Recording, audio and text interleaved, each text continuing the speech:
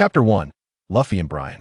In the year 1510 of the Sea Circle calendar, 12 years had elapsed since the execution of the Pirate King, Roger, heralding the dawn of the great age of exploration. Nestled within the four seas, lies the East Blue, often regarded as the weakest of all oceans that on a certain island, in a quaint little village, windmills turned slowly in the howling sea breeze.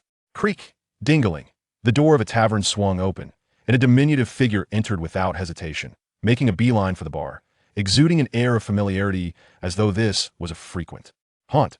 Inside the tavern, there were no patrons. The hour of business had long passed, and the customers had filled their bellies and departed, leaving behind only a young proprietress and a child tidying up the dishes. "Brian, come play with me. I'm so bored by myself," called the child, a boy with black hair, clad in a white shirt and blue pants, topped with a peculiar straw hat. His round eyes and cherubic face were complemented by a small scar beneath his left eye. He plopped down onto a chair, resting his chin on the bar with an expression of utter boredom, yet his gaze was fixed on another small figure behind the counter. "Luffy here, have a glass of juice." The young proprietress, Makino, smiled as she poured a drink for Luffy. The moment Luffy spotted the juice, his boredom evaporated, replaced by a radiant smile as he joyfully sipped the drink. "Brian, Luffy is here, he'll take care of the rest. You go and play with Luffy for a bit," Makino said, turning to the small child beside her with a grin. "Thank you, Sister Makino," came the tender voice as the little figure raised his head, revealing an endearing smile. He set down his cup and emerged from behind the bar. This charming child had short blue hair and large, black eyes that sparkled with clarity, reminiscent of a tranquil surface of water. His fair skin and delicate features bore a resemblance to those of a girl, but most striking were his fox-like ears, grayish-white and adorably floppy, akin to those of a full-de-deered fox. "Luffy, didn't you say you wanted to become the Pirate King? Doesn't that require training?" Brian inquired, taking a seat beside Luffy, his curiosity piqued.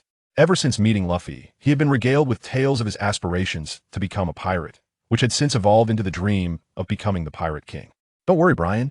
My rubber pistol is incredibly powerful. I will definitely become the Pirate King," Luffy declared, finishing his sip of juice and turning to Brian with a grin. If it's you, Luffy, I'm sure you can do it. I believe in you," Brian replied, nodding with a smile, as Luffy's innocent joy was infectious, stirring an instinctive trust within him. "Brian, why not join me as a pirate?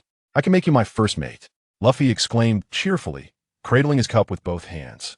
In the village, Brian was his closest companion. "But Grandpa Garp always says he wants you to become the mightiest marine," Brian replied, blinking playfully. "I don't need Grandpa's words. I must set sail and become the most formidable pirate." Luffy pouted, perceiving Garp as a villain obstructing his quest for dreams. "However, Luffy, that means you'll get beaten up," Brian said, gazing at Luffy with concern. Luffy had repeatedly declared his intention to become the Pirate King, yet each time Garp heard him, it ended with a beating which frightened Brian immensely. "I'm not afraid." Luffy seemed to have forgotten Garp's fists entirely. "Luffy, you mustn't speak like that in front of Mr. Garp," laughed Makino, who was polishing a glass nearby. She had witnessed Luffy receiving Garp's reprimands many times, yet Luffy never seemed to learn. "Makino, let Brian be my companion. Whatever you say, he will surely listen to you." Luffy grinned at Makino, knowing that Brian respected her the most. "Not a chance. What Brian decides for his future is solely his choice. I cannot make decisions for him," Makino replied with a gentle smile, her gaze warm as she looked at Brian. Having lived with him for several years, she knew he was a well-behaved child, never causing her undue concern. Years ago, while hauling goods along the coast, Makino spotted a package drifting in the sea. As it drew nearer, she discovered it was a baby. Upon seeing the tiny Brian, she realized he was unlike ordinary infants, as he possessed a pair of fox ears. Kind-hearted Makino rescued him from the water and brought him home, embracing the responsibility of raising him. Although she faced considerable opposition from the villagers, she chose to keep Brian. As Brian grew, his obedient nature earned the villagers' acceptance. They grew fond of him, praising Makino for having such a wonderful little brother. Despite Brian's unique ears, no one discriminated against him. Later, Makino learned from Garp that Brian might be a hybrid of the fur tribe and humans, possibly having lost his parents to an accident at sea, which led him to wash ashore here. Chapter 2. Friends. Brian grew up in Windmill Village, intimately acquainted with its inhabitants, and having known Luffy since childhood, he regarded him as his sole playmate. "Brian, come be my partner," Luffy persistently urged. "But Grandpa Garp will hit us, and it looks really painful," Brian replied, shaking his head. The memory of Garp's fist striking Luffy sent a shiver down his spine, causing his floppy ears to quiver. I'm not scared of Grandpa at all. Luffy exclaimed, finishing his juice and grinning at Brian. Grandpa Garp said, I should join the Navy. Luffy, Brian remarked, resting his chin on his hand with a smile. Nanny? Brian, you really want to join Grandpa in the Navy? Does that mean you'll come after me? Luffy scratched his head, exclaiming loudly. Not at all. As long as you don't do anything bad. I won't come after you, Brian replied, recalling a fragment of memory. This was Brian's second life, a concept often referred to as reincarnation. In his first life, he was surrounded by the scent of disinfectant, relying on bottles of 4 fluids to sustain his bodily functions from birth. The room in his home was his entire world. As a frail child, he had never stepped outside, and the only way to pass the time was by watching television, which included the anime One Piece. His first life lasted merely 15 years, and the only thing that made him feel alive was the world of his imagination. In a sense, Brian had always remained a child despite having lived a previous life. His mental state was still that of a 10-year-old, for that life had been incomplete. In Brian's memories, he and Luffy would meet 2 brothers in the future and embark on their own adventures, filled with both trials and joys, which only strengthened Luffy's resolve to become the Pirate King. Luffy would grow stronger, and Brian longed to witness it firsthand. You're so nice, Brian.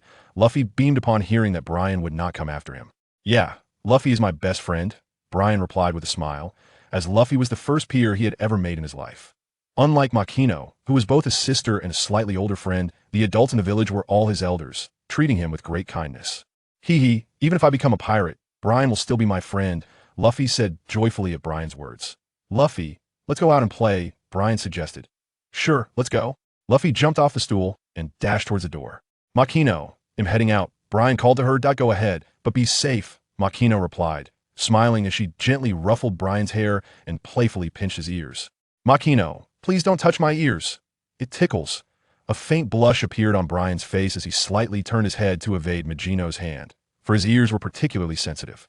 Oh my, Brian, you are utterly adorable, Magino said with a twinkling smile directed at him. In the days they spent together, teasing Brian brought Magino immense joy, especially when it came to his ears, which were delightfully soft to the touch. Those fox ears adorning Brian's head rendered him irresistibly charming. This endearing Brian was her prideful younger brother. Brian followed Luffy to the shore. Luffy, that hat suits you splendidly, Brian remarked that the year prior. The red-haired Shanks had arrived in Windmill Village and met Luffy, later entrusting the straw hat to him before departing. In a bid to save Luffy, Shanks had sacrificed an arm, a scene that Brian witnessed firsthand, leaving him profoundly moved. Thank you, Brian. This is a promise between Shanks and me. I shall become the Pirate King, Luffy declared with a grin. Go for it, Luffy, Brian encouraged. Brian, let's train together. My rubber pistol is quite formidable, Luffy exclaimed, extending his arm and spinning around. All right, but do be careful not to exert yourself too much, Brian replied, nodding in agreement. Not a problem, Luffy said confidently, then swiftly swung his arm around like a windmill, resembling a blazing wheel. Rubber pistol, he shouted, launching his fist like a bullet, his arms stretching towards Brian, though not at the speed of a real bullet. Brian watched the approaching fist and sidestepped, allowing Luffy's punch to sail past him. In the next moment, like a spring, Luffy's retracted fist quickly pulled back, while he himself was spun around several times by the force before crashing on the ground. Luffy, you still lack control over your abilities. You must practice more, or it will be difficult to become the Pirate King, Brian advised as he helped Luffy up, brushing the sand off his clothes. I will practice diligently, Luffy replied cheerfully, gazing at Brian with a smile. Luffy, with your current antics, I worry for your safety if you ever set sail as a pirate, Brian said, concern etched on his face. Though Luffy was portrayed this way in the anime, witnessing it in reality left Brian with a deeper sense of unease. Such a Luffy truly made one anxious for his well-being. Chapter 3. Garp. On the sea, a naval ship approached slowly. Report to Vice Admiral Garp. We are nearing Windmill Village, a sailor respectfully announced, saluting the tall figure before him. Yes, soon I shall see Luffy. I wonder if he's been training properly, Garp mused. Kapu stood with his arms crossed, gazing at the quaint little town ahead, a smile of joy illuminating his face. The sea breeze swept through, causing Brian's ears to twitch. He turned to look at the ocean and noticed a warship slowly approaching.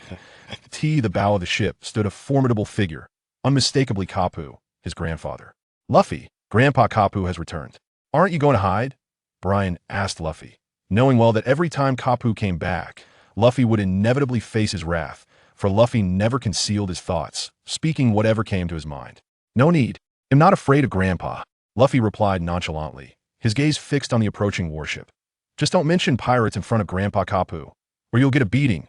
Brian couldn't help but caution Luffy, fully aware of Kapu's disdain for any talk of piracy. If he learned that Luffy was still clamoring to set sail as a pirate, he wouldn't let it slide. Did I understand, Brian? Luffy said with a grin. Thud.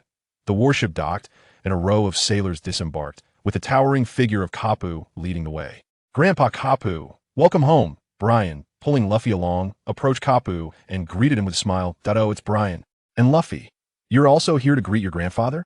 Kapu extended his large hand, affectionately ruffling Brian's hair, before turning to Luffy, his fist quickly forming into a strike aimed at Luffy's head. Thud, that hurts, Grandpa, Luffy cried, clutching his head in pain. Humph, this is my love for my grandson, Kapu chuckled heartily. Grandpa Kapu, you can't keep hitting Luffy on the head, he'll become foolish, Brian interjected, feeling that every encounter with Kapu's iron fist could leave his own head.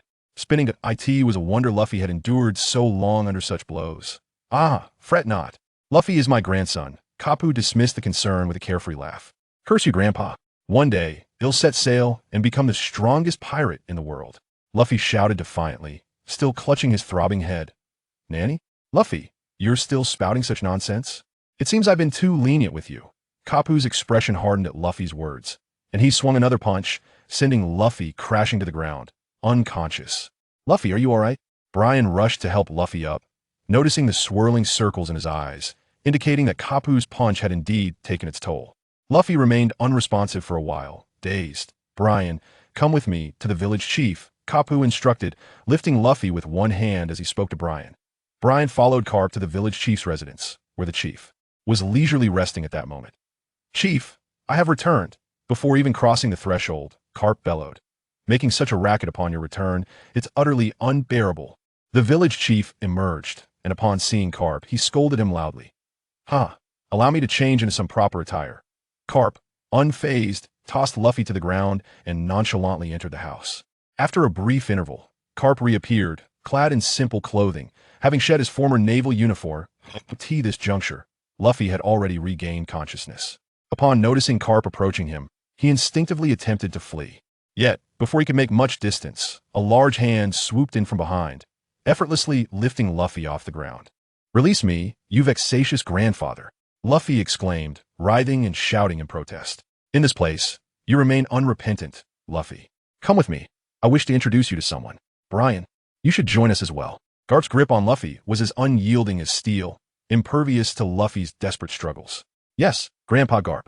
Brian nodded, and then followed Garp towards the rear mountain of the village. The rear mountain of Windmill Village is known as the Galpo Mountain Range, a place teeming with ferocious beasts that ordinary villagers would never dare to approach. Grandpa Garp, where are we headed? Brian inquired. Let us visit an acquaintance of mine. There is someone eager for you to meet, Luffy. I believe you two shall forge a splendid friendship. Garp chuckled heartily, observing Luffy, who was persistently struggling.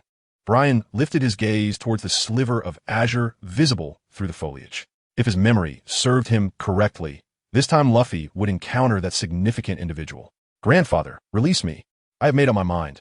I shall become the Pirate King, Luffy proclaimed with fervor.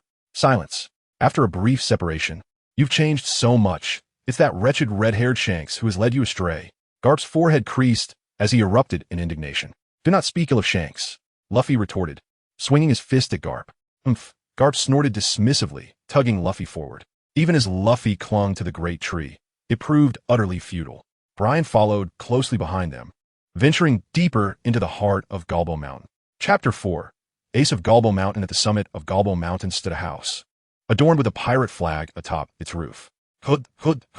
Garp, accompanied by Luffy and Brian, arrived at this place. After setting Luffy down, Garp approached the door and began to knock vigorously. Luffy wandered curiously nearby, while Brian stood beside Garp, awaiting the opening of the door. Who dares to knock so forcefully? Are they seeking death? Upon the door's opening, a robust figure appeared, cursing vehemently, spittle flying from their mouth. It is I, Garp retorted, glaring at the individual from his elevated position. Mr. Garp. The person, startled, quickly regained composure, retreating a few steps as several peculiar-looking individuals emerged behind them. Dadon. You seem quite spirited, Garp remarked with a smile. Mr. Garp, that rascal Ace has already turned 10. You ought to take him back. We can no longer manage him. Daden lamented to Garp. Is that so? Well, that is good to hear. I have another matter to entrust to you. This fellow here, I would appreciate your assistance. Garp said, capturing the errant Luffy and addressing Dayton. Luffy, come and greet them. Hey. Luffy raised his hand in acknowledgement. Are you jesting? One ace is already quite a handful. Adding another would be sheer madness. Dayton vehemently shook her head.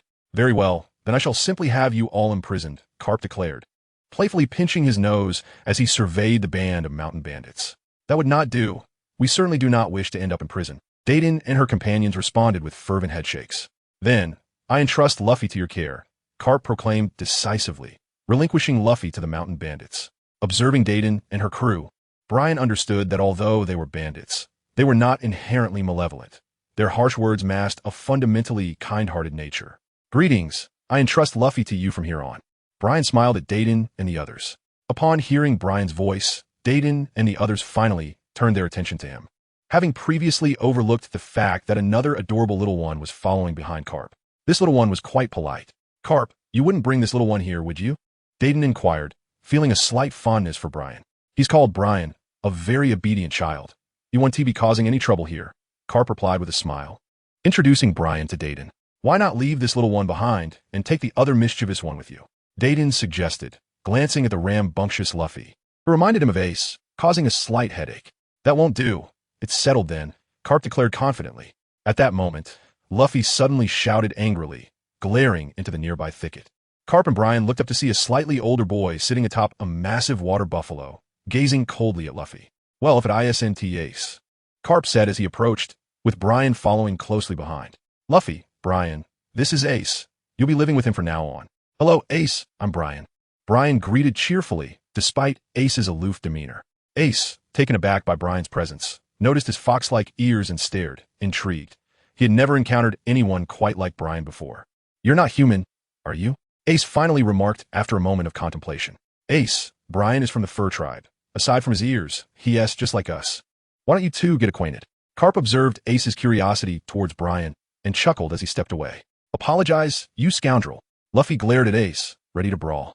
Luffy, there's no need to be angry. A pirate king must possess a grander temperament, Garp advised.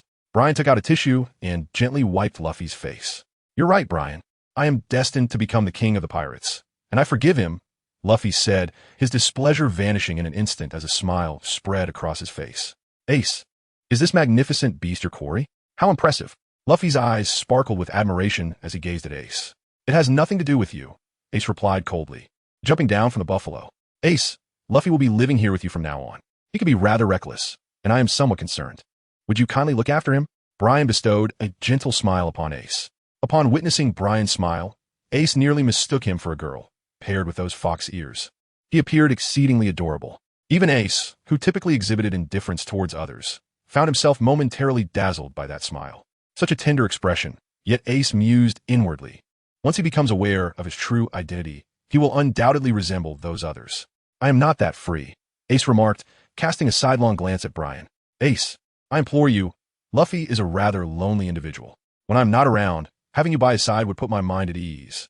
Brian paid no heed to Ace's indifference and continued to speak to him with a smile. I have already stated that it does not concern me. Ace remained utterly unmoved. Very well then, let this be our agreement. Please take good care of Luffy for me. Thank you, and I shall visit you both again next time. Brian's eyes gleamed as he chuckled to Ace, then waved his hand and hurried to catch up with Garp, who was descending the mountain. Chapter 5. Training at the summit of Gobble Mountain. Brian and Cap gradually departed, with Brian turning back to smile and wave at Ace and the others. What a whimsical promise, such a self-absorbed fellow. Ace gazed at Brian's retreating figure, his brow furrowing. That smile was indelibly etched in his memory. Had it been anyone else, he would have brushed it off without a second thought. Hey, you must be Luffy. Since that guy wants me to look after you, you'd better heed my words, or you'll be left to your own devices, Ace remarked coolly to Luffy before striding toward the house. Got it, hee, Luffy cheerfully replied. Chasing after Ace on their way back, Brian and Cap stroll through the woods. Is it truly all right for Grandpa Cap, Luffy, and those mountain bandits to be together? Brian inquired with a hint of concern. Although he had entrusted Ace with the care of Luffy, he was uncertain whether Ace would extend the same consideration to him. Haha, rest assured, although Dayton and the others are mountain bandits, they are not as wicked as one might think, Garp exclaimed with a hearty laugh. Speaking of which, Brian, you don't intend to follow Luffy in his quest to become a pirate, do you? Upon hearing this, Brian cast an unfriendly glance at Garp and quickly shook his head. No, Grandfather Carp, didn't you say you wanted me to join the Navy? Carp chuckled heartily. Ah, now that is more like it. Excellent, Brian. I am determined to train you into the strongest sailor. Carp laughed joyously, for at last, there was a promising candidate aspiring to become a sailor. Brian has been raised under the watchful eye of Garp, who perceives him as a remarkably talented child, although lacking substantial evidence.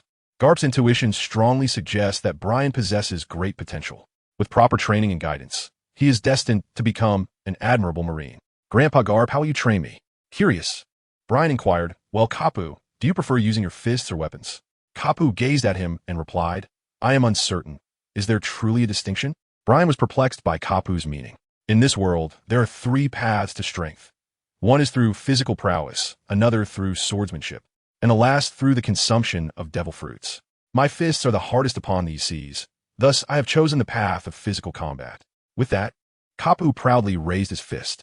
I see, Brian responded then, Grandpa Kapu, may I give a try? I am unsure which path I should choose. Brian spoke to Carp. Well, that's quite simple.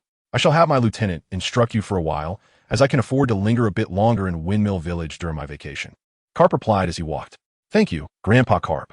With a smile, Brian expressed his gratitude to Garp. Haha, you're also my beloved grandson. It is no great matter. Garp responded with hearty laughter, his eyes gleaming with satisfaction as he regarded Brian. Well-mannered, respectful to adults, and unlike Luffy, who often caused concern. He was undoubtedly a promising candidate for the Navy. Upon exiting Gorba Mountain, Garp led Brian to the village chief's residence. At the entrance of the chief's home stood a contingent of Marines, with a man in a black hat and a sword at his waist leading the group. He was presumably Garp's lieutenant. All the Marines saluted Garp, including the lieutenant. Bashi, I am entrusting Brian to you for a few days. Assess his capabilities. Garp instructed the lieutenant. Yes, Admiral Garp, Lieutenant Bashi replied. Indeed, Brian, starting tomorrow, you shall accompany Bashi for your training. Do not disappoint this old man. Garp said to Brian. Thank you, Grandpa Garp. I will do my best, Brian assured him.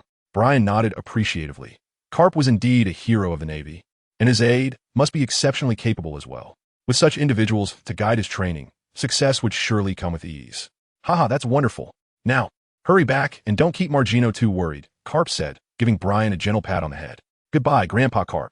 Brian waved at Garp and then departed. Ding, ding, ding. Upon returning to the tavern, Marquino smiled at Brian and inquired, Brian, is it true that Mr. Garp has returned? Indeed, Sister Marquino, Brian replied. Luffy has been placed with the mountain bandits by Grandpa Garp. Brian nodded thoughtfully. I see. It's truly concerning, Luffy. Upon hearing Brian's words, a trace of worry appeared on Makino's face. Luffy had grown up in Fusha Village, just like Brian, and she had watched him mature, akin to a younger brother. The sudden shift of Luffy's life to that of a mountain bandit inevitably caused her some unease. Sister Makino, I have entrusted Ace with looking after Luffy. He should be fine. After some time, we can go and check on him. Brian remarked. Ace? Who is he? Magino inquired curiously, gazing at Brian. Ace is 3 years older than both Luffy and me, having lived there since childhood. He appears to be quite formidable. Brian pondered for a moment and said, Indeed, there is also a boy named Ace. With that, Luffy will not feel lonely anymore. Makino chuckled softly. Furthermore, Sister Makino, Grandpa Garp mentioned that starting tomorrow, I shall begin my training with his Vice Admiral. He asked me to convey this to you. Brian added, Ah, is Brian going to become a naval officer? How wonderful. Rest assured, there is nothing to worry about here. I'll manage just fine on my own. Do your best in your training. Machino approached Brian, crouched down, and enveloped him in a warm embrace, her smile radiating joy. Chapter 6. Burdened upon hearing Brian's words, Machino felt a surge of happiness. Mr. Garp is a hero of the Navy, and gaining his recognition is indeed a matter of great delight. Thank you, Sister Machino. I will strive to do my best. Brian nodded earnestly.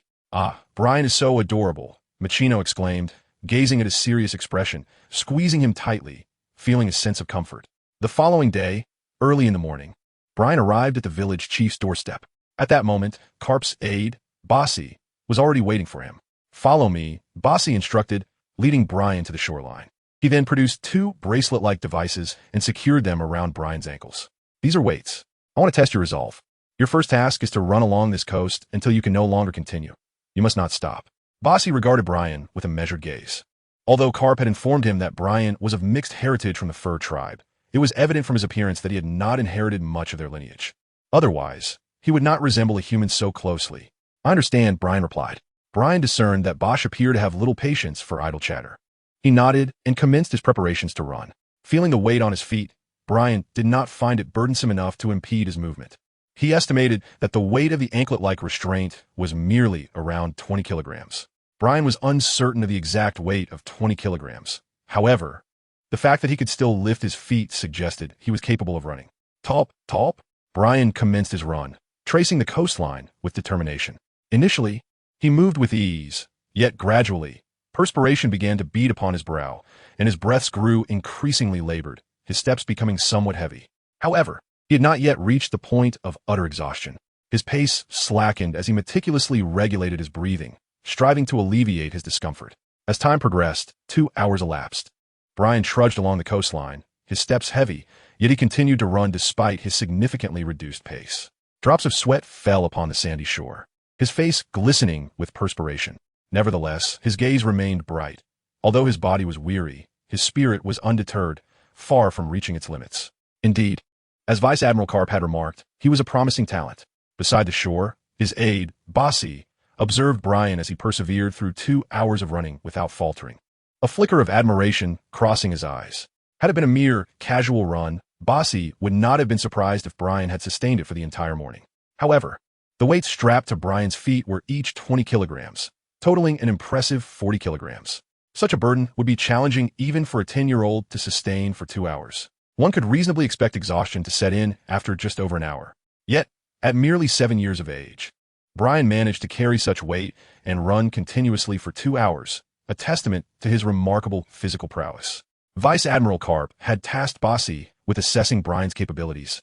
Thus Bossy showed no leniency, imposing the full 40 kilograms of weight right from the start. In a typical training scenario, he would have begun with a 5-kilogram load. However, that would not have accurately gauged Brian's true potential. Brian continued to run, his pace measured yet steady, his gaze still vibrant, far from reaching his limits. Brian, now unleash your full potential and sprint at your utmost speed, Bosch commanded. Yes, Instructor Bosch. Brian responded with an acknowledgement and then began to accelerate, sprinting with all his might. Although he was uncertain as to why Instructor Bossy had instructed him to do so, he obediently complied. Brian vigorously waved his arms, his legs moving swiftly as if he were an athlete engaged in a 100-meter dash. Half an hour later, Brian had lost all sensation in his body. His vision began to blur, and he struggled to catch his breath. Yet, driven by sheer will, he pressed on, moving his legs.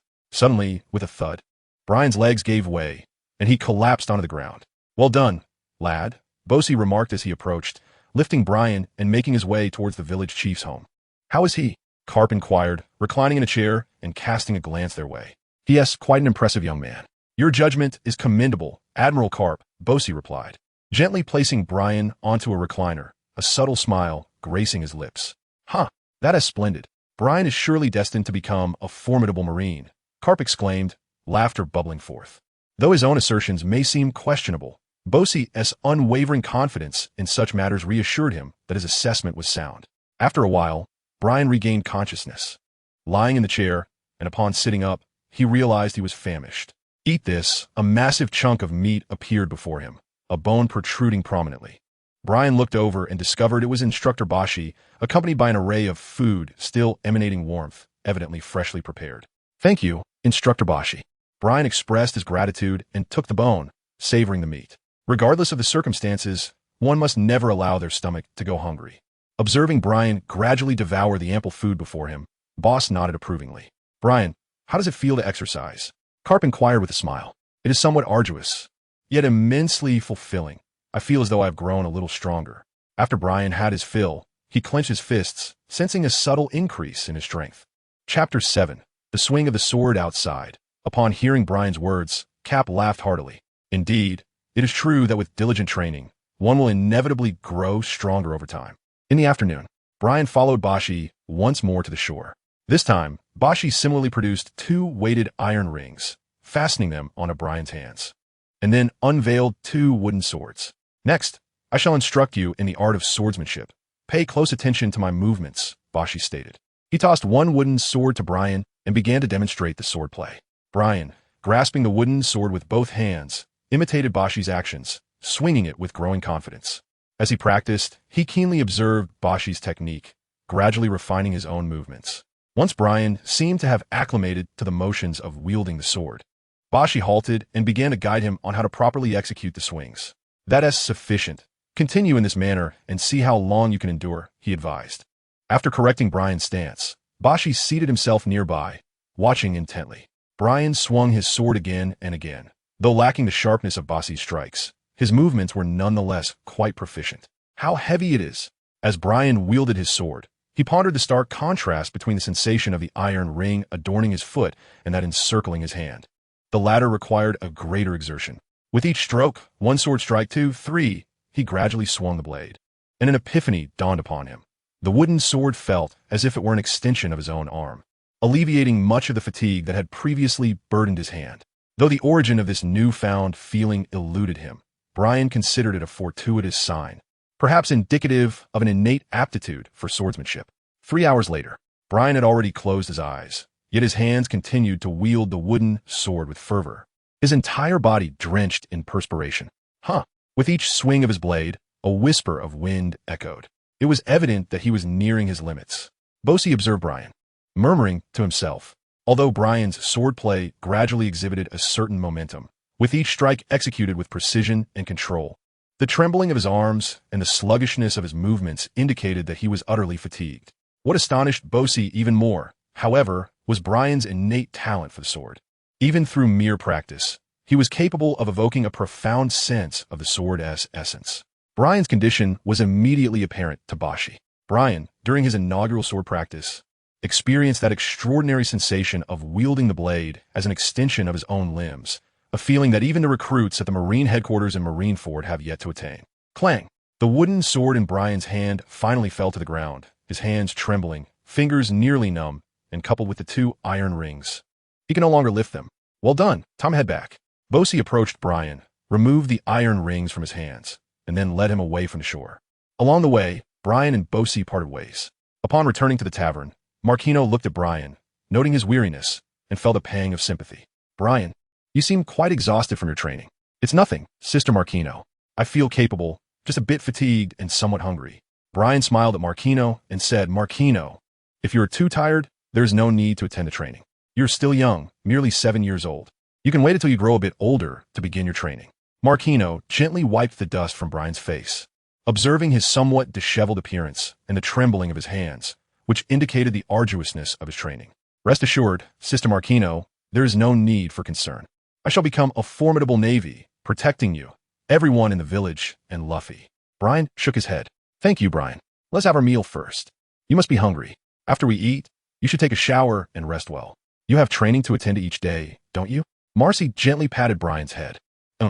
Gazing at the abundant array of food on the table, Brian realized this feast had been meticulously prepared by Marcy, and warmth surged within him. Happily, he began to eat. Meanwhile, Bashi returned to Kapu's side. "How was your first day, Bashi?" Kapu inquired. "Admiral Kapu, Brian possesses commendable physical attributes and shows great promise in martial arts. However, his aptitude for swordsmanship is even more remarkable." After a moment's contemplation, Bashi decided to share his perspective. "Indeed, no wonder he is a child of such significance in your eyes. Since I still have a few days of leave, please take the opportunity to train him thoroughly. I eagerly anticipate his future." Kapu's face lit up with joy, as if he could hardly wait to present Brian to the warring states and boast about him. "I understand, Admiral Kapu." Bashi nodded, delighted to mentor such an exceptional child. After dinner, Brian finished his shower and returned to his room. What was that feeling he experienced? Brian reminisced about the afternoon's sword practice, recalling the sensation of effortless control, as if the wooden sword in his grasp could point to any direction with precision. Perhaps, he mused, I am more suited to the art of swordsmanship than of physical combat. With a soft whisper, Brian slowly closed his eyes and drifted into slumber. In his dreams, a voice beckoned him, and following its call, he discovered a most peculiar sword, sheathed in blue. Approaching the blade, Brian grasped the hilt and drew the sword from its scabbard. With a melodic chime, a radiant blue light erupted, illuminating the vibrant colors of the blade. To his astonishment, the sword was riddled with cracks. Chapter 8. The potential of monsters. This was a shattered blade. In other words, the edge of this sword was composed of countless fragments. Though the reason these pieces had coalesced into the shape of a sword remained a mystery. Was this sword truly broken? As Brian touched the blade, it unexpectedly responded, as if a mysterious connection had formed between him and the knife. As Brian was about to further examine the blade, it suddenly shattered, transforming into countless shards that hurtled towards him. Brian was abruptly awakened. It turned out to be a mere dream, startling him momentarily. However, did that knife truly exist? Brian sat up in bed, gazing through the window as the first light of dawn began to illuminate the horizon. Quickly donning his clothes, he leaped from the bed. Hearing the sound from outside, Brian knew that at this hour, Marquino was already up preparing breakfast. "Good morning, Brian. Breakfast is ready. Come and eat," Marquino said with a smile. Following this, Brian and Marquino enjoyed their meal together. "Sister Marquino, I'm off to train." Brian waved goodbye as he exited the tavern, making his way towards the coast. Instructor Bashi had advised him to head directly to the shoreline every morning. "Brian, you've arrived." Bashi was already waiting at the coast. Upon spotting Brian, a grin spread across his face before he vanished. "Instructor Bashi, I look forward to your guidance today as well." Brian gazed at him with respect. "Well, my time is limited. We shall depart in a few days. Before that, I will endeavor to teach you how to hone your physique." Bosie's eyes sparkled as he regarded Brian. To him, Brian was akin to a raw gem, and with careful refinement, he would undoubtedly radiate brilliance. "Thank you, Instructor Bosie." Brian nodded appreciatively. "Then let us commence today's intensive training." Bosie retrieved 4 iron rings, fastening them onto Brian's hands and feet, and then guided him towards the shore. "Brian, you're not a devil fruit user, are you?" Bosie inquired. "No," came the reply. Brian shook his head. "Very well.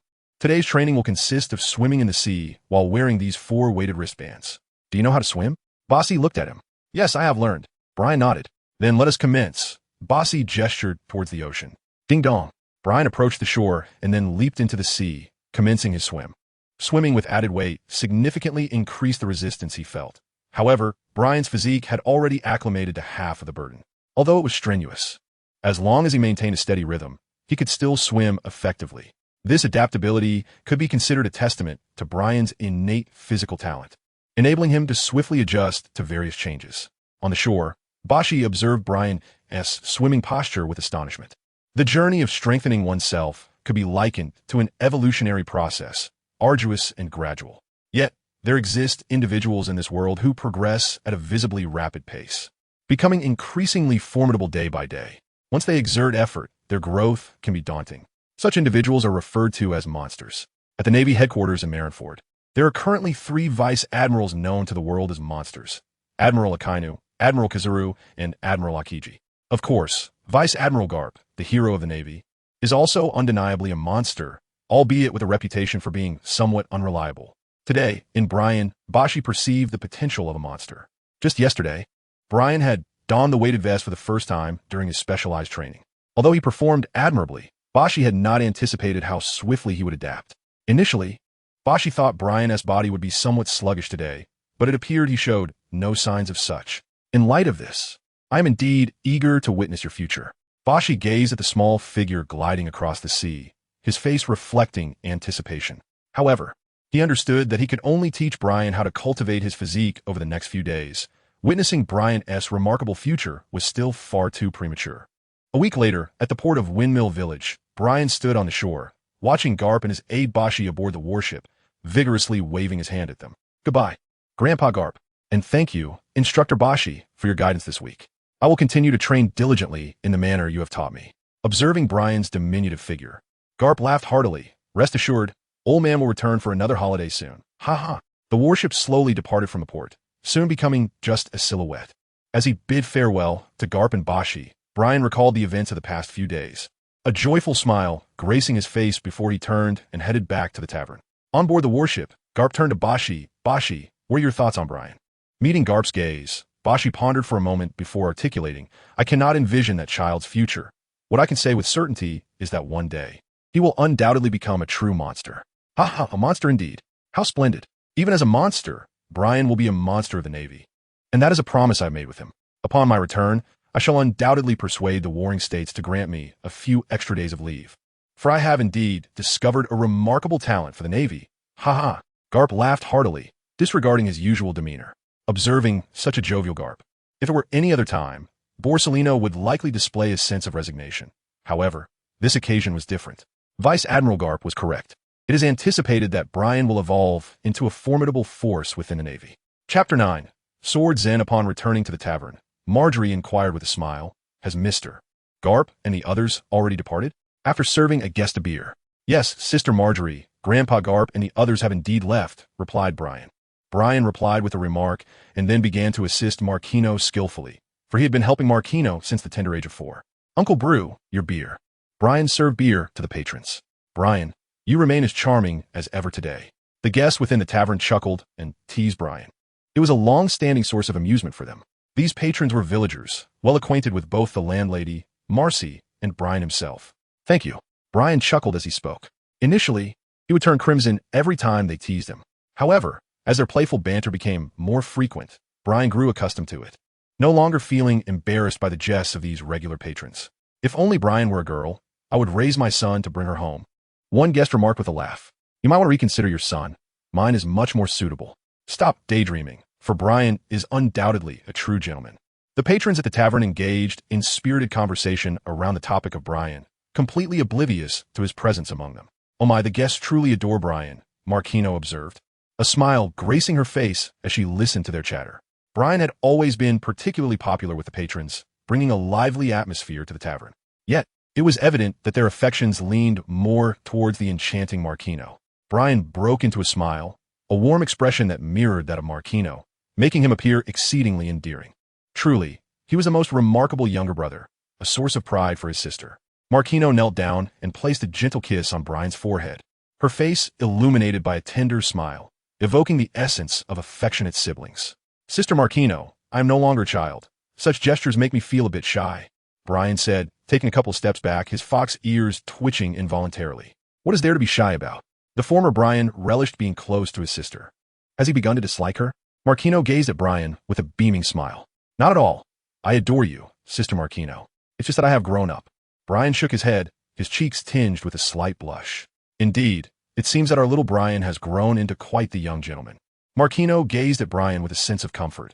In the blink of an eye, several years had passed, and the tiny baby she once knew had blossomed into a reliable young man. When she first encountered Brian, she was merely 12 years old, just beginning to take charge of her father's tavern. It could be said that Brian's presence bestowed upon her immense courage, enabling her to persevere. Though they share no blood ties, their bond is even closer than that of siblings. Brian nodded emphatically, as the days turned into weeks and weeks into months. Half a year swiftly passed. Ever since Cap's last departure, Brian had begun a regimented training regimen to enhance his physical prowess.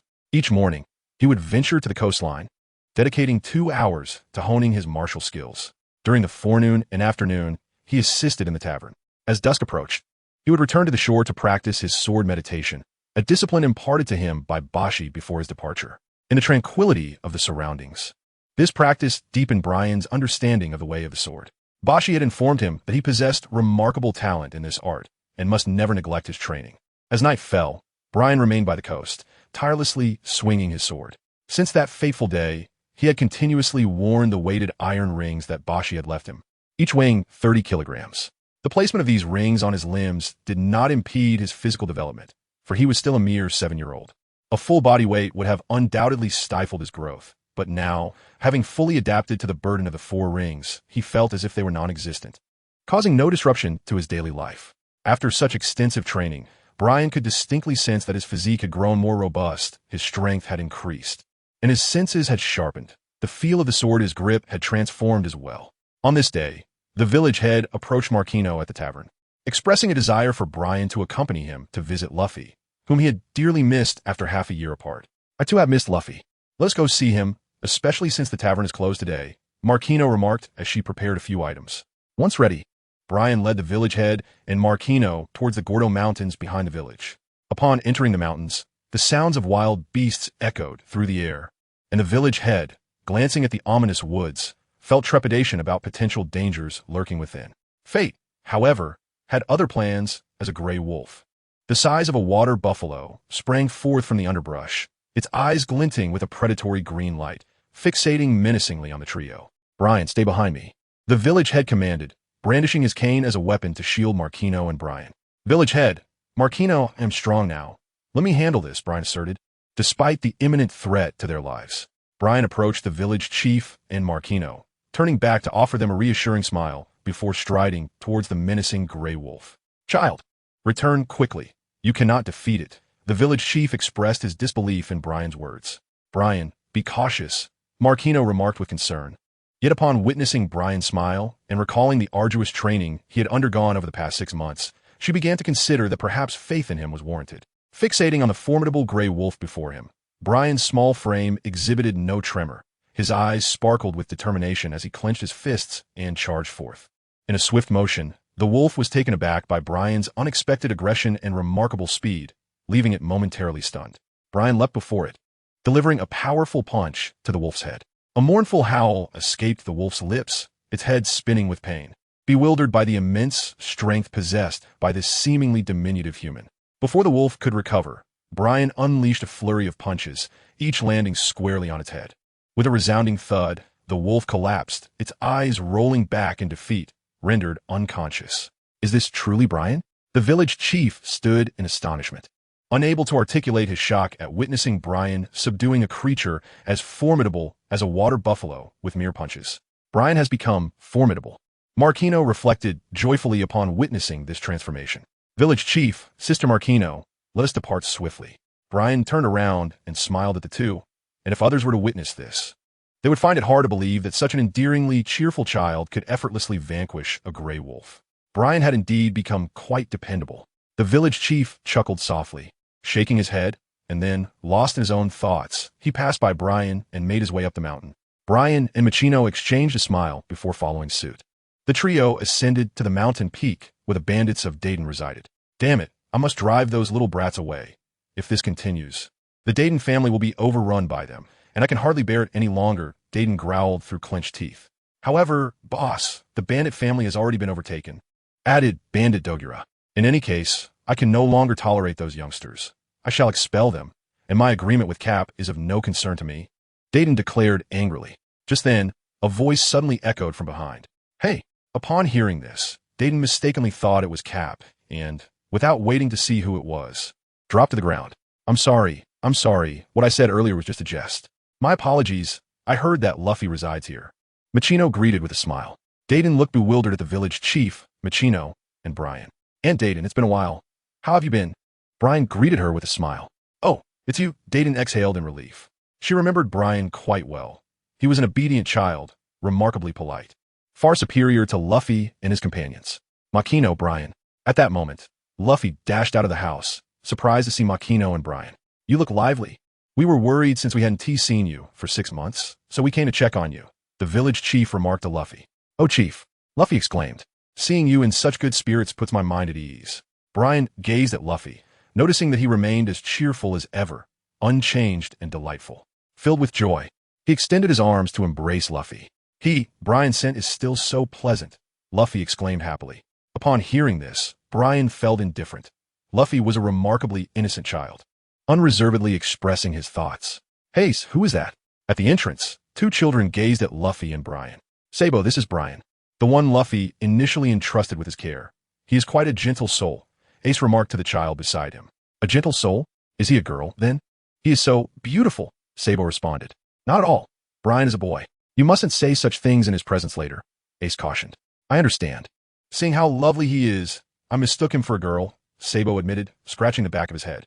"Ace, Sabo," Luffy turned back, waving at the two, gesturing for them to approach. Ace and Sabo exchanged glances and walked to where Luffy and Brian stood. "Brian, this is Sabo," Luffy introduced.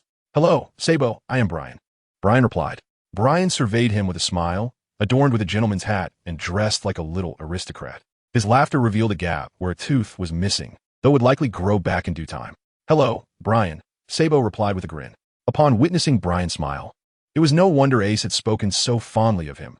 It was indeed a gentle smile. "Ace, it's been a while." Brian remarked to Ace that after such a long time, he perceived a noticeable warmth in Ace compared to before. Chapter 11, Brothers, a Family of Pirates. The village chief and Dayton were embroiled in a heated debate, while Makino busied herself preparing something. Meanwhile, Brian and Luffy were together, with 4 children gathered in delightful conversation. "Ace, Sabo, I sincerely appreciate your unwavering care for Luffy. I hope you will continue to look after him in the future." Brian gazed at Ace and Sabo. "Of course. Luffy is our brother." Ace and Sabo chuckled. "Luffy, come here for a moment. I have a gift for you." At that moment, Makino waved to Luffy. He approached her, curiosity gleaming in his eyes, until she retrieved a new outfit from her basket, causing Luffy's eyes to sparkle with delight. How wonderful! This is a new outfit. I know Mr. Garp won't mind. Let me measure you, and you two come here as well. Makino smiled at Ace and Sabo, standing beside Brian. Upon witnessing her smile, Ace and Sabo exchanged glances with Brian, feeling a warmth emanate from all their smiles. Sabo stepped forward, visibly pleased, while Ace, somewhat bashful, remained rooted in place. Come on, Ace. It was evident that Ace wished to join, albeit shyly. Thus, Brian took the initiative to pull him along. As Ace felt the warmth of Brian's hand, he glanced at him, noticing how soft Brian's hand was, unlike that of a typical boy. Makino tailored new outfits for Luffy and Sabo, and then it was Ace's turn. I've heard that Ace is a naughty child, but I never expected him to be so well-behaved, Makino remarked with a smile. That's not true. Ace blushed and turned away upon hearing her words. He shy. Luffy and Sabo giggled, covering their mouths.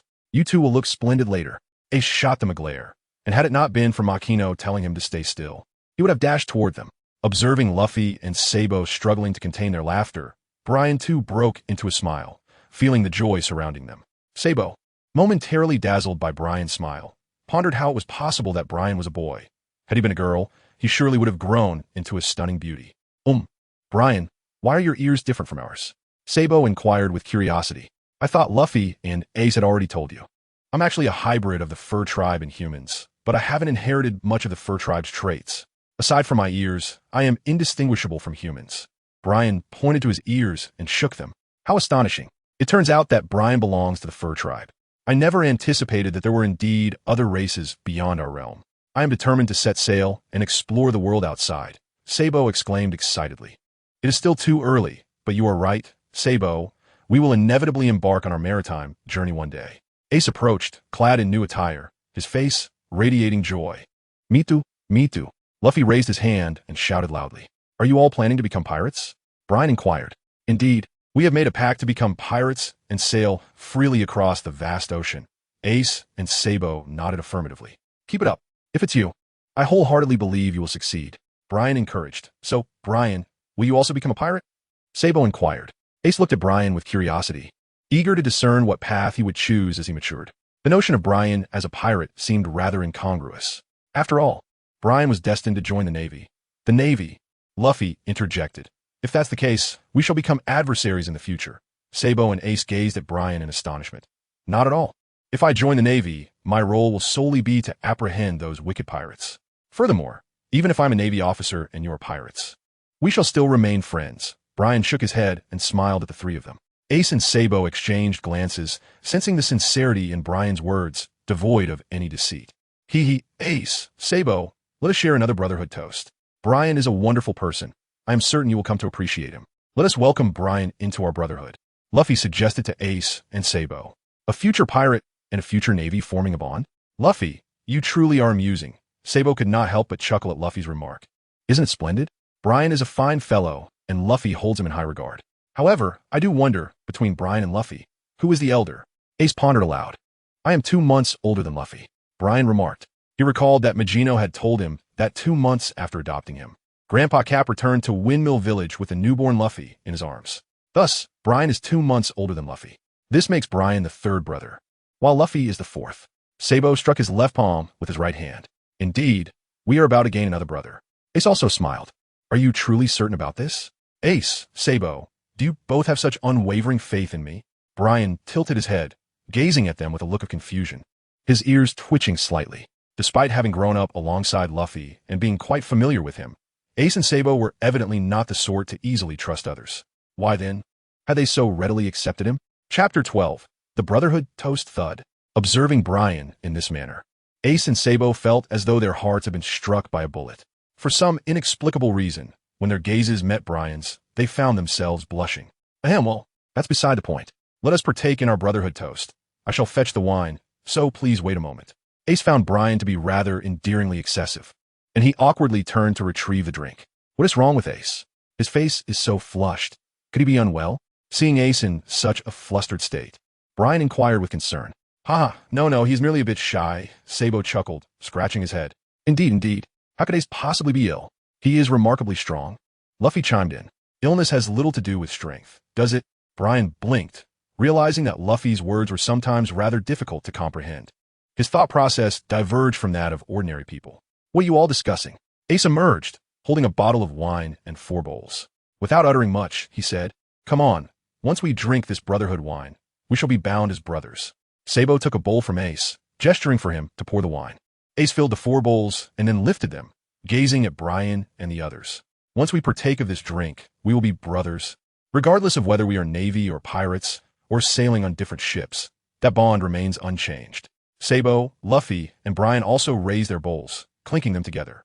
Watching Ace, Sabo and Luffy downed their drinks with gusto, while Brian stared into his bowl, the liquid as clear as water.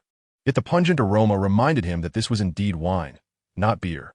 Brian observed as Luffy and the others downed their drinks in one go, believing there should be no issues. Thus, he mimicked their actions and gulped down his drink in a similar fashion. Clink, burp.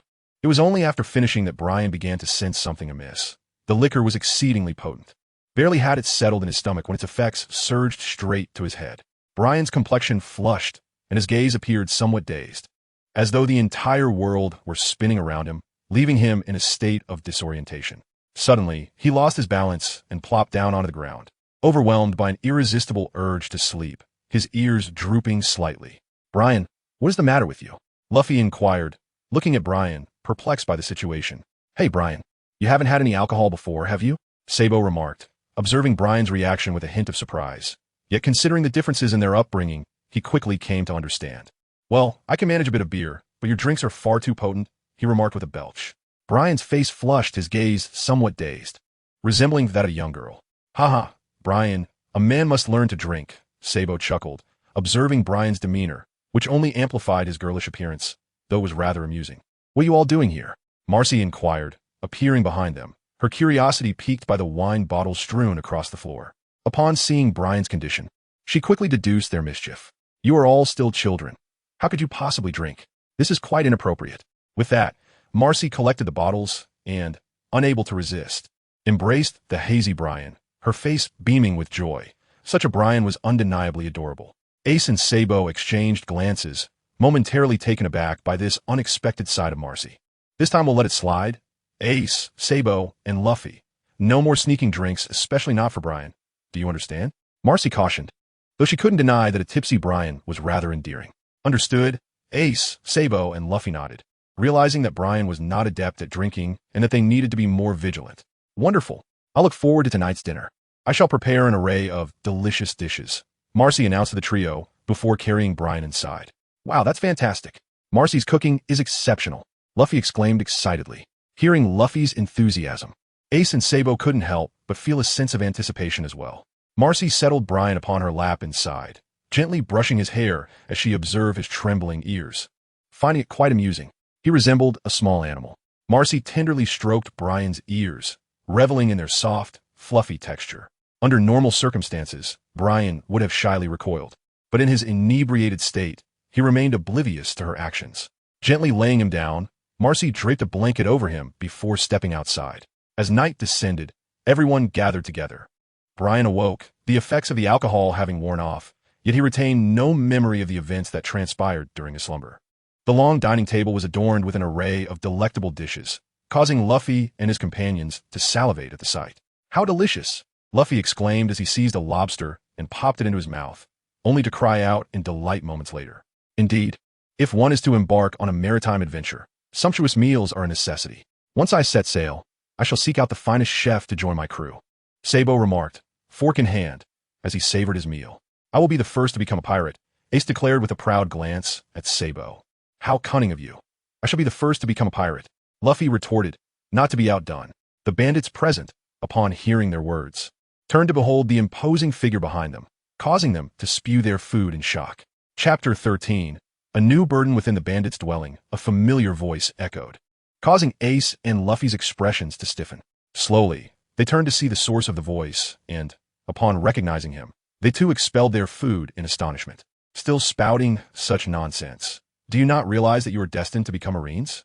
The figure of Garp loomed behind them, glaring fiercely at Luffy and Ace. He delivered a swift punch to their heads, sending them crashing to the floor with bumps rising on their scalps. "Dayton," they called out. "Yes, Mr. Garp." Thud. Garp delivered another blow, causing Dayton to collapse beside them. Could Garp truly be the grandfather of Luffy and Ace?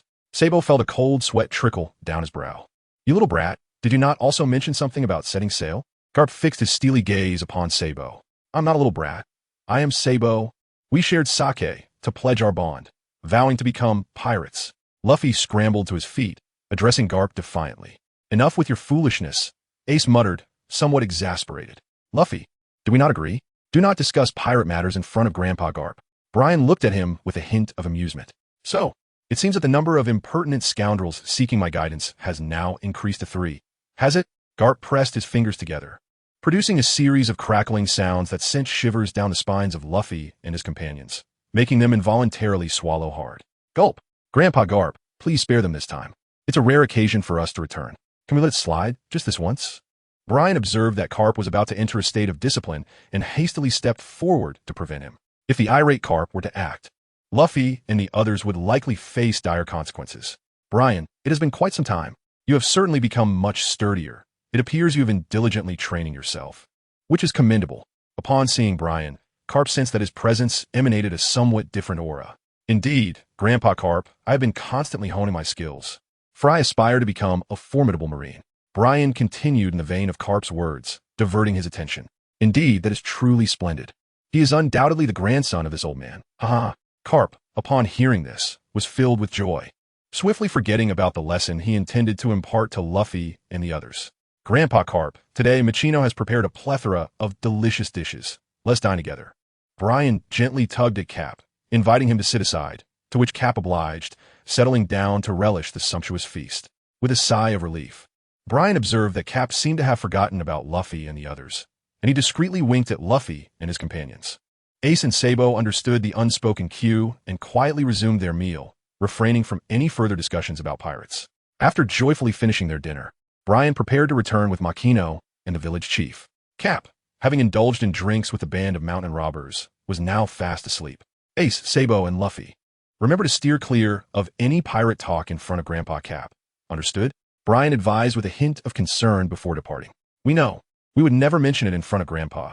The 3 replied earnestly, nodding vigorously. Sabo remained silent, but both Luffy and Ace were acutely aware of Cap's formidable nature. That's good to hear. I shall take my leave now, but I will return to visit you again. Brian waved his hand and then departed with Margino and the village chief. The following day, early in the morning, Brian arrived at the shore and discovered a familiar figure standing there. It was Instructor Bashi. Brian joyfully exclaimed as he rushed towards Bassi. Brian, it has been a long time, Bassi replied with a faint smile, gazing at Brian. As a master swordsman, he could distinctly perceive the latent sharpness emanating from Brian. There was no doubt, it was an essence exclusive to swordsmen, known as the sword intent. Sword intent and presence are indistinguishable. The aura of a formidable individual can evoke a sense of pressure, just as sword intent can. Only those who wield a sword can cultivate this unique essence, characterized most prominently by its sharpness. The sword aura emanating from Brian is still quite feeble, merely in nascent form. Nevertheless, Bosi is astonished. Typically, a swordsman requires several years of rigorous training to cultivate such an aura, yet Brian has only undergone 6 months of practice. Henceforth, as he attunes himself to the breath of all things and comprehends the realm of severing iron, he shall evolve into a master swordsman, and his sword aura will solidify, imbuing his gaze with an oppressive intensity. Instructor Bosi, how long will you be able to remain in the village this time? Brian inquired. We are to depart today. There's a mission at hand. I have come to deliver these items to you. Bashi remarked as he produced 4 iron rings. These are for weight training. Brian compared the iron rings in his hands, noting that they bore the same weight. Each of these iron rings weighed 50 kilograms. Replace the ones on your hands and feet, Bashi suggested. Brian nodded, then rolled up his sleeves and removed the iron rings from his hands and feet. Once the restraints were lifted, he felt an incredible surge of strength and agility coursing through him. With a gentle leap, he soared over 3 meters high. Wow! After Brian landed, he was astonished at his own remarkable leaping ability. Indeed, your physical prowess is impressive, and you have fully acclimatized. Now, let's don the new iron rings, Bashi remarked with a smile. Once Brian adorned the new iron rings brought by Bashi, he lifted his hands and feet, discovering they were not as burdensome as he had anticipated. Instructor Bashi, they don't seem particularly heavy. Do you have something a bit more substantial? Brian inquired. No. Your body is still in the process of growth. Although worn on your hands and feet, it should not be excessively heavy. For now, make do with this. And in the future, I shall provide you with new weights. Bosi shook his head and retrieved the iron rings he had previously given. Chapter 14. The Six Forms in Hockey. By the coast. Thank you, Instructor Bosi. Brian expressed his gratitude, noting that such iron rings were exclusive to the naval headquarters, as no other place possessed such training equipment. Train diligently. I have matters to attend to, he added. Oh, and here, this is for you, Bosi remarked, producing a small booklet from his pocket and handing it to Brian. What is this?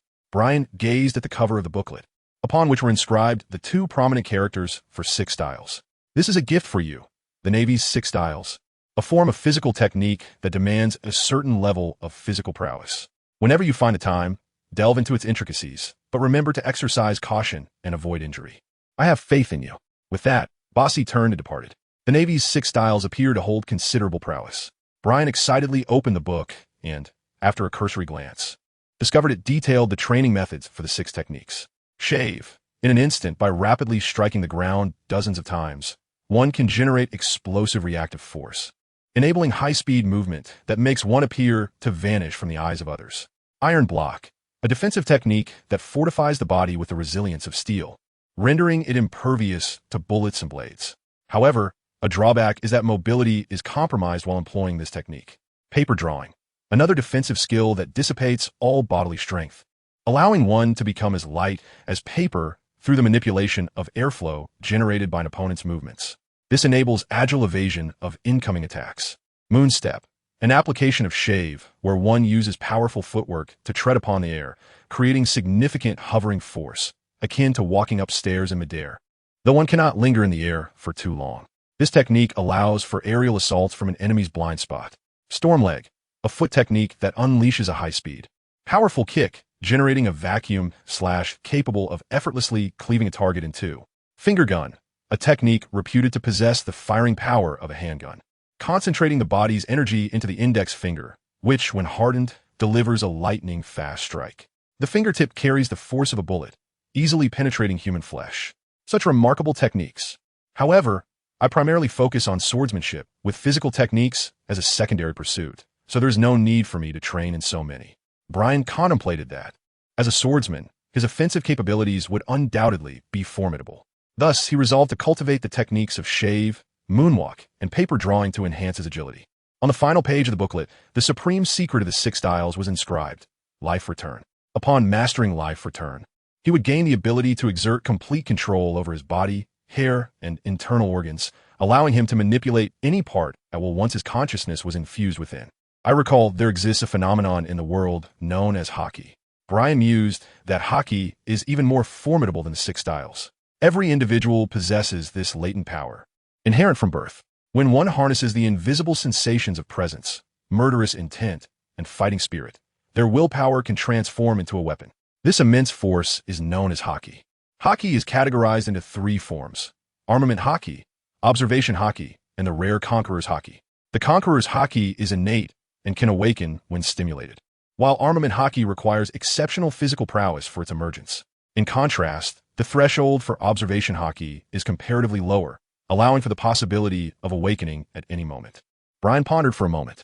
If he could swiftly master the observation hockey, perhaps he would not need to practice the technique of paper drawing within the 6 forms. Nevertheless, there is little merit in overthinking. It would be wiser to gradually hone his skills in Soru and Jeppo. This endeavor might require considerable time. After all, he was still but a child. Brian tucked away the booklet and commenced his morning physical training. 2 hours later, having concluded his morning exercises, he returned to the tavern to assist Marquino. With the charming proprietress Marquino and the delightful Brian working together, business flourished splendidly. In the afternoon, as Brian headed to the shore with a wooden sword for practice, Marquino called out to him, "Brian, wait a moment. I have something for you." "Something for me?" Brian gazed at her with curiosity. Marquino entered the room, and after a while, she emerged, holding a blue knife in her hand. It was the very knife from his dreams. Brian gazed at the knife in Marquino's hand, recalling the dream he had 6 months prior. The knife in his dream bore an uncanny resemblance to the one now held by Marquino. "Why, dear Sister Marquino, do you possess such a blade?" Brian was perplexed. "This is originally your knife, Brian. When I first met you, you were already carrying it. Now that you've grown, I am returning it to you," Marquino said with a smile. Thank you, Sister Marquino. Upon receiving the knife, Brian joyfully embraced Marquino, his ears twitching with delight. He had long desired a knife of his own, rather than a wooden one, yet he refrained from mentioning it to Marquino, not wanting to burden her. To his surprise, Brian's happiness over the knife made his sister feel a twinge of jealousy. Gently ruffling Brian's hair, Marquino teased, "Oh, are you really that happy?" "Of course. I like Sister Marquino the most." Brian gazed intently at Marquino. "Really?"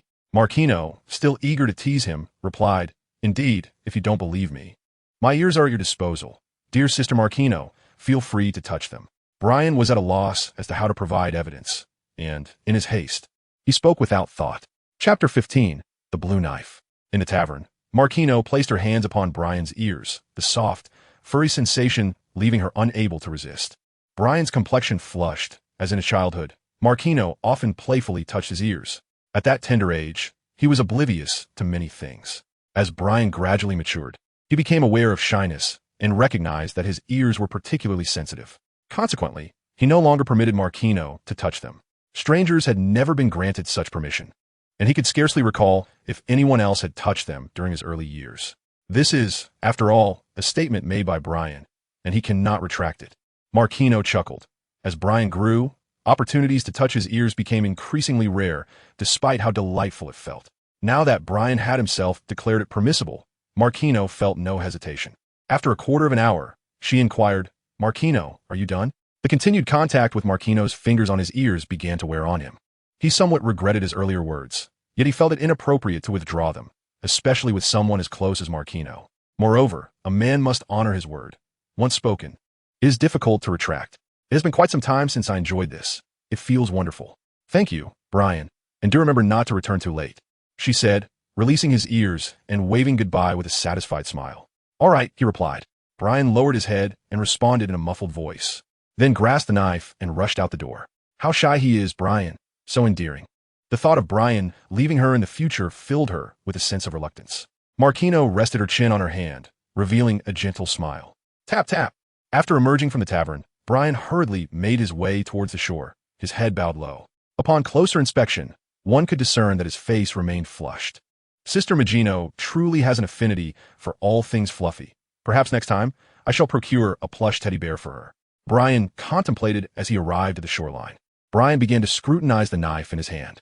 The sheath was a deep blue, and if it resembled the one from his dreams, the blade should also be of similar hue. Clang! Brian drew forth the sword, its azure radiance captivating his gaze. Indeed, it was as he suspected. The blue blade, marred by numerous fissures, was an assemblage of countless fragments, leaving Brian somewhat astonished by its ability to retain the semblance of a sword. He settled down cross-legged by the shore. Brian placed the blade upon his knees, closed his eyes, and commenced a meditative practice with the knife, seeking to forge a spiritual connection. After a while, a resonant sound emerged, and the knife began to tremble upon his knees, gradually levitating with its edge pointed skyward. Standing erect before him, suddenly, the blade shattered into countless minute blue fragments, which floated gracefully in the air.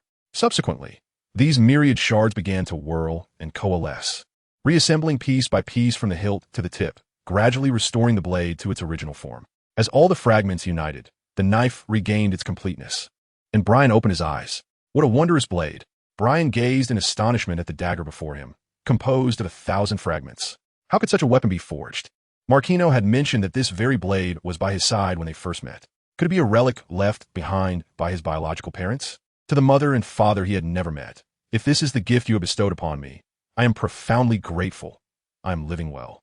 Brian believes he has parents, despite never having met them. Had he read a novel, he would understand that all of this is a gift from some deity. His very arrival in this world is an extraordinary occurrence. As he reaches out to grasp the knife, Brian feels an intimate connection as if it were an extension of himself. From this moment forth, you shall be my companion. Brian revealed a smile, placing the knife upon his knees as he resumed his meditative practice with the blade. He endeavored to perceive the essence of all that surrounded him, both animate and inanimate, dynamic and tranquil.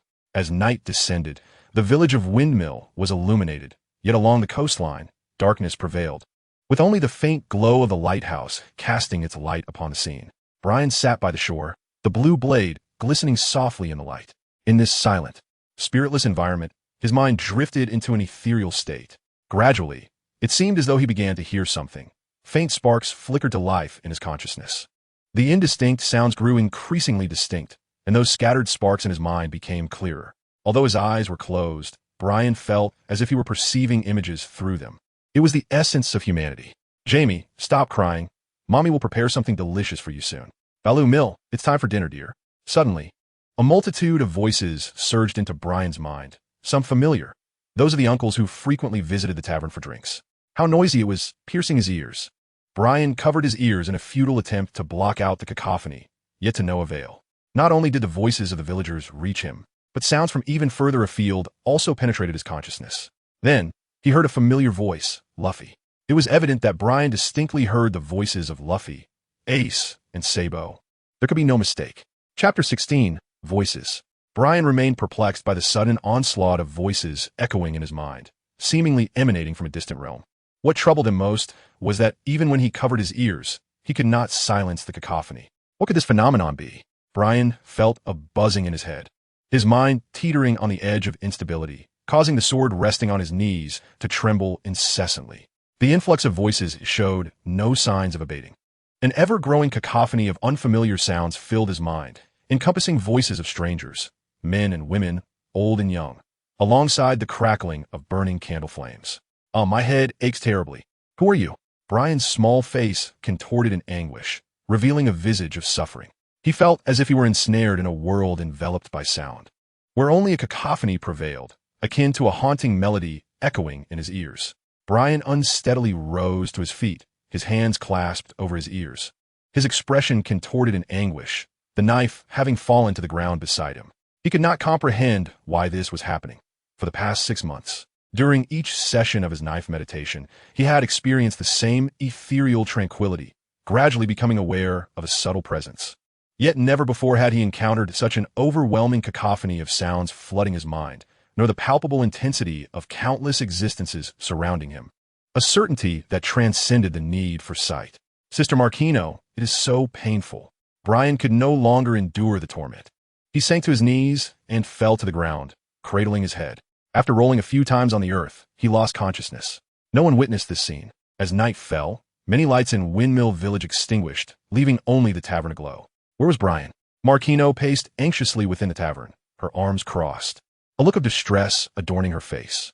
At this hour, Brian would typically have returned. It was the first time he had not come back so late, and she knew he would never cause her worry. Something must have occurred. I must go find him. With this thought, Marquino hurriedly left the tavern, making her way towards the coast. She was aware that Brian trained by the shore, and having visited several times, she navigated the path with ease, arriving swiftly. Brian. As she approached the coastline, she spotted Brian lying on the ground. Marquino rushed over, lifting him gently. Brian, wake up. What happened? Why are you like this? Panic gripped her. This was the first time she had seen Brian in such a state, her concern overwhelming her composure. Despite her frantic calls, Brian remained unresponsive, his mind engulfed in chaos. Right, the doctor. I need to find a doctor. Regaining her composure, Marquino glanced around and noticed Brian's knife had fallen to the ground. She picked up the knife and carried Brian away from the coast in haste. Upon bringing Brian back to the tavern, Marquino rushed to find the doctor. Knock, knock, knock. Dr. Zig, open the door. She called out repeatedly, rapping on the door. Creak. Oh, it's you, Marquino. What brings you here at such a late hour? An elderly man opened the door, surprised to see her. Dr. Zig, Brian has collapsed. Please come with me to see him. Marquino implored urgently. Brian? All right, give me a moment. Dr. Zig nodded, turned back to gather his medical kit, and then followed Marquino to the tavern. After examining Brian, Dr. Zig wore a peculiar expression. What is wrong with Brian, Dr. Zig? Marquino asked impatiently. Marquino, Brian is not ill. His body is quite healthy. Perhaps he experienced some mental strain that caused him to faint, Dr. Zig replied, setting down his stethoscope. When will he wake up? Marquino inquired. I cannot say for certain, but rest assured, he will awaken soon. His body is robust. He will be fine with a few days of rest, Dr. Zig reassured her with a smile. That is a relief. Thank you, Dr. Zig, for coming to help at such a late hour. Marquino expressed her gratitude, chuckling. You and Brian have grown up under my watchful eye. There's no need for thanks. I shall take my leave now and ensure Brian is well taken care of. Doctor. Zig gathered his belongings and departed with his medical kit. After bidding farewell to Dr. Zig, Marquino returned to her room, sitting on the edge of the bed, gazing at the slumbering Brian. She reached out to caress his cheek, her eyes soft as water. What an adorable sleeping face, reminiscent of a girl. Resting her chin on one hand, she became somewhat lost in thought, captivated by Brian's serene expression. In his childhood, Brian was as beautiful as a doll, leading many villagers to mistakenly believe he was a girl. It took quite a while for them to remember his true gender. As Brian matured, he not only retained his beauty, but grew increasingly lovely, resembling a girl even more, especially with those enchanting ears of his, making him irresistibly cute. Many villagers wished to embrace him upon meeting, but Brian, becoming more sensible and shy, had developed a dislike for physical contact. Even Makino felt a tinge of embarrassment when getting too close to him. However, the words Brian spoke today brought her joy. He had mentioned that she could freely touch his ears, signifying that he was willing to be close to her. Brian, I hope you can delay becoming a naval officer, for that would grant us a little more time together, Makino murmured before laying her head on the blanket and drifting into a deep slumber. Chapter 17, Awakening Morning. Ugh, my head aches terribly. This is my room. Brian opened his eyes and beheld the familiar ceiling. Why is it still like this? So many voices get out, roll out of my mind. Brian covered his ears, yet he could still hear a cacophony of sounds, feeling utterly helpless as a buzzing sensation reverberated within his head, as if it were about to explode. Brian, splendid. You have awakened. Marquino, upon hearing Brian's voice, also roused from her slumber. Overjoyed at his awakening, she embraced him tightly. Sister Marquino, my head aches terribly. There are so many noises. Tears welled in the corners of Brian's eyes as he gazed at Marcy with a hint of discomfort. It's all right, Brian. You'll feel better. Just sleep for now, and when you awaken, all will be well. This was the first time Marcy had witnessed such a vulnerable side of Brian. In his childhood, he had never shed a tear, even when blood flowed from his scraped hands and knees. Yet now, he wept, revealing the depth of his suffering. Listening to Marcy's soothing words, Brian gradually closed his eyes and drifted back into slumber. What should I do? Marcy was taken aback by the extent of Brian's pain, and her heart ached for him. After a moment's contemplation, she resolved to visit Dr. Zeig once more. Without delay, Marcy summoned Dr. Zeig back to attend to Brian. Dr. Zeig conducted another examination, but the findings remained unchanged from the previous day.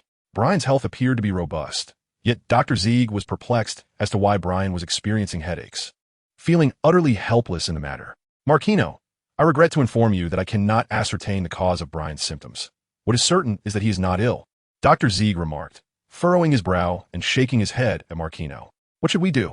I have never seen Brian in such distress before, Marquino said, her eyes glistening with unshed tears, unsure of how to proceed. Perhaps you might inquire with Garp. He may have insights into what is transpiring with Brian, Dr. Zeig suggested after a moment of contemplation. Really? I will ask him right away, Marquino exclaimed, her sorrow transforming into joy as she dashed out, momentarily forgetting Dr. Zeig. One impatient girl. Could it be that she has developed feelings for that young lad? How improbable, given his youth. Dr.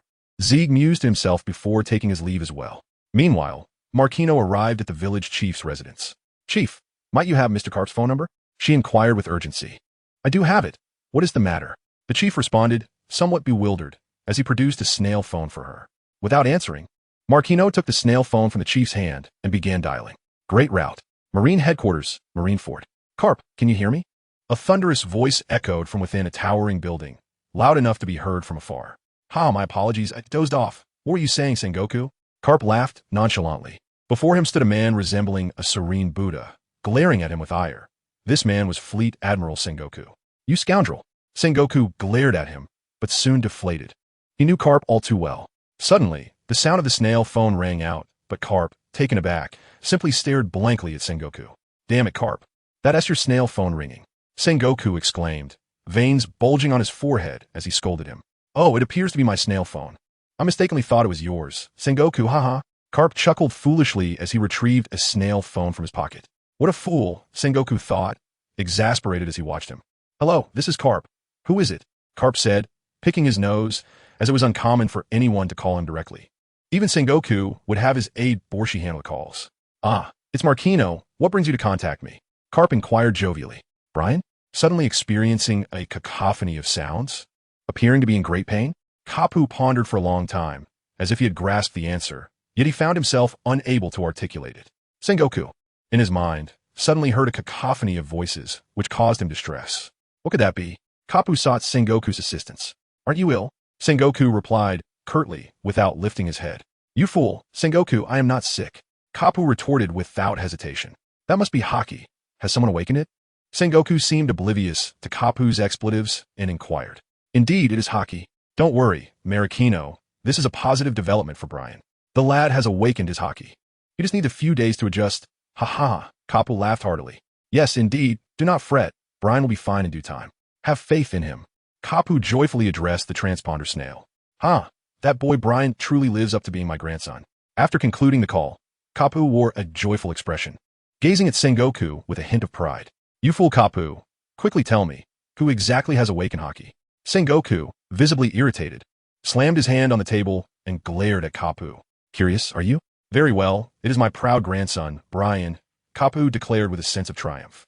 Brian? Your grandson? If I recall correctly, he should be but a few years old, right? Sengoku regarded Kapu with suspicion, incredulous that this old man's grandson could truly possess such talent. Chapter 18. The agreement at the Marine headquarters in Marineford. Sengoku and Kapu faced each other, locked in a stare. If I remember correctly, Brian is nearly 8 years old, yet I cannot believe that boy has awakened Haki. I thought it would take at least a few more years, Kapu exclaimed with delight. 8 years old. So young. I never imagined that you rascal, would have such an exceptional grandson. Sengoku looked at Kapu as if he had seen a ghost, unable to fathom what Kapu's grandson might be like. In his view, such a scenario was simply inconceivable. In truth, Brian is not my biological grandson. He grew up in Windmill Village and is a well-behaved child. I shall train him to become a formidable Marine, Kapu said, picking his nose. No way, a child like that in your hands would be disastrous, Sengoku immediately countered. To awaken Haki at such a young age, with such remarkable talent, if placed in Kapu's care, he would undoubtedly become just like him. One Kapu is already bothersome enough. I cannot endure another. What did you say, you fool Sengoku? Brian is my grandson, and it is none of your concern, Kapu responded, visibly displeased. You fool Kapu. That child absolutely cannot turn out like you. Do you understand? In the midst of the tumultuous atmosphere at the Navy headquarters, Sengoku tugged at Garp's shirt and shouted fervently into his ear. What do you mean, Sengoku? Do you wish to fight?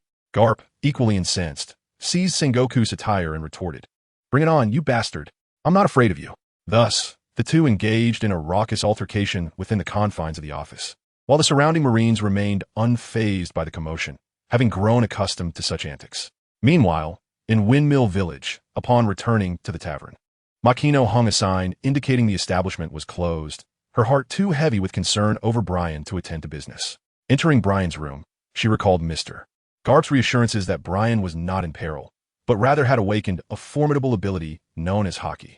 From Mr. Garp's tone, it was evident that this Haki was something quite remarkable. Brian, Mr. Garp said you awaken Haki. You'll be fine. I believe in you. Please recover swiftly. Makino whispered tenderly as she held Brian's hand. Perhaps sensing her presence, Brian grasped her hand firmly, and the tension in his furrowed brow gradually eased, as if the pain was subsiding. At that moment, Brian hovered in a liminal state between consciousness and slumber, still receptive to the external sounds, particularly the soothing timbre of Makino's voice, a source of warmth and solace. Haki? Now I comprehend. Enduring the cacophony echoing within his mind, Brian finally grasped the situation. He had not anticipated the sudden awakening of observation Haki, nor the agonizing aftermath that accompanied it. He speculated that perhaps the mysterious blade was the catalyst for this unexpected awakening. His foremost priority now was to master his observation Haki, despite the overwhelming clamor reverberating in his head, threatening to burst forth. He did not wish for Makino to worry about him. Thank you, Sister Makino. Trust me, I will be well again soon. Brian thought to himself, his fingers twitching slightly, though Margino remained oblivious. A day later, in the morning, Margino's tavern still stood closed. She was alone at the bar, diligently polishing a glass, all the while awaiting Brian's awakening. Margino, sister. Suddenly, Brian's voice resonated from behind her. Brian, you have finally awakened. I was so worried. Margino set the glass down and rushed over, enveloping Brian in her embrace, tears streaming down her cheeks and falling onto his face. I am sorry. Margino, sister, I did not mean to cause you concern.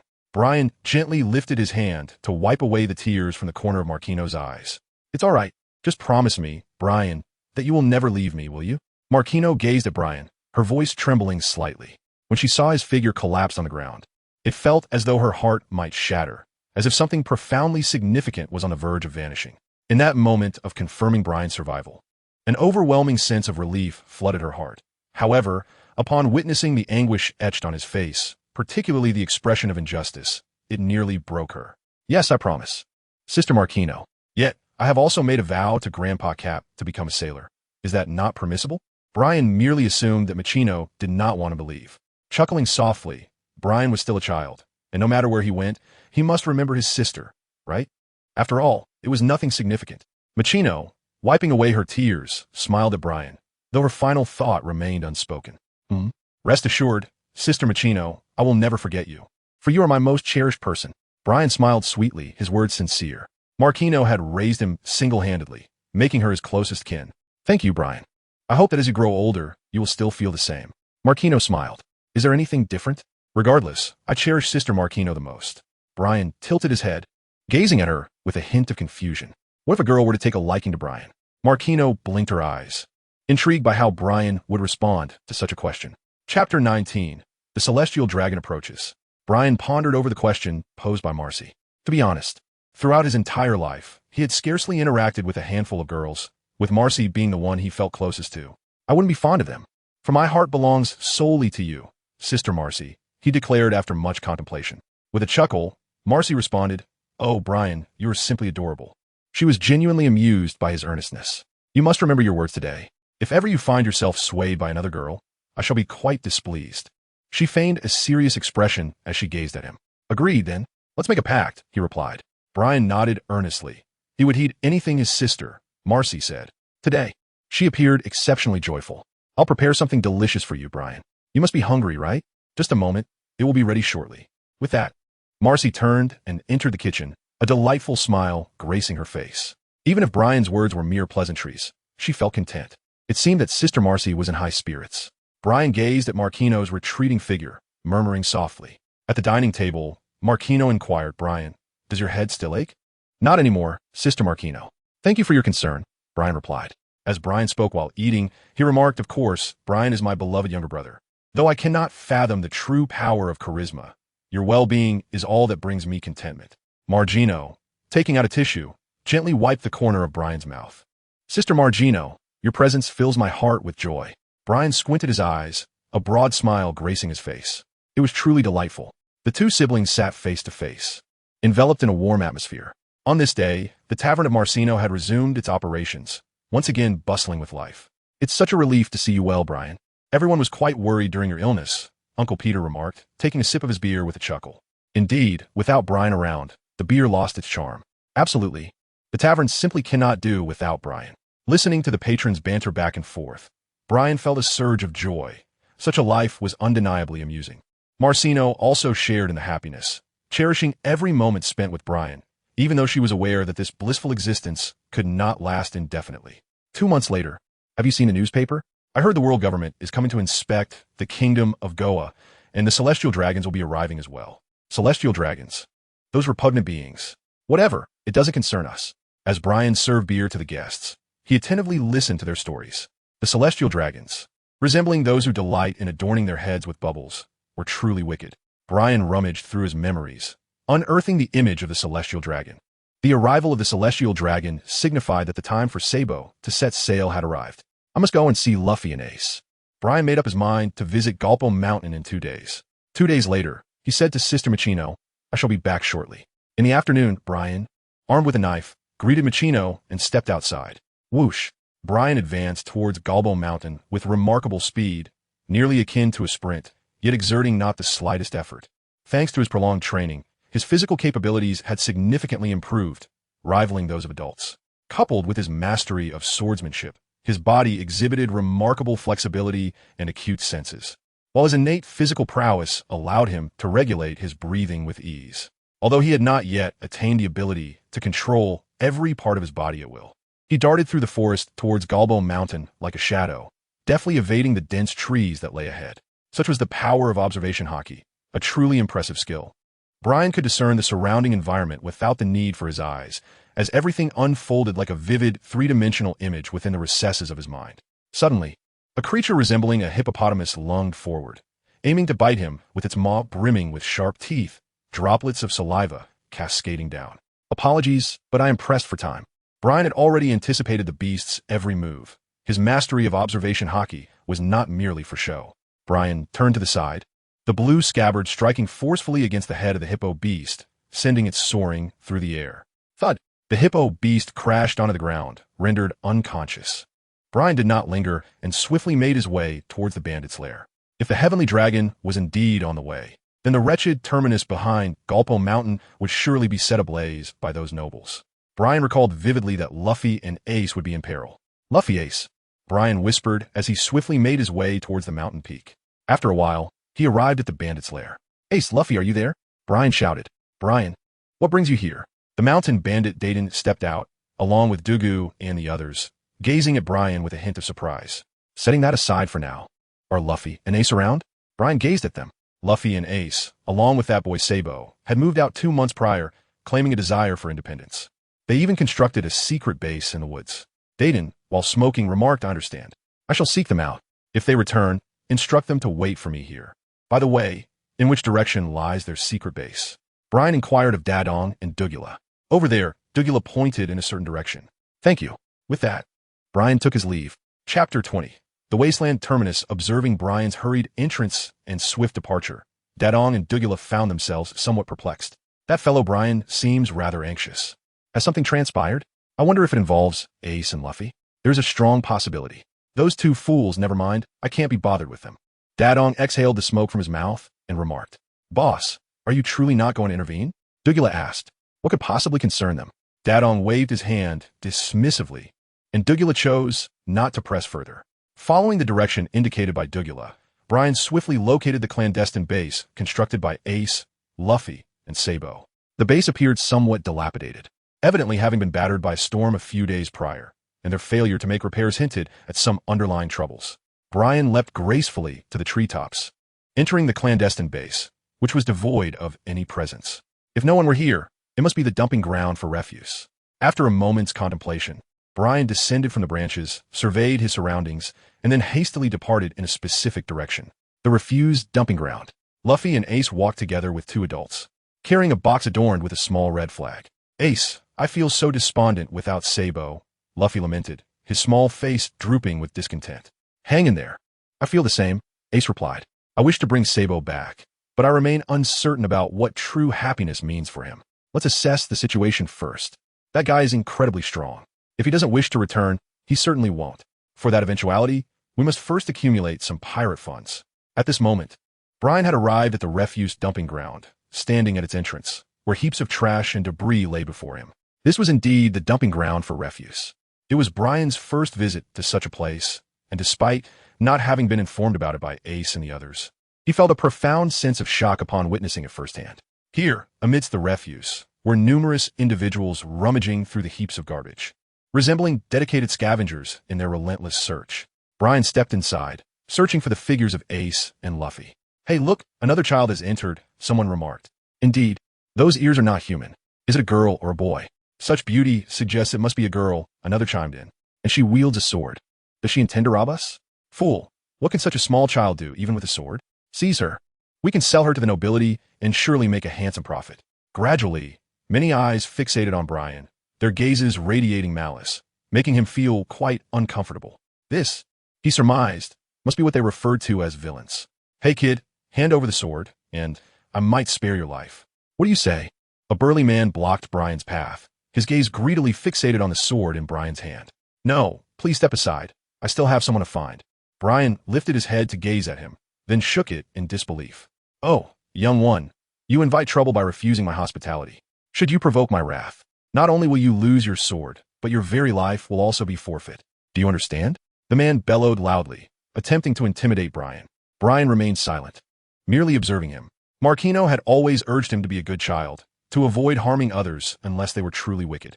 An increasing number of people gathered around, some harboring the same malicious intent, casting ominous glances at Brian, their eyes fixated on him and the sword he held. Others were drawn purely by curiosity. Despite Brian's endearing appearance, most of these individuals, having traversed the inferno of life, had forsaken kindness in favor of a doctrine of survival of the fittest. Even children among them could kill without a second thought. Surrounded by such a throng, Brian could inexplicably sense the palpable malevolence emanating from them, particularly vivid to his perception. In his eyes, that malice coiled around them like black smoke, dark and foreboding. Conversely, those untouched by such ominous vapors bore no ill will towards him. "I'm sorry, dear sir, but this may hurt a bit." Brian gazed intently at the man before him, uttering a phrase that resonated with malice. In Brian's perception, the man appeared as dark as ink, reminiscent of a monstrous creature. What? The man failed to comprehend the meaning. In the next instant, Brian struck his abdomen with a powerful left hook, causing the man's eyes to bulge and his torso to cave in, propelling him into the air like a shrimp. Bang! After colliding with several others, he tumbled into the ruins a dozen meters away. What? This spectacle left everyone in a state of astonishment. This little boy possessed such strength that a single punch could send an adult flying that far. Could this truly be a child? Or perhaps he is not of this world, though his ears might suggest otherwise. Would you kindly make way? Brian addressed the stunned individuals before him. As they regained their senses and met his gaze, a palpable fear prompted them to part ways. For they were not allies and certainly did not wish to engage in a one-on-one confrontation with such a formidable youth, especially considering he had yet to draw his sword. "Thank you." Brian flashed them a smile before venturing deeper into the surroundings. What a strong and endearing little imp. How I wish I had such a delightful child. What nonsense are you contemplating? What did you say? Do you wish to engage in a fight? Come then, I fear you not. Brian walked away, oblivious to the fact that those behind him had begun to quarrel and even come to blows. Chapter 21, The Inferno. Evening. Brian searched diligently within the refused terminal, yet he could not locate Luffy and Ace. The multitude of scavengers created a cacophony of clattering sounds, overwhelming his senses. Having only just begun to master the observation hockey, he found it exceedingly difficult to pinpoint the whereabouts of Luffy and Ace amidst the myriad of human auras surrounding him. As twilight approached, it became imperative that he find Luffy and Ace swiftly.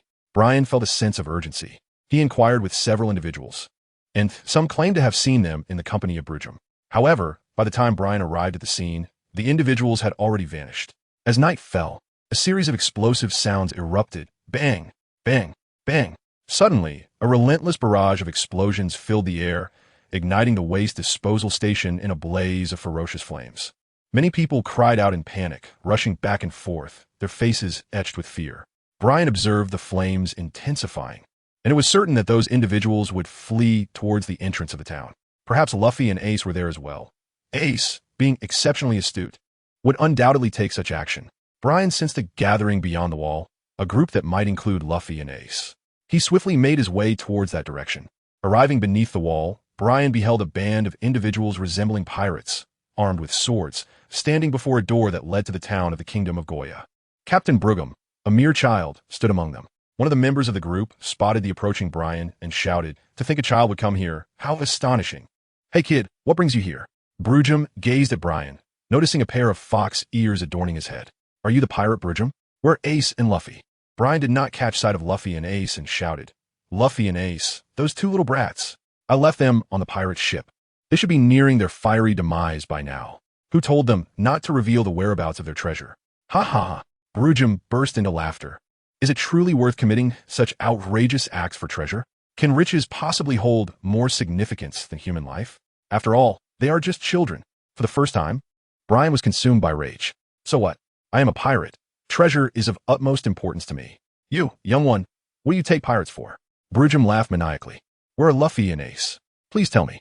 Brian gazed at the inferno that threatened to engulf the entire wasteland. If this continued, both Luffy and Ace would be in peril. While he yearned to teach Brujum a harsh lesson, his priority remained the rescue of Luffy and Ace. "Do you still wish to save them? I shall inform you that it matters not. Let you all perish together. This is my mercy towards you." He laughed ominously. "My pirate ship is over there, adorned with a skull at the bow. They are within. Go and accompany them to their graves, you little brat." Brujum displayed a cruel smile, intentionally informing Brian, leading him towards his demise, showing no mercy even towards the children. "I will never forgive you all. If anything happens to Luffy and Ace, I will ensure you face the consequences." With that final remark, Brian departed. "Captain, that little brat claims he won't let us off? How absurd." "Indeed, but the lad is rather striking. Capturing him and selling him to the nobility would surely yield a handsome profit. What a pity. And that sword he wields seems quite valuable as well. Such a shame. Now, let us not dwell on the boy any longer. Danger is looming here as well. It's time to let them through," Brujum remarked, gazing at the encroaching flames, and began to knock on the door. On the other side, Brian deftly maneuvered around the flames and arrived at the pirate ship mentioned by Brujum. Luffy and Ace responded upon hearing the call. Brian kicked open the door and strode inside, calling out for Luffy and Ace, yet no one responded. A sense of unease began to grip him. Could it be that Brujum had deceived him? Curse be the thought. Luffy, Ace, where are you? Brian was on the brink of tears, having never anticipated that Brujum would deceive him. It was truly a foolish oversight. While Brian desperately scoured the pirate ship, not far away, beneath the charred remnants of a ruin, Luffy and Ace found themselves bound to a pillar. With a swift motion, Ace severed the ropes with a shard of glass and pulled the sobbing Luffy towards freedom. What should we do? I don't want to die yet. Luffy cried out, his eyes wide with fear as flames surrounded them. Be quiet, Luffy. As long as I am here, we will be all right, Ace reassured him, calmly searching for an escape route. Suddenly, a voice pierced through the chaos from the nearby pirate ship. Ace, Luffy, where are you? It was Brian. I think I heard Brian's voice, Luffy exclaimed, his tears momentarily forgotten as a spark of hope ignited within him. I heard it too. We're outside, Brian. Come quickly. Ace shouted back to the ship. With a resounding crash, a plank flew forth, and Brian emerged into view. Brian, Luffy cried joyfully, rushing towards him and clinging to him like a koala. It's wonderful to see you, Luffy and Ace. I'm so relieved you're safe. Brian breathed a sigh of relief upon seeing Luffy and Ace, grateful that they were unscathed. Brian, the fire is intensifying. We must escape at once, Ace interjected, perspiring from the heat. If we do not leave now, the flames will engulf us, and we will surely perish. Follow me. Brian, following the path they had taken, hurriedly led Luffy and Ace to a place of safety. Chapter 22. The Brujum Pirate Crew. Brian guided Luffy and Ace away from flames and peril, departing from the wasteland terminus and returning to Galbo Mountain. Brian, what brings you here? Ace inquired as they hurried along. Officials from the world government and the celestial dragons are on their way. I was concerned for your safety and came to find you. Brian's words were a blend of truth and fiction. Thank you, Brian. Luffy laughed joyfully, completely forgetting about the raging inferno surrounding them. Brian, how do you know where it's safe to go? There are flames everywhere. Ace followed closely behind Brian, noticing that their path appeared devoid of peril, which struck him as peculiar. It seemed as though Brian possessed an innate understanding of safe passage. I'll explain later, but for now, let's make our way out. Brian chuckled softly. Accompanied by Luffy and Ace, they maneuvered around the flames, reaching the precipice where, after just a short while longer, they would escape the wasteland of despair. Suddenly, Brian halted, fixated on the raging inferno ahead. What is the matter, Brian? Luffy and Ace inquired. Well, I never thought you actually managed to escape. I was certain you had perished in the flames. A voice emerged through the crimson blaze as figures gradually became discernible, revealing the entire Brujum pirate crew before Brian and his companions. Brujum? How is it that the instigator of this fire appears here? Should you have fled long ago? Luffy and Ace gazed at them in astonishment. Silence, you brats. We have reached the depths of despair. Humanity is indeed a peculiar species. Even in the face of utter misfortune, one can still find the ability to smile. Brujum gazed at Brian and the others, a sinister smile spreading across his face, mirrored by the pirates behind him, who laughed ominously, their demeanor reminiscent of cornered beasts driven to madness. Something felt amiss with these individuals. Luffy stared at them in confusion. Luffy, Brian, we must flee, Ace said, his eyes discerning the impending danger. Capture them. Brujum shouted, and all the pirates encircled the trio, emanating an overwhelming aura of malevolence, as if they intended to tear them apart. Wait, I can guide you safely out of here, but you must promise me not to harm Luffy and Ace. Brian extended his arms, positioning himself in front of Luffy and Ace. The flames were intensifying, and if this continued, their escape would be impossible. They had to first hold back these pirates before considering a way out. Oh, is what you say truly the case? Do you possess a means to lead us to safety? Young one, you aren't deceiving me, are you? Brujum fixated his gaze intently upon Brian. Not only Brujum, but also the dozen or so pirate subordinates behind him were similarly fixated on Brian. After enduring a long period of despair, they had once again caught a whiff of hope, a stark contrast akin to a famished tiger catching the scent of flesh. It was an opportunity they felt compelled to seize. I assure you, I still possess a means to lead you out of here. Soon, however, it will be truly impossible to escape. Brian nodded. Very well, my little friend. If you can truly lead us out of here, I shall spare them. Otherwise, you understand the consequences. Brujum brandished his pistol, aiming it at Ace and Luffy, the intent unmistakable. I am aware that Luffy and Ace are to accompany me. You shall follow closely behind. Brian nodded, then led Luffy and Ace ahead. Brujum, brandishing a pistol aimed at the napes of Brian and his companions, deterred any sudden attempts at escape. Subsequently, he, along with his subordinates, trailed closely behind them. After a brief interval, Brian and his companions, along with Brujum and his entourage, truly traversed through the inferno, emerging from the wasteland's terminus. How splendid it is to finally be free. Ha ha, we have survived. The group of Brujum, overwhelmed with emotion, wept with joy upon realizing their impending doom had been averted. In their moment of despair, they felt utterly hopeless. Now, having escaped that despair, they can continue to embrace life anew. Brian turned around and discovered that they were still enveloped in a profound malice. Luffy, Ace, let's hasten our departure. Brian grasped Luffy and Ace, preparing to depart from the location. Hold on, you little rascals. Where do you think you're going? How about bringing us along? Brujum and his companions suddenly surrounded Brian, their malicious gazes betraying their ill intentions. What do you intend to do? Luffy glared at them, filled with indignation. I knew it. You are untrustworthy. Ace fixed them with a fierce glare. Brujum, do you wish to go back on your word?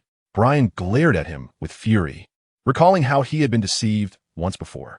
Did he truly believe him to be so easily manipulated? Ha ha ha, little brat. It seems you possess some unique abilities. How about this? If you join us, I shall release the two of them. What do you say? Quite a tempting offer, isn't it? Brujum gazed at Brian with profound interest. The fact that he managed to find a way out amidst that inferno was something none of them could achieve. To claim that Brian possessed no extraordinary qualities would be utterly unbelievable. What do you intend to do to Brian?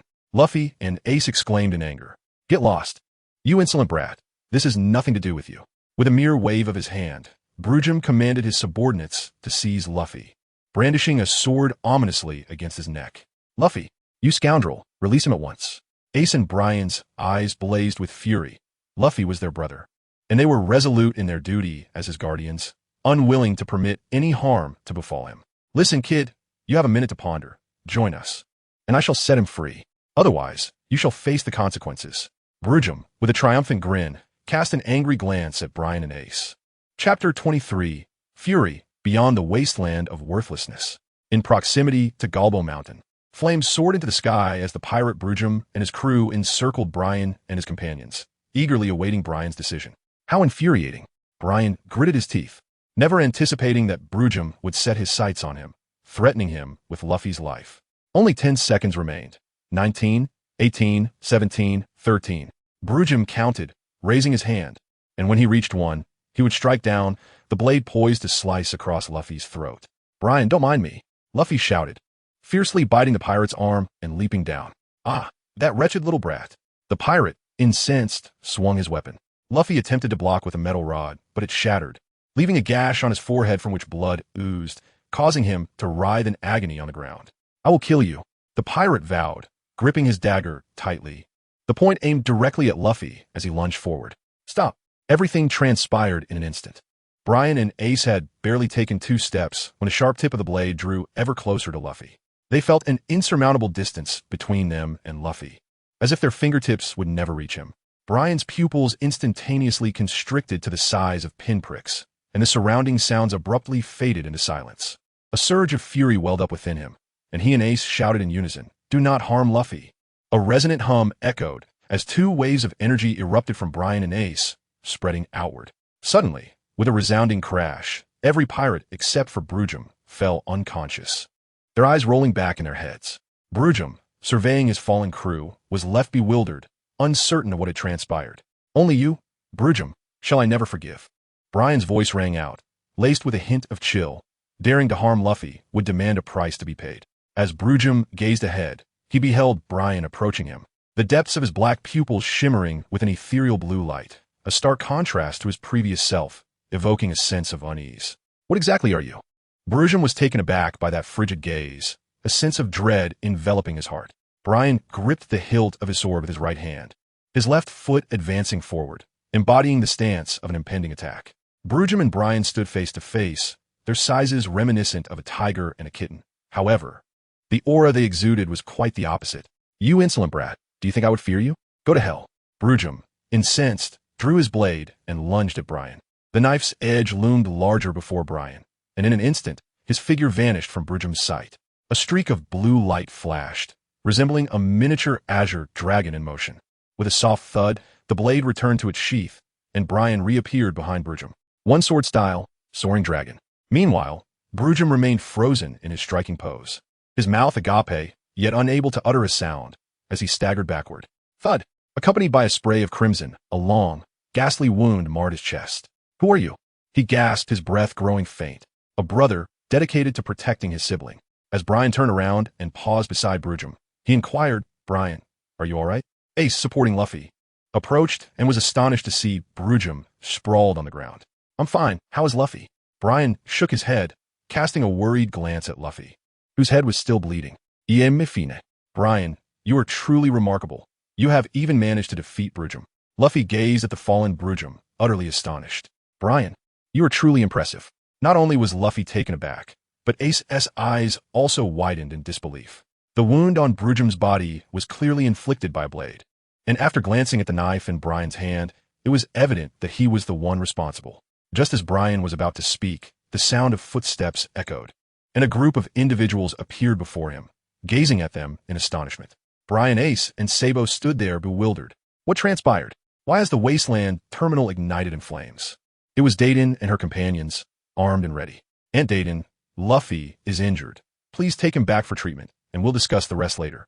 Brian addressed Dadong and the others, acknowledging their words. Dadong hoisted Luffy onto his back and hurried back to the bandit's home alongside Brian and the others. Upon arrival, Luffy's wound had been properly bandaged, and he succumbed to slumber on the bed, exhausted from the turmoil he had endured. Ace and Brian sat across from Dadong and the others, recounting the events that transpired at the waste terminal, as well as their encounters with the Brujum pirates. What? It was the nobles who set fire to the waste terminal? Exclaimed Nanny, filled with outrage. How dare that scoundrel Brujum lay hands on you? Dagula and the others shouted in indignation. It is a relief to be back safely, Dadong remarked. As the hour grew late, Brian prepared to take his leave, not wishing to cause Marcy any worry. After bidding farewell to Dadong and the others, Brian stepped outside and spotted Ace. Ace, you should rest early as well. I shall visit you and Luffy again soon. Brian smiled at him. Brian, what is that? Ace gazed intently at Brian, eager to uncover the answer. It is a power known as Haki. Brian revealed everything he knew to Ace, leaving no secrets concealed, and then produced a small booklet. This was the 6 forms entrusted to him by Instructor Bosch. Over the past 2 months, Brian had committed its contents to memory. Chapter 24, Becoming Stronger. Brian handed the booklet to Ace. Ace, this is the 6 styles, an extraordinarily powerful physical technique.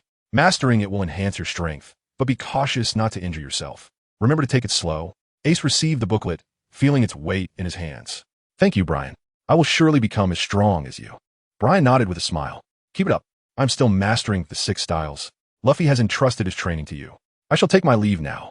Brian's silhouette faded into the darkness, while Ace gazed at the small booklet in his hands, resolutely determined to devote himself to his training, vowing not to betray Brian's kindness.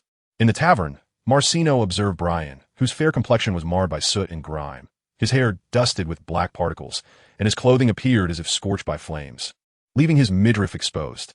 I am fine, Sister Marcino, he replied. Brian only then realized that his clothes had been scorched, leaving numerous holes, with a significant portion around his waist entirely missing. No wonder he felt a chill creeping over him. The peculiar glances from Dayton and the others suddenly made sense. Brian hastily tugged at his clothes to cover his belly, casting an embarrassed glance at Marcy. Haha, Brian, are you feeling shy? It's not as if I haven't seen it before. There's no need to hide, Marcy said with a beaming smile, finding his bashfulness rather endearing. The hot water is ready. You should wash up. You're covered in dust. With that, she gently pushed Brian into the bathroom and closed the door behind him. Marcy, why are you still here? As Brian was in the process of undressing, he noticed that Margino was still present, causing his movements to falter. It had been quite some time since Brian had indulged in a bath, and Margino beckoned him to remove his clothing swiftly. Brian had already removed half of his shirt. Gazing at Margino with a troubled expression, he was no longer a child. Hurry, the water is getting cold, Margino urged. Brian nodded, somewhat conflicted, as he removed his clothing and draped a towel around himself before approaching Margino. He turned his back to her and seated himself on the stool. Margino smiled and began to massage his back.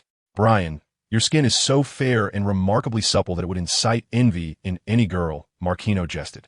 Is that so? Once I grow up, it won't be the same, for I am a boy, he replied. Brian, on the other hand, felt quite indifferent. He believed he would eventually become incredibly robust, brimming with masculinity, much like Grandpa Garp. I must admit, I prefer this version of Brian. As Marcy rubbed his back, she inquired, "Why is that? Isn't it admirable to be as strong as Grandpa Garp?" Brian turned around and inquired, for this side of him was undeniably more endearing. Marquino regarded him with a sense of natural understanding. "Indeed, it is so." Brian nodded in a somewhat understanding manner, yet he did not necessarily equate strength with true might, particularly in the context of a swordsman. He merely found those who possessed great power and an imposing physique to be quite handsome. If Marquino favored such traits in him, he believed it sufficient to strive for the enhancement of his abilities, while the pursuit of physical strength became a matter of lesser importance.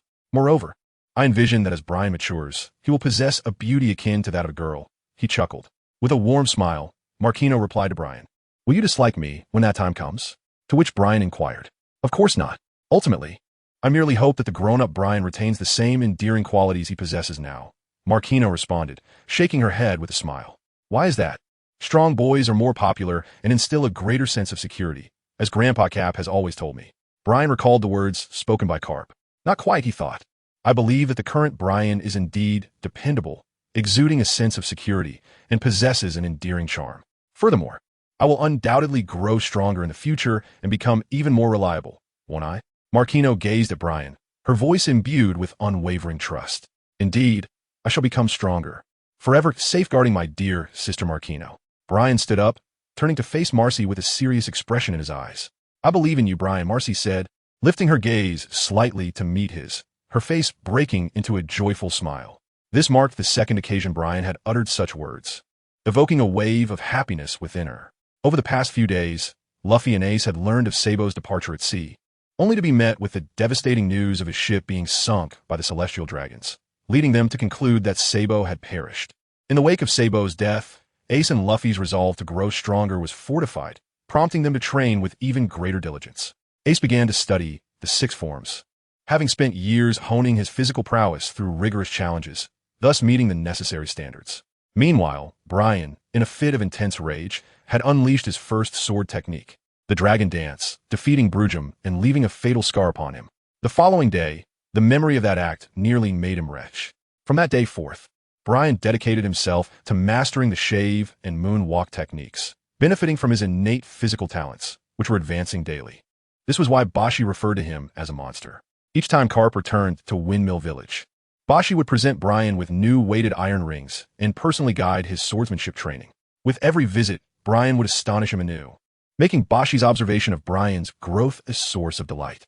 Thus, time flowed swiftly, and the day of Ace's departure at sea finally arrived. Chapter 25. Decision on a coastal shore near Windmill Village. A small boat floated upon the sea. A boy wearing a red hat stood aboard, gazing toward the figures on the shore. "Be careful, Ace," Luffy called out, hands on his hips, flashing a cheerful grin. Years had passed, and Luffy had grown significantly taller. No longer the small boy he once was, yet his sunny smile remained unchanged. "Watch your step, Ace, and take care of yourself." Brian also spoke to Ace. Not only has Luffy grown taller, but Brian has also experienced significant growth. His features have become more refined, retaining the beauty of his childhood, complemented by those adorable fox ears.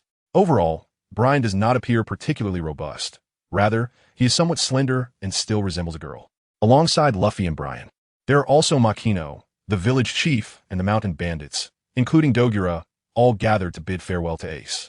"Farewell, Luffy and Brian. I shall take my leave first," Ace said, gazing at Luffy and Brian.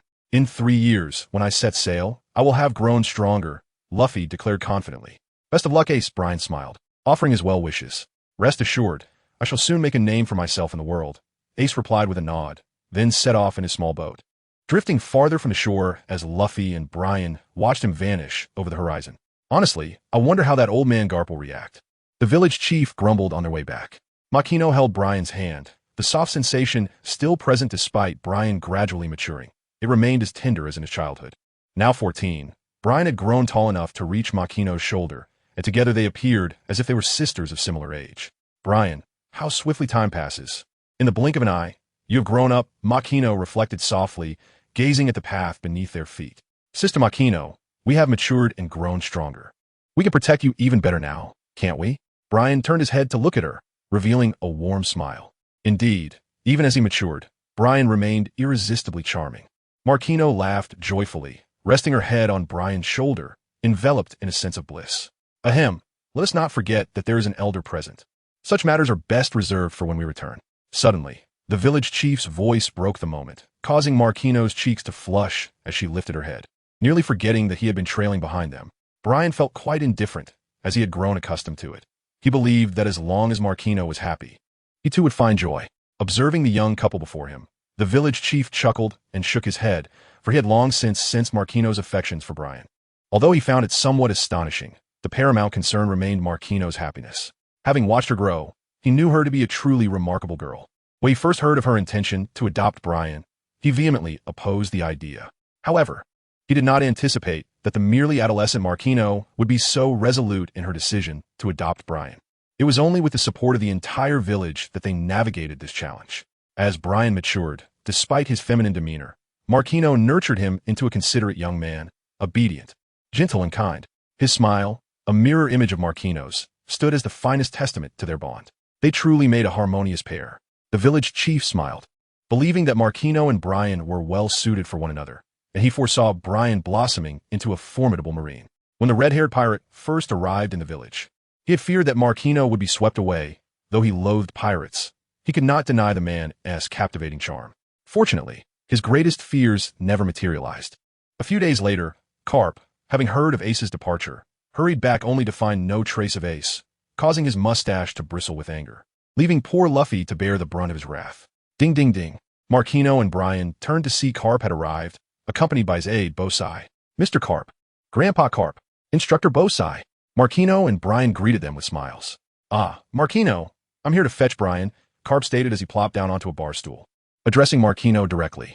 Isn't it better for you to discuss this with Brian directly, Mr. Garp? Marquino replied with a laugh. Haha, that simply won't do. Brian, this rascal. You have feelings for him, don't you? Since you raised him, I must certainly consult you first. Garp, despite his boisterous demeanor, had keen insight. Marquino felt a flush of embarrassment, surprised that even Garp had noticed. She poured a glass of beer for Garp and Bosai, adding, Brian has already spoken to me about this matter. Whatever he wishes to pursue, I will wholeheartedly support him. Ha, that's splendid. Marquino, you've truly grown into a remarkable woman, Garp exclaimed with a hearty laugh, his eyes filled with admiration. So, Brian, what is your decision? Garp asked, turning his gaze towards him. Brian gazed at Marquino, her eyes brimming with support and a gentle smile adorning her face, as if to say, go forth. Become a formidable member of the Navy. Grandpa Garp, I'm heading to the Navy headquarters, Brian affirmed, meeting Garp's gaze with a nod. Chapter 26. The terrifying slash at the port of Windmill Village. A colossal warship was anchored at the shore, its bow fashioned in the likeness of an adorable dog. Clutching a bone in its mouth, a symbol solely belonging to Vice Admiral, the legendary Garp. At the ship's prow, Garp donned the Navy's Justice cloak and a cap shaped like a puppy, while his aide, Bogard, stood beside him, his eyes fixed on the two individuals on the coast. On the shore, numerous villagers had gathered to bid farewell, including the village chief, yet they now allowed the moment to belong solely to the two young souls. Marquino gazed at Brian, tenderly caressing his face, her eyes radiating warmth. As Brian prepares to depart, Marquino feels a twinge of reluctance. However, she knows she cannot impede the endeavors of the one she cherishes. I shall await your return at home, she murmurs, lowering her gaze before gently pressing her lips against Brian's. Brian blinked, his body becoming somewhat rigid, uncertain of how to respond. It was the first time Marcy had kissed him in such a manner. After a moment, she released him, observing his flustered demeanor with a smile. The dazed expression on Brian's face was undeniably endearing. Do not forget the words you spoke, Brian. Marcy gently tapped his nose with her finger. Yes, Sister Marcy. Brian displayed a similarly gentle smile, then encircled Marcy's waist with his arms, embracing her just as she had often done to him in the past. Although a touch shy, Brian felt compelled to act in this manner. Marcy leaned into Brian's embrace, which, though not particularly expansive, exuded a profound sense of security, prompting her to wish to remain enveloped in such warmth indefinitely. As they parted, Marcy presented him with a gift. Brian, this is for you. She produced a blue scarf and tied it around his head, adorned with a naval emblem, a seagull, and a line of delicate stitching bearing their names.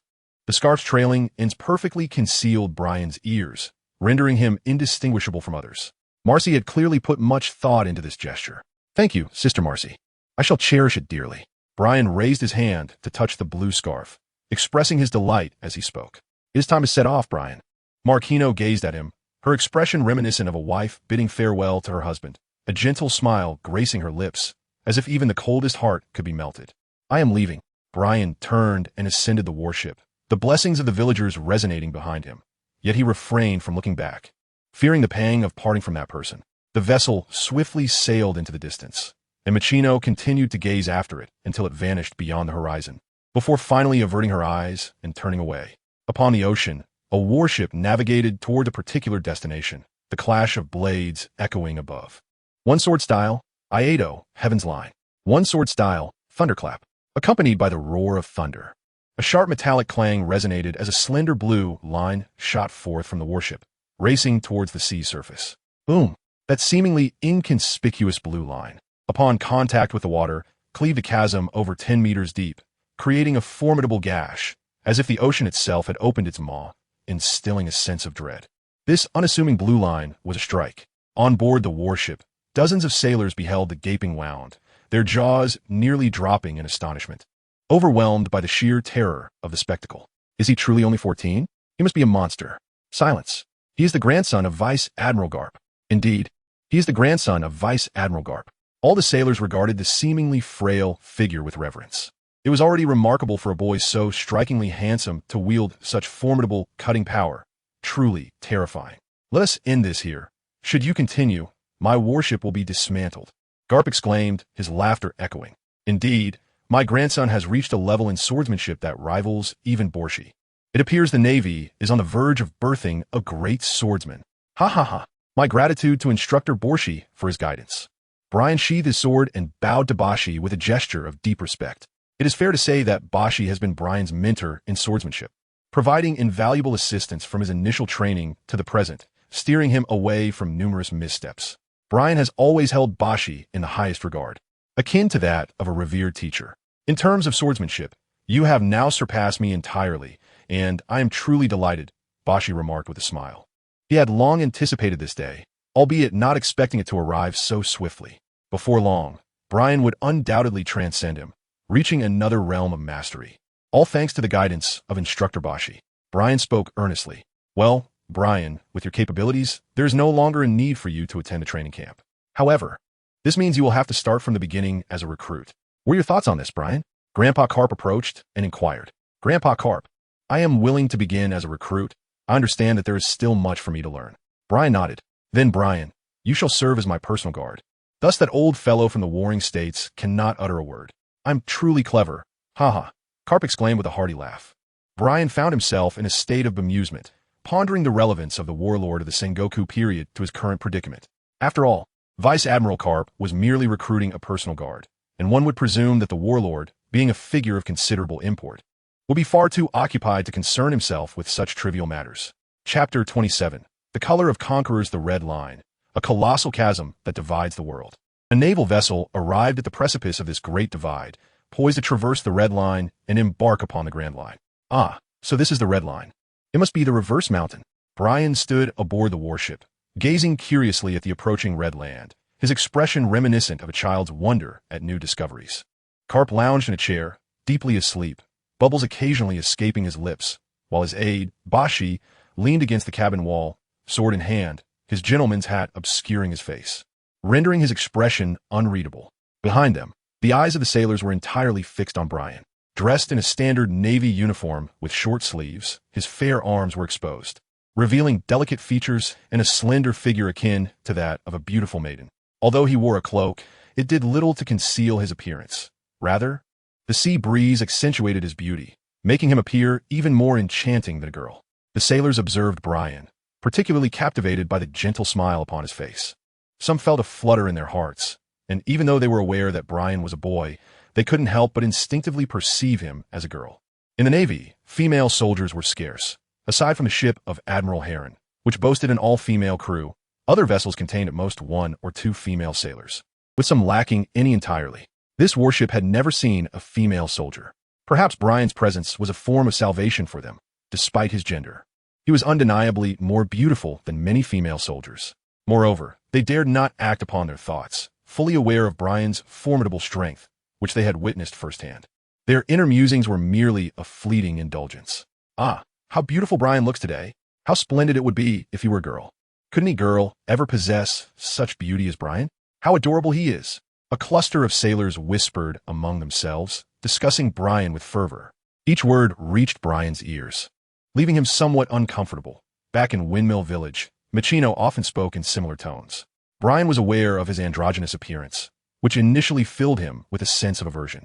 However, as time passed, he gradually embraced it, largely influenced by Marquino's unwavering affection. Yet now, amidst the incessant chatter of onlookers, he found himself feeling somewhat uneasy. Nonetheless, he resolved to be patient, hoping that they would eventually grow accustomed to it. Brian eventually let it go. However, he found the reactions of the Marines somewhat peculiar. Were they truly so unaccustomed to encountering young women? They clearly recognized him as a male, yet insisted on perceiving him as a girl. This baffled Brian immensely. Suddenly, the warship entered the waterway with a splash, jolting as it accelerated rapidly, akin to navigating a waterfall. The Marines who had been intently watching Brian collided with the ship's deck. Laughter erupted among the nearby Marines. What is all the commotion? Garp suddenly stirred, groggily casting a glance at the Marines, who froze in place, fearful of receiving a sudden punch from him. Grandpa Garp, are we about to enter the Grand Line? Brian's expression was tinged with excitement. Indeed, they were on the verge of entering the Grand Line. This attire suits you remarkably well, Brian, Garp observed, casting a scrutinizing glance at him. Is that so? I must admit, I don't feel much different, Brian replied. Brian glanced down at his attire, feeling indifferent about it. Ha ha ha. By the way, Brian, do you possess the Conqueror's Haki? Asked Garp. Grandpa Garp, why do you inquire about that? Brian was perplexed by Garp's sudden inquiry. Indeed, he possessed the Conqueror's Haki. Several years ago, during an encounter with Brujum and his comrades at the Wasteland Terminus, he first awakened this power when Luffy faced peril. As time passed, with the awakening of this force, Brian gradually became aware of its presence and began to consciously harness it. Presently, Brian is capable of unleashing the Conqueror's Haki through sheer will. However, he had never manifested this power in the presence of others. So it was reasonable for him to be astonished by Garp's question. Ha ha ha. It seems there is indeed something. Upon witnessing Brian's reaction, Garp discerned the answer. Grandpa Garp, what significance does the Conqueror's Haki hold? Brian inquired. The old man replied. It is difficult to ascertain. The magnitude of one's spirit determines the strength of the Conqueror's Haki. This particular ability cannot be cultivated. It only intensifies as an individual's aura grows more formidable. Therefore, the answer to this question must be sought by you alone. Garp stated. I understand now. Thank you for your guidance, Grandpa Garp. Brian smiled gratefully. Why be so polite with an old man? You are indeed my grandson. Garp chuckled warmly, genuinely regarding Brian as his own grandson. Brian considered himself fortunate and filled with joy to have a grandfather like Garp. Although he appeared somewhat stern, he was deeply caring towards his grandson. The reason he often resorted to using his fists to discipline Luffy and Ace was merely his way of expressing affection for them, a fact that Brian understood well.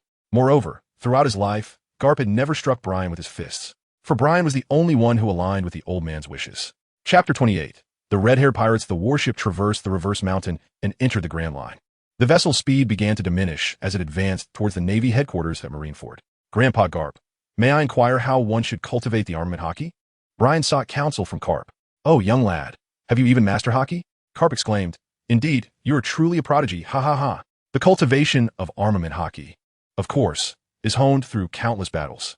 Brian, remember this. Haki flows within us, akin to blood. It can serve as a formidable armor or transform into a terrifying weapon, devastating the enemy from within, Garp advised. I understand, Grandpa Garp, Brian replied. Brian nodded earnestly. Ha ha ha. As long as you understand, rest assured that on the vast ocean, what we have in abundance is battle. Garp cast a glance in one direction. Brian also cast his gaze in that direction, his observation Haki remarkably potent, having nearly enveloped an enormous island upon its awakening. Although this exertion caused him considerable pain throughout the day, he experienced the overwhelming sensation akin to a cacophony ringing in his ears. A pirate ship emerged upon the distant sea, its flag bearing a skull fluttering in the wind. Likely one of the marauders newly embarking on the Grand Line from the Four Seas. Report to Rear Admiral Garp. A pirate ship spotted at 5 o'clock. Announced the lookout as he approached Garp. Sink it, Garp commanded decisively. Understood, Rear Admiral Garp. The sailors on the warship responded as they sprang into action, maneuvering the cannons to target the increasingly approaching pirate vessel, loading ammunition and preparing for ignition. Fire! With the squad leader's command, all cannons unleashed their projectiles in unison. Boom! Boom! Boom! The cannonballs detonated near the hull of the pirate ship, causing panic among the pirates aboard. Do not panic, since the Navy dares to provoke us. Let's annihilate them. A robust pirate adorned with a pirate hat shouted, rallying his comrades, who eagerly began loading ammunition in preparation for a counterattack. Whoosh! Boom! The cannonballs flew from the pirate ship, landing near the warship and sending waves crashing, causing the vessel to sway. Several black projectiles were on a collision course with the warship. Clang! With a swift motion, Brian unsheathed his sword, and a brilliant blue light sliced through the air, causing the incoming cannonballs to detonate mid-flight. Almost instantaneously, he gripped the sword with his left hand and, with remarkable speed, executed a silent strike. The only sound that followed was the crisp noise of the blade returning to its sheath. An astonishing scene unfolded before the eyes of onlookers. As the pirate ship was cleaved in two, sinking into the depths of the sea and sending forth towering waves. Sergeant, those pirates are still alive. We can apprehend them all. Brian turned around and noticed the Marines lost in thought. Approaching a sergeant, he waved his hand before his eyes. Instantly, the sergeant snapped back to reality, flushing slightly as he regarded Brian before promptly following his orders. Before long, all the pirates aboard the ship had been captured.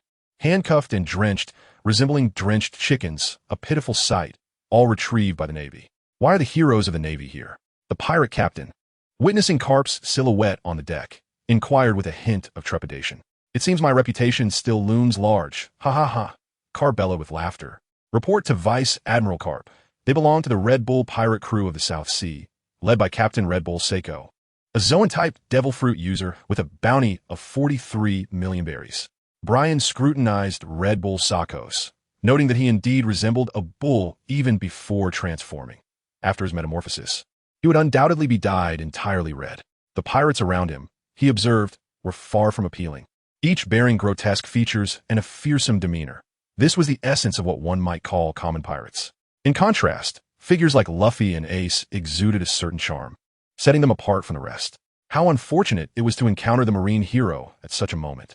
Had it not been for him, these naval officers would have never managed to capture me, Red Bull Sakos exclaimed, feeling an overwhelming sense of frustration. Just upon arriving at the Grand Line, he had been swiftly subdued by Garp, a stroke of misfortune that felt almost insurmountable. That has nothing to do with me, Garp retorted, casually dismissing the accusation as he adjusted his nose. Impossible. Who else could achieve such a feat but you? Red Bull Sakos howled, attempting to fight back, yet the sea-stone handcuffs shackled his strength. Back in the South Sea, he had sunk more than one naval vessel, and even a Marine captain would likely struggle against him. Over time, he had come to believe in his own prowess. What he remained unaware of, however, was that the navies of the four seas were mere branches. Even the rank of captain was little more than equivalent to a lieutenant in the Marine headquarters. I speak no falsehoods. After all, I do not wield a sword. Garp chuckled heartily. Then who could it possibly be? Speak. Tell me. Red Bull Sakos, his eyes aflame with anger, fixated on Garp. Deep down, he sensed the truth in Garp's words, for besides being known as the Marine hero, Garp was also dubbed Iron Fist Garp. Brian, this fellow wishes to meet you. You should greet him, especially since you severed his pirate ship, Garp remarked, pulling a bag of sunbae from his pocket and indulging in a snack. Greetings, Red Bull Sakos. Your pirate ship was indeed cut down by me. I apologize, but as a Marine, my duty lies against pirates like you. Brian stepped forward, his curiosity piqued as he gazed at them, blinking his eyes. Chapter 29. The Marine class, aboard the warship. A group of pirates stood, dumbfounded before the striking figure, at a loss for words. Come on, this delicate little brat. How could he possibly accomplish such feats? His slender arms can barely lift a sword, Red Bull Sakos scoffed.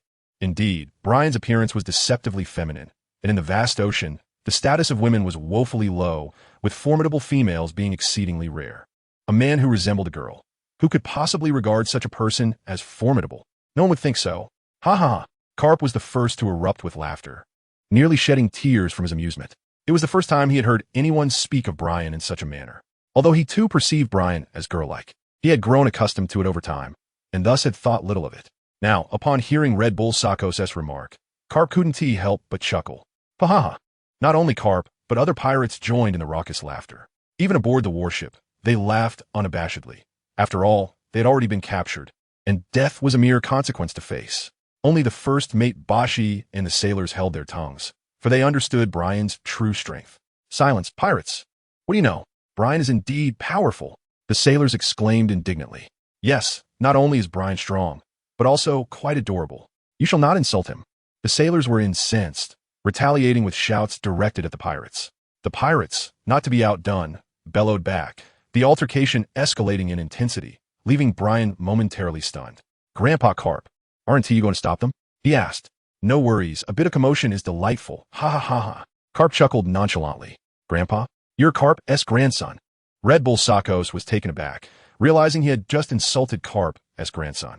If Garp were to take offense, he could easily send Sakos to his demise with a single punch. Indeed, Brian is my beloved grandson. Ha ha ha. Garp beamed with pride. Sakos fell silent, fearful of uttering the wrong words that might provoke Garp's wrath. Yet, even if Brian was Garp's grandson, he could never accept that the sword strike had come from him. To believe that would mean admitting that he, Red Bull Sakos, had been bested by a mere youth. And an extraordinarily beautiful one at that. By the way, Brian, once we reach the Navy headquarters, you must maintain a low profile. That old coot Sengoku may have designs on you. Whatever he says, do not trust him, understood? Suddenly, Garp admonished Brian. Grandpa Garp, why do you say that? I do not even know Admiral Sengoku. How could he have any designs on me? Moreover, this is my first time accompanying you to the headquarters, isn't it? Brian felt a sense of confusion. He understood why Garp advised him to maintain a lower profile, yet he could not comprehend the connection to Admiral Sengoku. Ah well, it is because Garp, somewhat hesitant, had actually informed Sengoku about Brian's endeavors quite some time ago. After all, who could resist flaunting such an exceptional grandson? Over the past few years, Garp had boasted about him to Sengoku countless times, driving the Admiral to the brink of exasperation. Garp, the Rear Admiral, had consistently taken pride in his grandson before Sengoku. At this juncture, Bashi interjected a comment. Bryant suddenly comprehended the situation. No wonder Grandpa Garp harbored concerns about Admiral Sengoku's potential actions. After all, he was an admiral, and a slight act of retaliation would go unchallenged. Isn't it only natural for an old man to take pride in his grandson? If Sengoku possessed any capability, he could simply father one himself. Garp, unfazed, continued to jest about Admiral Sengoku. Yawning, he mused, could it be that old rascal Garp was speaking ill of me behind my back? In a brightly lit office, a tall man adorned with a seagull hat conversed with himself. Upon hearing Garp's remarks, the aide, Bashi, displayed an expression of exasperation, remarking that Bryant was not his progeny either. I understand now, Grandpa Garp. Bryant nodded. He joined the Navy not with aspirations of becoming a high-ranking officer, but rather to safeguard ordinary citizens, such as Margot and the village chief, as well as Sabo, Luffy, and Ace. Ace had already set sail, and in 3 years, Luffy would follow suit. Given their exceptional talents, it was certain that they would soon capture the attention of the higher echelons of the Navy. Brian wished to lend a helping hand when they faced peril, for they were brothers, bound by more than mere titles. As the warship forged ahead through the depths of the ocean, a colossal shadow emerged, ascending toward the surface, drawing ever closer to the vessel. Grandfather Garp, he pondered, doesn't the bottom of the Navy's warship contain sea stone? Why then do the Sea Kings approach? Brian quickly sensed that a Sea King was rapidly approaching the warship, its dark hue unmistakably indicative of hostility. Even with the ship's hull fortified with sea stone, absolute safety was not guaranteed. Brian, it's in your hands, Garp said, waving his hand dismissively. Brian nodded and moved to the bow of the ship, awaiting the emergence of the colossal sea creature. Suddenly, a massive figure surged forth from the front of the warship, creating a tremendous whirlpool that forced the vessel to halt. Such an immense sea beast. Why would it attack a warship? It was doomed. This creature spanned a kilometer in length, a true leviathan, dwarfing the less than 100-meter-long warship before it. Chapter 30. The swordmaster, this gargantuan sea creature, bore striking black and white patterns, its head resembling that of a manatee, while its body resembled that of a fish, albeit devoid of fins. Such a colossal entity existed in the world. Even the legendary hero Garp would struggle against it. Red Bull Sakos gazed up at this mountain of a sea creature, terrified beyond measure. He had encountered sea beasts before, but none of such magnitude. The largest he had seen was just over 300 meters. The sailors aboard the warship were equally astonished, though they did not share Sakos's dread. For the naval hero Garp was present. Why did these sailors appear unfazed? As he surveyed the scene, Sakos noticed their reactions were surprisingly subdued, merely tinged with astonishment. Had they not encountered such a creature before? What was that young lad intending to do? Brian unsheathed his sword, his legs slightly bent, his expression serious. As his gaze fixated on the sea monster ahead, an inexplicable aura began to coalesce around him. For reasons unknown, Sakos perceived Brian in that moment as a sword poised for release, the air around them turning icy. One sword style, Starfall. A brilliant blue sword light flashed, resembling a meteor plummeting from the heavens, coalescing into a torrent that streaked through the massive body of the Leviathan like a meteor shower across the sky. Mu! The enormous sea creature emitted a deep bellow, a torrent of blood erupting from its body, staining the waters of vivid crimson. With a thunderous crash, numerous transparent, gaping wounds suddenly erupted across the creature's form. It collapsed, sending towering waves crashing down. The warship was tossed several meters by the enormous swell, rocking violently, while the pirates shackled to the deck were thrown about. This astonishing spectacle left Red Bull Sakos with wide eyes, his mouth agape, jaw resting against the deck, as he realized that the remarkably striking young lad had indeed felled the colossal sea creature. It was truly him. Now, even if Sakos wished to deny it, he could not. There was no more persuasive evidence than this moment. The one who had severed his pirate ship was none other than Brian. Could he truly be only in his teens? He was nothing short of a monster. Red Bull Sakos gazed at Brian's retreating figure, unable to suppress a gulp. In the presence of such a formidable creature, even dozens of lives would be insufficient. Moreover, this extraordinary being was none other than the grandson of the Navy hero Garp, which rendered Garp an even more powerful entity. At that moment, Red Bull Sakos finally comprehended the immense strength of the Navy headquarters, far surpassing that of the Four Seas branches. The corpse of a colossal sea king floated on the surface of the sea. Its wounds, inflicted by a decisive strike, were long and gaping, with crimson blood still flowing like a spring. "Ha ha! A splendid cut. Wouldn't you agree, bossy?" Garp exclaimed as he approached Brian, admiring the lifeless sea king's body with hearty laughter. Bossy tipped his hat slightly, cast a subtle smile at Brian, then lowered his hat without uttering a word. Yet his meaning was unmistakably clear. "It's settled then. We shall feast on this sea king's flesh at noon today. What do you think, Brian?" Garp inquired. "Certainly, Grandpa Garp," came the enthusiastic reply. Brian chuckled softly, then sprang into action, gliding gracefully across the surface like the moonwalk, landing upon the back of the sea monarch. He advanced toward the center and unleashed a series of swift strikes beneath him.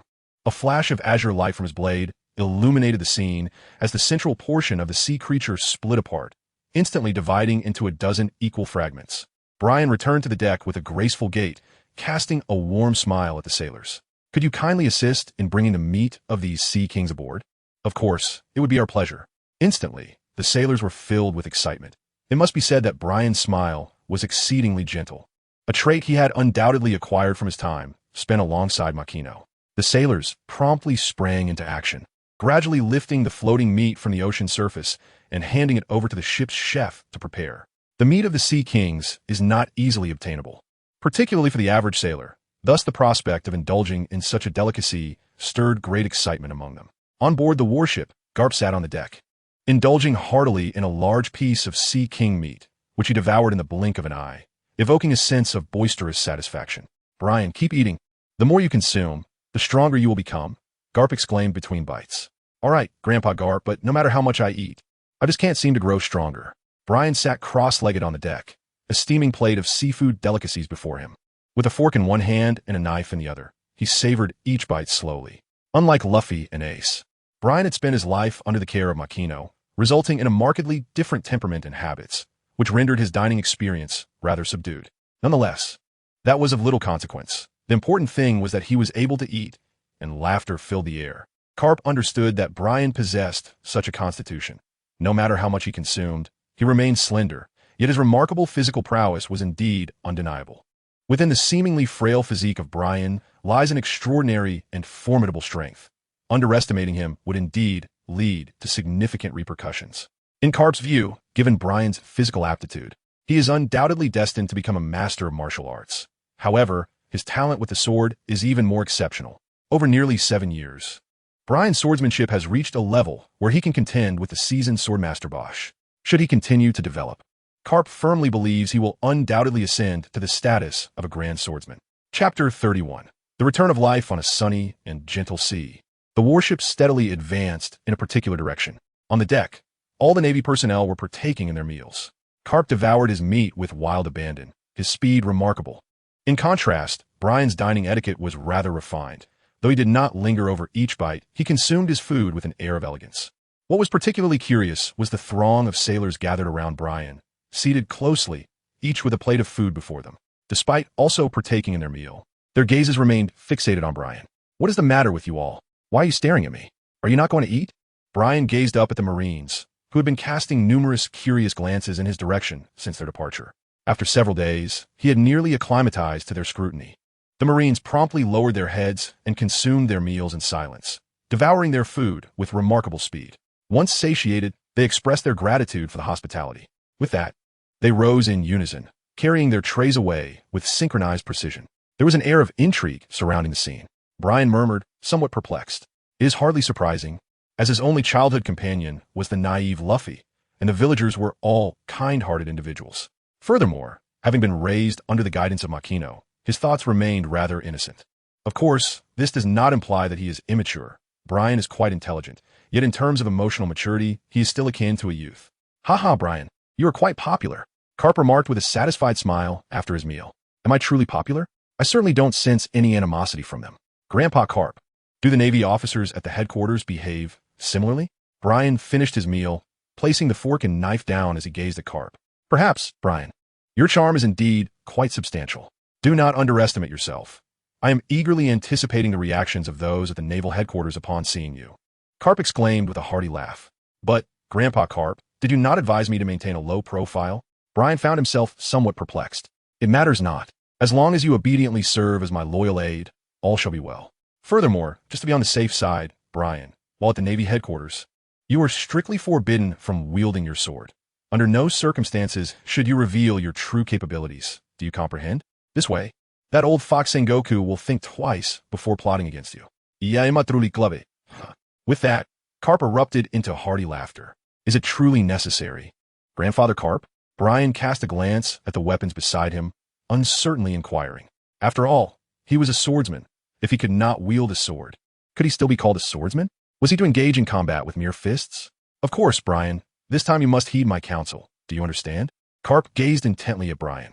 "Very well then, Grandpa Garp, I shall follow your advice. That should suffice, I suppose." Brian pondered for a moment before acquiescing. "Haha, truly. He is the delightful grandson of an old man." For reasons unbeknownst to him, observing Garp in such a state elicited a profound emotion from within Brian, an emotion that could only be described as resignation. His aide, Bashi, regarded Garp with a sense of exasperation. However, having served as Garp's aide for an extended period, he had long since grown accustomed to his unpredictable nature. "Brian, you shall gradually adapt." After dinner, Garp's belly had swelled considerably, yet quickly deflated, resembling a balloon that had released all its air, swiftly returning to its original form. Brian consumed a substantial amount of food, yet his abdomen remained unperturbed. This phenomenon can be attributed to his remarkable ability to digest the sustenance concurrently, transforming it into the energy his body requires. This capacity for effortless bodily control is known as the restoration of life. For Brian, this ability is exceedingly convenient, particularly during mealtime, as it allows him to save a considerable amount of time. 2 days later, the naval vessel arrived at the naval headquarters, Marinvondo. This place, resembling a fortress, is the very heart of the Navy, surrounded by numerous warships. Brian stood at the bow of the ship, excitement evident on his face. For this was his inaugural departure from Windmill Village, and he could not help but feel a sense of anticipation. Behind him, numerous sailors deliberately positioned themselves a short distance away, standing upright as if on guard, their gazes unfocused yet fixed upon a particular figure. At last, they had arrived at headquarters. Garp and Bashi approached Brian, their eyes drawn to the striking architecture before them, which they had grown somewhat weary of. The warship glided into the inner harbor, maneuvering towards the designated dock. On the shore, many sailors, upon spotting the vessel, erupted in loud cheers. "Vice Admiral Garp has returned. Welcome back, Vice Admiral Garp." Witnessing the fervent reception from the sailors, Brian felt quite astonished. He had not anticipated Garp's esteemed reputation within the Navy headquarters would elicit such a warm welcome. Although Garp was a celebrated hero of the Navy, renowned for his iron fist, Brian was nonetheless taken aback by the extent of the admiration. "Bashi, I must pay a visit to Sengoku now. I leave you in charge," Garp remarked as he descended from the warship, glancing back. Bashi nodded and gestured to Brian, leading him in another direction, which he followed. "Hey, look, Vice Admiral Garp has brought back a girl." "Where? Let me see. Wow, she is really beautiful. She is holding a sword. She must be a swordswoman. I'd love to get to know her."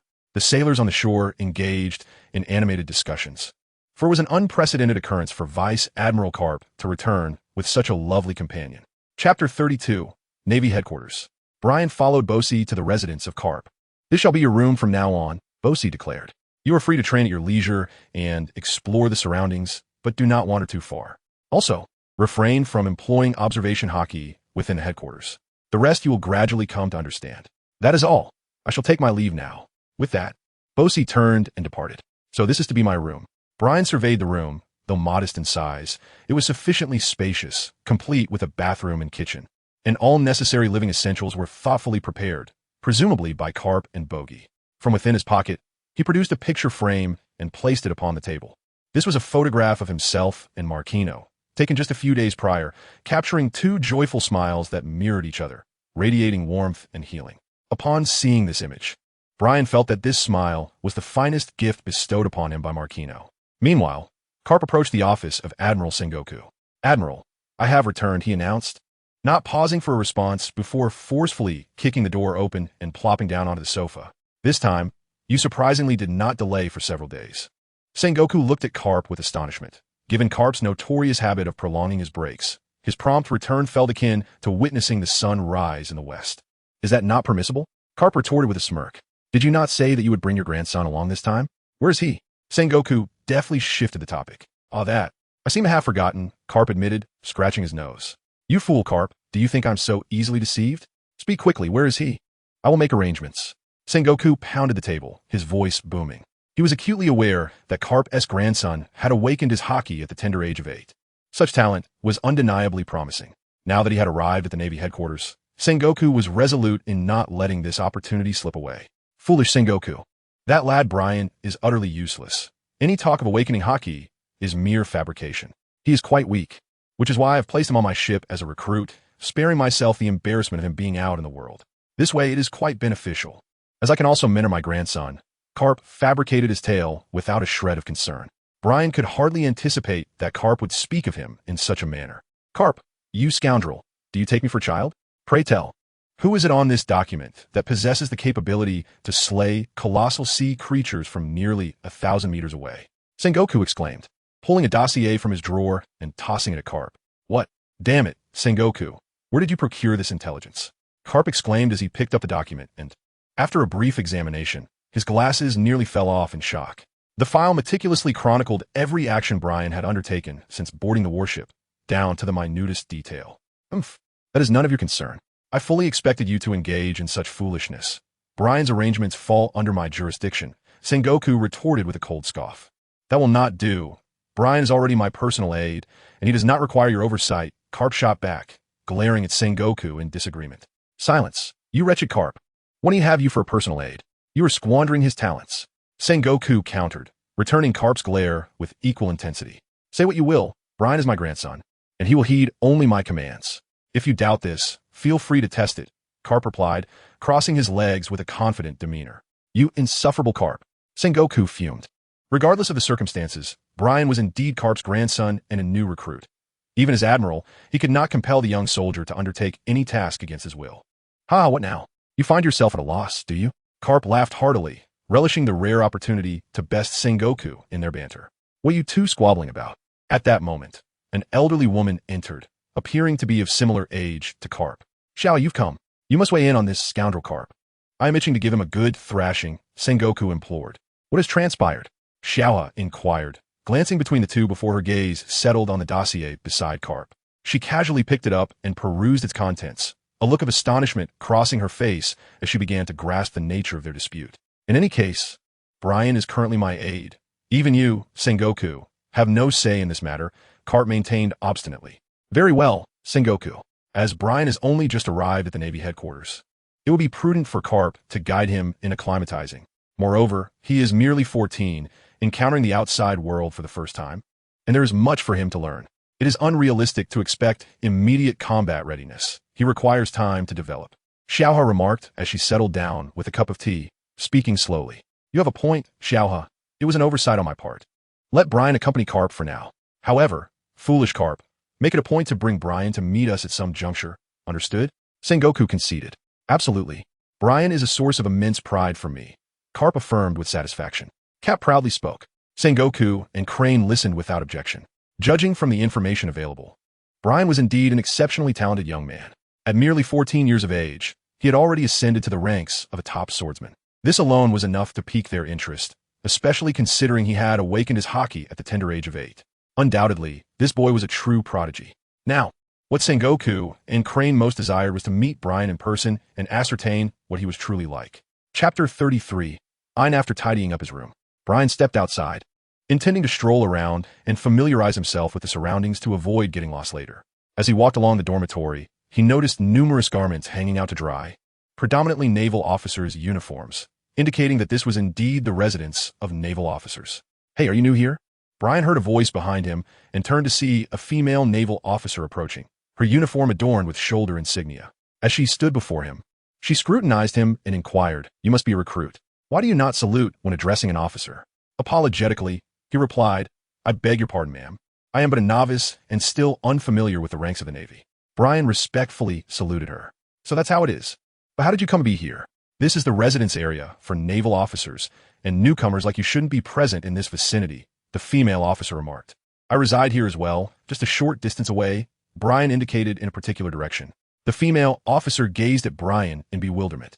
How could a newcomer be permitted to live here? Could he possibly be a relative of a high-ranking officer? "Which officer do you belong to?" she inquired.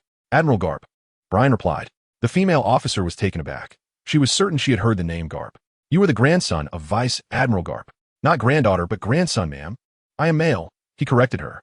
Brian smiled and said, "What? My apologies, I must have misread. I am Ein, a naval lieutenant." The female officer introduced herself. Gazing at Brian's remarkably exquisite features, Ein found it hard to believe that he was indeed a boy. Furthermore, his smile radiated an extraordinary gentleness that she had never encountered in any other young man. "I am Brian, just arrived at the headquarters today as a recruit." After conversing for a while, Ein took her leave. It turned out that Ein was a student of Admiral Zephyr. Brian mused to himself. Admiral Zephyr, known as the Black Arm, also bore the title of the one who does not kill, for he had never taken the life of a pirate. However, after his family fell victim to a pirate attack, he retained his rank as admiral but transitioned to the role of instructor, dedicating himself to training new recruits. Yet, even harsher trials befell him.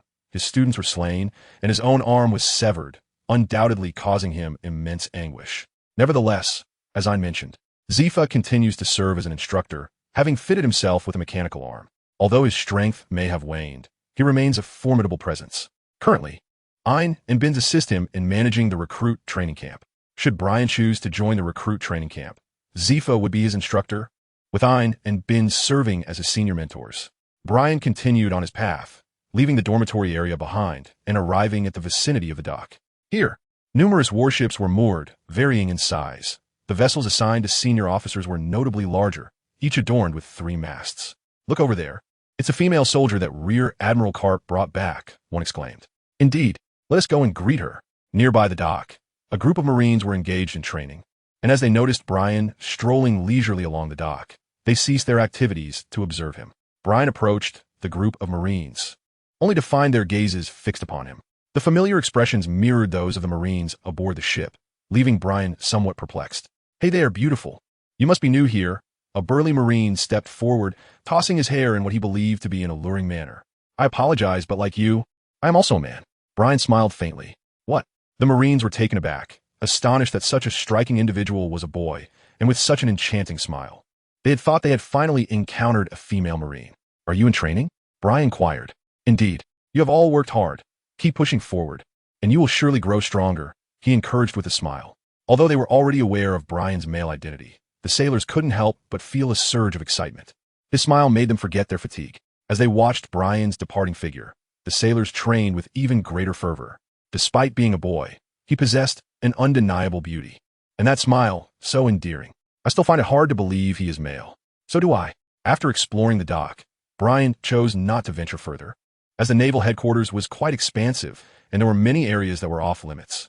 Brian was acutely aware that wandering aimlessly could easily lead to misunderstandings, particularly as he was merely a recruit without any rank or formal registration.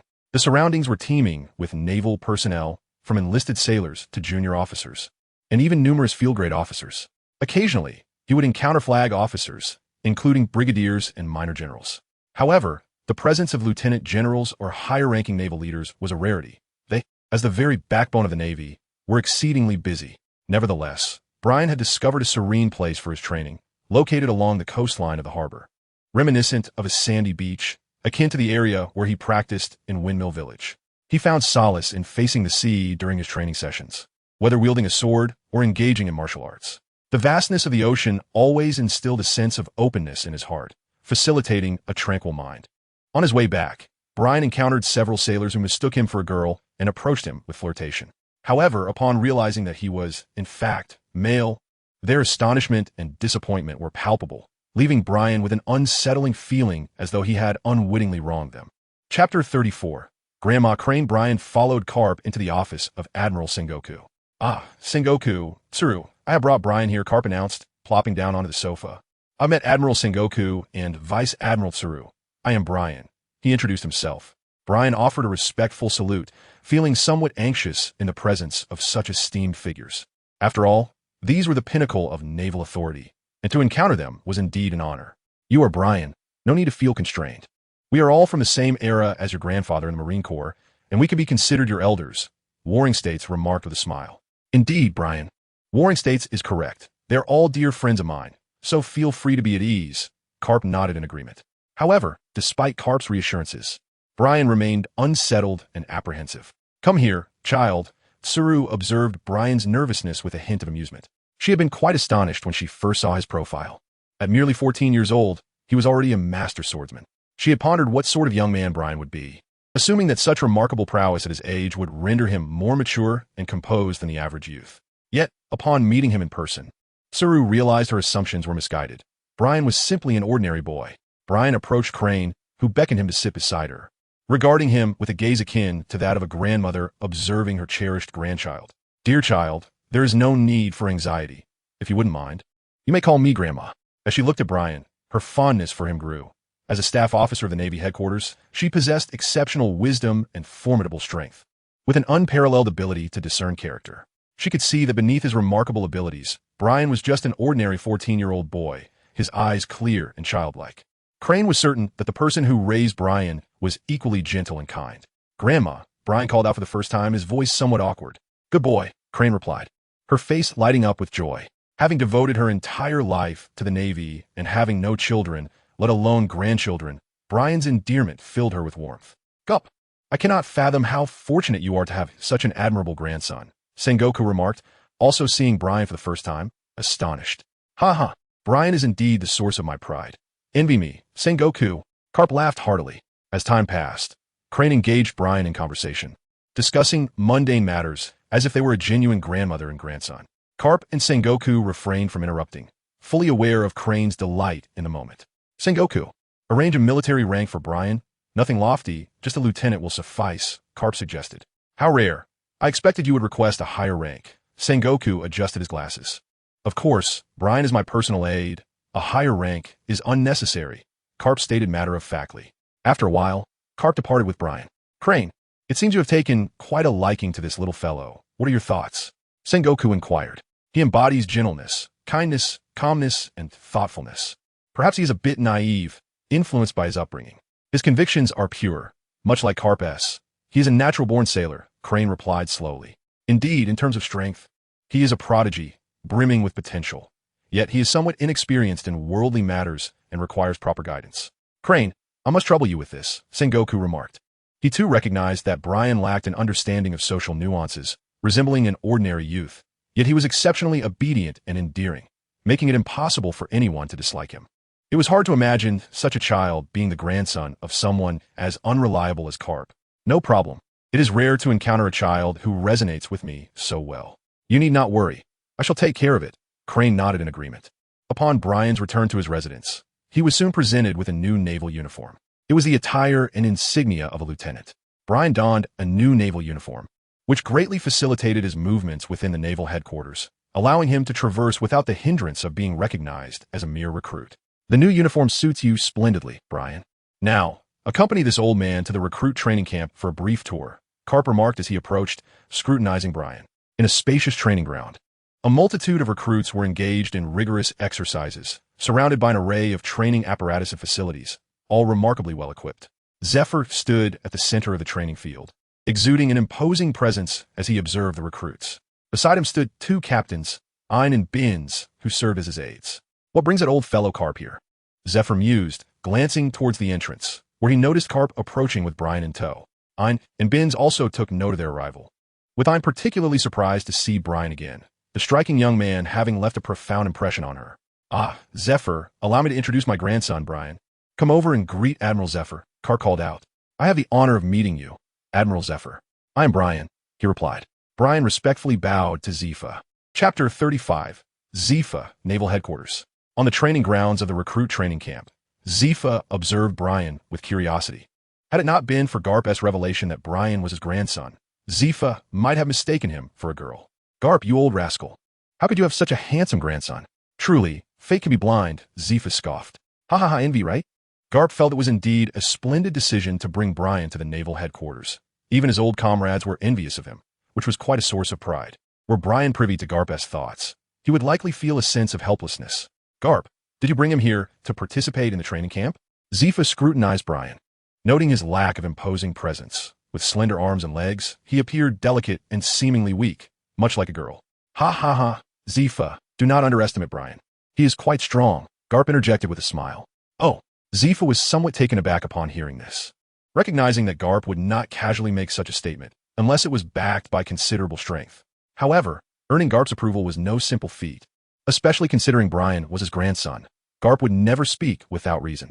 Ein, why don't you give this lad a try? Garp, you have no objections, I presume? Zephyr addressed Ein, then turned his gaze back to Garp. Of course not, Brian, just don't take it too seriously, Garp said, patting Brian on the shoulder. Brian and Ein stood face to face, resembling two exquisite female warriors poised for a duel in the eyes of the onlookers. How lovely. That must be a girl. Someone remarked. Fool, he's a boy. Haven't you heard? He is the grandson of Admiral Garp. But he looks so adorable. What a pity.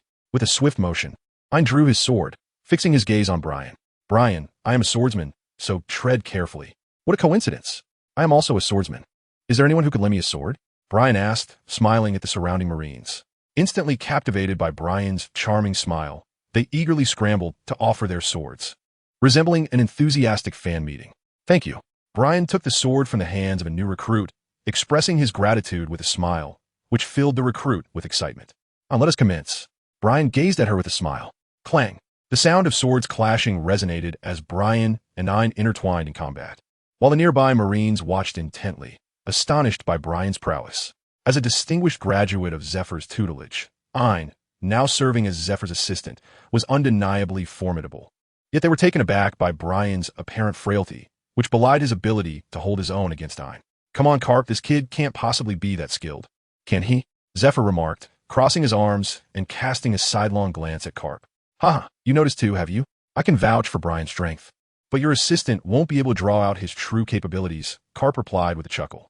Well, if I were to step in, I could certainly elicit his full potential, Zephyr asserted, loosening his cloak and slightly crouching, vanishing from his spot.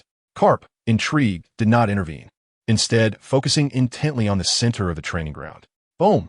Brian sensed the impending attack and vanished from his position, causing the ground to shatter in his wake. Zephyr withdrew his mechanical arm from the earth, gazing intently at Brian. You may step back. Yes, master. Ein sensed Zephyr's intentions subtly. After engaging with Brian, he realized that Brian's strength was far more formidable than it initially appeared. Zephyr must have discerned this, prompting him to take matters into his own hands. Brian, is it? Allow me to witness your true power.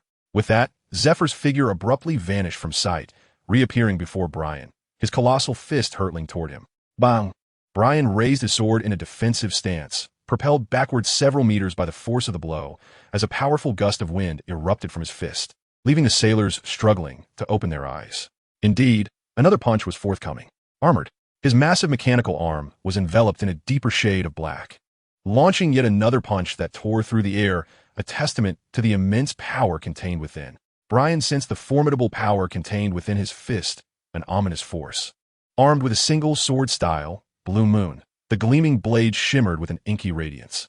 With a firm step upon the ground, Brian advanced towards the colossal fist, the moment of contact fleeting, accompanied by a crescent-shaped arc of sword light. Zephyr and Brian stood back to back, utterly still, as the surrounding Marines watched the two with bated breath. Crack! The sword in Brian's hand suddenly shattered, splintering into fragments that scattered across the ground. Zephyr, the chief instructor, emerged victorious. Yet, almost immediately, a faint sound resonated, drawing everyone's gaze. They beheld the emergence of fine cracks upon Zephyr's mechanical arm. Could it be? That arm was crafted from sea prism stone, renowned for its extraordinary resilience, and yet it had fractured. Bins gaped in disbelief at Zephyr. Acutely aware of the hardness of sea prism stone, which surpassed steel by many times, even the most ordinary swords would struggle to leave a mark upon it. To think that Brian, wielding merely a standard-issue naval sword, could cleave through such formidable material was nothing short of astonishing. Chapter 36. Learning Zephyr cast a glance at his mechanical arm, a smile gracing his face. What an impressive young man. Not only was he a master swordsman, but he also possessed mastery over hockey, truly a remarkable prodigy. Ha, Zephyr, what do you think? Garp approached with a grin. Garp, you have a fine grandson, Zephyr remarked, eliciting a delight in Garp akin to savoring honey. At this moment, Brian found himself surrounded by sailors, who, having witnessed the recent battle, at last comprehended the extent of his prowess. Brian, is this truly the extent of your strength? How formidable! Ayn gazed at Brian, her eyes shimmering with admiration. After witnessing the battle, she was convinced that Brian was indeed a powerful swordsman. A swordsman was now Ayn's aspiration. Once she grasped the breadth of all things and comprehended the art of cutting through iron, she too could become a true swordsman. You too shall grow stronger. Brian smiled as he approached a Marine, gazing at him apologetically. I regret to inform you that your sword has been damaged by my hand. It is of no consequence. The Marine replied, waving his hand dismissively. It is merely a standard longsword and will be reissued. You need not concern yourself. Nevertheless, I appreciate your sword. With a smile, Brian addressed him. Upon witnessing Brian's grin, the sailors were instantly enamored, their eyes sparkling with affection. The exaggerated scene left Brian feeling somewhat peculiar, prompting him to take a step back. Suddenly, with an unintentional bump, he collided with a sailor behind him, causing his blue headscarf to fall away and reveal his ears. An immediate hush fell over the sailors as they rubbed their eyes, fixated on Brian's ears, before erupting into a chorus of exuberant cheers. How adorable! Could he be of the fur tribe? Ayn and Bin stared at Brian in astonishment, whispering to themselves, how charming, as they too had not anticipated that Brian's headscarf was meant to conceal his ears. My apologies, I was unaware. Brian offered an apology and bent down to retrieve his scarf, only to find that Ayn had already picked it up for him. Here, your scarf, Ayn said, handing it back to Brian. Grateful, Brian thanked him and donned the scarf once more, concealing his ears. Brian, are you of the Fur Clan? Ayn inquired with curiosity. Indeed, but I was raised by the Eastern Sea, in the homeland of Grandpa Cap. Brian elucidated a statement. Upon hearing his words, Ayn and Bins finally comprehended why Brian of the Fur Tribe was the grandson of Admiral Garp. It turned out that there was no blood relation between them. They had mistakenly believed that Brian was Garp's biological grandson. Brian, depart, Garp called out. Grandpa Garp is calling me. Until next time, everyone. Brian waved goodbye to Ayn and the others as he departed the recruits' training camp alongside Garp. Watching their figures fade into the distance, Zephyr momentarily fell into a trance, only to turn back and discover the recruits gazing longingly after them, which ignited his fury. What are you still doing here? Get back to training at once. The recruits trembled in fear and quickly returned to their drills, well aware that provoking Zephyr was no trivial matter. Sir, we wish to participate in the training as well. Ayn and Bin stepped forward, gazing resolutely at Zephyr. Having witnessed Brian's remarkable prowess firsthand, they found it difficult to compose themselves, especially considering that Brian was several years their junior, yet surpassed them significantly in strength. Then what are you standing around for? Zephyr glared sternly at them. Exchanging glances, Ayn and Bins promptly immersed themselves in training, eliciting a look of satisfaction from Zephyr. Upon exiting the recruits' training camp, Brian and Garp returned to their quarters, only to find two female Marines waiting outside, seemingly anticipating someone. Vice Admiral Garp, the two women saluted upon seeing him and Brian. You are under the command of Lieutenant Crane, correct? What brings you here to seek my presence? Garp inquired with a smile. Vice Admiral Crane has sent us to escort Lieutenant Brian. One of the female Marines responded. I see. If it's Crane's request, there should be no issue. Brian, you may go, Garp said to Brian. Brian nodded, casting a glance at the two female Marines. Greetings, I am Brian. Wow, little Brian, you are exceptionally handsome, akin to a young lady. Come along with us.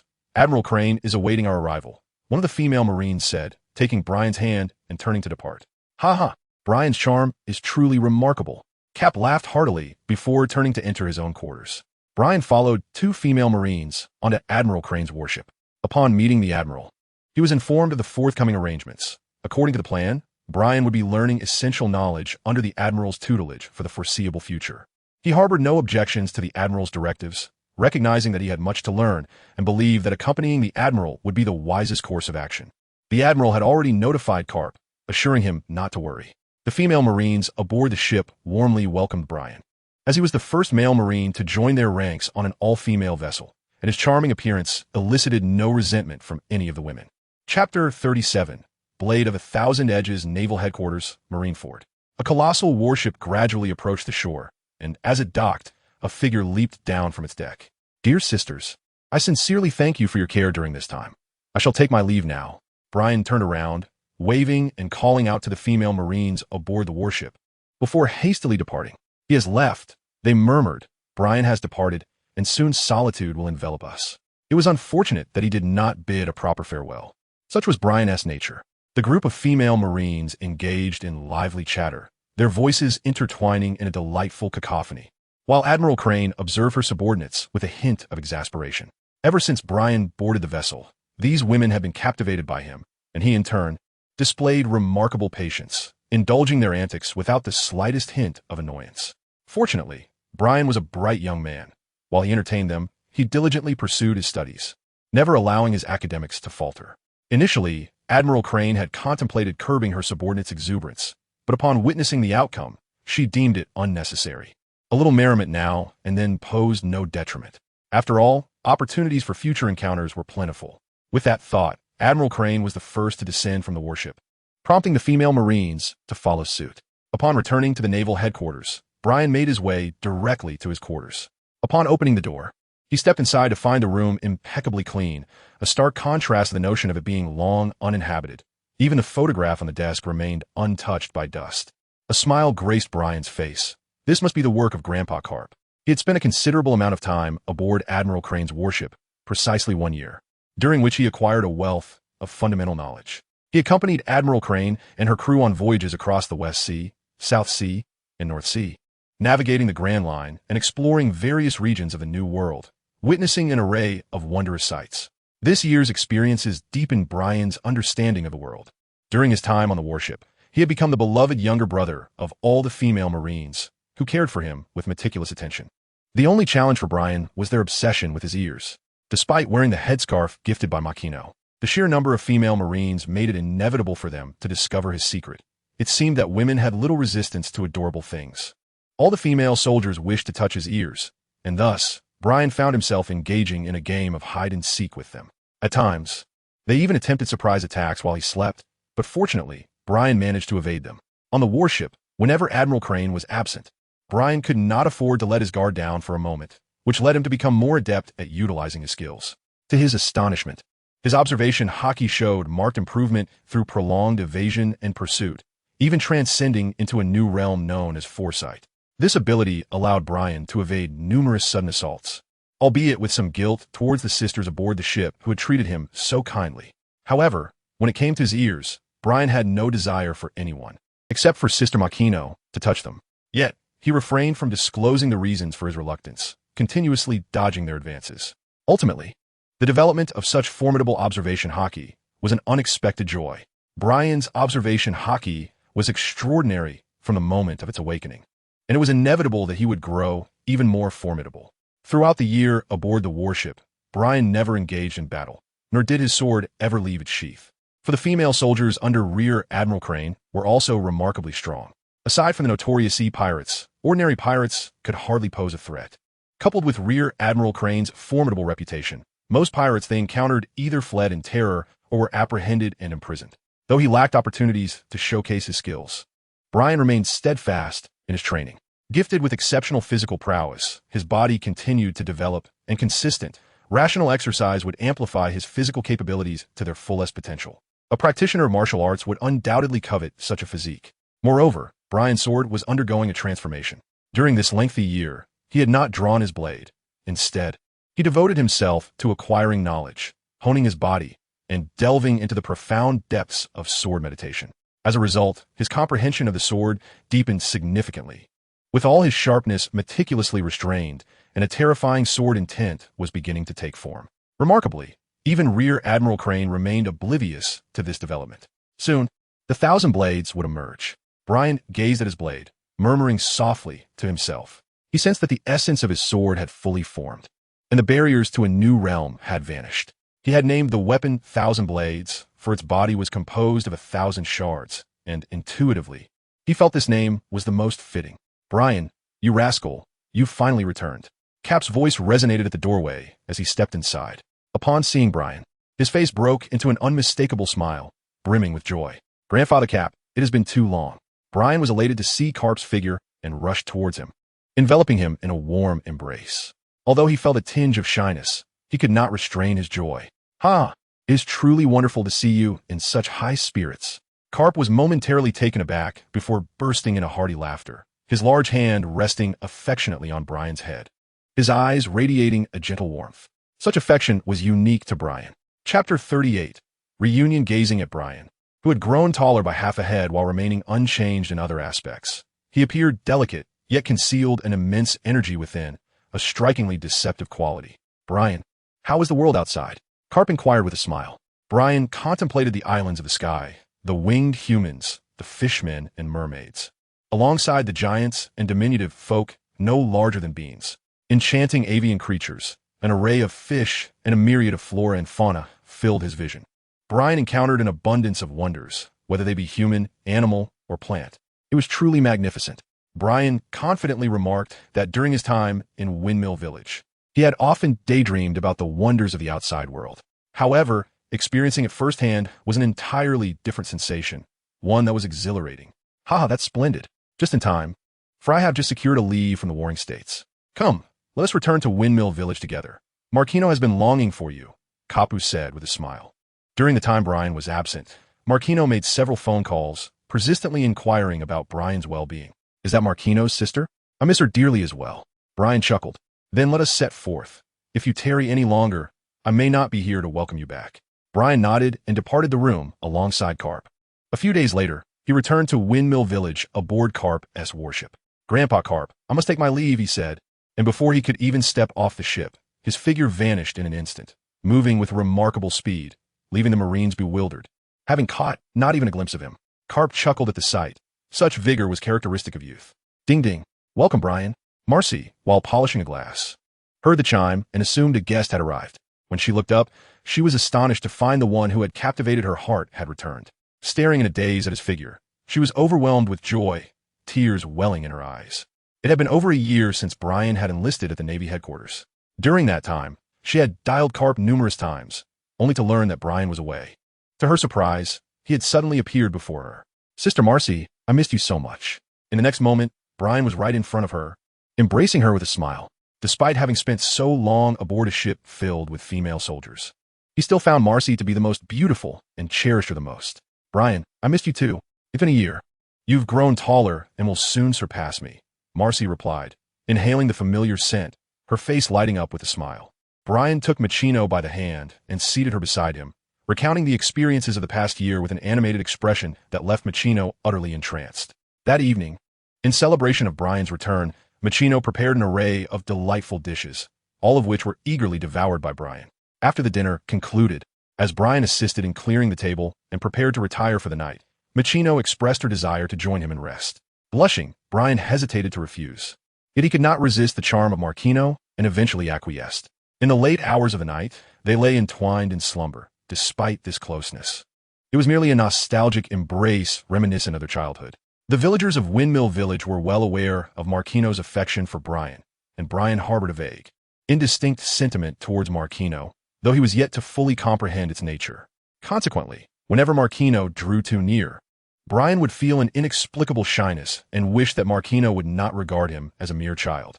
As dawn broke, Brian awoke from his slumber, feeling as though his rest had not been as rejuvenating as he had hoped. As he opened his eyes, a lovely visage greeted him, a serene sleeping face belonging to his sister, Marquino. Brian's cheeks flushed as he recalled the previous night when Marquino insisted on sharing a bed with him. He found himself unable to decline her request and thus acquiesced. In truth, he had slept quite soundly. Gazing at Marquino's serene sleeping face, he noticed her long eyelashes reminiscent of delicate fans, and her elegantly arched nose. Her fair complexion radiated even in slumber, adorned with a gentle smile that rendered her truly beautiful. As he continued to observe her, he realized that Marquino remained blissfully unaware of his presence. Emboldened by mischief, he playfully brushed the tips of her hair across her face, chuckling like a child. "Oh, Brian, how audacious of you to engage in such antics while your sister sleeps. Let us see how she chooses to reprimand you." Suddenly, Marquino stirred awake, seizing Brian's hand and regarding him with a playful smile. "Sister Marquino, I didn't mean to. It was simply that your sleeping face is too enchanting." Brian's hands were firmly grasped, and he blushed as he gazed at Magino, not expecting her to awaken at that moment, catching him in the act. Observing Brian's rosy cheeks, Magino found him even more endearing. Despite his growth and maturity, the charm that captivated her remained unchanged. Particularly, his childlike reaction upon being caught in wrongdoing was irresistibly adorable. "Thank you, Brian. I must reward you as well," she said, leaning in to bestow a gentle kiss at the corner of his mouth. A kiss filled with her longing for him. Chapter 39. The contest. The kiss caught him off guard. As their eyes met, Brian opened his mouth to speak. Yet no words came forth, his face growing increasingly crimson, his ears twitching in embarrassment. After a moment, Magino released him, gazing at his face, resembling a ripe apple. Flushed with shyness as he dared not meet her eyes, his lips parted as if to speak, but he hesitated. Magino looked at him with a smile that radiated warmth. His already feminine features became even more alluring. Should a man witness his current demeanor, he would surely be captivated. Having spent over a year at the naval headquarters, Brian's physique had not become more robust. He remained as delicate and soft as before, almost like that of a girl. However, Magino adored this version of Brian, beautiful and charming. His embrace was as comforting as a plush pillow, devoid of any hardness, resembling a high-quality cushion. "What do you wish to say, Brian?" Magino inquired with a radiant smile. Tilting her head to observe him, Brian opened his mouth, still blushing, yet remained silent. He sensed a peculiar atmosphere between them, akin to that of a couple, as if pink bubbles were floating around. "Brian, you are quite shy. Is this how you are with other girls as well?" Magino teased. "Not all. I only feel this way towards you, Magino," he replied. Brian instinctively spoke half a sentence, only to quickly realize and close his mouth. He was uncertain about the reason for his sudden halt, and simply felt a twinge of embarrassment. He knew that his sister was not harboring unrequited feelings, which was a relief. Upon hearing Brian's incomplete confession, the weight in Margino's heart finally lifted. When alone, she often worried that her affections might go unanswered. Considering Brian's youth and the innocence of his emotions, she feared that he might eventually drift away after encountering the broader world. However, upon their reunion, Margino discovered that this was not the case. Though still tender in his feelings, Brian was gradually reciprocating her affections, bringing her unparalleled joy. Unrequited love? When did you hear such an explicit remark, Sister Margino? Brian's ears perked up, his face flushed, steam seemingly rising from his head. It was only during his studies aboard the warship that he became aware of his own vague affection for Margino, as previously he had regarded her merely as a sister. "I want to tell you," Margino replied with a mischievous smile. In truth, she had fully recognized her feelings for him during his absence, prompting her to engage in somewhat audacious actions. "All right, Brian, you still get shy so easily. I shall prepare breakfast for you." Observing Brian's blushing countenance filled Margino with satisfaction. Her beloved Brian had not changed at all, and she eagerly anticipated their future together. After dressing, Margino gently tapped Brian on the cheek and exited the room with a smile. "Is it possible that I too have feelings for Sister Margino? My heart races, and it feels so warm." Brian placed his palm upon his chest, feeling the rhythm of his heartbeat. Even aboard the warship, in the presence of those female soldiers, he had never experienced such a sensation. Perhaps it was only when he faced those female Marines that Brian truly regarded them as his elder sisters. In the morning, he said, "Sister Machino, I'm going to check on Luffy." Brian had donned ordinary attire, leaving behind his 1,000 blades, and with a smile, he exchanged a few words with Marcy before turning towards the rear mountain. Marcy nodded with a smile. The mere sight of Brian brought her immense joy. Gorbo's mountain. A rubber machine gun. With a loud shout, a boy wearing a straw hat unleashed a flurry of punches, creating a barrage of striking shadows that crashed against the rocks a dozen meters away. Boom! The rocks shattered, scattering into countless small fragments. Amidst the treetops nearby, Brian's figure emerged, observing Luffy below with a smile. After a year apart, he had grown taller. "Luffy!" Brian shouted as he leapt from the tree, landing before Luffy. "Luffy, it's been ages. I missed you terribly." Without a moment's hesitation, Luffy embraced him, oblivious to the dirt that clung to him from his recent training. Brian, however, showed no signs of disdain and patted Luffy on the back. After all, Luffy was the younger brother among the three of them. Your scent remains as delightful as ever, Luffy remarked with a cheerful grin, gazing at Brian. In response, Brian merely chuckled. Such compliments were unique to Luffy. Were a stranger to utter the same, Brian would likely retaliate with a blade. How is your training progressing, Luffy? Brian inquired. Well, I have already mastered those mobile techniques and aerial maneuvers. They are incredibly fun, Luffy exclaimed, his eyes sparkling with excitement. Haha, that truly embodies your style, Luffy. Brian chuckled. For most individuals, mastering even one or two techniques of the six forms is a pursuit of strength. Yet, only Luffy finds it genuinely enjoyable. Well then, Luffy, shall we engage in a friendly competition? Brian suggested. All right, let us commence. With that, Luffy vanished in a swift motion, leaving behind a faint trace as he appeared ahead. Brian chuckled softly, his figure also disappearing from sight as he pursued Luffy. Chapter 40. The Rending of the Seas, Mount Galbo. Two figures darted through the forest at an astonishing speed, their silhouettes barely discernible. Observing Luffy's form ahead, Brian was taken aback. He had not anticipated that the ever-impulsive Luffy had already mastered one of the six styles, the shave, and seemed to have even grasped the moonwalk as well. Brian couldn't help but feel that Luffy was indeed a person full of surprises. The ability to master techniques like shave and moonwalk so swiftly was likely due to his sense of fun, but perhaps it was also a means to attain greater freedom, allowing him to revel in the sensations of running and soaring. Brian, I've won, Luffy exclaimed, arriving first beneath the enormous tree, turning back to flash a grin at Brian. Now let's challenge each other with moonwalk. With that, Brian propelled himself upward, leaping into the air and treading upon the very essence of the atmosphere, refusing to descend. Observing this, Luffy too sprang into the air, creating circles of air beneath his feet as he dashed off into the distance. Even while airborne, their speed remained unyielding. The two of them racing through the skies towards the windmill village at the foot of the mountain. Ah, I'm exhausted. Let us take a break. Just after emerging from Galbo Mountain, Luffy found his stamina waning, beads of sweat dotting his forehead. He had nearly faltered on the mountainside, but had managed to persevere. Brian also descended to the ground, gazing at Luffy in astonishment at his tenacity.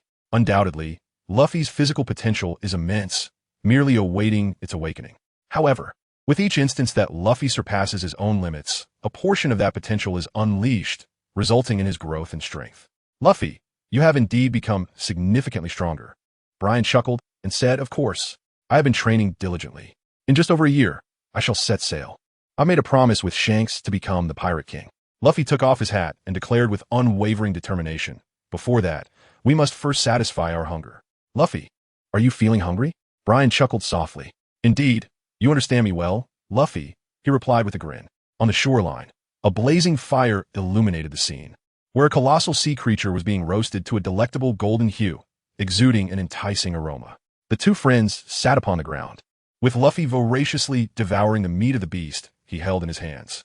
Brian, how strong have you become now?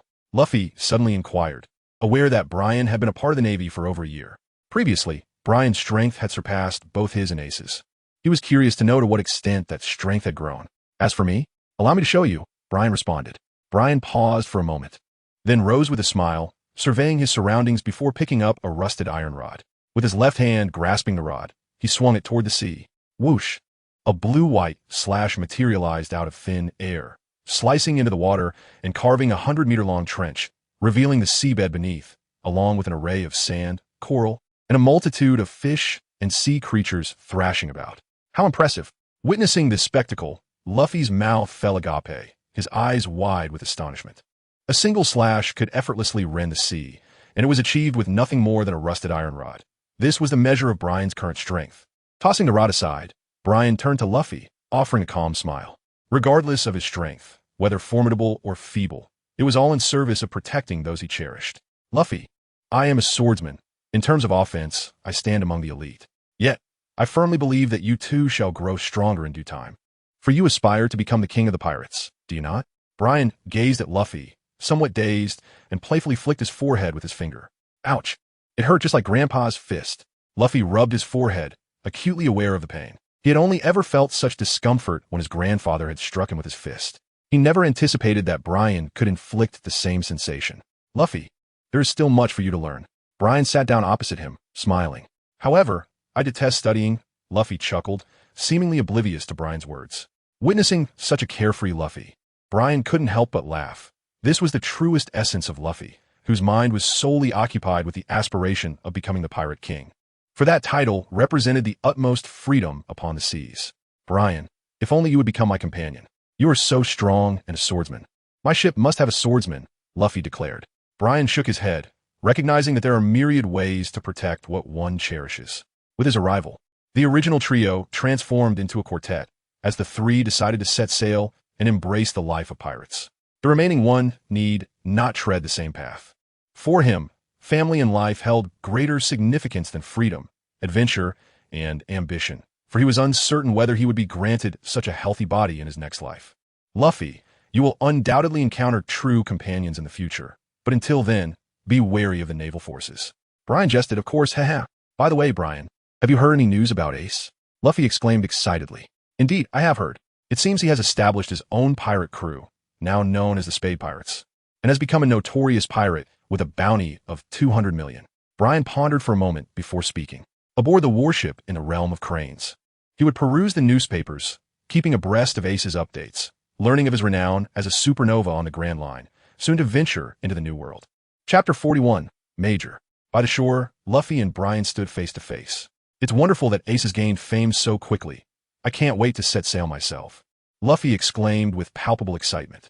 There's just over a year to go. It will be here before we know it. When the time comes, I shall see you off on your journey.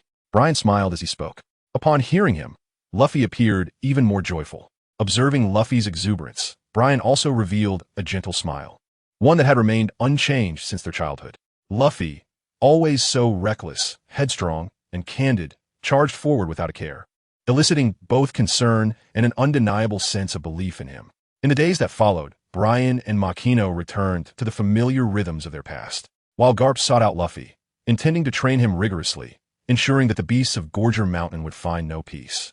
At the port of Windmill Village, a warship set sail, gradually distancing itself from the village. It seems Makino hasn't arrived yet, Brian, Garp remarked, gazing at him. Brian shook his head. He had already bid farewell to Machino at the tavern, and after confirming his feelings, Machino had grown bolder. Upon closer inspection, one could discern that his lips had taken on a slight redness. Machino had remarked that this was a way of expressing affection, which made Brian feel exceedingly shy and left him in a state of emotional turmoil. At the Navy headquarters in Marineford, Sengoku inquired, "What brings you to me, Garp?" "Along with Brian?" "Ah, the young lad Akiji is here as well," Garp exclaimed as he brought Brian into the office of Admiral Sengoku, only to be greeted by a laid-back fellow with curly hair. "Greetings, Mr. Garp," the Admiral Akiji acknowledged. "Admiral Sengoku, Akiji," Sengoku introduced. Brian bowed respectfully to them. "You must be Mr. Garp's grandson. You appear to be quite the handsome young man." Kazan regarded Brian with a hint of surprise.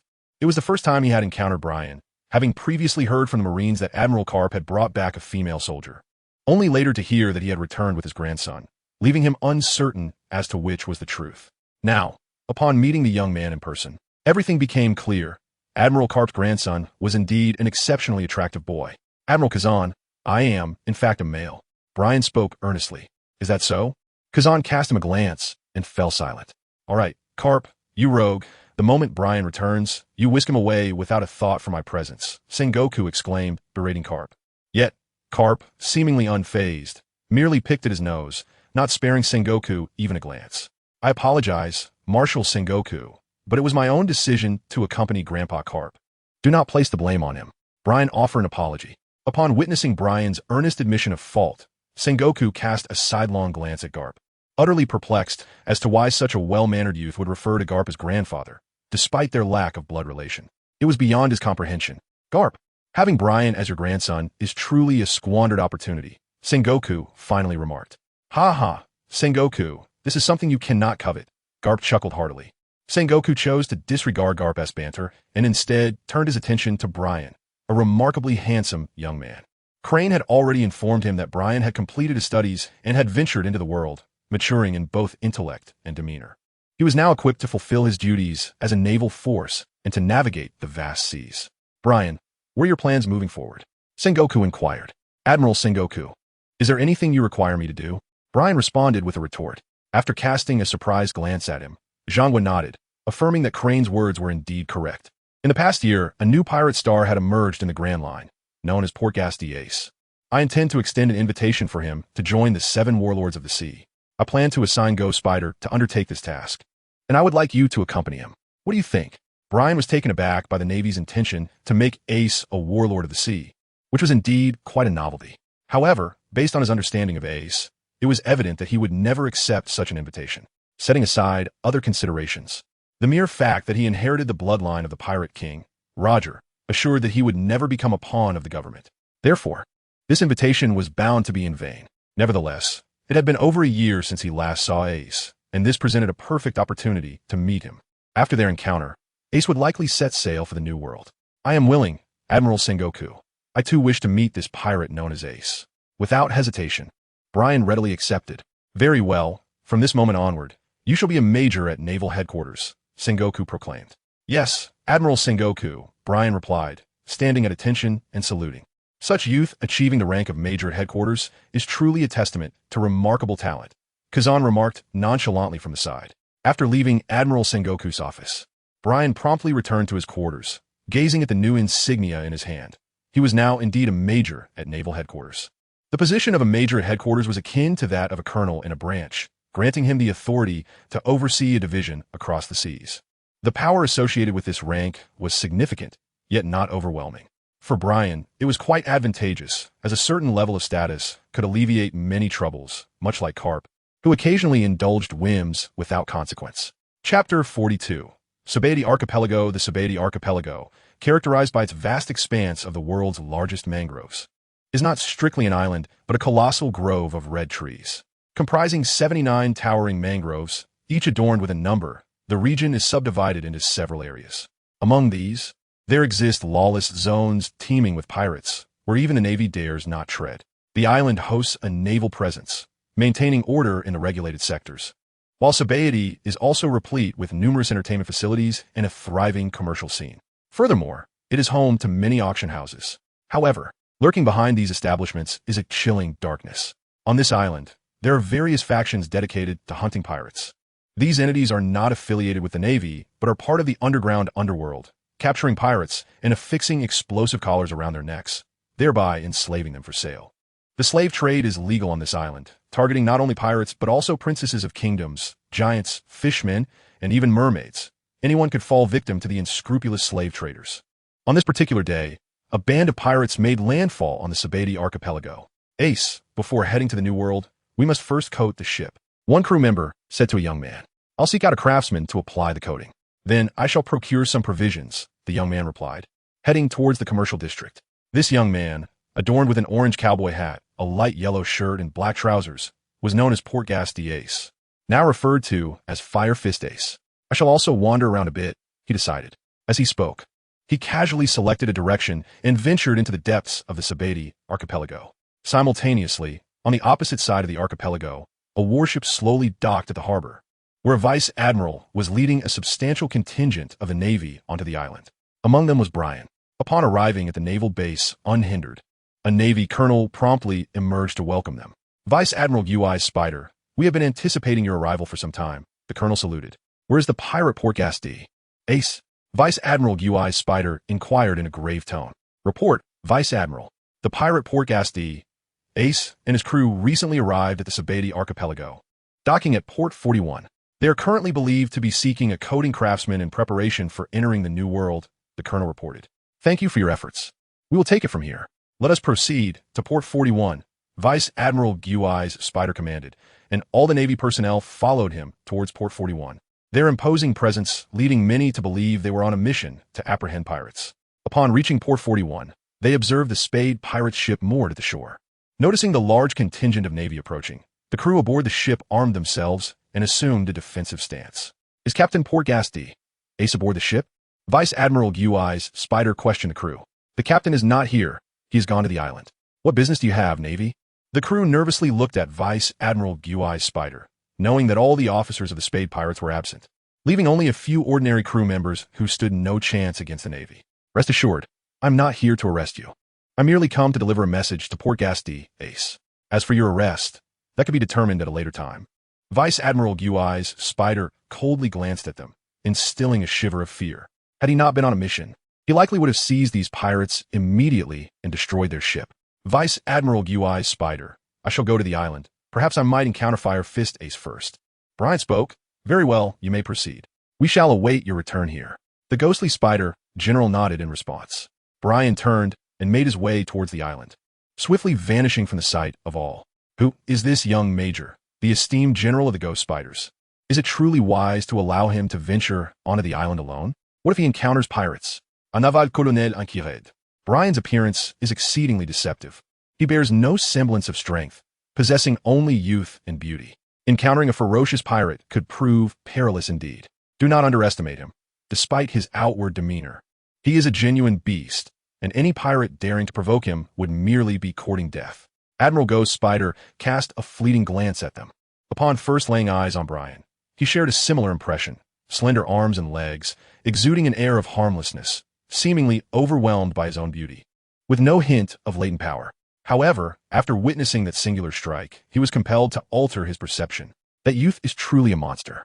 Upon hearing Ghost Spider's words, the colonel fell silent, his mind reeling. To elicit the term monster from an admiral, one could only speculate on the young major's formidable prowess. All the naval officers dispersed, encircling the pirate ship, standing guard while awaiting the return of the Spade Pirates captain, Port-Gas Ace.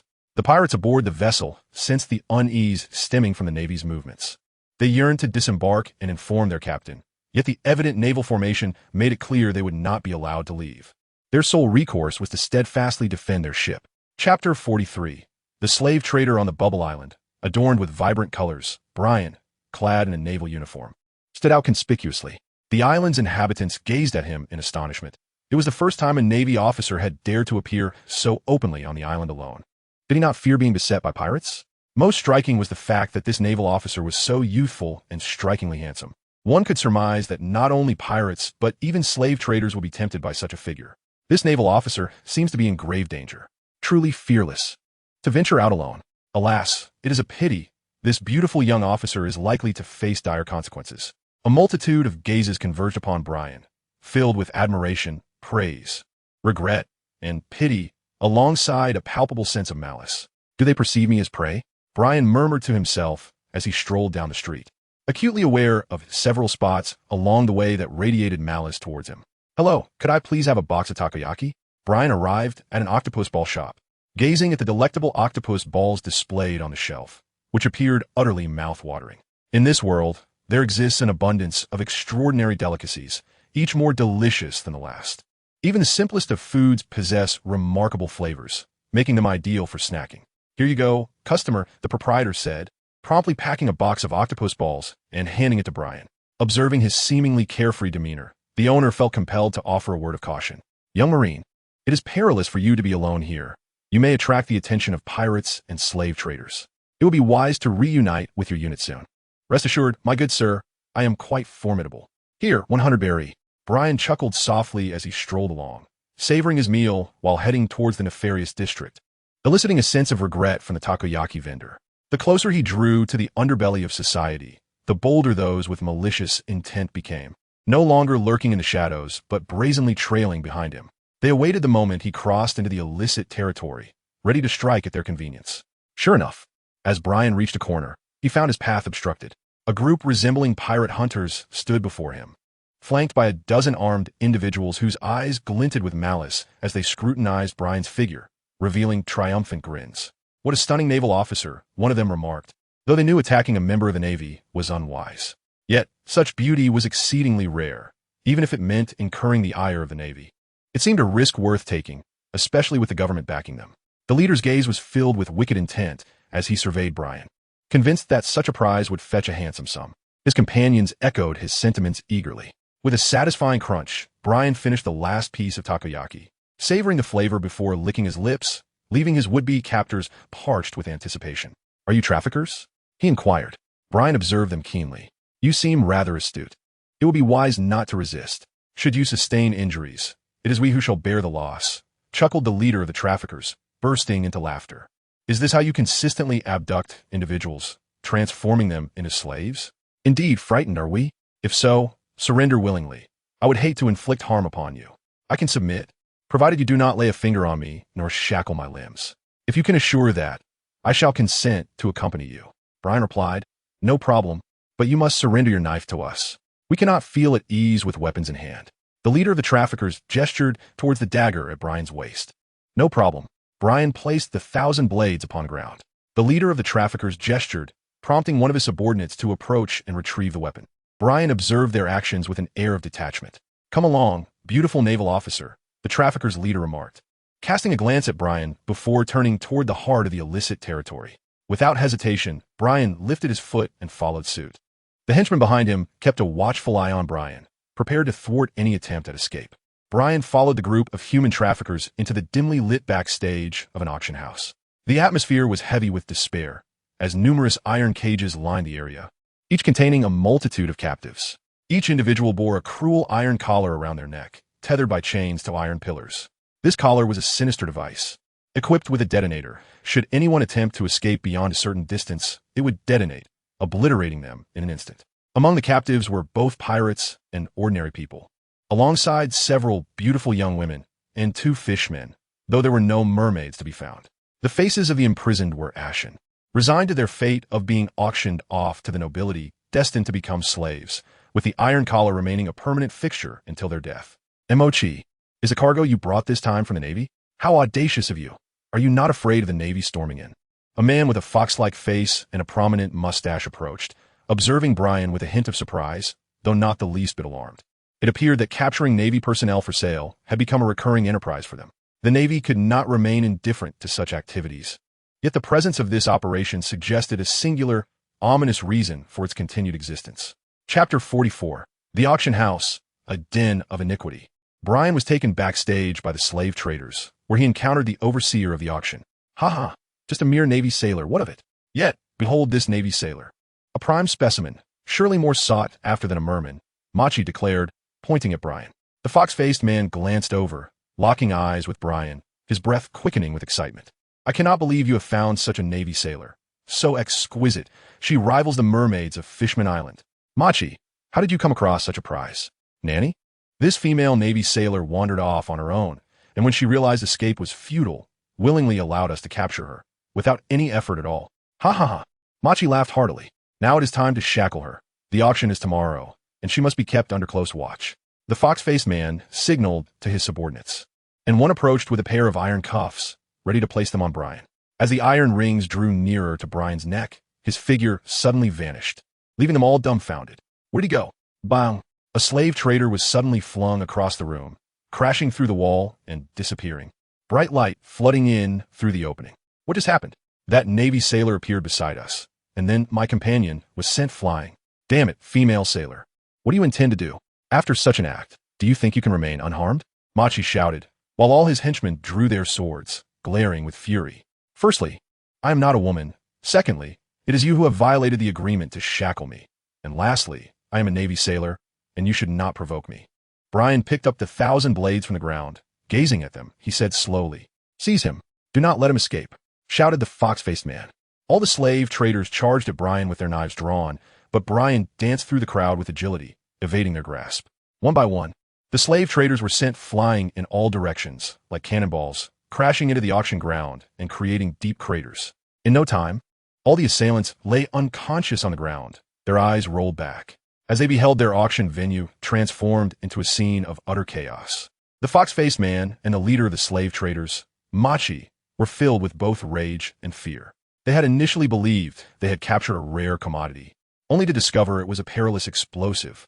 Brian approached them, causing both individuals to tremble in fear. Do not come any closer. Do you have any idea whose territory this is? The fox-faced man shouted angrily, attempting to intimidate Brian. Oh, and whose is it? Brian observed them with a look of keen curiosity, pondering the audacity of capturing the Navy to engage in the nefarious trade of slavery. The influence of the individual behind the scheme must be considerable. Listen closely. This auction house is a domain belonging to one of the 7 warlords of the sea, the illustrious Don Quixote da Flamingo, known as the Heavenly Yiksha. Should you dare to act in such a manner, that esteemed individual will not let you go unpunished. The fox-faced man admonished sharply. Heavenly Yiksha? I could just as easily be the Mother Yiksha, he retorted with a chuckle, finding the notion amusing. Brian let out a laugh. It is not the fearsome title that makes one formidable. He recalled that Don Quixote da Flamingo, despite his significant status, possessed a rather twisted personality, having been deeply scarred in his youth, which led him to become increasingly warped as he matured. How dare you mock that esteemed individual? The fox-faced man was taken aback by Brian's words. This Navy officer displayed an audacity that was remarkable, showing no fear of the seven warlords' reputation while daring to ridicule them. Indeed, his title was rather amusing. Well then, you have committed numerous misdeeds. It is time to face the consequences. Brian added a remark, then abruptly shifted his gaze, coldly assessing the two individuals before him. With his left hand, he unsheathed the 1,000 blades. One sword style, moon breath. A brilliant blue blade illuminated the air, resembling a slender crescent moon traversing the sky, only to gradually fade away. In an instant, both the fox-faced man and the slaver named Machi collapsed, silenced forever. For such vile scoundrels, even a person as gentle and kind-hearted as Brian could not condone their continued existence in this world, wreaking havoc upon more lives and families. Retrieving a key from the fox-faced man's possession, Brian approached the cage that imprisoned the girls. With a swift turn of the key, he unlocked the cage. And as he gazed upon the terrified faces of the young women, a tender smile graced his lips. It's all right, I am the Navy. The girls, upon witnessing Brian's reassuring smile, felt their fears dissipate significantly. Subsequently, he entrusted the key to them, urging them to assist in liberating everyone within the cage, including the pirates. However, upon their release, some of the pirates, reckless and desperate, dared to attack Brian. He showed no mercy, swiftly sending them to their final resting place. The other pirates, paralyzed by fear, were astonished by Brian's formidable strength, which contrasted sharply with his delicate appearance, reminiscent of an ordinary girl. Once they freed themselves from the iron collars around their necks, they fled in haste, not daring to linger even for a moment. As he watched the girls depart, Brian cast one last glance at the auction house. One sword style, Starfall. A sharp blue-white blade gleamed, growing ever brighter like the stars, before plummeting down, akin to a meteor streaking across the heavens. Chapter 45, Hyena Clutch. Boom! Without a backward glance, Brian exited the auction house, and in an instant, the venue shattered into fragments, collapsing into a desolate ruin. What transpired? The auction house has indeed fallen.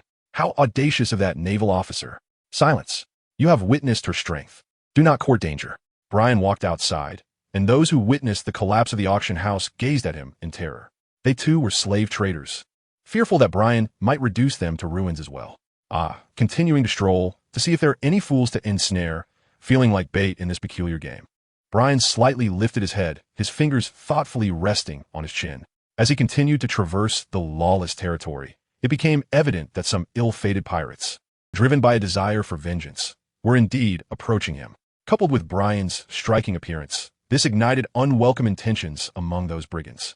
In a lawless zone, the sudden echoes of explosions reverberated through the air as pirates and slave traders alike were sent hurtling through the air like ragged cloth, crashing through buildings.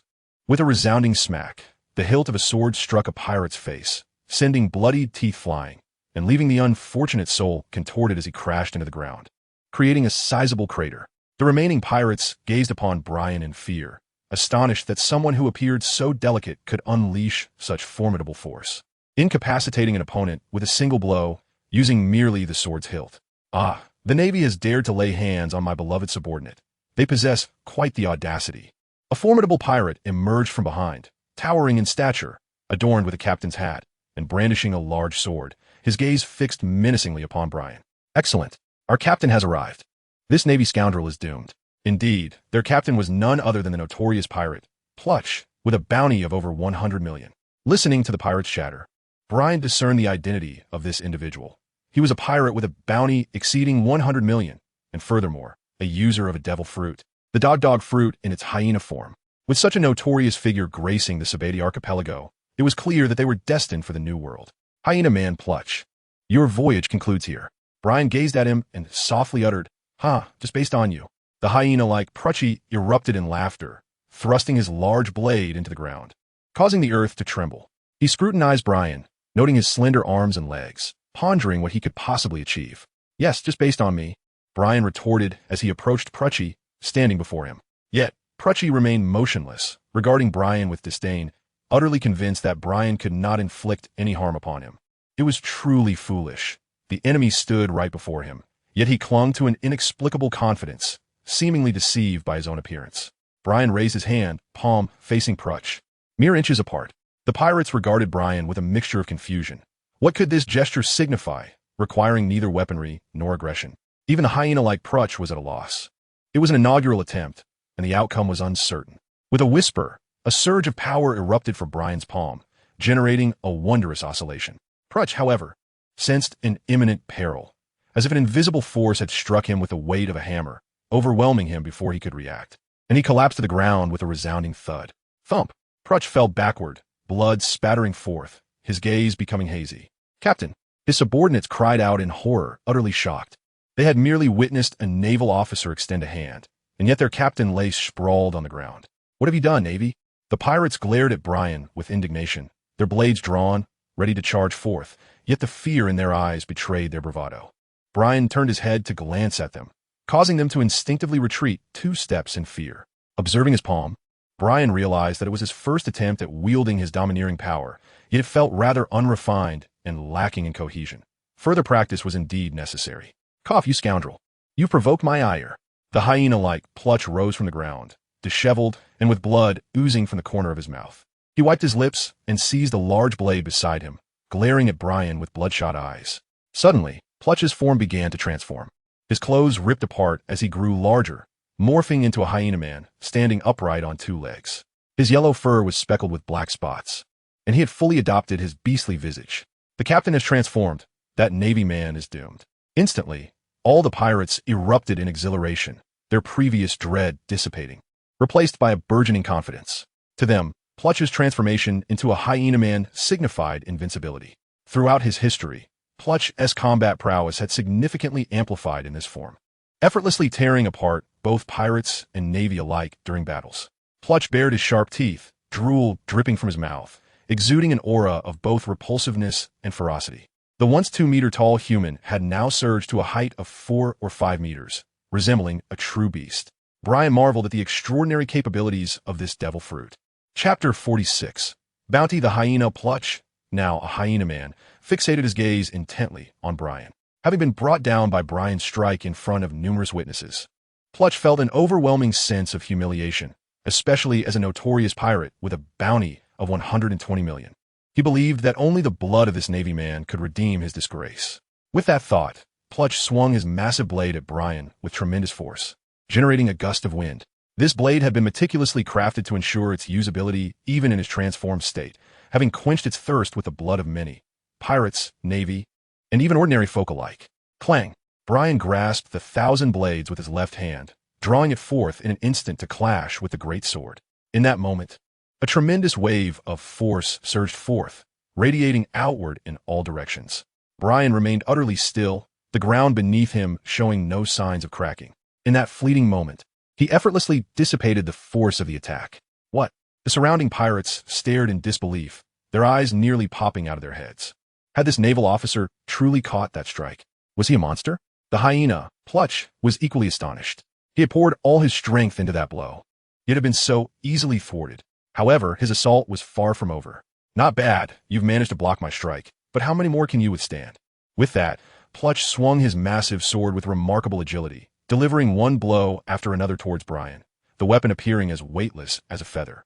Clang, clang, clang. The sounds of clashing blades rang out incessantly, each of Prutch's strikes cutting through the air with formidable force, wreaking havoc on the surrounding ground and structures.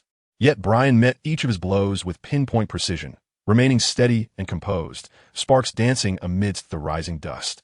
Gradually, a sense of unease began to swell within Prutch. No matter how fiercely he attacked, his strikes were effortlessly countered, leaving him at a loss.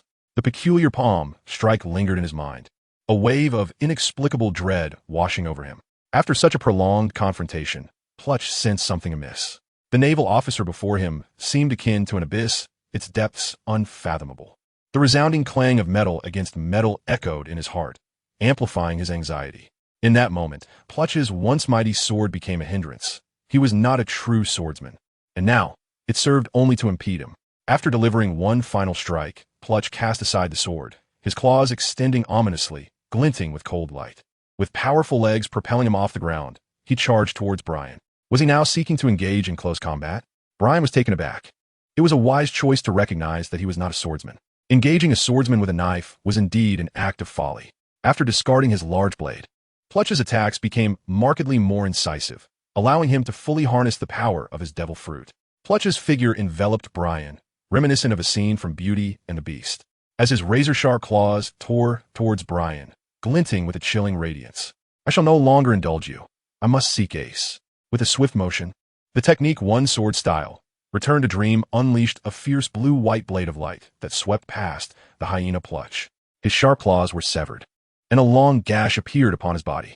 Pluch's eyes became vacant as he plummeted from the air, crashing heavily to the ground. The hyena Pluch was defeated. Captain, damn it, this navy is formidable. Flee. All the pirates were engulfed in terror. With their captain vanquished, their journey had come to an abrupt end. The remaining pirates scattered in a frenzy, desperately seeking to escape, fearing Brian's wrath. Am I truly that terrifying? Brian scratched his cheek, feeling a sense of bashfulness at being complimented for his prowess for the first time. Previously, he had only received remarks regarding his looks and beauty. Observing that the hyena, Pluch, had returned to his human form, Brian procured a length of rope and bound him, for he was still very much alive. Brian intended to take him back and see if he could claim a portion of the bounty. He did not aspire to receive the entire reward. A fraction would suffice, for he wished to save some money to bring back a fine gift for Magino during his next visit to Windmill Village. Otherwise, the salary provided by the Navy would hardly be enough. Recalling his departure from Windmill Village and Magino's reaction to his actions made his face burn with embarrassment. How could Sister Magino still treat him like a child when he had grown up? Shaking his head, Brian led Prucci away from the lawless area. Along the way, countless onlookers gazed at Brian with astonishment and disbelief. A Navy officer boldly escorting an apprehended pirate was indeed a spectacle. Moreover, this was no ordinary pirate, but the notorious Prucci, a fearsome figure with a bounty exceeding 100 million and a devil fruit user renowned for his brutality. Suddenly, a flash of light illuminated the shadows, the unmistakable gleam of a camera capturing the moment, as a hat-wearing journalist emerged. There was no mistaking it. The pirate Prucci, with a bounty of 120 million, was indeed in the frame. Who was this Navy officer capable of defeating Prucci? Such a young major. It was surprising to find such a formidable officer within the ranks of the Navy. Undoubtedly a remarkable story. Chapter 47. Ace dragging the ferocious Prucci to the Navy base. Many officers were taken aback at the sight of the captured pirate. It was utterly astonishing that a pirate with a bounty exceeding 100 million had fallen into the hands of Brian, given his seemingly frail appearance that belied his formidable achievement. Excuse me, Major, one officer inquired. Now that the pirate has been captured, is there a bounty to be claimed? Brian approached the Navy colonel stationed at the base, gazing at him with a hint of anticipation in his eyes, a look that left the colonel somewhat taken aback. Clearing his throat, the colonel remarked that capturing pirates was a duty of the Navy. However, although there was no bounty, there were indeed rewards to be earned. Pray tell, how substantial are these rewards? Brian, initially feeling somewhat disheartened, was pleasantly surprised to discover that there was a bonus to be claimed, instantly uplifting his spirits. It is merely 10% of the pirate's bounty, replied the colonel. Brian pondered for a moment. The bounty on the hyena, Pruch, amounted to a staggering 120 million. A mere 10% of that would yield a handsome sum of 12 million. Could I truly claim this 12 million in reward? Indeed, however, it must first undergo the approval of higher authorities before you can receive such a bounty. No problem then. I shall take my leave now. Do not forget my reward, Colonel. Farewell. Brian departed with a sense of joy, observing his retreating figure. The colonel found himself in a state of bemusement. Did he truly require money? It hardly seemed so. There must be another reason at play. More astonishing was the fact that Brian had managed to capture the hyena, Prucci. Not only was his appearance striking, but his prowess was equally formidable, which left the colonel utterly astounded. As Brian made his way toward the commercial district, he suddenly overheard someone mention that a young man had fallen asleep while dining, prompting a crowd to gather in curiosity. As he pondered this, Brian's eyes gleamed with recognition. Could it be Ace? In this world, aside from Garp, Luffy, and Ace himself, few others would dare to do such a thing. Brian followed the group into a restaurant. Upon entering, he noticed a throng gathered around a table where a young man sat, sound asleep, bubbles escaping from his mouth. It was indeed a peculiar sight to witness, someone dozing off while dining. Upon seeing this individual, a long-lost smile graced Brian's face. It was Ace. He approached Ace and playfully flicked his forehead. Ouch! Ace jolted awake, rubbing his forehead and casting a bleary gaze around the room. Upon recognizing the familiar face, He quickly regained his composure. Brian, it's been ages. Ace held a piece of meat in his hand and instinctively leaned in for a hug, but Brian recoiled in distaste, unwilling to get grease all over himself. This isn't the place for conversation. Come with me. After a brief moment, Brian and Ace found themselves in a secluded corner. Ace, it has been over a year. How have you been? Of course. But what about you? You've become a Navy lieutenant. What brings you here? Brian informed Ace about the mission, as it was inherently connected to him. It was evident that Ace would undoubtedly refuse the proposition of becoming one of the 7 warlords of the sea.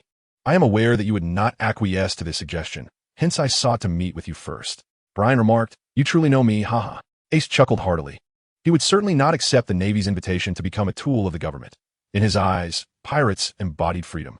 He was destined to venture into the realm of the powerful, and there was no way he would halt his pursuit. What will you do about Vice Admiral Ghost Spider, who is still waiting over there? Ace? Brian inquired with a smile, Of course. We shall wait until the ship is coated and then create a commotion before departing for the New World. Ace replied, without a trace of hesitation. Brian chuckled, realizing that nothing had changed. He truly relished in his carefree nature. In this regard, he was strikingly similar to Luffy, both embodying a delightful sense of whimsy. It is time for me to return. My purpose for coming here was merely to catch a glimpse of you, and seeing you in such high spirits fills me with immense joy. As Brian spoke, he turned and departed. Ace gazed at Brian's retreating figure, smiled lightly, and also turned to leave the spot. After a while, Brian returned to Dock 41. Major Brian, have you seen Fire Fist, Ace? Vice Admiral Ghost Spider inquired, casting a fleeting glance at him. No. Are they applying a coating? Brian shook his head and then glanced at the ship of the Spade Pirates, where a group of individuals was engaged in various tasks, appearing to be anything but pirates. Indeed, Admiral Ghost Spider nodded in agreement. Brian chuckled, surprised that General Ghost Spider had not intervened. Could it be that he believed Ace would undoubtedly accept the Navy's invitation? Stepping aside, Brian settled into a cross-legged position, surveying the Spade Pirate ship before him. The vessel was not particularly large, measuring approximately 30 meters in length, with a single sail. Among pirate ships, it could be considered of medium size, while larger pirate vessels were not at all smaller than substantial warships. Companions, perhaps? The life of a pirate might always be one of lively revelry.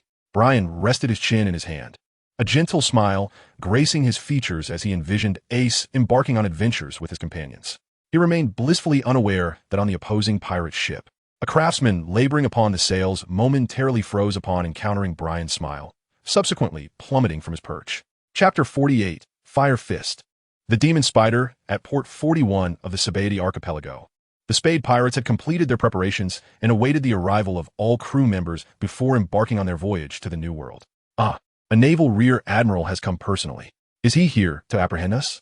A flame soared from the distance, landing upon the deck of the Spade Pirate ship, manifesting as a young man who regarded the naval officers on the shore with a grin.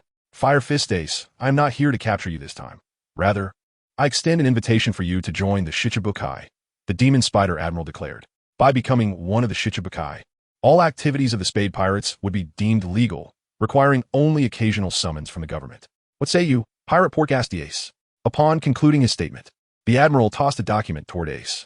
To everyone's astonishment, as soon as Ace grasped the document, orange flames erupted from his hand, incinerating the paper to a fine ash. Fire Fist Ace, are you daring to provoke the Navy? The Demon Spider Admiral inquired, his brow furrowing. I apologize, but I hold no interest in your invitation. I'm a free pirate, now and forever. Seek another, Ace replied, waving his hand dismissively. Fire Fist Ace, consider your choice carefully. Should you decline this invitation, the Spade Pirates will be pursued by both the Navy and the world government. Is that a consequence you can accept? The Demon Spider Admiral stated coldly. And what of it? If you wish to persuade me to join the Shichibukai, do so with strength, Ace retorted, tipping his hat back, flames swirling around his fingers as he provocatively gazed at the Admiral. The Demon Spider narrowed his eyes, a chilling aura emanating from him. Since his proposal had been rejected, he had no choice but to fulfill his duty as a naval officer and apprehend the pirate, Fire Fist Ace. Flames enveloped Ace as he recognized that the Demon Spider would not simply retreat, and a confrontation was unavoidable. Ghost Slash. Fire Fist. Boom. The fierce clash of a slashing strike against a colossal flaming fist erupted, generating powerful gusts that rocked the pirate ship on the sea. Had it not been anchored, it might have drifted away. Meanwhile, atop the red tree at Port 41, Brian sat alone, observing the battle below. He had sought an excuse to distance himself from direct conflict with Ace, choosing instead to perch atop the red tree and witness the unfolding events. The powers of the Mera Mera know me. The flames were indeed a captivating sight. Brian gazed down at the towering flames, blinking in astonishment. The powers of the Logia-type devil fruit inherently rendered its user invincible. Even though Haki could capture the tangible form of such abilities, it merely mitigated certain disadvantages. If the Haki was insufficiently strong, it would be as ineffective as having none at all, instead wasting energy. Only a profound mastery of Haki could thoroughly suppress a Logia user's capabilities.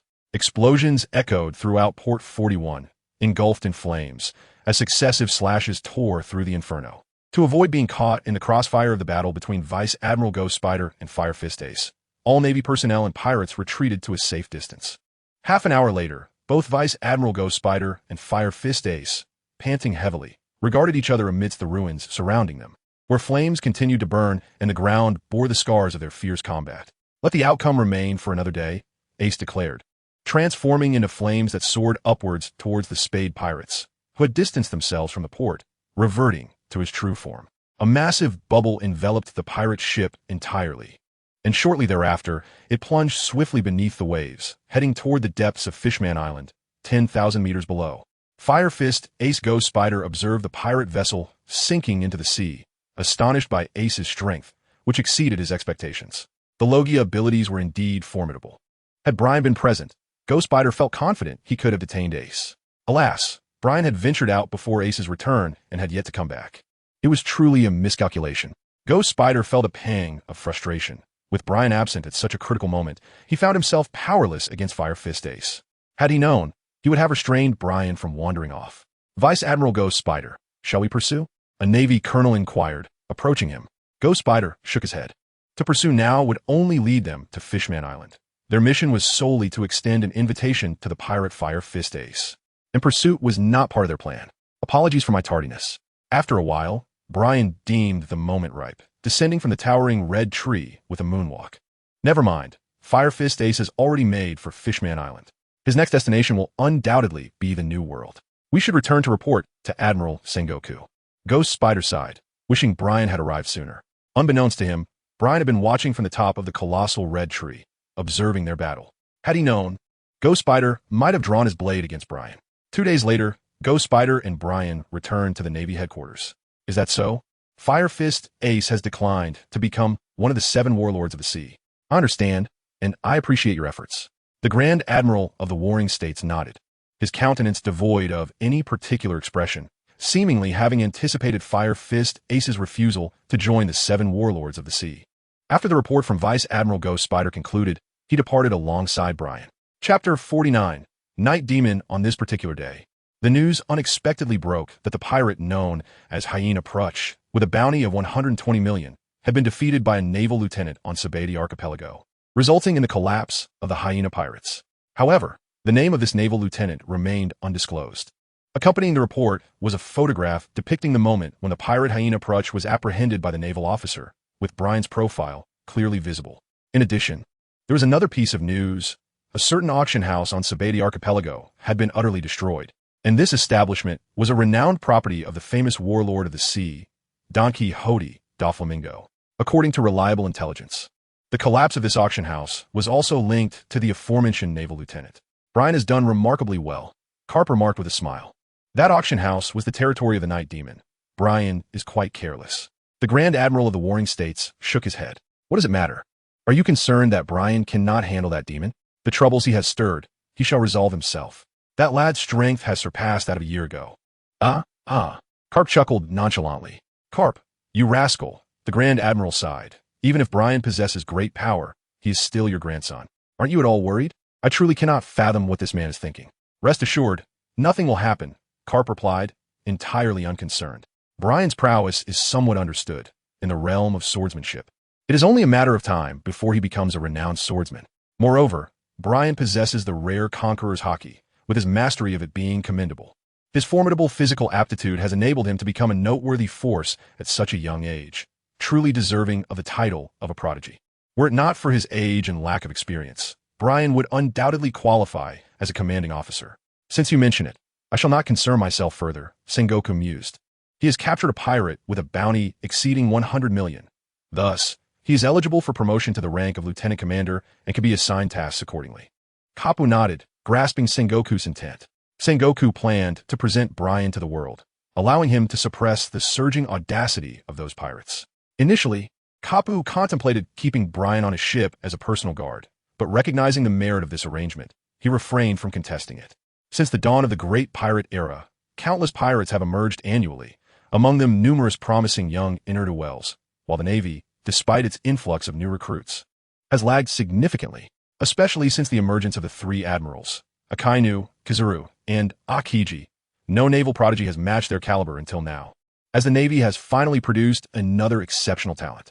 Undoubtedly, Brian possesses the qualifications to ascend to the rank of admiral within the Navy. His existence will one day become a nightmare for countless pirates. Soon after, within the Navy headquarters, Brian inexplicably garnered a wave of admiration. Many sailors flocked to the port's edge, eager to catch a glimpse of Brian as he practiced his swordsmanship. In the latter part of the Grand Line, in the New World, lies Dressrosa, a land brimming with flowers and fervor. Within the palace, a tall figure donned in a feathered coat and red sunglasses reclined in a chair, one leg crossed over the other. This man is none other than Don Quixote da Flamingo, one of the current warlords of the sea and the reigning king of Dressrosa. So, it is the Navy's Lieutenant Commander Brian, now Lieutenant Colonel, grandson of the Navy hero Kapu. Quite astonishing indeed. However, those who dare to act against my territory must be prepared for death, young one. Shall we take action against him, young master? The Don Quixote family's high-ranking officials, a motley crew of men and women, gathered together, embodying a range of peculiarities. Keep a close watch on him. Once he leaves the Navy headquarters, seize the opportunity to eliminate him. Remember to be discreet. If we provoke Kapu, we will all meet our demise. Doflamingo chuckled malevolently. Understood, young master. The officials were somewhat eager to take action. Even though Brian was the grandson of Cap, they felt emboldened to proceed, provided their actions remained sufficiently clandestine. After all, they were the 7 warlords of the sea, appointed by the world government. In another part of the New World lay Winter Island, territory of one of the 4 emperors of the sea, the red-haired Shanks. Isn't that Brian? How he has grown, now a Navy lieutenant, still as charming as ever. Shanks mused, holding a newspaper and gazing at the news with a hint of surprise. During his time in Windmill Village, he had encountered a spirited young lad inheriting the will of D, named Luffy, to whom he entrusted the iconic straw hat once belonging to Captain Roger. Besides Luffy, they also met another intriguing child, Brian. Unlike the mischievous and headstrong Luffy, Brian was a well-mannered and thoughtful boy, likely nurtured by Makino since childhood. His quiet demeanor and polite nature endeared him to the villagers. However, it was impossible to dislike either Luffy or Brian. Even Shanks and his crew found themselves quite fond of Brian, leaving a lasting impression on them. Chapter 50, Water 7 on Winter Island. Shanks was engaged in conversation with his crew, discussing the newspaper. Brian, that handsome young lad, absolutely refused to let us touch his ears. In retrospect, it's rather regrettable. He remains so strikingly handsome as he matures. Could he possibly be a boy? If only he were a girl, she would undoubtedly be a great beauty. Wouldn't you agree? Laughter erupted among them, and Shanks joined in, recalling how he had once lifted Brian, intending to touch his ears, only to be thwarted by Makino. Reflecting on it now, he felt a twinge of regret, knowing that such an opportunity would not present itself again in the future. His thoughts drifted to Luffy, envisioning the boy's silhouette. With Brian now making strides within the Navy, it was likely that Luffy would soon embark on his own adventure. Luffy, I await you in the New World. Days later, Brian departed from the naval headquarters and boarded a warship that took him to the world's largest shipyard, the City of 7 Waters. His purpose for coming here was to construct a small sailing vessel that he could operate single-handedly, a request he was permitted to make following the inquiry of Admiral Sengoku. Initially, Admiral Sengoku had intended to assign Brian a warship, yet Brian declined, a decision that the Admiral could easily deduce the reasoning behind, troubles stemming from alluring beauty. Furthermore, Brian's abilities had garnered the Admiral's respect, and after a year of honing his maritime skills aboard Admiral Crane's vessel, he felt confident in allowing Brian to venture independently. Much like the solitary Hawkeye, the world's foremost swordsman, Brian, while perhaps slightly inferior in prowess to Hawkeye, was no weakling. With the Navy as his backing, he undoubtedly held an advantage over Hawkeye. Sengoku contemplated that Brian would eventually surpass Hawkeye and ascend to the title of the world's greatest swordsman. But he recognized that time and experience were still required, for Brian was still quite youthful. Colonel Luke, I express my gratitude for your escort. Farewell. Brian smiled and saluted the sailors aboard the warship before turning to enter Water 7. The sailors gazed longingly at his retreating figure. Although he had spent less than a few days on their ship, his approachable demeanor had endeared him to them. His gentle smile, reminiscent of an angel, left a lasting impression. All right, everyone, let us maintain our composure. Colonel Brian is a remarkable figure in the Navy. I expect you to stand tall. We have a mission ahead of us. Move out. Colonel Luke's sharp command instantly sobered the sailors.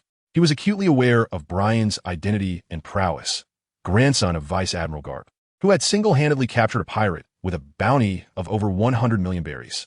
Such a feat typically required the intervention of a brigadier general, underscoring the extraordinary strength Brian possessed.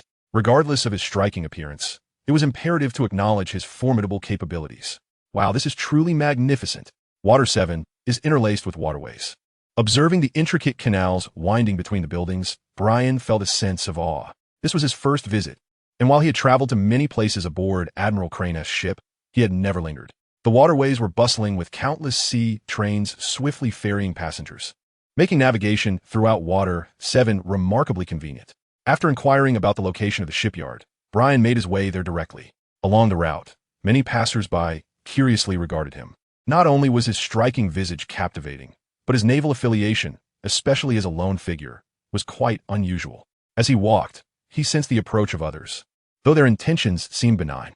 Miss Navy, it's rather unsafe for you to be wandering alone.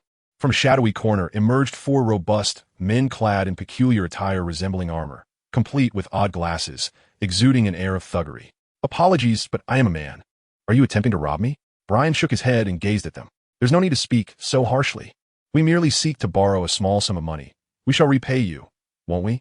Indeed, we will repay you. Brian was momentarily taken aback. The sentiment expressed was reminiscent of a quintessential villain's monologue, eliciting a hint of amusement within him. Surely, these individuals had come to entertain. No, he would not comply. Brian chuckled softly, presenting an air of harmlessness, which only served to incite the ire of the group. With a shout, they charged forward, intent on teaching him a lesson, albeit with a caution to temper their blows. Half a minute later, Brian clapped his hands, gazing at the four individuals sprawled on the ground, bruised and battered. A sense of satisfaction washed over him. Could it be that he harbored a penchant for violence? No, he reassured himself. He merely enacted a semblance of discipline, for he remained a just member of the Navy. Next time, one should choose their targets wisely. Brian smiled at them and waved goodbye as he departed. How infuriating. Do not assume that being in the Navy absolves them of consequences. We shall return to seek out our elder brother. The four of them unsteadily rose to their feet, limping away from the spot. Brian soon arrived outside the shipyard, where numerous shipwrights diligently toiled, gradually assembling the wooden framework into the shape of a vessel. Once the skeletal structure of the ship was completed, the process of refinement would commence, culminating in the insertion of the mast, thus signifying the vessel's completion. Chapter 51 CP 9, the figure of Brian stood out remarkably outside the shipyard. Excuse me, what brings the Navy here? A shipyard worker approached, a cigarette dangling for his lips. Clad in denim, scrutinizing Brian. I have come to construct a vessel. Is that not permissible? Brian inquired. Of course it's possible. However, constructing a vessel here is quite costly. I understand. Please hear me out. I desire a small boat that can be operated single-handedly. It need not be large, yet it must possess sufficient sturdiness to withstand the onslaught of the waves. What do you think? Brian articulated his demands. It is indeed no issue. As long as the materials are chosen wisely and possess sufficient strength, it will suffice. However, are you certain? Are you not part of the Navy? Why would you undertake the construction of a vessel independently? There are numerous reasons, but when will the ship be completed? Brian gazed at him. That will be a week from now. There are several ships to be constructed before yours. Well, I shall meander about the island and return for the vessel in a week's time. Shall I? Brian nodded, eager to explore the surroundings. No problem. Just be prepared with 2 million berries. Rest assured, I can pay you right away, he replied, ready to hand over the money without a hint of hesitation. Just then, a man approached with a dove perched upon his shoulder, trailed by another with an elongated nose. Barry, have you intentionally inflated the price again? The dove spoke, causing an awkward expression to surface on the face of the man named Barry. I apologize, I am Rob Lucci, a shipwright. This is Kaku, the one who has deliberately raised the price. You need not concern yourself with him. Pray tell, What manner of vessel do you desire? Brian once again articulated his demands. Rob Lucci and his companions nodded, ultimately expressing their contrition by accepting a mere 800,000 berries from Brian, with the promise of delivering the ship in 3 days. After finalizing the agreement, Brian took his leave. Barry Hammerhead returned to his work, disheartened. He had the potential to earn a significant sum. Yet now he found himself at a loss, feeling the sting of regret. Lucci, the Navy officer, observed Rob Lucci, his mind conjuring the image of Brian. Logically, it was unusual for a Navy officer to operate independently, let alone so brazenly. Perhaps there lay some ulterior motive. Let Bruno investigate this Navy officer's identity and intentions, suggested the dove perched upon Rob Lucci's shoulder. 3 years prior, members of CP9 infiltrated this area, bearing a mission from the world government to seek blueprints for a certain ancient weapon of war, and they could not allow the Navy to interfere. Understood. I will contact him immediately, Kaku replied before turning to depart.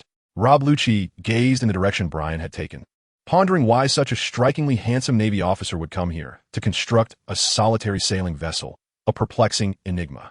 Nevertheless, they must ensure that the Navy does not obstruct their mission. It was imperative to ascertain the identity and intentions of this Navy officer. Upon exiting the shipyard, Brian could not shake the feeling that he had encountered that dove-bearing individual before, along with the one with the elongated nose. Usopp? No, that was not right. Brian lifted his head, lost in thought as he walked, when a sudden realization struck him. Rob Lucci and Kaku were indeed members of CP9. They had infiltrated this place long ago, seemingly in pursuit of the blueprints for the ancient weapon Pluton, and now they had set their sights on Tom, the fisherman's disciple, the current mayor of Water 7, Iceberg. Initially, Brian had not paid much attention, yet the long-nosed individual named Kaku left quite an impression. In that regard, he was not unlike himself. Surely, they do not suspect that I have come here on a mission. Brian muttered to himself, then shook his head. Regardless of their thoughts, it bore no significance to him. After all, he had merely come here to construct a new vessel, nothing more. After meandering around the island for half a day, Brian finished his meal at a restaurant. Upon exiting, he found himself confronted by a group of peculiar individuals. At the forefront stood a scantily clad man in shorts, his body largely augmented with machinery, boasting impressively robust arms. Among the entourage were 4 men whom Brian recognized well. Merely moments earlier, they had attempted to rob him, only to be thoroughly defeated. "Ah, is it you?" the bizarrely designed cyborg exclaimed, striking a peculiar pose. "You dared to bully my subordinate, Frankie? Such audacity, Navy, and a super beautiful Navy at that." The theatrics of the mechanical man were matched only by the absurdity of the situation.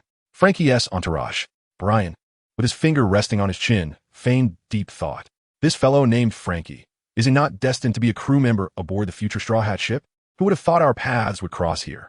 Could this be considered fate? Wow, this Navy officer is quite handsome. The 2 women beside Frankie gasped, their eyes sparkling with hearts as they gazed at Brian's figure. Quiet down. Even if he is super adorable, he cannot simply escape retribution for bullying my little brother. Frankie bellowed. So it is Frankie, is it? It was your little brother who initiated the robbery against me. I was merely acting in self-defense. Besides, I am a Navy officer, after all. Are you truly prepared to lay hands on a member of the Navy? Brian truly cannot fathom what these individuals are contemplating. If he were a pirate, it would be one thing. However, he is undeniably a member of the Navy. Chapter 52. Frankie. Observing Frankie and his crew, Brian begins to doubt his own identity as a naval officer. Is the uniform he wears merely a counterfeit? The reality lies within Brian himself. His seemingly frail demeanor exudes no semblance of authority, instead fostering an impression that he is easy to intimidate. Of course, this is merely his usual disposition. Even the Buddha possesses a wrathful aspect, and should Brian become enraged, he too would transform into a formidable force. Any individual endowed with a conqueror's haki is far from ordinary. Is he speaking the truth? Frankie glanced at his subordinates, noticing their hesitance, indicating that there may indeed be some veracity to the matter. It is quite audacious to challenge the Navy, despite his unassuming appearance. The Navy is not to be trifled with. My sincerest apologies, dear Navy sister, for my little brother's rudeness. As a gesture of goodwill, may I invite you to visit Frankie's abode? Frankie inquired. Is that appropriate? Are you not their elder brother? Brian countered. Taking responsibility for the actions of one's subordinates is indeed a duty of an older brother. What say you, Navy sister? Very well. Brian followed Frankie and the others to the shoreline, where a uniquely shaped house stood, presumably the abode they referred to as Frankie's home. Navy girl, what brings you here all alone? Frankie inquired, reclining on the sofa while sipping a Coke, his gaze fixed on Brian. I am Brian, a male, and I have come here to construct a small boat that can be navigated solo. Brian remarked, doesn't your Navy have dedicated facilities for constructing warships? Why then do you come here? Moreover, the Navy has never acted independently, has it? Frankie gazed at Brian with curiosity. Although he had an aversion to dealing with the Navy, he harbored no ill feelings towards Brian. Otherwise, he would not have extended an invitation to him at Frankie's abode. Well, there are numerous reasons. I am quite adept at operating alone. Brian smiled, choosing not to elaborate excessively. After all, there were numerous matters that remained unspoken, such as the nature of his relationship with Garp and the intricacies of his own abilities. Yet, he mused, even if he did divulge these truths, they likely would not be believed.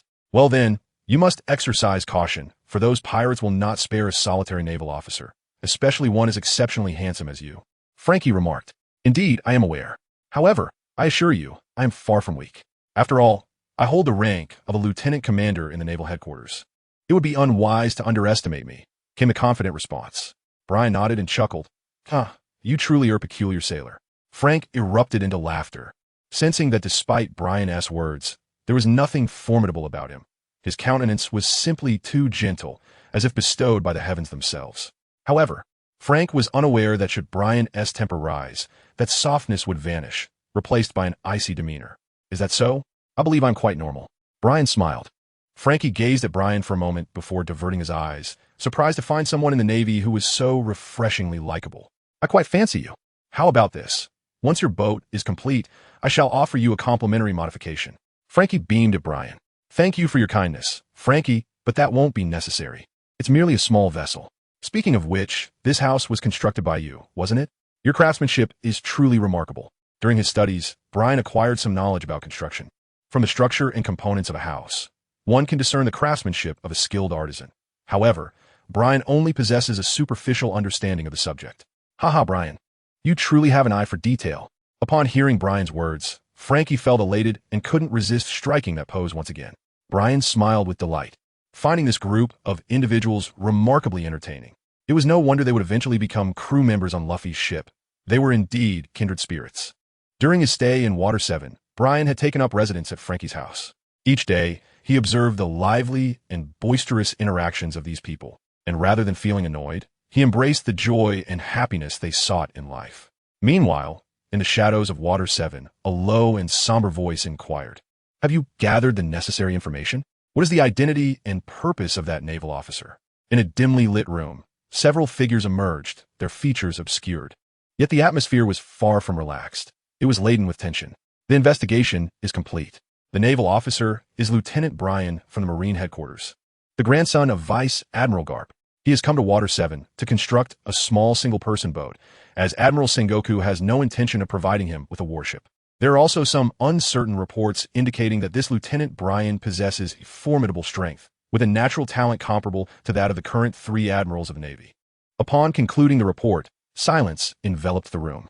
Setting aside Brian's identity, the potential he harbored as a prodigy implied that this lieutenant was indeed quite powerful. Since he is unrelated to our mission, we shall disregard him and continue with our tasks, the low voice resumed, and soon the room fell silent once more, the figures vanishing as if they had never existed. Everything that transpired here remained a secret. Chapter 53, Blood Demon Pirates Water 7.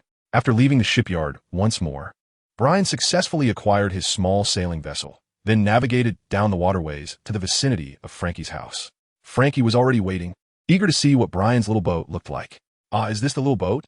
Frankie examined Brian's vessel, noting its diminutive size, just 3 meters long, accommodating only one person, with a simple sail and no canopy. Well, my requirements were for it to be sturdy and easy to maneuver, so this is more than sufficient. Brian nodded. However, this was still too rudimentary. Allow me to refine it immediately and render it more exquisite. Frankie observed Brian's small boat, scrutinizing it from all angles, before addressing Brian. With that, Frankie picked up his tools and commenced to work diligently on Brian's vessel. Upon witnessing the transformation, Brian did not intervene. He too was eager to see what Frankie could accomplish with such an exceedingly simple vessel. After 2 hours had passed, he beheld the revamped boat, now adorned with a modest cabin, the mast slightly shortened, and the sails operation rendered more effortless. The sides of the hull were elevated, complemented by a series of drainage holes, ensuring that even if waves surged into the boat, the water would swiftly dissipate, preventing accumulation within. "Brian," Frankie proclaimed, "I have modified every aspect I could. It should prove more efficient than before, easier to maneuver, and manageable for a single operator." "Thank you, Frankie," Brian replied. Brian chuckled lightly. "You're welcome. Furthermore, this small vessel is constructed from the resilient wood of the chia iron tree, an exceptionally sturdy material that ranks among the top 20 in the world for durability. It is truly remarkable that they would utilize such fine materials for your boat." Frankie's face radiated joy. Upon hearing Frankie's words, Brian was momentarily taken aback. It seemed improbable for a vessel priced at 800,000 berries to be fashioned from such materials. In fact, the quantity of this would required for a small boat would exceed that cost, leading Brian to ponder whether they were indeed generous or perhaps acting out of consideration for their Navy's reputation. It was difficult to ascertain, and Brian speculated that they might have misjudged the choice of materials. Ultimately, Brian adorned the sail with the emblem of a naval seagull. The sound of the transponder snail emanated from Brian's pocket, prompting him to retrieve it and answer the call. "Brian, has your small boat been completed?" came a voice of Fleet Admiral Sengoku through the device. "It is ready. We are now preparing to set sail back to headquarters." Brian replied, "Slow down on your way back to headquarters. There's a mission assigned to you." "What mission?" Brian inquired. According to intelligence, several days ago, a notorious pirate crew engaged in a fierce battle with 3 naval vessels, all of which were sunk. This pirate crew is known as the Blood Demon Pirates, led by Captain Blood Demon Badala, a user of the superhuman blood fruit ability, who has previously ravaged numerous villages and taken the lives of many innocents. Reports from surviving naval soldiers indicate that the pirate ship sustained significant damage and is currently heading towards Water 7, presumably for repairs. Therefore, your mission is to prevent the Blood Demon Pirates from landing at Water 7, sink their ship, and return with the head of Blood Demon Badala. Is that agreeable? Absolutely. Brian spoke. After hearing Brian's response, the phone bug abruptly ended the call. Suddenly, Brian remembered that he had forgotten to inquire about the bounty on the Blood Demon Badala. However, he dismissed the thought, reasoning that he could ask when they met. After all, such pirates often reveled in boasting about their own bounties. Brian shook his head. "Brian, who are you speaking to?" Frankie inquired. "My superior. By the way, Frankie, are you familiar with the Blood Demon Pirate crew?" Brian turned to Frankie, pondering whether he might possess the knowledge. Frankie gazed at Brian in astonishment. The Blood Demon Pirate crew was indeed infamous, and their notoriety was well established. The captain of the Blood Demon crew, Badara, was a wielder of a devil fruit, known for his ruthless methods that could lead to a person's demise in the most brutal manner, rumored to possess the power to manipulate blood. It was well known that their captain was a quintessential villain, having slain countless innocent civilians. For this reason, he bore a bounty of 230 million berries, a sum that was exceedingly high for the first half of the Grand Line. 230 million berries, a malevolent reputation forged in blood. Thus he must be vanquished. Brian squinted his eyes. "Are you going to hunt down the Blood Demon Pirates, Brother Brian?" Frankie inquired with curiosity, observing him intently. The fact that the Blood Demon Pirates have managed to survive until now is undoubtedly no simple feat, particularly with their captain, Blood Demon Badara, being a user of a devil fruit ability, making them formidable adversaries. "No," Brian replied. "My superior informed me that the Blood Demon Pirates are approaching this way and instructed me to bring back the head of Blood Demon Badara." Brian chuckled. "Bring back the head of the Blood Demon Badala?" "Brother Brian, your superior must have an extraordinary amount of faith in you." Frankie gazed at Brian in disbelief. "Frankie, do you think I am incapable of achieving this?" Brian continued to smile as he spoke. "Otherwise, do not underestimate the Blood Demon Badara. It could be fatal." Frankie gazed at Brian with a serious expression. Chapter 54, Badara. Meeting Frankie's gaze, Brian understood that he was concerned about his safety. However, that was due to his ignorance of Brian's true strength. "Rest assured, Frankie, my superior would not send me to my doom, nor would I seek death myself." Brian smiled. "Forget it. I won't persuade you any longer. Let me witness your prowess," Frankie said. "No problem. It will be swift." Brian nodded, gazing at the expanse of the sea before him, as the ocean breeze tousled the blue strands of hair on his forehead. After approximately half an hour, a shadow of a pirate ship gradually emerged on the horizon, becoming increasingly distinct as it sailed towards the city of Seven Waters, soon approaching the coastline.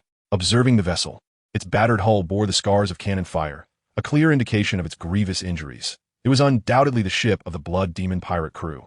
Indeed, that is the ship of the Blood Demon Pirate crew, and it appears to be in quite a state of disrepair, Frankie remarked, gazing at the vessel. "Well, I shall be swift in my actions, Brian declared, activating his moonwalk ability. With that, he ascended into the sky, soaring towards the ship of the Blood Demon pirates at an astonishing speed.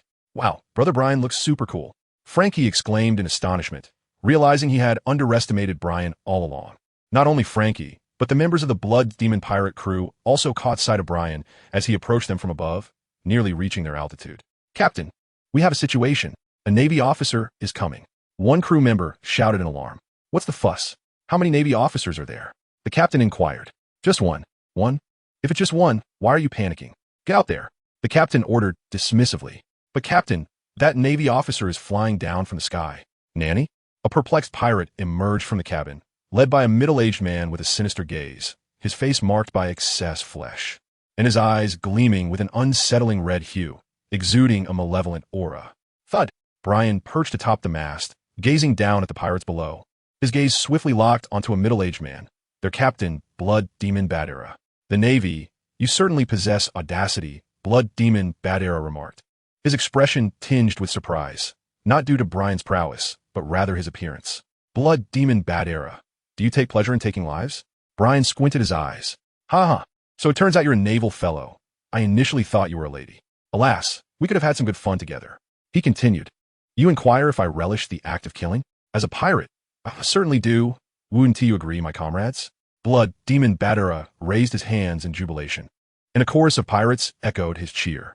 As his words lingered in the air, Brian vanished from the mast, reappearing suddenly before Blood Demon Badera, delivering a powerful punch to his abdomen. Whoa! Badera gasped, as if he were about to expel his innards, his tongue lolling out and his eyes bulging. He resembled a cannonball as he crashed into the ship's cabin, creating a sizable breach. Captain, let us go kill him. With a unified roar, all the pirates brandished their swords and charged at Brian. Casting a disdainful glance at them, Brian deemed such rabble unworthy of his blade, swiftly evading their attacks. He raised his sword, a surge of black armor coating the sheath, a manifestation of his haki. Crack! Crack! Brian maneuvered through the onslaught of pirates, his scabbard striking their faces with precision, producing a resounding noise akin to the sound of slap. Splashes of crimson mingled with flecks of white, the result of blood intermingling with scattered teeth. Thud! One by one, the pirates were sent tumbling into the sea, rendered unconscious, drifting upon the surface or sinking into the depths below. Brian did not spare them a glance. Their fates were sealed, and he bore no direct responsibility for their demise. In a mere moment, all the pirates had been dispatched into the ocean, leaving only their leader, the Blood Demon Badala, still aboard the vessel. Still attempting to play clever tricks. Brian gazed upon the cabin, now reduced to mere ruins, where the Blood Demon Badala lurked, exuding palpable malice. It seemed intent on launching a surprise attack as Brian ventured inside. Brian lifted his foot and unleashed a series of enormous blades of air, slicing through the cabin with a thunderous explosion. The cabin erupted, splintering into countless shards of wood that scattered in all directions.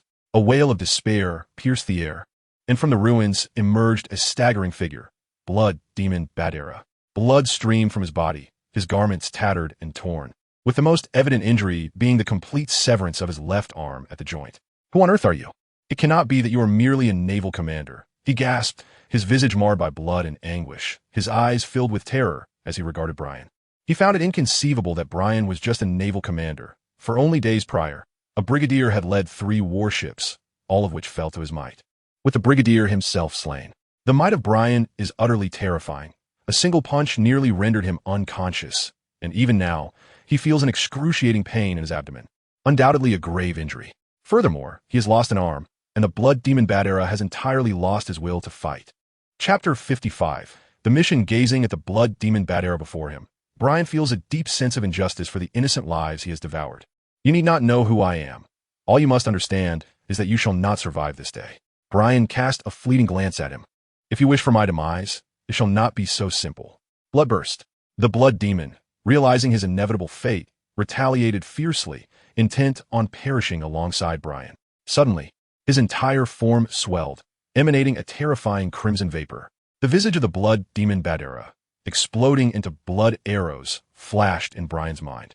In response, he unsheathed his 1,000 blades, the azure blade shimmering with a captivating brilliance. One sword style, dreams return. The gentle blue-white light of the blade traced a graceful arc, halting the blood demon Badara in his tracks. His inflated form immediately contracted, the blood-red vapor dissipating as if it had never existed. With a resounding thud, a crimson line appeared across his neck, and the blood demon Badara fell to his knees, collapsing forward, his head severed from his body, rolling aside. Wrapping the severed head in tattered cloth, Brian leapt into the air with a moonlit grace, surveying the pirate ship now devoid of its crew. One sword style, Starfall.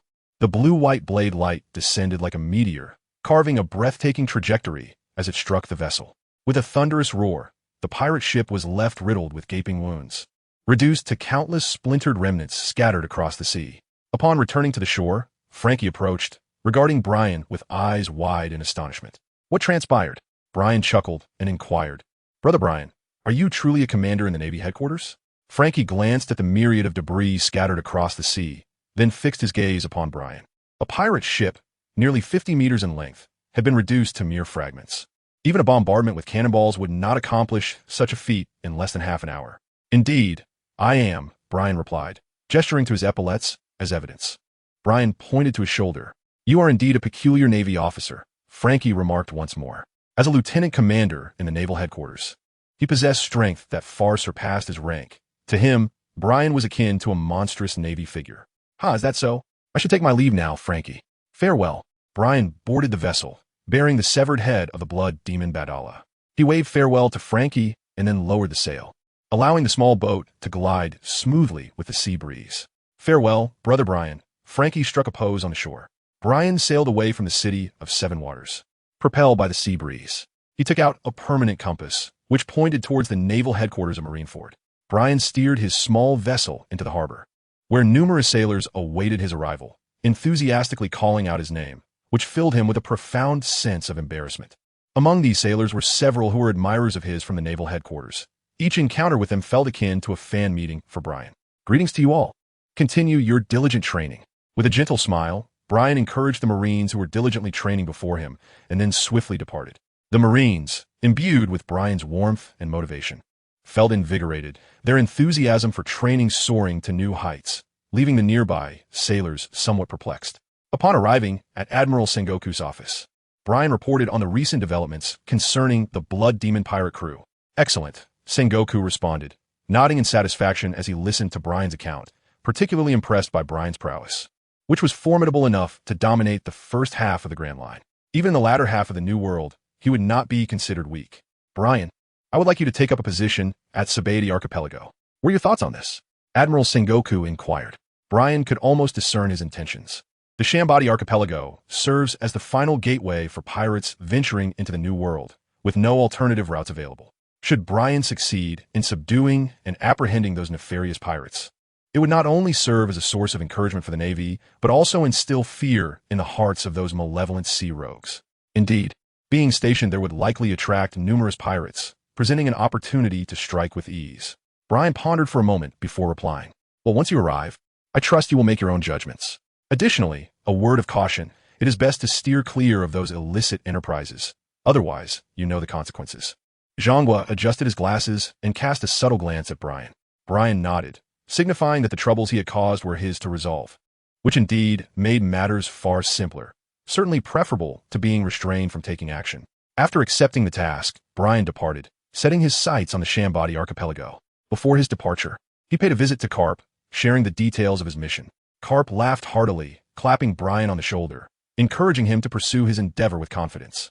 Rest assured, Brian, with me around, I will shield you from any mishap that may arise, he chuckled heartily. Brian chuckled softly, listening to the rather irreverent words. Yet he felt a warmth within. Garp had always been this way, never one to indulge in sentimental phrases, his demeanor as rigid as stone. However, Brian found no disdain in this. Once prepared, he set forth to guard the Sabedi Archipelago, a long-term assignment expected to last at least a year, or perhaps even 2. By that time, Luffy would be setting sail. Chapter 56. Guarding the Sabedi Archipelago in the lawless zone, a resounding explosion echoed, accompanied by anguished cries. Dozens of figures flew through the air like discarded sacks, crashing heavily onto the ground, unconscious. Among them was a pirate captain, his expression frantic, fear etched across his face.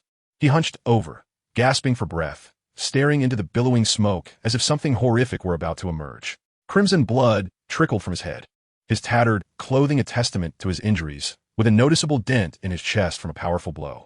From the gray haze emerged a tall figure, unmistakably a naval officer, with long blue hair cascading casually over his shoulders, adorned with a blue bandana that concealed his ears. His dark eyes, delicate features, and unblemished fair complexion, devoid of scars, gave him a striking appearance reminiscent of a young woman. This individual was Brian, clad in a naval uniform and draped in a cloak of justice, exuding an aura of gallant elegance. With a flurry of footsteps, a multitude of Navy officers surged forth from behind Brian, encircling the pirate captain. "Why are you targeting me? I haven't done anything here," the pirate captain spat vehemently, his gaze fixed on the graceful figure before him. Since his arrival on the island, he had scarcely acted, yet he found himself under the Navy's watchful eye. A single encounter had rendered him gravely injured, and within less than half an hour, all his subordinates had been annihilated. Black Tiger Byros, with a bounty of 150 million, was notorious for pillaging villages and delighting in torturing individuals to death, with women and children not spared. "Tell me, is it truly right for such a person to exist in this world?" Brian gazed at him, his eyes shimmering with a frigid glint. "And so what? I am a pirate. Which pirate is not like this? Even if I were to refrain from such actions, others would inevitably proceed. I am not in the wrong." The Black Tiger roared, his eyes brimming with madness. Observing him, Brian felt no inclination to utter a word. This man was irreparably broken, his soul and mind utterly decayed. "End him." Brian waved his hand, and all the sailors raised their weapons, aiming at the fearsome Black Tiger, Byros. "I will fight you to the end," Byros roared, his entire form undergoing a transformation as he swelled in size, morphing into a colossal black tiger. He charged towards Brian, jaws agape, intent on sinking his teeth into him. Bang! Bang! The sailors fired in unison, crimson blood splattering from the black tiger's body. Byros let out a pained cry, but continued his relentless advance towards Brian. Brian cast a fleeting glance at him, raising a hand with his palm, facing the oncoming Black Tiger Byros. An invisible force erupted from his palm, akin to a shockwave. Bang! In an instant, Black Tiger Byros lost consciousness, crashing to the ground, gradually transforming into human form, succumbing to a faint. "Very well. Let us transport him into the advancing city." Brian addressed his subordinate, stating that for such a person, merely ending his life would be too merciful. Instead, he should be imprisoned to truly experience the depths of hell. "Understood, Colonel." The Marines secured Black Tiger Byros with sea-stone handcuffs and dragged him away. "Dismiss the troops. I shall take a stroll." Brian waved his hand and then walked away alone, while the Marines instinctively gathered their ranks and proceeded towards their station. The Marines were well aware that Colonel Brian preferred to traverse the island alone, a practice he referred to as fishing enforcement, using himself as bait to lure reckless pirates and slave traders into action, thereby ensnaring them all at once. This method had proven remarkably effective. Under Colonel Brian's leadership, numerous pirates have been captured, particularly those of notorious infamy, who either met their demise in battle or found themselves imprisoned in the Push City. Brian walked along the street, greeted warmly by many residents of the island. Thanks to his efforts, the security of the Sabeti archipelago has improved significantly. Even pirates, should they venture onto the island, dare not cause trouble. Moreover, slave traders have also ceased to act against ordinary citizens, for if caught, they would face Brian's wrath, uprooted entirely along with their auction houses. However, when it comes to pirates, Brian merely turns a blind eye, for among every 10 pirates, 9 are nefarious. If they fall prey to slave traders, they have only their ill fate to blame. During Brian's time stationed at the Sabeti archipelago, the celestial dragons made an appearance. Their purpose was to acquire a few slaves.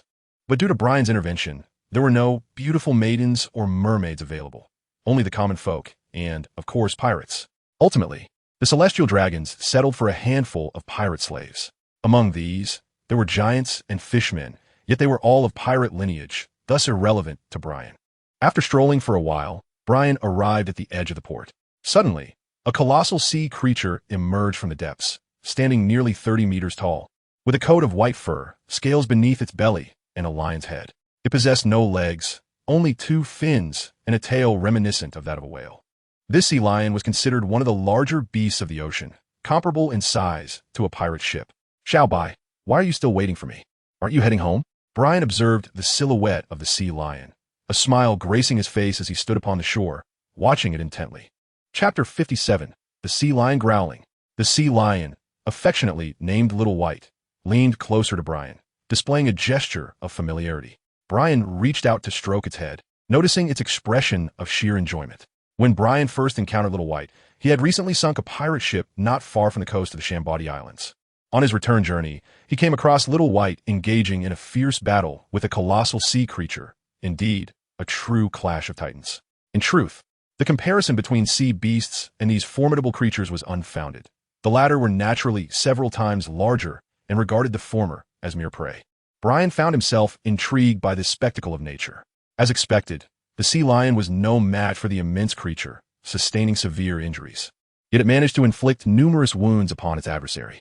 From this encounter, Brian gleaned an intriguing insight. The sea lion's ability to leave marks on the formidable creature stemmed from its fierce willpower. Although it had yet to reach the level of true mastery, Brian sensed that Little White had indeed awakened a semblance of He, albeit in a mere coiled form, allowing its attacks to have some effect on the creature. Otherwise, it would have barely grazed its hide. Consequently, Brian intervened, dispatching the sea creature and saving Little White from an untimely demise that would have surely seen it devoured. Days passed, and once Little White had healed, it frequently returned to this shore, a place Brian often visited. Over time, a bond formed between them, leading Brian to bestow a name upon the sea lion, Little White, due to its pristine, white fur. The intelligence of sea beasts was not to be underestimated. Aside from their size difference, they bore striking similarities to their larger counterparts. In idle moments, Brian found himself imparting lessons on He to Little White, surprisingly discovering its keen intellect. The mastery of armament He grew steadily, and to this day, Little White had achieved the ability to harden one of its fins. As for observation He, Brian had taught it a bit as well, though he remained uncertain whether Little White had fully grasped it. Little White uttered something towards Brian. Having spent considerable time together, Brian could somewhat comprehend its meaning, gazing at it with astonishment. Little White, are you saying you wish to accompany me? The sea lion nodded eagerly, nuzzling Brian affectionately with its head, eyes wide with anticipation. All right, I concede. You may come along. Brian found himself in a state of amused exasperation. His clothes were soaked from the playful splash. Yet, reflecting on the youthful exuberance of Little White, akin to that of a human child, he felt a sense of understanding. With a joyful flip in the water, the sea lion, Little White, sent forth a cascade of waves that drenched Brian entirely, while it beamed at him with a wide, gleeful grin. Brian smiled, not holding it against the child, dismissing it as mere youthful mischief. His sapphire tresses glistened with moisture, resembling hair freshly washed, strands clinging to his porcelain cheeks, exuding an indescribable allure. The headscarf, too, became damp, its transparency heightened, allowing his elongated ears to adhere to it, clearly visible. Brian removed the scarf, shaking his head vigorously to cast off the droplets clinging to his hair and ears, fully revealing his appearance. In this state, Brian possessed an enchanting quality that was absent when his ears were concealed. He retied the scarf, covering his ears, which, despite being somewhat elongated, still seemed to perk up like two small horns, though this was preferable to leaving them exposed. Am I truly of the fur tribe? Brian gently touched his ears. Despite being of mixed heritage with the furry clan, it was only his ears that bore their distinctive traits, while the rest of him leaned more towards humanity. However, such matters were of little consequence now. Brian has been stationed at the Chambord Islands for nearly a year and a half. During this period, numerous events have transpired. In the earlier months, Brian learned of Ace's whereabouts through a newspaper. Upon entering the New World, Ace set his sights on one of the four emperors, Edward Newgate, known as Whitebeard. However, before pursuing this ambition, he engaged in a fierce battle against Jinbei, one of the 7 warlords of the sea, which lasted 5 days and nights, leaving him utterly exhausted. For reasons unknown, Ace subsequently disbanded his Spade Pirates and joined the Whitebeard Pirates, swiftly rising to the position of captain of the 2nd Division within a mere year. Brian was taken aback upon reading this news. Destiny is indeed a curious force. Another significant development was the active role of the Revolutionary Army, which has successfully overthrown several nations' regimes, posing a substantial threat to the world government. In a few days, Brian would conclude his stationing duties, and Luffy was set to embark on his journey in half a month. He had promised to return and see Luffy off. A few days later, after completing the handover with a newly arrived Navy colonel, Brian officially finished his stationing duties. He returned to Navy headquarters to report to Admiral Sengoku about his mission, after which he received a 2-week leave. In the East Sea, a white sea beast traversed the waters, its lion-like head emerging above the surface, carrying a Navy officer atop, while a small boat trailed behind. This was Brian and the sea lion, Shiro, making their way toward Windmill Village. The small boat was brought along to prepare for rainy or snowy weather. Chapter 58. A small home as Windmill Village drew nearer. A smile spread across Brian's face. Over a year had passed in the blink of an eye, and he had not seen Makino for more than a year. They had only communicated through the transponder snail. Shiro, this is my hometown, Windmill Village. Brian spoke to Little White. Grr, responded the sea lion, Little White, as he carried Brian to the harbor. Little White, you shall remain here for a while. I will come to visit you. By the way, be cautious of the king of the sea nearby. Do take care not to be devoured. Brian jested. Grr. The sea lion Xiao Bai opened its mouth and emitted a few calls, revealing sharp teeth encrusted with a layer of dark substance, appearing exceedingly menacingly sharp. Very well, I shall take my leave. Brian smiled as he gently patted its head, then waved goodbye as he departed from the shore. Ding ding ding. Apologies, but our business hours have concluded. Please visit us again. As Margino polished the wine glasses, she instinctively responded to the bell. Yet when she lifted her head, sheer astonishment enveloped her. Brian. Margino set the glass down and hurried towards Brian, embracing him without uttering a word. Sister Margino, I have returned. Brian also wrapped his arms around Margino's waist, filled with immense joy as he inhaled the delicate fragrance emanating from her hair, which brought him a profound sense of tranquility. The two embraced, feeling as if they were cradling the entire world within their arms. After a while, they gently parted ways. Brian, you have grown taller, Margino remarked as she surveyed him, noting that he was now able to meet her gaze at eye level. Other than that, not much had changed, except for his longer hair. This was a request from Margino. She had mentioned in their previous conversation that he should let his hair grow longer, as it would enhance his appearance. And Brian had complied. Indeed, Brian nodded. That night, Margino embraced Brian as he drifted into sleep, cradling him as one would a cherished teddy bear. Despite his usual shyness and fidgeting.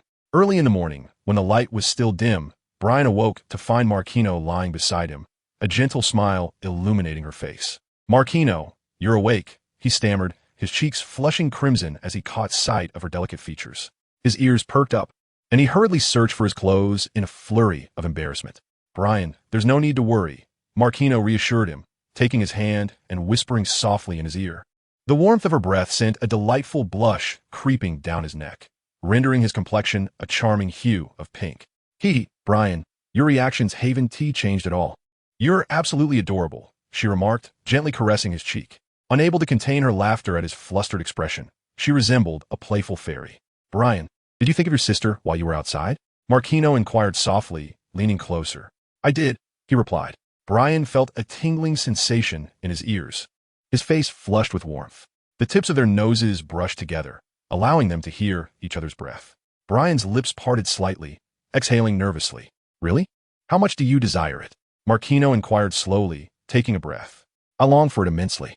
Brian averted his gaze, unable to meet hers, trembling with anxiety in the presence of such a formidable Margino. Then prove it to me, she commanded. Her finger traced along Brian's smooth jawline, and as he locked eyes with her gentle gaze, he understood precisely what proof she sought. All right, he stammered, barely managing to utter the words.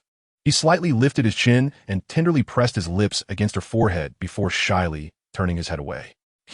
After all this time, you remain so bashful, Brian. Why not rest a little longer?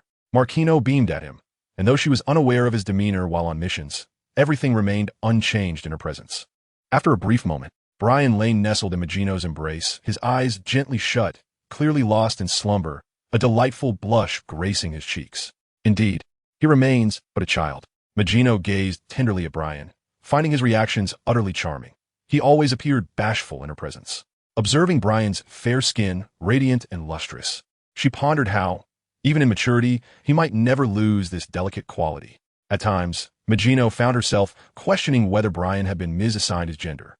Yet, the flatness of his chest unmistakably affirmed his identity as a boy. His slender arms, elongated fingers and legs, paired with a waist narrower than that of most boys, revealed a physique devoid of pronounced muscles, the skin taut yet supple. Margino cherished that soft sensation. How adorable he is! As she beheld Brian's sleeping visage, she could not help but feel enchanted, especially with those fluffy ears that stirred her youthful heart. Brian's warm breath cascaded over her chest, enveloping her in a comforting warmth. For at that moment, Brian was by her side, instilling a profound sense of security within her.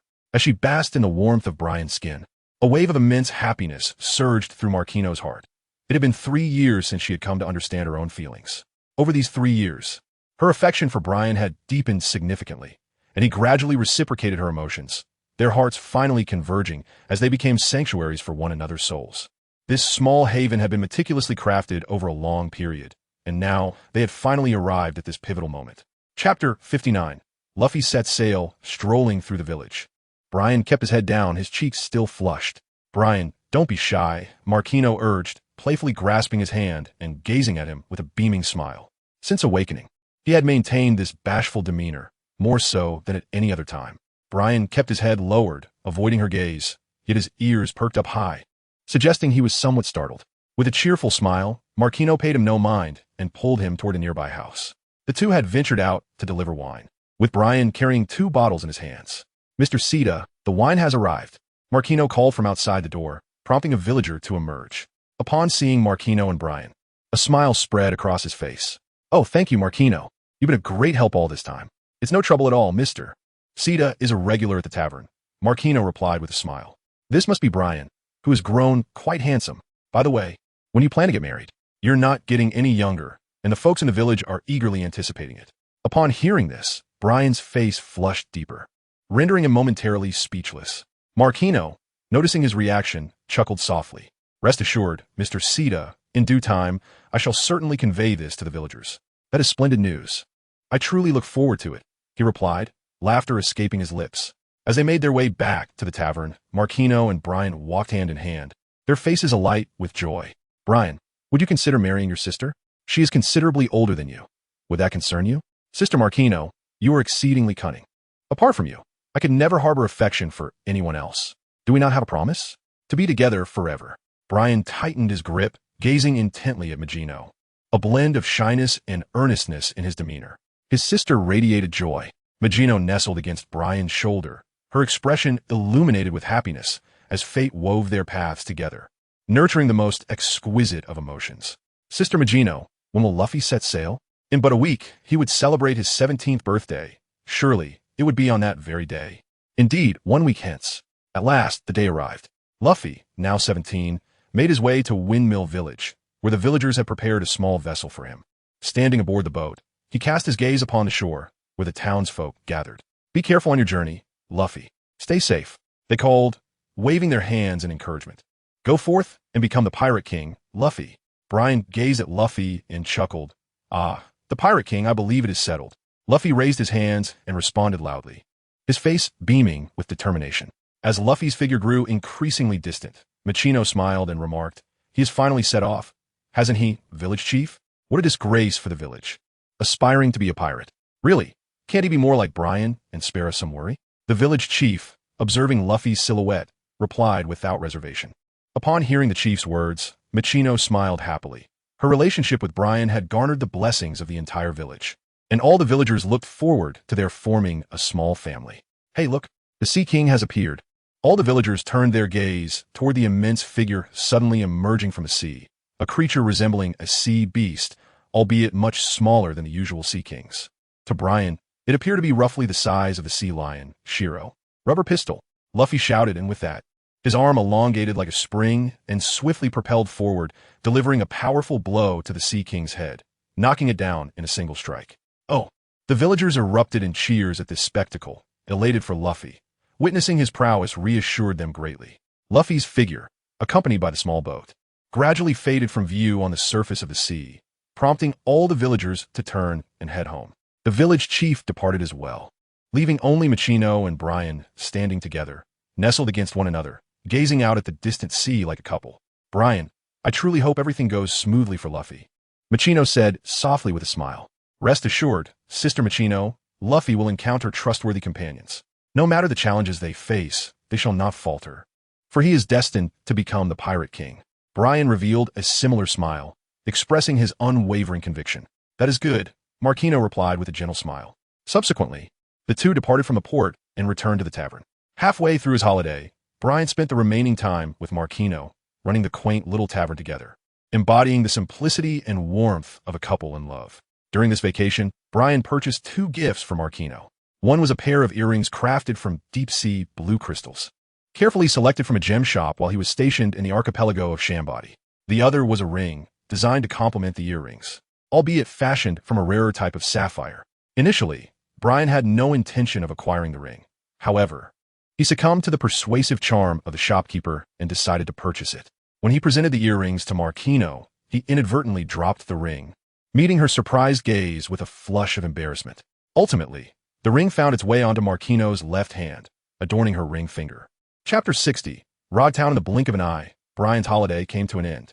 On this particular day, under the gentle sun and pleasant breeze, Marquino accompanied Brian to the port, watching him as he stood atop the Sea Lion, Little White, and waved goodbye. Brian waved his hand and said to Little White, "Let us go." The Sea Lion, Little White, turned and swam away, dragging a small boat behind it, quickly vanishing beneath the horizon. Marcy gazed thoughtfully at the sea, recalling the promise she made with Brian, a smile of happiness gracing her face. She wished that day would arrive sooner. Murmuring softly, Marcy turned and made her way back. Rogtown, a place that symbolizes both beginnings and endings, serves as a gateway to the Grand Line. Stationed in the town is Colonel Smoker of the Navy headquarters, a user of the smoke fret. During his tenure in Rogtown, he has apprehended numerous pirates. As a natural-type devil fruit user, he is considered invincible across the seas, as few pirates possess the mastery of Haki. Only upon entering the Grand Line can one encounter the formidable powers of Haki. Upon arriving in Rogtown, Brian made his way toward the Navy's stronghold. He had already communicated with Admiral Sengoku and was en route to the Navy headquarters, although the exact time of his arrival remained uncertain. As he walked through the town, Brian observed the well-being of the residents, recognizing that Smoker had managed the place exceptionally well. This is the execution platform. Brian gazed upon the antiquated execution platform, where the notorious pirate king, Gold Roger, had met his demise over 2 decades ago, heralding the onset of the great pirate era. This place was also the birthplace of the illustrious Roger. The humid sea breeze wafted past, tousling Brian's hair, while the cloak draped across his shoulders billowed in the wind like a banner. "Look, everyone! That Navy officer is strikingly handsome. When did such a naval officer arrive? Isn't that the colonel stationed at Sabady Archipelago? I've seen him in the newspapers." Indeed, it is Colonel Brian himself. Due to Brian's exceptional appearance and demeanor, the crowd could hardly overlook him, for he had garnered immense fame during his tenure at the Sabady Archipelago, capturing numerous pirates with bounties exceeding 100 million. After a moment of observation, Brian decided to move on. He was eager to meet this Colonel Smoker. Upon arriving at the entrance of the Naval Division, 2 sailors stood guard outside. Upon catching sight of Brian, particularly his insignia, they immediately stood in solemn respect and saluted. "Colonel." Brian nodded with a smile. "Is Colonel Smoker present?" "Colonel Smoker is in his office." Brian entered the Naval Division and beheld numerous Marines engaged in training on the drill ground, their movements synchronized to perfection, under the watchful gaze of an instructor, a bespectacled lady. As he stepped inside, the Marines' attention was drawn to Brian, as was that of the instructor, all perceiving him as a striking beauty, causing their actions to momentarily cease. "Colonel, may I inquire as to your affiliation?" The bespectacled lady approached Brian, and upon noting his rank, saluted respectfully before continuing. "I am Colonel Brian, en route to my headquarters, and I stopped by to take a look." Brian chuckled as he spoke. "That Colonel Brian stationed at the Shambody Archipelago," the bespectacled lady exclaimed, for she was the aide-de-camp to Colonel Smog and naturally privy to a wealth of intelligence. She diligently kept an eye on the news that graced the newspapers, including the exploits of Colonel Brian. "It is an honor to meet you. I am Lieutenant Dasky." Dasky felt as though she were in the presence of an idol. "Greetings, Lieutenant Dasky." Brian gazed at Dasky's exuberant expression, questioning whether he was truly that renowned. Moreover, the young Lieutenant Dasky bore a striking resemblance to Master Zoro's daughter, Queen Ah, albeit with a contrasting temperament. "Colonel Brian, are you also a swordsman?" Dasky inquired, quickly captivated by the shimmering blade at Brian's waist, her eyes sparkling with intrigue. "Well, not precisely." Brian pondered for a moment, nodding. In truth, he was uncertain whether he could be classified as a pure swordsman.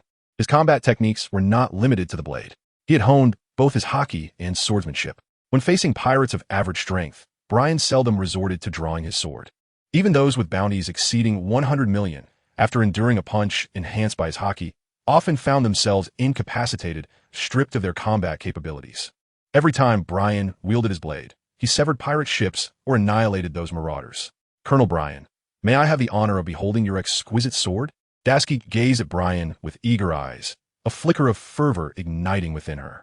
She had amassed knowledge of all the renowned swords from around the globe, yet many she had never had the privilege to witness in person.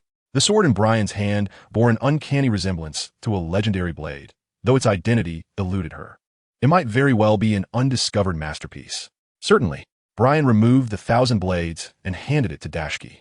Upon witnessing the shimmering light in her eyes, he discerned her obsession with exquisite swords. With a swift motion, Dashki drew the blade from its sheath, a radiant blue glow illuminating her surroundings, revealing the vibrant azure blade before her. However, as she examined it closely, astonishment washed over her. The surface was adorned with an array of peculiar patterns. These were fissures. Chapter 61. Smog. Dashki gazed at the blade in disbelief. It was riddled with cracks, teetering on the brink of shattering. A mere touch would cause it to splinter like glass. Colonel Brian, why is this sword in such a state? Dashki implored, eager for an explanation. It was her first encounter with a blade on the verge of destruction. Do not worry, Brian reassured her. This sword was crafted in such a manner. It consists of 1,000 fragments and is not on the verge of breaking. Brian explained with a smile, I see. I never imagined such a blade existed in this world. Dashki let out a sigh of relief. Observing Dashki's reaction, Brian chuckled, for she was indeed an aficionado of exquisite blades. Dashki returned the chinrin to Brian and then led him to meet Colonel Smoker, believing that by now Smoker was already aware of Brian's arrival. Knock, knock. Dashki called out at the door. Come in, came the response. Dashki pushed the door open, and a billow of grayish-white smoke surged forth from the room. Inside, the office was shrouded in smoke, with a robust figure standing by the window. Colonel Smoker. This is Colonel Brian. Dashki introduced the figure by the window. The smoke quickly dissipated, revealing Smoker, clad in a thick jacket, with a row of cigars tucked into his left chest pocket and sleeve, a cigar clenched between his teeth, his expression somewhat fierce. Turning to regard Brian, who stood behind Dashki, Smoker appraised him for a few moments. Recognizing him as the colonel who had apprehended numerous pirates with bounties exceeding 100 million while stationed in the Sabati archipelago. In his eyes, Brian was strikingly handsome. Had he not known that Brian was male, he might have mistaken him for a woman. Please take a seat, Smoker said. Brian nodded and sat down, while Dashki poured tea for the two men and stood nearby. Why have you come here? Smoker inquired. I just returned from leave and passed through here on my way back to headquarters, so I thought I would drop by, Brian replied. Brian elucidated a statement. Smog exhaled a plume of smoke, harboring no doubts regarding his assertion. How long did he intend to linger?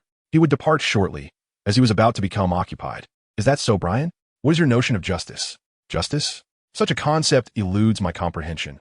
All I need to know is what I must safeguard. Brian pondered for a moment before responding. It is indeed simple, yet not so simple. Smog glanced out the window, reflecting that sometimes the most straightforward matters are the hardest to accomplish. The scope of what each individual can protect is exceedingly limited. Nevertheless, one must exert their utmost effort. Brian, what is your perspective on power and strength? Smog suddenly posed a question. Taken aback by this unexpected inquiry, Brian raised his head, contemplated briefly, and slowly articulated his thoughts. Before one possesses sufficient strength, power serves as a safeguard. Once one has attained ample strength, power becomes superfluous.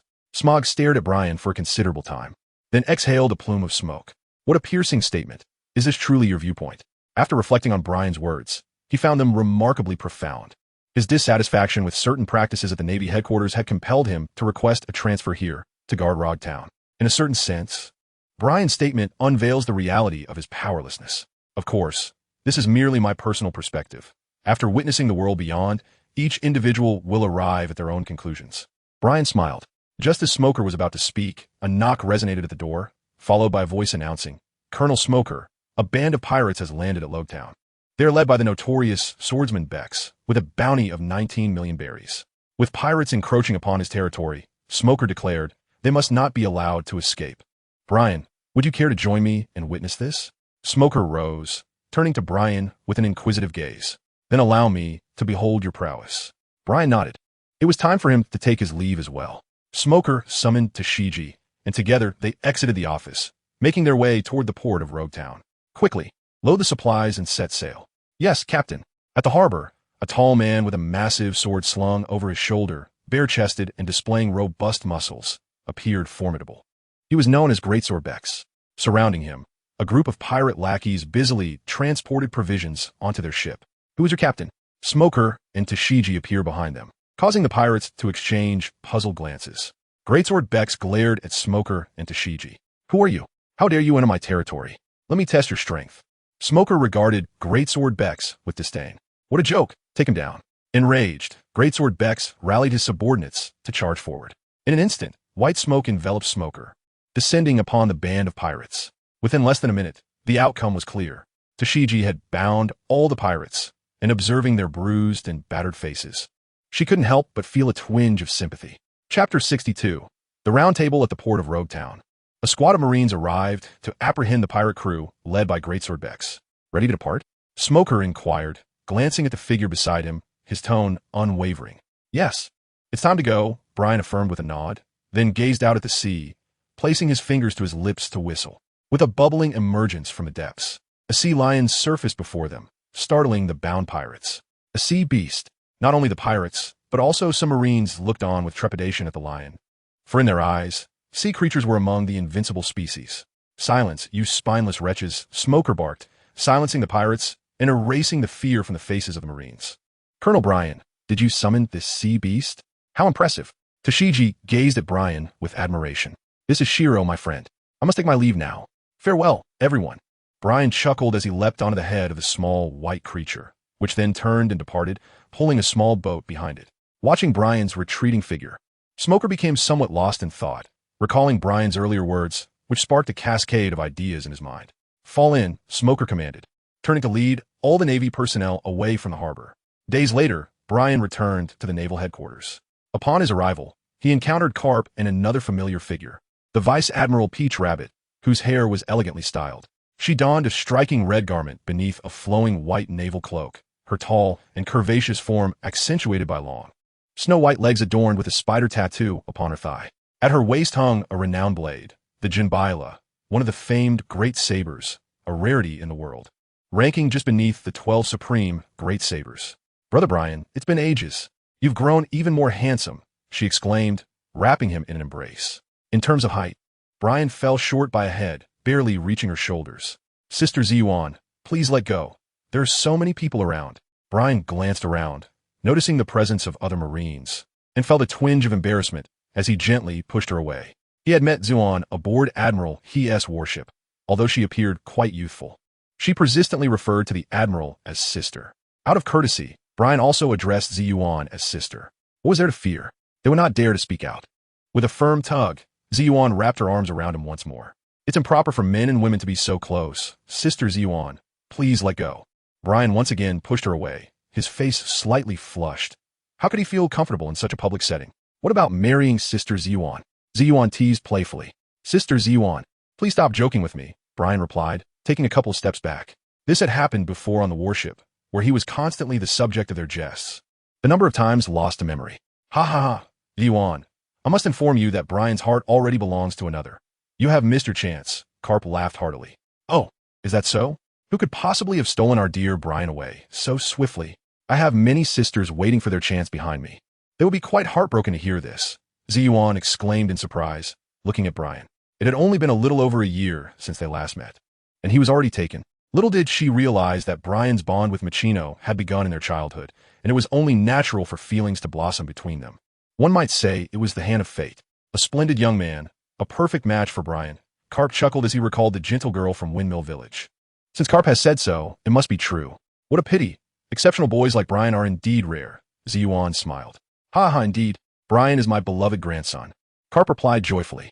Brother Brian, I have matters to attend to, so I must take my leave. Don't forget to visit us. Everyone is eager to see you. Ziyuan waved goodbye and departed. As Brian watched her leave, he intended to return to his residence when Garp called out to him. Brian, it seems Sengoku is looking for you. Understood, Grandpa Garp, I shall go now. Brian nodded and turned towards the office of General Zhanghua. Come in. A voice called from within. As Brian pushed the door open and stepped inside, he found General Zhanghua engrossed in reviewing documents. General Zhanghua, I have come to report. Without lifting his head, the general inquired, how was your leave? It was satisfactory, General. Is there a task you wish to assign to me? Brian nodded thoughtfully. Recently, a significant event has transpired in the New World, involving one of the 4 emperors, Whitebeard. According to intelligence from the world government, a crew member aboard Whitebeard's ship has betrayed and murdered a comrade. Curiously, Whitebeard has not taken any overt action in response, which is rather perplexing. Whitebeard holds his crew in the highest regard, treating them as sons. Any transgression against them would typically provoke his wrath. Yet, in this instance, he remains passive. In Chapter 63, titled Disguise, within the confines of the office, Admiral Sengoku furrowed his brow. He sensed that the events unfolding aboard Whitebeard's ship were far from straightforward. But the scant information at his disposal rendered him unable to deduce the truth. All we currently know is that the traitor from Whitebeard's crew is known as Blackbeard, and it is rumored that he has been sighted in the first half of the Grand Line, specifically in Alabasta. Thus, I would like you to investigate this individual named Blackbeard. Given your abilities, I believe it should pose little difficulty. Admiral Sengoku stated, directing his gaze towards Brian. Blackbeard, you say? Understood, Admiral Sengoku. I shall make the necessary preparations and depart for Alabasta at once, Brian replied. Well, go ahead and be safe. After leaving the office of the warlord of the Warring States, Brian made his way to his residence to make some preparations. Blackbeard teach. Brian pondered, his mind conjuring the name of an individual characterized by immense ambition. For over a decade, he had concealed himself aboard the ship of the Whitebeard. Now, this Blackbeard had finally revealed his fangs, having slain his comrades and seized the most fearsome of the Logia-type devil fruits, the dark fruit, before defecting to the first half of the Grand Line. The dark fruit, a Logia-type devil fruit, is distinct from all others of its kind, as it does not grant the ability to become an element. Rather, it can nullify all devil fruit powers, even preventing users of Logia-type fruits from transforming into their elemental forms. Blackbeard's arrival in the first half of the Grand Line undoubtedly signaled his intent to seek out allies and unveil his ambitions, aspiring to ascend to the throne. Defeat him, Brian murmured to himself, recognizing that the existence of Blackbeard posed a significant threat to the safety of Ace and Luffy. At present, Blackbeard's strength was not particularly formidable, nor had his influence fully developed, making him vulnerable to defeat. To avert any potential tragedies in the future, Brian resolved to vanquish Blackbeard and instill in him an indelible fear. In simpler terms, he intended to incapacitate him. After obtaining a permanent pointer to Alabasta, Brian returned to his lodgings to pack a few belongings. He then removed his naval uniform, opting for ordinary attire. It must be said that the garments prepared for him by Makino fit rather well, albeit a tad too snugly, which rendered him somewhat effeminate. Gazing into the mirror, he noted that if the clothes were any shorter, his navel would be exposed. Makino truly had her quirks. In the reflection, Brian appeared with flowing blue hair cascading over his shoulders, adorned with a blue headscarf that covered his ears, giving the impression of small horns protruding. His waist was slender, and fortunately, the fabric did not cling tightly to his skin. Otherwise, it would accentuate his thinness even more. He wore blue and white three-quarter denim pants, which hung loosely around his calves, revealing a glimpse of his fair, unblemished legs.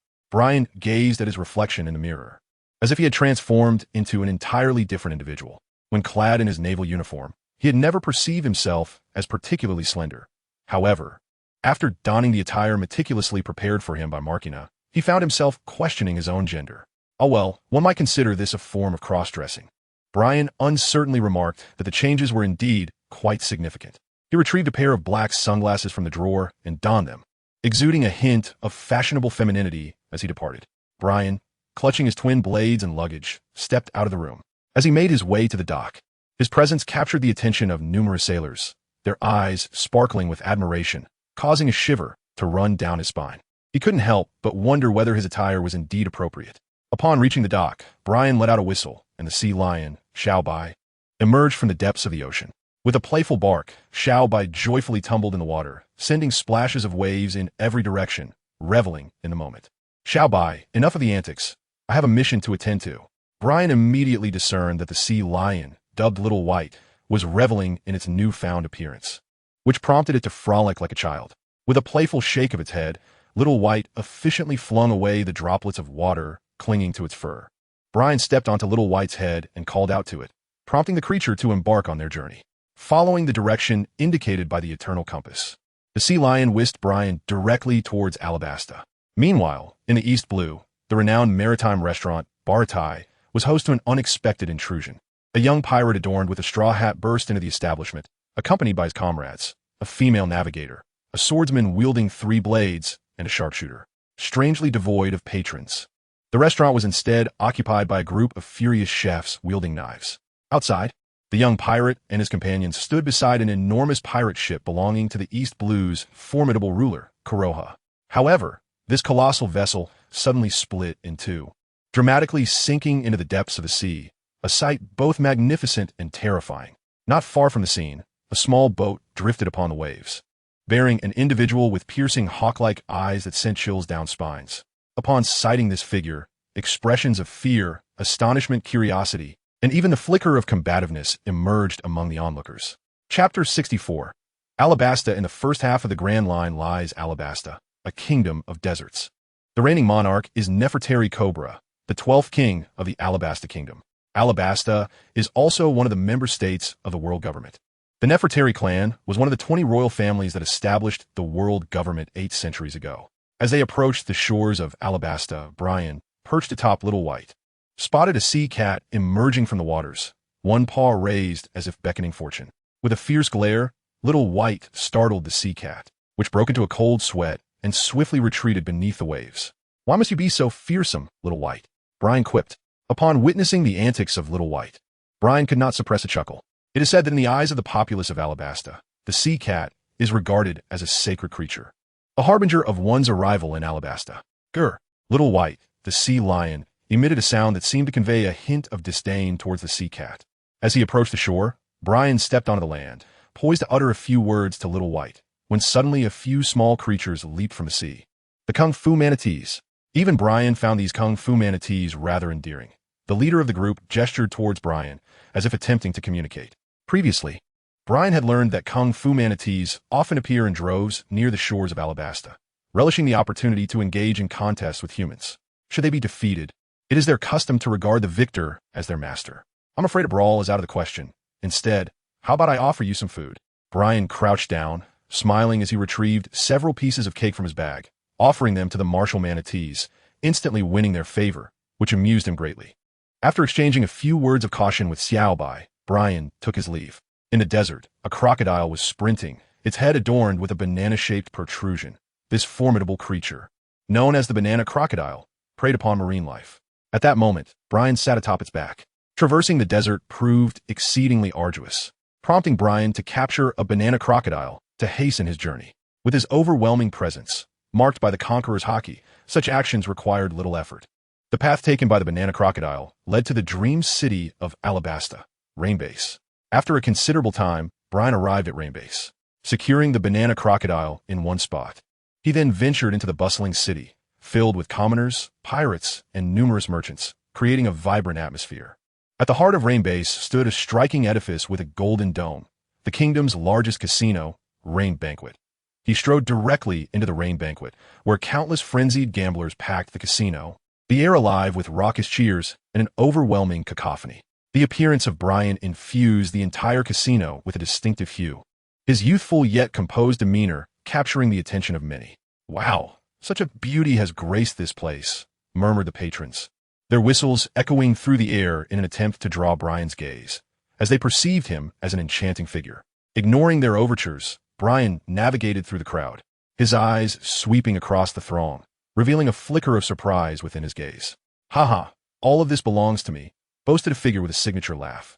Unruly black hair, a round visage, missing teeth, and a pronounced belly.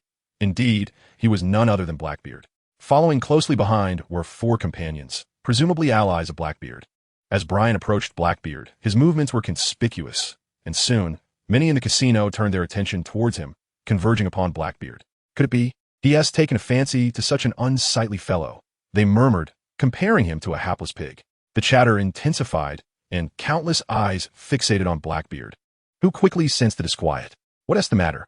Blackbeard inquired, turning to see nearly everyone in the casino scrutinizing him, their mocking and disdainful glances making him uncomfortable. "Captain, look over there," one of Blackbeard's companions, donning a gentleman's hat, pointed. Following his gaze, Blackbeard discerned a figure in dark sunglasses striding towards him. "Who are you?" Blackbeard exclaimed, astonished as Brian closed the distance to within 3 meters, his curiosity piqued. "You must be Blackbeard," Brian stated affirmatively. A flicker of surprise crossed Blackbeard's face as he assessed Brian. Having recently arrived, it was remarkable that someone recognized him. This individual was not ordinary. "Haha, I didn't expect you to know who I am. Are you from the world government, or perhaps the Navy?" Blackbeard laughed heartily, quickly deducing Brian's identity. After his escape from the Whitebeard pirates, he surmised that only 3 types of individuals would seek him: members of the Whitebeard crew, whom he was intimately familiar with, and the remaining two, agents of the world government and the Navy, who, with their keen instincts, must have been aware of the recent events aboard Whitebeard's ship, leading them to pursue him.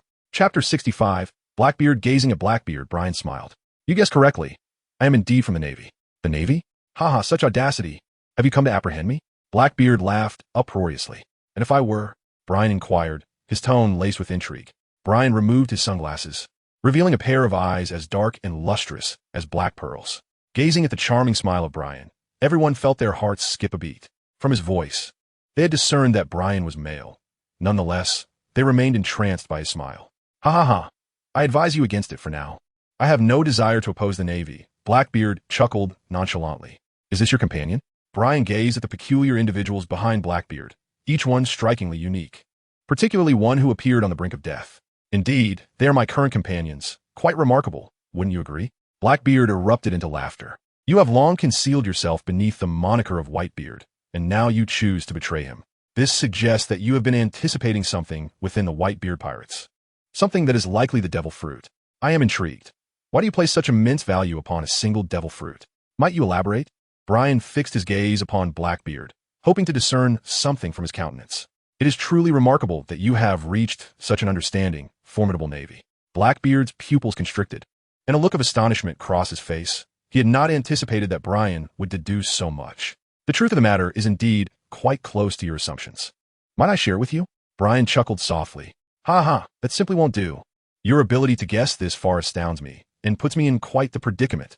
Navy, I present you with a choice. Join my pirate crew or face death. A chilling glint finally appeared in Blackbeard's eyes, for his secret was on the verge of revelation, and it must be thwarted to prevent disruption to his impending plans. The four individuals behind him cast hostile glances at Brian, and the bespectacled man had already aimed his firearm at him. Navy, what is your response? Our captain is not known for his patience. Ha ha ha. A bare-chested man, his arms wrapped in armor and a championship belt fastened at his waist, regarded Brian. Blackbeard, you possess ample ambition, yet lack the fortitude. Thus, your failure is inevitable, starting from this very moment. With his left hand resting upon the blade, Brian gradually unsheathed the Qianren, its surface shimmering with a cerulean glow. Bang! A gunshot rang out, and Brian slightly turned his head, evading the bullet with an air of nonchalance, utterly unfazed. Run! The Navy and the pirates are about to clash. Hurry, it's too dangerous. Upon hearing the gunfire, the gamblers erupted into chaos, hastily surging towards the exit. They were but mere gamblers, unable to offend either the pirates or the Navy, fearing the potential repercussions. Impressive observation skills, but to think you could defeat me alone is quite naive. Ha ha ha. Blackbeard's laughter echoed ominously. Navy, since you refuse to join us, I shall be forced to send you to your demise. The pirate adorned with a championship belt declared, launching a powerful punch towards Brian, covering several meters in an instant, arriving before him in the blink of an eye. One sword style, aye, a ray of light. Without sparing him a glance, Brian swiftly struck with his left hand, delivering a devastating blow that rent the air with unparalleled ferocity. The sound of the impact echoed as the man was hurled backward, propelled into the air where he spewed forth crimson liquid before crashing heavily to the ground. The tremendous strike continued its trajectory towards Blackbeard. A sense of peril enveloped him as he sensed the encroaching threat. Blackbeard's pupils contracted. From Brian's assault, he perceived an immense danger. His body instinctively reacted, enveloped in swirling black mist that cloaked the entire casino in darkness. It resembled an abyssal swamp, drawing everything into its depths, causing them to descend like a black hole. The blue-white arc of the strike penetrated the shadows, cleaving through to create a slender gash, yet was gradually consumed by the darkness. With a hissing sound, the strike left a wound upon Blackbeard before dissipating entirely. Moonstep! Brian floated gracefully in mid-air, casting his gaze downward upon Blackbeard, who was visibly contorted in pain. A slender wound marred his left shoulder, from which crimson blood flowed. It hurts terribly, damn it. Liberation. Blackbeard seethed with fury as a dark vortex materialized behind him, unleashing a torrent of debris that hurtled towards Brian. Brian swiftly struck several blows, reducing the remnants to mere fragments, before unleashing a fierce slash directed at Blackbeard below. The cerulean and white blade of light surged forth like a luminous curtain, aiming straight at Blackbeard and cleaving through all obstacles in its path, leaving behind profound fissures. When did the Navy produce such a youthful swordsman of extraordinary caliber? How infuriating! I miscalculated. Blackbeard gazed at the oncoming azure white strike. If he did not evade, he would be left with but half a life. He rolled aside, paying no heed to the comical nature of his movements, for survival was the ultimate priority. Chapter 66, Crocodile. In the rain, within the grandest casino, the Rain Banquet, Brian hovered in midair, delivering a razor-sharp strike towards Blackbeard, nearly cleaving the entire rain feast in twain. Bayas, Oka, Lafayette, and Poison Q fled in haste. With a thunderous roar, Blackbeard summoned a swirling mass of dark mist that surged towards Brian, while he himself, accompanied by his four subordinates, made a swift retreat. As the mist dissipated, Brian's figure emerged, revealing that Blackbeard and his crew had vanished. Had they escaped? Brian surveyed the now desolate casino, sheathing his sword. In his perception, Blackbeard and his crew had retreated a considerable distance, likely having boarded a means of transport. This development was precisely what Brian had anticipated. Blackbeard, realizing his defeat, would surely flee. This was merely the beginning. Brian would not easily relinquish his pursuit of him. Blackbeard was not one to surrender easily. Otherwise, he would not have concealed himself within the Whitebeard pirates for so long. His ambition to ascend to the throne through cunning and deceit demonstrated a resolute will. However, now that Brian had set his sights on him, it could only be deemed unfortunate for Blackbeard. Come forth, both of you. From the moment Brian clashed with Blackbeard, he sensed the presence of observers lurking in the shadows. If his intuition served him correctly, it would likely be one of the 7 warlords, Crocodile and Nico Robin. With the sound of footsteps echoing, 2 figures emerged from the darkness. The man, draped in a gray overcoat, was tall and clad in a checkered suit. A slender scar etched across his face, giving him a somewhat menacing appearance, particularly accentuated by his right hand, which was a golden hook. The woman was statuesque, adorned with a white top hat and a matching overcoat, her azure eyes set against a sun-kissed complexion that suggested prolonged exposure to sunlight. Quite bold, aren't you, Navy? Crocodile fixed his gaze on Brian, a flicker of evident wariness crossing his features. Had he not witnessed the recent confrontation, he might have dismissed Brian as merely an aesthetically pleasing naval officer. To his astonishment, this strikingly handsome Navy officer turned out to be a formidable swordsman. Allow me to introduce myself. I am Crocodile, one of the 7 warlords. And you are? I am Colonel Brian of the Navy headquarters. Brian smiled faintly. The visage of the sand crocodile was quite terrifying. It would surely frighten any child. Moreover, as a natural-type user of the sansan fruit, he was virtually an unstoppable force in this desert kingdom.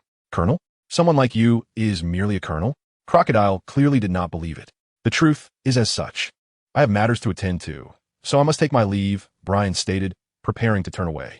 Suddenly, a blade of sand struck out. Brian deftly sidestepped the attack and turned back to Crocodile, perplexed. Was he intent on battling him?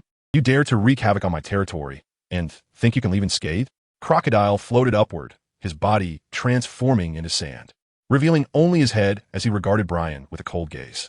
Even having discerned Brian's strength, he chose to engage. And it seems I must put you to sleep for a while. With that, Brian activated Shave, his figure vanishing from sight and reappearing before Crocodile in an instant. In the midst of Crocodile's astonished expression, Brian extended his right hand. His pristine arm instantaneously turned jet black, adorned with a shimmering blue luminescence, gathering energy in his palm until it transformed into a hue reminiscent of cherry blossoms. In the blink of an eye, Brian's palm descended towards Crocodile, and before contact was made, an invisible wave erupted from his hand. In an instant, it was as if cherry blossoms were blooming, petals swirling in a beautiful array of colors. Wow! Crocodile gasped, spitting out blood as his eyes rolled back. Losing consciousness, his elemental form collapsing as he was flung backward. Thud! Crocodile's body crashed heavily to the ground, rendered unconscious. Brian landed gracefully, the darkness on his arm fading back to its original alabaster hue. Nearby, Nico Robin stared in astonishment, rendered nearly speechless. To witness Crocodile, one of the 7 warlords of the sea, being taken down in a single encounter was, to her, utterly surreal.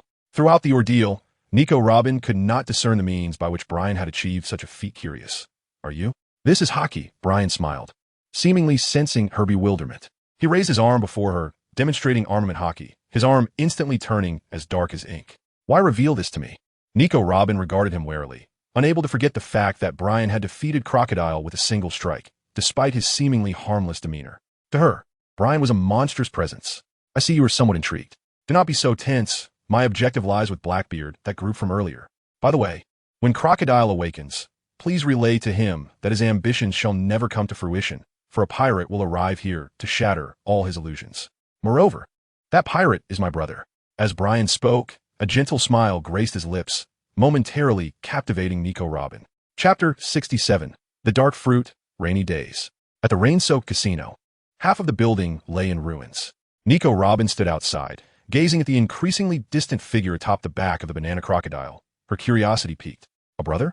How could a naval officer have a pirate for a sibling? She murmured, the image of Brian's tender smile lingering in her mind, a semblance of authenticity she could sense. What intrigued her further was the absence of disdain in Brian's tone towards his pirate brother. Rather, it exuded a profound sense of support and trust. Could such a person truly belong to the Navy? What a peculiar Navy, and what manner of brother did he possess? Robin couldn't help but feel a burgeoning curiosity about the pirate sibling Brian had mentioned. That wretched Navy officer, I shall not let him off easily. A furious roar erupted from behind, and Robin turned to see Crocodile awakening from his stupor, his disheveled appearance striking. Where did that Navy officer go? Crocodile's countenance darkened as he glared at Nico Robin, akin to a beast poised to pounce. Yet, within his gaze, Robin discerned a flicker of fear. He has gone in pursuit of Blackbeard's crew. Do you intend to follow him? She remarked coolly, casting a sidelong glance at him. Crocodile seethed with frustration. To pursue would be an act of folly, the terror of that recent blow still haunting his thoughts. Very well, the plan has reached a critical juncture. Nico Robin, continue with your mission. Crocodile's eyes glimmered. Despite his inner resentment, there were more pressing matters at hand, especially as this nation was on the verge of being within his grasp, and soon he would claim the ancient weapon, Pluton. With that, he turned away, not bothering to spare Robin a glance, unwilling to display such vulnerability before his subordinate. Could such a man truly experience fear? Robin observed Crocodile's retreating figure, a trace of disdain flickering in her eyes.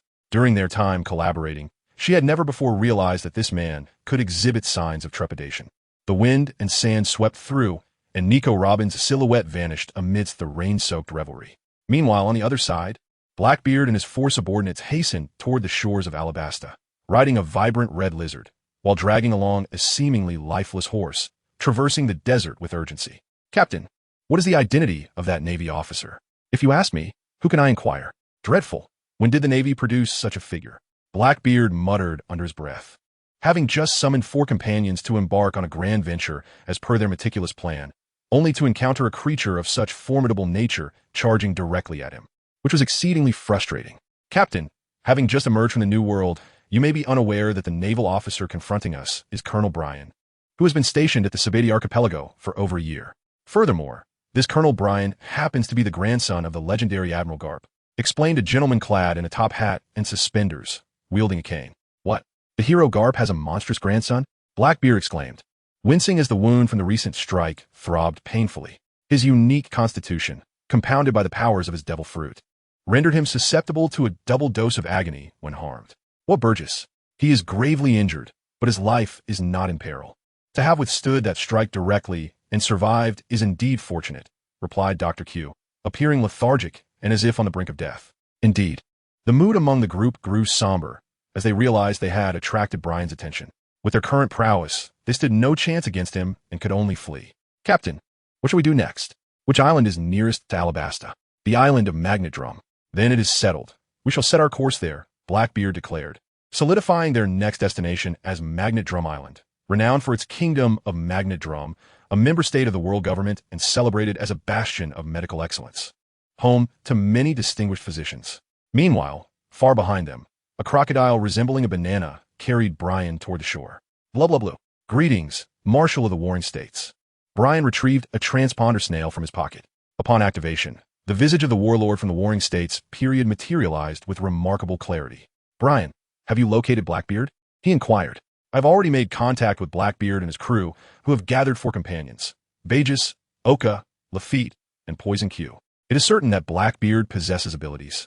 When he unleashes his powers, his entire form is enveloped in darkness, suggesting he wields a Logia-type ability, in stark contrast to Admiral Kizaru's powers. Though it appears he cannot attain elemental intangibility. At present, Blackbeard is concocting some scheme, the specifics of which remain unclear. Brian spoke, is that so? The dark fruit. It must be the one. Continue the investigation and uncover Blackbeard's intentions. Understood. He ended the call and gazed into the distance. At present, Blackbeard poses no significant threat. A single dark fruit cannot unlock the full potential of his body. Thus, he is in need of a second devil fruit. Furthermore, the dark fruit possesses the ability to attract the demons within other devil fruit users. This formidable power is perilous for all who wield abilities. Blackbeard will undoubtedly exploit this ability to hunt down other users, thereby giving rise to new devil fruits and facilitating the transfer of their powers. When a devil fruit user perishes, the demon within them will reattach to nearby fruits, and a user of the dark fruit can attract these demons, allowing for the rebirth of devil fruits in close proximity. Let's return. Brian gently patted the head of the banana crocodile, signaling it to depart. The creature comprehended Brian's intent and swiftly vanished into the desert. Gurgling sounds echoed as the sea lion, Little White, approached from the distance. The small boat that had accompanied it now nowhere to be seen. Little White, where's my boat?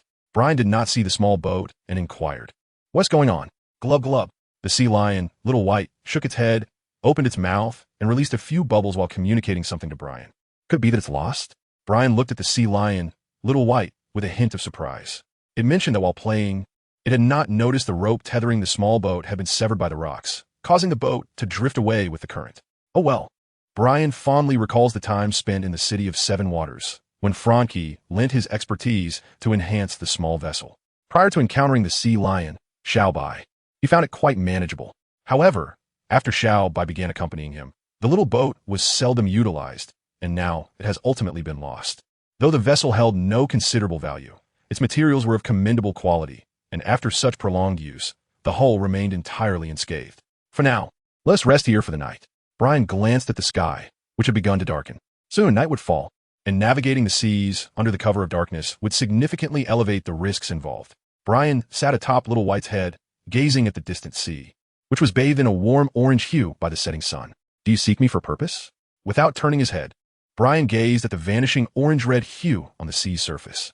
Behind him, the silhouette of Nico Robin emerged upon the rocks. Do you know Crocodile's intentions?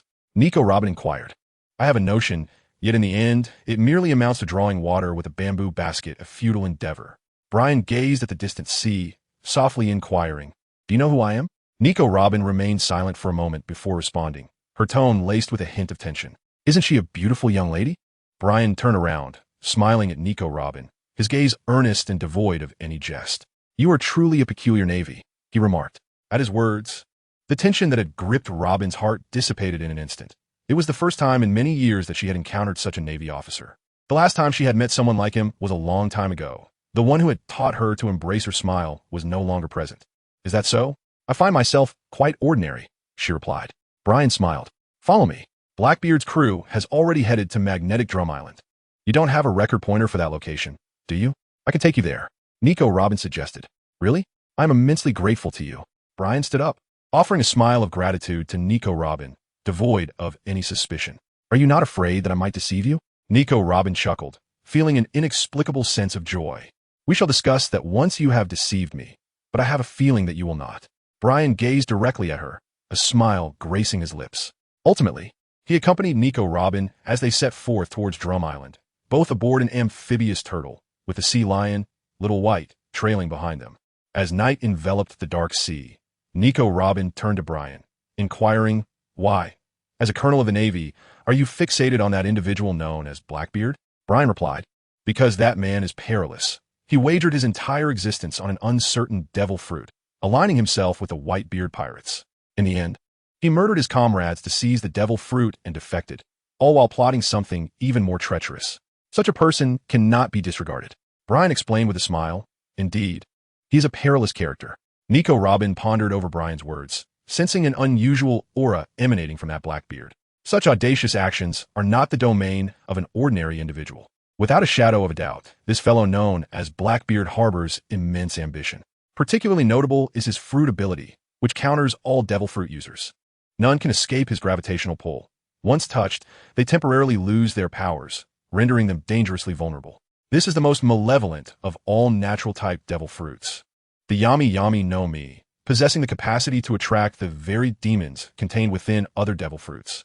Regardless of his intentions, he will undoubtedly pursue other users of abilities. Individuals like yourselves will inevitably find yourselves on Blackbeard's radar one day. As Brian spoke, he divulged everything. The dark fruit, a perilous devil fruit, raises the question of whether it possesses any weaknesses. Nico Robin, upon hearing Brian's words, was profoundly astounded. The mere existence of a Logia-type devil fruit was already formidable enough. And yet this one could counter all abilities. Chapter 69, Best Friends. Regardless of the circumstances, the power to attract devils instilled a sense of dread within Nico Robin. Unlike typical Logia fruits, the dark fruit cannot achieve elemental transformation, which constitutes a significant vulnerability. Brian chuckled. That is indeed quite remarkable. One can only imagine the multitude of capable individuals upon the vast ocean. Among the 4 emperors of the New World, 3 are wielders of devil fruit powers. Nico Robin sighed. It does sound impressive, yet in truth, Blackbeard himself is not that formidable. The real concern lies in his ability to attract devil fruit users. If left unchecked, he could potentially cultivate an army of those endowed with such powers. Thus, it is imperative to prevent such a scenario from unfolding. Brian gazed up at the starry sky and softly inquired, "What motivates you to undertake this endeavor?" Nico Robin met his gaze and replied, "If I must articulate a reason, it would be for my own sake. Ignoring the presence of Blackbeard could very well put my brothers in jeopardy. They're all pirates, each possessing the powers of devil fruits. Isn't it peculiar? Though I'm a member of the Navy, my brothers are all pirates." Brian turned to look at Nico Robin, offering a gentle smile. Do you not have more than one brother who is a pirate?" Nico Robin inquired with curiosity. "Indeed, there is another who could be considered my brother. He's been at sea for 3 years now." Brian chuckled as he spoke. "What a fortunate brother you are. If they knew how much you cared for them, they would surely be delighted. I have no siblings nor companions. I have always existed in a realm of calculations and betrayals, shrouded in darkness. For someone like me, light is merely a luxury, and I fear that one day I shall pass away alone in some forgotten corner." Nicole Robin murmured softly, "What are you saying? You are still so young, yet you speak of death as if you were an old soul. Your words are so chilling. Never mind. Let me warm you up. What are you doing?" As Brian listened to such weighty words, his spirits sank. He gently pulled Nico Robin closer, allowing her to rest against his chest, wrapping his coat around them both. "For now, consider me your confidant," he said softly. "Listen closely. It seems you have endured numerous hardships, leaving your heart in tatters. However, have you not heard that no one is destined to be alone in this vast world? The ocean is immense, and one day, you shall encounter true companions. Never lose hope. That is all I wish to convey. Now, rest. We must rise early each day." After Brian finished speaking, he offered a faint smile and then closed his eyes. Nico Robin leaned against Brian's embrace, inhaling the subtle fragrance that enveloped him, captivated by his profile. It was only at such close proximity that she realized how strikingly handsome Brian was, resembling a girl with his exquisite features, fair complexion, elegantly defined nose, long eyelashes, and petite lips, indistinguishable from those of a young woman. Curiosity stirred within her.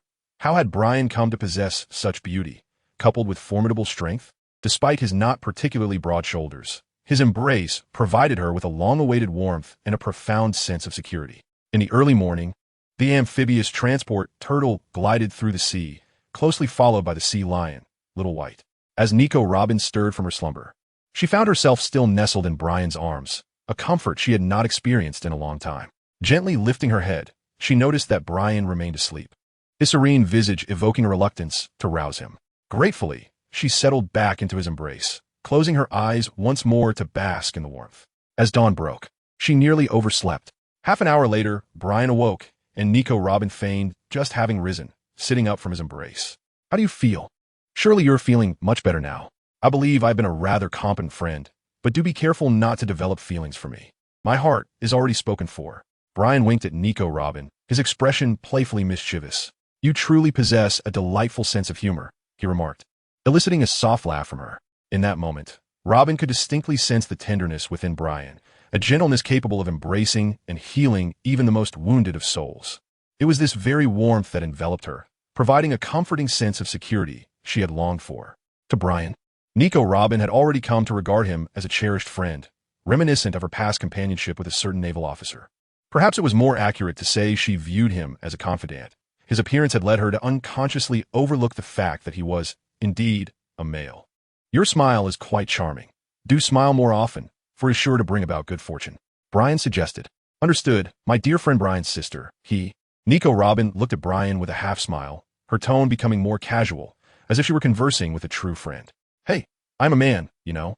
Brian's cheeks flushed slightly, recalling how he had casually suggested she treat him as a close friend just the day before. Although it was meant to be a fleeting notion, the memory now filled him with embarrassment. Moreover, his earlier action of pulling Nico Robin into his embrace left him pondering whether he had lost his senses entirely. Under normal circumstances, he would never engage in such behavior. Chapter 70. The Kingdom of Drum, observing Brian's rosy complexion, reminiscent of a bashful young girl. Nico Robin found the situation rather amusing. Could it be that he struggled to interact with women? After all, it was he who had invited her to regard him as a close confidant, wasn't it? Leaning in closer, she gazed at Brian with a playful smile. I meant on a spiritual level. In reality, it's still preferable for me to remain a man, you know. Brian cast her a disgruntled glance. He, it's all the same. In any case, I shall not treat you as a man, so be prepared. Nico Robin whispered in his ear, then placed a gentle kiss upon his cheek. The warm sensation against his skin sent a shiver down Brian's spine, and his fair complexion reddened even further. He stared wide-eyed at Nico Robin, somewhat incredulous. He, what an adorable reaction. Well, ahead lies Drum Island. It is time for us to part ways. Nico Robin had intended to tease Brian a little more, but upon noticing the pristine white snowflakes beginning to fall in the distance, she decided against it. Well then, I shall take my leave. Until we meet again. Brian gazed ahead at the snow-laden sea, where an island gradually emerged, blanketed in white. Hold on, put this on. Nico Robin called out to Brian, presenting him with a fluffy gray coat. Thank you. Brian expressed his gratitude as he stepped outside, realizing he was unprepared for the cold, having not anticipated his arrival at Drum Island. After donning the coat gifted by Nico Robin, he greeted the sea lion, Little White, before turning to ascend the island. Waving farewell to Nico Robin. See you next time, my sister, he called back. Nico Robin, observing Brian's retreating figure, couldn't help but chuckle at her own words, causing him to stumble slightly before hurriedly entering the island. Hee, how adorable. I wonder if there will be a next time. As she watched Brian vanish into the snowy expanse, her smile gradually faded, replaced by a sense of confusion that soon transformed into resolve. Once on the island, Brian moved in the direction of the crowd, his observation hockey, sensing a multitude of presences converging. Approaching that vicinity, he noticed signs of battle. The towering trees lay broken, strewn upon the ground, and the earth bore deep craters, evidently created by powerful strikes. Not far ahead lay a village, and Brian pressed onward. Stop! Who are you? The villagers, armed with firearms, raised their weapons defensively upon spotting Brian, their demeanor revealing hostility. Do not be alarmed. I am in pursuit of a band of pirates who have arrived here. There are 5 of them, and their leader is known as Blackbeard. You must have encountered them, right? Brian came to a halt, standing still as he spoke. Indeed, they had arrived on this island. What was it that you sought from them? A tall figure emerged, clad in thick garments that accentuated his robust physique, resembling a bull in strength. He was likely the leader of the villagers, and, as he stepped forward, the gazes of the other villagers towards him brimmed with trust and respect, akin to that of subjects beholding their king. I am of the Navy, Brian pointed to himself. You? Truly of the Navy? The leader scrutinized Brian with a hint of skepticism. He had encountered sailors before, yet they were invariably burly and stout. This was his first encounter with a Navy man of such delicate complexion, particularly one like Brian. After a moment's contemplation, he cautiously posed a question. Brian gazed at him, unable to suppress a blink, his eyes brimming with questions. Could it be that he truly did not resemble a naval officer? Indeed, I'm a naval officer. As he spoke, Brian retrieved his naval cloak from his bag and donned it before him, the insignia upon the shoulders indicating his rank as colonel. I beg your pardon. Colonel, the man said, I am Dalton, the commander of the Royal Guard of the Magnetic Drum Kingdom. Brian nodded, recalling that this individual was indeed an adept of a devil fruit, capable of transforming into a bull. No matter, he said. Could you inform me of the whereabouts of Blackbeard and his crew? After they arrived here, they expelled our King Valpo from this land and proceeded towards the direction of the castle. Dalton pointed in a certain direction, yet amidst the tempest, all that surrounded them was a blinding expanse of white, obscuring any further vision. You seem utterly indifferent despite the expulsion of your king. Observing Dalton and the other villagers, Brian noticed that none displayed a flicker of concern or anger. Instead, they bore expressions of relief.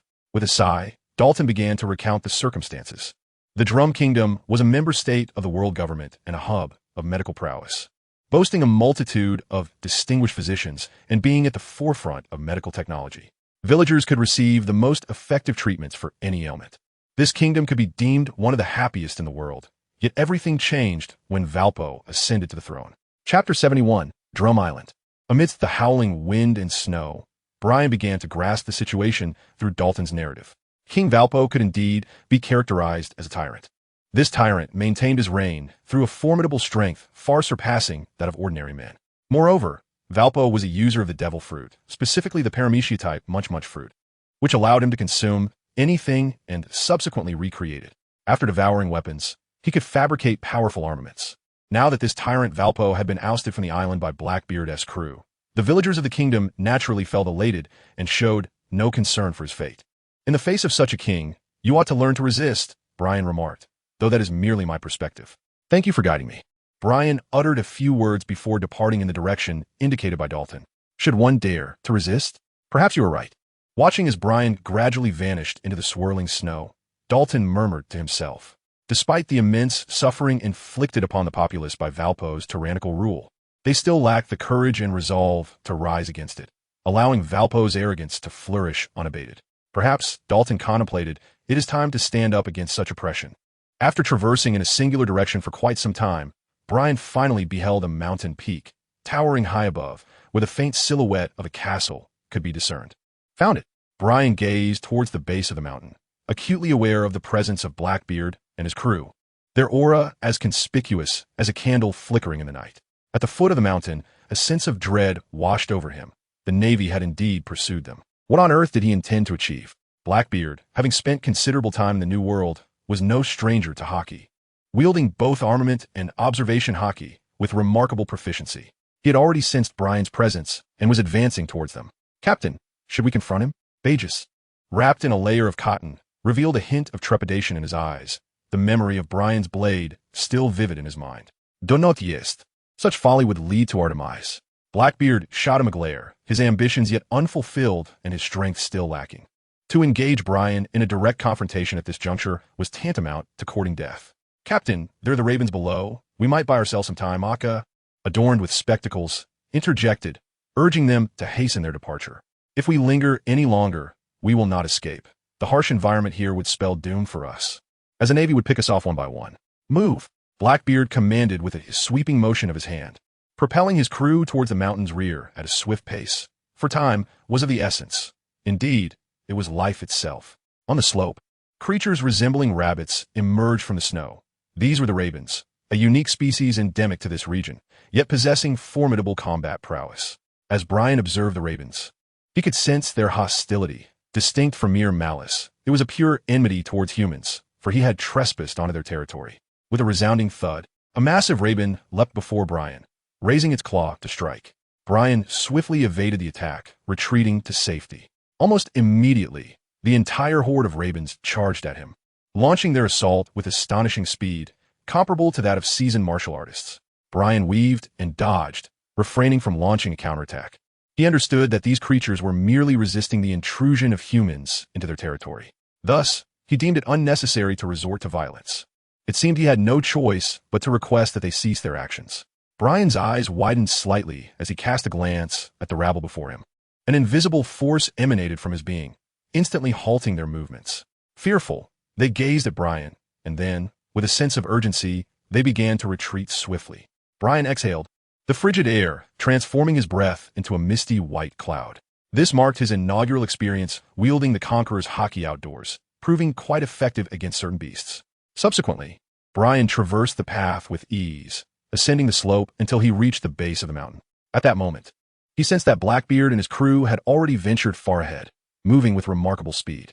There was no escaping them. Brian whispered softly, lifting his gaze towards the snow-capped peak where the castle of King Valpo stood majestically. He recalled a reindeer named Choba that resided on this very island. Valpo had recently been ousted, and the castle should now lie vacant. The reindeer, Choba, along with the female doctor, Doriel, were not present within its walls, and it would be some time before they made their way inside. There would be an opportunity for an encounter. Brian murmured to himself, then followed the footprints yet untouched by the snow, leading him to the lair of Blackbeard and his crew. After 2 hours of relentless pursuit, having traversed nearly the entirety of Magnetic Drum Island, Brian reached the opposite shore, tracing the remnants of their passage. There in the distance, he glimpsed a fleeting silhouette of a ship. Blackbeard and his men were aboard that very vessel. He had arrived a moment too late, yet all was not lost. Brian tightened his coat, feeling the chill as he had been trailing behind Blackbeard and his crew for quite some time in the frigid expanse. Placing his fingers to his lips, he whistled, fully aware that the sea lion, White, would hear him and soon make an appearance. Chapter 72. The fortunate Blackbeard with a splash. The figure of White emerged from the depths, swimming towards Brian. "White, catch up with that ship ahead," he instructed as he leaped onto the creature's back. Immediately, White understood his command and surged forward in pursuit of Blackbeard's vessel. In the ocean, the speed of sea beasts far surpassed that of pirate ships. Although they had initially lagged behind, White's swift pace quickly closed the gap.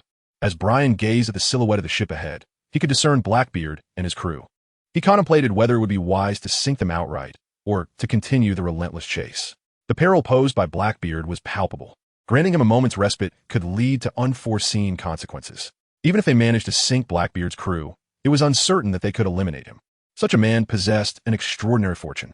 Brian pondered deeply, contemplating what course of action to take. Meanwhile, on the ship ahead, Blackbeard and his crew caught sight of Brian pursuing them from behind, nearly cursing aloud in disbelief that he had followed them out to sea. Clearly, they had made a formidable enemy. What have we done to offend that naval officer? Why does he persistently pursue us? Blackbeard began to question himself, wondering if he had inadvertently wronged Brian, thus provoking this relentless chase. "Captain, we only encountered this naval officer for the first time in Alabasta. How could we have possibly provoked him? It was he who sought us out." Lafitte adjusted his hat and remarked. "That damn naval officer," Blackbeard muttered under his breath, feeling suffocated by the relentless pursuit that had begun since Brian had set his sights on them. He felt utterly powerless against Brian, for even with his unique constitution, he could hardly withstand the swordsman's strikes, and his dark fruit could not grant him elemental intangibility. At this rate, Blackbeard feared his plans were unraveling. Originally, he had intended to capture a bounty of over 100 million as a gift to the Navy in hopes of securing a position as a warlord of the sea. Now, not only was that ambition thwarted, but they were also being relentlessly pursued by a naval colonel whose strength was monstrous. Such as Fate, the ship's doctor, Doc Q, remarked weakly. Hearing Doc Q's words, Blackbeard felt an overwhelming urge to slap him across the face. What nonsense about fate! At such a time, why speak of destiny? If this was indeed fate, Blackbeard mused, he would rather never have encountered the dark fruit and remained aboard Whitebeard's ship, thus avoiding the current predicament of being chased by the Navy. "This is merely bad luck. I refuse to believe in such fate." His expression as impassive as a statue. "Indeed, I cannot accept such a fate." Bosch's chimed in with a peculiar laugh. Hearing Oka and Bosch's, Blackbeard's expression softened slightly. Their sentiments were more palatable. Luck was ever-changing, whereas fate shackled one's life with an unbreakable bond. Good fortune brought joy, but who would cherish misfortune? Regardless, we're no match for that naval officer. Let's focus solely on escaping, Blackbeard advised his crew with a calm demeanor. While we breathe, there exists the possibility of survival. Without life, all thoughts are meaningless. The other 4 crew members nodded in agreement. They were all recruits found by Blackbeard across the seas. Lacking formidable strength and yet to master hockey, facing Brian would be tantamount to courting death. Following the currents, the pirate ship sped up, and the distance between them and Brian was momentarily restored, allowing Blackbeard and his crew to breathe a sigh of relief. Brian lingered behind them like a sword suspended above their heads, poised to descend at any moment and pierce through them. They harbored no doubts regarding Brian's formidable prowess. Observing how Blackbeard and his crew's pirate ship swiftly distanced itself with the favorable current, Brian couldn't help but think their fortune was remarkably serendipitous, encountering such a favorable tide. Had they been faced with an opposing current, they would essentially have been offering their throats to Brian, awaiting his strike. Indeed, Blackbeard's luck was not to be underestimated. Brian murmured softly. The sea lion, Xiao Bai, refrained from pursuing the current, for navigating through such treacherous waters was fraught with peril. The risk of being ensnared by a whirlpool was ever present. Only pirate ships and war vessels were capable of sailing with the currents. As he watched Blackbeard and his crew gradually fade into the distance, Brian instructed Xiao Bai to alter their course. The next island they would reach, following the currents, was not the fabled Gaia Island, the land whispered to be abundant with gold. The Golden Country, a realm where riches lay scattered across the ground.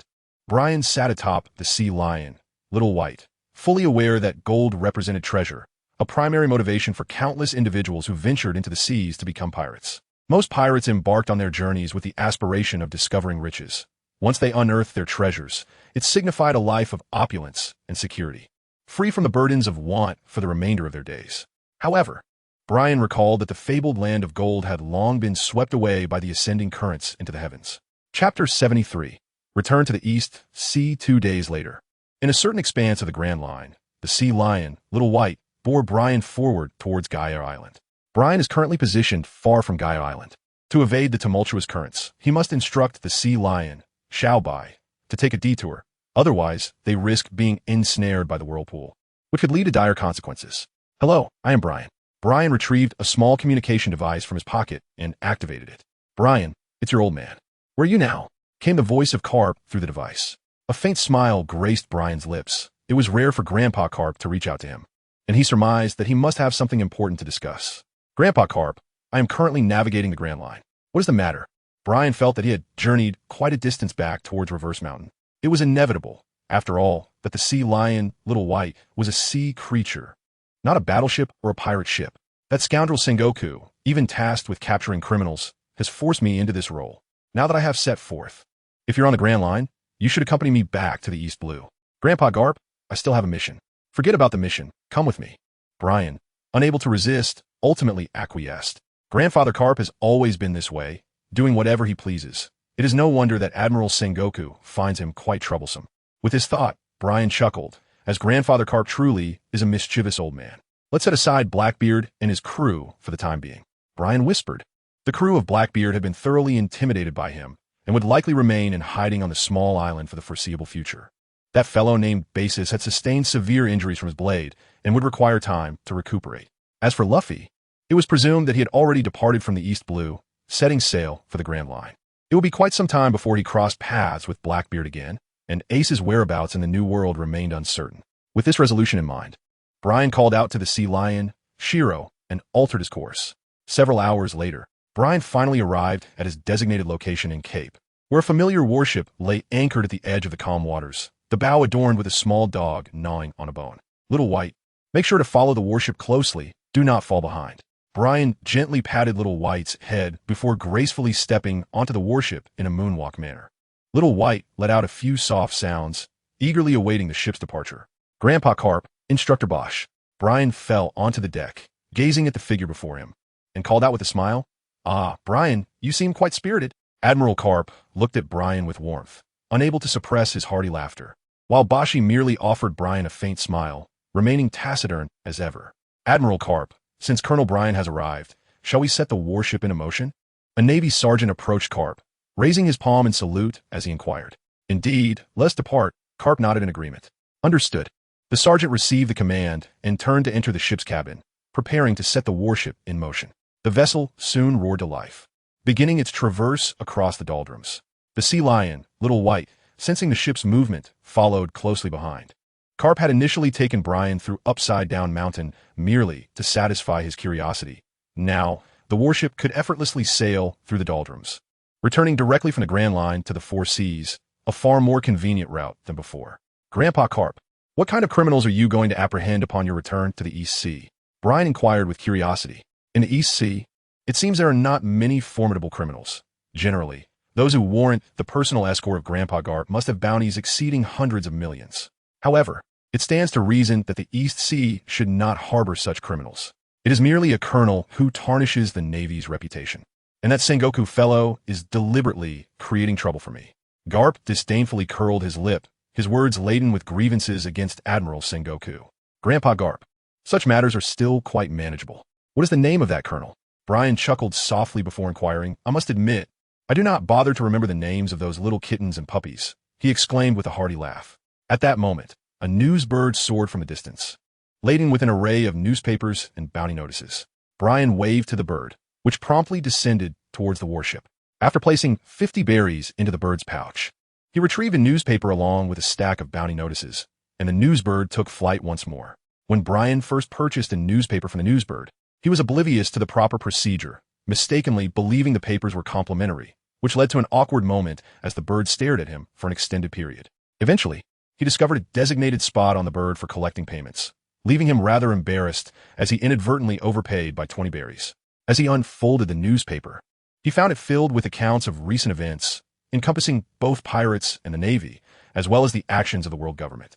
After perusing the contents, he then turned his attention to the stack of bounty notices, leafing through them until he came across a face he recognized all too well. Luffy, with a cheerful grin. Brian chuckled softly to himself, noting that the bounty displayed was precisely 30 million, neither more nor less. It appeared he had triumphed over the formidable ruler of the East Sea, Creek, as well as the fearsome fisherman Arlong.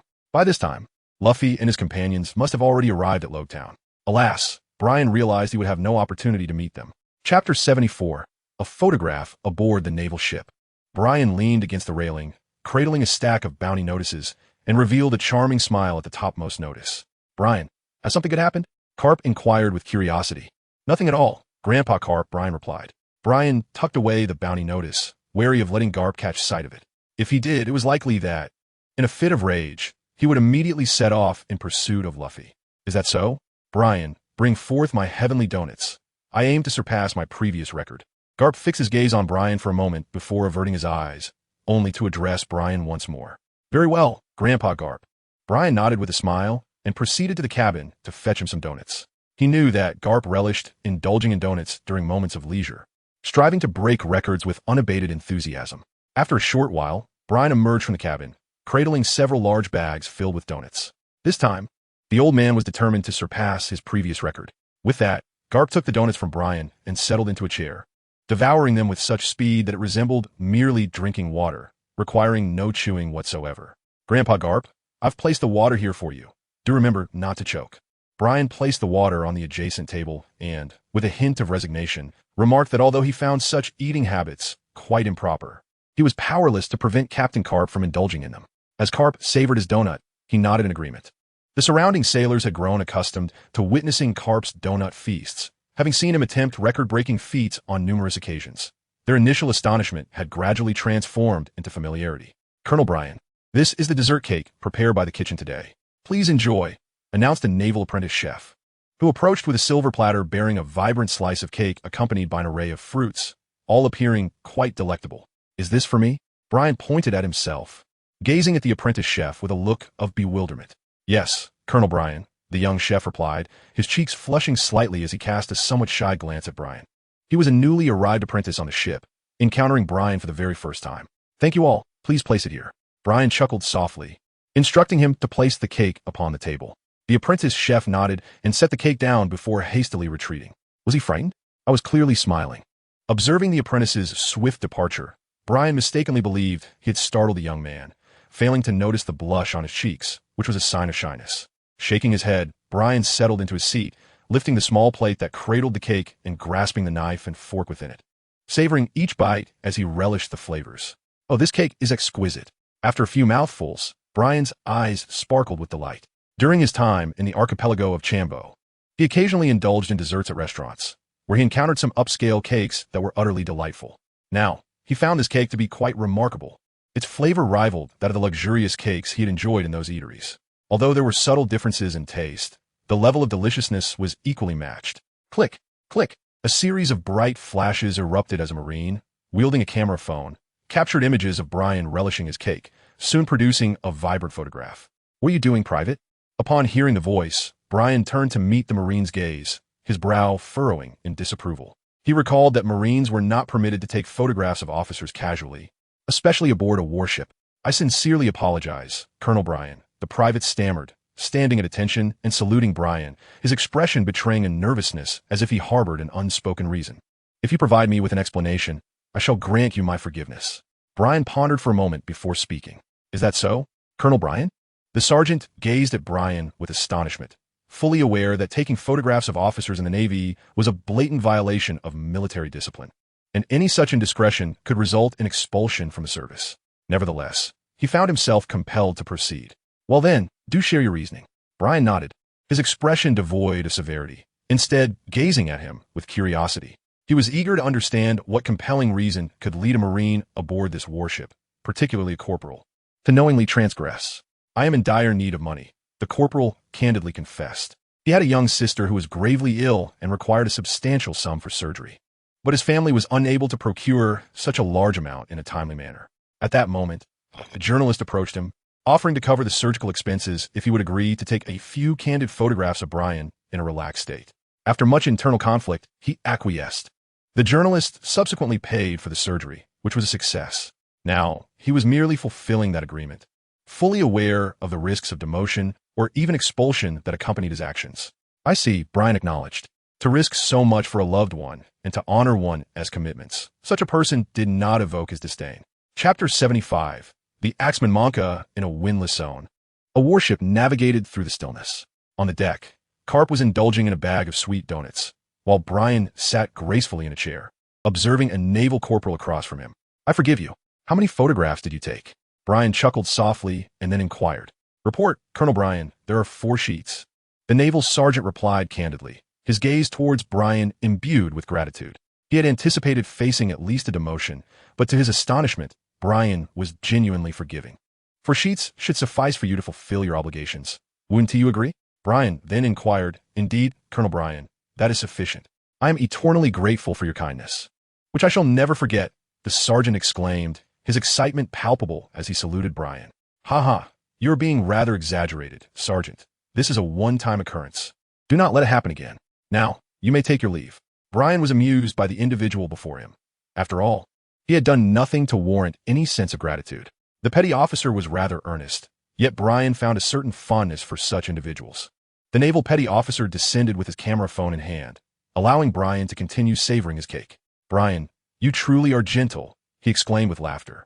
At that moment, Garp paused his actions and directed a remark toward Brian, bursting into laughter, leaving one to wonder whether his compliment was genuine or merely casual banter. Not all. It was merely a few photographs. Brian chuckled, realizing that his photograph could potentially save the life of a little girl. What could possibly be wrong with such a thing? In this way, he felt he was indirectly aiding others. Thus, the old man remarked on his gentleness, proclaiming him worthy of being his grandson, followed by a hearty laugh. Garp, in turn, joined in the laughter, pride evident in his smile. Brian merely smiled faintly, feeling no particular sentiment. The fact that he could assist others without lifting a finger seemed quite advantageous to him. However, he believed that such occurrences should be limited to a single instance. For otherwise, it could attract a swarm of onlookers eager to capture his image, which would undoubtedly complicate matters. 5 days later, the warship successfully navigated through the calm zone and arrived in the waters of the East China Sea. The criminals that Garp was to apprehend were located within a naval base, easily reachable at the vessel's swift pace, situated on a small island. On the surface of the sea surrounding the island, a warship awaited their arrival. Observing Garp's drowsy demeanor, Brian finally grasped the challenges faced by Instructor Bosi. He had not anticipated that Garp had truly gone 5 consecutive days without rest, consuming nearly 700 or 800 donuts in the process. Grandpa Garp, we have arrived. Brian addressed Garp, who, in a state of confusion, nodded slightly while donning a hat that obscured his expression. The warship gradually approached and came to a halt. The Marines laid down a plank, and Garp was the first to step forward, followed closely by Deputy Bosi and Brian. On the opposite warship, a line of Marines stood at the ready on the deck, arranged in formation, while 2 auxiliary Marines lingered behind, one with pink hair and the other with blonde, both possessing distinct characteristics. Admiral Garp, we are grateful for your long journey. I hereby entrust Monka to you. A naval commander saluted Garp and declared with vigor. Subsequently, a Marine led forth a towering prisoner who surpassed Garp in height, wearing a chin strap, and peculiarly, one of his hands was fashioned like an axe, resembling a cyborg. Admiral Garp, the commander, noticing Garp's prolonged silence, leaned in and shouted into his ear. Enough noise? I heard you, Garp retorted, startling the commander, who stumbled back. Garp then added, I have not rested for 5 days. Your efforts are commendable, the commander said, a surge of respect blossoming within him as he gazed at Garp with admiration. Nay, I am merely endeavoring to break my record of consecutive donut consumption. I have devoured 842 without rest, and I suddenly feel a bit drowsy, Garp replied with a chuckle, retrieving a donut from his pocket. Raising it to his lips just as he succumbed to slumber, the sound of snoring escaping him. What kind of old man is this? Monka, the prisoner scoffed, his gaze laden with disdain directed at Garp. Monka, Admiral Garp, is a pillar of the Navy headquarters, the commander interjected sharply, unable to tolerate any disrespect towards the legendary hero of the Navy. Old man, stop pretending to sleep, Monka remarked impatiently, his eyes betraying his growing irritation. Yet Garp remained unperturbed, the sound of his snores continuing unabated. At that moment, Monka suddenly raised his axe hand, swiftly swinging it towards Garp. Clang! In a flash, Brian appeared beside Garp, raising his sword, the 1,000 blades, to interpose between Monka and Garp deflecting the blow with the sheath of his weapon. "You cannot so easily harm Grandpa Garp, though. It is a mere scratch," he declared. Brian chuckled softly, exerting a slight force to push Monka away. Even without the use of observation haki, Brian could foresee the actions of this individual. Nevertheless, he was reluctant to witness Garp come to harm. Chapter 76. The hostage aboard the warship. Brian suddenly materialized beside Garp, interposing the sheath of his sword to deflect Monka's axe. He then applied a gentle pressure, propelling Monka further away. Simultaneously, Lieutenant Bashi reacted, poised to draw his sword and subdue Monka, only to be met with an unforeseen spectacle. Crack! Monka, taken aback by the interruption, stumbled back 2 paces, exerting force to break free from his shackles. He then reached out and seized the young blonde, lifting him as one might a chick, positioning the blade of his axe against the boy's throat. "Don't move.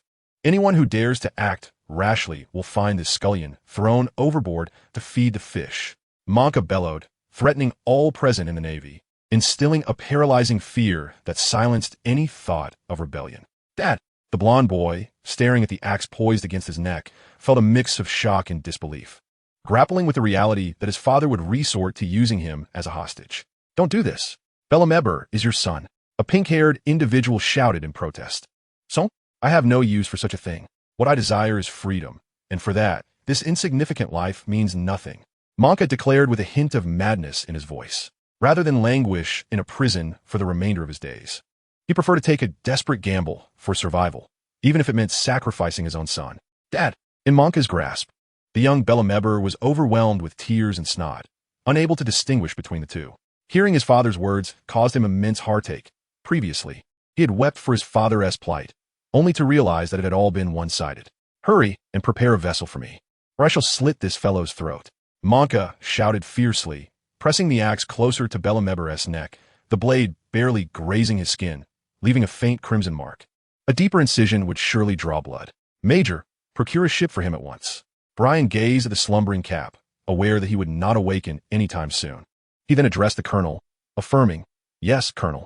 The colonel looked at Brian, momentarily taken aback, before promptly preparing for action. "You seem to be the only one with any sense. Thank him for me, my foolish son," Monka chuckled triumphantly. Having withstood Brian's strike and pushed him back, he realized that this naval headquarters colonel possessed genuine skill, contrary to his seemingly unthreatening demeanor. Brian remained silent, a situation indeed difficult to navigate. Were he to take action, he could swiftly resolve the matter, perhaps even utilizing the Conqueror's haki to incapacitate the 2 individuals involved. However, such measures seemed unnecessary.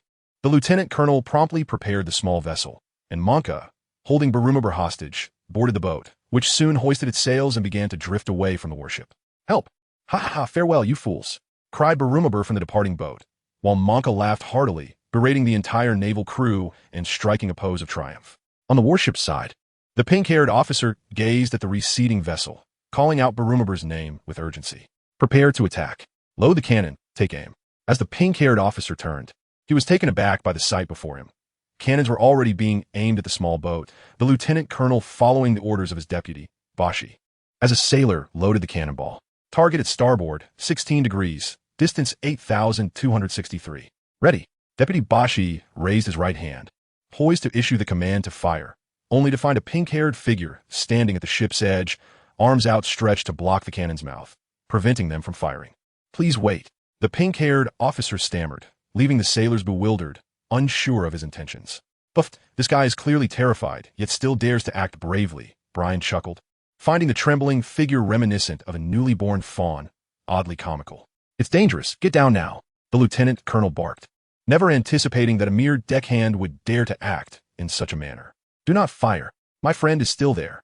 The pink-haired officer stared defiantly at the cannon's muzzle, swallowing hard before shutting his eyes and shouting, refusing to budge. "Move aside," Deputy Bashi commanded, his tone laced with authority. "I refuse."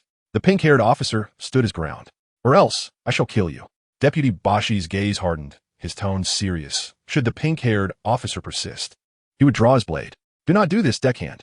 Do not defy military orders," urged the other sailors, imploring him to step aside. Despite the pink-haired officer's lowly status, they had known him long enough to not wish to see him meet his demise.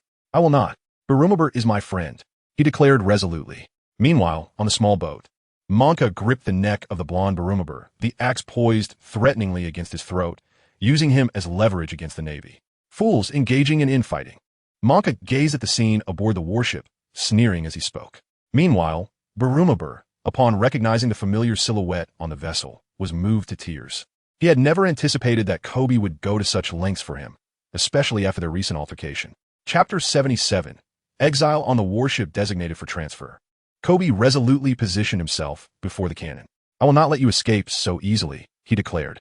The aide, Bosi, glared coldly at Koby, one hand resting on the knife at his waist, uttering a chilling remark. "Rather than witness my friend perish, I would prefer to sacrifice myself." "Please, I will bring him back," Koby implored, turning away before any response could be offered, summoning his courage as he shouted and leaped into the sea beneath him. "Fool! Come back! You cannot possibly catch him!" the commander exclaimed, rushing to the ship's railing to call out to Koby, who was swimming towards the distant small boat. "Let him go. We shall see just how foolish he truly is," Bosi remarked, a slight smile curling at the corners of his mouth as he addressed the commander. "Fear not. Let us observe the extent of this marine's capabilities." "What was his name again?"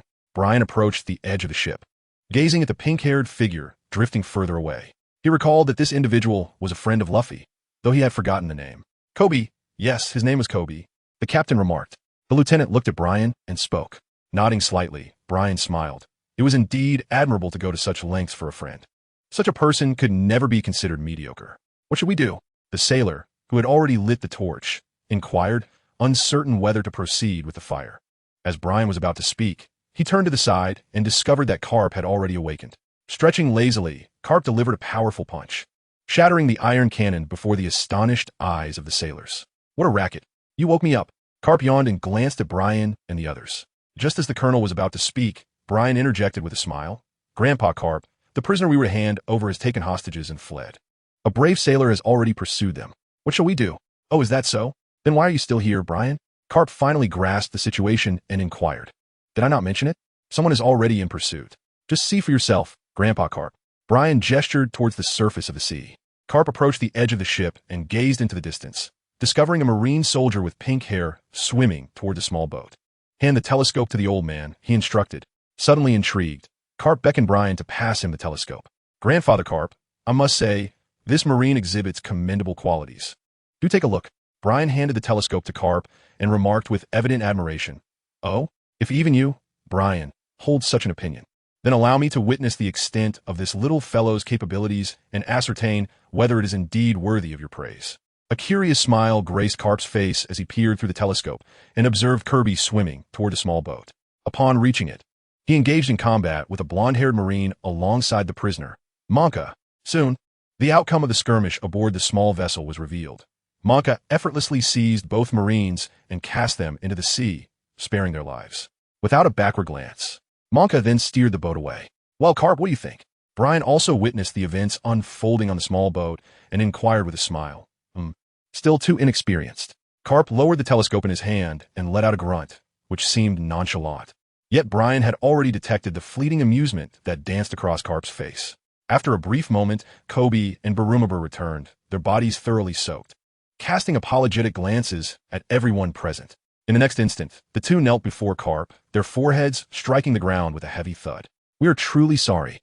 The lieutenant colonel sighed and, with a firm command, ordered all the Marines aboard the warship to line up and bow their heads in solemn apology before Garp and the others. "It is my failure in supervision that allowed the prisoner to escape. These two shall face the punishment of permanent banishment." The lieutenant colonel, with head bowed, struggled to contain his emotions, his tone devoid of compassion. Upon hearing his words, Koby and Barumabur fought back tears, gritting their teeth as they stared ahead, their vision blurred, tears already spilling from their eyes.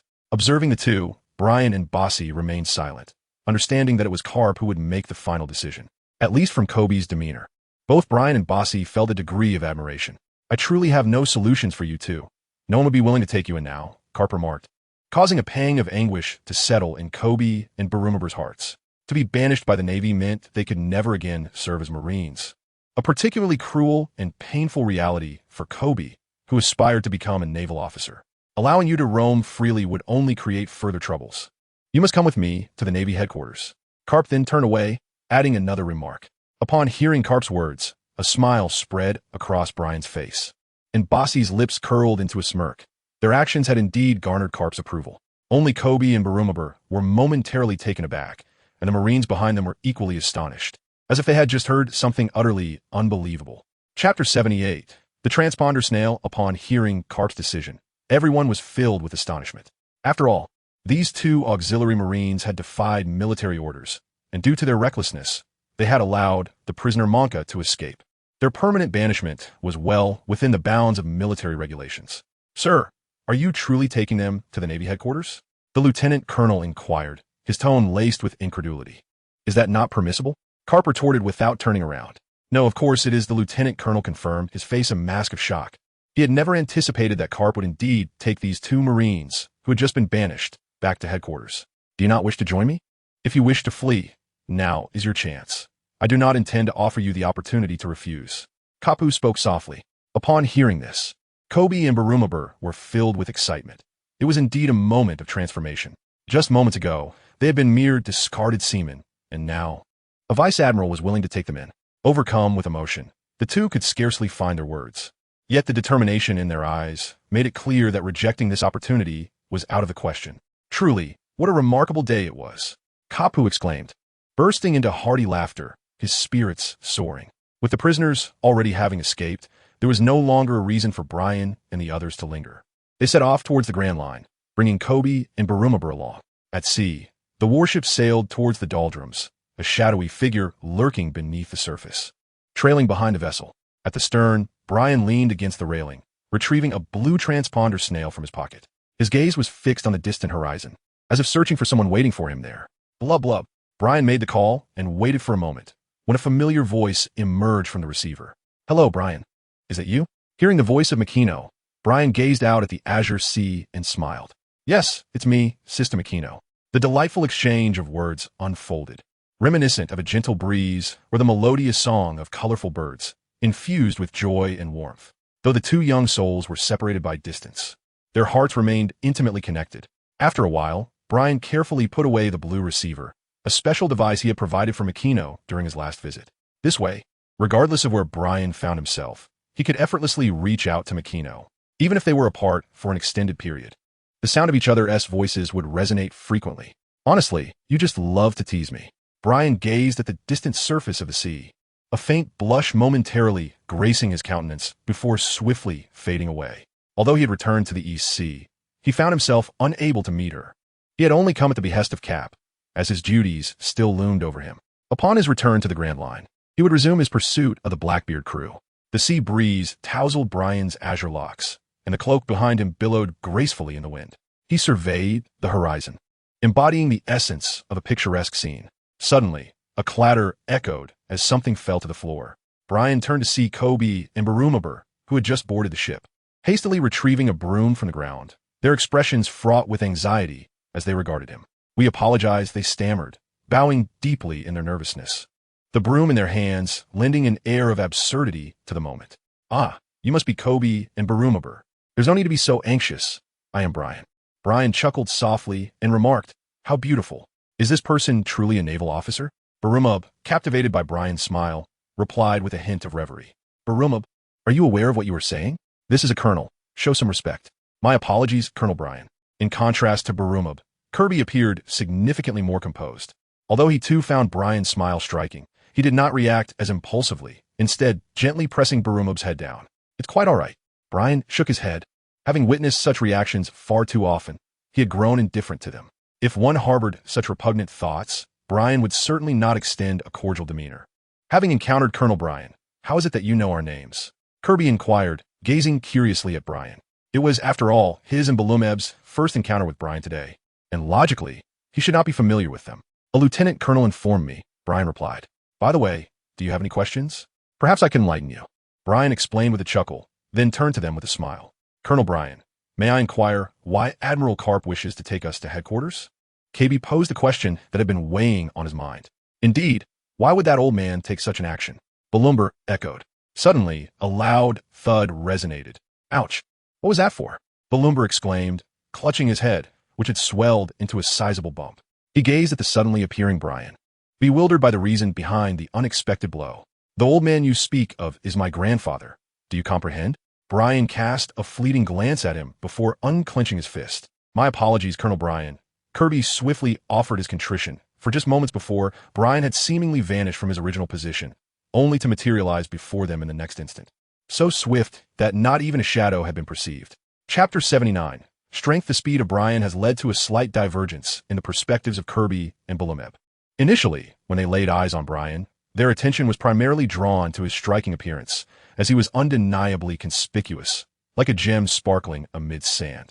However, upon witnessing a glimpse of Brian's prowess, their views began to shift. They came to realize that those who ascend to the rank of colonel within the Navy headquarters are far from mere decorative figures, and indeed, he is a remarkably handsome one at that. As for your inquiries, I can only attribute it to a momentary admiration. Whether you can endure the trials at the Navy headquarters remains uncertain. Ultimately, whether you become failures or strivers hinges upon your own resolve. Best of luck. I shall await your presence in the Grand Line, or perhaps in the New World. Brian chuckled lightly and, having spoken, departed, leaving them with only his silhouette. Bulumeb, did you hear that? Colonel Brian said he would await us on the Grand Line, and he also mentioned the New World. Kobe exclaimed, his fists clenched in excitement, as if he had just received the most encouraging words imaginable. Kobe, are you foolish? How could we possibly achieve that? The first half of the Grand Line is teeming with monsters like my father, let alone the New World. It's a graveyard. Do you wish to perish? Bulumeb shouted. He had researched some matters concerning the Grand Line, and it was far more perilous than the East Blue, especially the place known as the New World, rumored to be inhabited by legendary pirates. Is that true? Kobe gasped, realizing he knew far less about these matters than Bulumeb. Of course, I don't want you to seek your own demise. Bulumeb nodded in agreement. Hearing Bulumeb's words, Kobe felt somewhat disheartened. The situation was far more complex than he had initially imagined. At that moment, he wondered what Luffy would say. What did you say, Kobe? Bulumeb inquired while sweeping the floor. Nothing, Kobe replied, shaking his head, and then joined Bulumeb in earnestly sweeping, casting aside his thoughts, as if returning to the days of menial tasks. Meanwhile, on the other side, Brian, how goes it? As Brian passed by the adjutant bossy, he inquired, They are still lacking a bit of enlightenment. It seems that it requires you, Instructor Bossy, along with Grandpa Garp, to push them a little. Brian smiled and said, understood. The aide, Bashi, lifted the brim of his hat with a knife and then turned to walk away. Brian understood that Commander Bashi would have conferred with Grandpa Garp, and he believed that upon arriving at the Navy headquarters, Kobe and Bulumeb would receive ample care. A few days later, the warship traversed the calm belt and entered the Grand Line. Brian bid farewell to Garp and the others, continuing on his quest yet to be fulfilled. Farewell, Grandpa Garp. Commander Bashi, he called out, waving goodbye to the figures aboard the ship as he stood atop the sea lion by. Observing Brian's retreating silhouette, Kobe and Bulumeb were astonished. They marveled at the sight of him traveling with a sea beast, igniting their curiosity about the true caliber of Colonel Brian. That lad must be ready to enter the New World, Garp mused. But that is a matter for Sengoku to worry about. Not for me, he chuckled heartily, gazing out at the sea until Brian's figure vanished from view. Kobe and Bulumeb, upon hearing Garp's words, were left in disbelief, their jaws nearly dropping to the ground, as if they had just encountered an absurd tale. Is what you say truly so, Admiral Garp? Kobe inquired. Since learning about the New World from Bulumeb, he had kept the information close to heart, seeking out veterans aboard the warship to inquire about the Grand Line and the New World. Furthermore, Kobe had perused several books detailing that maritime region, finally gaining some insight into the first half of the Grand Line and the latter half, known as the New World. Thus, he was even more astonished by Garp's assertion. Such an appraisal seemed excessively high. Considering both age and experience, Brian was still quite young. Although he had attained the rank of colonel, entering the New World was an altogether different endeavor. To step into that realm, one needed formidable strength, typically at the level of a vice admiral. Could someone as youthful as Colonel Brian genuinely be prepared for the New World? Are you doubting my words? Garp's piercing gaze startled Kobe. No, I am merely curious about Colonel Brian's true strength, Kobe quickly responded, waving his hands in denial. I cannot even ascertain his true prowess. Ha ha ha, Garp suddenly exclaimed, laughing heartily. Then why? Kobe's curiosity deepened. If even Admiral Garp was uncertain of Colonel Brian's abilities, why make such claims? Because that grandson of mine, his greatest strength lies not in his fists, but in his swordsmanship. He must have already become a grand swordsman. Wouldn't you agree, Bashi? Garp remarked, casting a knowing glance at Bashi behind him, as if he could see through everything. Chapter 80. The small garden aboard the warship. Bashi met Garp's gaze without flinching, his expression unchanged. He merely lowered his head slightly, using the brim of his hat to obscure his face, concealing his emotions. "Of course," he replied. A statement imbued with affirmation and pride emerged from the lips of this taciturn man, serving as a testament more potent than any other. Time indeed flies. A decade has swiftly elapsed, and the words we once exchanged have now come to fruition. Brian has truly evolved into a formidable naval force. Garp remarked with a sense of nostalgia, while behind him, Bassi subtly nodded in agreement. Beside Garp and Bassi, Kobe and Barumabur were already astounded beyond measure. In this world, nothing attests to one's strength more convincingly than the validation from others. Brian's prowess has undoubtedly garnered the recognition of both Garp and Bassi. Such an individual, astonishingly, is a grand swordsman. I have heard whispers that the world's foremost swordsman is a pirate known as Hawkeye, a member of the 7 warlords of the sea, and that fellow possesses incredible strength. Barumabur's jaw nearly dropped in disbelief. He was convinced that had he not overheard the conversation between the Vice Admiral Garp and the others, no one would have considered that such a striking naval colonel could already be a grand swordsman. Barumabur, that is Colonel Brian, not that fellow. Show some respect. Yet, it is indeed hard to fathom. To think he has already attained the status of a grand swordsman. Mr. Zoro aspires to surpass the world's greatest Hawkeye. Should he learn of this news, he would surely challenge Colonel Brian. KB remarked, recalling another individual he encountered at the naval base, the bounty hunter Roronoa Zoro. Now a pirate and a comrade of Luffy, a 3-sword-style swordsman. Roronoa Zoro? Never mind. He has already become a grand swordsman, and they are simply on different planes of existence. Barumabur shook his head. He recognized who KB was referring to. While Zoro was indeed a formidable swordsman, the gap to a grand swordsman was insurmountable, rendering any comparison moot. That said, Luffy once mentioned that one cannot ascertain their capabilities without attempting, and I have resolved to become a naval officer. For that purpose, I would not hesitate to lay down my life, KB declared, clenching his fists as if making a solemn vow. Suit yourself. Personally, I have no desire to die, Barumabur casually replied, knowing KB's enthusiasm would likely wane, leaving nothing unchanged. Oh, did I hear you two expressing a desire for death? If you are so determined, I shall lend you a hand. Garp had approached them unbeknownst to the duo, his eyes gleaming with mischief as he placed his hands on their shoulders, seemingly having discovered a new amusement. With that, Garp seized one of them and unceremoniously hurled them into the sea. Splash! The sound of their plunge echoed as KB and Barumabur plummeted into the water, choking on the briny sea. Keep up with this warship, or else the depths are home to many ferocious sea beasts, and you too would become their prey. After all, you have both been cast away as soldiers. No one would raise an eyebrow if you perished here. Garp chuckled ominously, observing the two struggling on the surface. With that, Garp turned to leave, muttering something as he passed by Bosi. Damn that old coot. Does he truly wish for our demise? Barumabur sputtered a few times, cursing under his breath. Hurry up, Barumabur, or we shall truly perish here. The waters of the Grand Line are fraught with fearsome sea beasts. There is no time for complaints.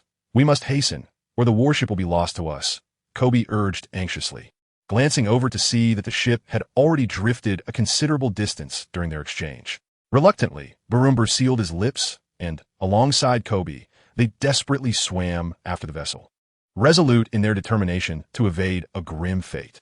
Meanwhile, Brian was nearing the most recent island, known by the poetic name Little Garden. The visage of the isle gradually unfolded before his eyes.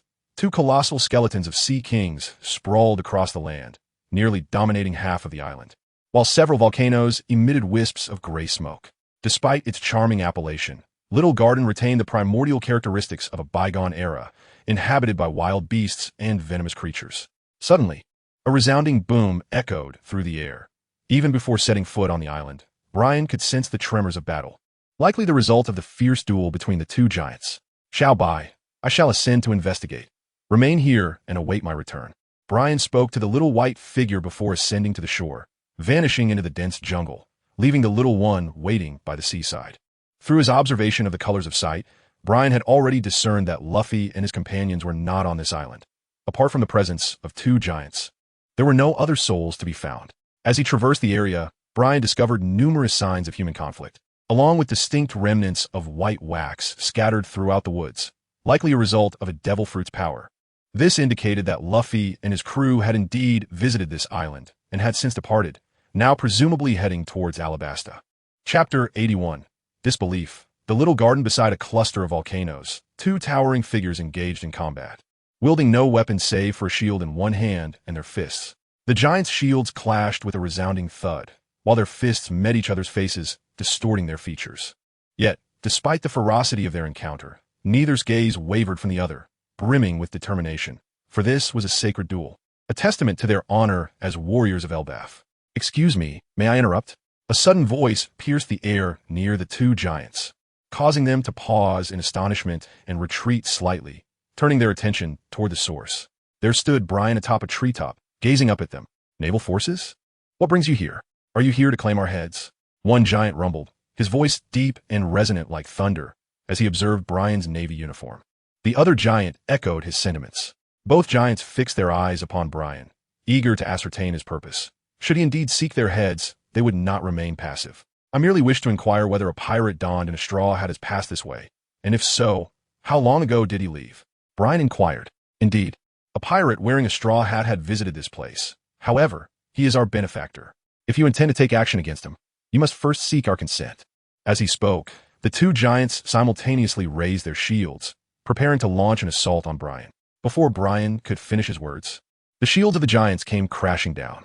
Though their speed appeared unhurried, they concealed an unimaginable force, causing the very air to howl. One sword style, Lingxi. Realizing they could no longer hear him, Brian swiftly drew his 1,000 blades with his left hand. The blue blade elongated instantaneously, fracturing into a straight, shimmering blue crystal ribbon.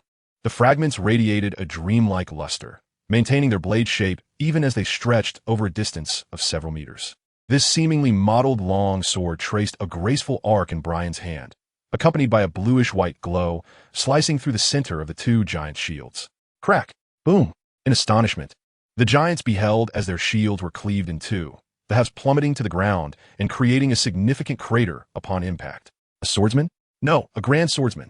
One of the giants, adorned with an eye patch, gazed at Brian in astonishment. His previous weapon was also a great sword, but after enduring numerous battles, it had recently exhausted its lifespan and sunk into the sea. Thus, he could perceive an invincible sword intent emanating from Brian's strike, a hallmark of every grand swordsman. The emergence of a grand swordsman is invariably accompanied by unique sword intent, and Brian's sword intent was no exception, although he was not a true swordsman. This giant could sense the profundity of Brian's intent. It was a particularly special essence, vast as the sky and the sea, yet as ethereal and capricious as white clouds, leaving him with a sense of wonder. "Grand Swordsman, Eastleigh, is this truly the case?" Another giant spoke, gazing incredulously at Brian's diminutive form. Their race, the giants, boasted a long lifespan, enabling them to traverse many corners of the sea and acquire vast knowledge. There are countless swordsmen upon the ocean, far too many to count. Yet grand swordsmen are a rarity. Among 100 swordsmen, it is unlikely that even one would rise to the status of a grand swordsman. Such an ascent requires not only a formidable talent in the way of the sword, but also an extraordinary level of comprehension to stand out amidst the multitude. The naval officer before them, judging by his rank, appeared merely to be a colonel, and his youthful visage indicated he was not long in years.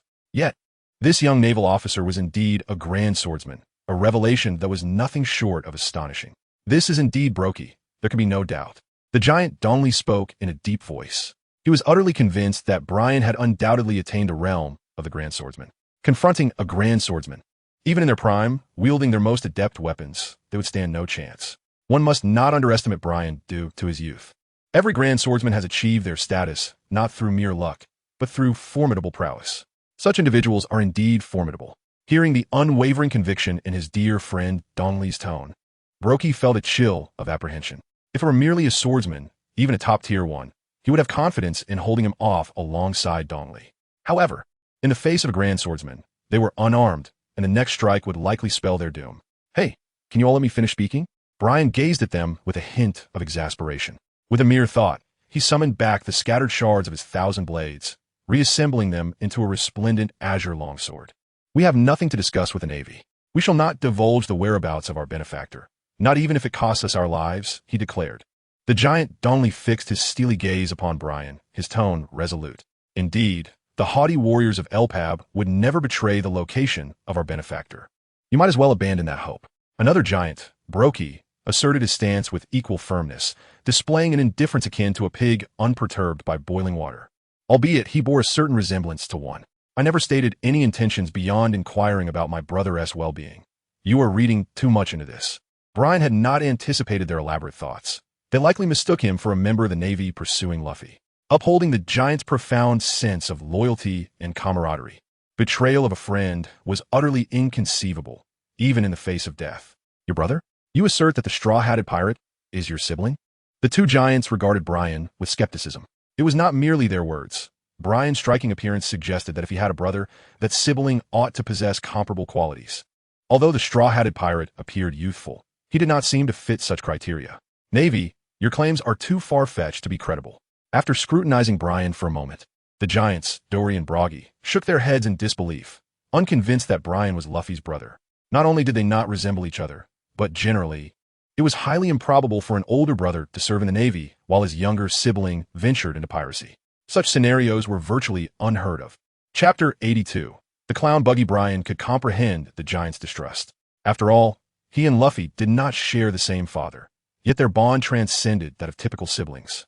This was a sentiment Brian firmly held. Whether you believe it or not, I assure you, I speak no falsehood in this regard. Rather, I implore you to keep this matter confidential.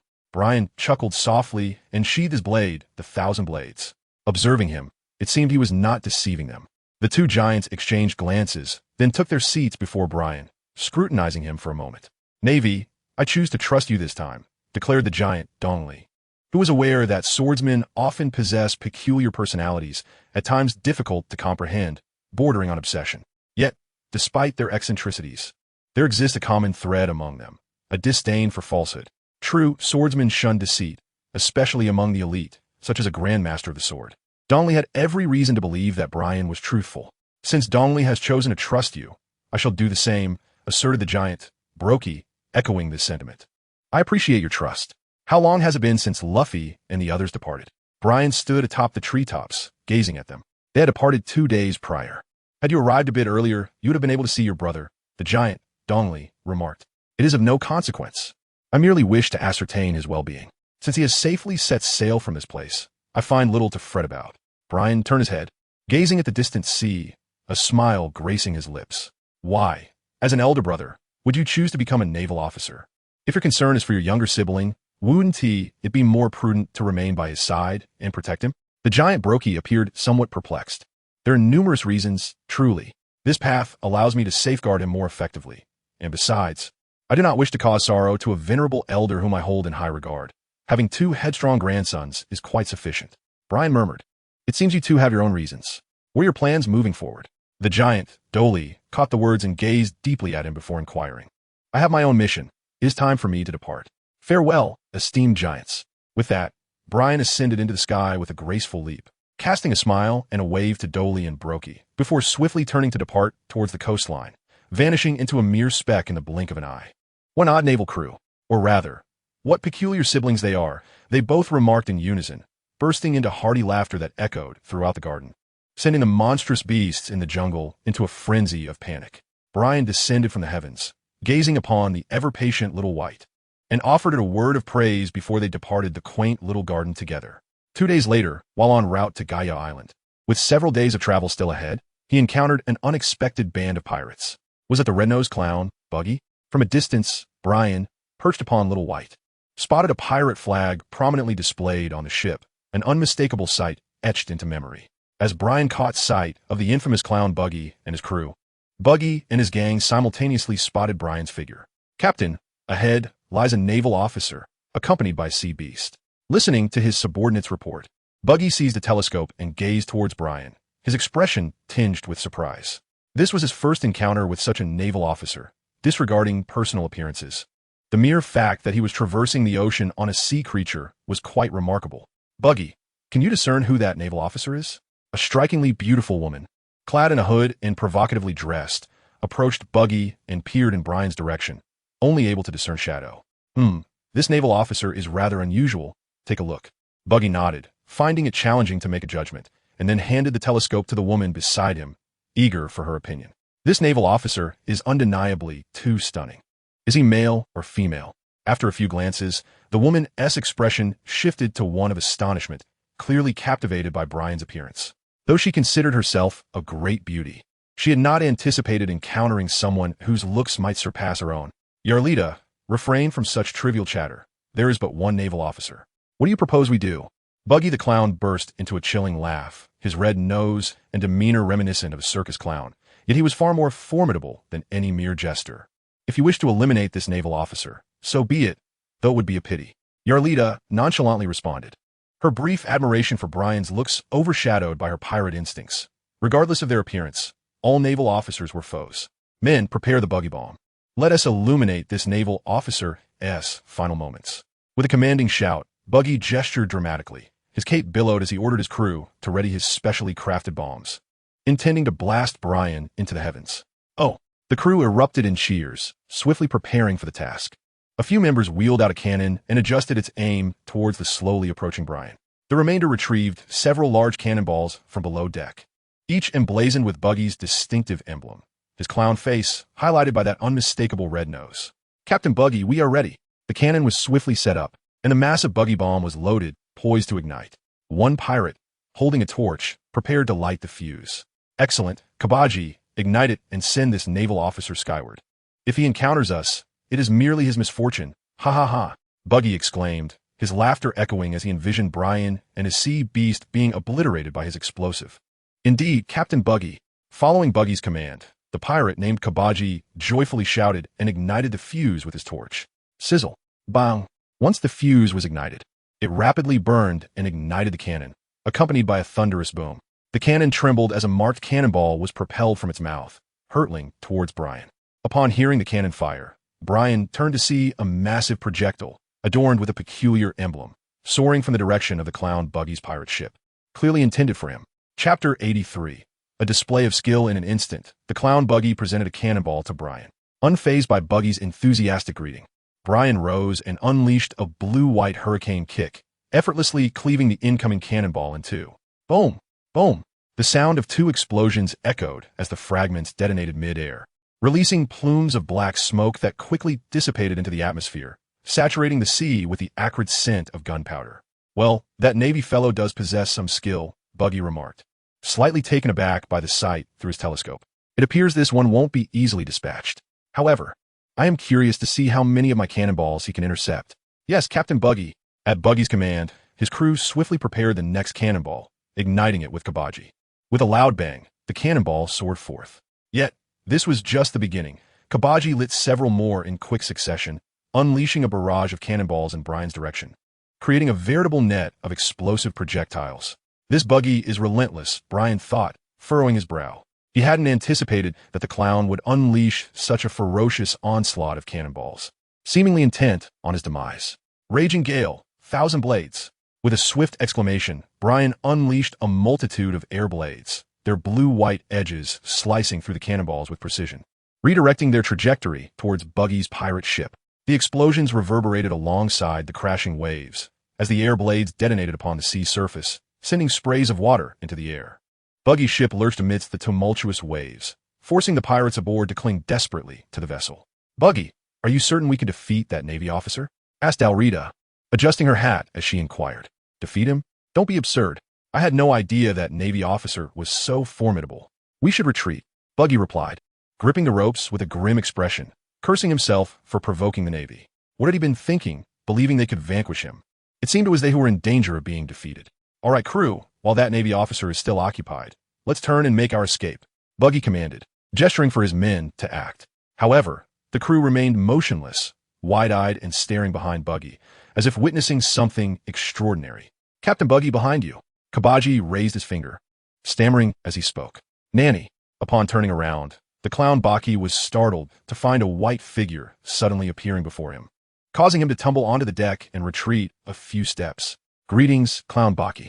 It is a pleasure to make your acquaintance, and I appreciate your kind attention. Brian smiled broadly as he observed him closely, only then realizing that the clown Bucky's red nose was remarkably distinctive, resembling a prop to an extent that it was difficult to discern as a genuine nose. It appeared that escape was futile today. Bucky, let us engage together. Arlita brandished her spiked mace towards Brian, summoning Clown Bucky to join her, for it seemed they were likely to falter against this naval officer. All right, my little companions, let us advance and vanquish this Navy man.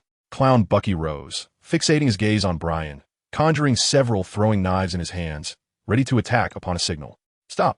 Brian observed the posturing of these individuals, akin to street thugs rushing forth, and quickly gestured for a pause, commanding all the pirates to halt. You are far too weak. I find you uninteresting. However, if you were to offer me some food, I might consider overlooking the earlier incident.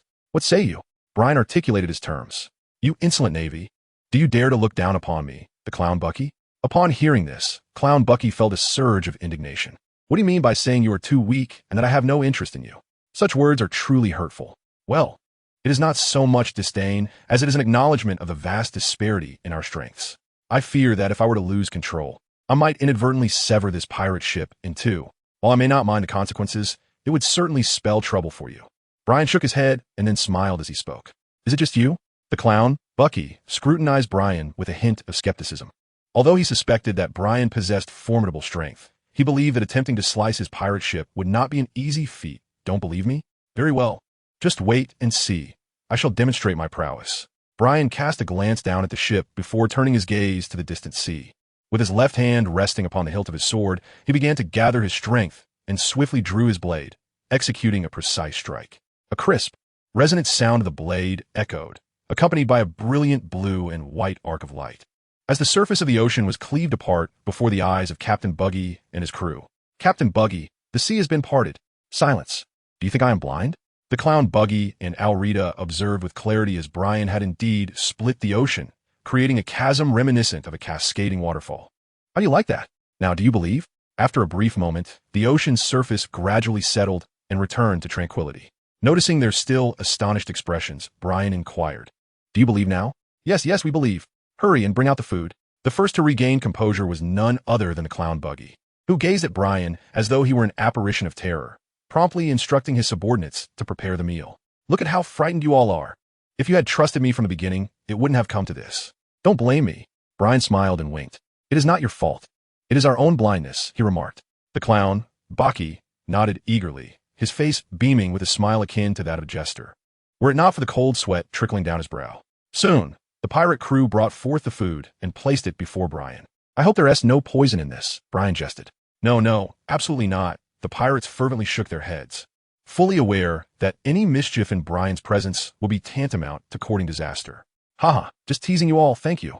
Brian chuckled mischievously, then picked up his fork and began to eat, entirely unfazed by their gazes, for he had long grown accustomed to such scrutiny, having often dined in a similar manner aboard the naval vessel.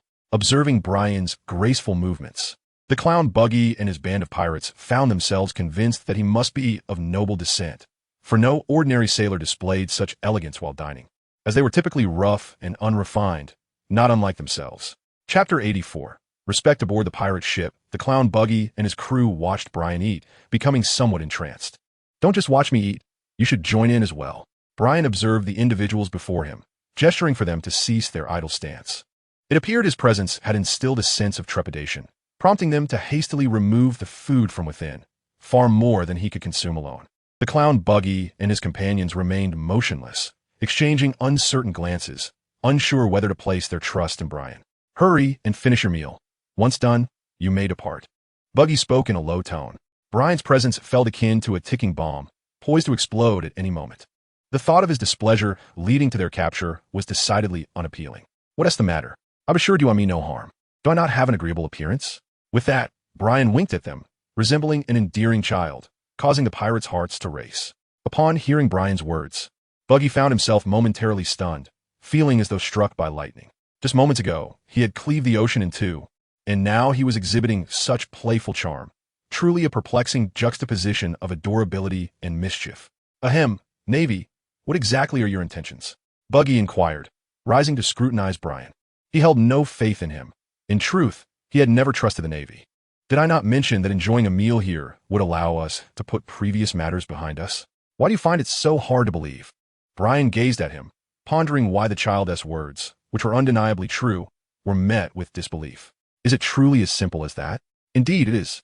With Brian's affirmation, the jester Buggy relinquished his doubts. To persist in questioning would only render him a quintessential fool. However, as a seasoned pirate, Buggy deemed it prudent to remain vigilant towards the Navy. No one could fault him for that. Furthermore, He possessed a modicum of understanding regarding the darker facets within the Navy. Colonel Bryan of the Navy headquarters had once been stationed at Splendid Archipelago for over a year, during which he apprehended numerous notorious pirates, and it was rumored that he was an exceptionally skilled swordsman. As Alrita approached, holding a newspaper, she remarked, "You are quite astute, aren't you?" Bryan looked at her in astonishment, surprised at how quickly she had found information about him. He no longer bore the cumbersome appearance of his past. He now exuded an air of confidence. Why does a young colonel from the Navy headquarters find herself alone in the Grand Line? Eureka leaned against a wall, holding a newspaper in one hand, curiously observing Bryan. Although Bryan held the rank of colonel, traversing the Grand Line was perilous. Even a rear admiral would hesitate to venture alone upon the seas. Natural disasters aside, man-made calamities were abundant. Pirates, upon spotting a solitary Navy officer, would certainly not turn a blind eye. Seizing the opportunity to plunder was commonplace, and the waters were rife with ruthless marauders who delighted in the slaughter of naval personnel. Are you expressing concern for my safety? First and foremost, I am on a mission. Secondly, I possess the strength to ensure my own safety. Does that explanation suffice? Bryan smiled softly. Yalita gazed intently at Bryan, choosing not to speak further. She had witnessed the strike he had unleashed, and though she was uncertain of the extent of his prowess, she was confident that in the first half of the Grand Line, no pirate could surpass this naval officer. The clown Buggy's expression shifted upon hearing Bryan's words. While others may be oblivious to his past, he had once sailed aboard the ship of the pirate king, Roger. During his time on that vessel, he had accompanied Roger's crew to numerous places, enduring many battles and encountering some of the most formidable figures of the sea. Among those aboard Roger's ship, the majority possessed strength akin to that of monsters, with Roger himself standing out as a paragon. Then there was Rayleigh, Roger's right-hand man, a top-tier swordsman of the seas, wielding the prowess of a great swordsman. At that time, he and another peer had served as apprentices on Roger's ship, training under Rayleigh for an extended period. However, he ultimately did not grow significantly strong, as his interests lay solely in treasure. Thus, the strike Bryan had delivered evoked a sensation akin to facing Rayleigh, reminiscent of another legendary pirate he had encountered, the Red Count Baroque-led Field. A formidable swordsman in his own right, Bryan emanated a similar aura to these illustrious figures. Buggy harbored doubts, yet he was increasingly convinced that this seemingly youthful and striking naval colonel possessed the strength of a great swordsman. Contemplating this, a sense of awe surged within Buggy. What extraordinary potential must this young swordsman possess? This talent reminded him of that red-haired fellow who had trained alongside him under Rayleigh on Roger's ship. He recalled how that individual exhibited terrifying potential in conqueror's hockey, and if fate had not intervened, he would undoubtedly have reached the heights once attained by Captain Roger. Young man, I am curious what sort of mission someone like you undertakes. Suddenly, the clown Buggy spoke up, posing a question. Upon hearing Buggy's inquiry, Bryan paused his actions, feeling a sense of peculiarity, as if Buggy's demeanor towards him had subtly shifted. It was not only Bryan who sensed this change. Yarlita also perceived a nuance in Buggy's attitude, a hint of newfound respect towards Bryan. During their time collaborating at sea, Yarlita had come to understand that while Buggy appeared comical and overly concerned with his image, he was, at his core, a person of considerable pride. Regardless of the pirates or navy he encountered, Buggy often displayed a measure of disdain, save for those of Admiral Garp's caliber or when discussing formidable pirates like Whitebeard, where a trace of respect would infiltrate his tone. This suggested that Buggy was not as straightforward as he seemed, harboring remarkable secrets. Now, Yarlita had discerned something nearly non-existent in Buggy's tone. What could have transpired to elicit such an attitude from him toward a Navy officer he had just met? Are you curious? It's perfectly fine to share. I have my sights set on a certain pirate known as Blackbeard. Bryan pondered for a moment before speaking up, reasoning that no one would recognize the notorious Blackbeard. Blackbeard? Are you referring to the one aboard Whitebeard's ship? The clown Buggy instantly recalled such an individual. Someone he had encountered during his time as an apprentice on the pirate ship of the pirate king, Roger. Chapter 85. The great swordsman, a pirate ship sailed steadily across the ocean. Indeed, it is the same Blackbeard from Whitebeard's crew. Are you familiar with him? Curiosity piqued. Bryan gazed at Buggy the clown, who seemed to have spent time aboard the pirate ship of Roger alongside Shanks. It was no wonder that he was aware of the infamous Blackbeard. Naturally, as the illustrious Buggy the clown, he was well acquainted with this notorious figure. Buggy nearly divulged his own experiences aboard the ship of the pirate king, Roger. Wiping the cold sweat from his brow, he startled himself, relieved that he had refrained from revealing too much. Had he let slip such information, he might have found himself pursued by a fleet of Navy ships, a thought that sent shivers down his spine. However, when it came to Blackbeard, Buggy had quite a vivid impression of him. During their time on Roger's ship, he and another individual, one Shanks, had frequently found themselves embroiled in various skirmishes with Whitebeard and his crew. It was during this period that he encountered Blackbeard, a young man wielding iron claws as weapons. They had clashed numerous times, both being mere fledgling pirates aboard their respective vessels. Yet, there was a fateful encounter when Roger's crew clashed with Whitebeard's. Shanks faced off against Blackbeard, and after the battle, Shanks bore several claw marks near his eye. The scars, stretching from his forehead to beneath his eye, fortunately did not damage his vision. Upon returning, Shanks appeared troubled for quite some time. Buggy had inquired about it, but Shanks skillfully evaded the subject, and from that moment, the claw mark became a secret held deep within Shanks' heart. Nonetheless, Buggy was acutely aware that the individual responsible for those marks was none other than Blackbeard from Whitebeard's crew, a man who had always been an enigma. Upon hearing the name Blackbeard from Brian, Buggy instinctively thought of this very person. "What kind of man do you believe Blackbeard to be, Buggy?" Brian inquired, eager to hear Buggy's perspective, as he surely had numerous encounters with this Blackbeard during his time aboard Roger's ship and must possess some intelligence regarding him. He was a rather peculiar individual, driven by ambition. After some contemplation, Buggy offered his assessment of Blackbeard, having crossed paths with him on several occasions. In his youth, Blackbeard had openly displayed his inner aspirations. Such a person, aboard Whitebeard's ship, undoubtedly harbored ulterior motives. However, Buggy, not being on amicable terms with the Whitebeard pirates, felt no obligation to concern himself with such matters, let alone warn Whitebeard and his crew. "It seems you are quite familiar with him." Brian chuckled lightly. The jester Buggy's assessment was remarkably astute. Indeed, Blackbeard was a man of immense ambition. In his youth, he perhaps lacked the art of concealment, inevitably exposing himself, a fact that Buggy had rightly discerned. "Why do you set your sights on him?" Buggy inquired. "Why should I divulge that to you?" Brian retorted with a playful smile, seemingly teasing him deliberately. "Damn it." Buggy's expression stiffened, feeling as though he'd been played for a fool. He momentarily forgot about Brian's prowess, ready to erupt in frustration. "Haha, all right, I shall enlighten you. Blackbeard has recently defected from Whitebeard's ship and even killed a comrade." Observing the near-manic reaction of the jester Buggy, Brian couldn't help but laugh as he laid bare the truth. "What? Blackbeard has actually slain a comrade? He must be aware of Whitebeard's taboo. One must never harm their own crew. There must be more to this," Buggy exclaimed in astonishment, narrowing his eyes as he recalled the imposing figure, the white beard like a crescent moon, a formidable strength that rivaled even Roger. "Well then, thank you for your hospitality. I must take my leave." Having nearly finished his meal, Brian wiped his mouth and waved at the clown Buggy and the others before gracefully leaping off the pirate ship, landing deftly upon the back of the white creature. "Damn the Navy, you haven't finished speaking yet," Buggy exclaimed, rushing to the ship's railing to gaze at the departing Brian, his voice filled with frustration. After all, it was Brian who had initiated the conversation, yet he only managed to speak half of it, leaving everyone in a state of agitation. "Buggy, knowing too much can be perilous. I do this for your own good. And do take care not to get captured by other Navy officers and thrown into prison. Farewell." Brian turned around and made a jest before walking away with Little White.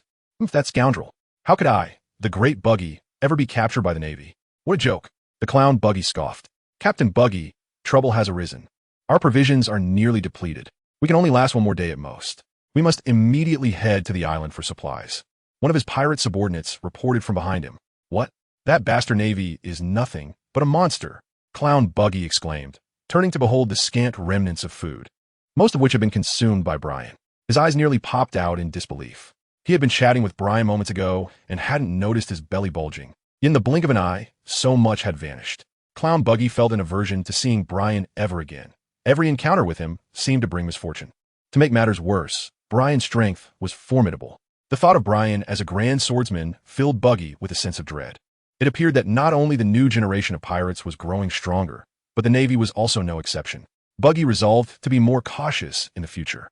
"Buggy, what sets that Navy apart to warrant such a reaction from you?" Yarlita inquired as she approached. "Yarlita, you may not grasp the true terror of the strong on the seas. Do not underestimate that Navy. He is a genuine grand swordsman," Buggy replied coolly. "A grand swordsman?" Yarlita was taken aback, though her understanding of this concept was limited. She knew it referred to the pinnacle of swordsmen, but lacked a sense of its gravity. "Do you think that when he cleaves the ocean with a single stroke, that is his utmost strength?" "No, that was merely a casual strike. A true grand swordsman is far more fearsome. You are aware of the Navy admirals, right? They are the monsters among the Navy, and with his grand swordsman prowess, That fellow nearly deserves the title of a half-admiral. Now do you understand? Clown Buggy squinted his eyes, gradually analyzing Brian's strength. A Navy admiral. Is it possible that this seemingly charming Navy colonel possesses such formidable power? Yarlita finally gained a rough understanding of Brian's prowess. Who does not know about the Marine admirals? They represent the pinnacle of naval strength. Chapter 86. Confidence in these vast seas, several formidable forces cannot be overlooked. Among them, pirates stand out as the most conspicuous. Countless pirates are drawn to this ocean in pursuit of the treasure left behind by the pirate king, Roger, yearning to conquer the Grand Line and reach the ultimate island. Raftel, much like Roger himself. Among these pirates, four stand at the apex, those notorious sea kings known as the Four Emperors of the New World, the closest contenders for the throne of the pirate king. Another significant force is the Navy, a formidable military power on the seas, dedicated to safeguarding ordinary people from the ruthless depredations and slaughters perpetrated by pirates, particularly during the era of Garp and his contemporaries. They brought an end to the Reign of Rocks. This monumental achievement elevated the Navy's reputation to its zenith, with the names of Sengoku the Buddha, Garp the Fist, Zifa the Black Arm, and Admiral Tsuru resonating throughout the seas. Since then, the Navy has produced numerous exceptional commanders, with the current three admirals standing out as paragons, embodying the highest combat capabilities of the Navy and representing a force capable of contending with the Four Emperors. The remaining influential and equally enigmatic force is the world government, whose ostensible leaders are the Five Elders, five mysterious individuals, each possessing monstrous strength. The world government is a clandestine organization shrouded in numerous secrets, nurturing a group known as the Celestial Dragons, while surreptitiously eliminating any forces that threaten to upend their dominion. Rumors suggest that an even more mysterious entity lurks behind the world government. Upon hearing the words of the clown Buggy, Yarlita felt a surge of emotion. She recognized the Navy's might, the terror of pirates, and even possessed a faint understanding of the world government's enigma. Yet, all of this seemed worlds apart from her own experiences, as she had never encountered such forces up close. However, today, Yarlita came face to face with a true powerhouse, a grand swordsman at the pinnacle of his craft. Yarlita, the ocean is vast. Never underestimate anyone, unless you aspire to be as formidable as this great pirate before you. Ha ha ha! Buggy the Clown exclaimed with a hearty laugh, indulging in self-praise. Yarlita had long been accustomed to Buggy's penchant for boasting. She said nothing, merely gazing at the distant sea, reflecting on the remarkable individual she had just met, feeling a twinge of envy for such extraordinary talent. On the other side, after departing from the pirate ship of the clown Buggy, Brian set sail towards Gaia Island alongside Xiaobai. The journey was still quite distant, and following their course, he would once again traverse Alabasta. However, this time, Brian had no need to disembark at Alabasta, proceeding directly towards Gaia Island. A few days later, Brian was nearing Alabasta when, by a curious twist of fate, he encountered an acquaintance he would hardly have expected to see. Colonel Smoker, the notorious chain smoker. Colonel Smoker, are you not stationed in Rogue Town? What brings you here? Brian boarded the warship, his curiosity piqued as he inquired. You are here to pursue a pirate. Yet what brings you to this vessel? Smoker, with a cigar clenched between his teeth, replied nonchalantly, the smoke swirling around him. I am merely passing through on a mission. Are you intending to disembark in Alabasta? Brian understood that he should have pursued Luffy and his companions, although he was unaware of what Luffy had been doing in Lowtown. The mere presence of Smoker here indicated that he had compelling reasons for his arrival. Indeed, that group of pirates is currently in Alabasta, Smoker replied. Well, I wish you success then. Brian chuckled softly, fully aware that Smoker would never be able to capture Luffy. Nevertheless, as a colleague, it was only fitting for him to offer some encouragement. Your tone suggests you believe I am incapable, Smoker remarked, casting a sidelong glance at Brian. For some reason, the sight of Brian's smiling face made him feel as though Brian's words were insincere. Not at all, that's not the case, Brian replied, momentarily taken aback. Then added with a grin, you're quite perceptive. Just as Smoker was about to respond further, Dashki approached, carrying 2 steaming cups of coffee, freshly brewed. Colonel Smoker. Colonel Brian, please enjoy, she said, placing the coffee before them before taking her position behind Smoker, resembling a loyal aide. Thank you. Brian smiled appreciatively, then lifted the cup of coffee to savor its rich flavor. The barista's skill in brewing was commendable. Sergeant Dashki, your coffee is delightful, Brian remarked with a smile. Thank you, Colonel Brian. It is my honor, Dashki replied, grateful for his compliment. She understood that Brian was also a man of considerable prowess, a skilled swordsman whose abilities were undoubtedly formidable. Although she had not witnessed the full extent of his strength, one could not undertake missions alone in the Grand Line without possessing remarkable capabilities, qualities that most rear admirals lacked. Brian, who assigned you this mission? Smoker inquired, reclining in his chair as he gazed at Brian. Admiral Sengoku. Like you, I am in pursuit of a band of pirates. Brian chuckled. Yet the pirate he had set his sights on was not of the same ilk as Luffy. Rather, he was a true villain with dark ambitions. Oh, what manner of pirate is that? Smoker inquired, intrigued. This individual had emerged from the New World and remained a nameless figure for the time being, but if left unchecked, he would likely gain notoriety swiftly, posing a significant threat. Brian propped his chin on his hand and spoke slowly. Is that so? From your tone, I discern no hint of danger whatsoever. Despite Brian's description of a perilous pirate, his demeanor remained utterly unchanged, exuding an air of nonchalance, as if he were uttering a mere falsehood. Well, that is simply because I possess greater strength than he does. In the face of absolute power, all schemes and machinations are rendered futile. Do you not agree, Smoker? Brian spoke softly, his demeanor somewhat languid, with his blue hair cascading over his face, and a hint of amusement sparkling in his dark eyes. You possess remarkable confidence.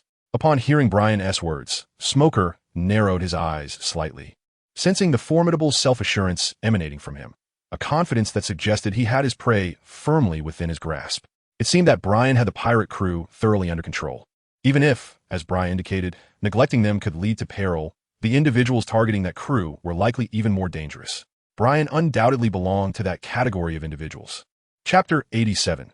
Status aboard a naval vessel in the waters of Alabasta. Brian remarked, one might say that I hold a certain confidence in my abilities. In response to Smoker's scrutiny, Brian's expression remained unchanged, and he nodded gently. As it stands, Blackbeard's crew was certainly no match for him. Unless, of course, Blackbeard were to acquire the powers of Whitebeard's Tremor fruit, as the narrative suggests. In the face of such a Blackbeard, Brian would not be so nonchalant. For now, however, it seemed manageable. Brian, to what level have you ascended? Smoker's curiosity deepened as he observed Brian candidly acknowledge his confidence. Well, that is difficult to articulate. However, as long as my strength does not rival that of a monster like my grandfather, I harbor no fear. Would it be too exaggerated to say so? Brian's eyes darted momentarily, and then he uncertainly uttered, Are you some kind of monster? Upon hearing Brian's words, Smog erupted in laughter, spraying the coffee from his mouth and staining his military trousers a deep brown. He gazed at Brian as if he had just encountered a ghost. Smoker was undoubtedly aware of Brian's grandfather, the esteemed figure known as the Marine hero, Monkey D. Garp, the only individual capable of making the Pirate King, Joel D. Roger, flee across the seas. Such a person has long been regarded as a veritable monster among monsters. Brian's assertion that he fears no one except for formidable figures like Garp indicates a remarkable strength, suggesting that he too possesses the prowess to stand at the pinnacle of the ocean. Do you not find this intriguing? To Smoker's surprise, he accepted Brian's claim without hesitation. Typically, one would expect laughter from those who heard such a statement. Are you lying? Smoker retorted. Shaking his head, Brian affirmed his sincerity, expressing that as his own strength grew, he could increasingly sense the terrifying power that resided within Garp. Brian was certain that even in his advanced years, if Garp were to unleash his full potential, he would undoubtedly rival, if not surpass, any of the four emperors. Thus, Brian used Garp as a benchmark to gauge his own strength. While he may not be absolutely invincible, there were few in the vast ocean capable of posing a threat to him. Moreover, even if he were to encounter defeat, Brian could always retreat, knowing that with Garp as his ally, no one would be inclined to drive him to despair. However, I cannot fathom why, given your prowess, you do not aspire to attain a loftier position. Smoker regarded him thoughtfully. If he possessed such strength, he would undoubtedly strive for greater heights. After all, there are times when a higher status begets greater power, facilitating one's endeavors. It is not necessary to reach the pinnacle, as my grandfather advised me. One need only attain a position that suffices. Brian remarked, as if to clarify that ultimately it is one's own strength that dictates everything. With true power, status and authority become less significant. Is that not so? It seems you're not as naval as you appear. Smoker exhaled a plume of smoke, his expression inscrutable as he spoke. Not at all. I am quite obedient, I assure you. Brian offered a defense for himself, asserting that he was not as willful as others perceived. If there was any truth to it, it was merely a hint of stubbornness, a mere whisper of defiance. Oomph. Individuals of your ilk, if unshackled, would undoubtedly become troublemakers, Smoker remarked bluntly. Much like Vice Admiral Garp, the duties of a navy served as a constraint for him. In the face of true righteousness, he too had to make choices that honored the principles of naval justice. Hey, please refrain from such unfounded accusations. I am a respectable Navy colonel, and I have never engaged in any breach of military discipline. Do not slander me, or I shall take legal action against you. Brian widened his eyes, accusing Smoker with a sense of being wronged. Do as you wish, Smoker responded with indifference, for he himself was a renegade. Utterly intolerant of the decorum imposed by higher authorities, the incessant demands of the Navy were particularly irksome. Colonel Smoker, please refrain from bullying Colonel Brian. He is a guest. Dasky, standing behind Smoker, interjected, her voice tinged with discontent towards Smoker. It seemed that women, indeed, could not resist defending the charming. Witnessing Brian's expression of being victimized, even though Dasky had a penchant for being somewhat oblivious, she could not help but feel a pang of sympathy, unaware that Brian was deliberately feigning such an expression. Huh. Did you hear that, Smoker? I am a guest, so be a bit more courteous, Brian chuckled, finding amusement in Dasky's candidness and unexpected simplicity. Dasky, you've been standing there listening for quite a while. What exactly have you gleaned? Smoker's forehead creased with irritation. It was rather peculiar that his own subordinate would come to another's defense, a case of the elbow bending outward, so to speak, though he did not possess Brian's handsome features that hardly justified such favoritism. Moreover, how could it be considered bullying? Given Brian's prowess, it was more likely that he would be the one to impose upon Smoker. My apologies, Colonel Smoker. I misunderstood you. Dasky quickly realized her error upon observing Brian's laughter and Smoker's reaction, hastily bowing her head in contrition. Enough. Focus and don't let your mind wander, Smoker admonished. Bemused by his subordinate's scatterbrained nature, which had long earned her the nickname the clumsy glasses girl among the ranks. Yes, Colonel Smoker, Dasky replied with a serious nod. Smoker, do temper your severity. What if you frighten others? Brian chuckled lightly. In response to Brian's jest, Smoker resolutely chose to disregard it, as he had always done, having long since shed any fear of his words. Obviously, Tashigi was not one to be easily swayed. What is your destination? Smoker inquired. Gaia Island, came the reply. Brian replied, Gaia Island? That place is quite a distance away. Do take care not to lose your way. Smog remarked lightly. Do not underestimate me. I have spent considerable time aboard Grandma Crane's warship, acquiring nautical knowledge. I consider myself a budding navigator, so how could I possibly get lost? Brian smiled. Admiral Tsuru? I didn't expect you to have such a connection. Glancing at Brian with surprise, Smoker was well aware of Admiral Tsuru's esteemed reputation. Alongside Admiral Garp, she was a formidable naval leader of their generation, astute, and also the chief of staff at headquarters, possessing remarkable strength. It was rumored that all pirates apprehended by Admiral Tsuru would undergo a transformation, losing certain aspects of themselves, which could include thoughts, desires, and even their very beliefs. Chapter 88. The town of Magic Valley. In response to Smoker's unexpected gaze, Brian merely smiled, offering no further explanation. Well, I must take my leave now. Until next time, Smoker. With that, Brian rose and approached the ship's railing, turning back to wave at Smoker and Tashigi before leaping overboard, where Shiro awaited him below. Shiro, let us depart. Brian exchanged a few words with Xiao Bai, who promptly grasped his intent and departed swiftly. Watching Brian's retreating figure, Smoker exhaled a puff of smoke, his expression revealing a mix of complexity. The words spoken by Brian had a profound impact on him. Strength alone determines everything. Colonel Smoker, may I inquire why Colonel Brian possesses such formidable strength at such a young age? Dasky, who had been attentively listening to the conversation between the two colonels, interjected.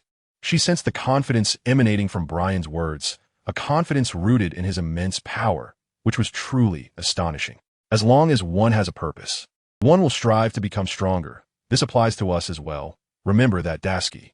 Smoker cast a sidelong glance at her and replied coolly. Yes, Colonel Smoker. Dasky responded with earnest seriousness. After departing from the warship, Brian navigated towards Gaia Island, following the direction indicated by the recorded pointer. He surmised that Blackbeard and his crew were likely already there. Meanwhile, Luffy and his companions had probably stirred up chaos in Alabasta and would soon make their appearance on Gaia Island. With a stroke of luck, Brian might even have the chance to meet Luffy. A few days later, Brian arrived at Gaia Island without incident. Upon stepping onto the island, he made his way to the town of Magic Valley. At that moment, he was not adorned in the Navy's justice cloak, but rather donned a light blue shirt, complemented by a white vest and white trousers, along with matching shoes. With a striking appearance, he looked remarkably handsome and vibrant, appealing to both genders alike. As he walked through the streets of Magic Valley, Brian attracted the attention of many passers-by, primarily pirates, as the town was known for harboring a myriad of low-bounty pirates. "Hey, that girl is beautiful. Where are your eyes? That the guy. Take a closer look." "What? How can you tell?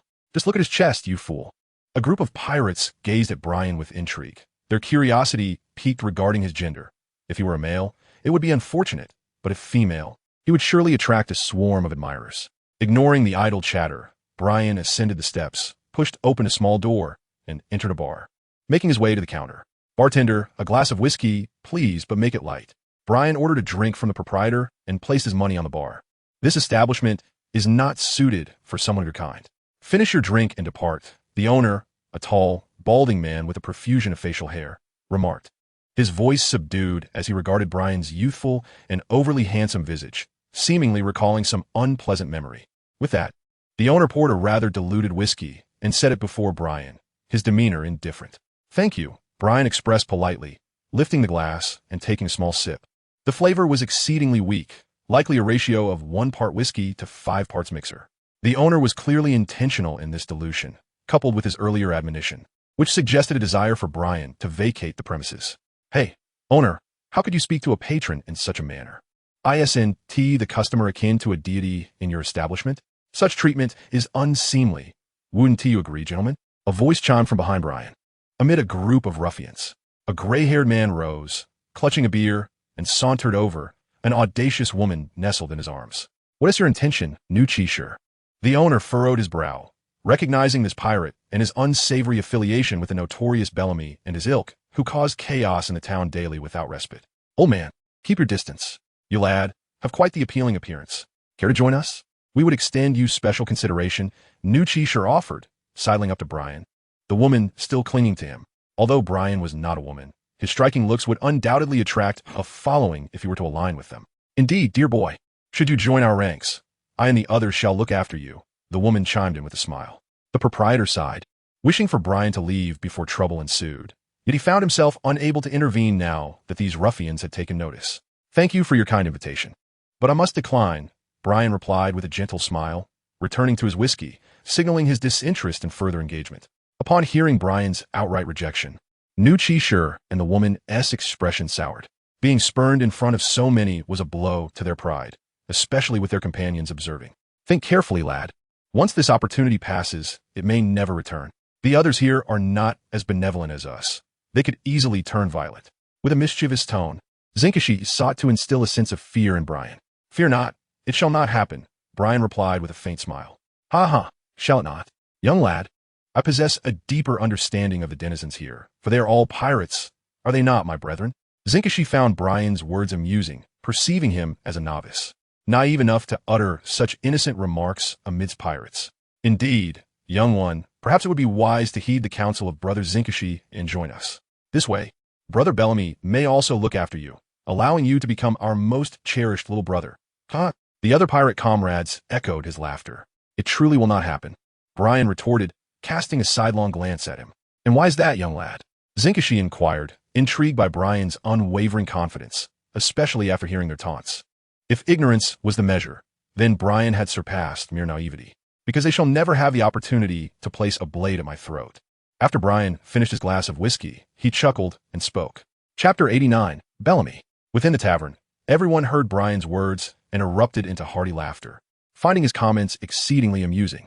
They questioned his self-importance, believing he had yet to face any real danger. "Have you ever encountered a pirate known as Blackbeard?" Brian disregarded the laughter and inquired of the proprietor. "Blackbeard? I don't know. He probably isn't from this town. Even if I'd seen him, I wouldn't recognize him. Countless pirates arrive here daily. Who pays attention to their names?" The owner shook his head. "Ah, I see. Thank you, my friend. Your whiskey is rather diluted," Brian remarked with a smile before rising from his seat and making his way toward the tavern's exit. "Hold on, lad." A voice emerged from his side, prompting Brian to halt. He turned to see a man cloaked in a cape approaching him. "Are you a pirate?" the scarred man asked with a sinister grin. "Neither.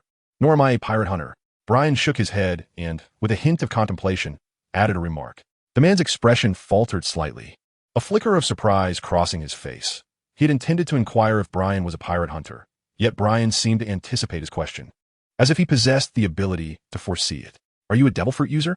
The man gazed at Brian with keen interest, suspecting that Brian indeed possessed some extraordinary ability, perhaps related to precognition. No, let us not indulge in idle chatter. I have matters to attend to, Brian replied coolly, showing no intention of prolonging the conversation.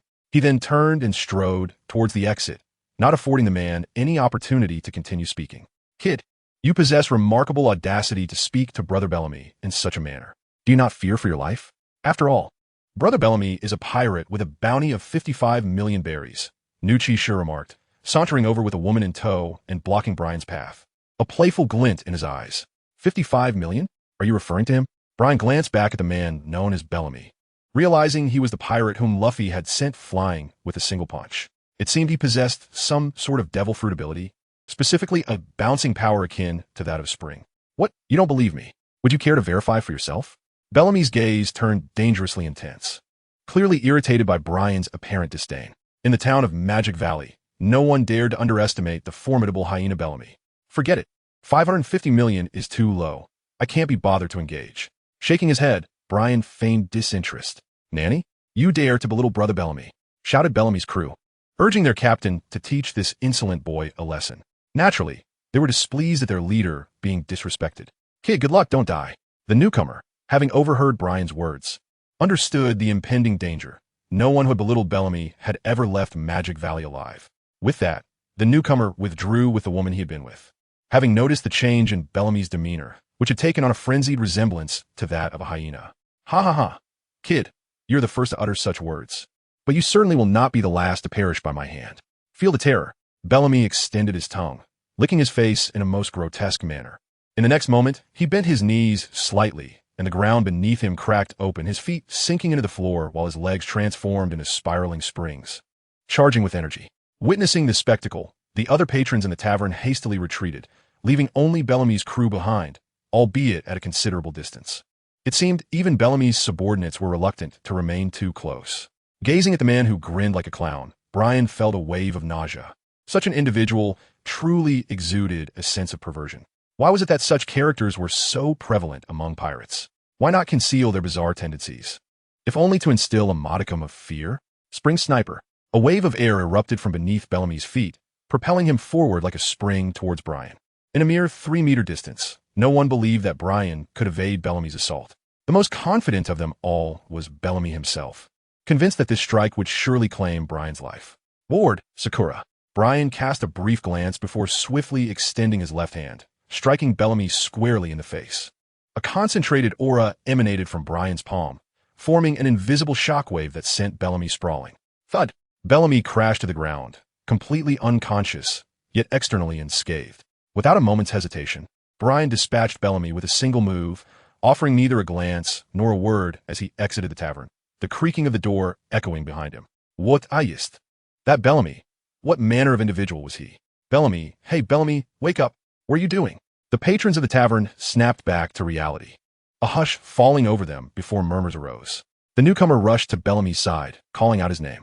Yet, no matter how fervently he shouted, Bellamy remained unresponsive. The impact of that powerful aura was not easily shaken off, and it would take more than a day or two for him to recover. Curse that lad. What on earth did he do? The newcomer struck the floor in frustration, for they had witnessed none of Brian's actions, only saw him raise a hand before Bellamy was sent flying, seemingly without contact. The tavern owner, observing Brian's safe departure, let out a sigh of relief. To be honest, he had no desire to see someone like Brian come harm. Fortunately, Brian was a man of concealed depths, capable of defeating Bellamy with a single strike, truly astounding. This marked the first instance of anyone overcoming Bellamy in Magic Valley Town. Though the identity of Brian remained a mystery, his feat would undoubtedly create considerable stir, especially given his striking appearance, which would surely spread like wildfire. Inside the tavern, the newcomers, seeing that Bellamy would not awaken anytime soon, had no choice but to carry him away. Chapter 90. 10,000 meters above the ground. Having exited the tavern, Brian intended to wander around the island, hoping to encounter Blackbeard and his crew, who, by this time, should have already arrived. After meandering through Magic Valley Town for some time, Brian found no trace of Blackbeard, which led him to question whether he had miscalculated or if Blackbeard and his crew were too intimidated to reveal themselves. As he followed the coastline, Brian passed through a dense thicket and arrived at a quaint cottage. The modest dwelling had its door ajar, yet the absence of any presence within was palpable. Outside, on a wooden stump, lay a book narrating the tale of an adventurer. The story of the grand storyteller Roland.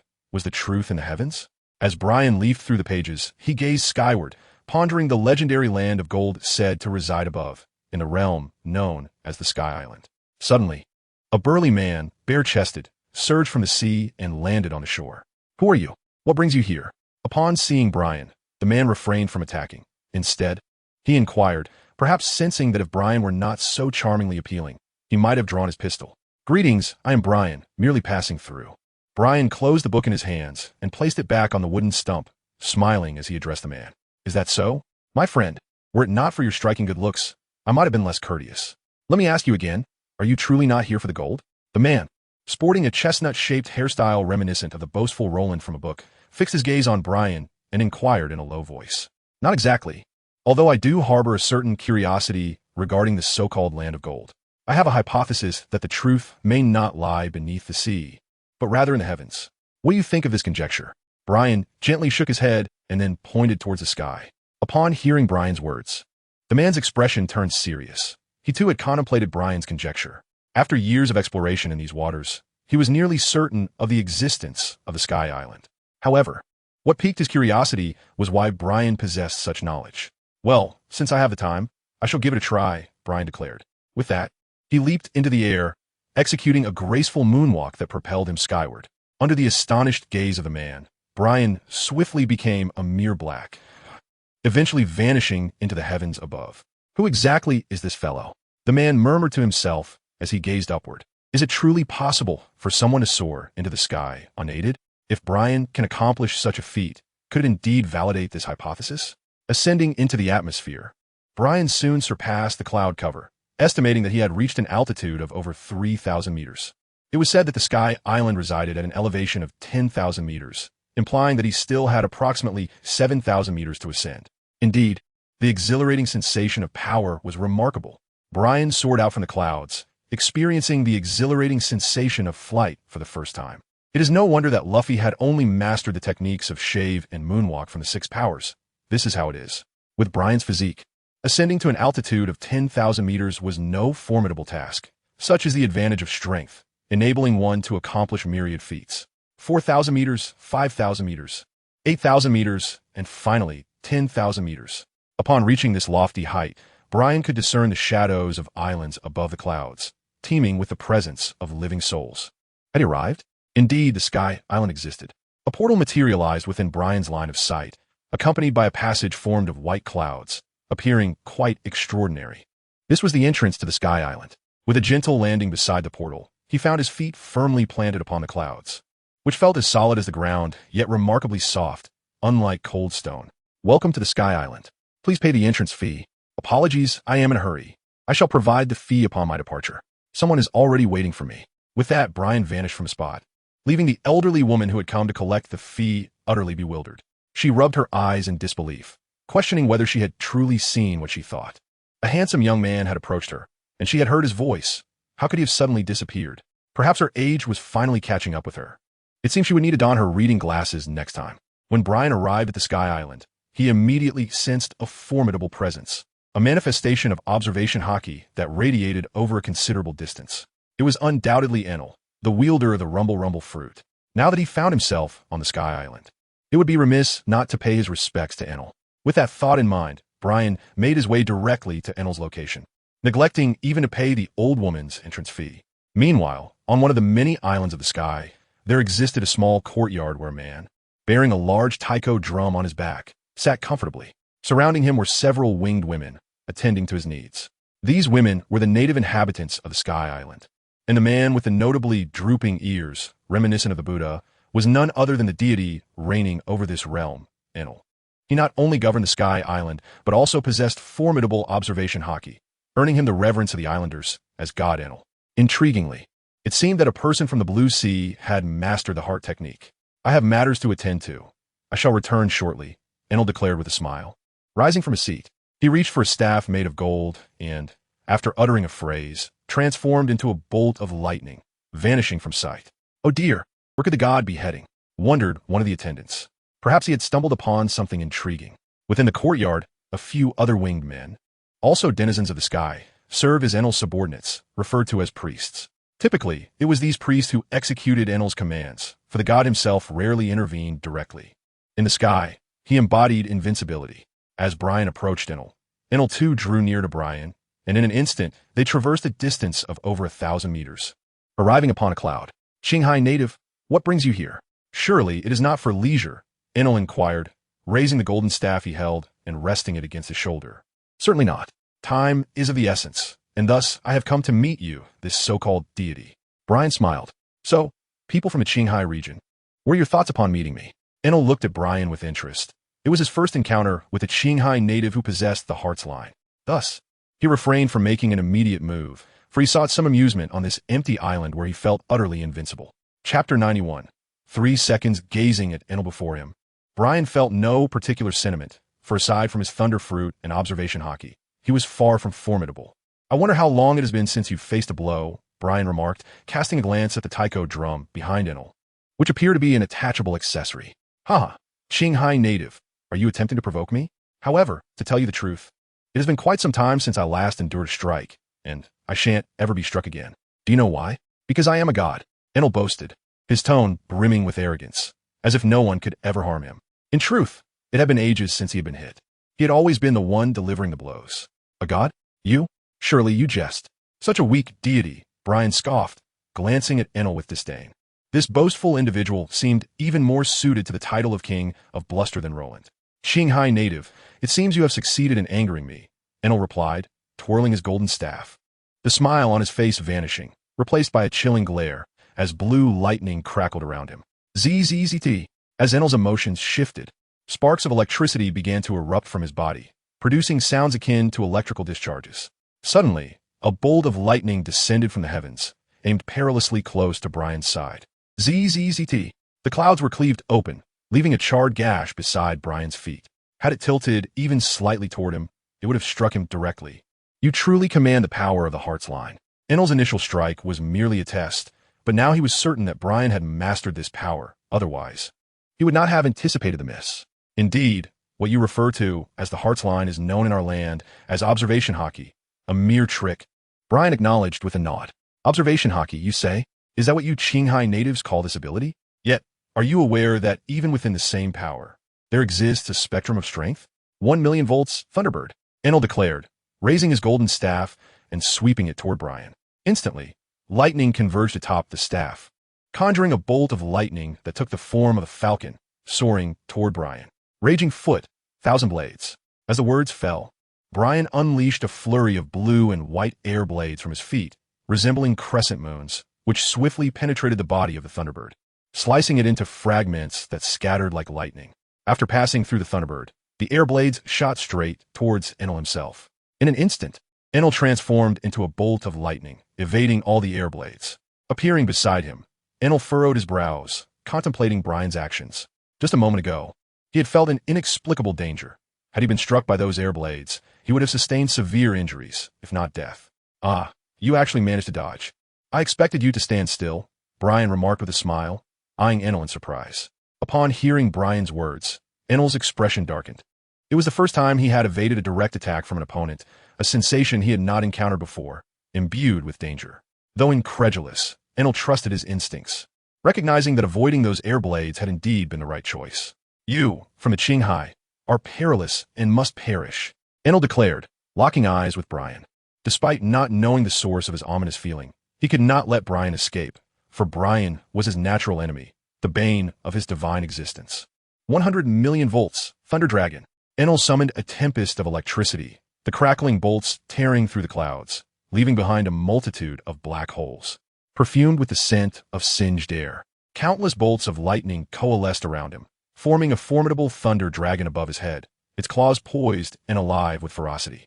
Suddenly, the sound of a telephone bug emanated from Brian's pocket, a communication device meant for contacting Admiral Sengoku. It seemed there was no time to waste. 3 seconds. With a swift motion, Brian produced the telephone bug from his pocket and, in the blink of an eye, vanished from his position. A faint sound of footsteps echoed in the air, and the next moment, he appeared right before Enel, causing his eyes to widen in astonishment at such speed. Next time, remember not to take so long to charge your attacks, Sakura, Brian said lightly, as he extended his left hand towards Enel's face. In the midst of Enel's horrified gaze, an invisible shockwave erupted from his palm, piercing through Enel's head and propelling him away instantly. In the final moment before losing consciousness, Enel beheld pink cherry blossoms swirling gracefully, a sight of exquisite beauty, amidst which Brian's blue hair danced, resembling a captivating landscape painting. Subsequently, Enel succumbed to darkness. The electricity coursing through him faded, and the thunder dragon that had been on the verge of materializing above him suddenly exploded, scattering like sparks of electricity. With a thud, both Enel and his golden staff fell onto the clouds below, producing a dull sound. Hello, is this Admiral Sengoku? As Brian descended, he activated the Den Den Mushi, which allowed him to communicate with Admiral Sengoku. After vanquishing Enel with a final blow, he established the connection just in time. Brian, how is the mission progressing? The voice of Admiral Sengoku resonated through the device. I'm currently pursuing Blackbeard's crew and have arrived at Jaya Island, Brian replied candidly. I see. Brian, return to headquarters. In a few days, a warlord meeting will convene, and your presence is required. Set aside the matter of Blackbeard for now. The warlord meeting, Admiral Sengoku, what has transpired? Brian inquired. In Alabasta, one of the warlords, Crocodile, has been defeated by pirates. It has stirred quite a commotion. You must return at once, understood? Understood. I shall return to headquarters immediately. After closing the Den Den Mushi, Brian tucked it away. Having not read the news in recent days, he was unaware of Crocodile's defeat. He surmised that it must have been the work of Luffy and his crew, as he could think of no one else capable of such an act. This implied that Luffy and the others would soon be departing Alabasta. Brian had intended to meet Luffy on Jaya Island, but it seemed that would no longer be feasible. Blackbeard, if you continue to follow your plan, you will not escape the warlord meeting. I shall await your arrival, he murmured, uncertain if Blackbeard possessed the audacity to proceed. Regardless, Brian was determined not to allow Blackbeard and his crew any respite. Chapter 92. A feigned attack above the clouds. The godlike Enel lay unconscious, having succumbed to Brian's haki. Just as Brian concluded his conversation with Admiral Sengoku, he prepared to return to the Navy headquarters. This golden staff is indeed extravagant. It lives up to its reputation as the land of gold. Let it serve as a testament, he mused, picking up the staff and casting a wry smile at the unconscious Enel. He then activated his moonwalk and departed, leaving the true nemesis to confront him. Without a doubt, the counter to the Rumble Rumble fruit was the Gum Gum fruit. On the shores of Jaya Island, a man sporting a chestnut hairstyle sat upon a wooden stump, perusing a book. Suddenly, a sound echoed from above, prompting him to lift his gaze and behold a white figure descending from the sky, none other than Brian, who had just soared into the heavens. As Brian descended to the ground, he gazed at the man before him and chuckled softly. Sir, allow me to show you something. With that, Brian tossed the golden rod he held into the air. The man caught the object, and upon examining it, his expression transformed into one of astonishment. This is gold. Where did you find it? He asked incredulously, his gaze fixed on Brian's beaming face, the implication quite clear. The answer lay among the heavens. Sir, consider this golden rod a gift. I have matters to attend to, so I must take my leave. With a playful wink at the man, Brian flashed a charming smile before preparing to stride away, eager to return to headquarters before the seven warlords' meeting commenced. Time was indeed pressing. Wait, young man. What is your name? I am Kulik, the man called out, halting Brian's departure with his inquiry.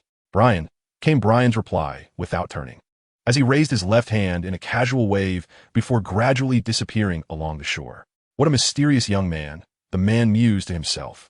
The figure of Brian vanished without a trace, leaving the man, Kulik, gazing at the golden staff in his hand. He recognized it as genuine gold, a token that Brian had brought down from the heavens, thus validating his suspicions. Boss, he murmured.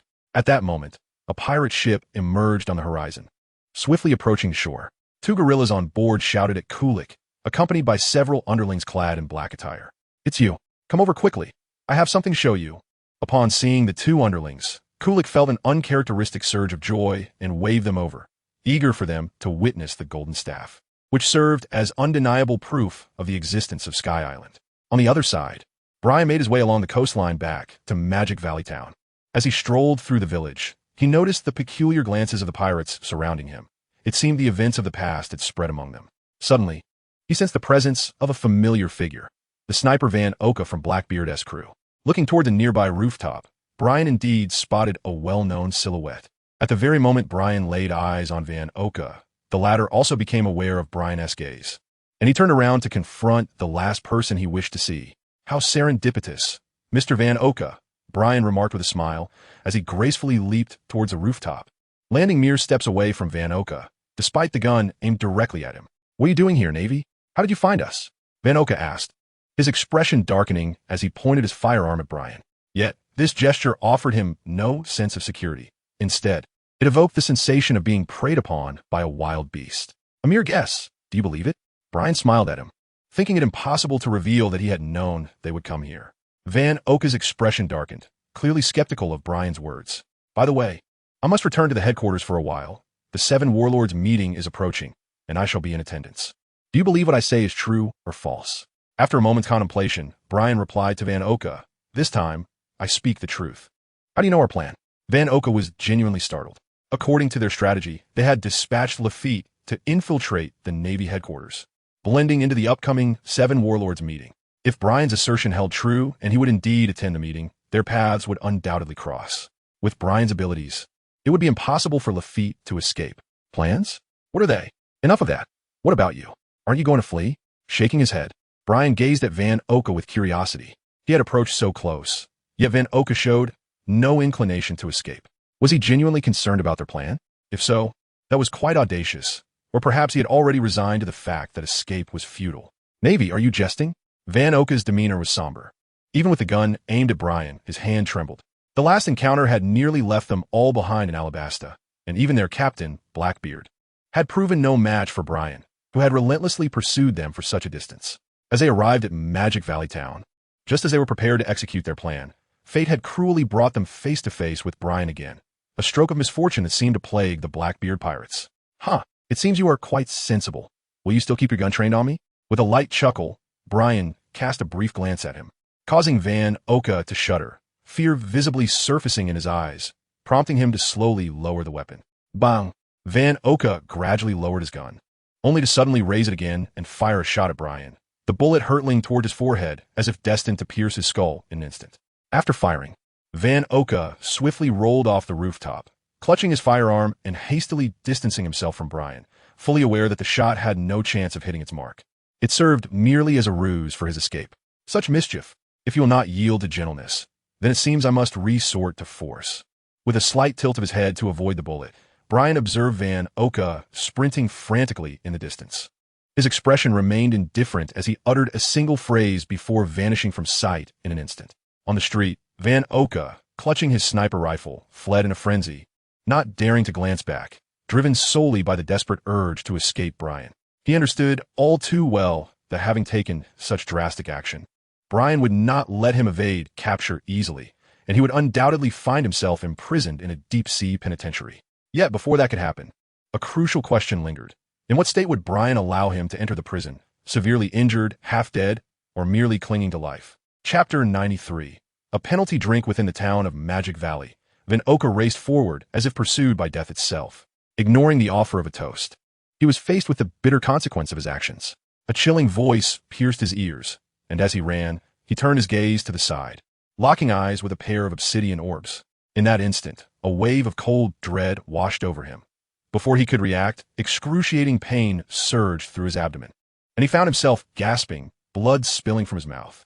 With a thunderous crash, a building crumbled under the force of impact, yet the figure continued unabated, smashing through towards the rear structures, leaving a trail of gaping holes, ultimately embedding itself into a distant wall. Van Oka lay unconscious, his eyes rolled back, face smeared with blood, and his body marred with injuries. Beside him, a rifle lay discarded, grotesquely bent at a right angle, rendered utterly useless. What transpired? It appeared as though a person had been launched through the air. Was this a jest? Had he been struck by a mountain? Observing the series of straight holes puncturing through multiple buildings, the pirates trembled in fear. The force was terrifying. Could it be the work of a giant? Footsteps echoed, and Brian emerged from the dust, striding purposefully towards the distant Van Oka, his presence strikingly peculiar to onlookers. This was the individual who had bested Bellamy. Many pirates instinctively distanced themselves, for Bellamy, a notorious bounty of 55 million, had not even managed a single move against Brian. Glancing back at the one who had just been hurled, they speculated that he would be fortunate to survive, clearly having provoked such a formidable adversary as Brian. Had Van Oka been privy to their thoughts, he would likely have been enraged to consciousness. The buildings, now pierced through, formed a clear passageway, and the pirates quaked at the sight. Was this destruction wrought by a mere human body? It seems you are already quite incapacitated. Slowly approaching Van Oka. Brian cast a glance at him, pondering how one could so recklessly court disaster. Had he cooperated even a little, he might have entered prison unscathed, rather than ending up in this state. In Brian's estimation, his kick must have fractured several bones, compounded by the injuries from crashing into the wall. He feared that Van Oka had suffered considerable disability, though the precise degree would await assessment by a military physician. Could you fetch me a length of rope? Brian inquired, scanning the surrounding pirates and addressing one particularly rotund pirate. Me? The plump pirate stammered, startled that Brian had noticed him among such a throng. Perhaps he had become too corpulent? It seemed he would need to be more mindful of his weight in the future. Yes, please find me a sturdy rope. Brian reiterated with a smile, unaware that the hefty pirate had resolved to embark on a weight loss journey. Right away. With that, the stout pirate dashed off, eager to return swiftly, as he feared Brian might find fault with his speed and eliminate him. Brian's actions had already led him to regard him as a formidable overlord. Not only the plump pirate, but also the others in proximity felt a shiver run through them at the sight of Brian.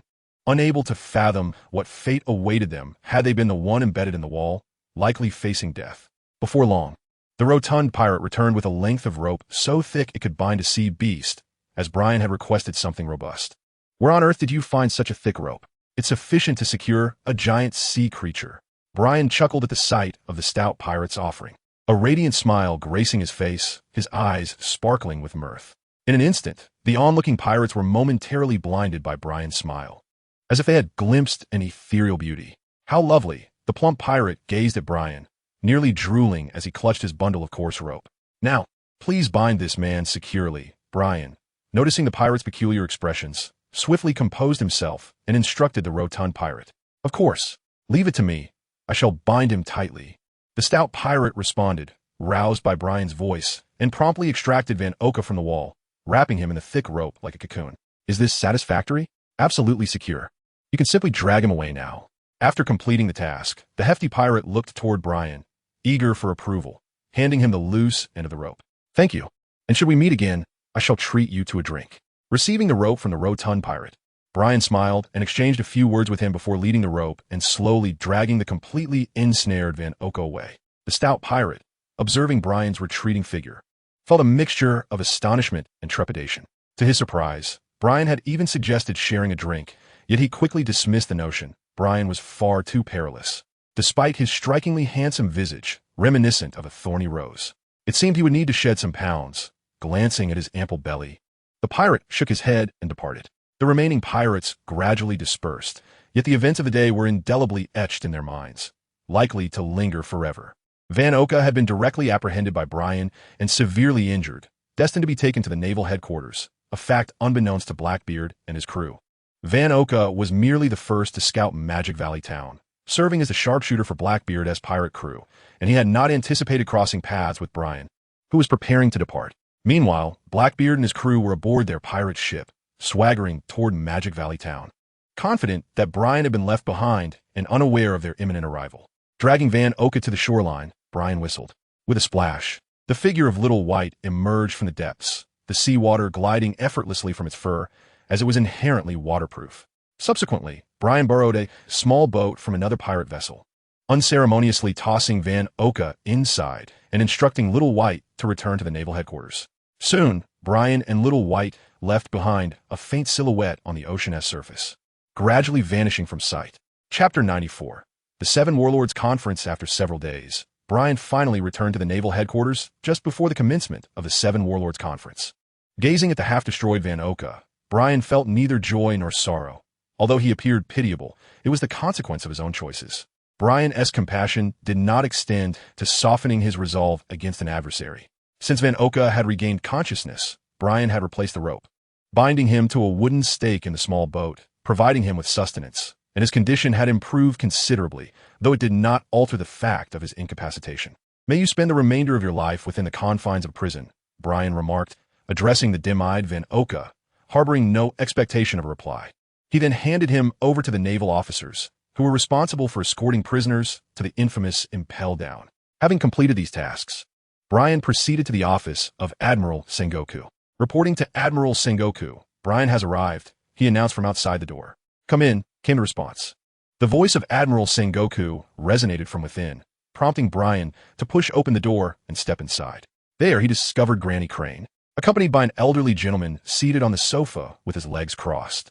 The man donned a striking yellow suit, draped in a Navy justice cloak, and sported a pair of orange spectacles, evoking in Brian an image reminiscent of a monkey.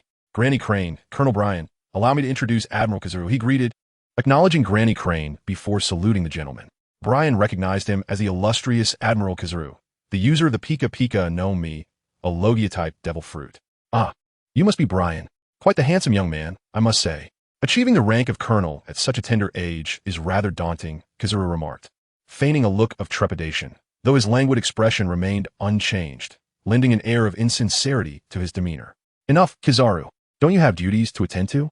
It's best you refrain from idling here, Sengoku interjected, well aware of Kizaru as penchant for sloth and preferring to send him on his way to prevent further laziness.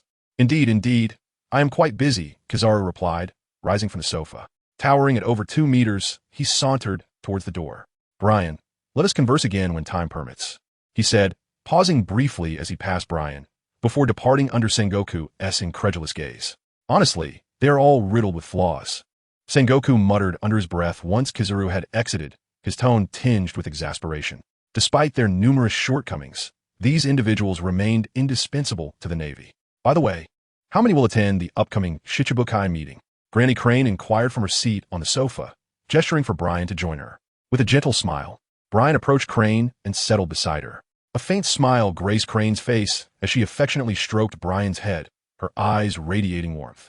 The only certitude lay with the tyrant Bartholomew Kuma. The whereabouts of others remained unknown. Observing Crane's tender gesture towards Brian, Admiral Sengoku chose to feign ignorance and remarked, "Is that so? Ultimately, they are still pirates." Crane, upon hearing Sengoku's words, exhibited no surprise. She had never placed her trust in the Shichibukai. Despite their outward allegiance to the world government and the Navy, they continued to engage in duplicity, dismissing the Navy's summons with disdain. I never intended to convene this Shichibukai meeting. However, that fool crocodile was defeated, creating a plethora of complications. To maintain equilibrium on the seas, it is imperative to swiftly identify a successor, Sengoku stated, glancing at a newspaper on the table that reported Crocodile's downfall, news that had spread across the globe. The conflicts among pirates were inevitable and hardly surprising, merely a source of inconvenience.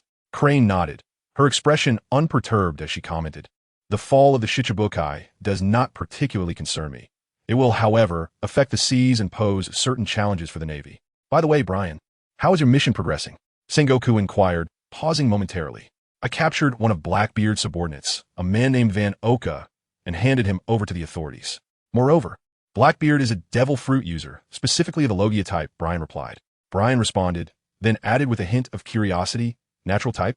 What kind of abilities does it possess?" Sengoku was taken aback. On the vast ocean, all known users of natural abilities had already emerged, yet another one had surfaced. The dark fruit of the natural type, it seemed, could not elementalize, but could consume everything and release it. In terms of power, it indeed belonged to the realm of natural abilities. Brian elucidated the methods employed by Blackbeard, revealing that the dark fruit was indeed this notorious devil fruit. Upon hearing Brian's words, Admiral Sengoku and Granny Tsuru displayed expressions of astonishment. This particular devil fruit had surfaced long ago, causing quite a stir at that time. Given their reactions, it was evident that they possessed some knowledge regarding the dark fruit, which piqued Brian's curiosity about the depth of their understanding. "Granny, Tsuru, are you aware of the unique abilities possessed by this dark fruit?" Brian inquired thoughtfully. "This fruit is regarded as the most malevolent of the Logia-type devil fruits," Tsuru replied slowly, "for its wielder possesses the power to attract demons, thereby counteracting other ability users." "Ah, I see," Brian remarked. "If that is the case, could it be that Blackbeard is capable of hunting down other ability users and utilizing this power to transfer their abilities?" As he spoke, he keenly observed the reactions of Admiral Sengoku and Granny Tsuru. Upon hearing Brian's suggestion, both Sengoku and Tsuru's expressions shifted. Being astute individuals, they immediately grasped the implications of his words. The Navy headquarters had long been conducting various experiments on devil fruits, including the transfer of abilities. Through extensive evidence, It had been established that within a certain time frame after an ability user's demise, the demon would linger within the body before eventually departing to adhere to a fruit, thus reconstituting itself as a devil fruit. If, as Brian posited, the capabilities of the dark fruit could indeed draw forth the lingering demon from a deceased ability user's body to attach itself to a fruit, it would pave the way for the acquisition of numerous devil fruits. Chapter 95. The most beautiful marine in the office of the Admiral at Navy Headquarters. Observing the change in expression on Sengoku and Granny Tsuru's faces, Brian realized they had comprehended his implication. Should Blackbeard exploit his abilities to hunt down ability users and amass a plethora of devil fruits, it would lead to the emergence of a genuine legion of devil fruits, far more formidable than Kaido's artificial devil fruit army. It seemed that Blackbeard was even more perilous than we had previously imagined. After a moment of contemplation, Admiral Sengoku acknowledged the high threat level posed by Blackbeard. Having concealed himself under Whitebeard's banner for so long and acquired such a troublesome ability, he would inevitably become a significant headache for the Navy. Tsuru nodded in agreement, her thoughts delving even deeper, extrapolating further information from Blackbeard's actions. Admiral Sengoku, Granny Tsuru, allow me to handle Blackbeard, Brian suddenly declared. Handle him, you say? The Grand Admiral Sengoku and Tsuru exchanged a glance at Brian, pausing before responding as if deep in thought. I have faced Blackbeard before. Currently, he poses no significant threat, and, as I am not a devil fruit user, he cannot contend with me. As long as I keep my eyes on him, Blackbeard will be unable to undertake any nefarious actions. After a brief pause, Brian continued, expressing his confidence in dealing with Blackbeard and his crew. Indeed, given your prowess, Brian, there is little to worry about. However, I trust you do not intend to use this as an excuse to slack off like Garp, Sengoku remarked, scrutinizing Brian with a piercing gaze, searching for any hint of guilt on his face. Not all. I merely mentioned that Blackbeard has tasked me with keeping an eye on him. Should other duties arise, I shall attend to them as well. I have no intention of being idle, Brian responded, blinking innocently at Sengoku, as if to convey, how could you doubt such an honest child like me? Ah, I see. That seems acceptable. What do you think, Tsuru? Sengoku felt somewhat awkward under Brian's gaze, realizing he might have overthought the matter. It was implausible for a child like Brian to be akin to that slothful Garp. Let Brian take charge. He knows what must be done. The seas are tumultuous, and we lack the energy to deal with Blackbeard specifically. Given Brian's capabilities, he is indeed a suitable choice. Tsuru gently ruffled Brian's hair, understanding him better than Sengoku, aware of his subtle thoughts. Nonetheless, it was not a grave concern. The current Navy could manage. Brian, we entrust Blackbeard to you. Should you discover any actions that threaten the sea, you must act decisively without mercy.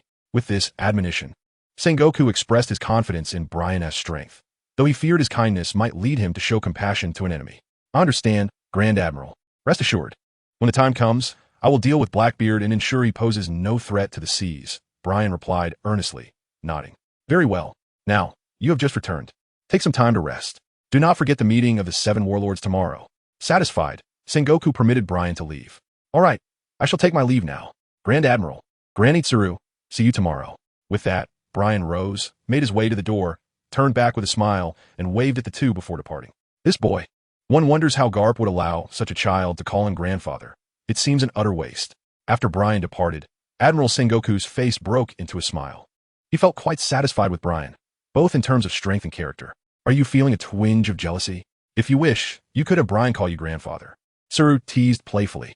She understood that the man before her, like herself, had dedicated his life to the Navy, even losing his adopted son in the line of duty. What do I have to be unwilling about? Perhaps we can discuss it after I retire. Ha ha ha, Admiral Sengoku replied, shaking his head. He held a fondness for Brian. At their age, what could be more delightful than a well-behaved grandson? However, he still occupied his position and had many responsibilities to fulfill. Retirement? Do you think it's just around the corner? Not quite yet, Tsuru remarked, casting a knowing glance at Sengoku. Although his hair appeared dark, she was well aware that, much like her and Garp, it was nearly white, merely masked by hair wax. Those youngsters still have a long way to go. Ha ha ha, Sengoku laughed heartily, prompting Tsuru to shake her head in response. Brian returned to his quarters, which remained impeccably tidy, suggesting that someone was diligently cleaning it daily. The only individuals who would undertake such a task were either Grandpa Garp or Instructor Bashi.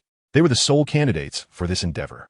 He straightened a photograph on the table, gazing fondly at the image of Machino, a gentle smile gracing his lips. After a brief moment, Brian emerged from his room and made his way to the training grounds for new recruits, where numerous fresh sailors were engaged in their exercises. "Colonel Brian, greetings. Please allow me to shake your hand. I am one of your admirers," exclaimed a sailor upon sighting him. As Brian appeared, a throng of naval recruits surged toward him, eager to meet him. They wiped their hands on their uniforms and extended them towards Brian, yearning for a handshake. My admirers? What does that mean?" Brian was momentarily taken aback, confusion washing over him. Admirers? When did he acquire fans, and why was he unaware of it? "Are you not aware, Colonel Brian? You have become the most handsome sailor among all the Navy personnel. We are all your fans," one sailor explained with a smile. "The most handsome sailor? Me?" Pointing at himself, Brian was filled with bewilderment. What had transpired during his absence from the naval headquarters? To return to find himself with admirers in this strictly disciplined environment seemed implausible. Indeed, Colonel Brian, and this has even been tacitly approved by Admiral Sengoku. "So we are all your fans. Please, let us shake hands," the sailor urged excitedly, his eyes sparkling with anticipation, clearly finding Brian even more charming in person than in photographs. "Is that so? Well, hello there, Private." Brian pondered if Admiral Sengoku truly endorsed such behavior. Despite his skepticism, he did not suspect the sailors were deceiving him. They would not dare jeopardize their standing at the naval headquarters. With a smile, Brian extended his hand for a handshake. "Thank you, Colonel Brian." The sailor held Brian's hand with a look of utter satisfaction, comparing its softness to that of a young lady's. Chapter 96. Relentless training at the naval headquarters. In the new recruit training area, a multitude of sailors surrounded Brian, clamoring to shake his hand. Some even clutched his hand tightly, reluctant to let go, only to be gently pushed aside by their fellow sailors. Observing the fervor of these enthusiastic recruits, Brian found himself at a loss for words. After all, they were his fans, and addressing them as a superior felt somewhat detached. "What are you all doing?" A familiar voice resonated from nearby, causing all the sailors to stand at attention and salute the newcomer, Vice Admiral Garp. "Return to your training at once." Nodding at the Marines, the newcomer tipped his hat and cast a piercing glance at them, sending the soldiers scurrying back to their drills. "Grandpa Garp," Brian exclaimed with delight upon seeing the visitor. "Brian, you seem to be in high spirits," Garp remarked, a joyful smile gracing his face as he looked at Brian. "Indeed, Grandpa Garp, you appear quite lively yourself." Brian responded with a gentle smile. "Of course. Are you not surprised? Even the naval headquarters has become your fan." Garp chuckled heartily, astonished that an old photograph had been published, earning Brian the title of the most beautiful Marine. "Why is that, Grandpa Garp?" Brian asked, still somewhat bewildered. Upon returning to the naval headquarters, he had unknowingly acquired this title, along with a throng of Marine admirers eager to shake his hand. The rapid turn of events left Brian slightly dazed. "Don't worry about it. If it causes you any trouble, just give them a good scolding," Garp said lightheartedly, not particularly concerned about the situation, knowing that every exceptional Marine would have a legion of supporters, even if such decisions were made without their consent. "I understand," Brian nodded, feeling reassured by Garp's words.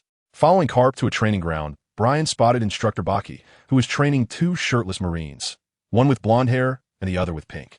Observing them, Brian felt an eerie sense of familiarity, yet something seemed amiss.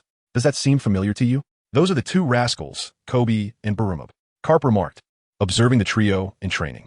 "It's them," Brian exclaimed, astonished at how much they had transformed in such a short time.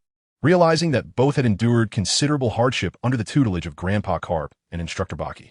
Smack! Smack! The distinct sounds of strikes echoed as Kobe and Barumab collapsed to the ground, panting heavily, their bamboo swords abandoned, their heads swollen, and their bodies marked with red welts.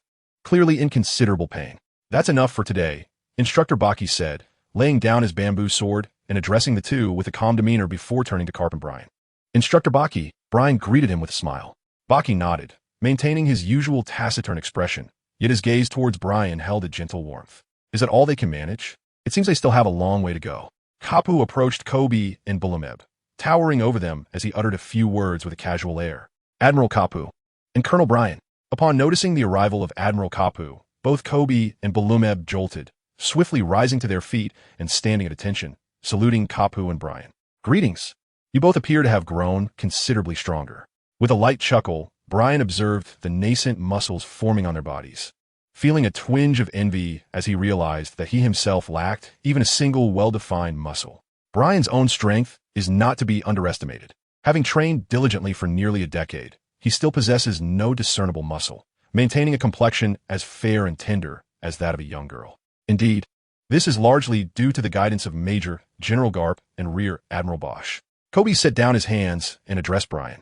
It seems you have all become accustomed to it. That is good. Keep up the hard work. With such dedication, you will undoubtedly become formidable Marines. And I have faith in you. With a smile, Brian offered his encouragement. Yes, thank you, Colonel Brian. Upon hearing Brian's words of encouragement, Kobe felt invigorated, as did Barumabur. Since arriving at the Navy headquarters, no one had ever spoken to them in such a manner. Many who learned that the two were brought back by Garp looked upon them with a hint of pity. Garp, while a hero of the Navy, is perceived by many as an eccentric figure, and his actions often leave others perplexed. Enduring the sympathetic gazes of so many, Kobe and Barumabur harbored a resolve within. They took pride in serving under Major General Garp and were unwilling to see their aspirations as Marines reduced to mere oddities. Thus, upon receiving Brian's words, both Kobe and Barumabur felt a renewed sense of vigor, especially knowing that Brian was a true master swordsman. With such a distinguished swordsman expressing faith in them, how could they possibly remain disheartened? There is no need for such formality. Ultimately, it is your own efforts that will determine your fate. Shaking his head, Brian smiled. Every individual possesses their own reason for striving to grow stronger, and no matter how absurd that reason may be, it has the potential to unleash tremendous power. Brian was correct. If one wishes to become stronger, relentless training is the path to take. Ha ha ha. Garp bellowed with laughter. For him, the only way to grow stronger was through unwavering dedication to training. His fists were forged in the crucible of relentless effort, having pulverized countless stones along the way. Understand, I've already made that resolution. Kobe gazed steadfastly at Garp, having long since resolved to pursue his dreams, even at the cost of his life. As Luffy had once said, "Ah, it seems you possess quite a spirit. Then come train with me. Show me your true abilities, lest you find yourselves at the mercy of my fists." Garp fixed his gaze upon the two, shedding his cloak to reveal his powerful physique, towering over Kobe and Barumabur like a lion awakened. "Come forth." Observing the imposing figure of Garp, both Kobe and Barumab swallowed hard. This was not their first encounter with Garp. Words were unnecessary, and they were resolved to strike directly, as any true man would. Chapter 97. Hawkeye on this day. The Seven Warlords Conference convened at the Holy Land of Mariewa, where two of the seven warlords had already arrived. The massive form of Bartholomew Kuma, the tyrant, loomed large, his stature exceeding 3 meters, with a bounty exceeding 290 million. Positioned behind Crane, Brian scrutinized both the tyrant Kuma and another figure clad in pink feathers, Don Quixote Doflamingo, known as the Flamingo, another of the seven warlords, with a bounty of 340 million. At this assembly, 3 naval colonels were present, tasked with assisting Fleet Admiral Sengoku, although he had yet to arrive. Suddenly, a commotion erupted from the colonel's side, the sound of chairs crashing to the ground. One individual was seen grasping another, their behavior appearing rather peculiar. "What are you doing? Let go." "No." My hand moved involuntarily. My body simply refused to obey. "Have you all had enough? Cease this ridiculous behavior at once." The 3 Navy colonels were in disarray. Crane cast a glance in their direction, remaining silent, already aware of the cause of the turmoil. "Doflamingo, is this your doing? Stop it at once." A naval colonel, having discerned the reason, shouted towards Doflamingo, who sat nonchalantly at the railing in the distance. "Then let us quickly address what needs to be said and conclude this tiresome meeting." Doflamingo wore a sinister grin, showing no regard for the sanctity of Mariewa, as if he wished to depart this place as swiftly as possible, filled with disdain. As he spoke, he gestured, prompting the colonel to release his grip. The colonel drew his sword, preparing to strike at his opponent. Simultaneously, the other colonel, compelled by the same force, unsheathed his sword, ready to engage in a mortal duel. Flowing Sakura, blade edge. At that moment, Brian acted. He raised one hand, gathering his flowing haki into his palm, manifesting a crystalline azure hue. With his hand shaped like a blade, he delivered a silent slash above the heads of the 2 colonels. Clang! The sound of a silent slash passed over the heads of the colonels, akin to the sound of something being severed as the strike soared toward Doflamingo. Remarkably, Doflamingo did not flinch. The slash whisked past him like a gentle breeze, vanishing into the ether. Saved. The 2 naval colonels felt their bodies regain freedom and sighed in relief. Had it not been for Brian, they would have struck each other in the next instant. "Oh, how surprising. You are the one who acted against me at the auction, aren't you, Major Brian?" "No, you're a colonel now." Sensing the overwhelming power emanating from that strike, Doflamingo gazed in astonishment at Brian. To possess such mastery of haki at such a tender age is indeed a remarkable talent. It was not only Doflamingo who was captivated. Even Kuma, who had been engrossed in his reading, found himself drawn to Brian's display. The technique he employed reminded Kuma of someone from his past. "Do not blame me. It was your people who struck first. I merely acted in self-defense," Brian innocently remarked, recalling the events that had transpired at Sabaody Archipelago. "Is that so? Are you prepared for the consequences of encroaching upon my territory?" Doflamingo responded, his fingers subtly twitching as a slender thread descended from above towards Brian. Just as Brian was about to retaliate, he noticed Admiral Sengoku approaching and decided to hold back. Such trivial antics are not permitted. "Apologies for the delay. Welcome, you scum of the sea."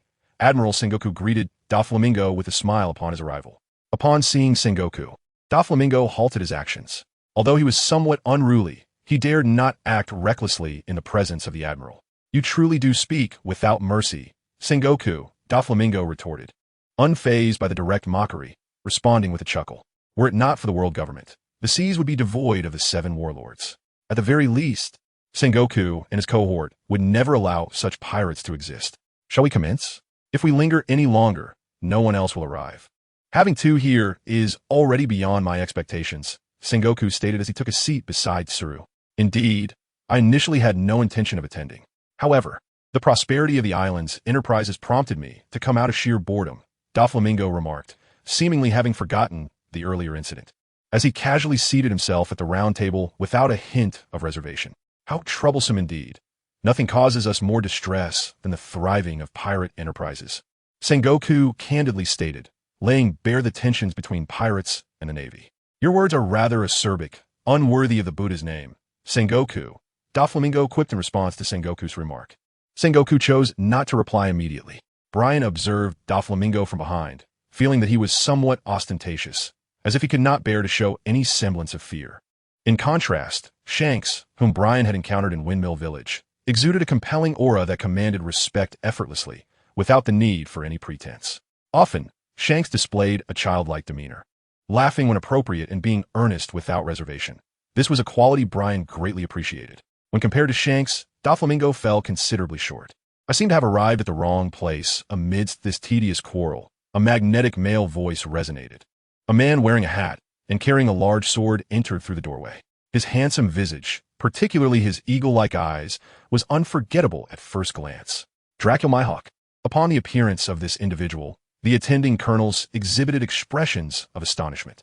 The world's greatest swordsman, Dracula Mihawk, was also one of the 7 warlords, known for his independent disposition, and it was quite unexpected for him to grace such a meeting. If the Navy headquarters and the 7 warlords were to be considered opposing forces, then the round table seemed rather superfluous. Mihawk approached with measured steps. "What a most unexpected visitor," Doflamingo remarked with a smile. "Are you the one?"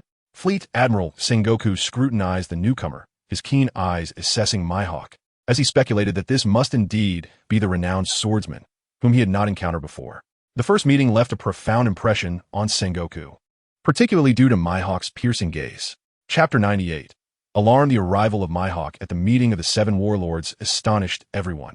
The title of the world's greatest swordsman was indeed thunderous in its reputation, and among swordsmen, Mihawk's temperament was notably more eccentric than that of his peers.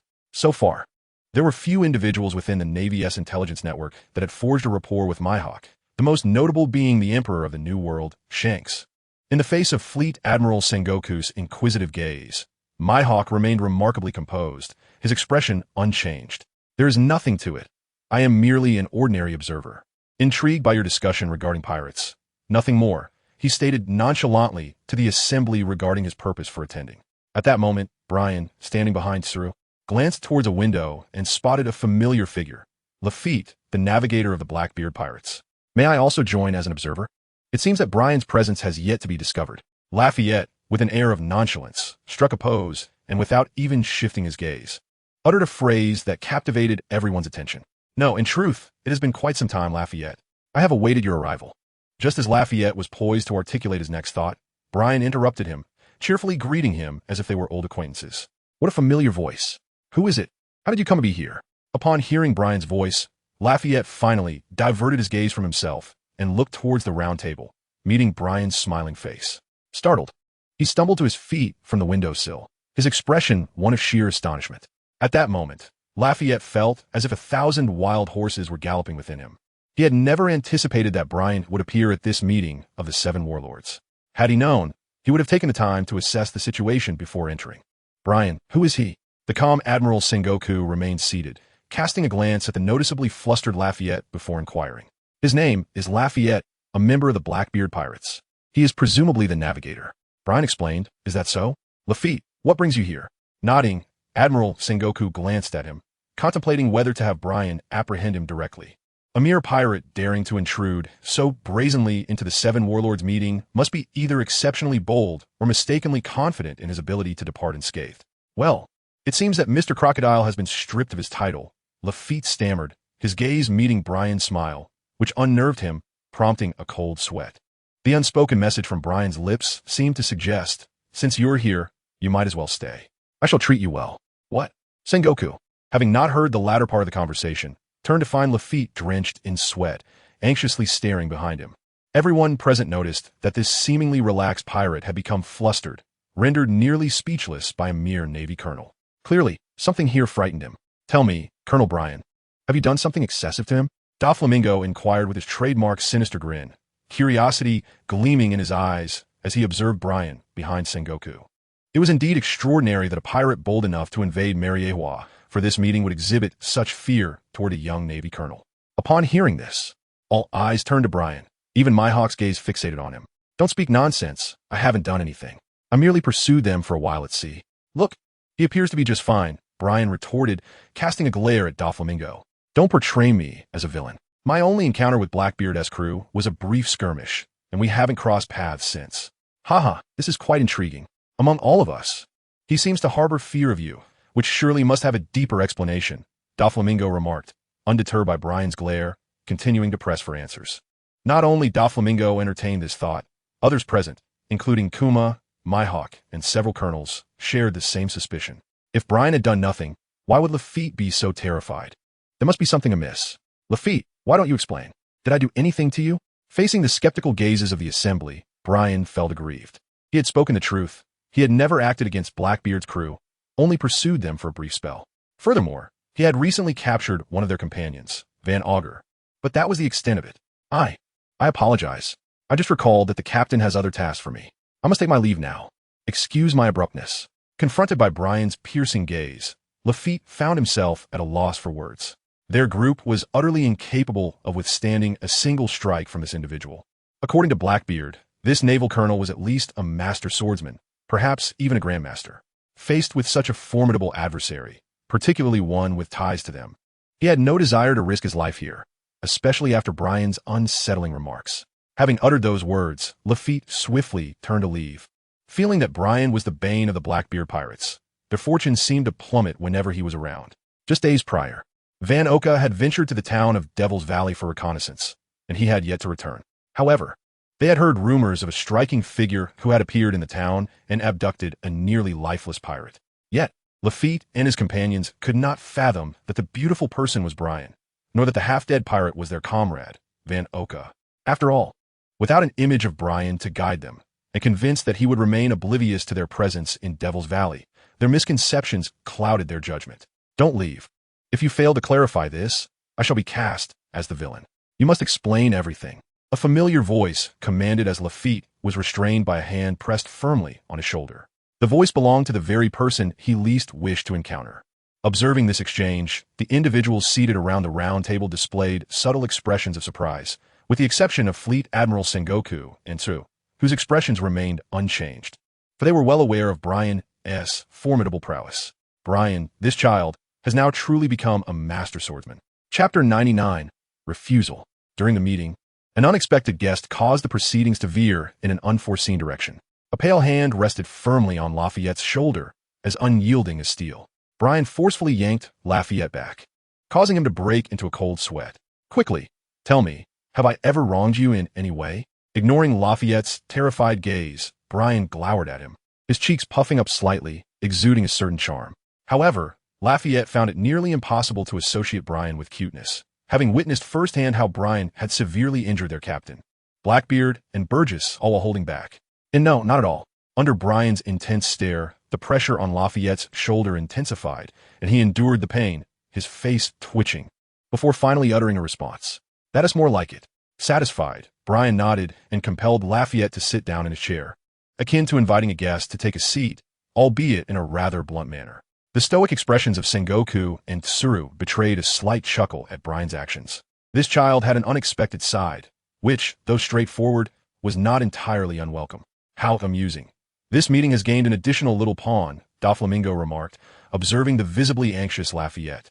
It was evident even to a fool that Lafayette was fundamentally terrified of Brian, undoubtedly aware of his more fearsome attributes, most directly, his strength.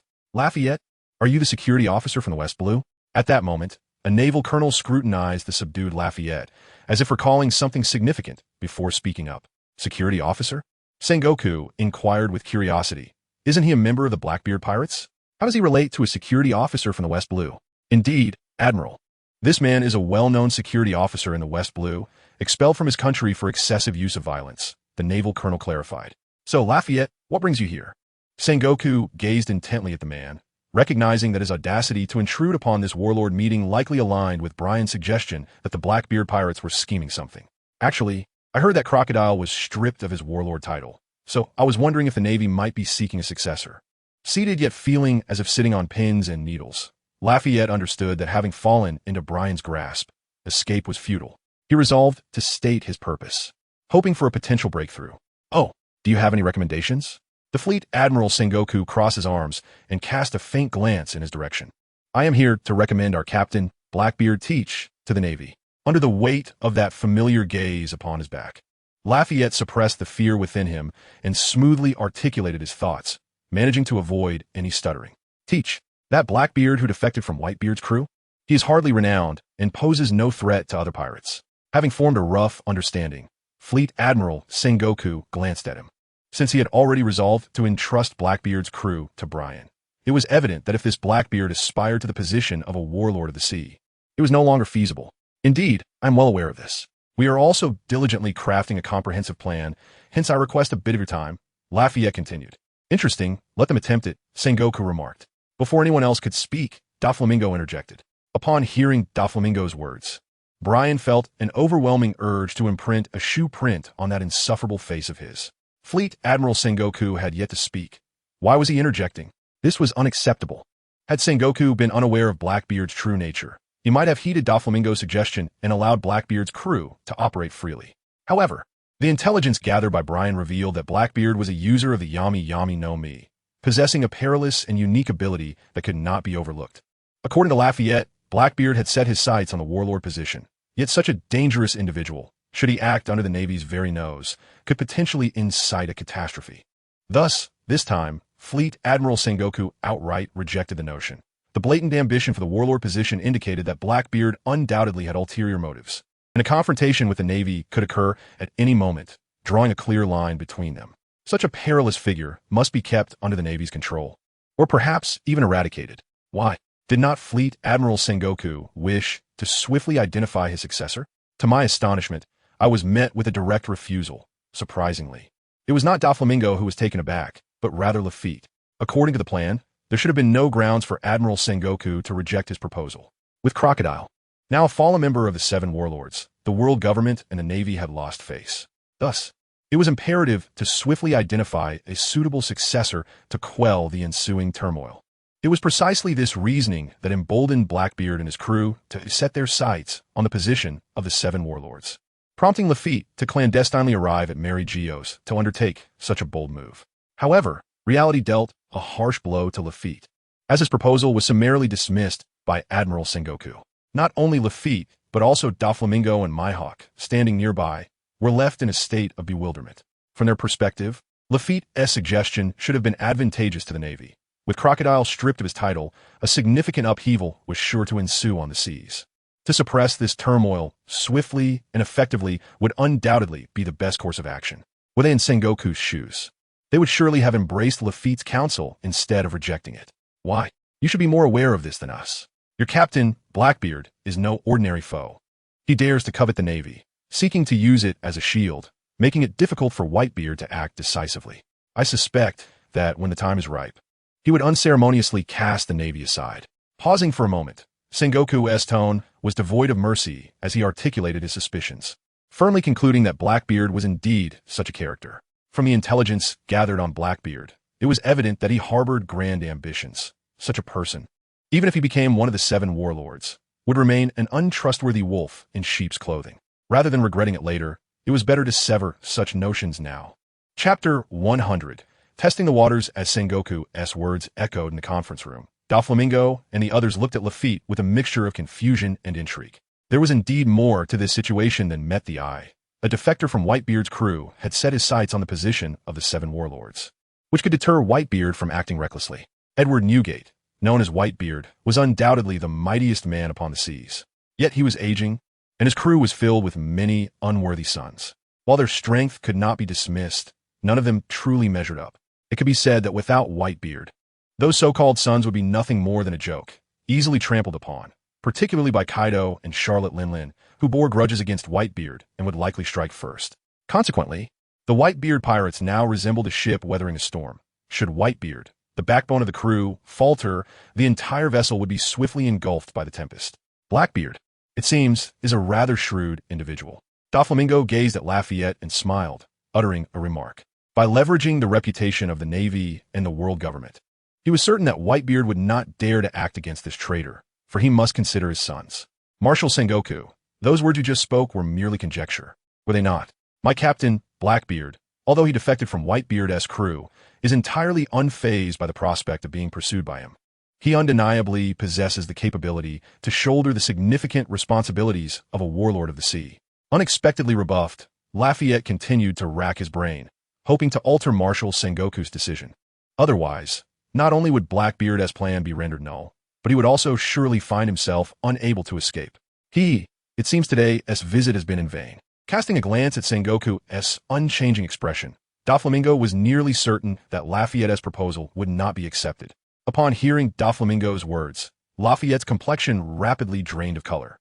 Since arriving here, everything had unfolded contrary to his plans, and he was now exceedingly anxious, even without securing the warlord position for Blackbeard. His current predicament was dire. He was most worried about being unable to leave. Lafayette, since you are here, let us participate in this meeting together. Consider it a special invitation. After casting one last glance at Lafayette, Sengoku turned his attention away, trusting that Brian of the Blackbeard pirates would ensure he did not escape under his watch. The subsequent 2 hours were devoted to the agenda of this warlord of the sea meeting, which included one matter concerning Crocodile, who had been defeated by a group of pirates, and another regarding the need to fill the vacancy left among the warlords. Brian stood to the side, listening intently to the conversation between the general of the warring states and the 3 warlords of the sea, while Granny Tsuru had hardly uttered a word throughout. Suddenly, a drop of water fell onto the table with a distinct sound, causing everyone to glance over. They discovered that Lafayette, seated as a special participant, was drenched in sweat, his clothes thoroughly soaked. A look of anxiety crossed Lafayette's face, his body stiffening as only his restless eyes revealed the turmoil of his thoughts. Upon recognizing Lafayette, the others shifted their gaze. His audacity to boldly declare his intention to join the warlords of the sea was nothing short of embarrassing. Useless, Brian muttered to himself, observing the slight tremor in Lafayette's back, puzzled by what Blackbeard and the others were contemplating. Had an unforeseen circumstance arisen that left them utterly flummoxed? Surely, they had not anticipated such a turn of events. In truth, Brian's assessment was spot on. Blackbeard and his crew were utterly determined to seize this position among the warlords of the sea, having meticulously crafted their plans. As long as they adhered to their strategy, success was assured. Indeed, at this juncture, Blackbeard and his crew had no alternative plan, for they were 100% certain that the position of warlord of the sea was within their grasp. Pouring a glass of lukewarm water, Brian placed it before Lafayette. Under Lafayette's astonished gaze, he formed a silent gesture, uttering a wordless message before gently retreating without a sound. Although Lafayette was unsure of Brian's intentions, he obediently grasped the glass of warm water with both hands, its warmth seemingly easing his anxiety. Staring into the glass, Lafayette's eyes gradually lost their focus, as if he were lost in thought. Brian's actions did not escape the notice of those present, yet none dared to voice their thoughts. Time trickled by slowly. The recent meeting of the 7 warlords addressed 2 main topics: the handling of the pirates who had vanquished Crocodile, the Sand Crocodile, and the urgent decision regarding the next candidate for the position of warlord. Apart from Mihawk, it appeared that neither Doflamingo nor Kuma showed any interest in the matter. Particularly for someone like Doflamingo, even the defeat of Crocodile failed to capture his attention. He regarded Crocodile as merely a failure dwelling in the first half of the Grand Line, too timid to venture into the New World. Doflamingo held Crocodile in contempt, and naturally, he felt no inclination toward the pirates who had bested him. In the first half of the Grand Line, regardless of how raucous those pirates became, they could hardly stir significant waves. Only those who dared to raise a ruckus in the New World were worthy of his regard. Conversely, Mihawk seemed to exhibit a keen interest in the news surrounding these pirates, perhaps even attending the meeting specifically for that purpose. What is it about this group of pirates that captivates you? The Fleet Admiral Sengoku inquired, curious about what merits might draw Mihawk's attention. Nothing much. Merely a desire to ascertain what manner of individuals managed to defeat the Sand Crocodile, Mihawk replied, evading Sengoku's question while fixating on a bounty poster. Seemingly lost in contemplation of something intriguing. Is that so? Sengoku was not disappointed by Mihawk's response. His inquiry had merely been a formality. Even if there were aspects of these pirates that piqued Mihawk's interest, it hardly warranted the Navy's concern. Mihawk, what could such pirates possibly warrant your attention? They are merely inconspicuous minor players. I could easily eradicate them with a single subordinate. Doflamingo's fingers twitched as he flashed a knowing smile at Mihawk, seemingly testing the waters. I hardly believe it would be that simple, Mihawk replied nonchalantly, showing no regard for the implications of Doflamingo's words. He considered such probing to be futile. With Mihawk's retort, Doflamingo found himself at a loss for words and fell silent. Chapter 101. A few exchanges after several hours, the meeting of the 7 warlords finally concluded. The outcome centered on the handling of the pirates who had defeated Crocodile, namely the Straw Hat Pirates. Additionally, there was a pressing resolution to swiftly determine the next candidate for the warlord position, as the repercussions of Crocodile's downfall were beginning to manifest in the seas, necessitating immediate calm. I have matters to attend to, so I shall take my leave. This meeting has been rather dull, Doflamingo declared, the first to depart, striding away with an air of indifference, leaving behind his irksome laughter. Then I too shall take my leave. The second to depart was Bartholomew Bear, his imposing figure rising from the chair as he stepped away, one deliberate footfall after another towards the exit. Despite his formidable appearance, his voice was surprisingly soft, devoid of any domineering aura. Perhaps there resided a gentleness within him. Brian, unsure if it was merely an illusion, sensed that Bear cast a glance in his direction as he left. Whether there was any particular significance to it remained uncertain, possibly just a figment of his imagination.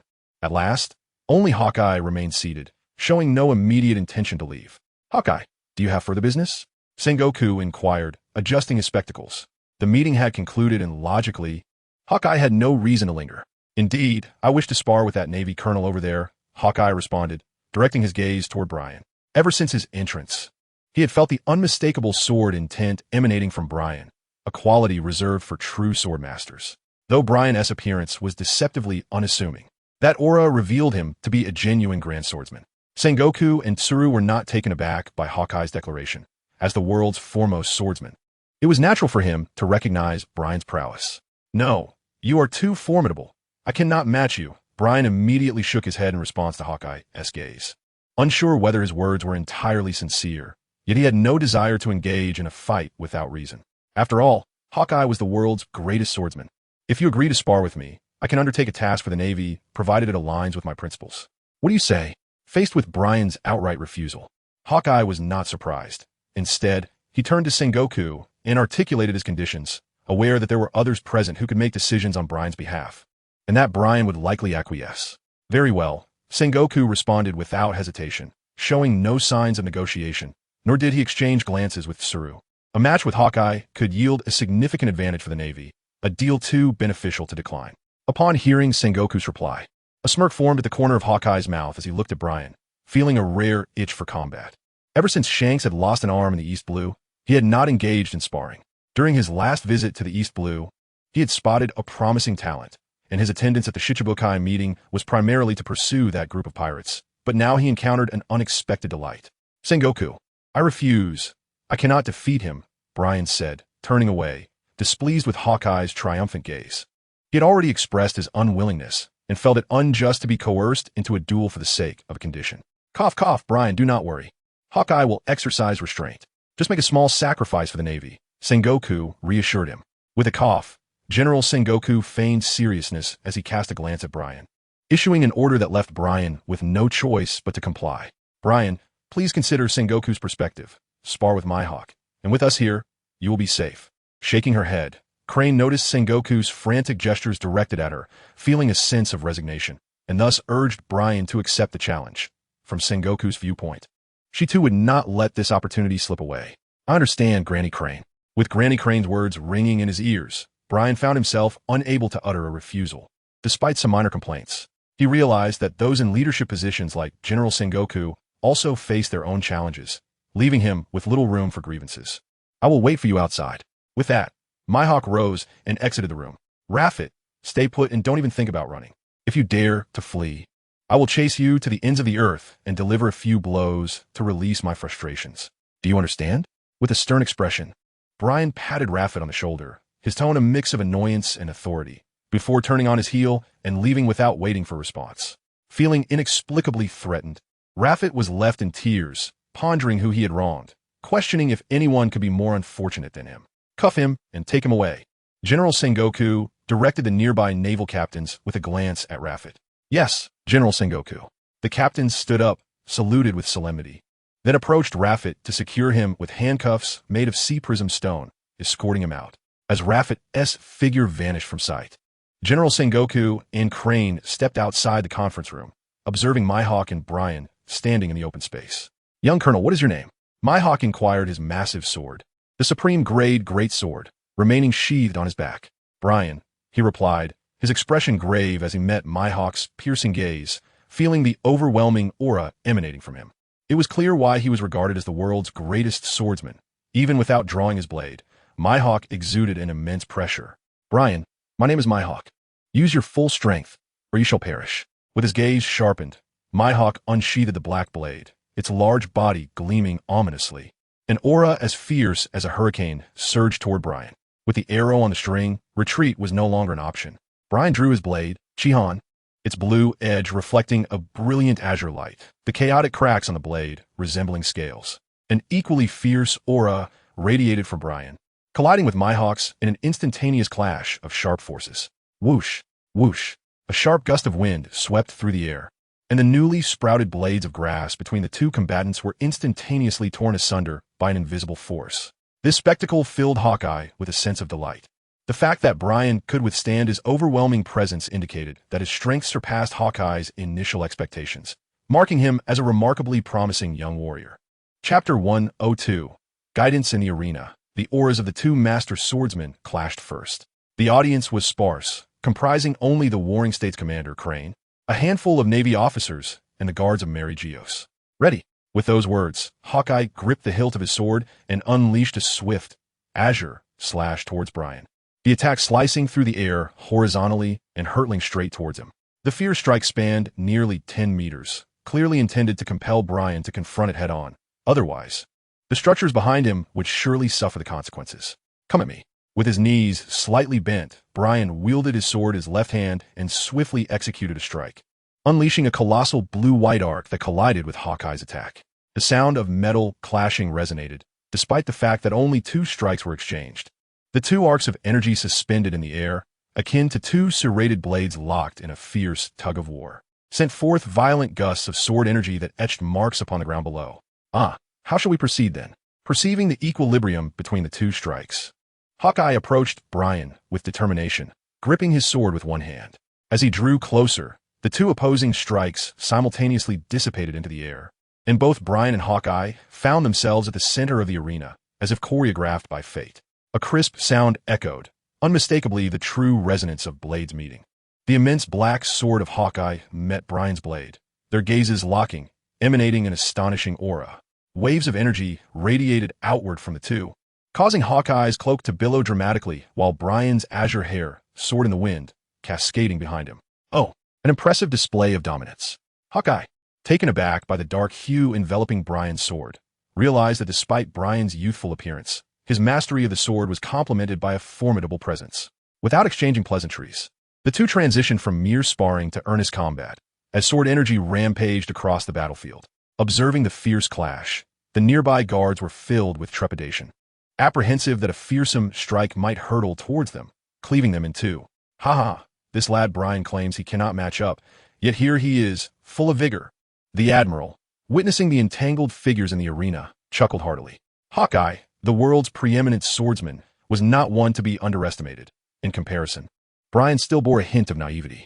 With the discerning eye of a seasoned veteran, it was evident to the Admiral that although Hawkeye's strikes were razor-sharp, he exercised restraint, clearly imparting guidance to Brian amidst their duel. While the reasons behind Hawkeye's actions remained unclear, it was a welcome sight for both the Admiral and the Elder. Brian's burgeoning strength posed no threat to the Navy, only benefits. Clang, clang, clang. In the clash with Hawkeye, Brian exerted every ounce of his attention. Although his mastery of swordsmanship placed him within the realm of a grand swordsman, there remained a discernible hierarchy even within this domain. Before him stood Hawkeye, a paragon among grand swordsmen, whose assaults emanated a wild fervor yet were executed with impeccable precision. Under Hawkeye's relentless onslaught, Brian felt an overwhelming pressure. Relegated to a position of passive defense, unable to find an opening for a counterattack, or rather, Hawkeye was denying him the opportunity to retaliate. However, as the duel with Hawkeye extended, Brian discovered himself gradually entrained into a peculiar rhythm, as if Hawkeye were guiding him, imparting some unspoken lesson. This is the end. Just as Brian contemplated uttering a response, the black blade in Hawkeye's grasp rested upon his shoulder, its edge mere inches from his neck. Young Colonel, I shall remember your name. I hope that one day you will come and challenge me. For the first time, a smile graced Hawkeye's face as he regarded Brian. Yet it vanished almost instantly, followed by his solemn words. As per our agreement, I shall assist the Navy in a matter, provided it does not contravene my principles. Withdrawing the black blade to his side, Hawkeye cast a glance towards Admiral Sengoku, silently inquiring. For now, let it be noted, I shall reach out when the time is right. Nodding, Sengoku chose not to utilize this opportunity immediately. Very well. With his gaze returning to Brian for one final moment, Hawkeye turned to depart. Observing the numerous cuts adorning his attire, Brian gritted his teeth, vexed by the insufferable Hawkeye, who had claimed it was merely a few exchanges, deceitful in the most brazen manner. Discontented and reluctant to encounter him again, Brian sheathed his sword. Reflecting on Hawkeye's reference to you, which he surmised was directed towards him and another individual, presumably the swordsman Roronoa Zoro from the Straw Hat crew, I have no intention of seeking you out for a challenge. How absurd. After another moment of complaint, the sound of footsteps drew Brian's attention.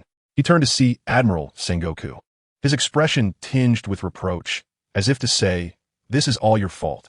I nearly missed witnessing the dawn of another day." Ahem, Brian, you possess quite commendable strength, Sengoku remarked, feigning a cough. Well done, Brian. Engaging with Hawkeye has its merits. I trust you have come to realize that the guidance of the world's foremost grand swordsman is a privilege not bestowed upon many. As Crane approached, she affectionately ruffled Brian's hair, smiling as she spoke. But I never sought his counsel. Though not genuinely angered, Brian felt stifled by Hawkeye's dominance during their encounter. He recognized the intent behind Hawkeye's instruction, but was reluctant to acknowledge it outright. Now, let us return to headquarters.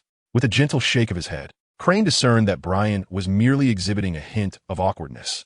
Choosing not to dwell on the matter, he deftly shifted the conversation, suggesting, yes. Let us return to headquarters. I just recalled that there remains a multitude of documents awaiting my attention. The Fleet Admiral Sengoku readily concurred, relishing the opportunity to summon Hawkeye. The very thought brought him joy, and to his delight, Brian did not voice any demands for rewards or compensation, further elevating his spirits. Seizing the moment while Brian remained oblivious to such notions, Sengoku resolved to expedite his return to his office, believing that in a few days, this incident would fade into the past, making it difficult for Brian to raise any requests thereafter. Had Brian been privy to Sengoku's musings, he would undoubtedly be taken aback, for the Admiral was akin to a mischievous old child. Setting aside the fact that Brian harbored no such thoughts, even if he did, it would seem only natural. The Navy was hardly a callous enterprise. After all, he toiled diligently, deserving of some form of remuneration. Surely, Brian would express such sentiments. Chapter 103. The ill-fated Blackbeard of the Navy headquarters in Marineford. Several days had elapsed since the Seven Warlords meeting. During this period, Brian had refrained from seeking out Fleet Admiral Sengoku, opting instead to immerse himself in contemplation regarding his battle with Hawkeye. Though he faced defeat, the encounter illuminated broader horizons within the realm of swordsmanship. As a swordsman of great renown, Brian recognized that he still had ample room for growth. He was merely at the beginning of his journey. This clarity was largely due to Hawkeye's guidance, which allowed Brian to envision the path ahead. Without it, he might have erroneously assumed that reaching the pinnacle of swordsmanship marked the culmination of his journey. Meanwhile, Fleet Admiral Sengoku, noticing Brian's absence, realized he had overthought the situation. Brian was not akin to Garp. "Bring Brian to me," he commanded, contemplating the intelligence laid before him on a desk. The information had been extracted from Luffy, revealing that the Blackbeard pirates were currently stationed in the town of Magic Valley on Gaia Island, awaiting Luffy's return with good news. Presumably, this good news pertained to the position of Warlord of the Sea, as Luffy had indicated. However, given that Luffy had been imprisoned by the Navy, it was unlikely that Blackbeard and his crew had received any updates, leaving them still on Gaia Island. "Very well, let Brian handle this band of pirates," Sengoku concluded. Although he harbored some reservations about Blackbeard's capabilities, he had previously affirmed that entrusting this task to Brian would yield favorable results, given Brian's strength and discernment. Before long, a knock echoed through the room. "Come in," Sengoku called. The door swung open, and Brian entered, offering a respectful salute. "Admiral Sengoku, you summoned me? Take a look at this. What do you intend to do?" Sengoku inquired, handing Brian the intelligence. "Leave it to me. I assure you, I will not allow them to enjoy an easy time." After perusing the intelligence report, Brian returned it to Admiral Sengoku with a faint smile. Even without scrutinizing the details, Brian could surmise the content. After all, with Luffy captured, Blackbeard and his crew would undoubtedly await Luffy's return for confirmation before proceeding with their next move. "I'll leave it to you. I have numerous documents to attend to," he said. Nodding, Admiral Sengoku refrained from further comments, as he had complete confidence in Brian's capabilities. Since Brian had vowed to ensure Blackbeard's crew would face difficulties, there was little to worry about. Upon departing the Admiral's office, Brian returned to his quarters to organize his belongings before setting off once more. During his recent days at the Navy headquarters, he had not encountered Garp and the others, likely because they were out at sea with Kobe and Barumabur, fostering courage in the two. At the port, the familiar sound of a horn resonated, and soon the sea lion, Little White, appeared. For the past few days at the port, it had been frolicking in the nearby waters, even having dispatched a few smaller sea kings. This commotion had caught the attention of several naval personnel. However, they were all aware that it was Brian's companion. And since the Sea Kings were far from the Navy headquarters, it became merely a topic of casual conversation among them. "Little White, you've been quite the wild one lately," Brian remarked, having heard about the sea lion's antics from other sailors. Yet, he felt no discontent. After all, Little White was a sea beast, and despite its peculiarities, its mentality was akin to that of a child, so its exuberance was entirely natural. It was the fact that a sea beast could engage in combat with, and even slay sea kings, that was truly remarkable. "Roar," Little White responded, clearly expressing its desire to venture beyond the calm confines of the Navy port, which felt overly confining. "All right, I understand. Let us continue our mission. That will keep us entertained." Climbing atop Little White's head and gently patting it, Brian pointed in a direction, and the sea lion joyfully swam off at great speed, clearly relishing the adventure on the open sea with Brian. On Gaia Island, in the town of Magic Valley, Blackbeard's crew had been present for several days. Since Luffy's secret infiltration of the sacred grounds to attend the Shichibukai meeting, he had yet to return. Their sharpshooter, Van Oka, based on the intelligence gathered during their time in Magic Valley, had come to the preliminary conclusion that Luffy had indeed been captured. Damn it, Van Oka has been caught. And now Luffy too? In a tavern within the town, Blackbeard's crew sat gloomily, nursing their drinks. "Captain, what shall we do next?" Vegas downed a full glass of beer in one gulp and slammed it heavily onto the table, producing a resounding noise. There was no choice but to ascertain Lafayette's situation. If he had also been captured by the Navy, they would have to revise their operational strategy. Blackbeard's expression darkened. After so much meticulous planning, he had anticipated a smooth endeavor, only to encounter unforeseen complications. He harbored a persistent feeling that someone was continually thwarting his efforts, opposing him at every turn. "Captain Hick, that handsome fellow they mentioned must be the Navy officer pursuing us. It seems Van Oka is rather unfortunate to have crossed paths with him," Vegas remarked. The ship's doctor, Poison Q, appeared rather unwell, his speech reminiscent of someone gasping for breath. It was a grave miscalculation to send Van Oka here for reconnaissance first. Otherwise, he wouldn't have encountered that Navy officer. A look of regret crossed Blackbeard's face. He believed Van Oka's encounter with Brian was merely coincidental. Had Van Oka acted alongside them, trouble could have been averted. The primary issue was Brian's immense strength. Even the most ordinary swordsman was currently beyond their capacity to defeat. If Brian were a devil fruit user, Blackbeard felt he might stand a chance, but alas, he was not, and his abilities proved entirely ineffective against Brian. Now, Blackbeard perceived that the pressing matter was to swiftly execute an alternative plan. With sufficient power, even a formidable swordsman like Brian would pose no threat. "Captain, What if that Navy colonel returns? Suddenly, the usually reckless Bagus uttered a statement that startled both Blackbeard and Poison Q, as they had nearly overlooked this crucial detail. Since Brian had apprehended Van Oka during his passage, it was highly likely he would return to seek them out again. No, it was almost certain. Bagus, you've hit the nail on the head. Quickly, let us hide our ship and prepare ourselves. If that Navy colonel indeed arrives, we must be ready to escape. Blackbeard glanced at Bagus, his expression one of surprise. He had not expected this muscle-bound, seemingly brainless companion to begin employing his intellect. Truly a rarity. Chapter 104. Towards Gaia Island in the town of Magic Valley. After taking some time to conceal the pirate ship, Blackbeard returned to the tavern with Bagus and Poison Q, feeling considerably more at ease. Bagus, thanks to your timely reminder, we can now escape with confidence, even if that Navy colonel returns. As Blackbeard gazed at Bagus, a smile of admiration spread across his face. Even the wisest among us may falter, had it not been for Bagus's timely words that awakened the dreamer. Blackbeard and his crew would have undoubtedly met their doom upon encountering Brian. Flattered by Blackbeard's praise, Bagus erupted into laughter. In truth, he himself was unaware of the reasoning behind his utterance. It was as if some unseen force guided his words, and he had not consciously contemplated their significance.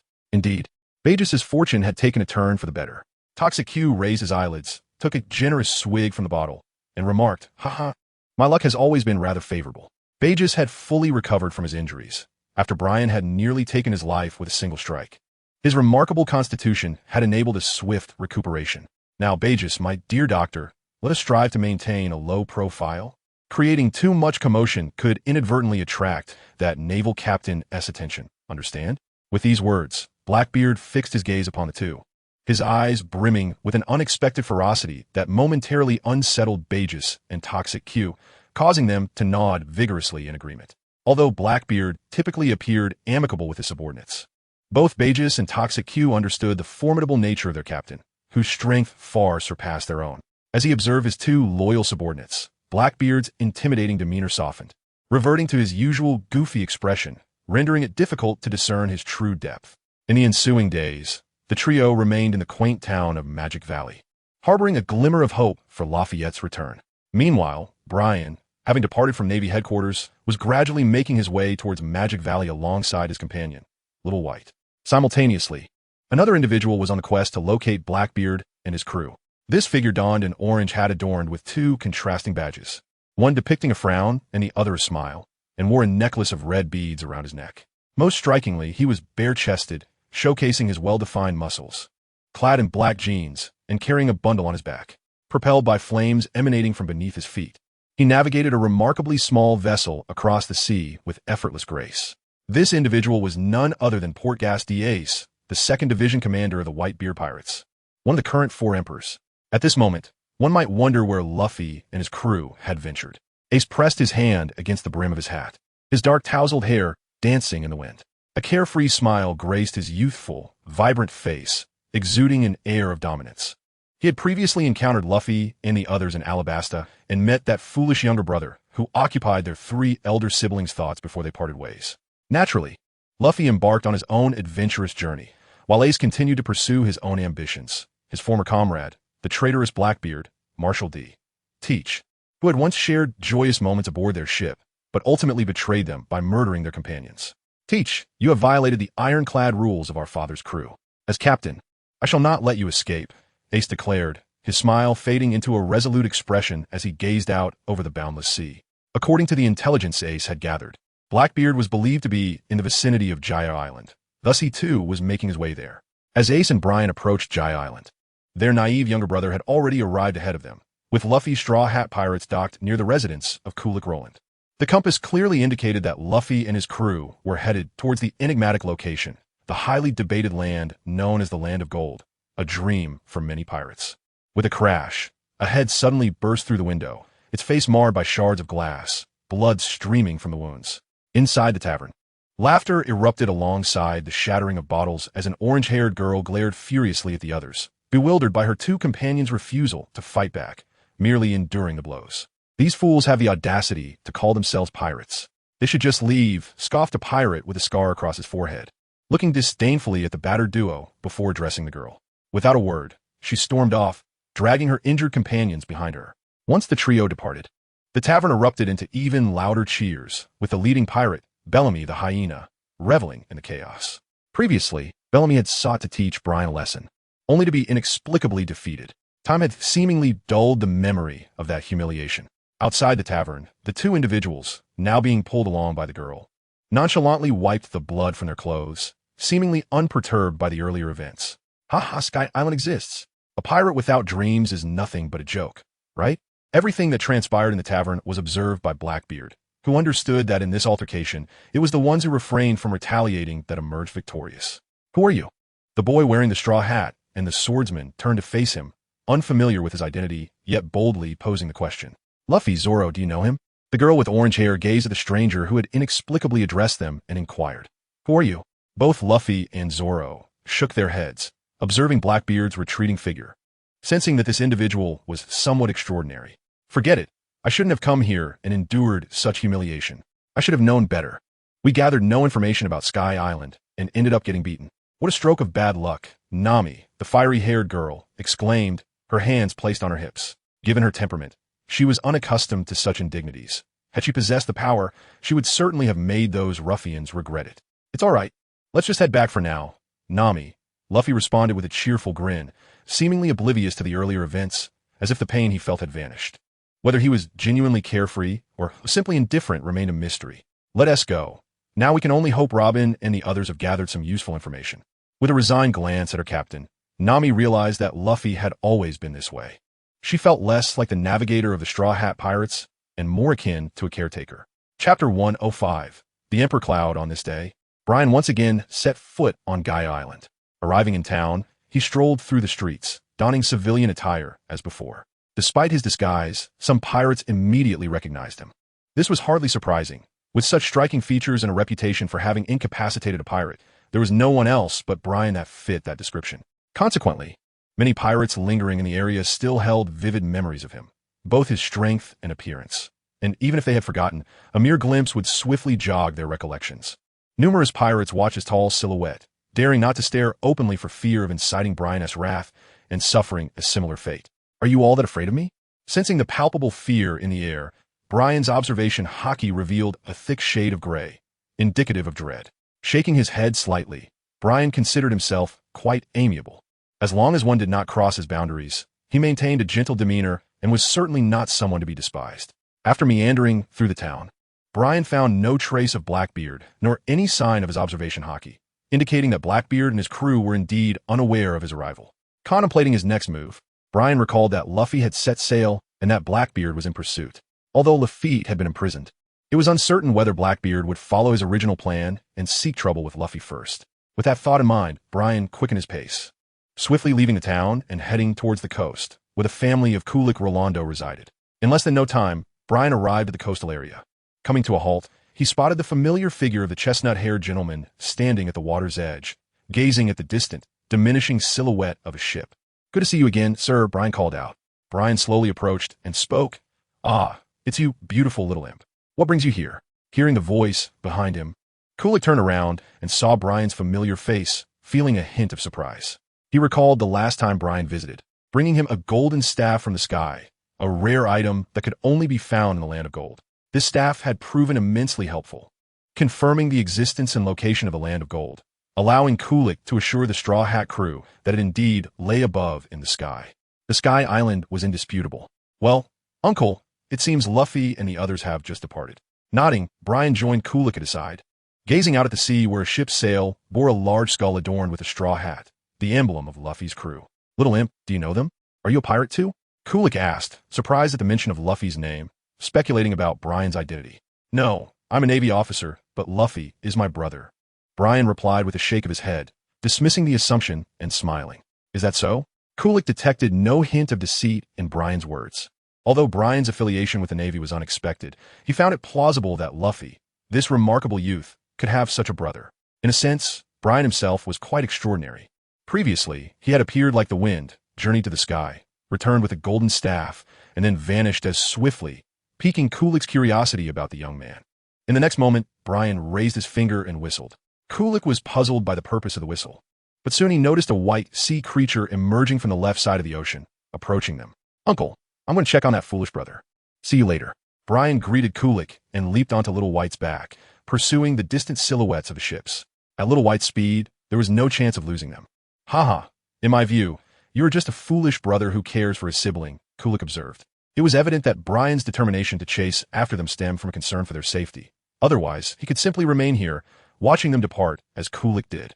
Little White, maintain your distance. Do not get too close. Upon receiving this instruction, Little White complied, gradually modulating its speed to linger at a safe distance behind the two vessels. At this range, Brian could vaguely discern Luffy's silhouette. The straw hat adorning his head indeed suited him perfectly. Thus, following the distant ships, Brian and Little White ventured far. Turning back to find Kulik's familiar figure on the shore had vanished from sight. As they advanced further, an ominous blanket of dark clouds loomed ahead. A phenomenon unique to this maritime expanse, accumulated clouds.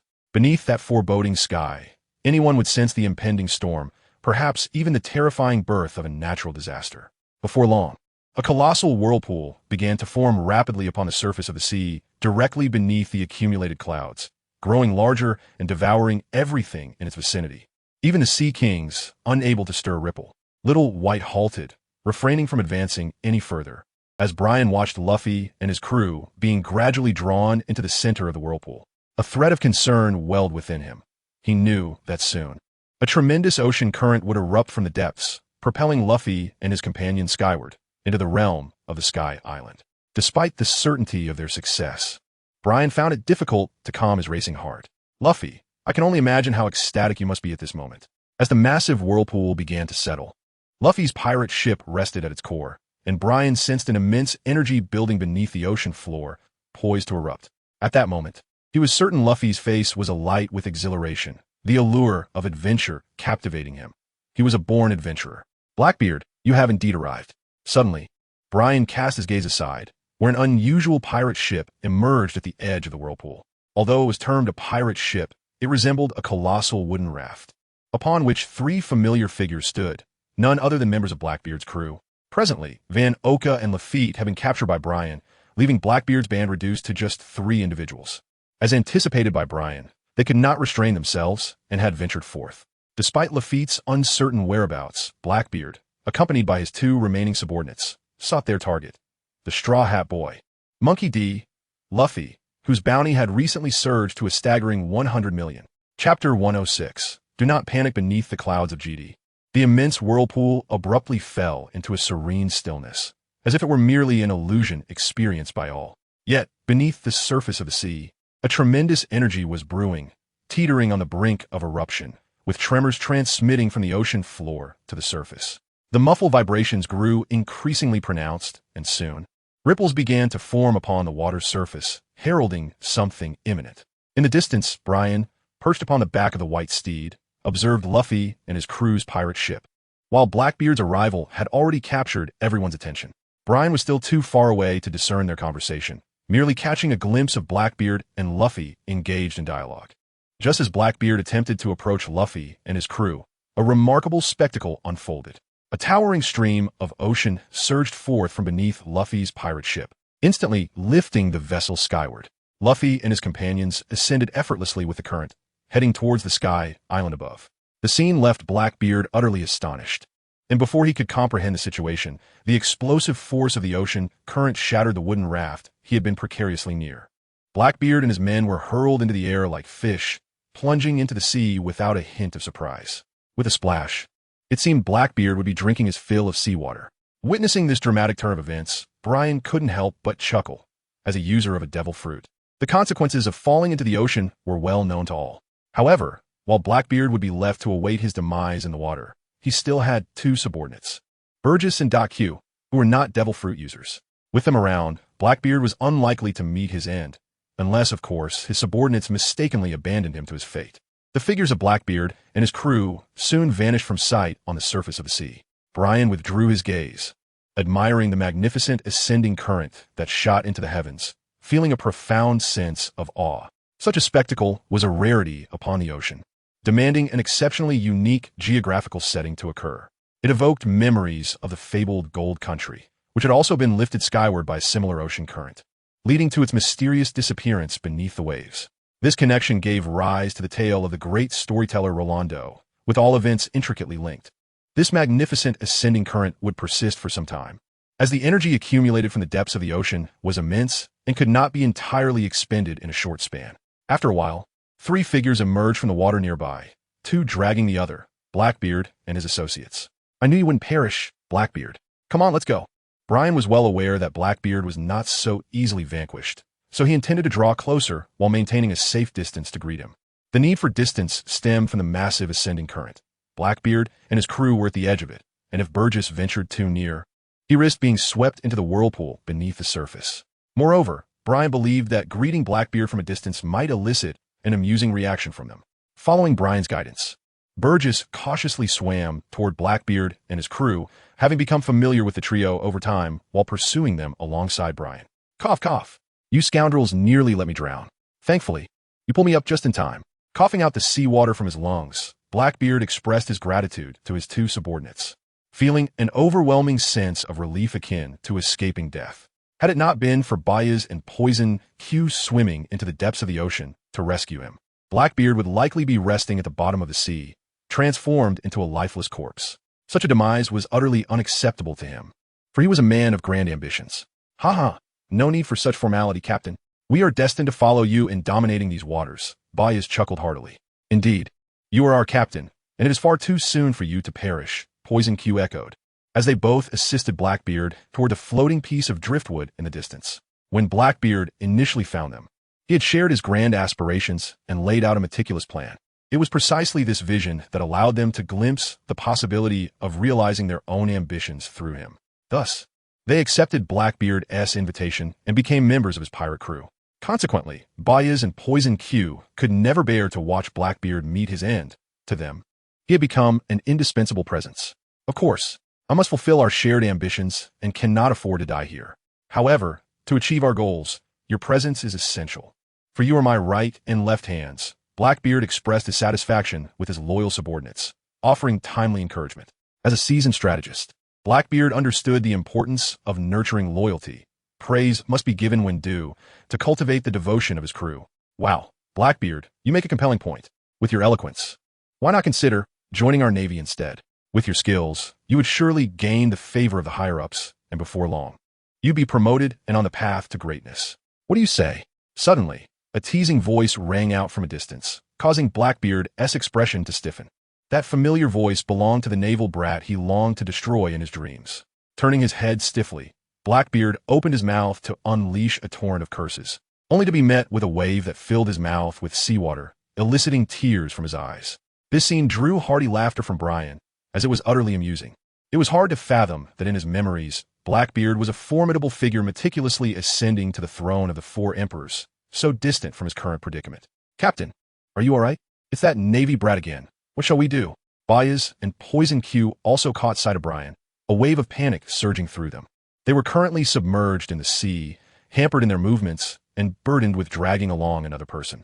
Should Brian become displeased at that moment and decide to strike them down, not even a divine intervention could save them. This thought made Baez and Poison Q feel as though death itself was beckoning them, and for a fleeting moment, they were tempted to abandon Blackbeard and hastily retreat into the depths of the water, fleeing as far as possible. "Cough, cough, what's the fuss? Remain calm. Have you not noticed that he hasn't approached us? If he truly harbored murderous intent, he would have already unleashed a flurry of slashes upon us, rather than engaging in idle chatter. Does he appear to be foolish?" Blackbeard, as expected, was quick-witted, swiftly deducing the situation. In an instant, a single remark quelled the anxiety of Baez and Poison Q. They began to scrutinize Brian, who, as Blackbeard had mentioned, was a good 20 to 30 meters away, certainly within reach of fatal strike. However, Brian did not take action. Instead, he seemed to be in the mood for jesting, indicating that he bore no intention of harming them, at least not at that moment. "Ah, Blackbeard, how astute you are! It would be a pity if you did not join the Navy. You would undoubtedly rise to the rank of admiral," Brian remarked with a slight smile, a flicker of mockery glimmering in his eyes. "Humph, spare me your flattery, as if I would ever join the Navy. There's a time and place for jokes." Blackbeard retorted with a dismissive scoff, showing no sign of appreciating the compliment, but rather perceiving a strong undertone of mockery. Being teased by a naval officer in such a situation would naturally not elicit a favorable reaction from Blackbeard, especially considering the embarrassment he faced. "Ah, life is meant for laughter, Otherwise, what joy would it hold? Wouldn't you agree, Blackbeard? Brian settled down as if engaging in casual banter with friends, casting his gaze upon Blackbeard and his companions. Are you done yet? If you don't intend to kill us, then be on your way. Can't you see we're still submerged in the sea? Blackbeard, feeling utterly drained in the water, glared at Brian with fierce intensity, as if he wished to devour him whole. The three of them continued to float in the chilly sea, while Brian, in stark contrast, leisurely perched atop a sea creature, cheerfully conversing with them. Was this not a blatant display of disdain? Oh, it's quite all right. The weather is so warm. Let us consider it a swim, a splendid way to exercise. Would you agree? He squinted at the sun above, then addressed Blackbeard and his crew, showing no intention of departing. I've had enough. Bias, cue the poison. Let us swim to the other side and avoid him. Blackbeard was on the verge of cursing. His implication was clear. He wanted Brian to move aside and clear a path for them, allowing them to escape the relentless upcurrent behind them. The waters beneath the surface churned ominously, and if they lingered any longer, they risked exhausting their strength and sinking to the ocean floor. Yet Brian feigned ignorance, allowing his sea creature to obstruct their passage, knowing full well they were adversaries and could not directly request him to yield. Left with no choice, Blackbeard wore a grim expression as he gestured to Bayez and cue the poison. All right, Captain. Upon hearing their captain's command, Bayez and Q the poison maneuvered to support Blackbeard, angling their bodies as they swam sideways, eager to escape this treacherous area. Just wait. I'll make sure to have some fun with you, Whitey. Let us move ahead and block them off. Brian gazed at the retreating figures of Blackbeard and his companions, continuing to issue commands to Xiaobai. With an enthusiastic cheer, Xiaobai seemed to revel in the thrill of tormenting the enemy, eagerly maneuvering around until he soon appeared directly in front of Blackbeard and his crew. Captain, we're in trouble. That Navy man is ahead. Bayez and Poison Q looked towards Brian and had no choice but to halt their advance. What do you mean ahead? Didn't we change our course? Are you mistaken? It's him again. Blackbeard raised his head, and indeed, he spotted that familiar grin. Instantly, his expression darkened. It was evident that Brian was deliberately toying with him. Blackbeard realized that if they continued to alter their course, Brian would undoubtedly block their path with that sea beast once more. Unless they could swim faster than that creature, they would be condemned to circle around the rising currents behind them indefinitely. Yet this was not the worst of it. The true calamity lay in the fact that the three of them, Blackbeard, weak and feeble, while Bayez and Poison Q were burdened with dragging him along, would be left to spin in circles until their demise. Damn Navy, are you truly toying with us? If you dare, come at us with your blade. If I back down, I shall no longer be Blackbeard. Bring it on. After contemplating, Blackbeard could no longer contain himself, unleashing a torrent of rage towards Brian, spittle flying from his mouth. Captain, your ferocity astounds. Hearing Blackbeard's furious tirade, Bayez and Poison Q felt as though they were echoing his sentiments, their hearts swelling with relief. They had long been pursued by Brian, stifled in frustration. Now, they had finally spoken a few harsh words before him, a feat that was no small challenge. Had Blackbeard lost his senses? Brian had not anticipated such a quick eruption from him. He had thought Blackbeard would swallow his anger, compelling Bayez and Poison Q to continue altering their direction. After a few more encounters, Blackbeard would surely reach this boiling point, his rage reaching new heights. It appeared that Blackbeard had grasped the fact that Brian was indeed playing with him, which led him to adopt a defiant stance, as if challenging Brian to strike him down. Let me see if you are truly prepared for death, Brian mused, formulating a plan. Since Blackbeard had issued a bold proclamation, he felt compelled to respond in kind, as though confirming his own resolve. No thanks necessary. Blackbeard, your display has impressed me. I'd always believed you wished to live. I never expected you to possess such awareness. Since you have declared so, I shall not hold back. Even if you perish by my blade today, I shall forever remember you. The atmosphere grew somber as Brian's gaze sharpened. He grasped his knife and addressed Blackbeard. Before the trio of Blackbeard, he slowly drew his blade, the blue edge glimmering in the light, reflecting the sea as if it had become invisible. Witnessing Brian actually unsheath his sword, Blackbeard was momentarily dumbfounded. Surely, he thought, this was merely a jest. Brian did not genuinely wish to meet his demise. Why take it so seriously?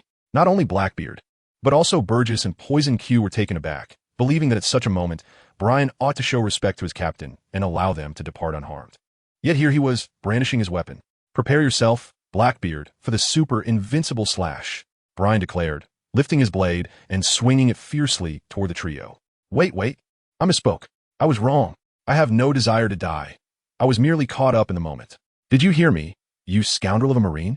Blackbeard, who had anticipated a strike, quickly backpedaled, confessing his error. This shift in demeanor was astonishing. It was as if he had transformed from a fearless warrior into a frightened child. Chapter 108. Cowardly Blackbeard, believing that Brian's strike was imminent. Blackbeard and his companions instinctively closed their eyes. After Blackbeard's panicked plea, a moment passed without any incident, prompting them to cautiously open their eyes and glance at each other, bewildered as to why they were still alive. "Ha ha ha, this is hilarious. Little White, did you see their reaction? They look as though they already met their end."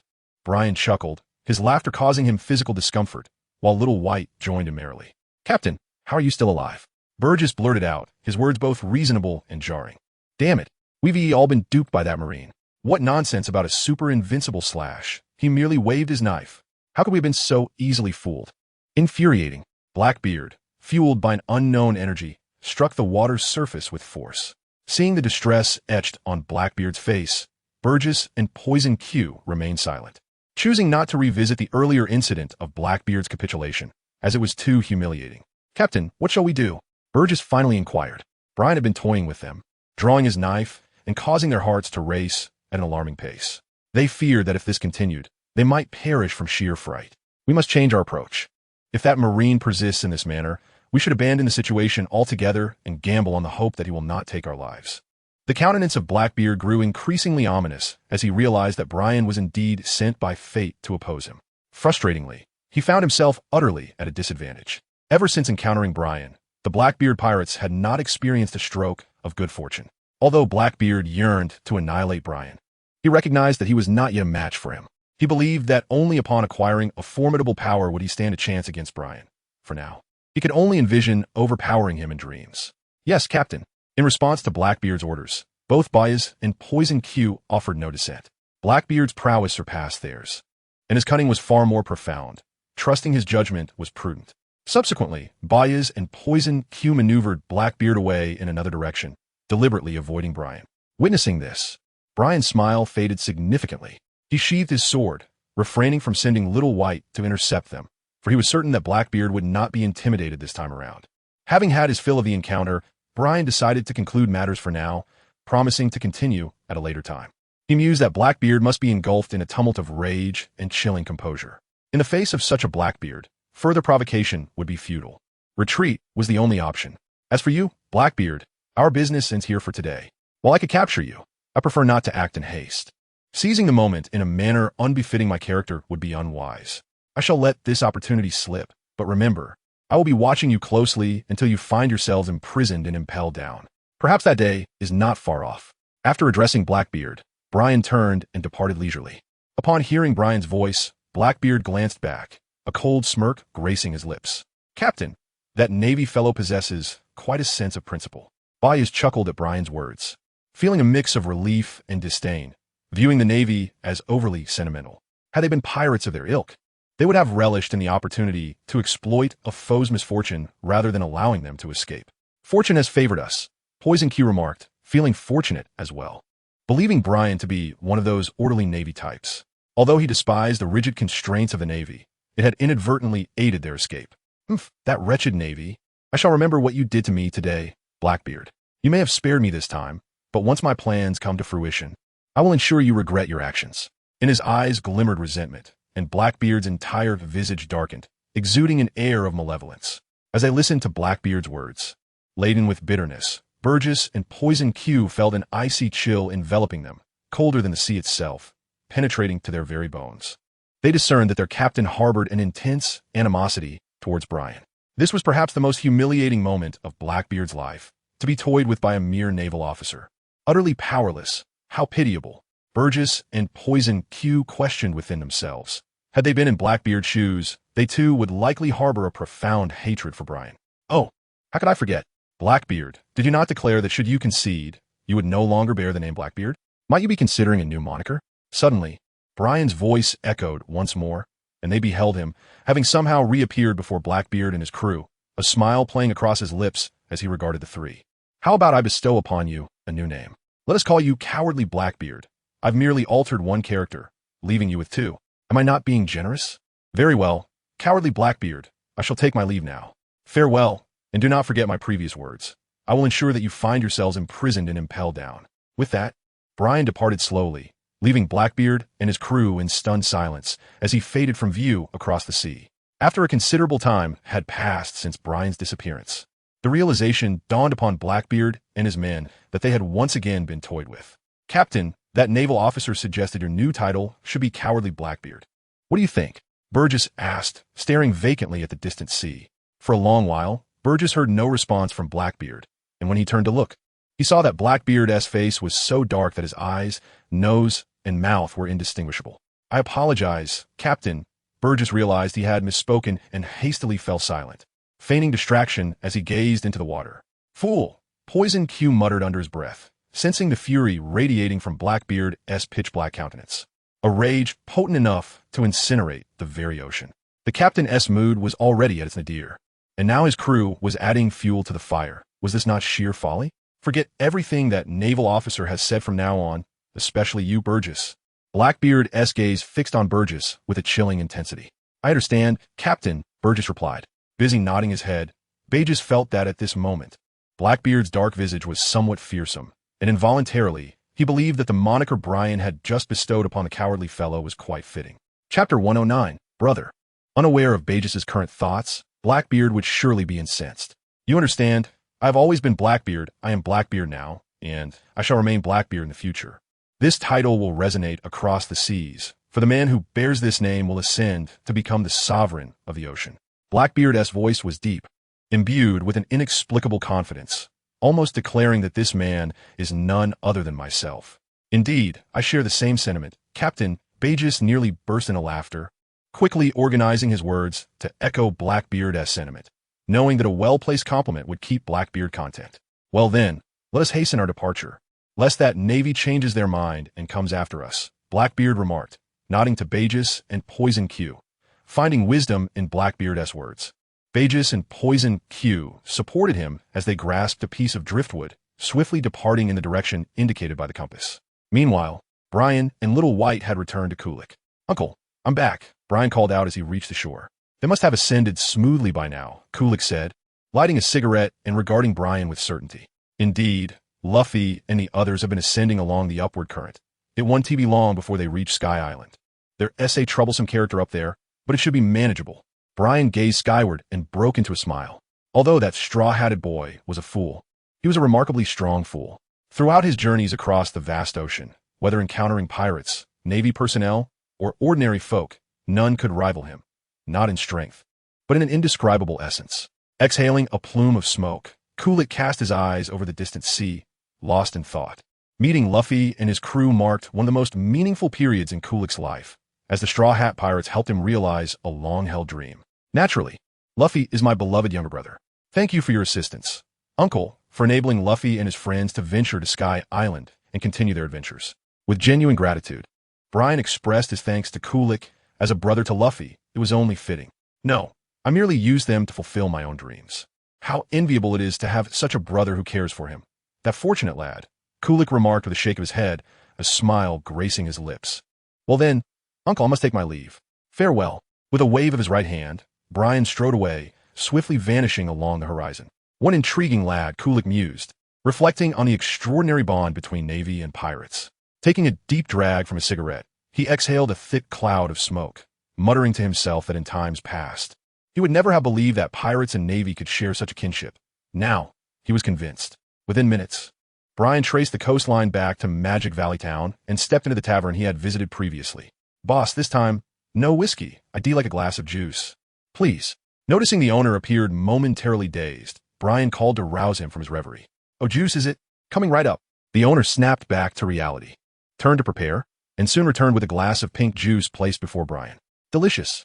Brian took a sip through the straw, finding it quite pleasant, and smiled at the owner, remarking, "I'm glad you like it. What brings you here this time?" The owner chuckled softly, wiping a glass while inquiring with curiosity. The last time Brian visited, he had effortlessly taken down the hyena Bellamy, an event that left many bewildered. Yet, everyone was aware of the prowess of this charming young man. Hence, this time, the owner refrained from urging Brian to leave as he had previously. After all, anyone unable to contend with Bellamy would be wise not to provoke him. "A secret mission," Brian said with a mischievous wink, enveloped in an air of mystery. observing Brian. The owner merely shook his head with a smile, deciding not to pry further since Brian seemed disinclined to share. Creek, a band of pirates entered, making their way to a familiar spot. The leader bore a tattoo of a round-faced emblem, the insignia of Bellamy's crew. This individual was none other than the notorious Nu Chi. Upon seeing him, the owner's expression remained unchanged, yet a flicker of impatience sparked in his eyes. It was well understood that no tavern owner would hold a fondness for Bellamy and his crew. Same old, boss, he remarked, as Chi greeted his boss. He was about to take a seat when he caught sight of a familiar figure, whose complexion appeared somewhat unnatural. He vividly recalled the last time Bellamy had been taken down with a single strike. Despite bearing no visible injuries, Bellamy had lost consciousness, merely bleeding from his nose, indicative of the peculiar methods employed by that young man. The thought of Bellamy's predicament weighed heavily on Chi's mind. After that encounter, just yesterday, another young man donned in a straw hat had also brought Bellamy down with a single blow. However, this time, the straw-hatted youth had delivered a punch that left a distinct imprint on Bellamy's face. This incident was, in part, a result of their own folly, as they had underestimated the Straw Hat's prowess, believing he had a bounty of merely 30 million. Unbeknownst to them, that bounty had long expired. In the latest bounty poster, the Straw Hat's reward had escalated to an astonishing 100 million. Within the first half of this grand line, many individuals commanded bounties exceeding 10 million, and even Bellamy himself had a bounty of over 40 million. Yet, among these pirates, very few possessed bounties reaching 50 million or above. The realm of 100 million was typically reserved for notorious figures, such as the 7 warlords of the sea. To illustrate, even the infamous Crocodile boasted a bounty exceeding 80 million, yet the Straw Hat youth had already surpassed the 100 million mark. Reflecting on the fact that the Straw Hat hadn't sought retribution against them, Chi felt a wave of relief wash over him. Otherwise, facing a pirate with a bounty over 100 million might have resulted in a fate akin to Bellamy's, bloodied and defeated. Nevertheless, it was worth noting that the Straw Hat was indeed a figure listed on the bounty poster, with a reward that was all too real, representing a force they couldn't afford to confront. In contrast, this other young man, aside from his striking appearance, had merely incapacitated Bellamy through some inexplicable means, leaving his true strength ambiguous. He hadn't even made it onto the bounty list. Chapter 110. The detective, the more Chi contemplated, the more vexed he became.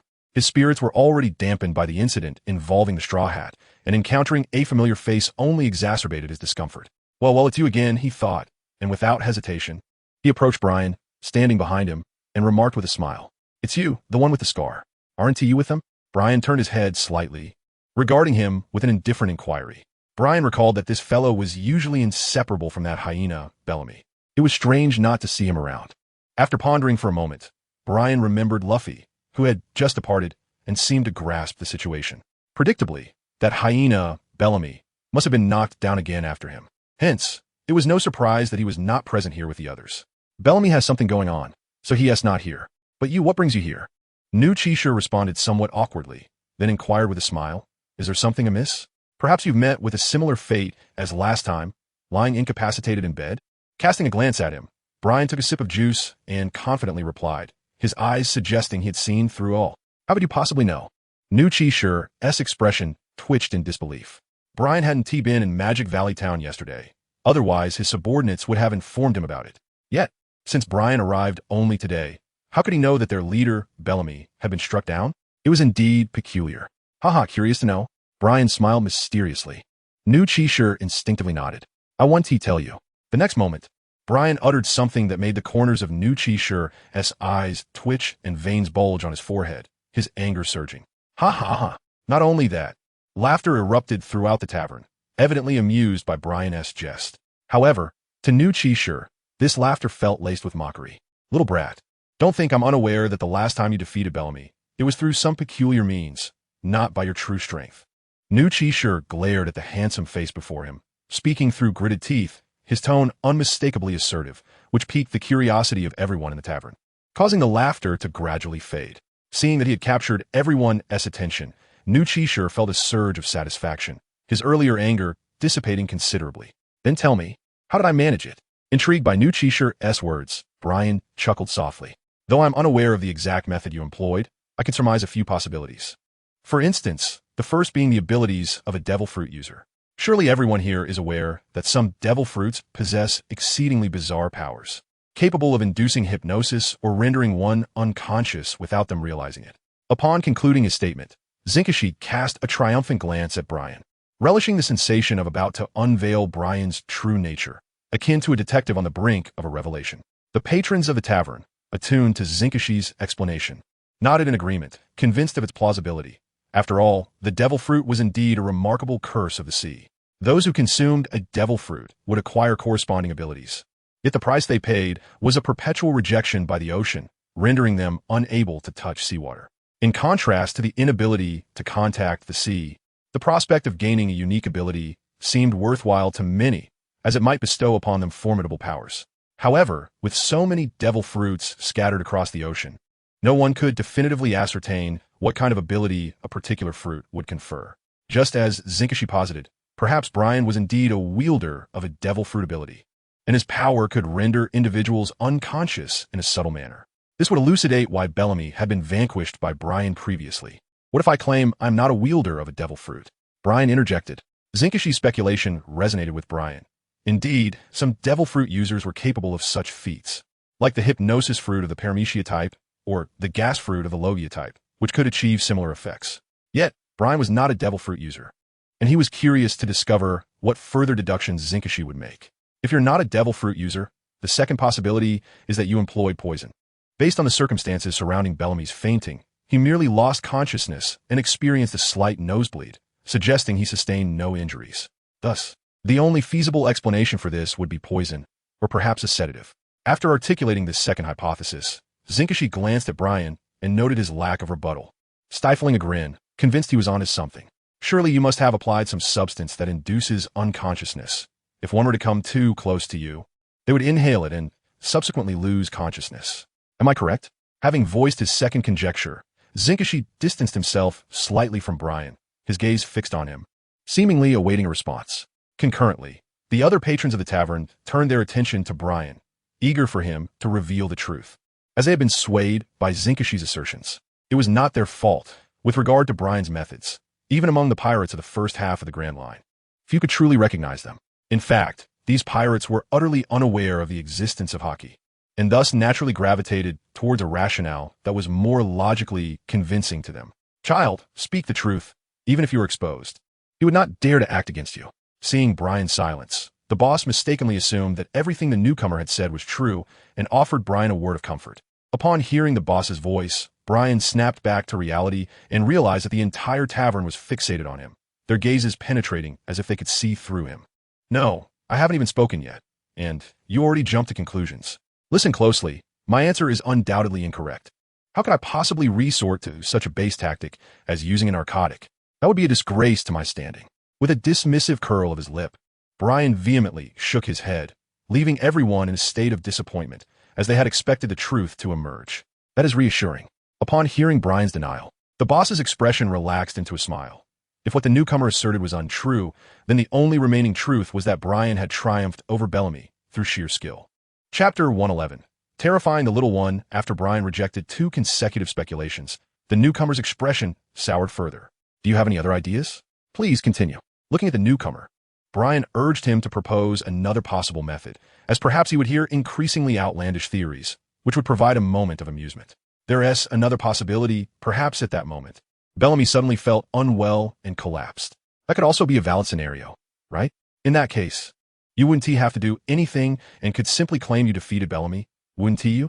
The smile on the newcomer's face contorted, cold sweat trickling down his forehead as he pointed at Brian, his voice trembling with feigned bravado. As soon as those words left his mouth, an oppressive silence enveloped the tavern. No one could have anticipated that the newcomer would utter such a flimsy excuse, leaving the crowd at a loss for how to respond. Huh, you truly are a remarkable character. If Bellamy were here, he would surely be infuriated.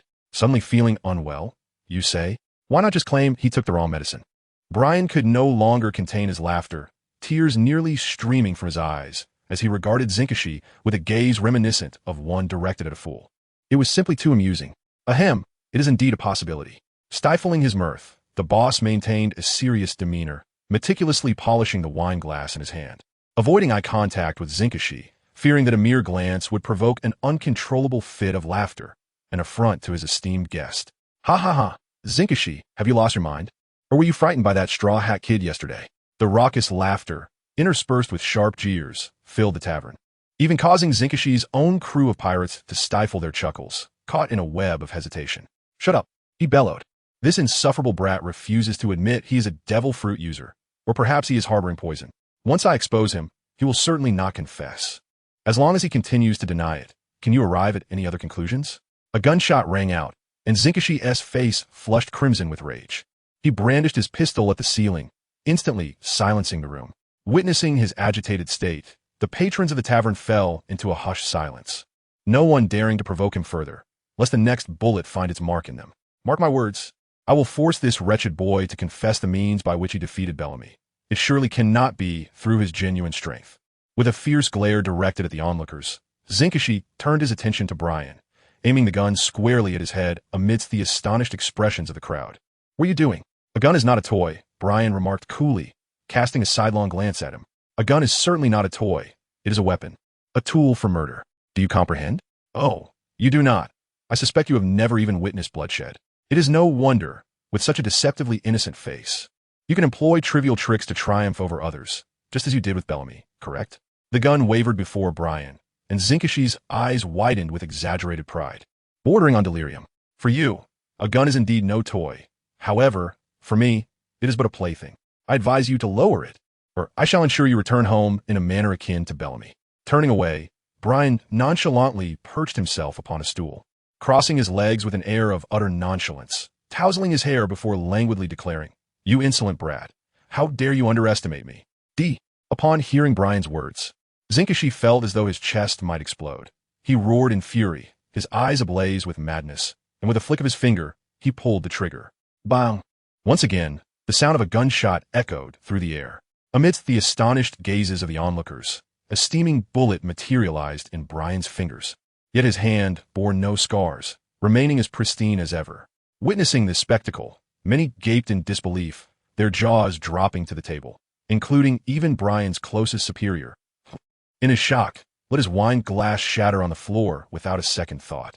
Moreover, the very shooter, the novice, had his eyes bulging in terror, as if he had encountered a ghost. With a dismissive curl of his lip, Brian suddenly lifted his foot and delivered a swift kick, striking the novice squarely in the face. The figure was propelled like a cannonball, hurtling through the door and out of sight. The novice's subordinates, witnessing their leader being sent flying, exchanged fearful glances with Brian before hastily rising to pursue their master out of the tavern. Amidst the chaos, Brian retracted his foot and placed a hand over his heart, feigning terror, a stark contrast to his earlier demeanor. The patrons within the tavern could not help but voice their incredulity, remarking on the absurdity of being frightened by someone who could catch bullets with his bare hands and send others flying with a mere kick. Surely, this belittled the defeated Bellamy and the novice. Creak! What transpired here? Had I not dodged swiftly, I would have been knocked down by that man. Who dares to cause such a ruckus? A newcomer entered, not even glancing around before speaking. As all eyes turned towards him, they recognized a young man clad in a hat, shirtless save for his denim trousers, carrying a bundle, his face adorned with a carefree grin. Kid, before uttering such words, perhaps you should consider your own abilities. Otherwise, beware of hitting a brick wall and suffering a grievous injury, a patron cautioned, his tone laced with warning. Having just witnessed Brian catch a bullet with his bare hands, the tavern's patrons regarded Brian as formidable, while this newcomer, appearing youthful, was surely no match for him. Chapter 112. Capturing you upon seeing the newcomer, Brian's eyes brightened. It had been quite some time. Is it? Who might you be? Step forward and reveal yourself. Unfazed by the patron's comments, the newcomer slowly raised his head, his gaze sweeping over everyone in the tavern. It is I, a familiar voice resonated. The newcomer paused, his eyes widening in surprise as he turned towards Brian, astonished at encountering him here, followed swiftly by a wave of joy. I wondered who it was. It turns out to be you. It seems today is a fortuitous day indeed, allowing our paths to cross. It would be remiss not to have a proper conversation. Don't you agree? Step by step, the newcomer approached the bar, a broad smile adorning his face as he addressed Brian. Of course. I've been waiting for you for quite some time. Brian responded with a subtle smile and a nod. This exchange, overheard by everyone present, morphed into a dramatic narrative. At last, I have found you, my destined rival.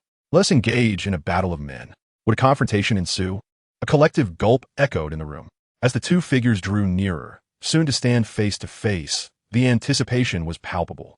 All had come to recognize Brian's formidable strength, far surpassing their own.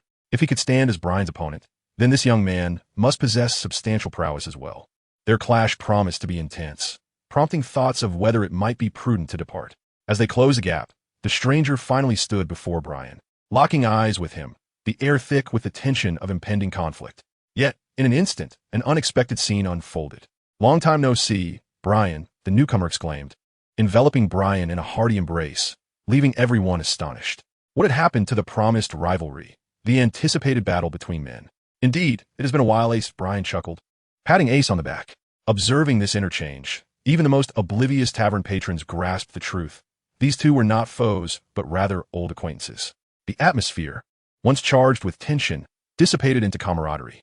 With this realization, the patrons resumed their revelry, drinking from their mugs. "Hey, Uncle, a beer, please." Ace slid onto a seat beside Brian, addressing the bartender before turning his attention back to Brian. "What brings you here?" Although Ace was unaware of Brian's current rank, their last encounter had been 2 years prior on the Sabati archipelago, when Brian had still been a lieutenant. Now, Ace surmised that with Brian's evident strength, he must have ascended to the rank of colonel. A colonel appearing in a town teeming with pirates could hardly be on vacation. It was likely he was here on a mission. Of course, on a mission. "And you? Did you get kicked out of the Whitebeard pirates?" Brian teased with a wink. "How could that be? Look at the emblem on my back. There's no way I was expelled by Pops. I left on my own accord," Ace replied, turning slightly to reveal the insignia of the Whitebeard pirates. Upon closer inspection of the emblem, Brian felt an indescribable sensation, as if he were gazing upon the silhouette of a towering figure. "Pops? So you've acknowledged Whitebeard as your father now. If Grandpa Garp were to learn of this, it would surely be amusing." With a smile reminiscent of a mischievous fox, Brian gazed at Ace. "The old man must have known about my joining the Whitebeard pirates long ago. How could he possibly be unaware?" Casting a sidelong glance at Brian, Ace lifted the beer placed before him and took a hearty gulp. "Indeed, should I perhaps apprehend you and present you before Grandpa Garp for a thorough reprimand to set you straight? Do you genuinely think so?" Ace choked on his drink, staring at Brian in disbelief. If Brian were to pursue such an endeavor, Ace believed he indeed possessed the capability. Throughout his life, he had never triumphed against Brian. Presently, that reality seemed even more pronounced. Ace scrutinized Brian, ready to make his exit at the slightest sign of trouble. He had no desire to be dragged before Garp for a torturous transformation. Moreover, that was no transformation, it was sheer torment. Everyone on the seas knew the might of Garp's fists. "Haha, rest assured, I was merely jesting," Brian chuckled, doubled over in laughter at Ace's wary demeanor. "Do you truly think I would say such things to frighten you? How amusing." Ace wore a glum expression, for both he and Luffy held a profound fear of Garp. Upon encountering Garp, they resembled cats confronted by a tiger, terrified to the core. Not to mention, as pirates in the vast ocean, should they cross paths, they would face dire consequences. How intriguing.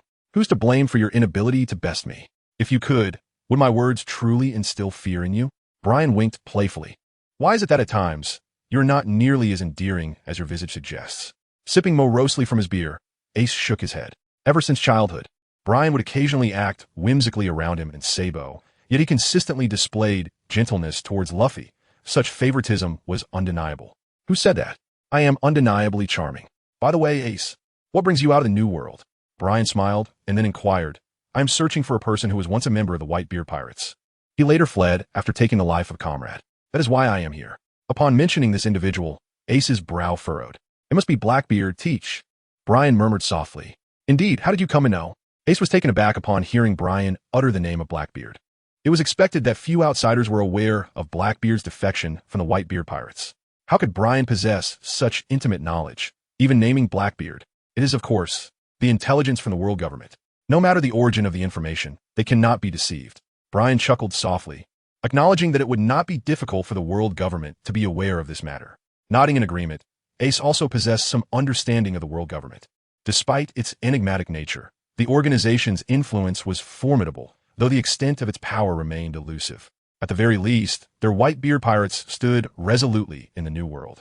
While they harbored no fear of the Navy, they had no choice but to exercise caution in the presence of the world government. Chapter 113, Defeating Me in Ace's Perspective. The world government had a penchant for subterfuge, engaging in covert maneuvers, and the notion of intelligence work was merely a fade. "Brian, do you possess any information about Teach?" Ace pondered, surmising that perhaps Brian knew the whereabouts of Blackbeard. Given that the world government was already aware of Blackbeard's defection, they must also have knowledge of his whereabouts. Indeed, I had a little fun with him a few hours ago, Brian replied with a nod. You had fun with Teach? Ace could not contain his laughter, spitting out a mouthful of beer as he sheepishly glanced at the proprietor across from him, who remained unperturbed, calmly wiping his face with a towel before casting a warning glance at Ace.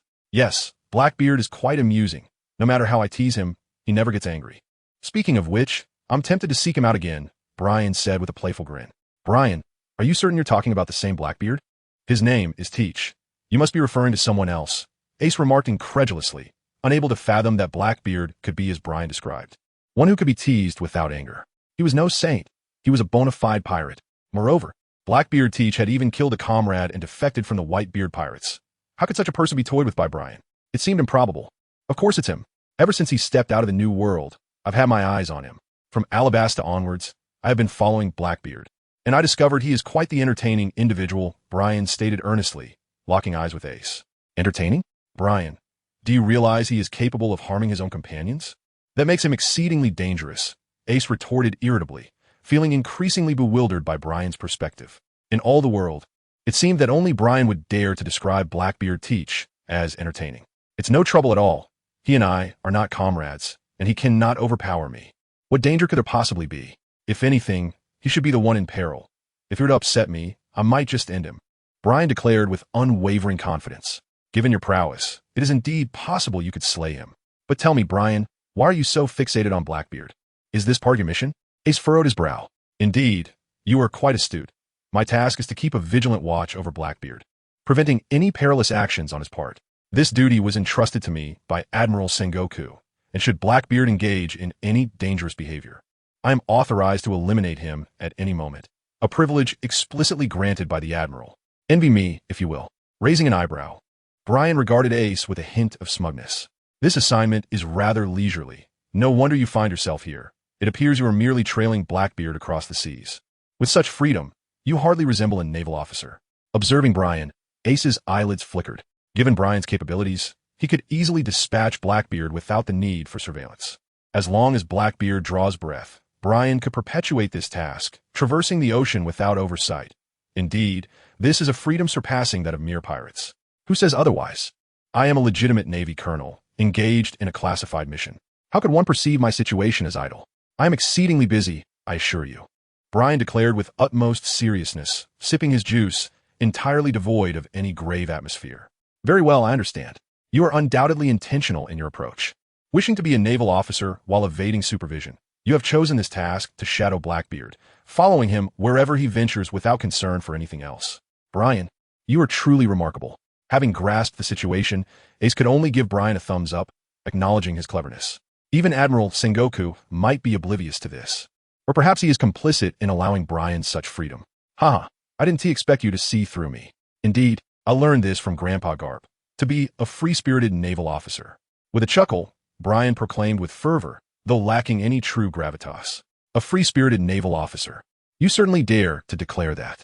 Upon hearing Brian's words, Ace chuckled helplessly. It was clear that Brian simply wished to take it easy, and he was doing so quite brazenly, beyond reproach. In any case, I, Colonel Brian, am currently tasked with monitoring the Blackbeard pirates.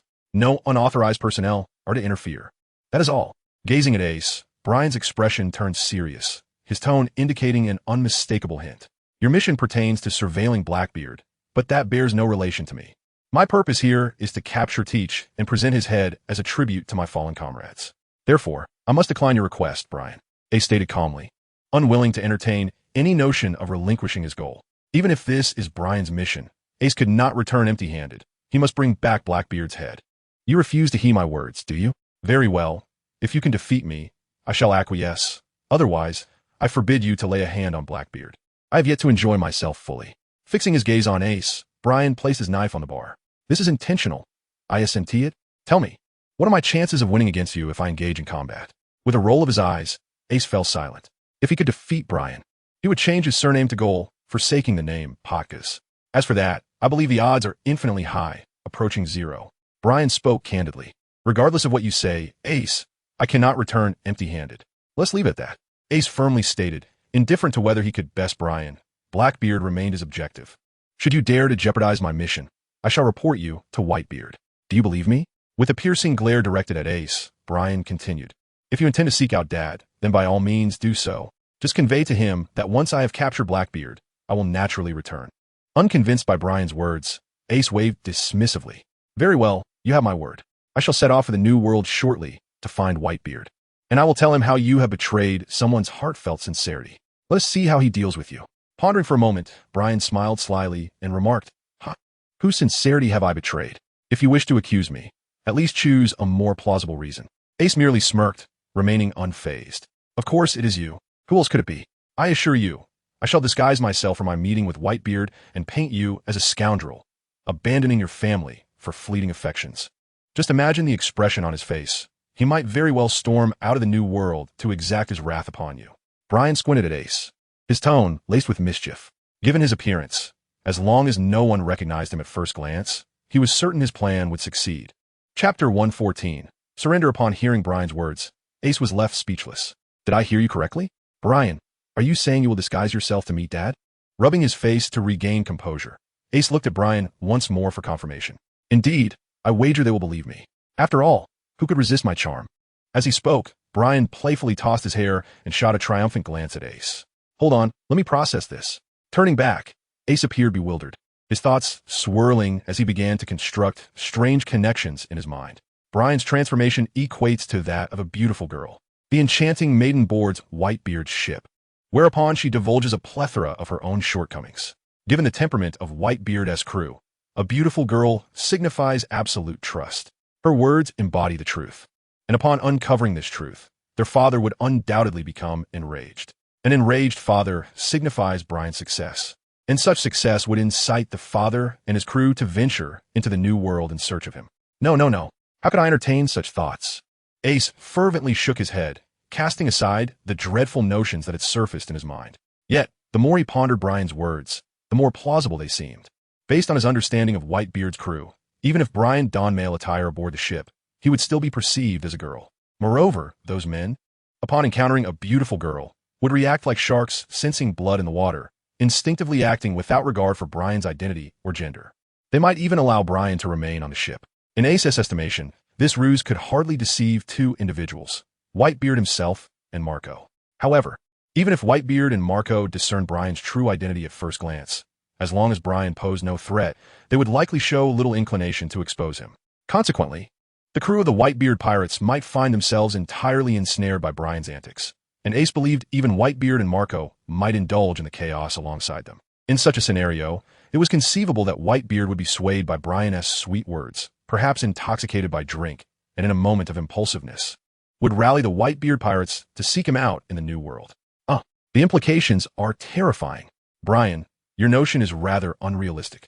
Given your status as a Navy officer, they would surely see through your disguise, making it impossible for you to approach them. Best abandon this line of thinking. Feigning indifference. Ace's gaze wandered as he spoke. Is that so? Unexpectedly, Brian leaned closer to Ace, gazing into his eyes with a mysterious smile. Of course. Do you think just anyone can draw near to the Whitebeard pirates? That is preposterous. Regaining his composure, Ace nodded. What if, upon entering the New World and arriving on Whitebeard's territory, I proclaim myself to be your sister?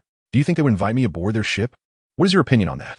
Brian continued to apply psychological pressure on Ace. Aren't you my brother? How did it come to this, Brian? You're truly something.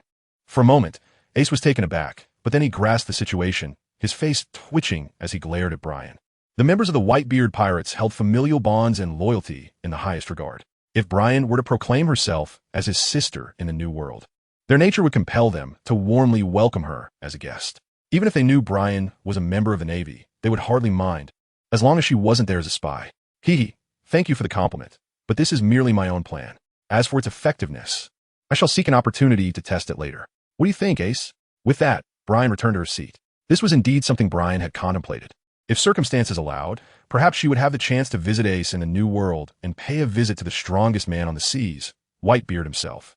However, given Brian's identity as a Navy officer, boarding Whitebeard's ship would not be a simple endeavor. Hence, she devised several strategies. While they might not work on other pirate crews, they could be effective with the Whitebeard pirates. Ace, please don't insist like this. I beg you, the incredibly beautiful and adorably charming Brian. If you truly wish to come aboard our ship, you are always welcome. But please, don't use that reason. If you do, what will the others on the ship think of me? Do you understand? Ace's psychological defenses were finally breached by Brian's words. He looked at her with a pleading expression, his face caught between a frown and a smile. He could envision the embarrassment he would feel once Brian arrived in the new world claiming to be his sister. Ace could hardly imagine the expressions and glances Marco and the others would cast upon him. What does it matter? If I say I'm your sister, they will surely believe it. It's fine, Brian reassured him with a smile, deftly sidestepping Ace's concerns. It was not a matter of belief. It was something far more significant. Do you understand? Scratching his head, Ace attempted to articulate his thoughts to Brian, but found himself at a loss for words. Feeling utterly frustrated. Well, there's nothing I can do then. If you insist on obstructing my mission, I will have to confront your father, Whitebeard. Didn't you say it was difficult for me to meet him due to my Navy status? I can only proceed this way. It's the safest method. Don't worry, by then, you won't even be around, so it will be fine. With a shrug of her shoulders, Brian feigned helplessness, though her eyes sparkled with amusement. Ahaha, I concede, Brian. I surrender. Is that acceptable? Driven to the brink of madness by Brian, Ace wore a pained expression and ultimately decided to relent. Ace, have you surrendered? Surrender to what? I don't quite comprehend. Brian feigned confusion as he gazed at Ace, inquiring. All right, I shall no longer impede your mission. I won't pursue Blackbeard any longer. Is that acceptable? With a resentful glance at Brian, Ace bitterly uttered a response. Upon encountering Brian today, Ace had anticipated some fortuitous event, only to find himself subjected to a barrage of coercion by Brian, who employed every conceivable tactic. In a bid to preserve his reputation, Ace reluctantly acquiesced. Excellent, Ace. You have finally chosen to heed my counsel. I have long maintained that Blackbeard's affairs fall under my purview. Upon hearing Ace's words, Brian clapped his hands together in delight, exclaiming that his efforts had not been in vain. Chapter 115. The most beautiful words upon release. The announcement of the release caught me off guard. Hence I have decided to provide an additional free chapter today. An explosive update upon release is inevitable. I have prepared a substantial volume of content, with 8 chapters in reserve, though I have opted to retain 2 chapters for unforeseen circumstances. Where's that chapter gone? Naturally, it is the one I have added today. Hehehe. I believe that ceasing updates would be far more disheartening. I adhere steadfastly to the belief that I must never halt my updates, as this is my conviction and pursuit. However, I anticipate that subsequent updates may suffer a decline. Alas, reality is unforgiving. I have previously noted that this book was an unexpected venture. Had I been willing, I could have abandoned it after merely a few chapters or provided lackluster updates. Yet, I find it difficult to part with it, and thus I continue to dangle it before you, bit by bit. I have not concerned myself with other matters. My updates have barely managed to meet the threshold for consistency, and subscriptions are left to fate. I extend my heartfelt gratitude to those willing to cast their votes and subscribe. You are the Brian in my heart, adorable, beautiful, and irresistibly cute. As for the plot, who claims that I intend to lead Ace to his demise? Who dares to assert that? Step forward and face the consequences, giggles. Always attempting to decipher my thoughts. Do you think I would be embarrassed? It would indeed be quite awkward if you guessed incorrectly. Oh, the shame. I know you are all clever souls. So let us avoid such misunderstandings, moi. Lastly, to clarify, the slow updates are due to my commitment to another book that is already in the process of being published. When I initially embarked on this story, I had only penned a handful of chapters, while another project suddenly became eligible for signing after I had written a substantial amount. I had intended to set it aside, and at that time, I felt fortunate. In hindsight, it has been quite a struggle. It seems that fate delights in tormenting me. If only that book had never been signed, perhaps I should have relinquished it much sooner. After all, back then, there were hardly a dozen readers. Now, even if I wished to part with it, I find myself reluctant. However, if my fellow readers could lend me a hand, encouraging me to decisively let go of this book, that would be splendid. Ha ha ha. Alas, I digress. I am currently writing out of genuine interest, with relatively pure intentions. I simply hope to complete my other book soon, and then return to this pirate tale, providing more frequent updates. Regarding the shortcomings of this work now that it is published, I must admit that my pace is slow, my prose lacks finesse, the plot can be mundane, and there are numerous flaws. Moreover, the author himself is rather unattractive. Does that count? So, I trust you understand. It is time to rein in my ambitions, dear friends. Farewell. I shall miss you. Finally, I cast away the malevolent spirits. Begone, malevolent spirits. I draw a circle to curse those wicked entities. Chapter 116. 2 fingers at the bar. 2 individuals sat side by side, one beaming with joy, the other wearing a grim expression. This peculiar scene caught the attention of the proprietor, who found it somewhat amusing. Brian, I promise I will no longer meddle in Blackbeard's affairs, but on one condition. You must take me to meet Teach. Only after I confirm that you have him firmly in your grasp will I depart. Otherwise, I shall not allow you to face him alone. Teach is a dangerous man. After a moment, Ace looked seriously at Brian and declared this. Not a problem. You're not suggesting that you want to see how I deal with Blackbeard, are you? Haha, I didn't know you had such a playful side, Ace, like a child. Nodding, Brian smiled at Ace, making him feel somewhat uneasy. Stop being ridiculous. How could I be so childish? Let me reiterate. I merely want to ascertain that you can genuinely handle Teach, not what you are implying. Diverting his gaze, Ace's eyes flickered, clearly showing he had been struck by Brian's words. All right, there is no need for secrecy in my presence. You've been unable to catch Blackbeard, which has left you quite frustrated, hasn't it? Fear not. I am an expert in dealing with Blackbeard. I will ensure you have your vengeance. Trust me. Patting Ace on the shoulder, Brian spoke with confidence. Observing Brian, Ace felt as though he had encountered one of those persuasive street vendors, excellently skilled in rhetoric, adept at discerning the desires of potential customers. Well, since you've seen through me, I shall not hide it any longer. All I ask is for you to let me give Teach a sound thrashing. I want to kill him, but I want 2 of his fingers to honor my fallen comrades. Seeing that Brian had reached this point, Ace had nothing left to conceal and decided to express his thoughts. Hiss, Ace, I never expected you to be so ruthless. With just 2 fingers, Blackbeard might become incapacitated. But fine, I agree. Brian widened his eyes in surprise, then quickly regained his composure and nodded. Don't act so startled, making me appear like a villain. If it weren't for your sake, I certainly wouldn't relent so easily. Demanding 2 of Teach's fingers is already a considerable concession on my part. Rolling his eyes, Ace replied, You're not doing this for my sake. It's merely for your own reputation. Don't act so aggrieved. If you're unwilling, you can always backtrack. I could easily take a trip to the New World. It wouldn't take long. With a slight pout, Brian lazily remarked, All right, dear Brian, I Ace am in the wrong. I shall never speak of it again. Your generosity is commendable. Please don't dwell on it. Upon hearing this, Ace had no choice but to yield to Brian.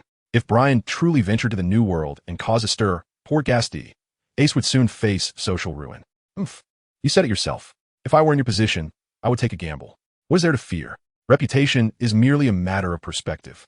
The world views pirates similarly, and your absence wouldn't be missed. With a huff, Brian regarded Ace with a hint of disappointment. This is entirely different. I still wish to remain in the Whitebeard Pirates. If you create a scene like this, how will I face everyone? Ace retorted irritably. Should the news of Brian being his sister leak, followed by the revelation of his true gender, with Brian as an unpredictable factor, Ace would find himself at a loss for words. Perhaps one day, Ace would no longer be known as Fire Fist Ace, but rather as Perverted Brother Ace. Sigh. Why didn't I clarify Brian's situation to everyone beforehand? If I had informed them, I wouldn't be threatened by this brat now.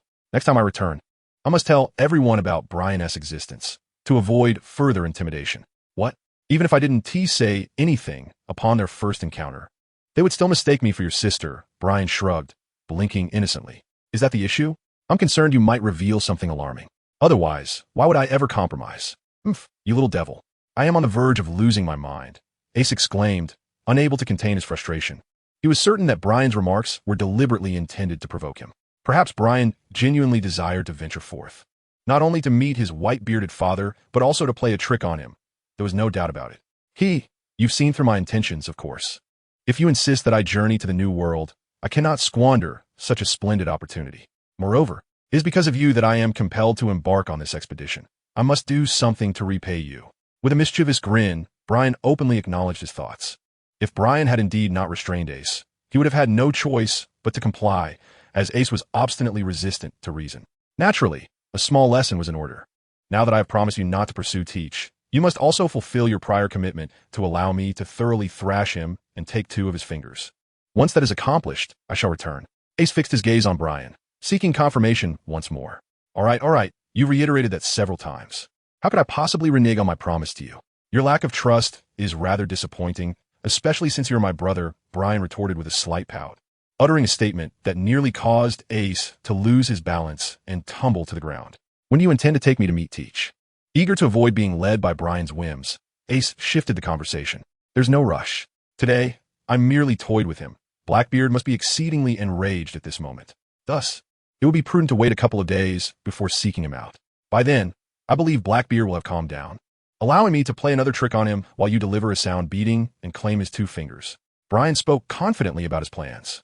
Upon hearing Brian's intentions, Ace felt an unsettling chill at the back of his neck. He sensed that Teach, after encountering Brian, had surely never experienced any good fortune. In fact, Teach seemed utterly ensnared by Brian, reduced to little more than a plaything in his hands. Chapter 117. Utterly adorable, having successfully reached an agreement. Brian and Ace departed from the tavern. A few days later, upon arriving at Bonero Island, Ace inquired, "Brian, how did you know Teach would be here?" Although he had a vague understanding that Brian had a firm grip on Teach, Ace still found it peculiar how Brian consistently located Teach's whereabouts. Was it possible that Teach carried some sort of tracking device, allowing Brian to keep tabs on him? "Instinct," Brian replied, raising a finger and shaking it lightly, his eyes twinkling with mystery. Who would believe that? Ace scoffed, dismissing Brian's explanation. He had long since learned that instincts could be deceptive. Otherwise, his own intuition would have proven accurate at least once. "Regardless of how I know, the fact remains that I do. However, I ponder whether my instincts might falter in the future. Perhaps I should create a life card for Blackbeard, so I need not expend energy searching for him." Brian tapped his chin thoughtfully before speaking.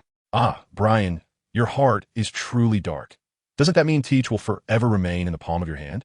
Hearing Brian's thoughts startled Ace once more. In the new world, life cards are commonplace. The connections between their crews rely on these cards to navigate. As long as one carries a fragment of another's life card, it will eternally drift toward the direction of other life cards, ensuring that finding someone is almost infallible.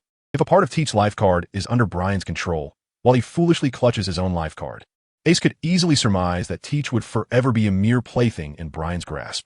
As long as he could not surpass Brian, he would never break free. For the proud Teach, this fate would be more tormenting than death itself. With this in mind, Ace concluded that killing Teach would merely be a mercy.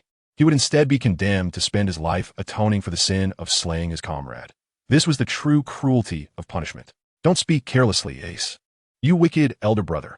How can you say such things about your own brother?" Brian shot Ace a glare, curling his lip in disdain. "Don't give me those alluring glances. Save such gestures for the girls. But then again, I reckon only men would respond to such antics. Ha ha ha." With that, Ace burst into hearty laughter. His boisterous laughter bore an amusing resemblance to Garp's, likely a remnant of the bad habits he picked up from him in childhood, which he could no longer shed. "Humph. So you're not a man? I don't care. Carry me, I'm upset." With that, Brian leaped onto Ace's back, wrapping his arms around him tightly, refusing to let go. Hey, you're already 17. Is this not a bit childish? And being a boy, shouldn't you feel embarrassed?" Caught off guard by Brian's sudden weight, Ace quickly regained his balance, supporting Brian's legs. Glancing back helplessly, Ace remarked, "Why should I feel embarrassed? You're my elder brother. It is only right. Besides, look at their gazes. Who would consider me a man? Only a foolish person would steal laziness." To everyone's surprise, Brian nonchalantly remarked and glanced around. The gazes of passers-by certainly did not regard Brian as a boy. Even Brian himself could sense that those were the looks directed at a girl. Over time, he had grown accustomed to this. Once, he had felt a twinge of embarrassment and a desire to lash out. But now it mattered little to him. Being observed would not cost him a piece of flesh. After hearing Brian's words, Ace contemplated and found some validity in them. The onlookers indeed perceived Brian as a girl. Such matters could not be elucidated no matter how many times one explained. Humans are visual creatures, and it is best to let things unfold naturally. "Brian, it's a pity you're not a girl. If you were, I would have a sister," Ace remarked with a hint of regret in his tone. Among the four of them, Ace was the eldest, followed by Sabo, with Brian being slightly older than Luffy, thus ranking third, while Luffy was the youngest. Ironically, the one who resembled a girl most, Brian, was a boy. Otherwise, Ace and Sabo would have had a sister, and Luffy would have had an older sister. It was indeed a shame. "Ace, do you think that if I were a girl, you could like me? Is that so?" Brian teased with a smile, gazing at Ace's profile. "Ahem, don't say such things. Although you are quite beautiful, Brian, you're not my type. Especially considering you're still a boy. My sexual orientation is perfectly normal," Ace stammered in response, taken aback by Brian's words. "Oh, really? Then why was it that whenever you and Sabo held my hand when we were little, you would blush while Luffy never did? Care to explain?" Brian mischievously inquired, his eyes twinkling. How should I put it? It's because you're just too adorable. Yes, that's it. You're simply too cute." "Absolutely correct," Ace fumbled, his gaze fixed skyward, avoiding the path ahead. "Watch out, Ace. Look ahead, their essay wall," Brian exclaimed, almost bursting into laughter at Ace's incoherent defense. But when he glanced forward, he realized that Ace was about to collide with the wall. Thud! Barely a second after the words left his lips, Ace had not even had the chance to look ahead before making intimate contact with the wall. Ace, are you alright? Brian asked cautiously, surprised to see that the wall had cracked slightly. Oofed. I'm fine, Ace replied, forcefully extricating himself from the wall, spitting out the bits of debris that had fallen into his mouth, leaving a perfect human imprint on the surface, a vivid testament to the encounter. Can't you elementalize? Brian found it somewhat peculiar. Was colliding with a wall not considered a physical attack? Surely, it would not trigger elemental transformation. How could I undergo elemental transformation while carrying you? What if I accidentally burned you? Rolling his eyes, Ace felt utterly embarrassed, realizing he had actually walked into a wall. Oh, is that so? He, Ace, look, everyone is watching you, Brian remarked with a gentle smile. He noticed a throng of onlookers gathering, evidently captivated by the spectacle of his brother Ace colliding with the wall. Confronted with those odd gazes, Ace felt a shiver run down his spine, fully aware of the thoughts running through the minds of the passers-by. The faces of men and women alike displayed a strange amusement, and their stares made Ace feel exceedingly uneasy, prompting an involuntary shudder. Unable to endure the scrutiny of the crowd, Ace adeptly maneuvered through the throng while still carrying Brian, swiftly vanishing around a corner. Little did he know, his actions only solidified the spectators' assumptions. Chapter 118. Proof. Around the corner, Ace ambled towards the other side of the town, feeling somewhat disheveled. Ace, what are you afraid of? You're the captain of the 2nd Division of the Whitebeard Pirates, Brian said, playfully tapping Ace on the back of the head. What do you understand? Just look at those strange looks they're giving us. Who could stand that? Besides, it's your fault. Otherwise, why would they be staring at me like that? Ace retorted, exasperated. He, it's not my fault that I'm handsome. It is your honor to carry me. Believe me, if I were to shout for someone to carry me, many would rush over, eager to oblige, Brian declared with a triumphant grin. All right, you're handsome. You have a point. It is indeed an honor for me to carry you, Ace replied, rolling his eyes. He found himself at a loss for a rebuttal. Throughout their lives, Brian's beauty had led others to unconsciously overlook the fact that he was a boy. His assertion was not an exaggeration. If Brian were to casually call out, numerous souls would willingly come forth to offer their assistance, including those pirates. This was the privilege of beauty, a harsh reality Ace had recognized from a young age. That's more like it. Ace, if you ever find me a sister-in-law, make sure she is as beautiful as I am, understood? I can even offer my advice for free, Brian smiled, nodding. What nonsense are you spouting? Sister-in-law? Why would I bother with such troublesome matters? As a pirate, the most important thing is freedom. Upon hearing Brian's words, Ace nearly lost his breath. Who could have anticipated that Brian would suddenly utter such a statement, urging him to seek out a girlfriend?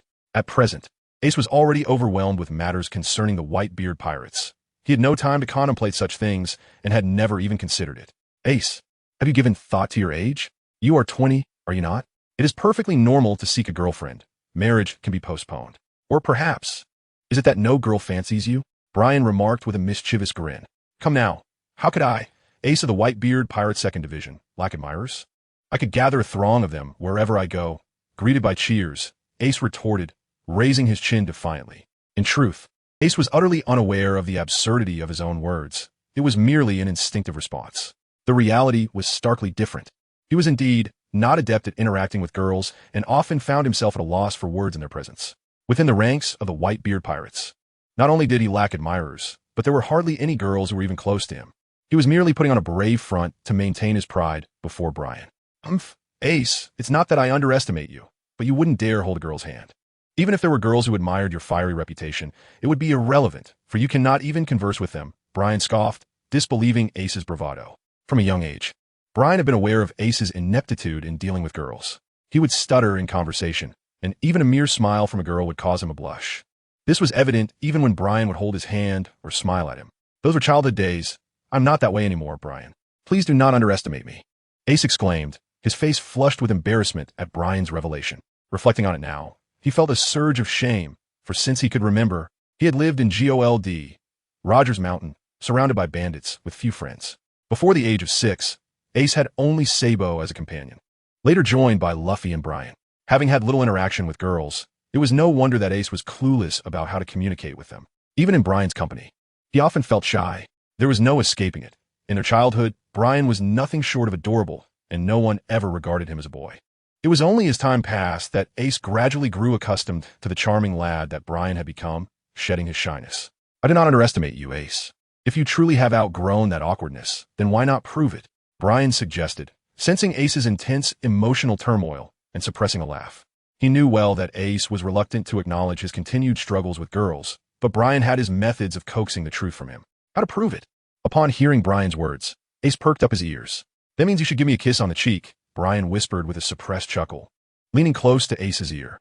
The moment those words escaped his lips, Ace's mind buzzed with astonishment. He had not anticipated that Brian would require such a demonstration from him. It was truly shocking. He was well aware that Brian was unmistakably a man, albeit an exceptionally handsome one, even surpassing many girls in beauty. Yet, he was still undeniably male. Now, with Brian requesting a kiss on the cheek, Ace felt as though his soul might just flee in terror. Are you too timid now? I knew you were lying. At your age, you should be able to converse with girls without hesitation. I feel embarrassed for you, Brian remarked, noticing Ace's distracted expression, which elicited a laugh from him. Boys often have their pride when it comes to certain matters, and Ace was no exception. Desperately trying to portray himself as adept at interacting with girls, only to deflate like a balloon with a single poke. Brian, don't think your looks grant you the liberty to act as you please. Underestimating me will come at a cost, Ace retorted through clenched teeth, glaring intensely at Brian. Apologies, but mere beauty cannot justify such freedom.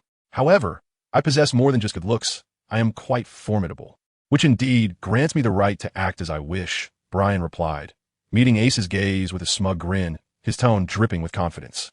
Brian, you are indeed cunning. I am the elder brother here, so I shall not hold this against you. Ace conceded, feeling a surge of frustration simmer beneath the surface. Exactly, as the elder brother. You must accommodate me, Brian replied with a triumphant smile, radiating pure joy. It had been quite some time since he felt this happy, for reasons unknown upon meeting Ace. He had an irresistible urge to tease him playfully. Brian's intentions in teasing Ace were devoid of any ulterior motives. He simply relished the warmth of brotherhood, the freedom to speak candidly, and the joy of sharing lighthearted banter. This camaraderie was distinctly different from how Brian interacted with Blackbeard. To Brian, Blackbeard was merely a toy in his hands, a source of amusement, perhaps even a target for destruction at some point. Chapter 119. A chance encounter in the midst of their playful banter. Ace carried Brian towards the wooden house at the town's edge. Suddenly, an exceedingly amusing incident unfolded as the two groups collided face to face. Ace, and you little Navy brat, what brings you both here? Several meters away, Blackbeard, accompanied by Burgess and He, was making his way towards the town, clutching a few burlap bags that suggested a mundane shopping errand. Upon spotting Ace, who was unexpectedly carrying a Navy officer, one of their bitter rivals, Blackbeard was struck with disbelief, as if he had encountered a ghost. In Blackbeard's perception, the Navy and pirates were irreconcilable enemies, let alone Ace, the 2nd Division commander of the Whitebeard Pirates, and Brian, a Navy colonel. How could these two, so seemingly incompatible, find themselves together in such a peculiar circumstance? Ah, timid Blackie, greetings. Brian waved cheerfully at Blackbeard, as if greeting an old friend. The casual moniker made Blackbeard's blood boil. He was nearly choking with rage. During their last encounter, he had reluctantly spoken a few defiant words, only to have Brian dub him Timid Blackie, which was infuriating. Captain, shouldn't we make a run for it? Burgess and He nearly burst into laughter, but managed to stifle it, prompting a question. Are you fools? Why would you voice that? Do you think they're unaware we intend to flee? Blackbeard glared at Burgess and He, exasperated, who announces their escape to the enemy. Ace, I finally see you. Do you remember Sachi? Ace's expression turned grave as he addressed Blackbeard. Ha ha, if it isn't Captain Ace. Long time no see. It seems you've been faring well. As for Sachi, I do feel remorse for my actions, but I had no choice. He will forgive me. Blackbeard replied with a mocking grin, displaying no hint of fear. Ace, you must be well aware of the only ironclad rule aboard the Whitebeard ship. Ace's voice grew cold as he fixed a steely gaze on Blackbeard. Of course, Captain Ace, but I am no longer a member of the Whitebeard Pirates. So that rule no longer binds me, Blackbeard retorted, his smile unwavering, betraying no sign of danger. More importantly, Captain Ace, what is your connection with this Navy officer? Could it be that you're a spy sent by the Navy to infiltrate the Whitebeard Pirates? Ha ha! Blackbeard's eyes narrowed, filled with a sense of malice as he focused on Brian, whom he regarded as his greatest adversary, wishing nothing more than for his demise. Blackbeard, do not speak so recklessly. He is my brother Ace. Remember that. Ace gently placed Brian down and fixed his gaze upon Blackbeard, his eyes radiating clarity. This is indeed sensational news. The illustrious captain of the Whitebeard Pirate 2nd Division has a brother in the Navy. I dare say, Ace, Your enemies must be quite delighted by this revelation, Blackbeard insidiously remarked. Given his understanding of Ace, he knew this statement would undoubtedly strike at Ace's vulnerable spot. Regardless of the consequences, Ace would surely be incensed. You dare. Teach, it would be wise not to provoke me, Ace declared, focusing intently on Blackbeard's dark, rotund visage as orange flames began to flicker around him. Blackbeard was well aware of Ace's capabilities, having spent ample time together in the same division of the Whitebeard pirates. Were it not for Brian's presence, Blackbeard would have undoubtedly launched an attack without hesitation. He was confident in his ability to defeat Ace. For Ace's unwavering trust in his comrades was his Achilles heel. Such trust could expose one's vulnerabilities and render them defenseless in the face of betrayal. Ha ha ha, fear not. Captain Ace, I would never do such a thing, Blackbeard chuckled, appearing to jest with Ace. Teach, you know why I am here, do you not? Ace restrained the flames enveloping him and continued, I cannot allow you to escape. My apologies, Captain Ace, but I cannot return with you, nor will I surrender my head. Blackbeard stated bluntly. He was acutely aware of Ace's intentions for being there. There was no other reason than to apprehend him, yet Blackbeard had no intention of acquiescing. Teach, you've indeed been concealing your true self, all for that devil fruit, even going so far as to sacrifice Sachi's life? Observing Blackbeard's unflinching demeanor, Ace realized that Blackbeard was far more formidable than he appeared. Ha ha ha, Captain Ace, this is my choice. Such sacrifices are necessary to fulfill my ambitions. Raising his hand, Blackbeard's expression turned fierce, as if he intended to seize the very world itself. This version of Blackbeard was starkly different from the usual. He emanated a terrifying aura, akin to a beast of the abyss awakening, poised to consume everything in its path. Indeed, Teach, you are perilous. Witnessing this aspect of Blackbeard left even Ace feeling a chill. Should such a person stir chaos upon the seas, it would surely herald great calamity. Captain Ace, would you care to join me? A person of your caliber is wasted among the Whitebeard pirates, Blackbeard proposed, extending an invitation to Ace. Silence, Teach, that is impossible. For Sachi's death, you must pay the price, Ace retorted coldly, his gaze fixated on Blackbeard, exuding an icy fervor. Ha ha ha, what a pity, Blackbeard replied, a hint of disappointment lacing his tone. With a casual gesture of his hands, Blackbeard chuckled and remarked, though he did not genuinely believe that Ace would join. It was merely a fleeting comment. So, Black, you seem considerably more cheerful and audacious today than usual. Have you encountered some fortuitous event? If you don't mind sharing, why not let us all partake in your joy? Suddenly, Brian, who had been silently observing from the sidelines for quite some time, spoke up. Upon hearing that familiar yet resentful voice, Blackbeard's expression momentarily faltered as he recalled that this adversary was also present. Meanwhile, Bagus and Poison Q, standing beside Blackbeard, were momentarily taken aback. They had been watching their captain and Ace engage in light-hearted banter, and that demeanor truly exemplified the essence of a captain. They believed that this version of Blackbeard represented the ideal captain in their hearts. In contrast, the Blackbeard they had previously witnessed was deemed by Bagus and Poison Q as nothing more than refuse, irretrievable waste, entirely disconnected from their vision of a true captain. Chapter 120. Overwhelmed with fear as soon as Brian spoke, the atmosphere in the arena shifted dramatically. The formidable stance that Blackbeard had previously established was shattered by a single utterance from Brian. Witnessing this peculiar scene, Ace quickly discerned that Blackbeard had evidently suffered considerable setbacks at Brian's hands. Hence his reaction resembled that of a cat confronted by a tiger. Marine brat, I never imagined you were Captain Ace's brother. Tell me, what do you think would happen if I were to spread this news? Blackbeard mused, casting a glance at Brian. It was evident to all that Blackbeard harbored deep resentment towards Brian, even resorting to threats, a stark contrast to his usual demeanor in front of acquaintances. Among those familiar faces was Ace, who recalled that while Blackbeard often feigned decorum, the pride in his eyes was unmistakable. He had never employed threats against anyone before, making this the first instance. Who would believe you? Do I resemble Ace in any way? I am far more handsome, I assure you. Brian waved his hand dismissively, speaking nonchalantly. Truth be told, he feared not what Blackbeard might divulge, for the typical reaction to such news would be disbelief. No one would ever perceive him as Ace's brother. Upon hearing Brian's words, Ace couldn't help but twitch at the corner of his eye. After all, there were indeed more profound connections than mere looks between brothers. Blackbeard, feeling somewhat at a loss for words in response to Brian's retort, found himself taken aback, having never encountered such reasoning before. It was simply unassailable. Marine brat, are you also here to trouble me? Blackbeard glared at Brian's face, wishing he could stab it with a knife. Convinced that Brian had come solely to provoke him, There could be no other explanation. You're quite astute, aren't you? No wonder they call you Cowardly Blackbeard. Ever since I bestowed that nickname upon you, you seem to grow more intelligent. Shouldn't you express your gratitude? Brian replied, grinning at Blackbeard, his words dripping with playful malice. I thank you for nothing. I am Blackbeard, not Cowardly Blackbeard. Blackbeard fumed, his anger palpable, his breath coming in sharp gasps. Ah, Cowardly Blackbeard, you're not one to keep your word, are you? It was you who declared that if you were afraid, you would not be called Blackbeard. Yet, you ended up begging for mercy, so it is only fitting that I bestow upon you a new nickname. Your two subordinates bear witness to this. Brian shot a glare at Blackbeard, pointing at the side where Bagus and Poison Q stood. At Brian's gesture, Bagus and Poison Q instinctively jumped to the sides and fell to the ground, fearing Brian might be about to strike them. Ha ha ha, this is too amusing. What are you two doing? Playing a game? Upon witnessing the comical antics of the two individuals, Brian could not suppress his laughter. Merely gesturing at them had instilled such fear, it seemed rather exaggerated. Had Brian inadvertently cast a psychological shadow over them, resulting in such a reflexive response?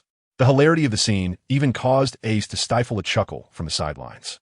In that moment, he comprehended the extent of Brian's torment over Blackbeard's crew. Even Blackbeard's subordinates bore the marks of psychological distress. It was only Blackbeard's formidable mental resilience that had prevented him from succumbing to Brian's antics. Otherwise, the one imitating such behavior would not have been limited to just these two subordinates. Blackbeard himself would have joined their ranks. Get up, you fools! Do you not feel ashamed? Blackbeard bellowed, his fury palpable as he cast a cold, piercing glare at his subordinates, his eyes seemingly hungry for their very souls. Faced with Blackbeard's terrifying gaze, Burgess and Tox Q trembled, hastily scrambling to their feet, brushing off the dust, and standing at attention. Now, don't blame them. It is only natural for them to fear me. Yet you, Blackbeard, your lack of fear truly wounds me, Brian remarked with a feigned sigh of disappointment. Observing Brian in such a theatrical light, Blackbeard's grim visage twitched uncontrollably. Who claimed he was unafraid? Why should he be? After all, Blackbeard was a renowned figure upon the seas, not one to be easily intimidated. Watching Brian, Ace's expression also shifted to one of discomfort. It appeared that Brian had taken on the role of a dramatist. Enough of this, Blackbeard. We have come seeking you, and while I may spare your life, I must. Brian paused, turning his gaze toward Blackbeard.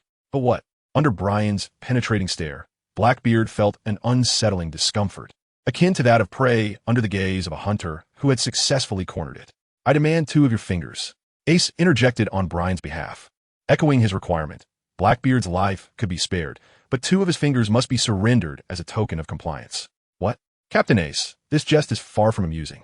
Blackbeard's pupils constricted to the size of pinpricks as he fixed his gaze upon Ace, a cold smirk forming on his lips. It was the first time anyone had dared to speak to him so directly. Before him stood 2 individuals, one his sworn enemy, and the other his former captain. They were brothers, united in their quest to confront him, and their intentions were evidently sinister, boldly demanding 2 of his fingers. A chilling sensation enveloped Blackbeard. Were it not for Ace's presence, he would have dismissed such an affront with contempt, for Ace's strength could at best only match his own. Indeed, with the advantage of his devil fruit abilities, Blackbeard felt confident he could vanquish Ace. Yet, reality was not in his favor, with Brian at his side. The possibility of overcoming Ace was foreclosed. He was compelled to contemplate a hasty retreat. Remaining would render him akin to a caged bird at the mercy of Brian, who would butcher him at will. Teach, do you think I jest? The fact that I have spared your life is already my greatest concession. If you do not relinquish 2 fingers today, you shall not leave, Ace declared, his gaze icy as flames began to flicker around his arm. There was no expectation for Blackbeard to comply. Ace had long since prepared himself for battle. Captain Ace, I acknowledge that I should not have slain Sachi. But at that moment, I was utterly unaware of my actions, even devoid of the memory of Sachi's death. Do not blame me, Captain Ace. I implore you, spare me. Blackbeard pleaded, unexpectedly begging for mercy before all present. Tears welled in his eyes, revealing a genuine remorse for his actions, an uncharacteristic display of vulnerability.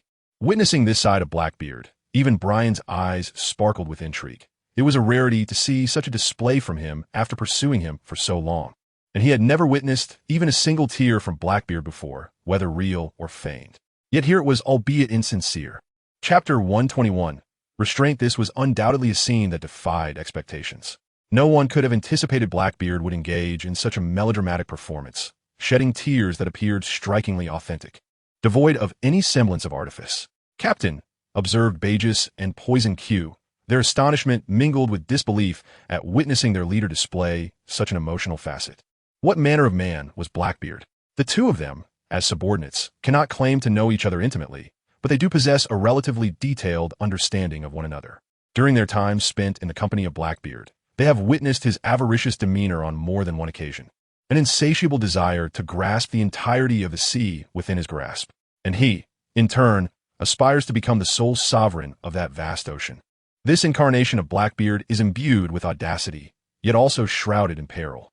Nevertheless, both Baji and Poison Q willingly follow in his wake, clearing a path for Blackbeard, eliminating any obstacles that dare to impede their progress, vanquishing anyone who stands in their way.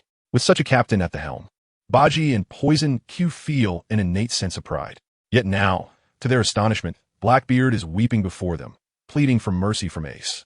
Even though they suspect this is merely an act, a facade, Baji and Poison Q cannot help but feel a tinge of disappointment. Blackbeard's behavior strikes them as excessively cowardly, unbecoming of a worthy captain. What do those looks in your eyes signify? Am I not doing this for your safety, you fools? Blackbeard curses inwardly, catching sight of the disapproving glances from Baji and Poison Q. Were it not for their presence, he would have fled long ago. Facing Ace alone does not terrify Blackbeard, but with Brian lurking nearby, he must find a way to ensure his survival. Moreover, these two brothers demand two of his fingers. Their cruelty knows no bounds.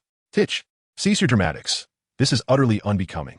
Although Ace is momentarily taken aback by Blackbeard's tears, he is not naive enough to believe the tears of an enemy, particularly one as duplicitous as Blackbeard. Suddenly, an unusual sound interrupts the tension. Brian is seen wielding a peculiar transponder snail, pressing several buttons on its shell directed towards Blackbeard. This device is specifically designed for photography, capable of capturing images at any moment, with photographs emerging instantaneously. Bryant deliberately brought along such a phone bug, intending to capture the breathtaking beauty of the ocean at times, inspired by the rising currents he observed during his last visit to Gaia Island. Little did he anticipate that it would come in handy so swiftly. He had successfully captured a photograph of Blackbeard shedding tears. Oh dear, cowardly Blackbeard. Change your poses and continue to weep. I will capture every moment without fail. Trust in my skill. Holding the freshly developed photograph, Bryant presented it to Blackbeard. The image revealed a face that Blackbeard knew all too well, adorned with tears streaming down. Damn Navy, how dare you do this? Upon seeing the moment of his vulnerability immortalized in a photograph, Blackbeard's fury erupted, and his tears ceased instantly.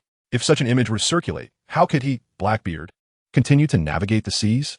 Even if he achieved his ambition and dominated the entire ocean, these photos would remain an indelible stain on his reputation, a source of mockery for all. Cowardly Blackbeard, you're merely pretending to cry. It's truly disappointing. I would love to see what you look like when you genuinely weep. It must be quite a sight. Stowing away the photograph, Bryant grinned at him. Damn it. Fixating on Bryant's face, Blackbeard felt a surge of anger. He was perpetually caught in his most disgraceful moments by Bryant, and this time, the camera captured his feigned sorrow. How infuriating.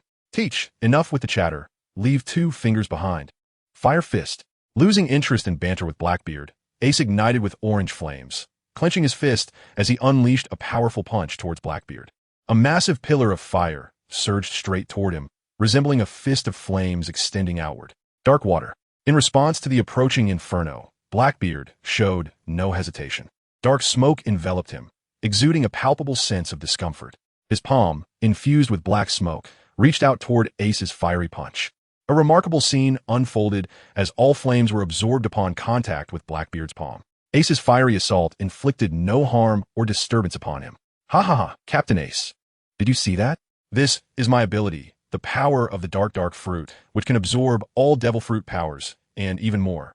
With a sinister smile, Blackbeard directed his palm toward Ace and pulled it towards himself. Instantly, Ace felt an irresistible force binding him, propelling him toward Blackbeard's grasp. He even realized that the flames enveloping him had vanished, rendering him unable to transform into his elemental form. Iron block armament, unable to wield the powers of his devil fruit. Ace found himself on the brink of peril as Blackbeard's blade was poised to descend upon him. In a moment of desperate urgency, he activated his iron block technique and summoned the scant mastery he possessed over hockey, preparing a defense at the very spot where Blackbeard's attack was to land. With a resounding thud, Blackbeard's strike landed squarely on Ace's neck, swiftly followed by a powerful punch to his abdomen, sending him hurtling against the wall. "Ha! Captain Ace. How does it feel? My abilities are quite impressive, aren't they?" Blackbeard taunted, having caught Ace off guard right from the outset, exactly as he had intended. Yet, as he struck Ace, he sensed something amiss. It felt as though he had struck steel. Blackbeard pondered whether he had miscalculated. He had anticipated that their initial clash would break Ace's bones, but the sensation was not as he had expected. "Teach, is this truly your strength?" Ace emerged from the dust, wiping the blood from the corner of his mouth, rolling his neck, and regarding Blackbeard with a frigid gaze. Had Ace not activated his iron block in time and enveloped his neck with haki, that blow would have shattered his bones and severely injured him. Fortunately, Ace had also trained in the 6 styles, and thanks to Brian's lifelong advice to avoid over-reliance on his powers, he had not neglected his physical training, ultimately awakening his haki. One could say that Brian had saved his life. "Ha! Captain Ace, I never imagined you possessed such formidable abilities alongside your haki training. We have underestimated you." Blackbeard sneered, fixating on Ace. Chapter 122. The battle commences in the vast seas. Few individuals can currently train both their devil fruit abilities and haki, for it demands a significant investment of time. During the early stages of training, practitioners typically prioritize honing their devil fruit powers, only turning to haki after achieving a certain level of mastery. Therefore, the true titans of the sea are often not young. A prime example is Shanks, one of the 4 emperors of the New World, who is now nearing his 40s, a young man by the standards of the sea. Looking back over a decade, Shanks, in his 20s, was merely at the beginning of his ascent to fame. Thus, considering Ace, who has just reached his 20s, possessing the mightiest of Logia-type devil fruits, and now having mastered haki, is indeed remarkable. It is you who is underestimated. Teach, your strength is more than sufficient for the role of captain. Ace remained vigilant, wary of Blackbeard's treacherous abilities. "Ha! I have no interest in the position of a division captain in the Whitebeard Pirates." Blackbeard chuckled heartily, his eyes gleaming with insatiable greed. "All right, you cowardly Blackie, you think you can push me around? Let me show you what I'm made of." Meanwhile, Brian, who had been observing the confrontation, finally made his move. He approached Ace and beckoned to Blackbeard with a flick of his finger. "Ace, you should wait over there. His powers counter yours. Continuing this fight will only lead to your detriment." After a moment's thought, Brian added, "You must heed my words." Hearing Brian's advice, Ace clenched his fists, yearning to continue the battle with Blackbeard, but he recognized the truth in Brian's counsel. Blackbeard's abilities posed a significant threat to their kind. Against Blackbeard, even the powers of those like them would be rendered ineffective, and Blackbeard could easily ensnare them without any chance of escape, forcing them to endure a blow first. Individuals like Blackbeard were formidable. Merely absorbing punishment could incapacitate one in a single strike. Ace understood that most of his strength stemmed from the powers of his fruit. Without the flame fruit, his meager haki would be insufficient to contend with Blackbeard. "Very well, I leave it to you," Ace conceded with a reluctant nod, stepping aside. With Brian present, he was confident that Blackbeard would not escape. "I'll give you a chance to vent your frustrations. Later, I'll let you have your turn to thrash him thoroughly." Forming an okay gesture, Brian turned his gaze back to Blackbeard. Under Brian's scrutiny, Blackbeard's expression shifted to one of discomfort, his face involuntarily twitching. He truly wished to avoid a confrontation with Brian, fearing he would be utterly outmatched. "Listen, cowardly Blackie, heed my advice. Relinquish 2 of your fingers, and I shall spare you. Otherwise, I will take them myself, but I must warn you, my hand might tremble, and I could take an extra finger by accident, which would be quite unfortunate." With a nonchalant tone, he uttered the most menacing words, awaiting Blackbeard's response. Blackbeard trembled with rage upon hearing Brian's ultimatum. It was an outright threat. If he was to part with 2 fingers, what difference would it make if it were 2 or 3? Either way, he would be rendered disabled. What kind of negotiation was this? Dream on. Blackbeard was not so easily intimidated. With a fierce glare, he flatly rejected the proposition. He had no choice but to face Brian head-on. "Captain, perhaps we should concede to them. After all, life is paramount." However, to his surprise, Burgess and Poison Q encouraged Blackbeard to surrender his fingers. To them, witnessing Blackbeard concede was nothing new, and this time was no exception. Trading 2 fingers for a life was a worthy bargain. "Are you fools? Can't you see he intends to kill me? They are after my fingers. Use your brains, will you?" Blackbeard angrily scolded his subordinates, spitting in their faces with his fervor. "Ah, I understand, Captain. Rest assured, we shall assist you. We won't allow him to take even a single finger from you." Battered by Blackbeard's scathing remarks, Burgess and Poison Q exchanged awkward nods before donning expressions of unwavering loyalty, positioning themselves beside Blackbeard in a stance of readiness for battle. "That's more like it." With a cold snort, Blackbeard's ire began to dissipate. Thus, the clash commenced. Noticing that Blackbeard and his crew had assumed their battle stances, Brian's fingers tapped rhythmically against the sheath of his blade. In the blink of an eye, Brian materialized directly before Blackbeard, though he made no move to attack. Blackbeard's pupils constricted. Brian's speed was astonishing. Even his officer.He only detected the faintest trace, leaving his body unable to react instantaneously. After a heartbeat, Blackbeard finally responded, a strange black mist enveloping him as he unleashed a powerful punch aimed at Brian. The inky fist hurtled toward Brian's face, the dark smoke swirling as if it possessed a life of its own, closing in around him. Too slow. As the words echoed in the air, Brian's figure abruptly vanished from Blackbeard's sight, reappearing to his side as he delivered a swift kick toward Bagus. Prepared for combat. Bagus reacted promptly, his fist charged with energy, launching forward in a fierce strike. Bang! At the moment of contact between his white pant leg and Bagus's fist, he was sent flying. The force he had built up was met with equal measure, propelling him straight back, where he crashed into a massive rock, shattering it into countless fragments that littered the ground. Next, without a hint of hesitation, after executing that kick, Brian vanished again, appearing before Poison Q. At that moment, both Blackbeard and Poison Q were momentarily distracted by the commotion behind them, their gazes not yet returned. You have quite the audacity. As Poison Q turned back, his eyes wide with fear, Brian's pale fist loomed larger before him. Bang! The same sound reverberated as Poison Q was sent sprawling by Brian's punch, obliterating a large boulder and burying him beneath the rubble. Brian perceived that the combat instincts of the poisonous Q were woefully inadequate. During battle, he could easily be distracted by other noises, rendering him unsuitable as a combatant. This realization sparked a memory in Brian. This poisonous Q was indeed the ship's doctor for Blackbeard and a non-combatant. No wonder he appeared dazed in the fray, leading Brian to mistakenly believe that the poisonous Q was underestimating him, deliberately exposing his own vulnerabilities. That detestable Navy brat. In the blink of an eye, Brian had incapacitated 2 of his subordinates, while Blackbeard had yet to lay a finger on him, causing his eyes to redden with fury. Chapter 123. But in response to Blackbeard's furious glare, Brian remained unfazed. Don't dawdle, he softly uttered, as his pale fist suddenly appeared before Blackbeard, poised to strike his face in an instant. Thud! Blackbeard's reflexes were equally swift. He raised his arms, enveloped in a layer of dark haki, effectively blocking Brian's punch. Although Brian's fist was not particularly large, the force behind it was formidable, sending Blackbeard staggering backward. His legs bent slightly, leaving long gouges on the ground. This lad, despite his seemingly slender frame, possesses extraordinary strength. What sorcery is this? Blackbeard muttered under his breath, feeling his arms tremble. Even with haki to shield against Brian's assault, the pain was undeniable. This led him to ponder whether Brian's fists were as formidable as his swordsmanship. Coupled with the fact that Brian was the grandson of the legendary Navy hero, Garp, Blackbeard's ominous premonition deepened. He now harbored serious doubts about whether Brian had inherited Garp's prowess. Hey, Blackbeard, your haki is far superior to Ace's. Impressive indeed. Brian paused, smiling at the bearded figure across from him, and remarked with keen interest. Hearing Brian's words, Ace, who was observing from the sidelines, darkened in expression. Why was he being dragged into this again? His haki had only recently awakened, after all. Moreover, as a Logia-type devil fruit user, it was imperative to hone his fruit's abilities rather than solely relying on haki, or else the powers of the Mera no Mi would be rendered futile, adding a significant weakness to his arsenal. A myriad of grievances bubbled within Ace as he cast a disgruntled glance at Brian, who stood there effortlessly. Yet, he had to concede that Brian's talent was formidable.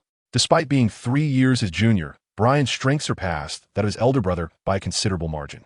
Furthermore, Brian was not even a devil fruit user.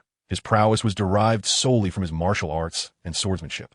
There were times when Ace questioned whether consuming the Mera no Mi was a mistake. Developing its powers proved exceedingly challenging, often yielding no progress at all. Sighing, he lamented his struggles. Observing Brian's silhouette, Ace sighed again. As the older brother, he found himself outmatched by his younger sibling, having consumed the mightiest of Logia-type devil fruits, yet struggling to develop its potential. Countless brain cells have been sacrificed in vain. Navy brat, how do you train? At such a young age, you possess such strength. It seems a waste for you to be in the Navy. Blackbeard chuckled, his gaze fixed on Brian. Mind your own business. Can I be a genius? Brian retorted, flicking his hair back nonchalantly, his demeanor unfazed. Boy, with such looks, it's a shame you're not a woman. Blackbeard squinted his eyes and suddenly declared, "I think so too." Ace chimed in, nodding seriously in agreement. Throughout his life, he had heard countless people express such sentiments, regardless of how well he understood Brian's gender. He could not help but share the same thoughts. "Ace, shut it. If you want to be a girl, go ahead, but don't involve me," Brian snapped, turning around furiously to glare at him, nearly ready to brandish his sword. All right, I won't say anything. Others will anyway. You can't silence the masses," Ace shrugged, leaning against the wall. Seeing Ace's nonchalant demeanor, Brian gritted his teeth at a loss for words. He was aware of certain truths, yet felt no need to voice them. Ace was just a mischievous older brother, and Brian felt an overwhelming urge to rush over and bite him. There's a flaw, Darkwater. Seeing Brian with his back turned and exhibiting signs of emotional instability, Blackbeard realized that his plan had succeeded. Seizing the opportunity presented by Brian's exposed back, he enveloped himself in a cloud of black smoke and charged forward, delivering a powerful punch aimed at Brian's back. What a foolish vulnerability. Prepare to be struck. However, Brian had already sensed Blackbeard's movement. With a swift pivot, he turned to confront him, countering with a punch that collided with Blackbeard's fist. Boom! The force of their clash sent shockwaves that scattered dust in all directions. "Watch as I strike you without a blade, leaving you to search for your teeth." Fueled by anger, Brian was eager to vent his frustrations, and Blackbeard unwittingly became the perfect target. With a fierce determination, Brian launched a series of punches that sent Blackbeard staggering back 2 steps. Relentless, Brian leapt forward, exploiting Blackbeard's unsteady balance by driving a knee into his soft belly. The impact was overwhelming, causing Blackbeard to feel as if his stomach might burst. His eyes widened in agony, blood vessels threatening to burst, saliva spilling forth. A clear testament to the excruciating pain he was enduring. How disgusting, Brian thought, as he noticed Blackbeard's drool threatening to splatter on him. With a look of disdain, he pressed down on Blackbeard's head and, using his strength, flipped backward to evade the spray of saliva. As his feet touched the ground, Brian forcefully lifted Blackbeard's hefty body, who, lost in his suffering, had no time to react. By the time he regained some awareness, he found himself suspended in the air, head first. Stop! But as the realization of Brian's intentions dawned on him, fear clawed at his throat, and he screamed, not caring who might hear. "No, you coward, don't you dare!" With a playful smile, Brian met Blackbeard's gaze, his mischievous demeanor unwavering as he swung Blackbeard's body downward with all his might. Crash! The ground shattered in an instant, fissures radiating outward as it collapsed beneath. Blackbeard found himself face down, the front half of his body meeting the earth in an intimate embrace. Even this sturdy ground could not withstand his fervor, crumbling into a pit. A mournful wail escaped Blackbeard as he made contact with the ground, his entire being jolted by the impact, his vision momentarily fading to white. Blood erupted from his mouth and nose. He felt as though his body had come undone, losing all control. Nearby, Ace observed in horror as Blackbeard was mercilessly assaulted by Brian's fluid movements, unable to mount a counterattack, and he too was shaken by the spectacle. Chapter 124. The scheme in Ace's view. Should he fall victim to Brian's combination of moves, he would undoubtedly pay dearly. Unlike Blackbeard, whose resilience was remarkable, Ace would only find himself dazed for a brief moment before regaining his senses. Dark acupuncture. Lying on the ground, Blackbeard wore a sinister expression, his gaze fixed intently on Brian as dark mist enveloped him. The mist spread in all directions, submerging everything it touched. Storm step, thousand blades. With a graceful leap, Brian executed a moonwalk, soaring into the air, launching a barrage of crescent-shaped vacuum slashes toward the heart of the dark mist, aimed directly at Blackbeard. Clang! Thud! Standing amidst the black fog, Blackbeard raised his arms to shield himself from the onslaught of vacuum slashes, the sounds of clashing metal mingling with the sickening rip of flesh. Damn it, I'm too passive. Blackbeard cursed inwardly, surrounded by the dark mist, yet unable to elementalize his form, leaving him to endure the physical assault. The vacuum slashes grazed his body, drawing crimson lines across his face, arms, and legs. Just taking hits 1T lead to any miracles, you know. Seeing Blackbeard solely on the defensive, Brian teased. Don't underestimate me. Blackbeard bellowed, a denser fog swirling around him, transforming the area within a 10-meter radius into an abyssal black. The mist swirled upward, coalescing above his head into an enormous black ring, resembling a dark sun, brimming with ominous energy. As the black sun expanded, it gradually engulfed the sky above the entire island. Even those in the distant town gazed upon this eerie, celestial body, feeling the weight of its foreboding presence. The black sun devoured all light, Blackbeard held it aloft with one hand, a fierce glint in his eyes. "Naval brat, come take a taste of my power." With a fierce shout, Blackbeard lifted the obsidian sun in his grasp and hurled it towards Brian. "Fool! Even if you are endowed with powers, such a widespread assault must surely deplete your stamina. Allow me to demonstrate, cowardly Blackbeard." The colossal black sun surged forward, nearly enveloping half the island sky. Behind Brian lay the very town itself. If he were to evade, without a doubt, that town would face utter destruction. Blackbeard had calculated that Brian would not dodge, which emboldened him to take a reckless gamble. "Ha ha, what will you do now, Navy brat?" As he observed the ominous black sun drawing nearer, Blackbeard could not suppress his laughter. In other circumstances, he would have refrained from employing such tactics. Fully aware of Brian's agility, knowing he could never catch a glimpse of him. Yet here, the situation was different. There were numerous innocent hostages at stake. With their presence, Blackbeard was assured that Brian would not evade, but rather confront his assault head-on. "Tiki, such despicable deeds are only within your capacity." In the distance, Ace, who had retreated far, gazed up at that dark sun. In its path were not only Brian, but also a small town filled with ordinary folk. Ace was taken aback that, at this juncture, Blackbeard could still devise such a meticulous scheme, ensnaring Brian in his calculations. Even if Ace were to face this challenge, it would demand considerable effort and could potentially endanger the town behind him, dragging innocent lives into the fray. Now, all hope rested on Brian to resolve this predicament. "Oof. This dark mass shall fall before my fist." With a cold snort, Brian was acutely aware that Blackbeard was deliberately scheming against him. However, in the face of absolute power, any plot would ultimately prove futile, akin to drawing water with a sieve. Brian executed the moonwalk, his left hand clenched into a fist. As the formidable aura within him flowed towards his hand, emanating a faint blue luminescence. "Then show me your strength," he chuckled with a mischievous grin. Blackbeard laughed heartily, brimming with confidence in his technique, which possessed considerable destructive power.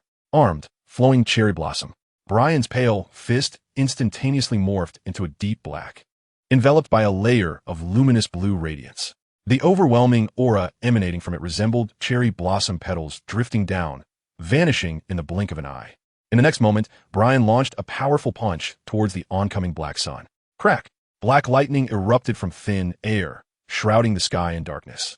Brian's fist collided with the black sun, seemingly evenly matched, both forces locked in a stalemate. "Huh, what do you think, Navy brat? Can you break through it?" Upon witnessing this scene, Blackbeard erupted into laughter. As long as Brian did not evade, he was confident he could push him back. "Don't celebrate too soon. Remember to hand over your fingers." Brian shot him a sidelong glance, his gaze turning sharp and commanding.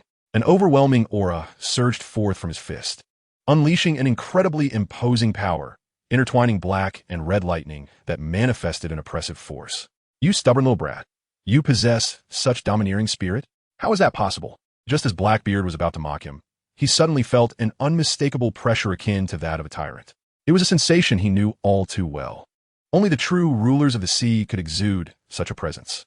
Blackbeard stared intently at Brian, his eyes filled with disbelief. He could not fathom why a mere colonel from the Navy headquarters could possess such prowess. He bore a spirit akin to that of the legendary Navy hero, Garp. "Shatter!" With a sharp command, Brian's punch pierced through the black sun, splitting it in two as it dissipated. This scene was beyond Blackbeard's expectations. He had believed that this move would hold Brian back, yet Brian dismantled it with a single blow. Now, even if Blackbeard wished to conjure another sun, his stamina would not permit it. Moreover, even if he had the strength to summon another, Brian would undoubtedly deny him that opportunity. "Blackbeard, you know what comes next," Brian said, tightening his fingers as he cast a malicious look at Blackbeard. That gaze sent shivers down Blackbeard's spine. "You want my fingers? Dream on." He cursed vehemently, pivoted, and fled. With no other option, Blackbeard found himself at a loss against Brian.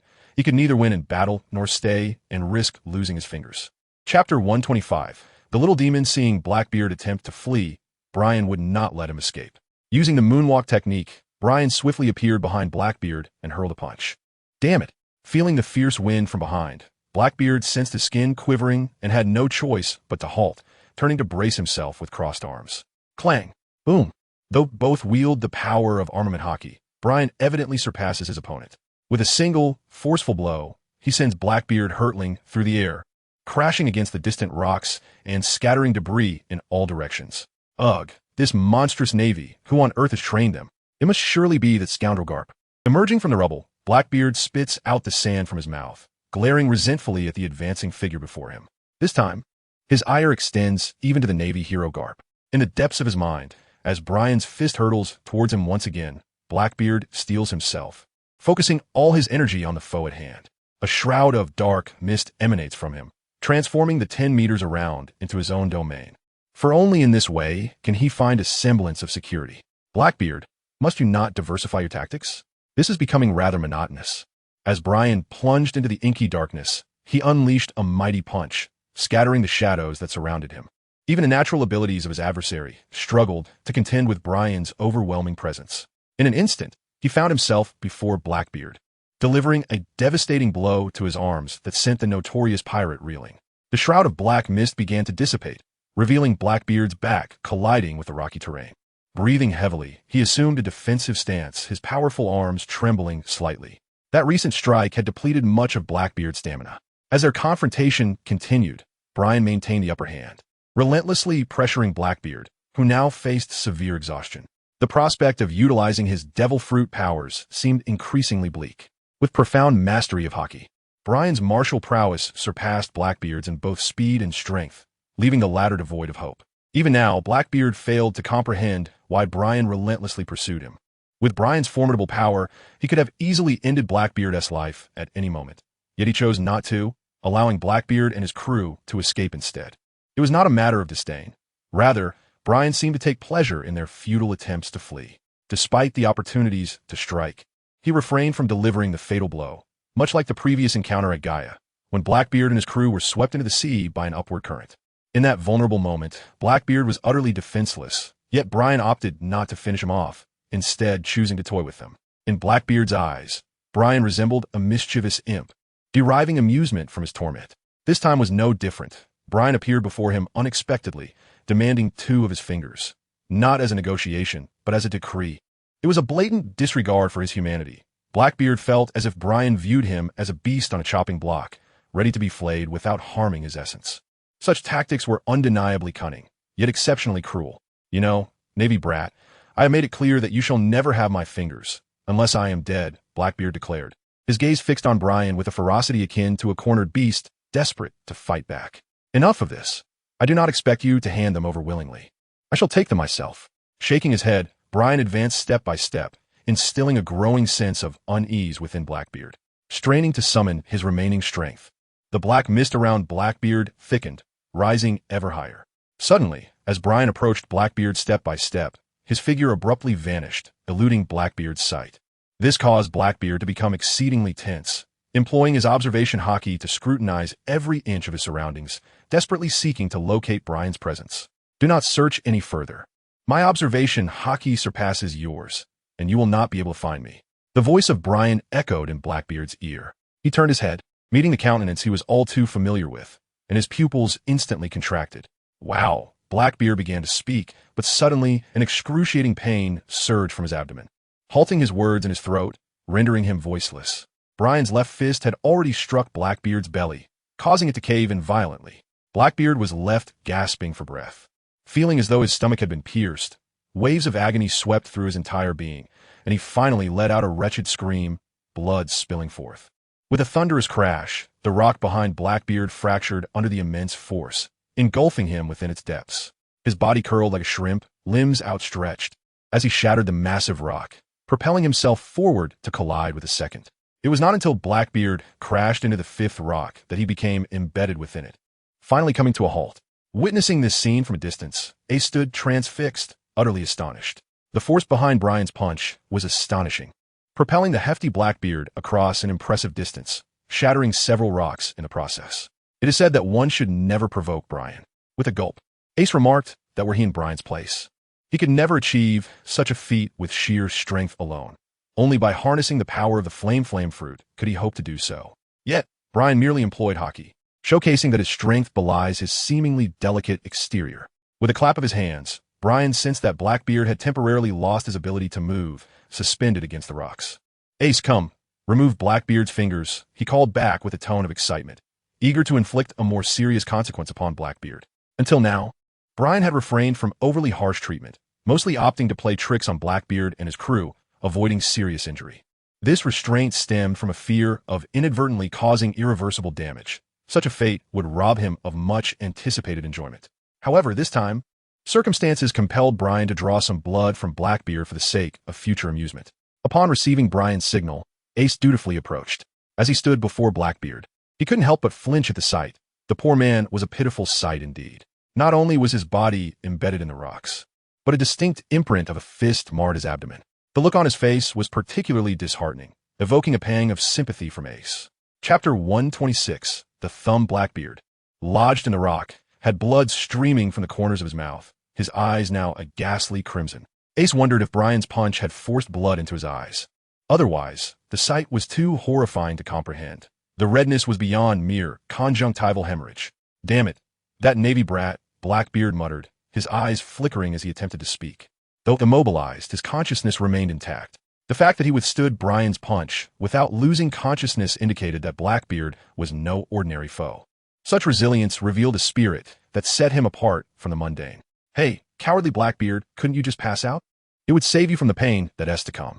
Upon encountering the sight of Blackbeard in such a state, Brian felt a shiver run down his spine, as if he had stumbled upon something vile. Upon hearing Brian's remark, Blackbeard's eyes widened in shock, and after uttering a single word, he spat blood and promptly lost consciousness. Witnessing this bizarre scene, Ace's eyelid twitched. He had not anticipated that Brian's ability to provoke would rival his own formidable strength. The fact that even the tough Blackbeard had been rendered unconscious underscored Brian's impressive prowess. "Very well, Ace, you may retrieve his fingers yourself. I have an aversion to blood." With Blackbeard unconscious, Brian smirked and said this to Ace before stepping aside. Ace rolled his eyes in response. "You fear blood? What nonsense. What do you think Blackbeard just spat out saliva? I can handle this myself." Shaking his head, he retrieved a dagger from his bag.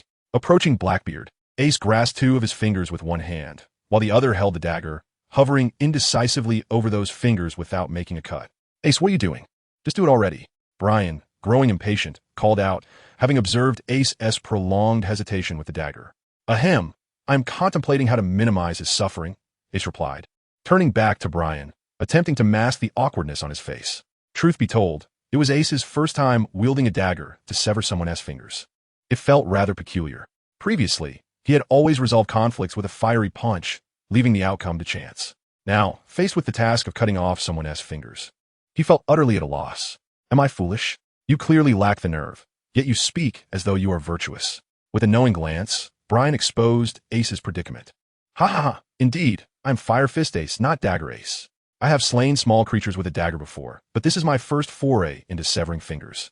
I fear I might lose control and accidentally take them all. A man's word is his bond. I said I would take 2 fingers, and I shall do just that. No more." In a surprising turn, Ace began to boast about himself, leaving Brian momentarily stunned.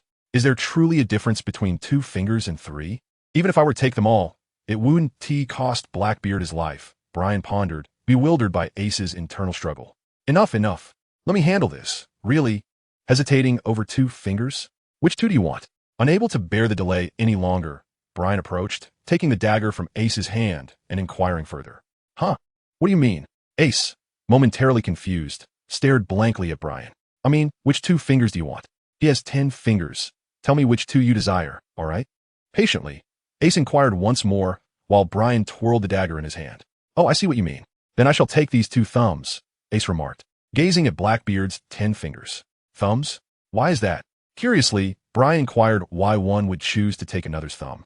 "It is quite simple, really. Observe Teach's 10 fingers. Only the thumbs appear somewhat robust, albeit slightly short. Nevertheless, a sacrifice is invariably more valuable when it is larger in size." Ace stroked his chin, articulating his thoughts. "Well, that's a compelling reason. Let us proceed with 2 thumbs then." With that, Brian raised his hand, prepared to sever Blackbeard's 2 thumbs. "Wait a moment," Ace suddenly interjected, halting Brian's motion. "When you strike, aim to be swift, precise, and ruthless so that Teach experiences minimal suffering." In response to Brian's perplexed gaze, Ace offered an awkward smile. "You're not intending to kill him, so why concern yourself with his pain? Besides, he is already unconscious and cannot possibly feel me cutting his thumbs. Enough talk. I shall proceed." With a disdainful pout, Brian twirled the dagger in his hand before swiftly delivering 2 strokes. The gleaming edge of the blade glided through the air, seemingly leaving no trace of disturbance. "Brian, did you miss?" Ace asked, bewildered, as he noticed Blackbeard's thumbs still firmly attached. "Look closely, I have indeed severed them," Brian replied irritably, returning the dagger to Ace, who observed a faint trace of crimson upon the blade. "I knew it. How could you possibly miss, Brian?" "Ha ha ha." Ace chuckled foolishly. Observing Ace's demeanor, Brian felt a twinge of exasperation. Was it not he who had just claimed Brian had failed? Leaning closer to Blackbeard's palm, Ace scrutinized it and indeed spotted a slender incision on the thumb, with a faint trickle of blood seeping out. Wow, what a swift strike. Witnessing such an injury, Ace gasped. Although the thumb was severed, it remained attached to the palm, quick enough that even the nerves in the palm could not react in time. "Stop staring. What is so fascinating about such unsightly fingers? Mine are far more aesthetically pleasing. Would you care to take a look?" Brian suddenly remarked, causing Ace's cheeks to flush with embarrassment. Ahem, I certainly did not gaze at his fingers. My focus was solely on the wound. Perhaps it is best to simply remove them. After a brief retort, Ace extracted the two thumbs from Blackbeard's palm, and blood immediately began to flow forth. As Ace severed the fingers, Blackbeard let out a muffled groan, indicating that even in unconsciousness, he was still capable of sensing pain. Ah, how intriguing. It appears that even those in a state of unconsciousness can experience sensations. I had assumed they felt nothing at all. Meeting Ace's gaze, Brian scratched his head and offered a mischievous smile. Well then, I should assist in staunching his blood flow to prevent him from bleeding to death. With that, flames erupted from Ace's hands, and he directed them toward the gaping wound of Blackbeard with a fierce intensity. The sound of sizzling filled the air, reminiscent of meat being charred, with an aroma so pungent that it wafted over from a considerable distance. As the flames seared the wound, the unconscious Blackbeard trembled violently. His brow furrowed tightly, making his agony palpable to anyone observing. "Ace, you are quite ruthless," Brian remarked, blinking in surprise as he gave Ace a thumbs up in admiration. I only meant to help him stop the bleeding. This was not intentional," Ace replied awkwardly after successfully halting Blackbeard's blood loss, retracting his flames. Despite the turmoil inflicted upon Blackbeard, Ace felt a twinge of compassion. Even if he were to eliminate his adversary, he would do so honorably and would never resort to such torturous methods. However, he had no intention of killing Blackbeard this time, so it should not pose a problem. He likely would not suffer nightmares as a result. "All right, Ace, you have retrieved your fingers. Let's take our leave." Brian waved to Ace, preparing to depart. "And what about him? What will happen to Teach?" Ace pointed at Blackbeard. "No need to worry. He still has two subordinates with him, so we don't need to concern ourselves. Let us go." With a dismissive wave, Brian turned to leave. His observation hockey informed him that Blackbeard as subordinates, Burgess and Doc Q, had awakened but remained concealed among the rubble, feigning death and too frightened to move. Given this, Brian saw no reason to expose them. Blackbeard still required the support of these two capable aides. Noting Brian's departure, Ace chose to remain silent and followed suit. Splash! After Brian and Ace had been gone for some time, the rubble stirred, and the figures of Burgess and Doc Q emerged. Finally, they're gone. Playing dead was indeed the right choice. Blood trickled down Burgess' forehead. Brian's earlier kick had nearly inflicted severe injury upon him. Fortunately, his tough exterior had allowed him to withstand the blow, though his arm throbbed painfully and was quite swollen. They left. What incredible luck. Doc Q, his hair disheveled, stared in the direction of Brian's departure, a clear imprint of a fist visible on his left cheek, his speech slightly labored. It was evident that Brian's punch had knocked out several of his teeth, hence his breathlessness. Moreover, his head still felt dazed, possibly a sign of a concussion. "Captain." Seeing his captain in such a state, Burgess gasped loudly and approached Blackbeard, surveying him. How tragic. The only words that could describe the scene, blood oozing from his mouth, his nose also bleeding, and a bruised imprint on his belly identical to the one on Doc Q's face. Additionally, both of his thumbs were missing, leaving behind charred scars that sent chills down Burgess's spine. Those fingers had been severed while Blackbeard was unconscious. Otherwise, the pain would have been unbearable. Observing his captain, Burgess thought that if it weren't for the signs of life still present, he might have believed Blackbeard was dead. "Doctor, why don't you come over and check on the captain's injuries?" Burgess called out to Doc Q. "Rest assured, the captain is quite fortunate. He won't perish." Slowly approaching, Poison Q weakly uttered a few words. With a single glance, he discerned that although Blackbeard bore quite severe injuries, none were fatal. However, the blow to his abdomen had undoubtedly inflicted serious damage. Based on his estimation, Blackbeard would require a period of rest lasting no less than a month or two for proper recovery. Moreover, the loss of two thumbs added to their plight. While the average person might dismiss this as inconsequential, Poison Q, being a physician, was acutely aware of the gravity of the situation. The absence of thumbs would render daily life exceedingly inconvenient, a notion he found hard to fathom.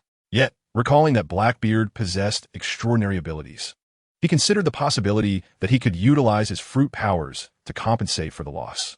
With this thought, Poison Q felt a sense of relief. "Let us carry the captain back to the ship for treatment," he called out to Bias. "All right, I understand," Bias replied without hesitation, lifting Blackbeard from the rocks and slinging him over his shoulder as they departed with Poison Q. Meanwhile, on the other side, Brian and Ace arrived at the quaint town on Bonero Island and stepped into a tavern. "Owner, a beer for me and a juice for him, please." Taking a seat, Ace greeted the proprietor. "Ace, are you contemplating a return?" Brian inquired. "Indeed, I have been out for quite some time. I initially intended to capture Teach, but upon encountering you, I had no choice but to return with only 2 fingers of Teach." Ace chuckled softly. "Capture him? Ace, you nearly capsized, and you came perilously close to falling into the hands of that cowardly Black," Brian rudely remarked, causing Ace's expression to stiffen. How can you be so disrespectful to your older brother? Luffy is far more endearing than you." Ace vigorously ruffled Brian's hair, instantly feeling a sense of relief. "Oh no, don't mess up my hairstyle. It's quite difficult to manage with long hair," Brian protested, casting a displeased glance at Ace. "Why does a boy need long hair? You already resemble a little girl, and now it's even more pronounced." Ace found this somewhat perplexing. Brian's appearance had always been prone to misunderstandings, and with long hair, it would surely invite even more confusion.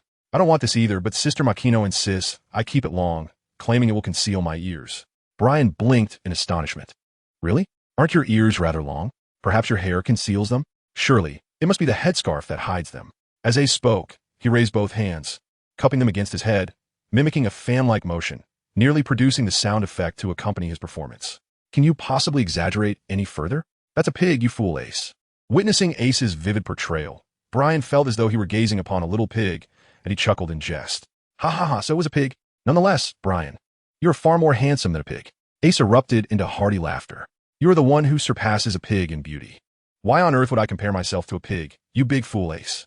Brian argued, his face slightly flushed, eyes wide with a glint of fury as he glared at Ace, almost overwhelmed by the urge to strike him. Who would ever compare their appearance to that of a pig? "My apologies, I misspoke," Ace said, offering a sheepish smile in response to Brian's disapproving gaze, readily admitting his error. That's more like it. Be careful on your way back. Don't let anyone catch you."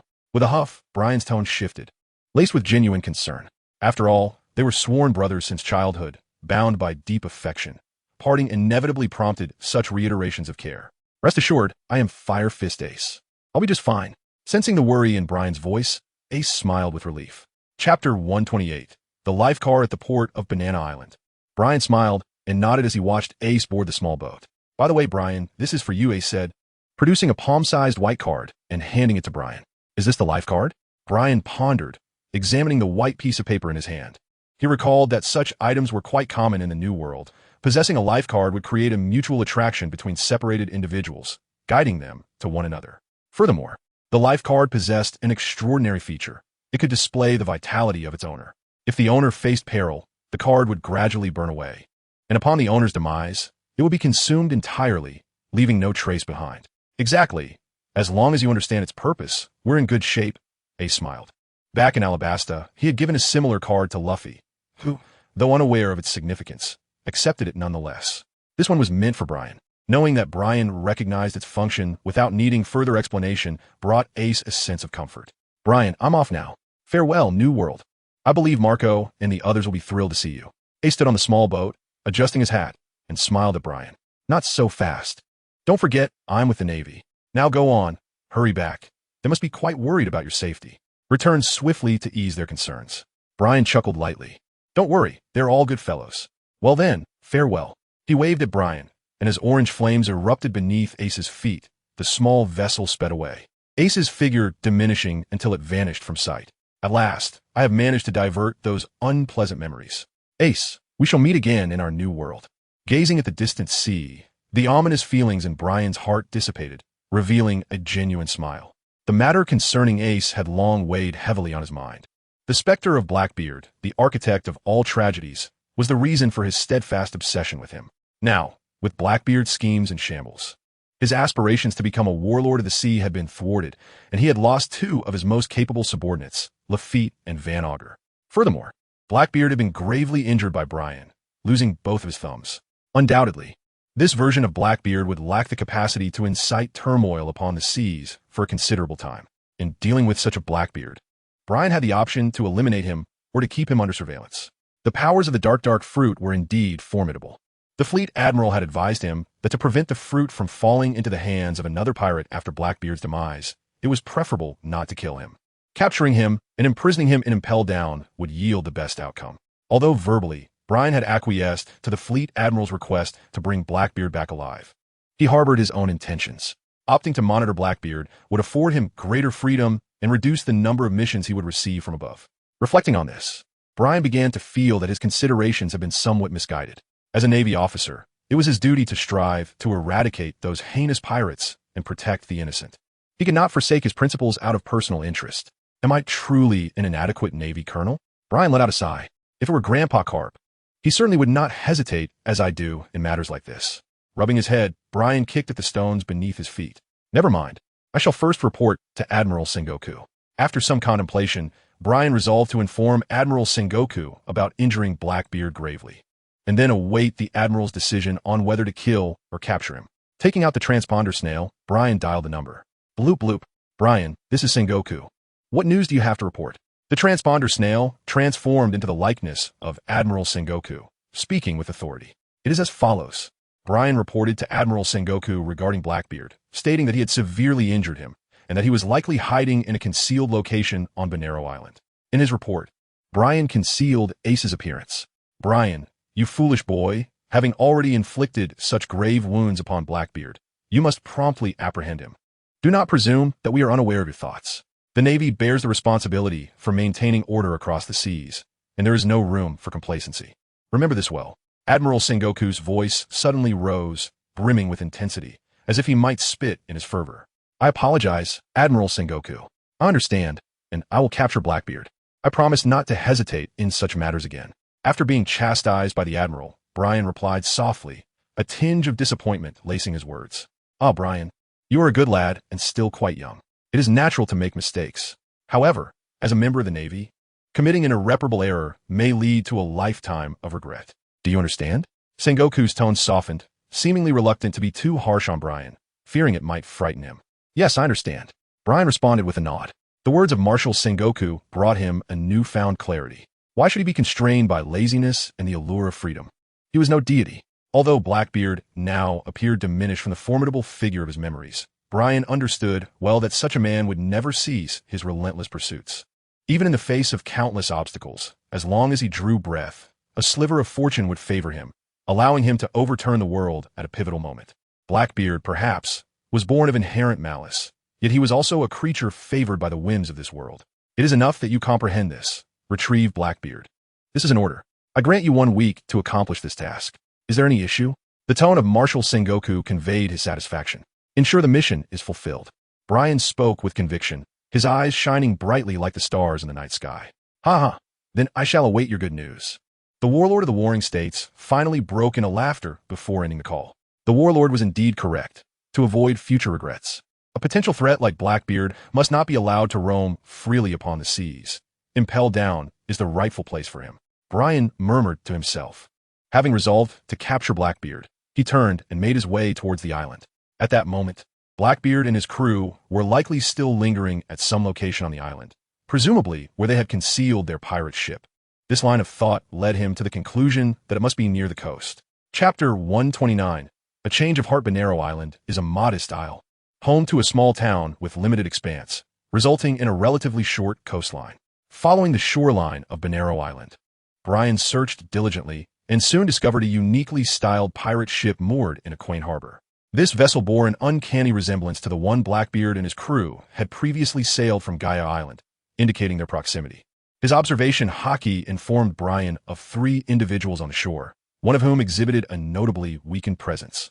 It had to be Blackbeard along with Bagus. There was no doubt that the other 2 were Q and the others. I can't believe you dared to remain here.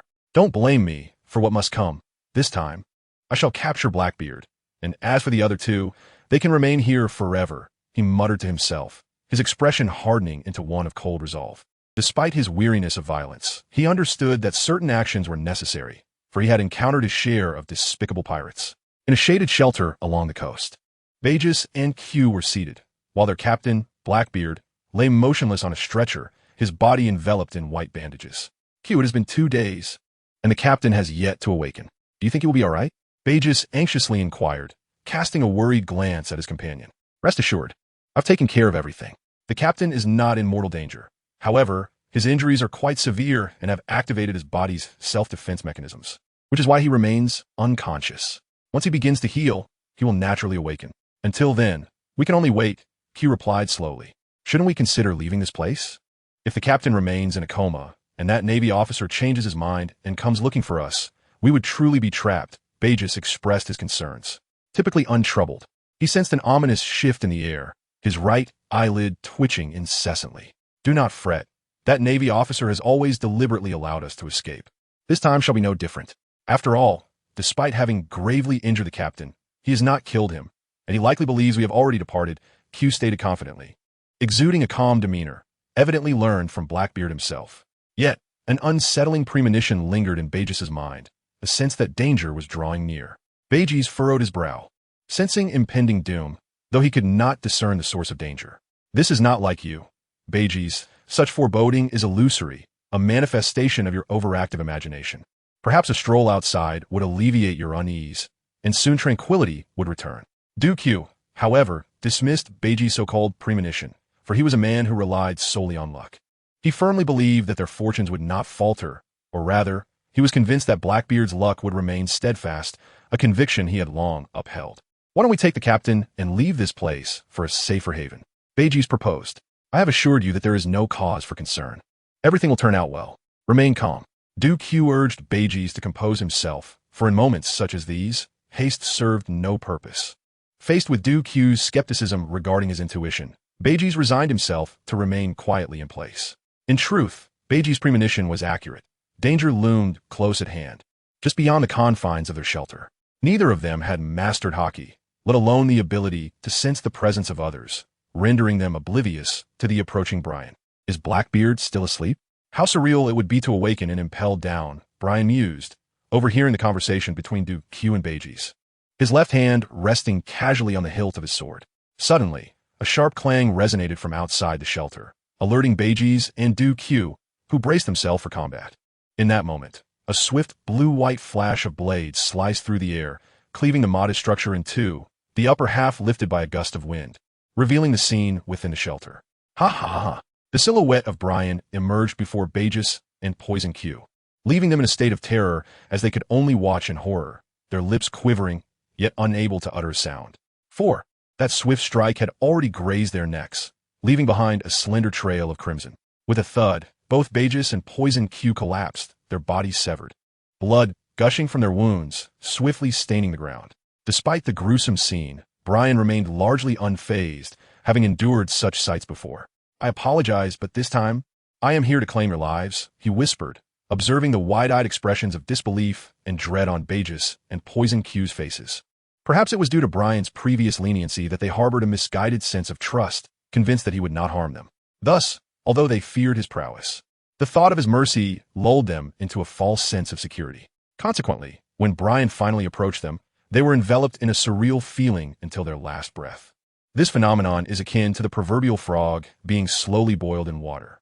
However, Brian had no intention of boiling these frogs. His lethal actions were unexpected. After all, the future is filled with countless possibilities based on varying developments. It was the encounter with Ace that prompted Brian to contemplate deeply, leading him to contact Admiral Sengoku to report his actions, only to receive a reprimand that imparted crucial insights. Had he not crossed paths with Ace, Brian might have continued with his seemingly effortless task, taunting Blackbeard, suppressing him, and enjoying the freedom to roam wherever he pleased. Yet, as Admiral Sengoku warned, his actions could one day result in dire consequences, casting a shadow of regret over his life. Thus, Brian resolved to alter his course, deciding to conclude this light-hearted mission by incarcerating Blackbeard. No matter how formidable the powers of the dark fruit might be, once imprisoned and impelled down, it would be exceedingly difficult for Blackbeard to stir any further turmoil. Historically, no pirate who has entered impelled down has ever escaped. Only one legendary pirate, The notorious Captain Shiki managed to break free, but he paid the price by losing both of his legs. Chapter 130. The impact of Haki aside from Captain Shiki. No one has ever successfully escaped from Impel Down. Brian firmly believed that once Blackbeard was imprisoned in Impel Down, there was a 95% likelihood that an escape would prove impossible. The remaining 5% rested solely on the capricious favor of fate. Regardless, Blackbeard could not be compared to the formidable Captain Shiki. In terms of strength, Blackbeard was woefully inferior, and in terms of ambition, Shiki, possessing the Conqueror's Haki, stood unparalleled. Moreover, it was Shiki's own reckless decision to single-handedly assault the Navy headquarters that led to his downfall and subsequent incarceration at Impel Down, having been vanquished by Admiral Sengoku and the legendary hero Garp. Had Blackbeard been in Shiki's position, he would not have acted so impulsively without sufficient power. To put it more graciously, one could say Blackbeard is a strategist who acts only after careful consideration. To put it less charitably, he is a cunning schemer who waits to see a rabbit before releasing his hawk. First cautious, then formidable. Such a person is, in fact, more challenging to contend with. Should he grow in strength, he would undoubtedly become a significant threat to his adversaries. Cowardly Blackbeard, you shall spend the remainder of your life in Impel Down. I shall choose the finest chamber for you on the 6th floor. No need for thanks, Brian murmured, observing Blackbeard, now reduced to a state resembling a desiccated corpse. Subsequently, Brian secured Blackbeard with sturdy ropes, his movements devoid of gentleness, for the captive felt nothing at all. Facing the sea, Brian whistled, and soon the sea lion Little White appeared at the shore. Little White, we shall first return to the Navy headquarters and deposit this fellow into the Grand Prison, Brian said with a smile, gesturing toward the bound Blackbeard. Rumble, Little White responded, signaling Brian to mount. As Brian hoisted Blackbeard onto Little White's back, he turned to glance at the pirate ship, then lifted his foot and unleashed a series of air slashes, shattering the vessel into fragments. Little White, let us depart. After completing all of this, Brian uttered a few words to Little White, who promptly departed. A week later, Brian successfully returned to the Marine headquarters at Marineford. During the journey, Blackbeard regained consciousness. But to prevent him from realizing his predicament, Brian continuously employed his haki to impact Blackbeard's mind, ensuring he remained in a state of slumber. Poor Blackbeard. Every time he briefly awakened, he succumbed to sleep once more within mere seconds. Despite his concerns that this might harm Blackbeard's brain, Brian felt compelled to proceed in this manner. He needed to ensure that when Blackbeard awoke, it would be within the confines of Impel Down. This was the only assistance Brian could offer him, a means to leave him with a fantastical memory. Over the past few days, Brian had come to appreciate Blackbeard's remarkable physical resilience, which far surpassed that of an ordinary individual. Despite sustaining such grievous injuries, he had healed nearly halfway within just a few days. At this rate, he would be fully recovered in just over half a month. Contrary to what Poison Q had claimed, that it would take more than a month. Little White, feel free to enjoy yourself, but remember not to stray too far, Brian advised as he carried Blackbeard to the port of the Marine headquarters before taking his leave. After Brian departed, Little White turned and submerged into the depths of the sea, swimming towards the distance. It recalled the last encounter with a rather careless giant who had commanded it to wait, a memory that lingered vividly. Now seemed the perfect moment to teach that giant a lesson, to impart a sense of its own prowess. On his way back to the marshal's office, Brian was greeted with exuberant enthusiasm. Countless sailors approached him to extend their greetings, abandoning their training tasks. While the men were one thing, the women also joined in, tugging at his clothing. This overwhelming attention left Brian quite flustered, prompting him to seek a moment to discreetly slip away. Navigating his way to the marshal's office with familiarity, Brian carried a substantial object that piqued the curiosity of many naval officers. As a celebrity within the Navy, Brian was a figure known to all. Were it not for the strict discipline within the naval headquarters, it was likely that posters of Brian would adorn every wall. Reporting in, Colonel Brian, he announced upon reaching the entrance of the Marshal's office. Come in, came the voice of Admiral Sengoku. Hearing this, Brian pushed open the door and entered. Upon entering, he discovered not only Admiral Sengoku, but also Garp and Admiral Aokiji, appearing rather relaxed, as if enjoying a holiday. Grandfather, it's been a while. Brian greeted Garp with a gentle smile. It has indeed, Brian. It's wonderful to see you in such high spirits, Garp replied, cheerfully munching on some rice crackers while gazing fondly at Brian. Colonel Brian, allow me to introduce you to Admiral Aokiji, he said, saluting Aokiji respectfully. Since you are Garp's grandson, there's no need for such formality. Just call me Kuzan, Aokiji replied lazily, waving his hand to encourage a more casual interaction. By the way, is what you're holding person? Aokiji inquired, noticing the object in Brian's grasp. Indeed, Mr. Kazan, this is Blackbeard Teach, a user of the dark fruit. Brian nodded, lowering Blackbeard and untying the ropes to reveal his visage. Indeed, this is Blackbeard Teach. Well done, Brian. You have executed this task admirably. Admiral Sengoku regarded Blackbeard on the ground with an appreciative glance towards Brian. Oh no, it was your reminder, Admiral Sengoku. I merely performed a trivial act, Brian replied, scratching his head with a faint smile. Ha ha, Garp, did you hear that? Brian's words are far more melodious than your old grumblings. You hardly resemble a Navy man. Sengoku chuckled at Brian's remark. In response, Garp, with a dismissive gesture, scoffed. What of it? Brian is still my grandson. He nonchalantly scratched his nose, indifferent to the banter. Sengoku, incensed by Garp's insouciance, harbored a growing frustration.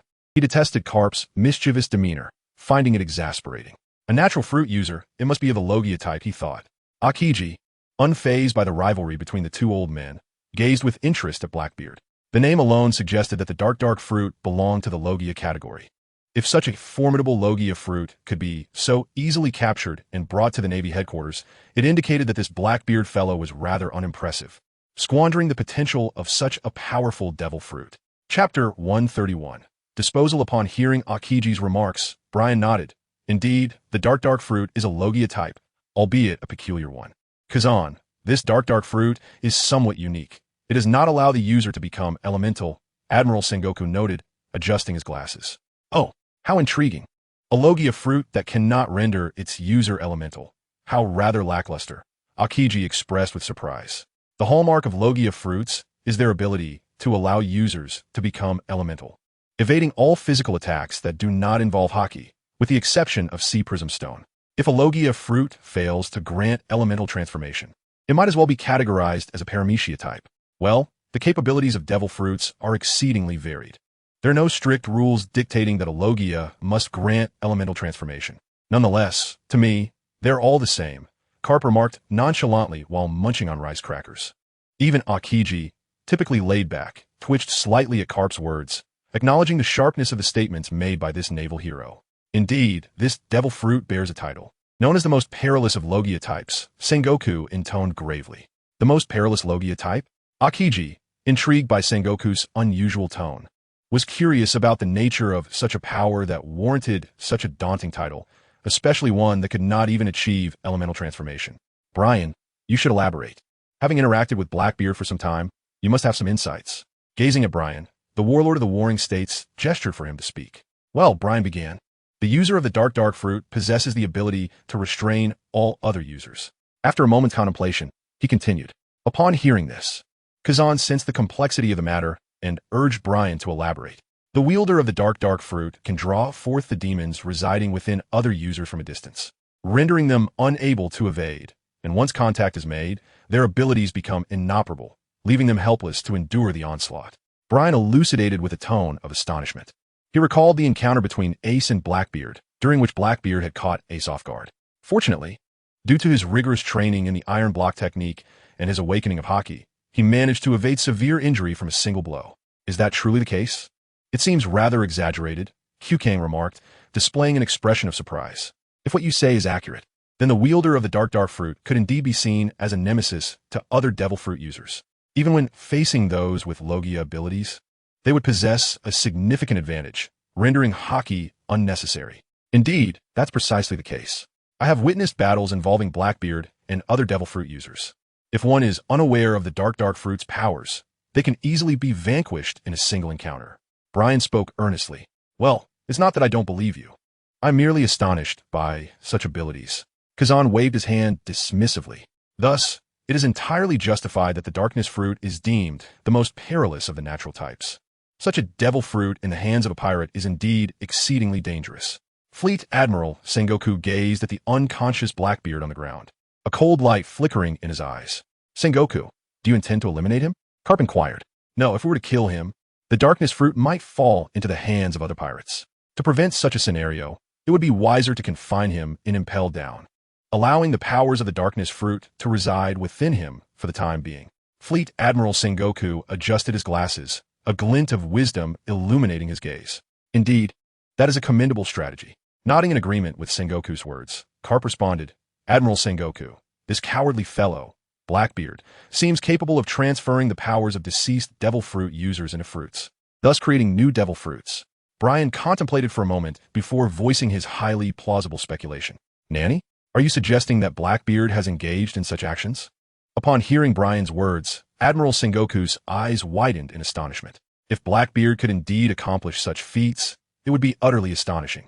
With such a capability, did it imply that he had envisioned the creation of a legion entirely composed of devil fruit users? This would be even more terrifying than Kaido's artificial Zoan devil fruit army. Hey, is this guy truly capable of such things? Even Kazan's eyes widened in disbelief. If one could freely transfer devil fruit powers, the Navy would not have to exert so much effort in gathering them. Not all. It's merely my conjecture that he could achieve this. In reality, I have never witnessed it. Rubbing the back of his head, Brian chuckled.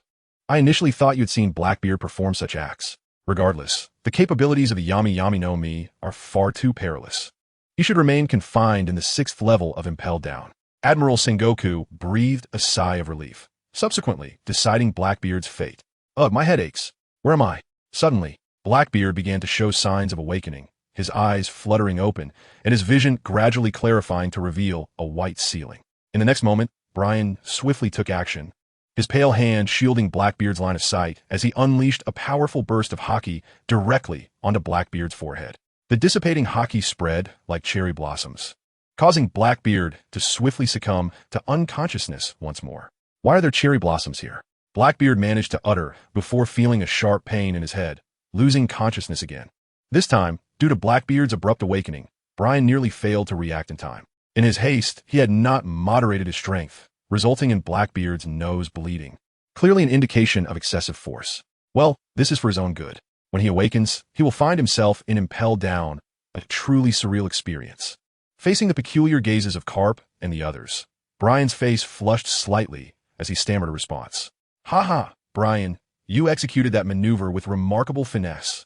Garp erupted into laughter, easily discerning that Brian had employed a technique known as flowing sakura, allowing haki to flow and achieve the effect of impacting objects from distance.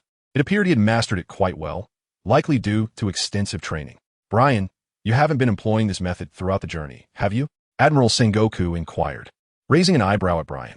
Indeed, his awakening would have been troublesome, so I had no choice but to put him back to sleep. Moreover, he regains consciousness rather quickly, which has kept me on constant alert. I haven't been able to sleep well at all. As he spoke, Brian kicked Blackbeard's leg, expressing his dissatisfaction. Hearing Brian's words, both Fleet Admiral Sengoku and Kazan were left speechless. With such mastery of haki, it seemed rather extravagant to use it in such trivial matters. Chapter 132. The invitation in the office of the Marine Fleet Admiral. Laughter erupted, resonating so loudly that even passing Navy officers outside could hear it. It was the distinctive laughter of Garp. Foolish Garp, did you teach him to use haki like this? It's utterly absurd. Upon hearing Garp's thunderous laughter, Sengoku could not help but chastise him, attributing all the blame to Garp. Using such methods against foes is one thing, but employing haki against one's comrades? That would lead to chaos. Haki can inflict considerable harm, especially in the case of someone like Brian. If it were used on an ordinary Navy soldier, it could very well render them a simpleton. That is not my concern. I merely offered a few casual remarks. This is all Brian's own skill. Sengoku, do not place the blame on me. Garp laughed heartily again, as if recalling something amusing. Garp, you old rascal. Brian, is what Garp said true? After cursing under his breath, Fleet Admiral Sengoku turned to Brian, expressing skepticism towards Garp's claims. In Sengoku's eyes, a child as remarkable as Brian would not engage in such reckless behavior. It must surely be Garp's misguided teachings. This is something I thought of myself.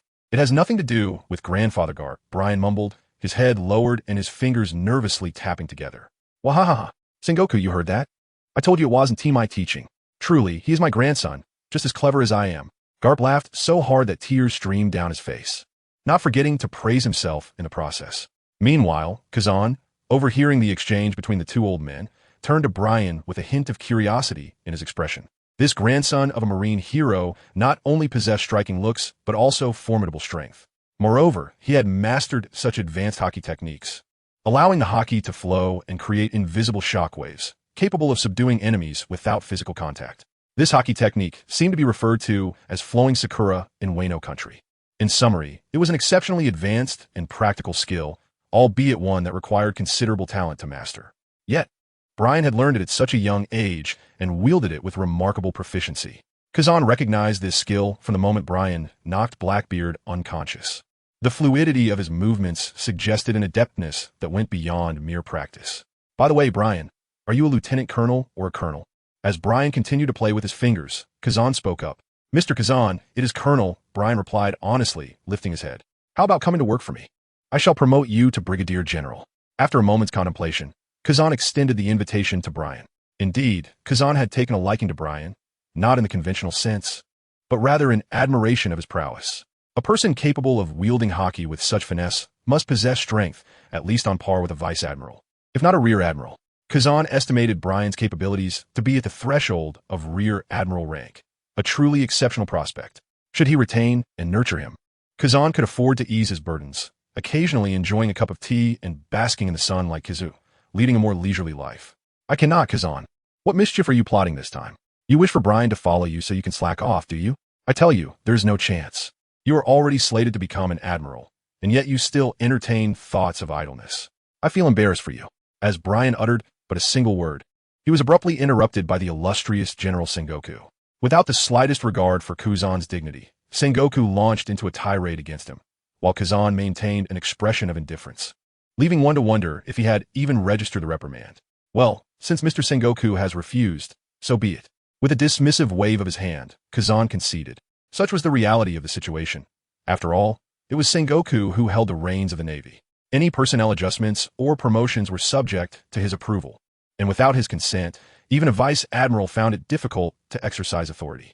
Then let Brian come to me, Garp proposed, having swallowed a piece of rice cracker. I assure you, I shall train him into a formidable marine. What do you think?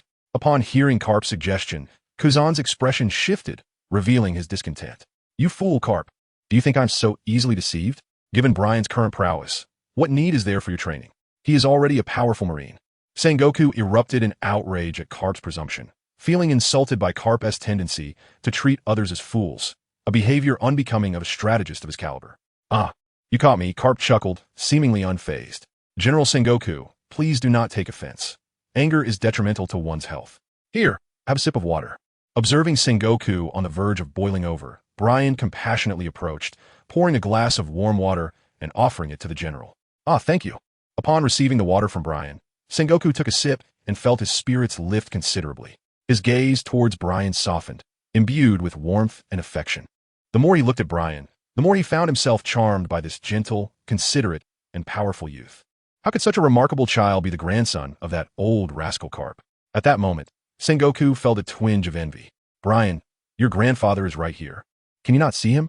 Garp remarked, feeling a tinge of discomfort at his grandson's concern for Sengoku, especially as he received the warm water.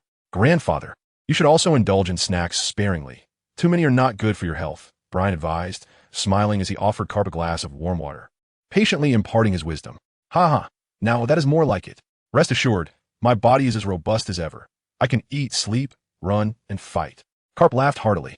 TCH, even envious of your own grandson. Garp, you truly are regressing with age, Sengoku remarked, casting a sidelong glance at Garp. What? Sengoku, repeat that if you dare. Do you not believe I would consume all the rice crackers you have stashed away, leaving none for you? Garp's temper flared at this, and he retorted vehemently. You dare? You rascal, Garp.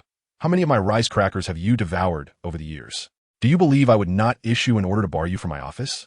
Sengoku placed the cup on the table with a thud, glaring at Garp, exuding an air of urgency. Witnessing the esteemed fleet admiral and the celebrated naval hero squabbling over such trivial matters, Kazan stifled a yawn, feeling the heavy weight of slumber creeping upon him. Chapter 133. Standby. Following this, Brian skillfully mediated to quell the conflict between the two venerable gentlemen. Meanwhile, Kazan's snores began to resonate in the room. Enter. Fleet Admiral Sengoku called towards the door, and two naval sergeants stepped inside. Cuff this pirate with sea prism stone handcuffs and escort him to impel down. Inform Magellan that he must be confined on the 6th level under strict surveillance. Should any issues arise, I shall hold you accountable. Do you understand? Sengoku instructed earnestly. Yes, Fleet Admiral, we shall carry out your orders. The two sergeants affirmed as they retrieved a pair of sea prism stone handcuffs, securing them onto Blackbeard before hoisting his hefty frame and exiting the office. Fleet Admiral, Is there any other task you wish to assign me? With Blackbeard now taken away, Brian redirected his gaze to Sengoku. He had intended to prolong this task, but Sengoku's intervention had put an end to that notion. Not at the moment. For now, remain on standby at headquarters. I shall call for you if needed. After a moment of contemplation, Sengoku resolved to keep Brian at headquarters for any unforeseen circumstances. Understood. Brian acknowledged the Fleet Admiral's directive, fully prepared to comply. Kazan, how much longer do you intend to sleep? As a Vice Admiral, do you not have a sense of your responsibilities? Get to work. With the snores growing increasingly loud, Sengoku's forehead tightened with veins protruding as he bellowed. Yes, yes. I understand. Who says I am asleep? I was merely contemplating the intricacies of life, Kazan retorted, attempting to defend himself, albeit lacking in persuasiveness. Mr. Garp, Mr. Sengoku, I shall take my leave now. Rubbing his eyes, Kazan rose, bid farewell to Garp and Sengoku, and departed at a leisurely pace. Honestly, none of them provide any ease. Sengoku remarked once Kazan had exited. It matters not. In critical moments, they are invariably reliable. What is there to worry about? Garp replied nonchalantly. What are you still doing here? Do you intend to ruin my sunbae as well? Sengoku shot Garp a glare, nearly articulating a curt dismissal. Petty as ever. Very well. I have had my fill today. I shall return another time. Brian, let us depart. With a swift motion, he crumpled the bag in his hand and tossed it onto the desk of Admiral Sengoku. Garp called out to Brian and strode out of the office with an air of confidence. Farewell, Admiral Sengoku. Noticing the grim expression on the Admiral's face, which rendered his eyes and nose nearly invisible, Brian hastily uttered a quick farewell before hurriedly pursuing Garp. Damn Garp. Moments later, a terrifying voice bellowed from the Admiral's office, echoing throughout the entire naval building. It was yet another clash between Admiral Sengoku and Vice Admiral Garp. How many times had it been now? No one knew, but it had certainly occurred on numerous occasions. Gradually, sailors began to discuss the incident in a rather casual tone, having grown accustomed to such occurrences. Upon exiting the Admiral's office, Brian followed Garp to the training grounds, where Instructor Borshi was currently training two sailors, Balumeb and Kobe. After a period of absence, Brian noticed a significant transformation in both of them. Their changes were so profound that one might even liken it to a complete makeover. Balumeb and Kobe were no longer the short, frail individuals they once were. They had both grown considerably taller. Their muscles had become more solid and robust, dispelling any remnants of their previous frailty. They no longer appeared timid, and their gazes had transformed entirely. Grandpa, they've changed remarkably. They must have grown considerably stronger, Brian remarked with a smile as he observed the two attacking Instructor Borshi. Those two little rascals still have a long way to go, he added, though Garp's smile betrayed his true feelings. It seemed that Balumeb and Kobe's recent performances had indeed impressed Garp, prompting him to regard them with newfound respect. What do you think, Brian? Would you like to give them a try? Garp suddenly turned to Brian, his eyes sparkling with anticipation. Perhaps I should give them a go. Brian hesitated momentarily before agreeing. He understood that Garp intended for him to provide a lesson to Balumeb and Kobe, perhaps to humble them a bit, as their recent progress may have inflated their pride. Just then, Brian returned, and Garp seized the opportunity to utilize him as a means of instilling some discipline in the two. Borshi, look who has arrived. Garp called out to the instructor in the training area with a nod. Vice Admiral Garp, and also Colonel Brian. Borshi paused in his actions upon noticing Brian beside Garp. Vice Admiral Garp, Colonel Brian, Balumeb, and Kobe immediately snapped to attention upon seeing the newcomers, saluting them with military precision. Now, your opponent will be Brian. Give it your all. If you can defeat him, that will be splendid, Garp proclaimed with a hearty laugh. As he spoke, Garp burst into hearty laughter. Admiral Garp, Colonel Brian is a master swordsman. How could we possibly defeat him? Kobe thought Garp was jesting, believing they stood no chance against Brian. Indeed, how could they contend with such a renowned swordsman? Balumeb nodded in agreement, although their strength had notably increased during this time. They had not become so arrogant as to think they could face a master swordsman. Rest assured, Brian won't use his sword, nor the 6 styles. He will only engage you with basic martial techniques. What do you say? Are you brave enough to step up? Garp proposed, enticing the two. Upon hearing Garp's words, Balumeb and Kobe exchanged glances, considering the possibility. What is the swordmaster's greatest strength? Undoubtedly, it lies in the sword itself. A swordsman wielding a blade is vastly different from one without it. This was a lesson Kobe and Balumeb had learned from other naval swordsmen. Furthermore, Brian would employ the Navy's 6 styles, which seemed to level the playing field between them. With this thought in mind, Kobe and Balumeb felt a surge of eagerness. Noticing the glimmer of determination in their eyes, Garp chuckled inwardly. The two youngsters had finally taken the bait. Soon, they would truly understand the meaning of their always greater beings. Catching the gaze of his grandfather, Brian felt somewhat exasperated. Why must he be the one to deliver this lesson?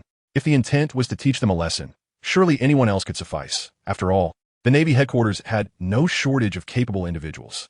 Chapter 134. Their always greater beings. Half an hour later. Kobe, it seems you still have much to practice. Otherwise, who knows when you might defeat me? Brian remarked with a smile, observing the two sprawled on the ground. Colonel Brian, please don't jest. There's no way we could ever defeat you, Kobe replied. His face flushed as a strand of blue hair brushed against him, tickling his cheek. Be more confident. I am human, not a deity. With that, Brian stood and returned to Garp's side. You are indeed not a god, but neither are you merely human. You are a monster, a genuine, fearsome monster, Balumeb exclaimed candidly. In that brief half hour, they had exhausted every tactic, even resorting to verbal jabs. Yet they had not managed to grasp even a corner of Brian's clothing. It was utterly tormenting. Enduring a one-sided beating, Brian had not even utilized the 6 styles.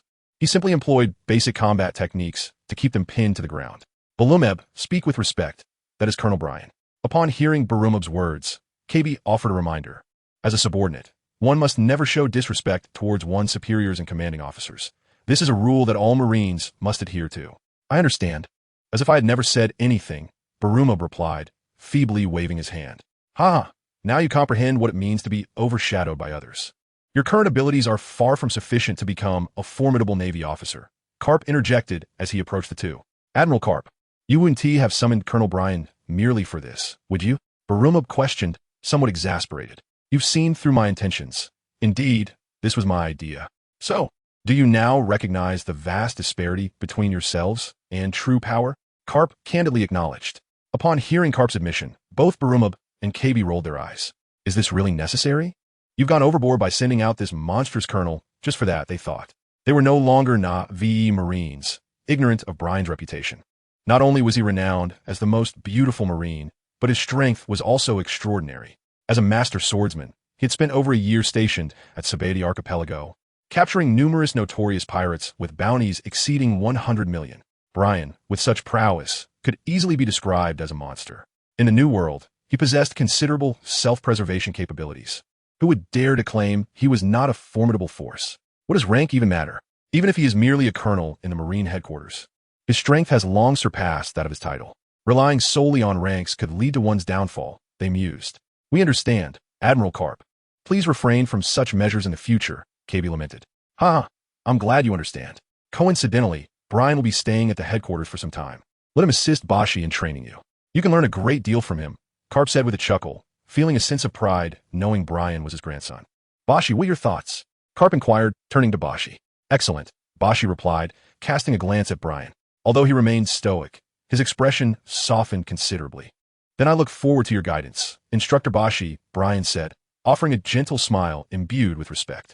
He would never forget the kindness of this mentor who had shaped his path. Bashi nodded slightly, a hint of a smile gracing his lips. Not only did Garp take pride in Brian, but Bashi also cherished him as a source of pride within his heart. The years spent teaching Brian had brought Bashi immense joy. We shall be seeing each other frequently from now on. Are you welcoming this? Observing Kobe and Balumber, Brian chuckled and remarked, of course you are welcomed. Of course, you're not welcomed. As these words escaped his lips, Kobe and Balumber exchanged glances, silently blaming each other for their indiscreet remarks. You two are truly amusing. Brian was amused. In the days that followed, he frequently visited this place, assisting Instructor Bosi in training the two of them. While Instructor Bosi focused on swordsmanship, Brian took charge of physical combat. On this particular day, Kirby and Balumber faced off against Brian in the training arena. As usual, the two struggled to grasp even the hem of Brian's garment, while his fists landed with precision on their body's most sensitive areas. Ouch, that hurt terribly. After the bout, Kirby and Balumber lay sprawled on the ground, racked with pain. All right, that's enough for today. Let's take a breather. Stretching and yawning, Brian looked utterly adorable, captivating Balumber's gaze. I still find it hard to accept that he is indeed a man. Why couldn't he be a woman? Sigh. If only he were female, I would surely pursue him. Lying on the ground, Balumber sighed. Balumber, do you wish for death?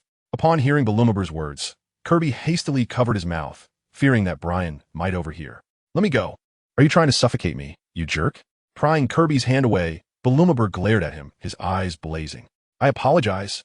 I was merely concerned that Colonel Bryan might hear what you said and become angered. Kirby replied, awkwardly. Rest assured, he won't get upset.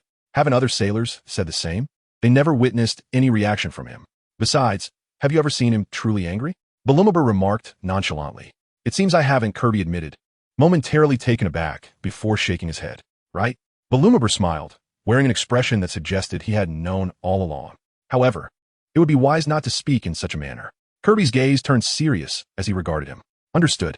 With a slight pout, Barumbai responded impatiently. Upon receiving his assent, KB let out a sigh of relief. For him, there was nothing more unsettling than the clandestine discussions about the commander. It is worth noting that other naval officers seldom displayed kindness towards the Marines.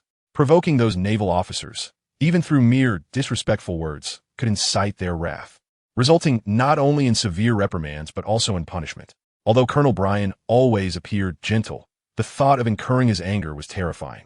He was a man renowned for his ferocity. Chapter 135. The sinking of Judicial Island on the training grounds. KB and Barumbai whispered to each other, oblivious to the fact that Bryan was listening intently, absorbing every word. Should I be angry? Or perhaps even more so? After contemplating this question thrice, Bryan ultimately decided it was not worth his time. He would rather indulge in something delectable. In the blink of an eye, a month had slipped away. On this day, the naval headquarters suddenly became tense, with large contingents of sailors mobilizing and boarding colossal naval vessels. Once aboard, the Marines stood quietly at the ready.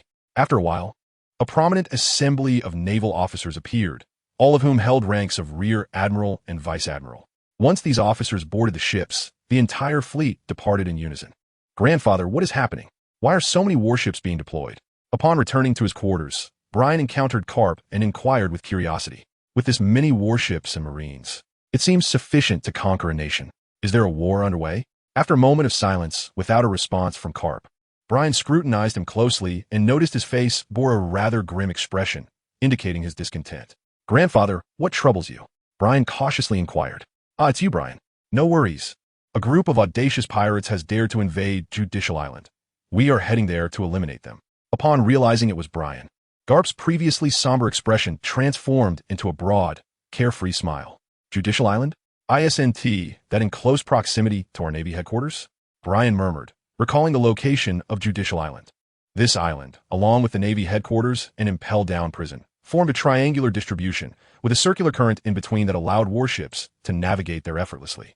At this moment, the pirates bold enough to intrude upon Judicial Island couldn't possibly be Luffy and his crew. Could they? As he contemplated the identity of these audacious pirates, Bryan cast a glance at Garp. It was no wonder Garp's earlier demeanor had been so grim. He must have known who the invaders were. Among them was his beloved grandson. How could he not be enraged? Grandpa, do you know the identity of those pirates? Bryan gazed at him. Well, Bryan, you should have known by now. Upon hearing Bryan's words, Garp's smile faded, and he let out a deep sigh. Yes. In response, Bryan could only nod. That fool, truly daring to act without considering the precariousness of his own life. It's exasperating. If only they could be like you, Bryan. Garp murmured under his breath, his tone filled with helplessness. Grandpa, do you believe in me? He is a man favored by fate, destined to emerge unscathed. With a gentle smile, Bryan reassured him, exuding confidence. Ha, is that so? Is that your belief? A man favored by fate? I have only ever encountered one such person. Roger, can that rascal truly possess such fortune? Upon Bryan's declaration, Garp burst into hearty laughter, ruffling his hair affectionately. Of course. With a firm nod, Bryan affirmed with a smile. Ha ha ha. Indeed, you're the one who knows how to please me the most. Let's take a stroll, and I shall see for myself if he is indeed a man favored by fate. Comforted by Bryan's words, Garp's spirits lifted considerably.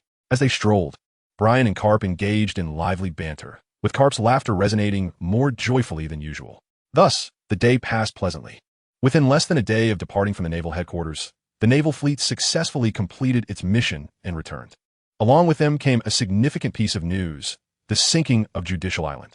It turned out that the deployment of so many naval vessels, including those led by rear admirals and vice admirals, was due to the demon-slaying order. The demon-slaying order is a formidable weapon authorized by the world government, wielded by the naval headquarters. This devastating instrument is designed to execute indiscriminate and destructive attacks on regions that signal a threat to the world government as dominion, obliterating all entities and individuals within those areas. It is accompanied by a golden transponder snail and a silver transponder snail.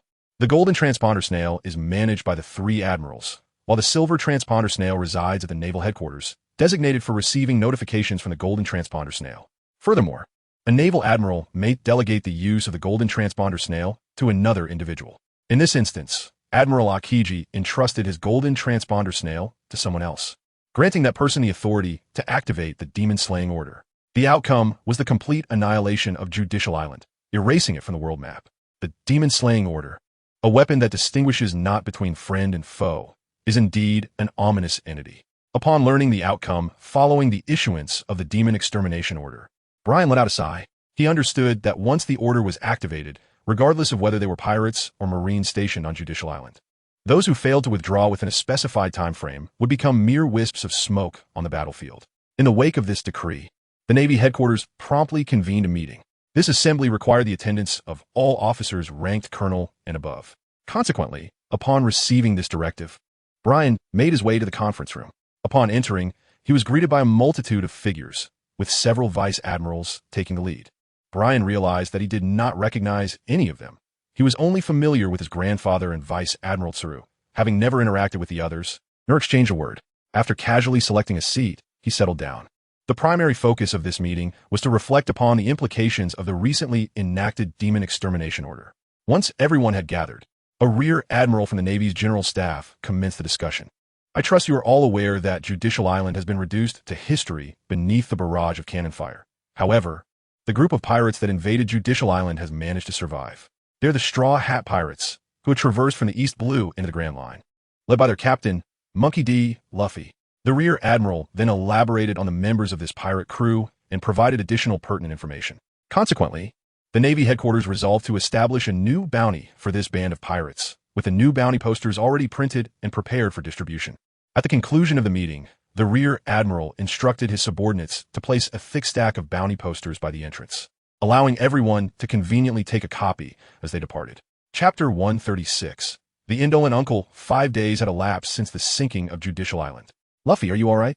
Holding a newspaper, I came across a report detailing the sinking of Judicial Island, which also mentioned the demon-slaying order and the band of pirates. In addition to the newspaper, there was a recent bounty notice that Brian had obtained at the conclusion of the meeting.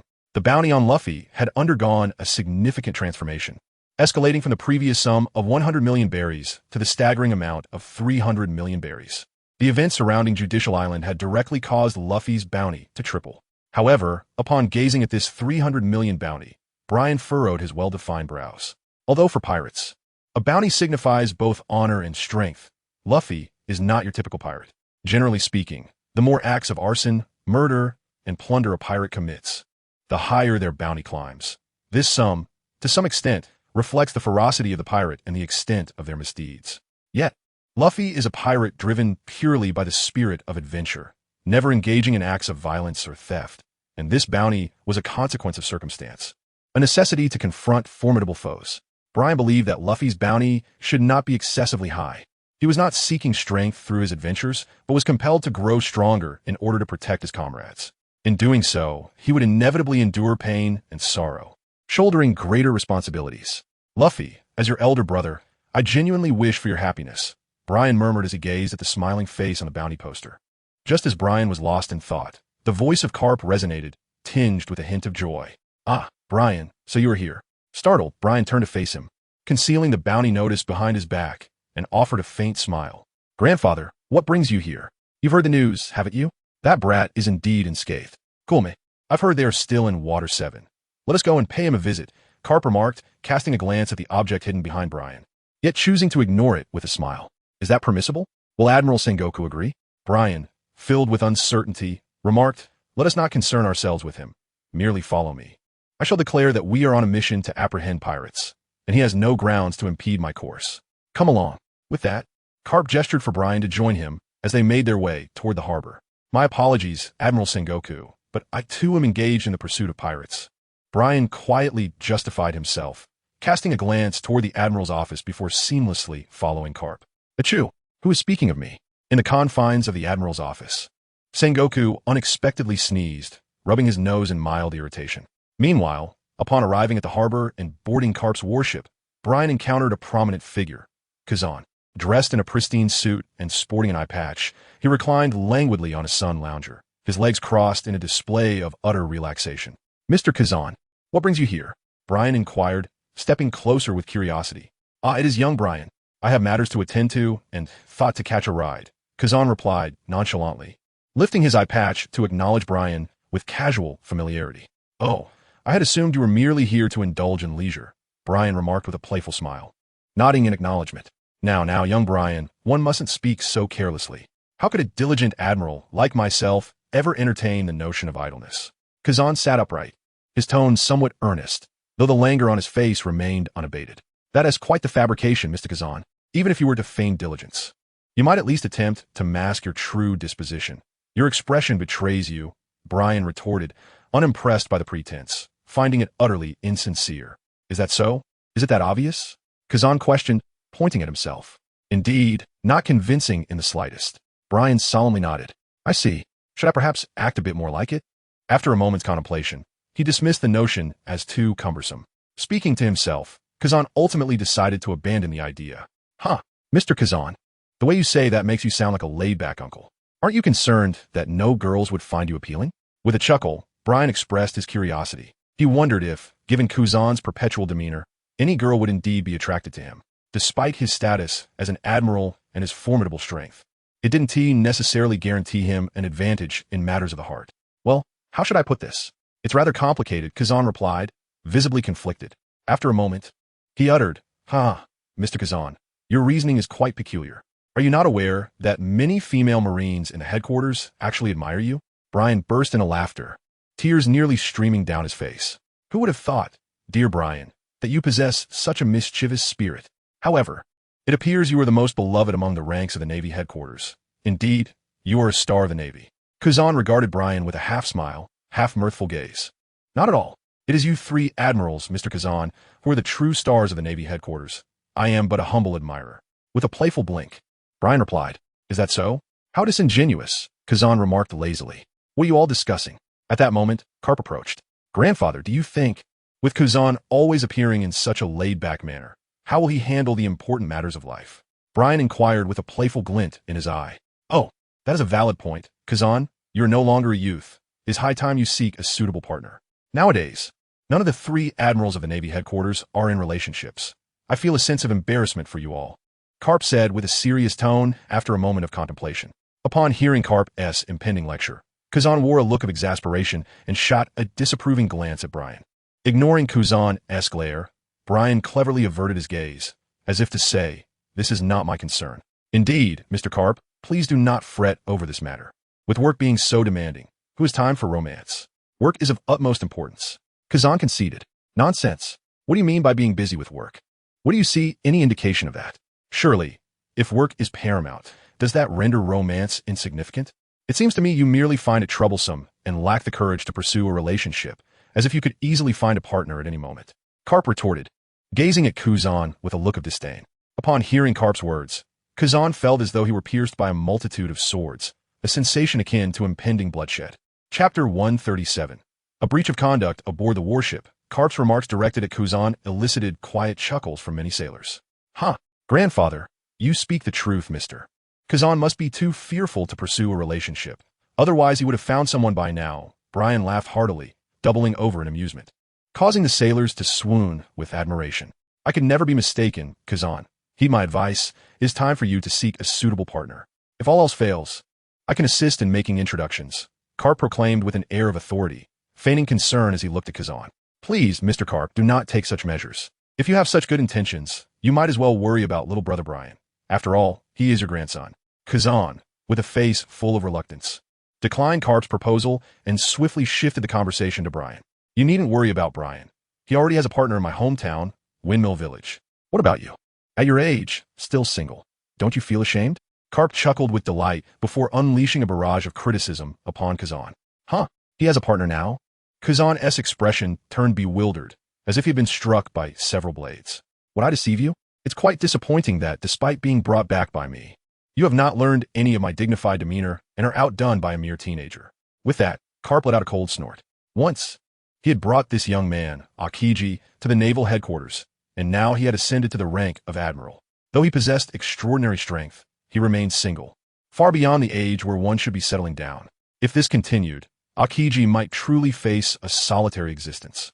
Contemplating this, Garp felt compelled to provide him with some familial guidance to alter his mindset. Brian, could you teach me how to find a partner?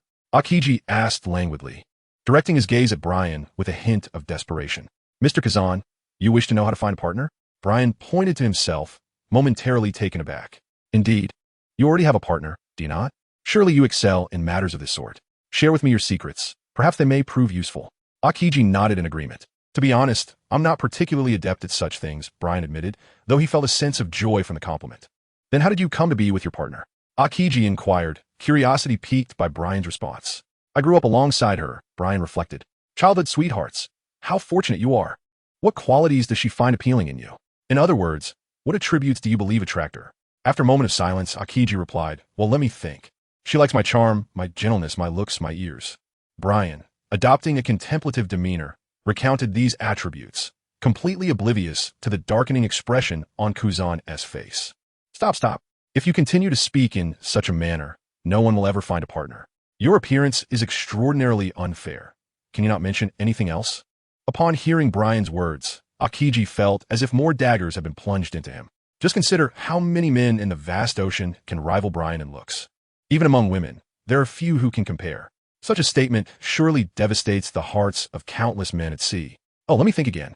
Nodding thoughtfully, Brian continued to ponder the qualities that rendered him quite popular. After a lengthy contemplation, he found himself at a loss to identify any additional traits beyond those he had already considered. I'm sorry, Mr. Kazan, but it seems I cannot think of anything else. He chuckled shyly, scratching his head and offering a bashful smile to Aokiji. Upon hearing Brian's remarks, Aokiji nearly toppled from his sun lounger. Ha, Kazan, do you see now? The disparity between you and Brian lies precisely here, and it has nothing to do with strength. Garp, who had been listening intently, finally burst into hearty laughter, tears streaming down his face. It was amusing to think that Aokiji would pose such a question to Brian. The two were entirely different in nature and shared no common ground, making any conclusions drawn quite ludicrous. Mr. Garp, have you finished laughing? Is this truly so amusing? It was you who instructed me to seek a partner, which is why I asked him. Aokiji shot a reproachful glance at Garp. Don't try to divert my attention. Do you think you can so easily dismiss my words? Such feeble tactics cannot deceive me. With a scoff, Garp saw through Aokiji's intentions. Indeed, it seems I cannot hide anything from you, Mr. Garp. Aokiji, having been caught in his ruse, felt no embarrassment. After all, it was merely idle chatter. Mr. Kazan, with such an attitude, you may truly find it difficult to find a partner. Not only Garp, but even Brian felt that Aokiji was far too indifferent regarding such matters. Could it be that embodying the persona of a laid-back uncle would indeed attract more young women in the future? Well, that is a matter for another time. My young brother, once you find yourself in my position, you'll understand, Aokiji replied lazily, reclining on his sun lounger and donning an eye mask. Not a chance. Brian pouted, unwilling to assume Aokiji's role. He was quite content with his current position, striving to protect ordinary people, which was enough for him. Brian, don't mind him. I truly wonder where he learned such a lackadaisical demeanor, Garp remarked, casting a disapproving glance at Aokiji. Grandpa, when you meet Luffy this time, will you capture him? Suddenly, Brian posed the question. Well, that depends on my mood. If he can call me Grandpa as sweetly as you do, then perhaps I shall let him be. However, if upon seeing me, he reacts as if encountering a ghost, attempting to flee, then he cannot blame me for my lack of courtesy. As he spoke, a glimmer sparked in Garp's eyes. Witnessing such a demeanor from Garp, Brian could not help but feel concern for Luffy. Upon seeing Garp, Luffy's instinctive reaction was to evade. There was no way he would obediently call him grandfather. This was a predicament devoid of options.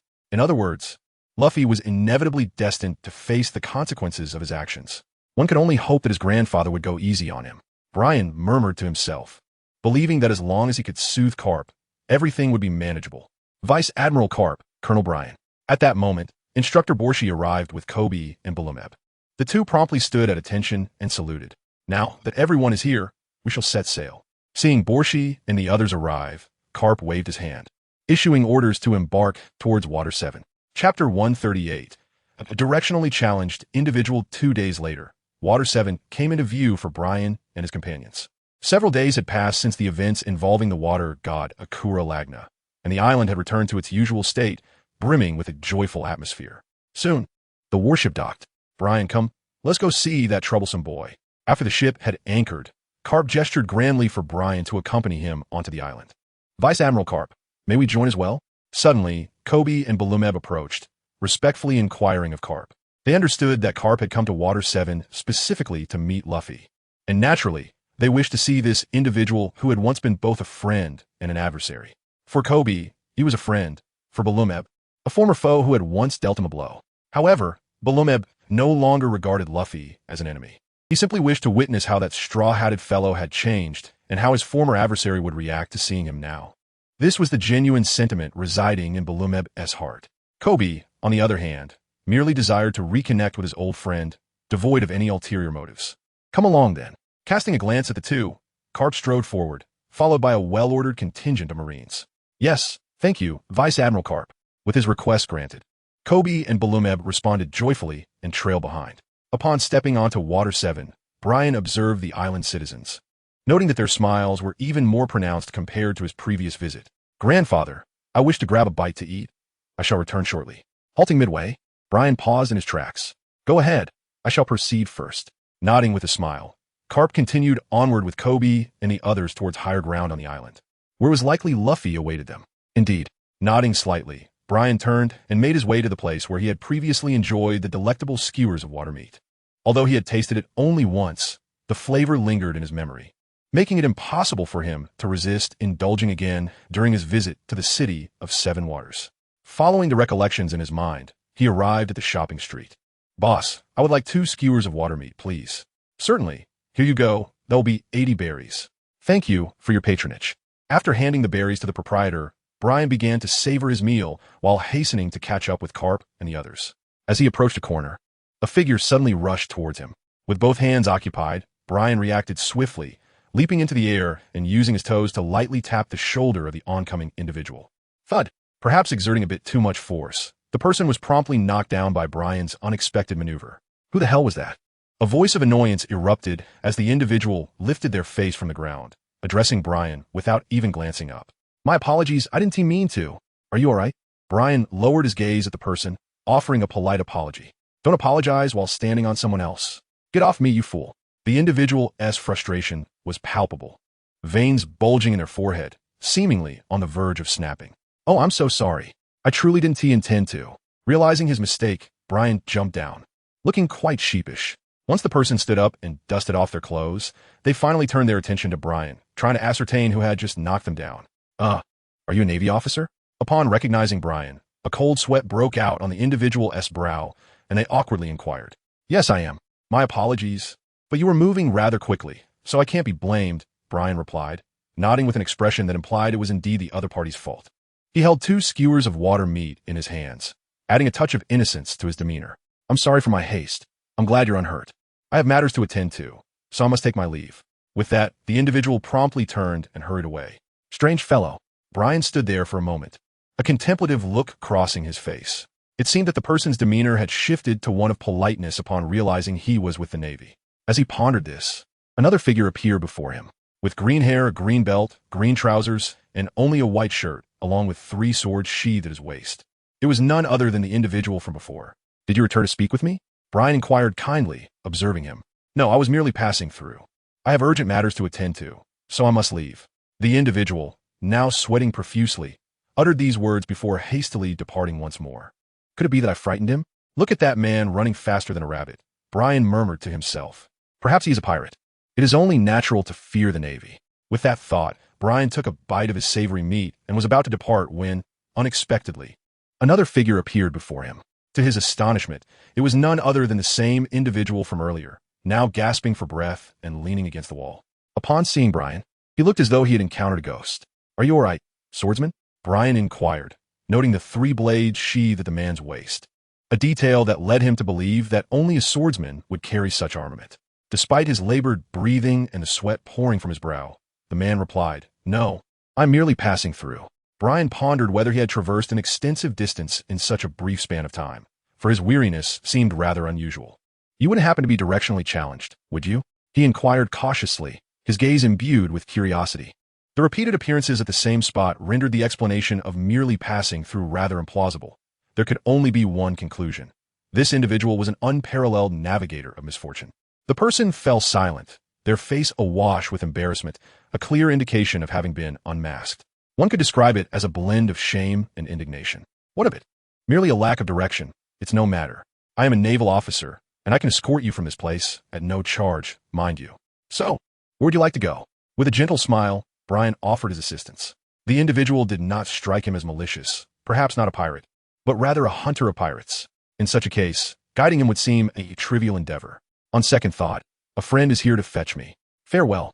Shaking his head, the person pretended to hear someone calling for them, casting a quick goodbye towards Brian before hastily departing. Poor child, best of luck, Brian muttered, watching as the figure vanished from sight. Brian had not anticipated the strength of this person's pride. Even in the act of deception, he insisted on departing alone. Thus, Brian could only offer silent encouragement in his heart. Chapter 139. A rare encounter. Having not ventured far, Brian had nearly finished the delectable skewers he held in his hand. Had he foreseen this moment, he would have purchased several more. He licked his fingers, murmuring to himself, his lips glistening faintly with oil, as though adorned with some exquisite balm. Oh well, it is best to reunite with grandfather. With this thought, Brian quickened his pace, knowing that at this hour, Cap would likely be nearing Luffy and the others. Moments later, just as he was about to arrive, Brian suddenly heard footsteps approaching from behind. He turned to glance back, his eyes brightening. Hello there. What a coincidence to meet again. If I count correctly, this marks our third encounter. No, it must be the fourth. It seems we share quite the affinity, swordsman. Brian greeted the newcomer with a cheerful wave. A screeching halt echoed as the figure abruptly stopped before him, holding a child in their arms, creating a rather peculiar pairing. Just ahead. You can release me now. The child pointed towards a nearby courtyard, exclaiming in frustration. Thank you. Little one, the swordsman replied. Idiot, idiot, big idiot. Serves you right for being directionally challenged. The child was set down, and without further ado, dashed away, casting a cheeky glance back, mocking the one who had carried him to such a distant place. That little rascal. The swordsman's forehead pulsed with veins, wishing to chase after the child and exact his vengeance. With a chuckle, Brian remarked, Ah, swordsman, you didn't just randomly snatch a child to guide you, did you? I've already stated that I could lead you to your desired destination. Why do you refuse to trust me? Ha ha ha. Finding the scene utterly amusing, Brian clutched his stomach as laughter erupted. The swordsman was indeed a character, not only lost to the utmost degree, but also embroiled in such comical circumstances, culminating in enlisting a child for guidance. And to top it off, that child had audaciously ridiculed him. How delightful. What brings you here? The swordsman, noting Brian's mirth, appeared anxious as he inquired. Oh, nothing of consequence. I merely came to meet someone. Brian wiped the tears of laughter from his eyes, regaining his composure. Were you not here to capture pirates? The swordsman's confusion was evident upon hearing Brian's words. Not at all. But you, what is your purpose for being here? Had I known you were coming as well, I could have accompanied you. Really, it's rather uncommunicative of you. As he spoke, Brian earnestly addressed him, resembling an adult instructing a child. The other man felt a surge of indignation within, thinking, am I a pirate so foolish as to allow the Navy to guide me? Even if I am directionally challenged, I would never stoop to such absurdity. Do not presume that your beauty and naval status grant you the liberty to speak to me in such a manner. Beware, for I might just draw my sword. Internally seething, he maintained an outward demeanor of hesitance. Oh, by the way, what is your name? I have never encountered someone so directionally impaired. And I wish to remember your name. Brian inquired with a smile, genuinely intrigued. Truth be told, he found it utterly incomprehensible that anyone could possess such a lack of sense of direction. Surely, one could not exist without even the slightest awareness of their surroundings. If that were the case, this individual must be truly favored by fate. Today, however, Brian had met a genuine directionally challenged person, and an extraordinarily so at that. Thus, with a sense of wonder, he directly asked for the man's name. Are you trying to provoke me? The man nearly erupted at those words, instinctively placing his hand on the hilt of his sword. This was the first time he had been so openly labeled directionally challenged, and in such a refreshingly unconventional manner. It felt like a profound insult. No, please, do not be agitated. I merely wish to befriend someone like you. You must understand that individuals with such a lack of direction are quite rare in this world, especially someone as uniquely challenged as yourself, a true national treasure. It is exceedingly uncommon. Therefore, my desire to befriend a national treasure should be quite understandable. Wouldn't you agree? As he spoke, Brian playfully winked, his sparkling eyes radiating charm. How vexing. Why must I encounter such a Navy officer? Can I strike him down? Oh heavens! Under Brian's gaze, the man trembled, looking skyward as he internally raged. Observing Brian, he felt as though he were gazing upon someone reminiscent of her. Despite the fact that the other was a member of the Navy, he found himself unable to disregard the impulse to strike. Brian's charm was simply irresistible. I am sorry, but I cannot divulge my name, he replied, still gazing at the heavens. Oh, what is the harm? It is merely a name, after all. Such a miser. If you were to ask me, I would surely share. After hearing the man's response, Brian pouted, his lips forming a delightful sulk. Hey, are you a man or a woman?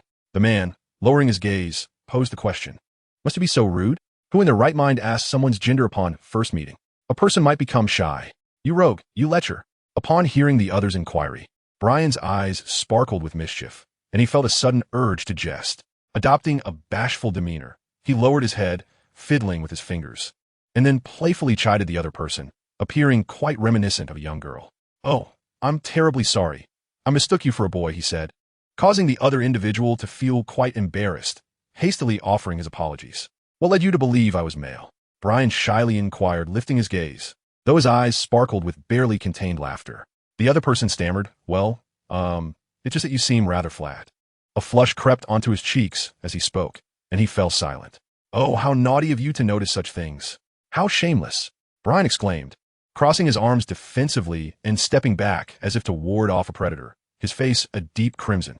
In truth, he was struggling to contain his laughter, teetering on the brink of mirth. I'm so sorry. I didn't mean to offend you. The other person hastily apologized, bowing deeply in earnest. Am I attractive? Brian inquired, suppressing his laughter on the verge of breaking down. Yes, you are, came the quavering response, which made the other individual believe that Brian was genuinely upset. He silently scolded himself and responded without hesitation. Chapter 140. The Revolutionary Dragon. Upon hearing this affirmation, Brian could no longer hold back. He crouched down, burying his face, shaking with suppressed laughter, yet afraid to laugh too loudly, fearing the other might retaliate. I know my words may have wounded your feelings, but many men prefer flatness, myself included. Truly, please don't be disheartened, he said, still not lifting his head. The other person, hearing Brian's stifled giggles, mistakenly thought he was crying louder, and offered another earnest reassurance. Ha ha, please, no more. I can't take it. Upon hearing this, Brian erupted into uncontrollable laughter, finally unable to restrain himself. He hadn't anticipated that this hopelessly, directionally challenged individual could be so eloquent. If he were a girl, she might indeed find herself attracted to this charmingly clumsy soul. What? You scoundrel, are you deceiving me? The other person finally realized something was amiss upon hearing Brian's unmistakable laughter. He lifted his head and was met with the sight of Brian's face blooming with joy. A wave of embarrassment surged through him, as if boiling water had suddenly spilled over. His face as flushed as a freshly slaughtered chicken. I'm so sorry. I didn't mean it. Let me gather myself. Oh, my stomach hurts. Wiping his tears with the sleeve of his garment, Brian rose to his feet, clutching his abdomen, and offered an apology to the man. He had laughed a bit too heartily moments before, resulting in an uncomfortable ache in his stomach. Observing the man, who was now radiating fury, caused him a sense of foreboding. Look, a UFO. A sudden inspiration struck Brian as he pointed behind the man and swiftly turned to flee, executing the maneuver with an elegance that belied the urgency of the situation. Who could be deceived by such a petty trick? You shameless charlatan. Even if you were a naval officer, today I shall have my vengeance, dismembering you into pieces. Stop right there. With a swift motion, the man unsheathed 2 knives and lunged after Brian, striking ferociously in pursuit. Help! Murder! Someone is killing a naval officer in broad daylight. Dodging the man's blades, Brian shouted frantically as he dashed into the courtyard. In the courtyard stood a group of naval officers, observing their commander, Vice Admiral Garp, as he repaired the damaged wall. Luffy, your father is named Monkey D. Dragon, a revolutionary, Garp stated, pausing his work with an air of nonchalance. Upon hearing the name, everyone present froze for a few seconds before erupting into astonished exclamations, their eyes nearly popping out of their heads. I almost forgot. It seems this is not something to be discussed. You should all forget what you just heard. Noticing the expressions of his subordinates, Garp realized the gravity of his revelation and chuckled lightly. Inside the house, Luffy, upon hearing his grandfather mention his father's name, wore a look of utter bewilderment. Having never met his father, he was entirely unaware that he had one, let alone that he was the leader of the Revolutionary Army, Monkey D. Dragon, a name he had never heard before. Oh, And one more thing, where is Brian? He went to grab a bite. Why hasn't he returned yet? As the shock subsided, Garp seemed to recall something and turned to Luffy. Really? Grandpa, Brian is here? Where? Where? Hearing Garp's words, Luffy called out Grandpa for the first time, his eyes sparkling with excitement as he buzzed around the room, searching for Brian's figure. You little rascal, you greet me with such a sour face, utterly uncharming. Catching sight of Luffy's sudden burst of energy, Garp teased with a grin. Just like when you were a child, the moment you see Brian, you revert to being a kid. It appears that despite growing up, the bond between brothers remains unchanged. Luffy, who are you looking for? Is it that fellow named Brian? Upon witnessing Luffy's somewhat impatient demeanor, the crew of the Straw Hat Pirates immediately became intrigued. It was the first time they had observed Luffy displaying such excitement upon hearing someone's name, aside from the time he encountered his brother Ace. Could it be that this Brian is also Luffy's brother? Well, he is like Ace, my brother. However, he chose to follow Grandpa and join the Navy, while Ace and I became pirates, Luffy remarked with a smile. Luffy, your brother is Colonel Brian from the Navy headquarters, isn't he? Robin's recollection was stirred by the mention of a name, conjuring a warm memory. The sea is vast, and one day you will meet true companions. Never lose hope. These were the words spoken to him by a striking naval officer, her gentle smile forever etched in his mind. Colonel? I'm not certain, but it must be him. Luffy scratched his head, unsure of Brian's rank, yet he felt that with Brian's prowess, he could not possibly be just an ordinary sailor. That makes sense. He mentioned that a pirate would come to Alabasta to thwart Crocodile's plot. That person must be you, Luffy, Robin said, crossing her arms with a smile. Is that so? So he knew I would go to Alabasta. It's a pity I didn't get to see him. Luffy lightly struck his palm with his fist, appearing to grasp the situation while, in truth, he understood little. Robin, do you also know this Navy officer named Brian? What kind of person is he? It was evident that Robin had encountered Brian, piquing the curiosity of Nami and the others. Let us put it this way.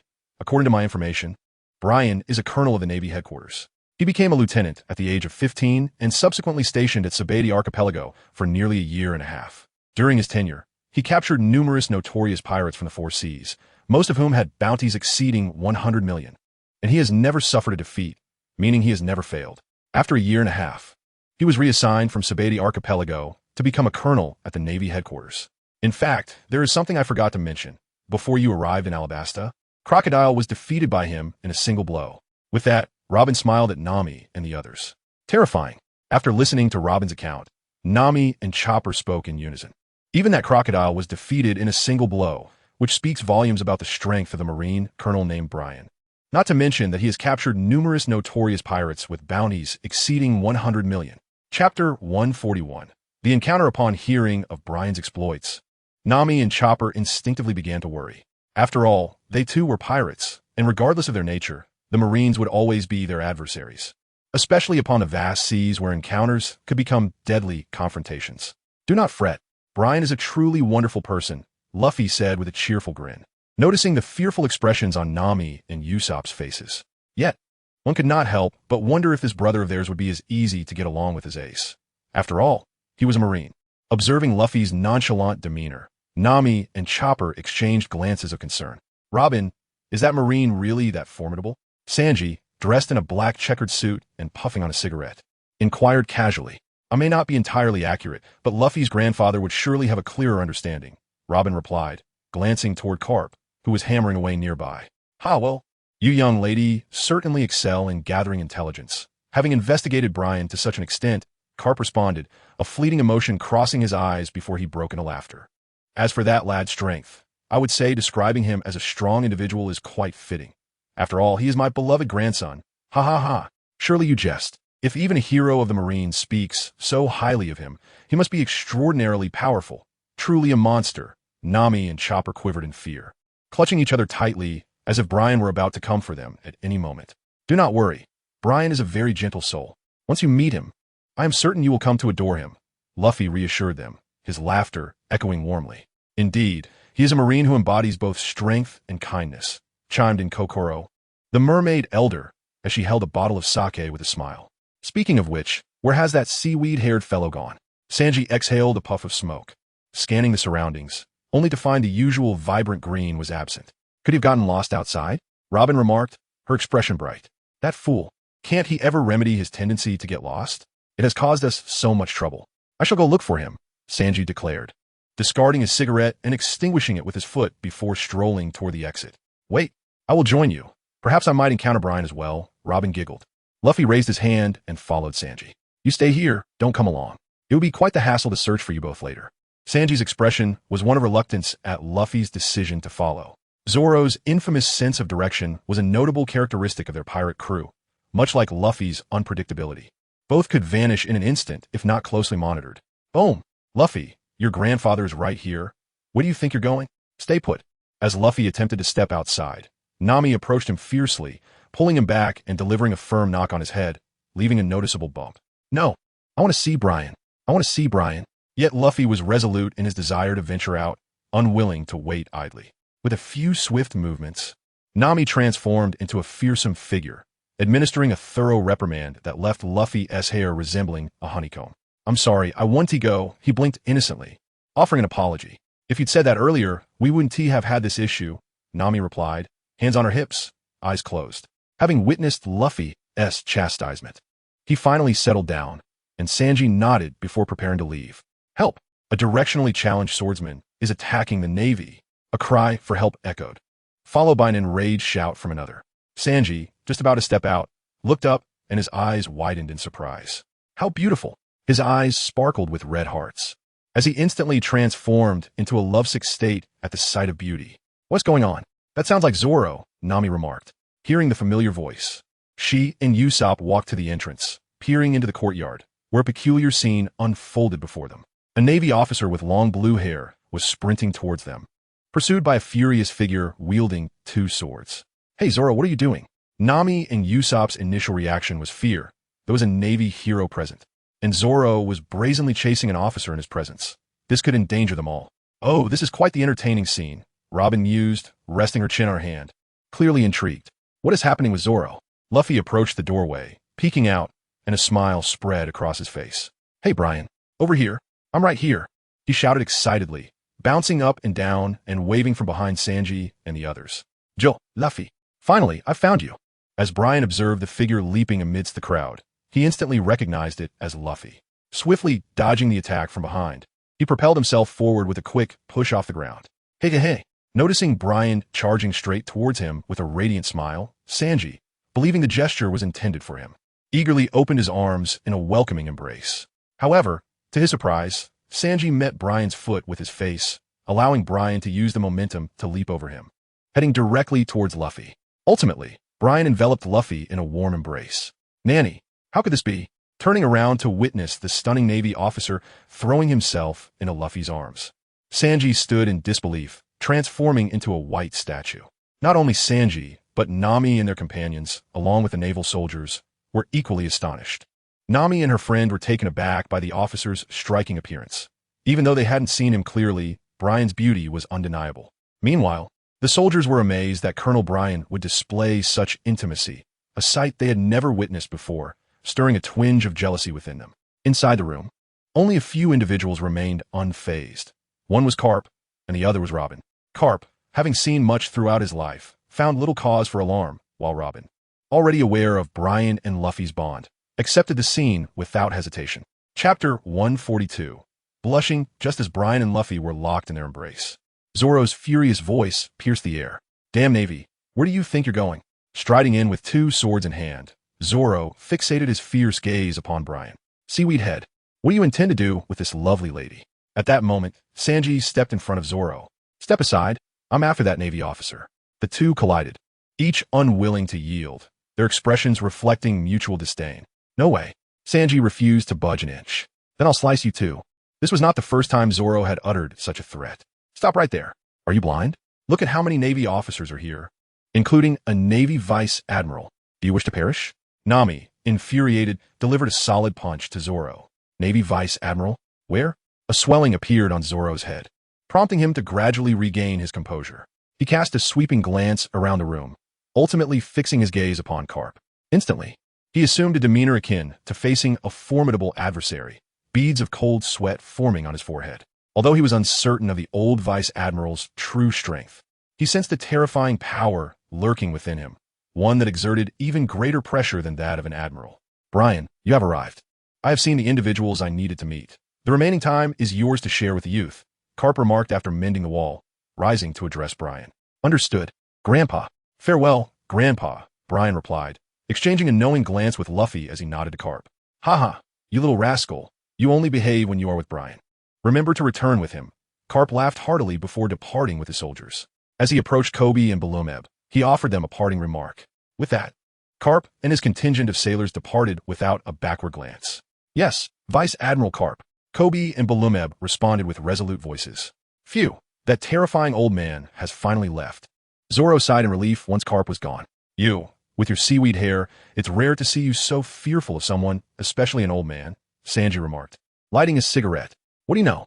That old man is truly formidable, Zoro replied, unusually serious, refraining from engaging in their usual banter. Of course, that old man is Luffy's grandfather and a hero of the Navy. He is indeed quite fearsome, Sanji stated nonchalantly, exhaling a puff of smoke. To be honest, he did not possess Zoro's beastly intuition and therefore could not sense the old man's terrifying presence, which prevented him from feeling the same sense of impending doom. Luffy's grandfather, a hero of the Navy. What a peculiar family connection. Zoro nearly spat out upon hearing Sanji's words. Suddenly realizing that their captain's grandfather was the legendary hero of the Navy left even Zoro, with his naturally bold heart, somewhat taken aback. And that's not all. That old man mentioned that Luffy's father is the leader of the Revolutionary Army, Monkey D. Dragon, Sanji added. Nanny, what on earth is going on with this family?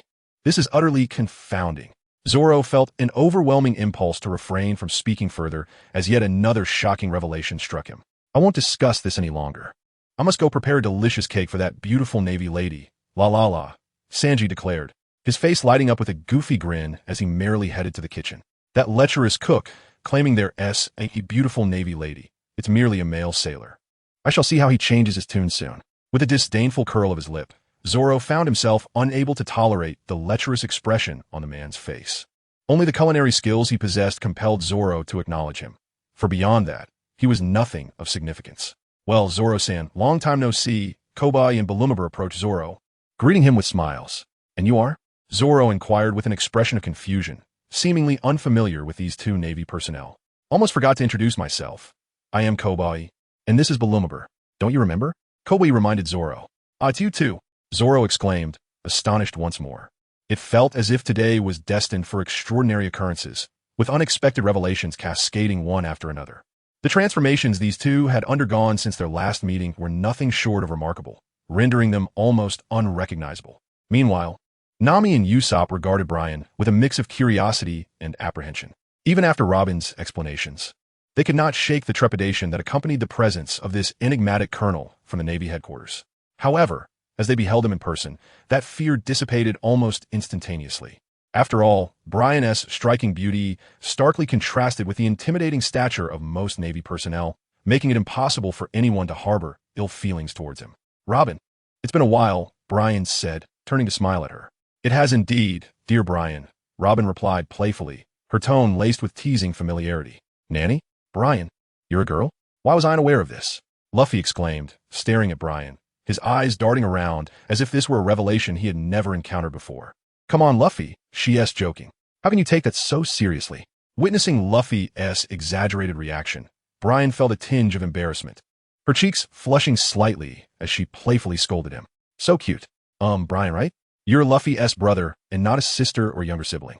Nami, taken aback by Brian's blush, asked, while Chopper looked utterly bewildered, as he was the epitome of cuteness and could withstand all forms of adorability. Let us not kid around. I'm definitely Luffy's brother. How could I possibly be a sister or younger sibling? Brian responded, feeling the heat rise in his face at Nami's direct question. He averted his gaze, unwilling to let them see his flustered expression. Haha, Brian is blushing. Luffy burst into laughter upon noticing Brian's crimson cheeks. At Luffy's remark, Nami and the others leaned in curiously, peering at Brian's flushed visage. Wow, he is so adorable, and he is a boy. Nami and Robin both felt an overwhelming urge to embrace him, yet their shyness restrained them from acting on it. Chapter 143. Tender care as they beheld Brian's flushed face, everyone experienced a moment of clarity, including Chopper. Are you joking, Luffy? Is he truly your brother? He seems a bit too beautiful, Chopper remarked, despite being a reindeer. In truth, Chopper had never encountered a boy so reminiscent of a girl.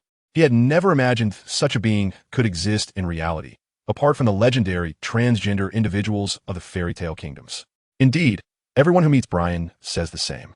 Rest assured, Brian is my genuine brother, Luffy declared proudly, hands on his hips. Ahem, allow me to introduce myself. I am Brian, Luffy's brother. Though I am referred to as his brother, the truth is I am merely a few months his senior. Years of training allowed Brian to quickly regain his composure, his expression settling back to tranquility as he turned towards Nami, Usopp, and the others. Nami, Robin, and this lovely naval officer. I have prepared exquisite cakes and desserts for you.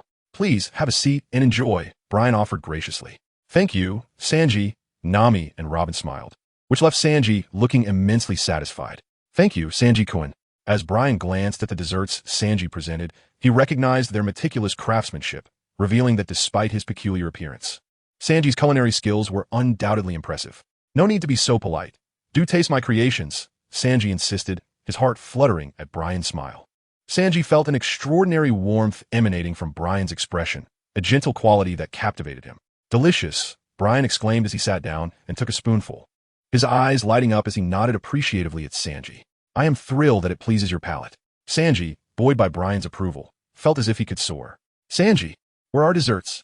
Luffy and Chopper began a clamor when they saw Brian, Nami, and Robin seated and indulging in the sweets. You're being too loud. There is none for you. Do not disturb the ladies as they savor their desserts. Be off with you, Sanji retorted, irritation evident in his tone. What? No desserts for us? Sanji, you are being unreasonable. I demand desserts, desserts, desserts. Luffy and the others protested in unison, their voices rising in a chant-like fervor. I have already stated there is none for you. If you wish to eat, go prepare your own. Sanji's forehead was pronounced with bulging veins, and the cigarette in his mouth was on the verge of falling. We can't make it. Sanji, you are the chef. We want desserts, desserts. Luffy and the adorable Chopper stood hand in hand, incessantly chattering at Sanji. You guys. Luffy, do you want cake? I have yours ready. Come over. Just as Sanji was about to kick them all away, Brian waved at Luffy. Wonderful, Brian is so good to me. With that, Luffy blinked and abandoned his comrades, who had just fought alongside him, swiftly arriving at Brian's side, seizing the piece of cake and gulping it down in one swift motion. The speed was astonishing. Luffy, how many times have we said this? Don't eat so fast. What if you choke? Observing Luffy's voraciousness, Brian gently admonished, standing up to pat his back. Don't worry, Brian, I'll be fine. Unexpectedly, Luffy laughed heartily without a care in the world. In this regard, you and your grandfather are utterly alike. With a resigned glance at him, Brian raised his hand to wipe Luffy's cheek, removing the cream that had smudged there. I'm not like that old man at all. Luffy pouted, then broke into another grin. Nearby, witnessing Brian feeding Luffy cake and wiping the cream off his face, everyone wore a look of astonished speechlessness. It was the first time they had seen someone treat Luffy with such tenderness, entirely reminiscent of a sister rather than a brother. Robin, why do I feel a tinge of envy? Nami suddenly lost her appetite for the cake, appearing to desire a brother just like that. I think anyone who saw this would be envious. With that, Robin took a bite of the cake. Then, Robin, would you feel envious too? Nami turned to look at Robin. Who knows?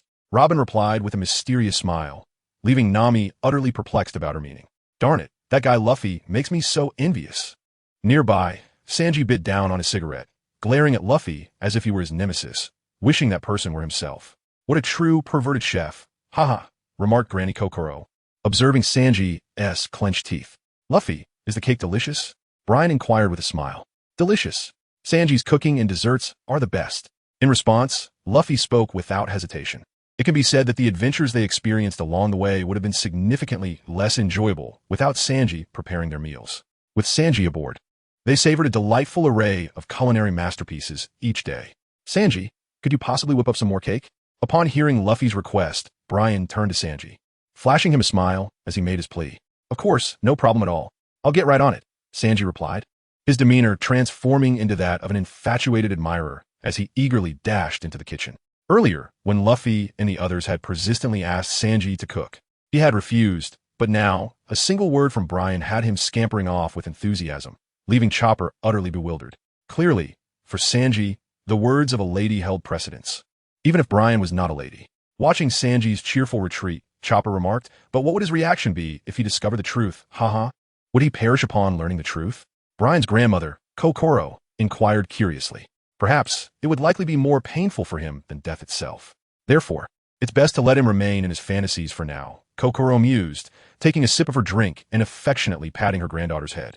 The little girl seemed confused by her grandmother's words, but nodded in agreement. It appeared that for the sake of Sanji's dream, it was prudent to keep the reality of Brian's gender a secret. It was also my duty as a doctor. Resolving in his heart, Chopper vowed not to reveal Brian's gender to Sanji, allowing him to maintain his delightful illusion. Chapter 144. The Adorable and Fierce Before Long. Sanji had prepared a substantial quantity of cakes. Perhaps it was Brian's request that motivated Sanji to work with greater zeal and efficiency than usual. Cakes, cakes, cakes! Luffy exuberantly shouted from the side, practically eager to devour everyone's desserts. Luffy, your portion is here. You are not to touch Brian's cake, do you understand? Sanji admonished, his playful demeanor instantly sobering as he warned his captain. I understand, Luffy replied, nodding obediently. He took his cake and sat beside Brian, indulging in it heartily. Seeing Luffy's compliant behavior, Sanji nodded in satisfaction. Brian, Nami, Robin, take your time. There is plenty more in the kitchen if you need it. In an instant, Sanji transformed into his love-struck self, circling around Brian, Nami, and Robin. Nami and Robin, accustomed to his antics, smiled in response. Thank you, Sanji. Upon encountering such an eccentric individual as Sanji, Brian felt a surge of curiosity and smiled at him. Waka wakai. As long as it's you, Brian-chan, I would be willing to do anything. The moment Sanji caught sight of Brian's smile, he felt as though his heart might melt. Sanji, could you please be quiet? How can we enjoy our cake with you behaving like this? Sit down. Observing Sanji's eager demeanor, as if he were about to press his face against Brian, Nami furrowed her brows and sternly called out to him. Yes, Nami-chan. At Nami's authoritative command, Sanji promptly quieted down and took a seat directly opposite Brian, oblivious to the fact that Nami and Robin were flanking him on either side. Sanji, move aside. Sanji nestled himself between Nami and Robin, resting his chin on his hands, elbows propped on the table, gazing at Brian with an expression reminiscent of a lovesick fool, lost in a fanciful daydream. Upon catching sight of Sanji's lecherous expression, Nami's temper flared, and she exclaimed, Can we not enjoy our cake in peace? She promptly lifted Sanji and tossed him aside. Sanji seemed utterly unfazed, remaining ensconced in his own world. Even as he lay on the floor, his expression still one of blissful ignorance, with an occasional chuckle escaping his lips. Honestly, none of you make it easy. Nami sighed, exasperated, placing a hand on her forehead, feeling thoroughly drained. After so many adventures with Luffy and the crew, she sincerely believed that every member aboard this ship was a rare breed of oddity, with the exception of herself and Robin. They all appear to be quite the intriguing lot.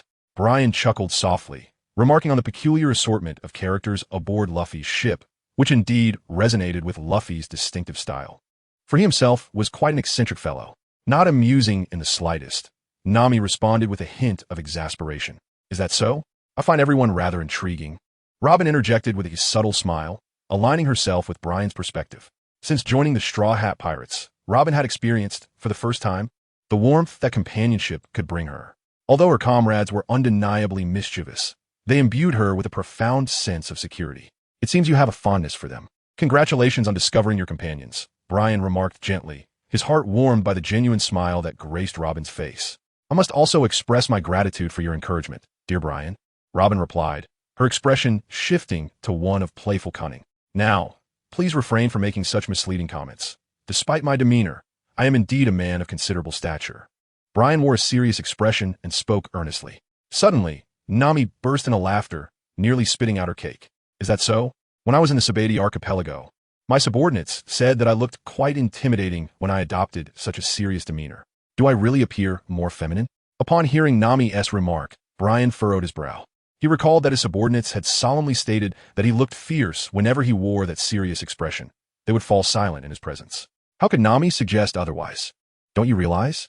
Do you also make that face while capturing pirates? Nami asked, giggling as she nodded.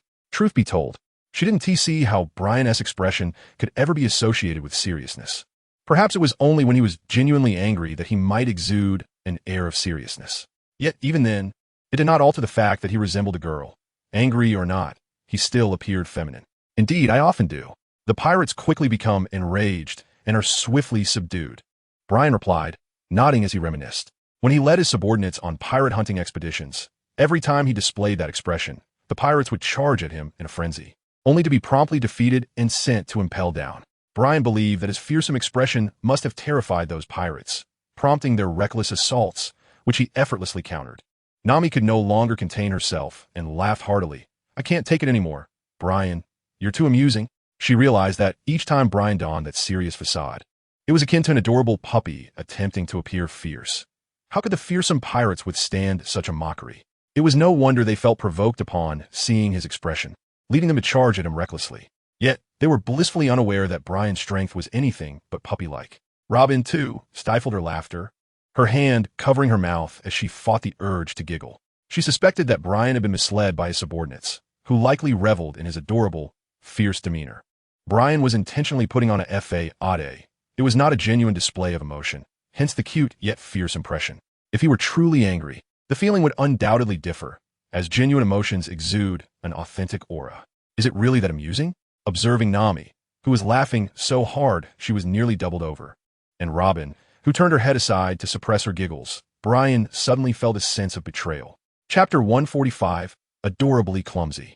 Witnessing the two of them unable to contain their laughter, Brian felt an overwhelming sense of embarrassment.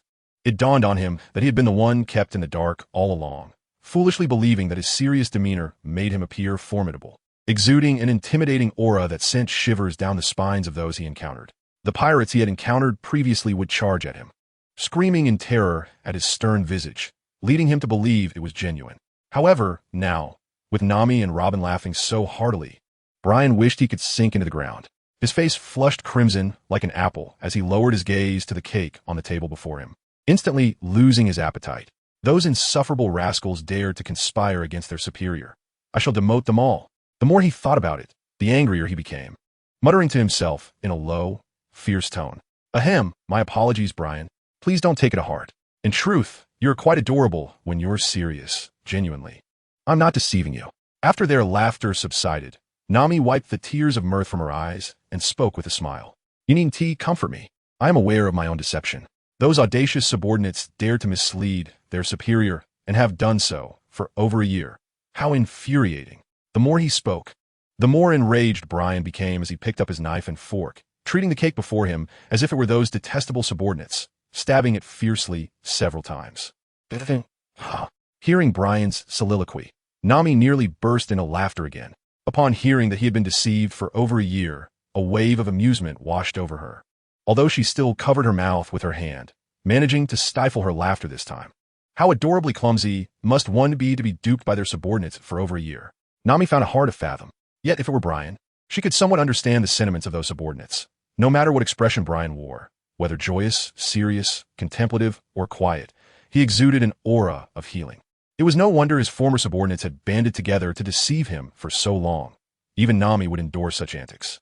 After all, Brian's serious demeanor was endearingly fierce and utterly charming. Oh, wasting food is quite unacceptable. After venting his frustrations, Brian's countenance gradually returned to normal, though still slightly flushed, no longer resembling an apple. With that, he picked up his knife and fork once more, methodically consuming the cake he had punctured.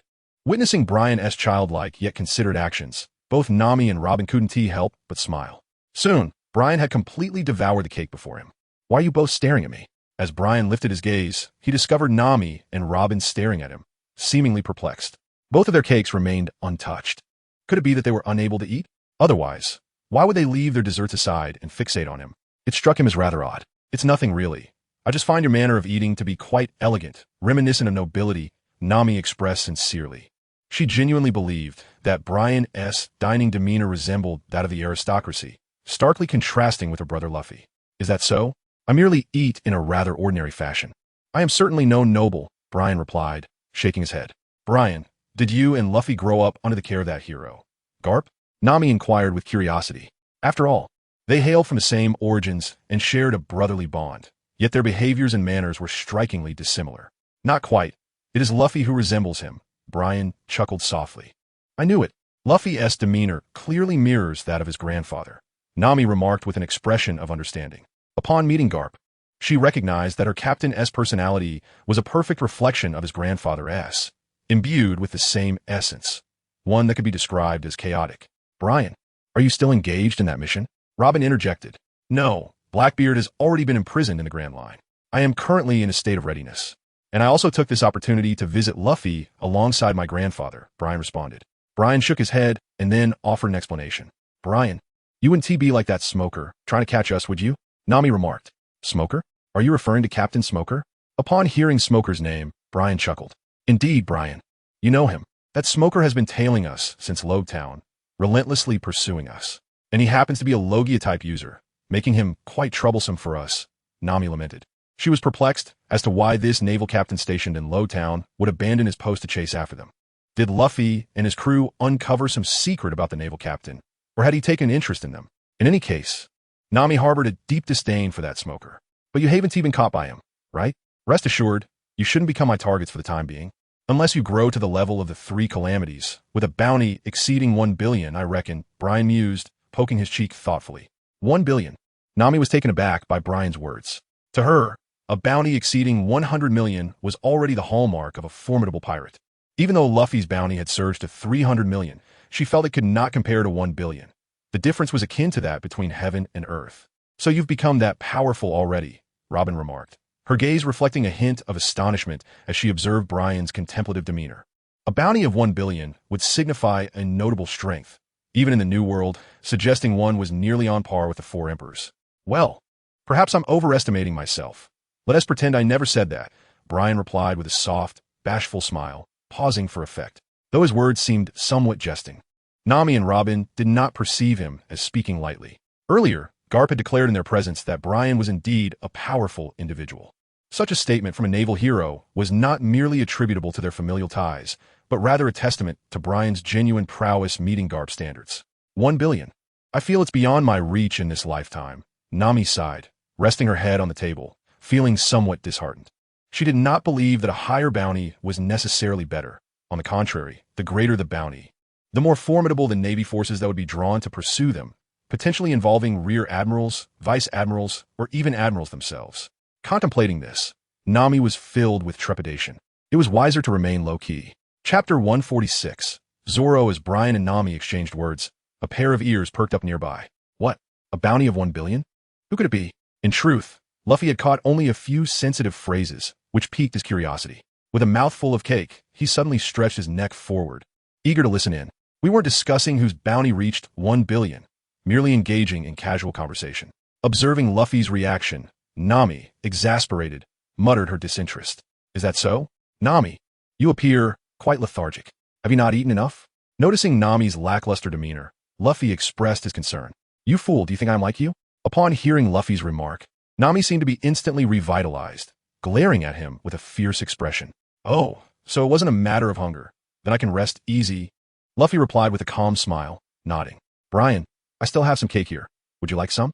Seeing that Brian's plate was already empty, Luffy offered him the large piece of cake he held. No, thank you. You enjoy it. Brian shook his head with a smile. He recalled that Luffy had quite an enormous appetite. During their childhood playdates, the prey they hunted was often insufficient, requiring them to consume several beasts to satiate their hunger. Remarkably, it was Luffy who ate the most, despite being the youngest among them. Well, I shall not hold back, he chuckled, diving into his meal with abandon. What an enviable brother he is. Observing the 2 siblings, who were not bound by blood, Robin rested her chin on her hand and remarked with a smile. Indeed, it was surprising to discover that Luffy had such a brother, one who seemed to care for him even more than Ace, resembling an elder sister in her concern. Nami nodded in agreement, sharing the same sentiment. Prior to meeting Brian, they had perceived Ace as a caring older brother, strong and courteous. However, upon meeting Brian, they realized that he was the one who truly looked after Luffy. His every gesture seemed less like that of a brother and more akin to a sister tending to her younger sibling, especially with his feminine appearance. Coupled with his gentle demeanor and heartwarming smile, it was hard for anyone to perceive him as male. Yet, this strikingly beautiful brother possessed an extraordinary strength, surpassing even Ace's prowess. This left Nami and the others reflecting on their fortune. Their Captain Luffy was indeed lucky, blessed with not one, but 2 exceptional brothers who cared for him deeply. Brian, here, a selection of cakes with different flavors. Please enjoy, Sanji announced, having emerged from his own world with a different cake in hand, which he gentlemanly placed before Brian. Thank you, Sanji, Brian replied with a slight smile, genuinely impressed by his culinary skills. So kawaii. Before he could finish his sentence, Sanji suddenly collapsed backward, his eyes filled with hearts and a broad grin adorning his face. Clearly lost in his own thoughts once more. Apart from Brian, no one paid him any mind, as Nami and the others had grown accustomed to such antics. Nothing Sanji did, no matter how exaggerated, surprised them anymore. Ha ha! Sanji yes it again. How amusing! Luffy laughed heartily at the sight of Sanji sprawled on the floor. It seemed this was a normal occurrence, so Brian decided to pretend he hadn't seen it. Not a single member of the Straw Hat crew bothered to help him up, nor did they seem to care, leading Brian to conclude that this might be one of the daily rituals of the Straw Hat Pirates. You're enjoying yourself quite a bit, aren't you? You damn Navy? Suddenly, an angry voice interrupted the atmosphere. Who are you? Brian turned to see a dark, scowling face, momentarily perplexed, wondering if he had encountered someone so grim before. Do not feign ignorance about the incident of your mockery so soon, Zoro remarked, unable to conceal the grim expression on his face as he caught sight of Brian's bewildered countenance. Ah, I remember now. You are the lost swordsman. Good day to you. It is a pleasure to see you again. Upon noticing the dark cloud dissipating from Zoro's visage, Brian promptly recalled the identity of the man before him and greeted him with a smile. Thud! Upon hearing Brian's familiar greeting, which included a candid admission of his own navigational ineptitude, Zoro collapsed to the ground in disbelief. What just transpired, Brian? Why was Zoro chasing after you with a sword? The question elicited laughter from the onlookers. So, his name is Zoro. I had inquired about it before, yet he refused to disclose it. I merely wished to get acquainted. Such a miserly attitude, Brian chided as he observed Zoro rising to his feet. How dare you question my motives for wanting to become acquainted? Pray enlighten us all, Zoro retorted, his eyes wide with incredulity as he fixed his gaze upon Brian. Brian, is there something amiss? Nami interjected with curiosity. From their exchange, it seemed they had encountered one another on their journey here, yet it appeared that some incident had transpired, inciting Zoro to pursue Brian with his blade. Indeed, when he lost his way, he stumbled upon me. I, in my benevolence, offered to guide him, but he declined and departed.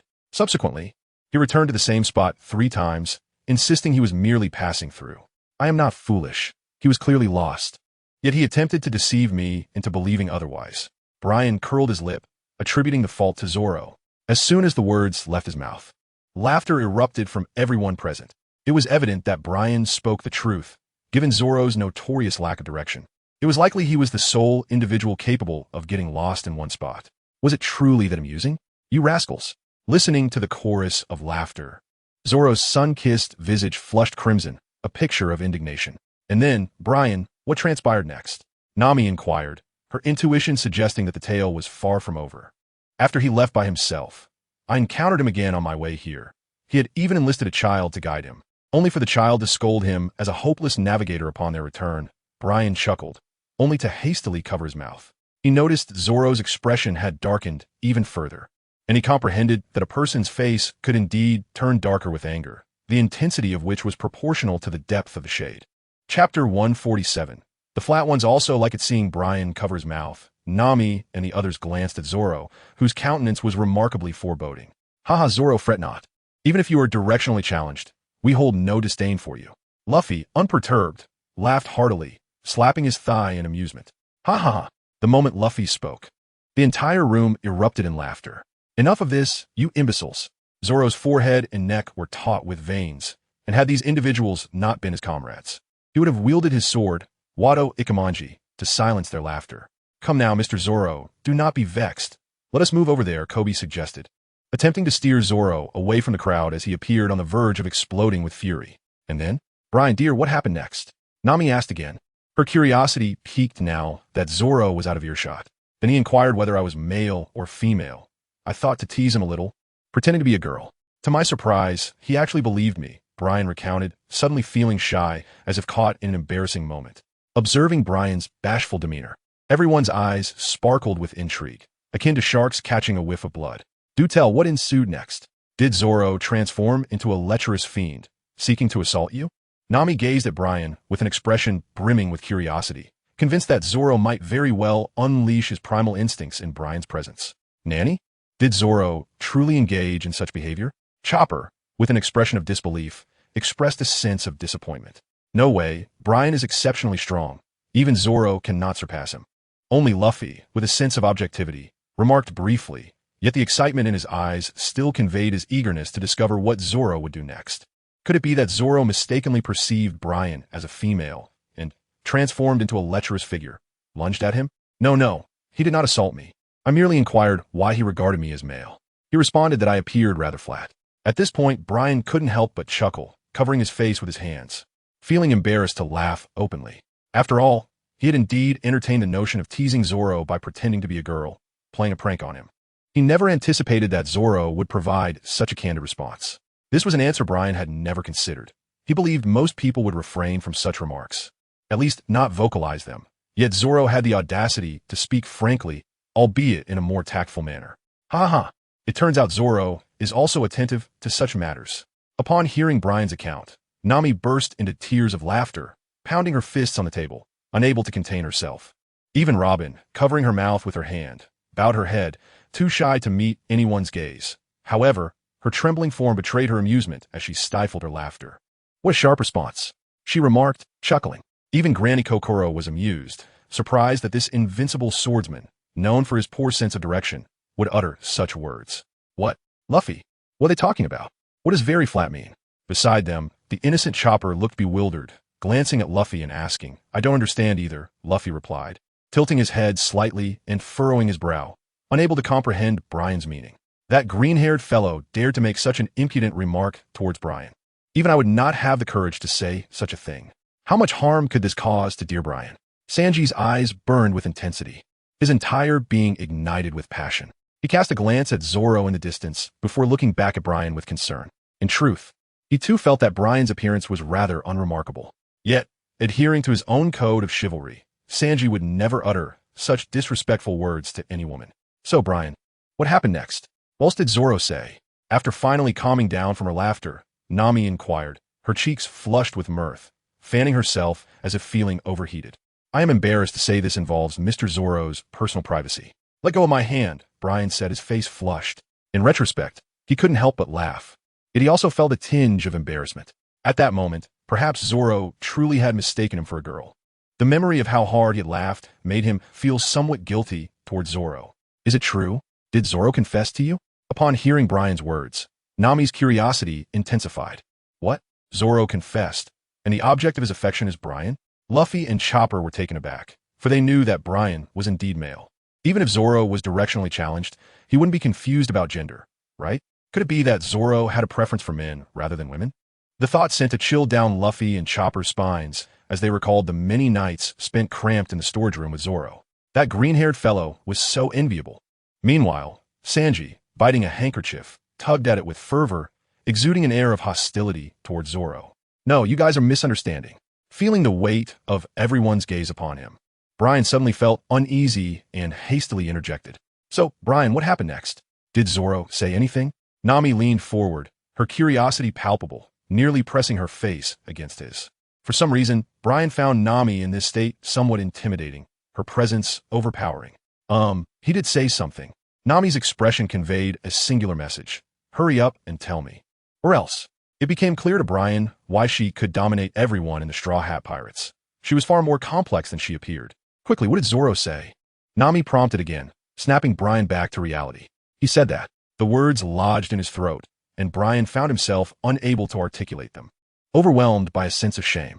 Even though these were not his own words, voicing them on behalf of another felt incredibly daunting. Hurry and tell me. What exactly did Zoro say? Nami urged once more, her hands resting firmly upon Brian's shoulders. He confessed that even in a mundane state, he found joy in it. Upon uttering those words, Brian felt the heat rise to his face, hastily covering it with his hands, too embarrassed to allow Luffy and the others to witness his expression. Chapter 148.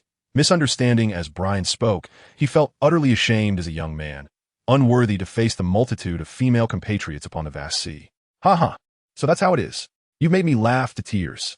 Nami collapsed onto the table, bursting into laughter, clutching her stomach and rolling side to side. Fortunately, the table was already cleared of all dishes, or else she would have ended up covered in grease, impossible to wash off.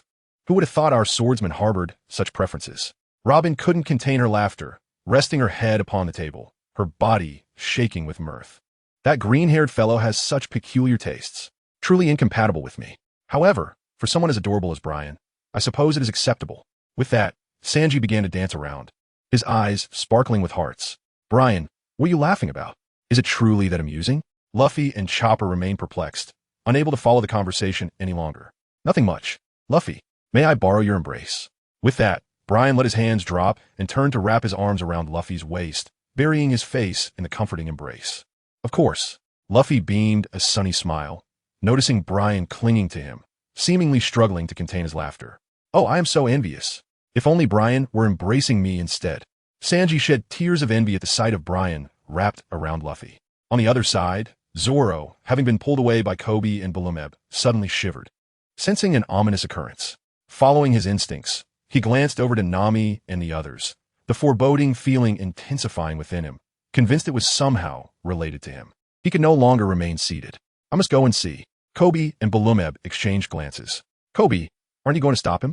What if he clashes with Colonel Brian? Balumeb remarked, observing Zoro's retreating figure. It should be fine.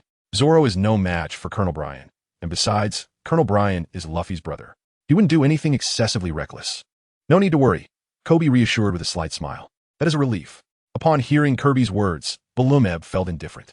Regardless of whether it was Zoro or Colonel Brian, they were both companions and family to Luffy, and a confrontation was certainly out of the question. Approaching Nami and the others, Zoro observed them closely. A few possessed a sense of understanding.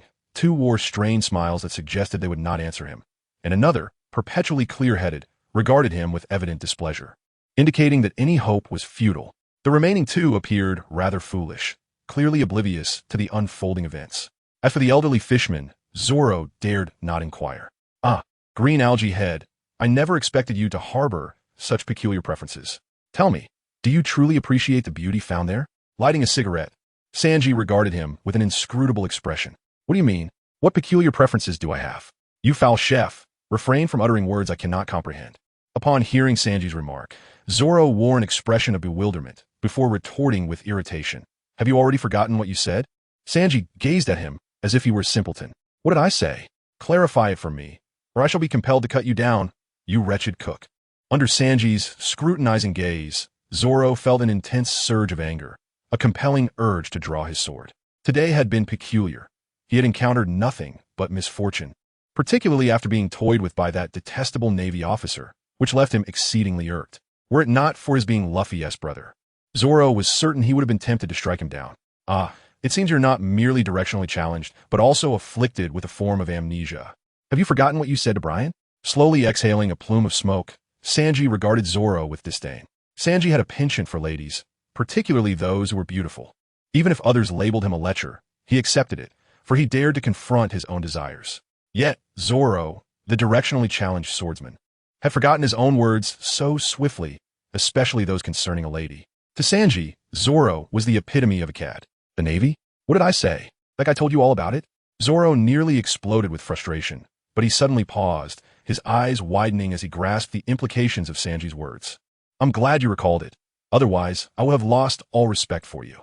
It's perfectly fine to acknowledge one's unique preferences, just as I do, as long as you remain true to your heart. Keep it up. Patting Zoro on the shoulder, Sanji flashed a mischievous grin before casually strolling away. Zoro trembled for a few moments, nearly bursting forth with expletives. What was the origin of this baffling misunderstanding? He admitted to having uttered such words, but they had been spoken merely to placate that insufferable Navy officer. He was, after all, a kind-hearted individual, wasn't he? Are you not aware that there exists a notion in this world known as a benevolent lie? How outrageous! Zoro felt as though he could weep without tears. Indeed, women are a troublesome species. That scoundrel of a Marine, relying on her beauty, dared to deceive him. It seems that from now on, regardless of how alluring a woman may appear, one ought not to place undue trust in them. When the time comes to act, one must be prepared to do so. At this moment, Zoro silently resolved within himself. At the table, Nami rested for a while before struggling to rise. The recent incident had made her laugh so much that her stomach ached, and she could still feel the residual effects in her abdominal muscles. That, Nami, Zoro, you needn't say anything. I understand. Everyone has their own interests and hobbies, which is perfectly acceptable. Do not feel embarrassed. As comrades, we shall support you. Zoro intended to clarify, yet Nami abruptly interrupted him, adopting the demeanor of a life coach, displaying her supportive attitude as a true companion should. No, yes, you. Everyone is already aware. There is no need for embarrassment. After all, Luffy and the others do not comprehend it, and we shall certainly refrain from speaking indiscreetly. Trust us. Zoro wished to contest further, only to be cut off once more by Nami. Seeing that she had firmly concluded he harbored such inclinations and was disinclined to hear his explanations, Zoro could only seethe in silence. He understood that there was no need for further elucidation. Chapter 149. Benevolent Lies. Witnessing his comrade's opinions, Zoro felt an overwhelming urge to scream at the heavens. "Zoro, what is the matter? Has something amusing occurred?"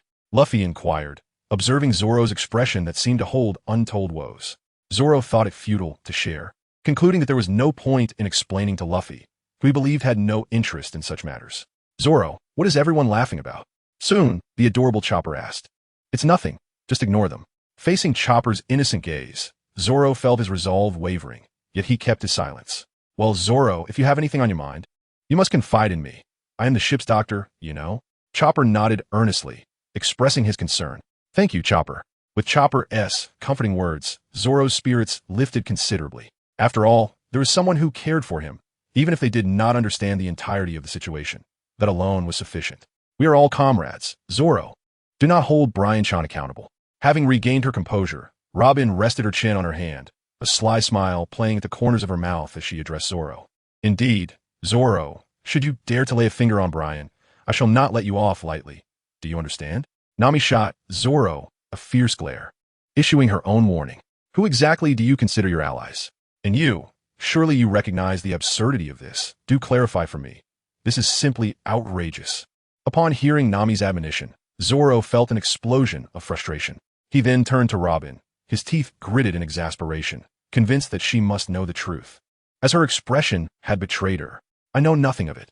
This is merely your preference, Zoro. There is no shame in voicing it. It would only allow us to understand you better, after all," Robin said with a gleeful smile, clearly reveling in the spectacle. "Your heart is quite dark," Zoro retorted in exasperation as he met Robin's gaze. Despite his apparent indifference to women, Zoro was resolutely unwilling to act against them, unless under extraordinary circumstances. "Is that so?" The sight of Zoro's impotent rage only amused Robin further. This woman was undeniably a devil, a truly vexing one. Zoro cursed under his breath, certain that Robin took pleasure in witnessing their embarrassment, a perverse inclination he had sensed in her before. He had not anticipated that he would find himself in such a predicament. "Mr. Zoro, I apologize for revealing your secret," came a timid voice. Bryan stood up from his chair, looking at Zoro with an expression akin to that of a child who had committed a misdeed. Zoro was at a loss for words. "That was a genuine white lie. Why does no one believe me? Oh, the trials I endure." "Mr. Zoro, are you all right?" Bryan inquired cautiously, sensing that Zoro's mood was rather complex at the moment. "Listen, I assure you, it was a benevolent falsehood. Do you believe me?" Zoro sighed deeply, his expression serious as he looked at Bryan. "A benevolent falsehood? Oh, I see, Mr. Zoro, I believe you." As Bryan pondered the implications of Zoro's words, he felt a sudden clarity and looked at Zoro with understanding, nodding vigorously to indicate his belief. However, within Bryan's gaze lay a singular message. "I comprehend you. I truly comprehend you."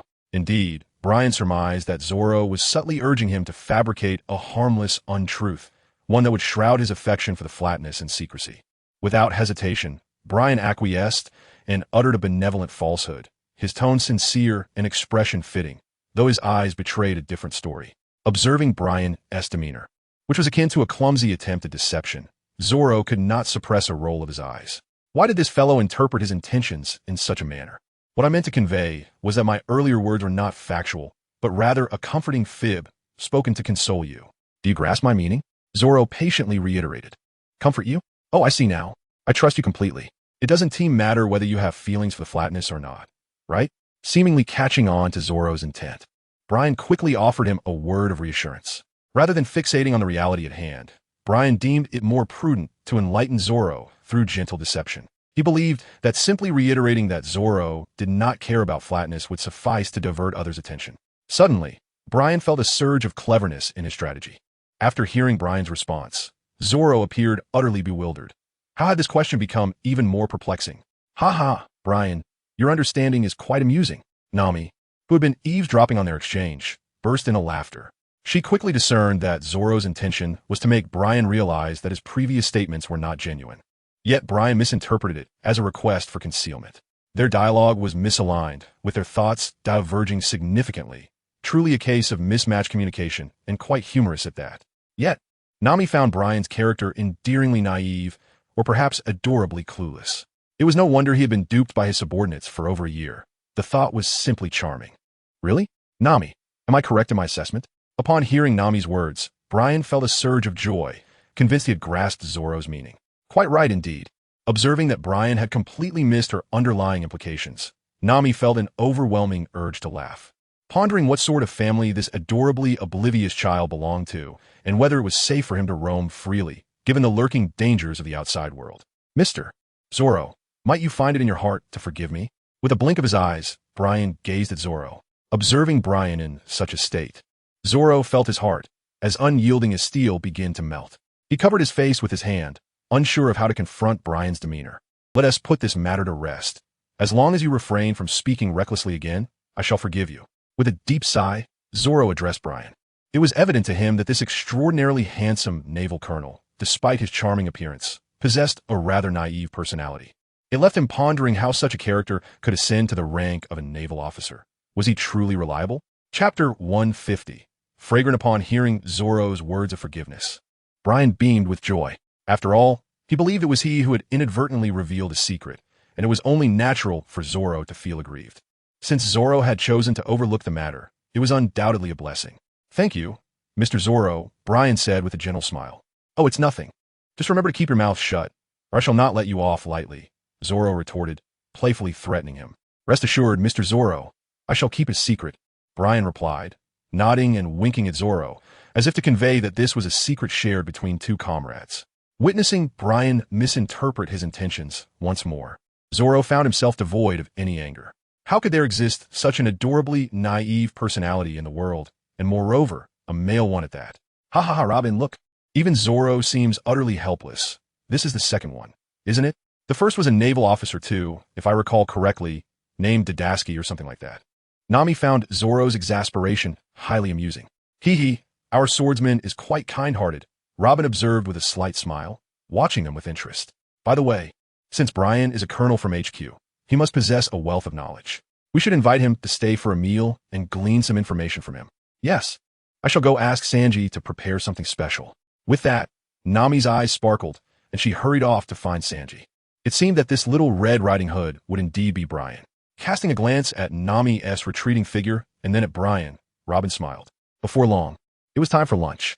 Sanji, adhering to Nami's request, prepared a feast far more lavish than usual, perfect for the gathering of many. Initially, Brian intended to leave shortly. However, Nami was determined not to let him go, insisting on keeping him there and even dragging in Luffy. Reluctantly, Brian chose to remain and share a meal with them. Joined by Kobe and Barumabur, the atmosphere during dinner was quite delightful. Nami settled beside Brian, inquiring about various matters as she dined. Brian, provided that her questions did not delve into sensitive topics, was forthcoming with information, for Nami and her companions were not the sort of pirates to engage in nefarious activities. Otherwise, he would have refrained from responding to her inquiries.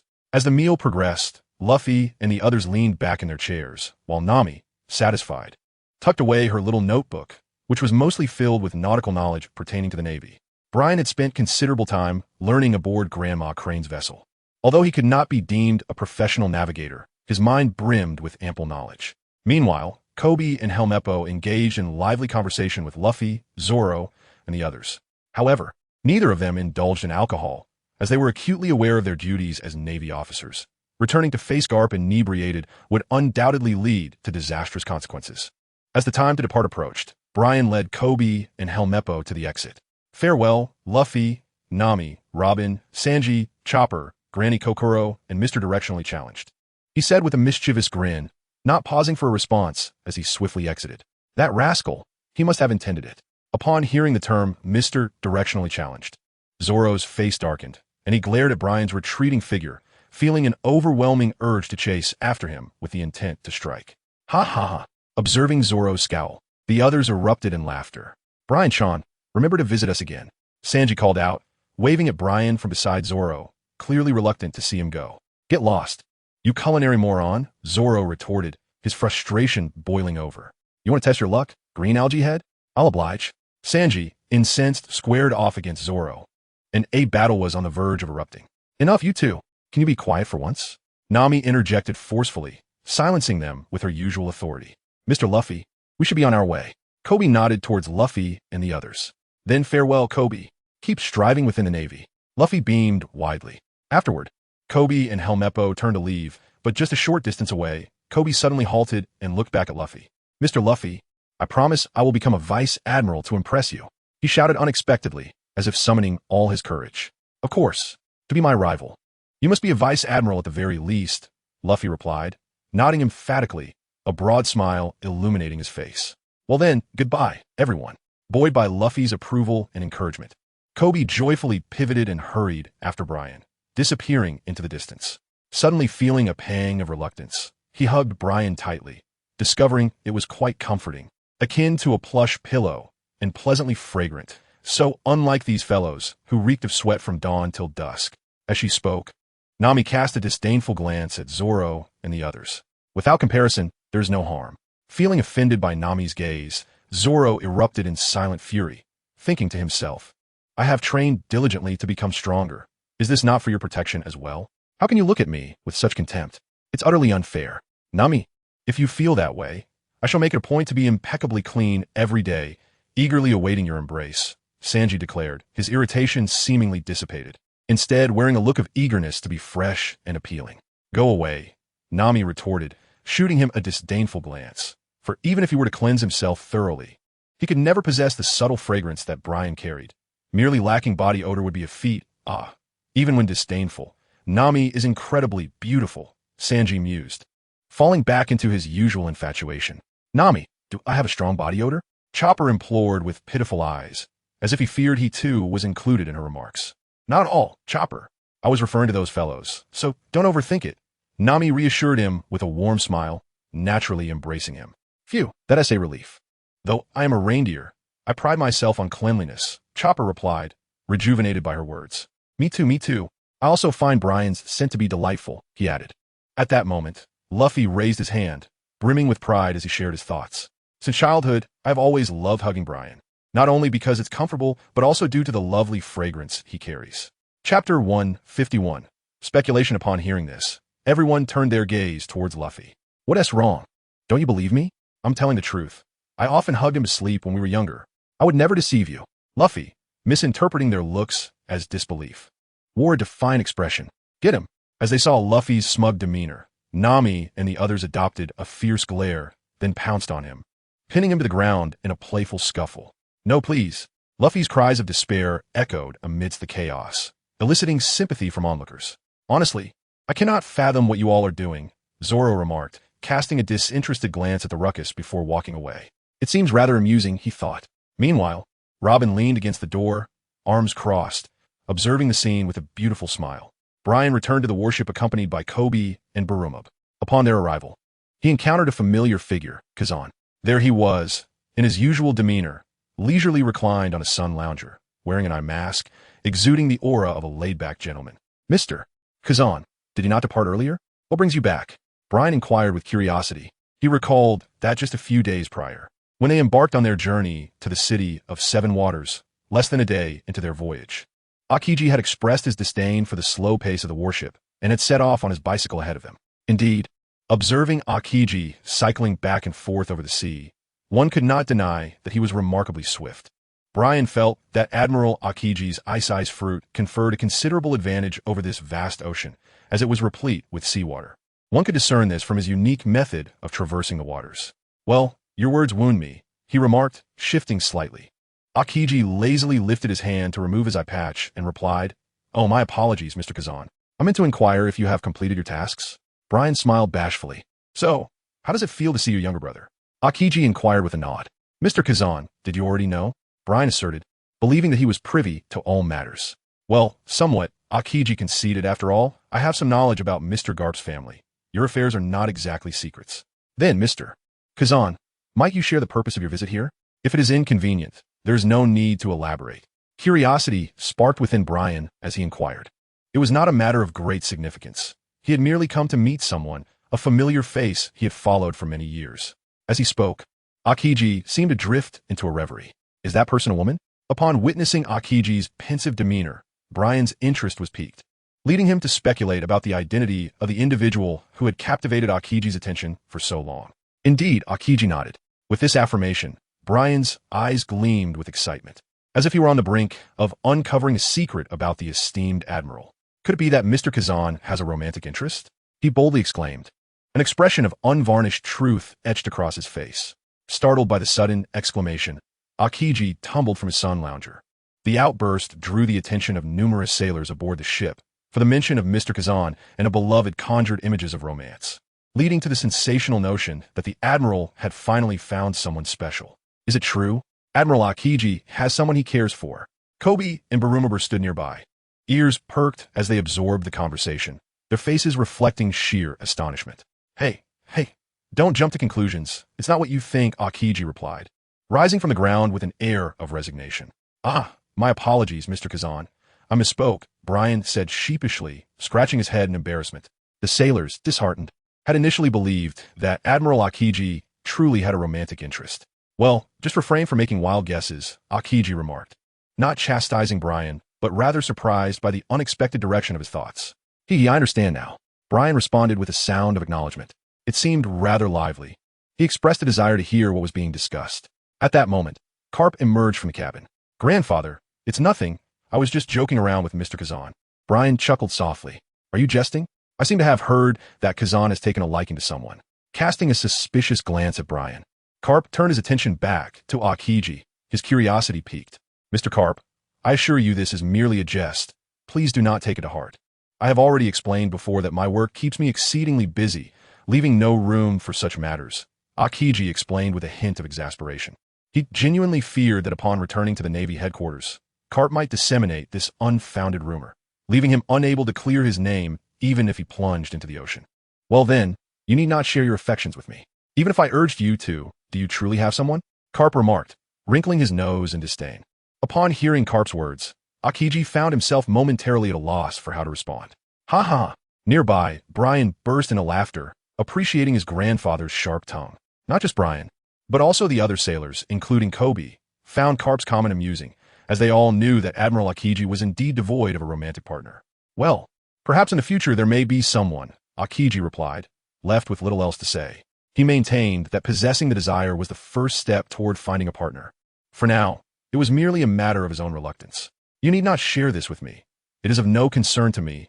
Garp haughtily turned away, adopting an expression that suggested he was uninterested, which left Akiji feeling as though he had swallowed a stone.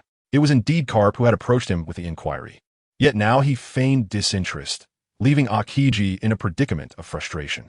All right, grandfather, please do not tease Mr. Kazan any further. He surely has his own thoughts on the matter. He understands your words, and in due time, the right moment will arrive. Brian smiled as he spoke on behalf of Kazan, expressing a wish that things could indeed be so. Garp cast a glance at Kazan, who lay on a sun lounger like a salted fish, and then, with an indifferent tone, remarked, never mind, I'll just go finish the remaining donuts. With that, Garp entered the ship's cabin, lost in his own thoughts. Thanks, Brian, Kazan said, lifting his eye patch to express gratitude after Garp had departed. Had it not been for Brian's timely intervention, Garp would have continued his relentless chatter, leaving Kazan with a pounding headache. Chapter 152, Empty-handed cannonballs on board the warship. Brian chuckled and remarked, it's a trivial matter. We must ensure that Mr. Kazan finds a partner soon to resolve this issue entirely. After all, Kazan was brought back to the Navy headquarters by Garp, which naturally meant Garp would be concerned about him, unlike the other two admirals.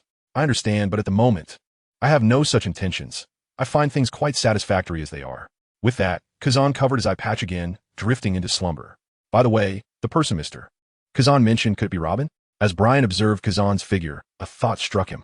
Though his memory was somewhat hazy, he recalled that a Navy officer had once spared Robin during her childhood, and that officer was likely Kazan, who at the time was involved in a buster call at O'Hara. Yes, that seems plausible, Brian mused, feeling a twinge of embarrassment for having made assumptions. Believing Kazan had a romantic interest when it turned out to be a different matter entirely. Forget I said anything.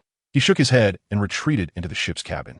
Less than a few hours later, as the afternoon approached 4 o'clock, Garp instructed his subordinates to prepare a substantial quantity of cannonballs, claiming they would soon be put to use.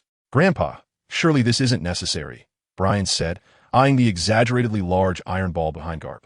It appeared to have been stored on the warship for quite some time, and this was his first encounter with it. Ha ha ha, that kid has a new ship, doesn't he? I'm just here to test its durability, Garp chuckled mischievously. Suit yourself, Brian thought, realizing Garp's true intentions were to create trouble for Luffy, eager to send him and his crew to the depths of the sea. Don't worry, this is merely my love for my dear grandson, Garp declared, his fingers itching as he gazed at the colossal iron ball. Such a heavy affection. With a mutter, Brian resigned himself to his grandfather's whims and decided to let him indulge in his antics. In truth, such behavior was unnecessary. The incident of Garp taking him out had reached Admiral Sengoku, who promptly made a phone call, leading to a half-hour argument over the transponder snail. What escalated matters was Garp's exclamation, "That's my grandson," which incensed Admiral Sengoku further. He immediately ordered Garp to retrieve Brian personally, threatening serious repercussions otherwise. To avoid complications upon their return to headquarters, Garp reluctantly acquiesced, coincidentally just as Luffy and the crew were preparing to set sail. "Report to Vice Admiral Garp. We have sighted the Straw Hat Pirates about to embark," shouted the lookout from the crow's nest. "All right, let me catch up. I need to stretch my legs," Garp replied, cracking his neck and removing his cloak, his fingers popping audibly. "Yes, Vice Admiral Garp." Upon receiving Garp's command, the warship immediately set course toward the Straw Hat crew's new ship. "Let us extend a greeting, Brian. You take the lead." As Luffy's new vessel came into view, Garp stood at the bow, a megaphone in hand, seemingly poised to utter some words before the confrontation. "Grandpa, how can I greet them from this distance?" Brian glanced back at the sailors hauling cannonballs. "It's simple. A slash to get their attention will suffice," Garp replied with a grin. "Are we really going to do that, Grandpa?" Brian hesitated, questioning whether the great swordsman's blade could truly be wielded in such a manner. "Indeed, just draw their attention. I have words to exchange with Luffy," he said. Garp nodded and activated the switch on the loudspeaker he held in his hand. "Very well. I shall give it a try." With that, Brian placed his left hand upon the hilt, slowly drawing forth the azure blade, Chienrin. A faint aura of dominion coiled around him as he stood poised with the sword. In the next instant, he swiftly unleashed a strike. Whoosh!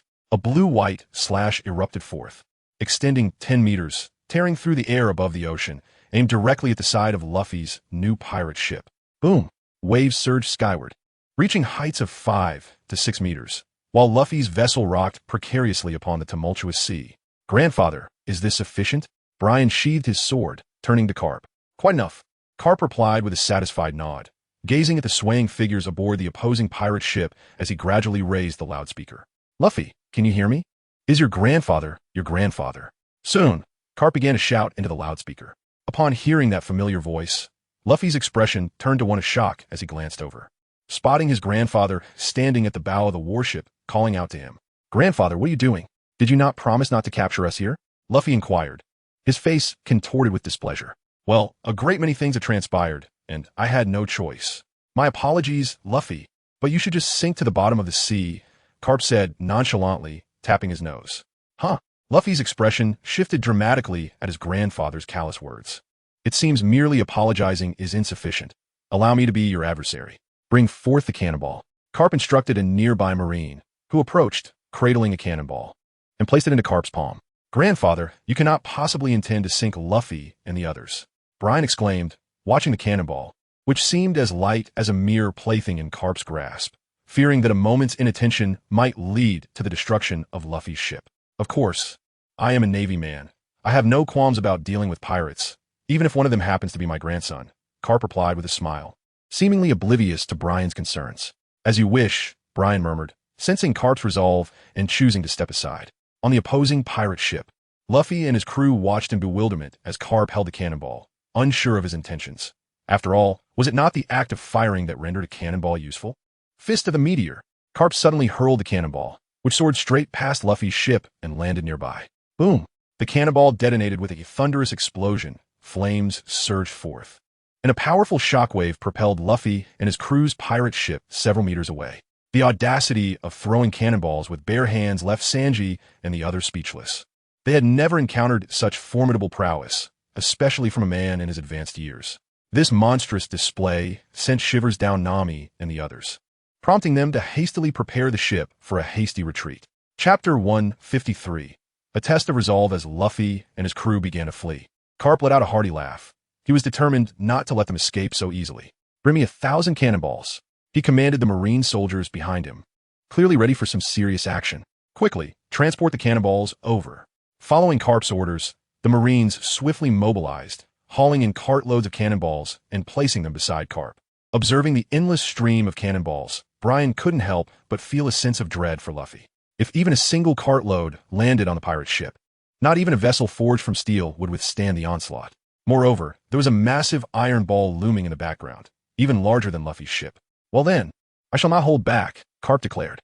With a swift motion, Garp bent his legs slightly, seized a cannonball from the nearby rack, one in each hand, and hurled them with such ferocity that the air crackled with the force of his throw. Clearly, Garp's strength far surpassed that of the cannons themselves.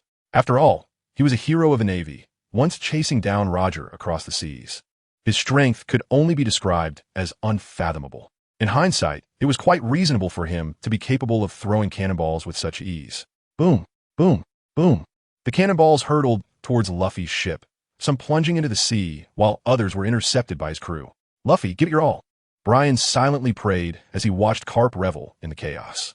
In the blink of an eye, Garp had launched nearly 70 or 80 cannonballs, and at this rate, he might very well deplete the 1,000 cannonballs he had commanded.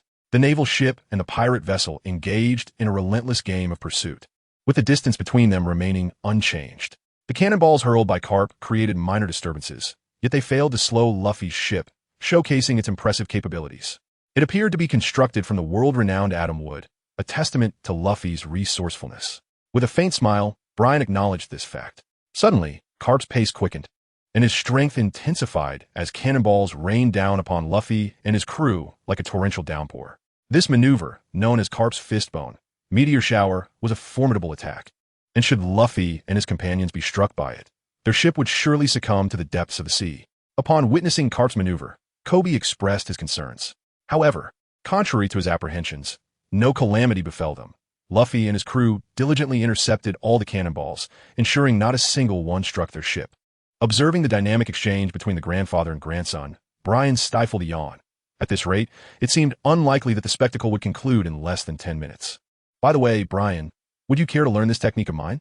Once upon a time, when Roger beheld my prowess, he had no choice but to retreat with his tail between his legs.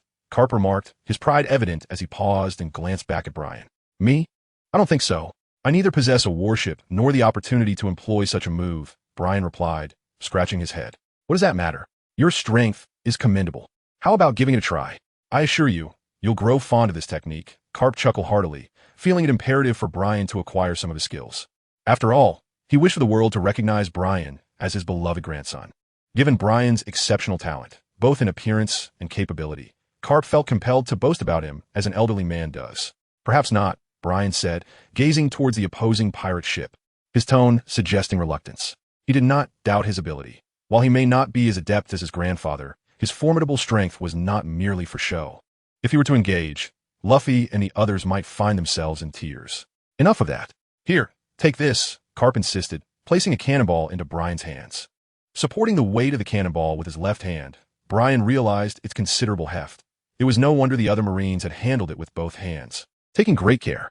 Of course, they were also wary of the potential for it to drop and explode. Quite large, Brian remarked, observing the cannonball that filled his palm. Unable to grasp it as Garp did, with a single hand as one would baseball. Unless his hands were twice their size, that feat would remain unattainable. Nonetheless, he could still lift the cannonball with relative ease, albeit lacking the impressive flair of Garp's grip. Watch closely, Brian, and mimic my movements. You'll master it in no time. Garp patiently instructed. Ignoring Brian's hesitance, he handed him the cannonball. Nodding, Brian cast a glance at the pirate ship across the way, a glimmer of mischief sparking in his eyes as an idea took shape. Why have we stopped? Is that not Brian Shawn? He's holding a cannonball. Came the astonished exclamation from the pirate ship. In the brief half-minute that Garp paused, Sanji and the others found it rather peculiar. Turning their gaze towards the warship behind, they noticed Brian had also arrived at the bow, a black cannonball clutched in his hand. Could it be that he intended to hurl the cannonball barehanded? Zoro speculated, his brow furrowed tightly as if he could crush a mosquito. He was uncertain of Brian's capabilities, although he was aware that Brian held the rank of a Navy colonel. He had not heard Garp's assessment of him, which made the possibility seem rather implausible. What? Is Brian going to throw a cannonball like Grandpa? This is going to end badly. Upon hearing Zoro's conjecture, Luffy began to pace anxiously in circles. Luffy, what is the matter? Is that Navy fellow really a threat? Usopp, who was quietly hiding outside, had already pieced together that Garp was Luffy's grandfather, but by the time Brian arrived, he had departed. Thus, Usopp remained oblivious to the fact that Brian was Luffy's brother. Luffy, is there something wrong with Brian?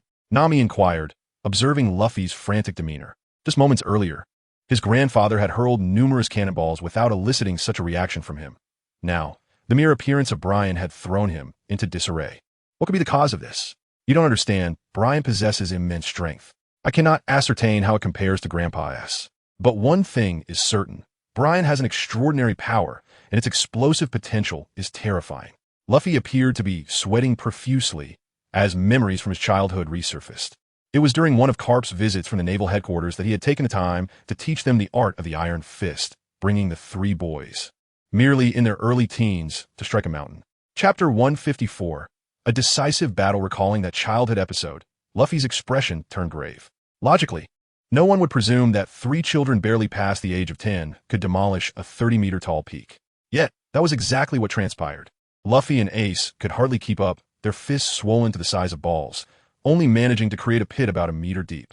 Only Brian, with sheer determination, managed to punch through the mountain. However, in the end, his hands were gravely injured, flesh torn away, nearly exposing the bone beneath. The sight had terrified Luffy and Ace, fearing that Brian's hands would be permanently damaged. Fortunately, Brian possessed a unique constitution and remarkably strong regenerative abilities. After more than a month of recuperation, he fully healed without any scars. That incident had indeed left Luffy and Ace thoroughly frightened. A 30-meter mountain had been directly punctured by Brian's fists. Subsequently, they had inquired how he achieved such a feat, to which Brian adorably replied that it was simply a matter of mastering the explosion of power. It was quite simple. To this day, Luffy could not forget that event, as Brian had always exhibited a hint of terror in his abilities during their childhood. Is it true? Luffy, is Brian's strength really that formidable? Even Luffy holds such a belief, so Nami and the others have no reason to doubt it. What should we do? Usopp, trembling in fear, felt his legs quaking. He had barely been on the ship for 10 minutes and was terrified of being submerged in the ocean. At this moment, all that remained was to place their trust in Brian. Nami believed that Brian would not genuinely resort to extreme measures against them. Otherwise, with the combined might of Rear Admiral Garp and Colonel Brian, could they possibly escape today? Brian, it's me, Luffy. Please don't throw us. Luffy shouted from the bow of the ship, convinced that he should take matters into his own hands, for throughout his life, Brian had always heeded his words. Witnessing their captain's fearful demeanor, Zoro and the others felt a wave of embarrassment wash over them. Ha, Brian, it seems Luffy is rather intimidated by you. Garp laughed heartily upon seeing Luffy's submissive expression. However, this only served to infuriate the old man further. It appeared that Luffy was more afraid of Brian than he was of him. I want to let him off easily, Brian. Be ready. With that, Garp launched a cannonball, faster than any before. Yes, grandfather, I'll throw it, Brian nodded, steadying his breath as his pale hands gripped tightly. His arms swung back, aiming at a specific direction, and he hurled it with force. With a whoosh, the same piercing sound echoed as a cannonball shot forth, racing after Garp's projectile. Oh no, we're done for. Luffy exclaimed in horror as he beheld Brian unhesitatingly launch a cannonball towards their pirate ship, his jaw nearly dropping in disbelief. No way. Nami and the others were incredulous. The gentle Brian that had shown kindness to Luffy was truly firing cannonballs at them. Yet, what transpired next brought smiles and a sense of surprise to Nami and her companions. Boom! The explosion resonated as they witnessed Brian's cannonball collide with Garp's, erupting midair. So that is how it is. Brian is actually helping us. Nami beamed with delight. You scare me. I'm so relieved that Brian didn't turn against us. Luffy exhaled deeply, his expression one of a survivor, clearly shaken by the encounter with Brian. So he is Luffy's brother. What a remarkable coincidence. Frankie mused, recalling his previous encounter with Brian when he sought him out after his younger brother had been beaten up. They had discovered a rapport and subsequently became friends. This was his second meeting with Brian, though he had not anticipated it occurring in such a manner. Indeed, my beloved Brian, I adore her. Sanji gazed at the silhouette aboard the warship, his eyes shimmering with heart-shaped reflections. Do not utter such repulsive words. Who belongs to you? Zoro remarked with palpable disdain. I shall not hold it against you. You must be envious, Sanji responded, unfazed, his gaze fixated on Brian's figure, reluctant to look away. Jealous of that lecherous cook? Have you not realized he is a man? Zoro scoffed, anticipating the change of expression on Sanji's face upon discovering Brian's true gender. A mischievous smile crept upon Zoro's face as he pondered the delightful spectacle to come. Indeed, my dear Brian, you are quite astute. Robin observed with a subtle smile at Brian's actions. Is someone speaking ill of me? Could it merely be a figment of my imagination? A chill swept over Brian as he glanced around, finding nothing amiss. You are rather capable, Brian, Garp remarked, a smile creeping onto his face. Fully aware that Brian was deliberately assisting Luffy, an intention too evident to overlook. Grandfather, I apologize. It was my blunder. Brian feigned embarrassment in front of his grandfather. Let us settle this once and for all, Brian, and see how many cannonballs you can intercept. With that, Garp seized 2 cannonballs from the rack and hurled them towards Luffy and his crew. Grandfather, how could I possibly compete with you? You are the mightiest of all. Despite his words, Brian's actions were swift. He too grabbed 2 cannonballs from the rack and launched them immediately. Boom, boom. 2 explosions resonated through the air. Large plumes of black smoke billowing forth as the 4 cannonballs collided mid-flight, transforming into a haze of gunpowder. Was Colonel Brian truly opposing Vice Admiral Garp? Witnessing this astonishing scene, the sailors stood in stunned silence. Could it be?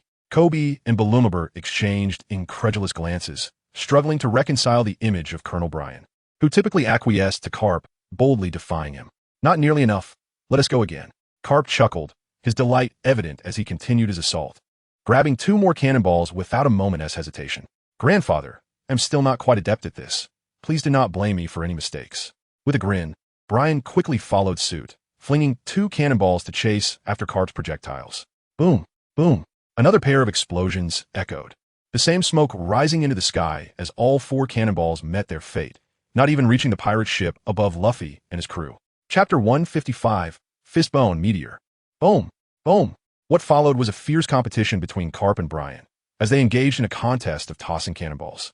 Each seized a cannonball with effortless ease, launching them in quick succession, hardly a second apart. Remarkably, Brian's cannonballs consistently caught up to Garp's, detonating in a brilliant display.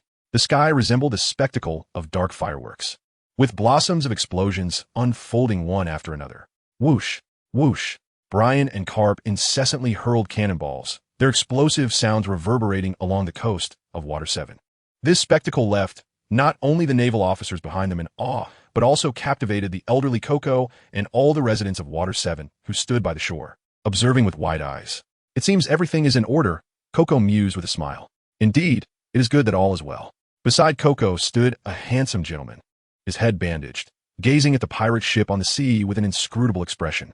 Aboard the warship, witnessing Garp and Brian swiftly deplete a considerable number of cannonballs, which all transformed into fireworks, the sea soldiers were at a loss as to how to respond. Admiral Aokiji, please intervene and stop these 2 gentlemen. At this rate, the pirates will escape, a lieutenant implored, addressing Aokiji, who lounged on a sun chair. Well, let them have their fun, Aokiji replied lazily, lifting his eye patch to glance at the duo on the bow of the ship before covering his eyes once more. Seeing that even Admiral Aokiji had deemed it unnecessary to intervene, the lieutenant reluctantly stepped aside, watching the grandfather and grandson toss cannonballs as if in play. Kobe, are these 2 truly monsters? Kobe swallowed hard as he observed the relentless barrage of cannonballs, staring at Brian's elegant figure, feeling a sense of terror for the first time. Though Garp was formidable, Brian, a grand swordsman, was equally astonishing, exhibiting such extraordinary strength. Was he destined to inherit Garp's iron fist? Isn't this something you already knew? What is there to be surprised about now? Kobe remarked, equally astonished by their actions, especially Brian's remarkable display of strength that kept pace with Garp's prowess. Beyond swordsmanship, Colonel Brian's martial arts were formidable as well. His versatility was indeed impressive. Did he possess no weaknesses? Not all, Kobe. Just look at Colonel Brian's slender physique. How can he unleash such power? He seems as if he could snap at any moment, akin to a delicate flower, Barumabur observed, watching Brian's slightly curved form sway like willow branches in the wind, exuding an aura of remarkable softness. Merely gazing at him made Barumabur worry for Brian's back. Let us not compare him to a delicate flower. Colonel Brian is a man, and his physical prowess must be exceptional. Otherwise, he couldn't exert such tremendous force. Kobe rolled his eyes. Facts are facts. Should I deceive myself? That is true, but it is indeed astonishing.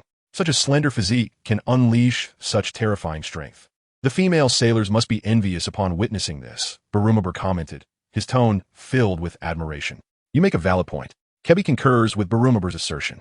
Among the vast expanse of the ocean, the majority of females exhibit no significant advantage in strength, a reality that holds true for the female Marines at the naval headquarters. Indeed, within the ranks of the Navy, there exists not a single female Marine whose strength stands out remarkably.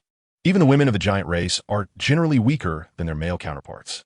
In stark contrast, individuals like Brian, who possess beauty surpassing that of females, excel in both swordsmanship and physical prowess. At present, his strength is nothing short of astonishing, complemented by exceptional flexibility. Should the female Marines catch sight of him, envy would undoubtedly ensue. Haha, well done, Brian. But I wonder, can you keep up now? Fist of the Meteor.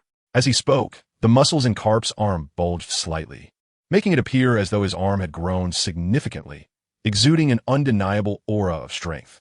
Whoosh! This time, Garp launched merely a single cannonball, yet at that instant, its speed reached an extraordinary pinnacle, igniting sparks in the air. However, despite the faint sparks, the cannonball did not detonate, for it was traveling too swiftly. The moment the sparks flickered, the cannonball had vanished. This cannonball truly resembled a falling meteorite. The energy produced by a meteor descending at the velocity of a shooting star would be terrifying enough to obliterate an entire landmass. Yet here lay only a single cannonball, which, in Brian's estimation, had elevated both its speed and power to unprecedented levels. Brian's observation hockey revealed to him that the power of this cannonball could obliterate the ruins of the Seven-Water City. There was no other choice. His grandfather was serious, and his strength was no match for his elder, so he had to rely on his domineering aura. With a furrowed brow, Brian grasped the cannonball, channeling his formidable energy. As a blue luminescence blossomed, scattering pink petals, exquisitely beautiful like cherry blossoms.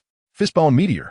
The sensation at his fingertips surged into Brian's mind in an instant. He adjusted the direction and force with a slight movement of his fingers and then sprang into action.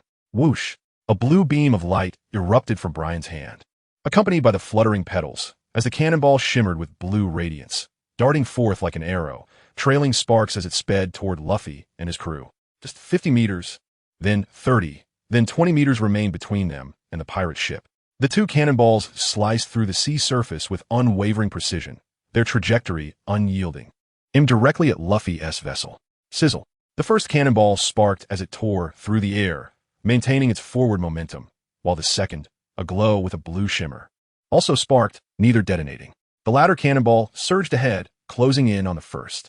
On the pirate ship, the crew heard the two whistling sounds growing louder, a palpable sense of danger creeping upon them, raising the hairs on their necks. Yet, the source of this impending peril remained elusive to their eyes, leaving them anxiously scanning the horizon.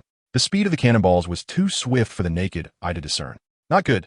2 cannonballs are heading straight for us, Usopp exclaimed, magnifying the scene ahead with his telescope, and was met with the alarming sight of the 2 cannonballs barreling toward them, causing him to gasp in horror. Boom!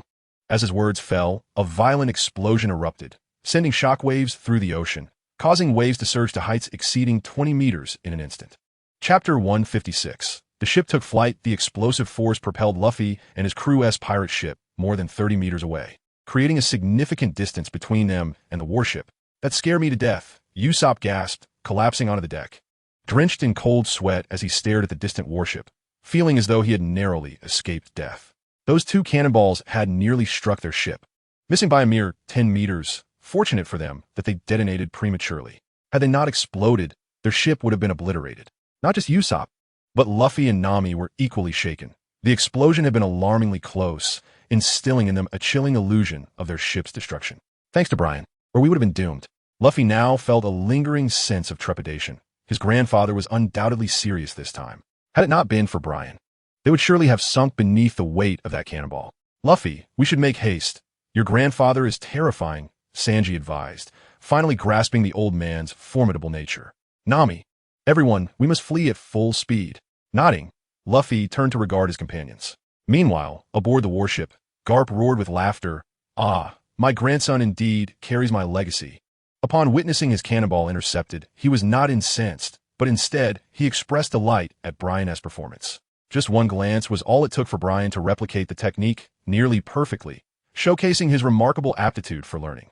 Most individuals, even if they could comprehend the essence of Garp's move, would struggle to emulate it, as it demands precise control over force.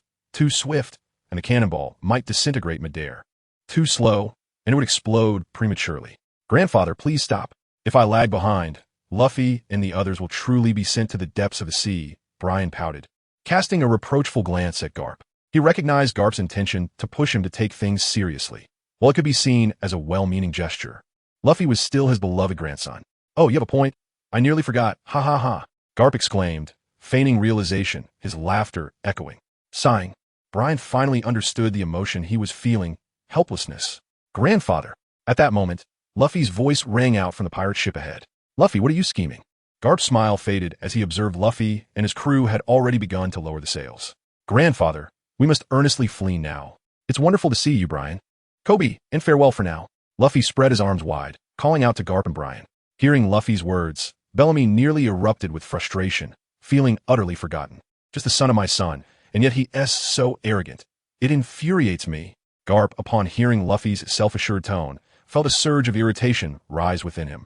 He stormed over to the enormous iron ball, seizing the thick chain tethered to it. Standing at the bow of the ship, he glared fiercely at the pirate vessel ahead. You wish to flee? Then let me send you to the depths instead. As he spoke, the sound of chains being pulled resonated, and one could see Garp's powerful arm swinging the enormous iron ball, which he hurled towards Luffy and his pirate ship. In Garp's grip, the colossal iron sphere appeared as a mere toy, soaring through the air and crashing down upon the pirate vessel. This gigantic orb overshadowed Luffy's ship, casting a shadow that sent Usopp and the others into a frenzy of frightful cries.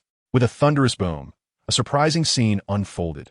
Luffy's ship suddenly surged forward, ascending into the sky and evading the iron ball's deadly descent in the blink of an eye.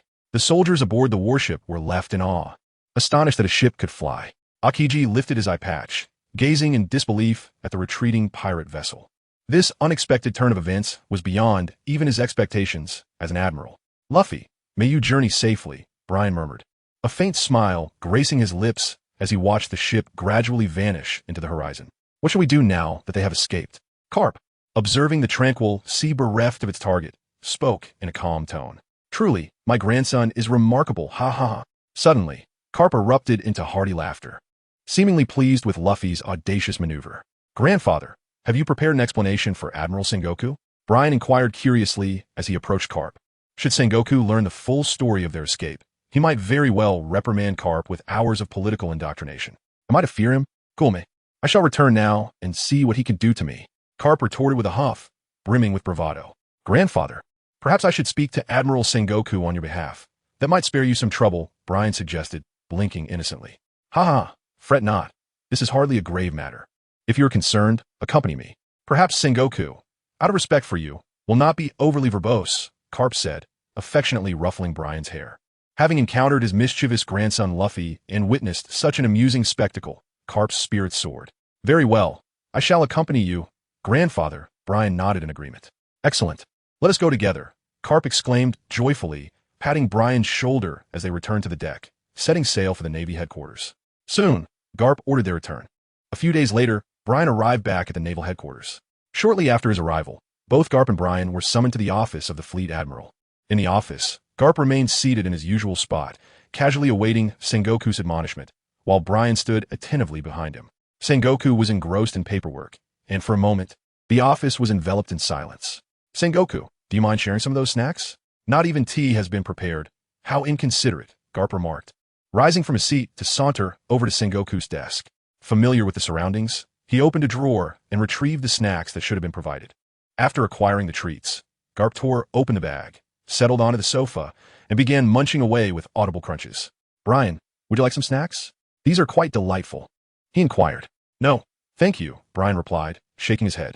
He couldn't help but notice the veins beginning to bulge on Sengoku's forehead, with a cold glint emanating from behind his glasses. Chapter 157. Secret deal in the fleet admiral's office. A sudden roar erupted. Damn you, Garp. Startled, several naval officers dropped their documents in disarray. Sengoku unleashed an hour-long tirade directed at Garp. Had it not been for Brian's presence, it would have certainly lasted 2 hours. After concluding his reprimand, Sengoku took a seat and retrieved a piece of intelligence from his drawer. Brian, there is a mission that requires your attention, he said, fixing his serious gaze upon Brian. I understand. I assure you I will accomplish the task, Brian replied earnestly. Brian solemnly nodded. Aren't you afraid that the task could be perilous, considering you haven't even seen what it entails? Upon hearing Brian's response, Marshal Sengoku chuckled. Not at all. Since Marshal Sengoku is willing to entrust this mission to me, he must believe I am the most suitable candidate. Thus, I cannot let you down. With a smile, Brian remarked, Ha ha, very well, take a look at this task. With a hearty laugh, Sengoku handed a document to Brian. Accepting the file, Brian opened it for inspection, while Garp leaned in to glimpse the assignment. Sengoku, doesn't this task seem rather peculiar? After reading, Garp furrowed his brows and turned to Sengoku. You noticed it too? I share your sentiment. Intelligence indicates that the warlord Don Quixote Doflamingo and the Emperor Kaido are set to engage in a clandestine transaction shortly, specifically involving a Zoan-type devil fruit. I cannot fathom why a mere ordinary Zoan-type would necessitate such secrecy. There should be nothing to conceal, given that it is a transaction between Doflamingo and Emperor Kaido. Who would dare to interfere? Why the need for discretion? As he spoke, Sengoku fell into deep contemplation. Could it be that there are not just one, but several? Garp suggested. Such a possibility cannot be dismissed. If there are indeed multiple fruits involved, it would make sense. Nodding in agreement, Sengoku considered the likelihood of this scenario. An ordinary Zoan-type devil fruit is hardly remarkable, but if several were to emerge simultaneously, the situation would indeed change. Perhaps even rarer ancient varieties could be included.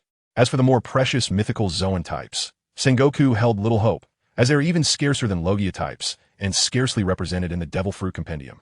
If this transaction truly involves ancient varieties, the Navy cannot afford to stand idly by.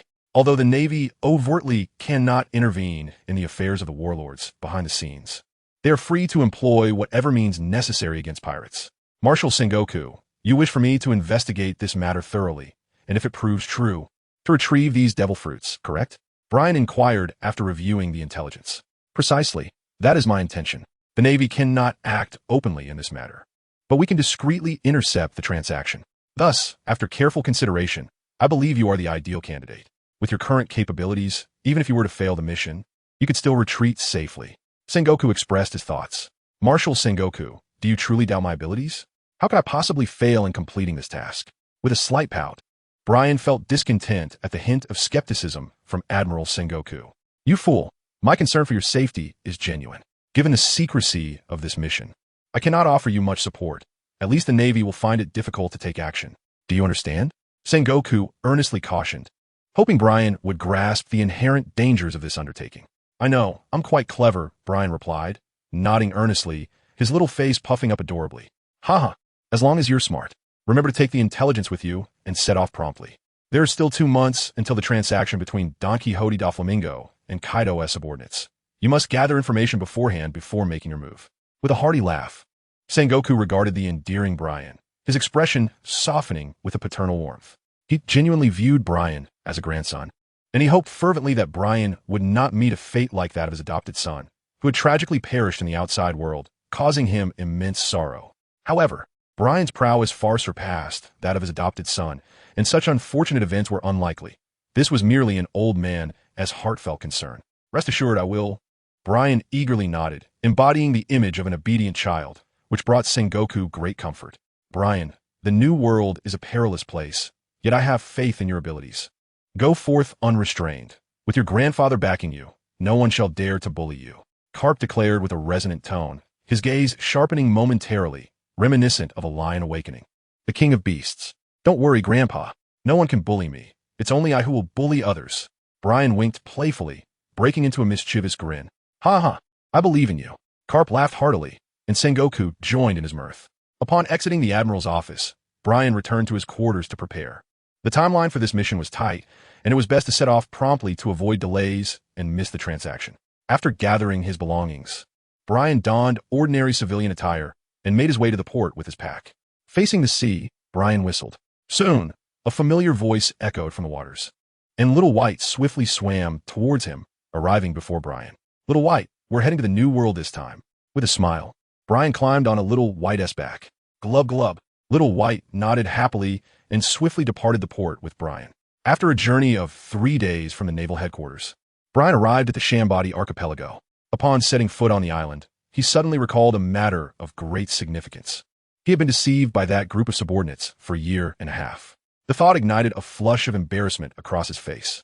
Those despicable individuals.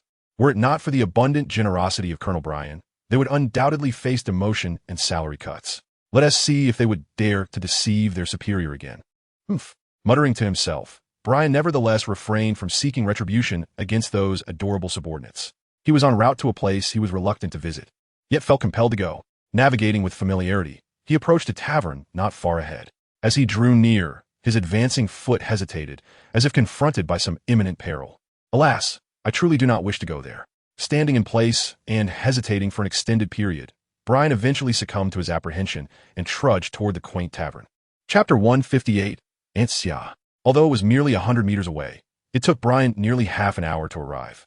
Exercising caution, he reached the tavern's entrance and leaned against the wall, slowly peering inside. To his astonishment, the tavern was empty. Could I have come to the wrong place? Doubting his own judgment, Brian lifted his gaze to the sign hanging at the tavern's entrance, which clearly read Shachi's Tavern. Indeed, that was correct, so why was there no one inside? Filled with uncertainty, Brian stepped into the tavern and glanced around. Isn't this my little Brian? Long time no see. Come here for a hug from Anxia. Suddenly, a female voice resonated from behind him. As he turned around, he was enveloped in an embrace, and darkness enveloped his vision, leaving him unable to see anything. Brian struggled for a moment before the individual released him. Anxia, you've done it again. I'm quite upset. Despite feeling a tinge of annoyance at the ambush, Brian respectfully addressed her as Anxia. Before him stood a woman with short, dark hair and an elegant figure, exuding an air of mystery. Though her eyes hinted at maturity, her visage retained the allure of youth. Don't be angry, little Brian. Here, Anxia will treat you to some juice. She chuckled lightly, guiding him to sit down and pouring him a glass of juice. Thank you, Anxia. With a gentle smile, Brian quickly dismissed the earlier incident from his mind. Little Brian, what is the occasion for your attire? Taking a puff from her cigarette, Anxia inquired. I have a matter for which I seek your assistance, Anxia. Your capabilities are vast. Surely, you will help me, won't you? Brian teased, winking mischievously. When did little Brian become so eloquent? Rest assured, Anxia will certainly assist you, and perhaps the price can be slightly reduced, she replied with a smile, pouring another glass of juice for him. Anxia, could you lessen the amount? I don't have that much money on me. Brian patted his pocket, looking at her with anticipation. That won't do. Anxia is a businesswoman. The prices cannot be significantly lowered unless. As she spoke, Anxia glanced at Brian, as if contemplating something. Unless what? Please tell me, Anxia. I will do whatever I can. Seeing a chance for negotiation, Brian's eyes lit up, eager to hear more. Really? As long as it is within your capabilities, you will comply? Anxia chuckled, a fleeting glint of cunning passing through her eyes, though her expression remained unchanged. Yes. As long as I can manage it, I will. Brian nodded vigorously, agreeing without a moment's hesitation. Very well, the arrangement is established. Anxia would like you to assist in garnering some business here for 3 days. After that, I will provide you with the information you seek. How does that sound? Anxia spoke slowly, observing Brian intently. Attract business? But Anxia, I am not skilled in that area, he replied, a hint of trepidation in his gaze. Do not fret. Anxia will handle the arrangements. If you perform well, I may waive your fees based on the circumstances. So what do you say? Will you accept? With that, Anxia fixed her gaze upon him, exuding an aura of determination. Really? No problem at all, Anxia. Just let me know what you need. I am quite adept at assisting while in Windmill Village. I'm sure I can be of help. Upon hearing these words, Brian promptly nodded in agreement.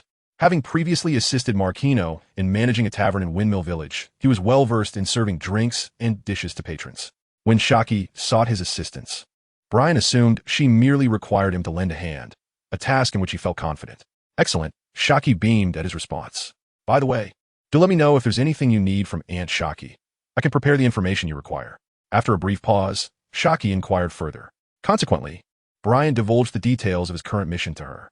Although, as a naval officer, he should not share his tasks with others, especially not with Shaki, who had a past as a pirate. Brian believed the mission was inherently clandestine, and as long as it remained confidential, there would be no issue. Moreover, he trusted that Shaki would not betray him.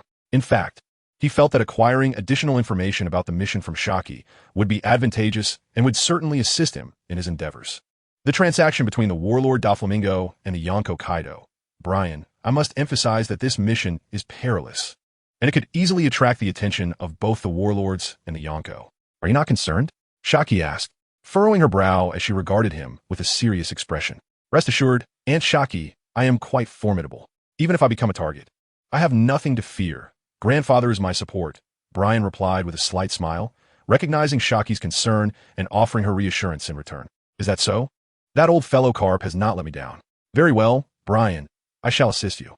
I will provide you with the information in 3 days. Nodding, Shaki felt a considerable sense of relief. She understood Brian's capabilities. Although he might not rival the rulers of the New World, he was certainly not threatened by the pirates among the warlords.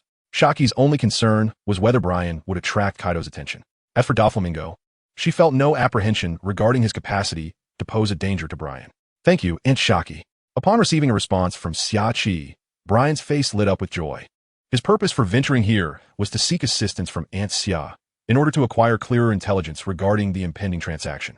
This would enable him to complete his mission more swiftly and securely. Although Brian possessed unwavering confidence in his own abilities, prudence was still advisable. The New World was notoriously chaotic. As he traversed the New World alongside Crane, he discerned the stark contrast between this realm and the first half of the Grand Line. Beyond the unpredictable weather, the presence of pirates stood out as the most significant difference. The ferocity of the pirates in the New World surpassed that of those encountered in the initial segment of the Grand Line by several magnitudes. Most of the marauders in these waters exhibited a particularly frenzied and bloodthirsty nature, often indulging in mass slaughter, leaving entire islands bereft of ordinary inhabitants.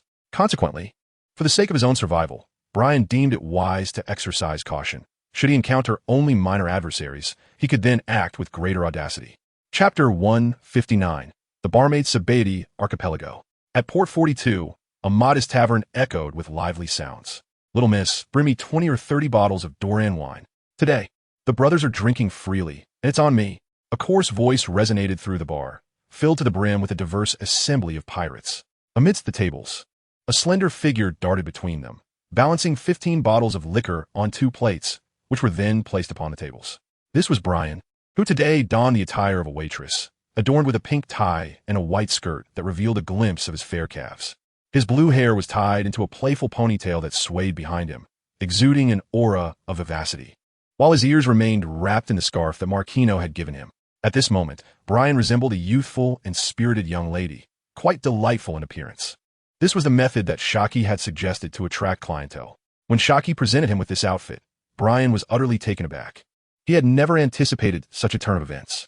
Regardless of his reluctance, Shaki insisted he wear the garments. Upholding his promise, Brian donned the attire with tears in his eyes and embarked on his journey as a server, which had now extended into its second day. Had it not been for Brian's vehement objections, Shaki might have resorted to cutting his skirt into a shorter version, a notion that horrified him enough to compel Shaki to abandon the idea. On Brian's first day appearing in this attire at the bar, he attracted a considerable number of pirate patrons, although many were promptly ejected by Shaki. Gradually, however, a multitude of pirates journeyed to the establishment, drawn by rumors of a charming barmaid named Little Boo, who was both adorable and enchanting. By the second day, the influx of guests had increased significantly. Here is your Doran wine, accompanied by some appetizers. Please enjoy, he announced, placing 30 bottles of Doran wine on the table before turning to depart. Little Boo, come and share a drink with us. Suddenly, a pirate captain reached out and grasped Brian's sleeve. I apologize, esteemed patron, but I do not partake in alcohol. Brian replied stiffly, suppressing the urge to retaliate with a punch, and managed to smile instead. That's all right, just watch us drink and share some conversation, the captain insisted, pulling a chair beside him and gesturing for Brian to sit. Very well, Brian acquiesced, displaying patience out of courtesy for the guests. Do not lay a hand on our Little Boo, or you shall face the consequences, Shaki warned from behind the bar, leaning against it and addressing the pirates within the establishment. Rest assured, Madam Boss, we are all regulars here and understand the gravity of the matter, right, brothers? The pirate captain responded, while his crew echoed their agreement. That is good to hear. Little Boo, ensure the guests are entertained, Shaki instructed. Nodding slightly, Xiaoqi held a lit cigarette in her hand and winked at Brian. It was Aunt Xia. There was no way out. Brian was well aware that he had fallen into Aunt Xia's trap. All he could do now was to proceed, as there were still 2 days ahead of him. He resolved to take his time. Brian did not harbor a disdain for the ambience of the bar. Rather, it was the role he found himself playing that perplexed him, a charming and lovely barmaid. Back in Windmill Village, the villagers had at least recognized him as a male and had refrained from dressing him in such attire. However, in this new setting, Brian dared not reveal his true gender. The mere thought filled him with embarrassment, especially as he donned garments reminiscent of a female. Little miss, how old are you this year? Inquired the bearded pirate captain, his voice booming as he sipped his drink. 17, Brian replied. Brian spoke candidly, unconcerned with the title he held. 17, indeed a blossoming age. If my memory serves me well, my daughter is nearly of the same age. I recall her as a mere child when I departed. The pirate captain gazed at Brian, ensnared in a reverie. Is it true, Captain? Why have you never mentioned you have a daughter? His crew expressed their curiosity. Enough. Must I divulge every detail of my life to you lot? I assure you, my daughter is as beautiful as Little Boo. Do you believe it? The captain scolded his men, yet a sense of pride seeped into his voice. Unbelievable, Captain. You are so rugged. How could you possibly have a daughter as lovely as Little Boo? It's implausible. His crew unanimously expressed their disbelief. Huh. If you doubt me, then so be it. Who says a daughter must resemble her father? My daughter is as stunning as her mother, even more so than Little Boo, the captain declared, taking generous swigs of his drink, relishing the moment. Here he goes again, boasting. Laughter erupted among the crew, accustomed to their captain's drunken tales of his wife, and now, the unexpected revelation of a daughter. I knew you wouldn't believe me. Never mind. The captain felt a tinge of disappointment upon realizing none of his crew took him seriously. Listening quietly to the pirates' banter, Brian found it quite amusing, resting his chin in his hand, captivated by their conversation. This lively scene reminded him of the small tavern in Windmill Village, filled with villagers sharing their stories, expressing every joy and sorrow over drinks. Such moments, in Brian's eyes, held the utmost charm. Guest, perhaps you should drink less. We still have a voyage ahead, Brian gently advised. Noticing the captain had downed 7 or 8 bottles in a short span. Who's right? We shall refrain from further drinking. The remainder will be taken for the journey. Are you all satisfied? If so, we must set sail. Oh, we're departing. The captain rose, calling out, and his crew sprang to their feet, responding with enthusiasm, resembling warriors preparing for an expedition. Little Boo, we must be off. Who knows if we shall return to drink here again? If we do, you must join us for a toast, ha-ha. As the pirate captain burst into laughter, he exclaimed, Farewell, landlady, Little Belle, my crew, let us depart. With a grand gesture, he left behind a stack of bills and exited with his men. Chapter 160. Setting sail, once the band of pirates had vacated the premises, the bar was rendered eerily silent. Aunt Xia, are they heading to the New World? Brian inquired softly, gazing out the door. Indeed, they must be, Xia Qi replied, taking a drag from her cigarette. They've been meandering through the first half of the Grand Line for far too long. This time, they seem resolute in their quest to explore that perilous sea. What a clumsy yet endearing bunch of pirates, much like Shanks and his crew. Why do they insist on pursuing danger instead of living a stable life back home? Brian mused, easily discerning their capabilities. The mightiest captain among them was no more formidable than a naval lieutenant commander, while he might stand shoulder to shoulder with a brigadier in the 4 seas. In a new world, he was merely an insignificant insect, utterly oblivious to the concept of hockey. Perhaps it's a dream, Xia Qi remarked with a thoughtful smile. Men have always been driven by such aspirations. Yet, I believe Little Belle is different from those foolish men. She is as beautiful as any girl, with a delightful, gentle, and kind demeanor. It would be a pity if she didn't embrace her femininity. After a brief pause, Xia Qi turned to Brian, teasingly adding, What do you think? Aunt Xia, you jest. I am a man, and I would never consider being anything less.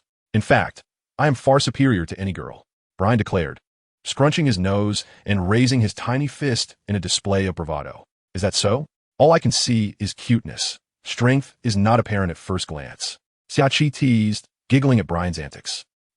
I am indeed impressive, Aunt Xia. You must know that I am not easily fooled. I am quite clever, Brian retorted, puffing out his chest.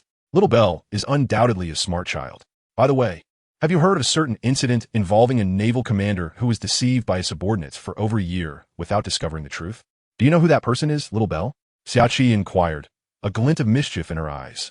With a startled expression, Brian's face flushed crimson upon hearing Xia Qi's words. He was well aware of her penchant for jest. With her intelligence-gathering prowess, such matters were impossible to conceal from her. I don't know. I haven't heard of it, he stammered, feigning ignorance. Is that so? What do you think of that naval commander? Do you not find him rather foolish? Xia Qi continued to inquire, her eyes shimmering with delight. She was eager to hear Brian's response. This adorable child had even learned the art of deception, albeit poorly, yet it was a testament to his growth. Certainly not. It must be his subordinates who conspired to deceive the commander. If it were me, confronted by Xia Qi's teasing gaze, Brian's face flushed a deep crimson. Xia Qi's expression spoke volumes, leaving Brian at a loss for words. What would you do? Xia Qi then posed the question. If it were me, I would demote them all, slash their salaries, and make them run laps without permission to stop, exhausting them to the brink for daring to mislead the commander. As he spoke, Brian angrily twisted a cloth as if venting his frustration. Ha! It seems our little Brian is still holding on to this matter. Xia Qi chuckled, finding his reaction utterly endearing. Of course, I've been deceived for over a year, It infuriates me. Brian's voice trailed off as he suddenly realized he had let slip too much. All right, let's not dwell on this. You're too adorable, little Brian. Don't take it to heart. Come over and enjoy a glass of juice to lighten your mood. Observing Brian tugging at his shirt while looking down, Xiaoqi smiled and beckoned him over. Phew. After sitting down and taking a sip of juice, Brian felt considerably better, his face no longer as flushed. By the way, Aunt Xia, why haven't I seen Uncle Rayleigh? After a moment, Brian inquired. During his previous stay at the Sabati archipelago, he had not only met Aunt Xia, but also Uncle Rayleigh, the man famously known as the Dark King. He was a formidable swordsman aboard Roger's pirate ship, regarded as Roger's right-hand man, possessing immense strength. Since the dissolution of the Roger pirates and Roger's execution, Uncle Rayleigh had remained at the Sabati archipelago, working as a skilled craftsman. In truth, both the Navy and the world government were aware of his presence there, but preferred to avoid conflict with a retired powerhouse, especially considering the Navy's busy schedule. Oh, he is likely off somewhere, swindling others for a bit of coin to indulge in drink. No need to worry. He'll return in due time, Xiaoqi remarked nonchalantly. Oh, right. Aunt Xia, could you help me check if there are any merchant ships heading to the New World? I wish to set sail for the New World, Brian expressed after a moment as thought. Rest assured, I will make the necessary arrangements. Xiaoqi replied with a gentle smile. Thank you, Aunt Xia. You are too kind to me. He. Upon hearing Xiaoqi's words, Brian beamed with joy. After all, how could our little Brian not be treated a bit better? Gently stroking Brian's head, Xiaoqi smiled with genuine delight. Time passed swiftly, and before long, the moment for Brian to depart had arrived. At Port 42, a colossal merchant vessel, its exterior gleaming from a fresh coating, lay anchored at the dock. Passengers were boarding the ship in a steady stream, and Brian was soon to join them. Little Boo, remember to be cautious. Your safety comes first, and the mission is secondary, Xiaoqi advised, adjusting Brian's collar like a mother would. Don't worry, Aunt Xia. I've told you I'm quite strong. I will be careful. Brian replied obediently, nodding his head. I know you are strong, Little Boo. There's no harm in being cautious. You are a clever child, and I won't say more. The merchant ship will soon submerge, so you should hurry aboard, Xiaoqi gently urged, giving Brian a soft push while watching him with a smile. Goodbye, Aunt Xia, see you. Brian waved as he donned a small backpack and turned towards the ship. Once all the passengers had boarded, the air membrane quickly inflated, enveloping everyone on the deck in a vast bubble. With a whoosh, the entire merchant vessel began its descent, swiftly vanishing beneath the surface of the sea, disappearing from view at the harbor. As the ship disappeared, a shadow followed closely behind, fleeting and barely perceptible to the human eye. Safe travels, Little Boo, Xiaoqi whispered softly before turning to leave. Chapter 161. The little sister descending alongside the massive roots of the red mangrove. Darkness enveloped the surroundings of the merchant vessel. Wow, what enormous roots. This is the largest red mangrove in the world. The roots are far thicker than the trunk.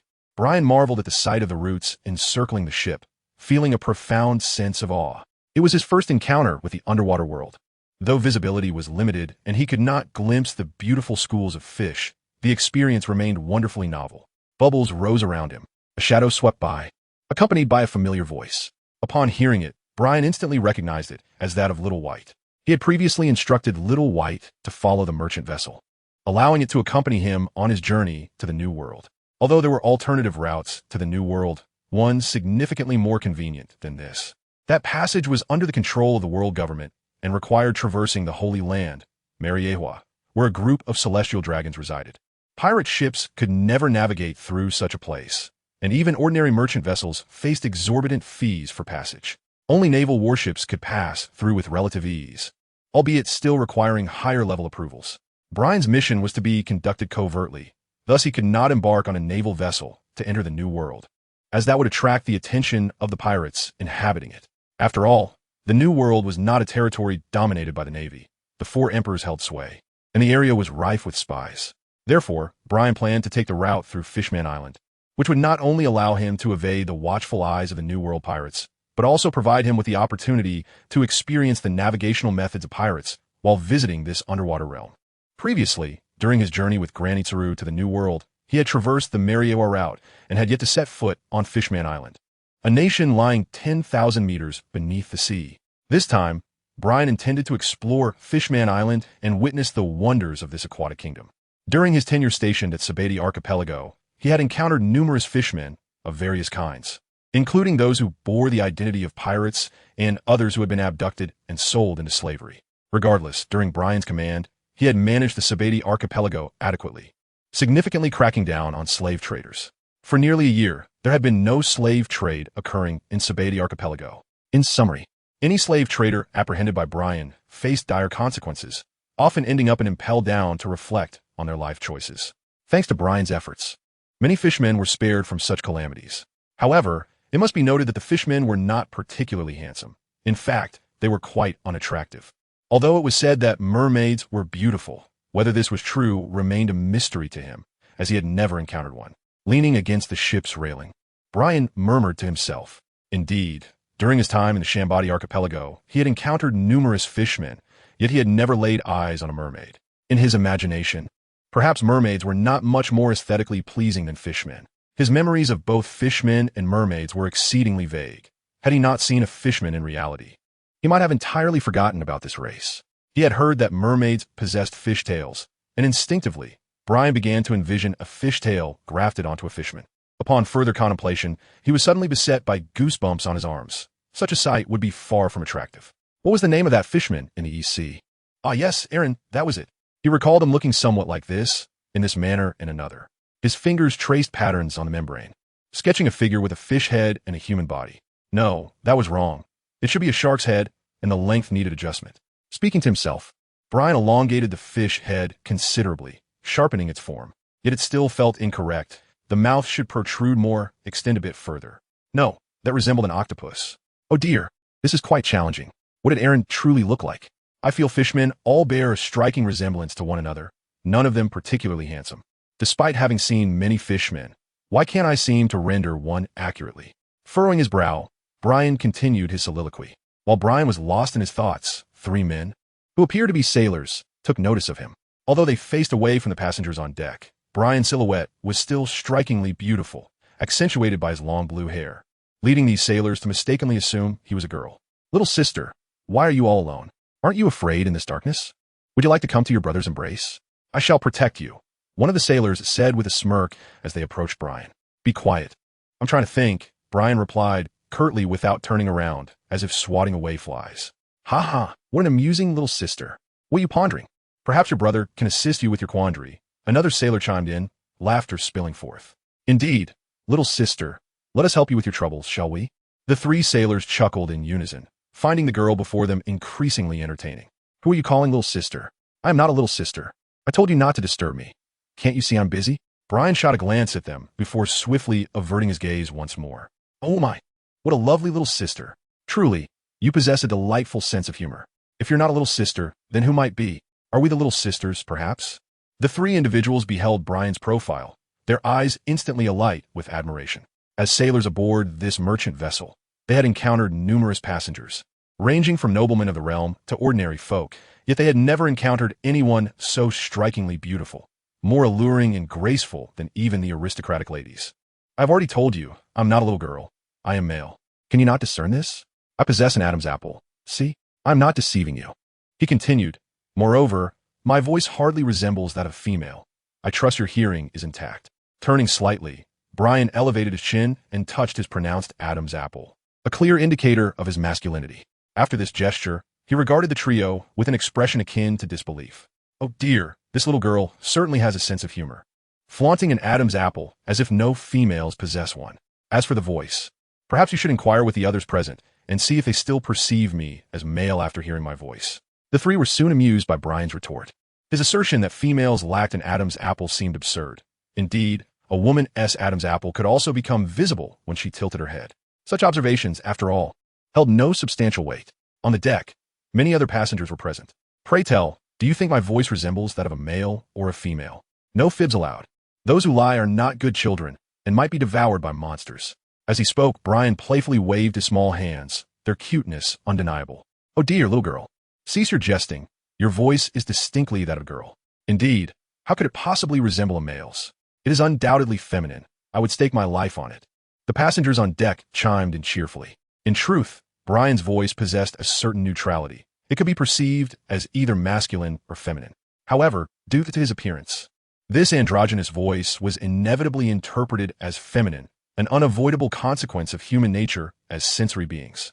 I've already told you, none of you are good children. Regardless of your beliefs, I, Brian, am a true gentleman, entirely unrelated to any female notions. With an exasperated glare, Brian felt that reason would not prevail. So he turned away, choosing to ignore them. "Ah, little girl, do not be upset. Come, let me comfort you," one of the sailors teased, his eyes widening at Brian's adorable, irate demeanor. The trio promptly surrounded Brian, attempting to corner him. "Shall I come here?" Rumble roar. Upon hearing Brian's call, a shadowy beast suddenly emerged beside the merchant vessel, vividly manifesting before the onlookers and releasing a resounding roar. "Ah, sea monster!" In an instant, the three sailors were so frightened that they collapsed onto the ground, scrambling backward in a desperate attempt to escape, fearing that the creature would breach the protective membrane and devour them whole. Simultaneously, the passengers aboard the merchant ship were equally terrified, retreating to the opposite side and huddling together, as if proximity could offer them a greater sense of security. Serves them right for their deceit. They are certainly not well-behaved children. Casting a glance back, Brian noticed the passengers trembling in fear, clustered together, reluctant to stray too close. He pouted slightly, harboring a rather schadenfreude sentiment. In his eyes, these passengers were liars, deliberately misrepresenting his voice as that of a womaness. Bad children deserve to learn a lesson. Beyond the membrane, the figure of the creature emerged, gracefully rolling through the depths of the ocean, advancing deeper as the ship descended. The fright instilled by the beast rendered everyone hesitant to approach Brian's vicinity, fearing that the sea monster might suddenly draw near, rupture the membrane, and plunge them all to the depths, to be consumed by the beast and meet a grisly fate. Ah, how envious Brian felt of the creature, able to swim freely in the ocean. Watching the agile movements of the beast outside the membrane, he propped his chin on his hand, his eyes reflecting a glimmer of envy. At times, observing fish glide through the water evokes a longing to be one of them. Similarly, witnessing birds soar through the sky ignites a desire to fly. Time flowed slowly, almost imperceptibly, in the enveloping darkness. The merchant ship had descended to a considerable depth, approximately 7,000 to 8,000 meters, still 2,000 to 3,000 meters away from the fabled Fishman Island, which lay at a depth of 10,000 meters. The vessel continued its descent, expertly navigated by seasoned sailors, alleviating concerns of any potential mishaps. The deeper they ventured, the more Brian sensed the myriad forms of life dwelling below, with colossal sea creatures occasionally darting between the massive rocks. Suddenly, a glimmer appeared ahead, emanating from Fishman Island. They had arrived. As the light source grew clearer, anticipation filled Brian's eyes. It was a small island encased in enormous bubbles, floating in this abyssal realm, having existed for countless ages. "Shout by. Remember not to wander too far. There are many formidable sea creatures here, and it is perilous, do you understand?" As the ship had yet to enter the port of Fishman Island, Brian turned to Xiaobai, offering a word of caution. "Grr." Xiaobai nodded, revealing its sharp teeth, a layer of camouflage materializing, instantly giving it the appearance of having a set of steel fangs. "I know you are formidable. Just be careful and don't stray too far, or it will be troublesome for me if I can't find you when it's time to leave." Understanding the meaning behind Little White's actions, Brian smiled faintly and waved at him. Closing his mouth, Little White responded with a sound, and then swam away to amuse himself.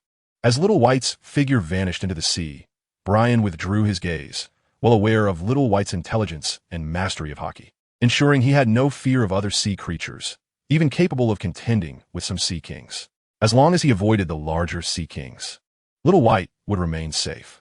With a gentle pop, as the merchant ship passed through the outer layer of bubbles, a group of fishmen soldiers from Fishman Island approached to negotiate with the captain of the vessel. Once negotiations were concluded, these soldiers began to guide the merchant ship, directing it to a designated docking area. Without such negotiations and the granting of entry permission, the merchant ship would not be allowed to enter Fishman Island. Should it attempt to force its way in, it would face a bounty from the entire island and risk being placed on the blacklist, permanently barred from re-entering. Soon enough, the merchant ship traversed the second layer of bubbles and emerged within the confines of Fishman Island. As the ship docked, passengers eagerly disembarked, stepping into the enchanting realm of Fishman Island. Clack, clack. Upon stepping off the vessel, Brian donned a large pair of sunglasses that obscured half of his face and, slinging a small bag over his shoulder, strolled onto the streets of Fishman Island. Having served in the Sabeti archipelago for a year and a half, he had rescued many fishmen. Brian felt it prudent to wear the oversized sunglasses to avoid being recognized by any of those he had saved. However, little did he realize, wearing sunglasses made him just as conspicuous as not wearing them. Ah, so this is what mermaids look like. They are quite beautiful, entirely different from fishmen. As Brian wandered through the streets of Fishman Island, he encountered real mermaids for the first time. Elegant young ladies who, save for their fishtails, resembled humans closely. Moreover, the mermaids traversed using bubbles for support, creating an illusion of graceful flight. How clever and convenient, he mused, observing these mermaid maidens and their little mermaid children gliding effortlessly in bubbles. Brian found it utterly fascinating. This was the civilization of the underwater world, different yet parallel to that of the land, both striving for a better existence, a truth that remained unchanged. Chapter 163. Let me share a secret with you. After walking for a while, Brian realized he had seemingly lost his way. Unbeknownst to him, he had wandered into a dimly lit street, starkly contrasting with the vibrant avenues he had previously traversed, imbued with an eerie atmosphere. Have I taken a wrong turn? Why is there not a single mermaid in sight here? At last, Brian discerned the unsettling atmosphere that enveloped him. The shadows of this ominous street were filled with the fierce glares of the fishmen, exuding a distinctly unwelcoming aura. Moreover, these fishmen brandished weapons, their predatory gazes locked on Brian, the unwitting intruder in their domain. My apologies, I seem to have wandered into the wrong place. I shall take my leave immediately. As he observed the menacing fishmen gradually encircling him, an ominous realization dawned upon Brian. He hastily uttered his words and turned to retreat. Stop. You think you can come here and just leave? Leave your belongings behind. The clash of steel rang out as two swords crossed in his path, effectively barring his escape. A dozen fishmen surrounded him, their intentions akin to that of highwaymen. Some bore a crimson mark resembling the sun emblazoned upon their bodies, while others displayed a peculiar black emblem that bore a chilling resemblance to a human face. This strange insignia evoked a sense of dread. I have no money. Brian shook his head and uttered a phrase. In truth, there remained another unspoken sentiment. Even if I possessed wealth, I would not bestow it upon you. No money? Do you believe we would be swayed by such claims, little girl? The leader of the fishmen tapped the back of his knife and chuckled menacingly. Little girl, are you addressing me? Lowering his sunglasses slightly, Brian pointed to himself and inquired, Is it not you? Enough of this banter. Surrender your belongings, and we may spare your life. Otherwise, do not blame us for our ruthlessness. We harbor no interest in tormenting women, the fishman added. Allow me to share a secret, and perhaps you will let me go? Brian suddenly proposed. A secret? Could it pertain to treasure?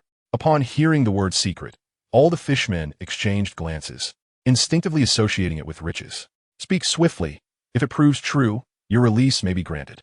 Nodding, the fishmen urged him to continue. In truth, I'm not a girl. I am a man, Brian asserted earnestly. Huh. At this revelation, the eyes of all the fishmen widened, their jaws nearly dropping to the ground. Clearly astonished by this unexpected news. Is such astonishment truly warranted? Observing their reactions, Brian smirked. Do not attempt to deceive us. You are a woman. How can we possibly mistake the distinction between the genders of humans? Do you underestimate us? The fishmen retorted with indignation, their knives inching closer. I am not deceiving you. I am indeed a man. Now that you are aware, may I be permitted to depart? Brian blinked, contemplating his next move. How audacious to dare mock us to our faces. Let's eliminate him. Upon hearing Brian's words, the mermen were filled with indignation, perceiving his remarks as a brazen jest, a stark ridicule of their kind. This street, known as Fishman Street, was notorious on Fishman Island. It was the only shadowy locale on the island, inhabited by an abundance of fiercely anti-human and ruthless merman pirates. Thus, the mermen residing here possessed a distinctly piratical nature. The other inhabitants of Fishman Island, both mermen and mermaids, would never venture near this place. How fearsome! Then I shall not hold back. Witnessing the mermen unsheathing their weapons without hesitation, Brian lifted his gaze to them, and an invisible wave emanated from his being, swiftly enveloping the mermen. In mere moments, the raucous mermen, who had been clamoring to kill him, suddenly fell silent. They stood frozen, eyes vacant, still poised with their weapons raised. Clang! In the next instant, the weapons clattered from their grasp, and one by one, they collapsed to the ground. This bizarre scene left the nearby mermen in shock, bewildered by the unfolding events. I should make my exit. This place is far too hostile.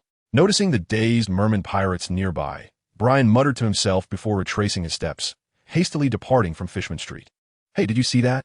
That woman just took them down without lifting a finger. As Brian's silhouette vanished beyond the street, some merman pirates finally regained their senses, displaying expressions of shock. Who on earth is that woman? Is she a wielder of abilities? Others speculated. What transpired? Why did they collapse? Has a pirate arrived? Suddenly, A deep voice resonated through the air as a muscular merman emerged from the depths of Fishman Street, flanked by several subordinates, exuding a fierce demeanor. Boss He is here. Upon his arrival, all the mermen on Fishman Street felt a surge of excitement, their previous panic dissipating in an instant. It was evident that the newcomer held a significant status and influence within Fishman Street, commanding respect among the mermen, as evidenced by their swift transition from fear to confidence. Who can explain what has transpired here?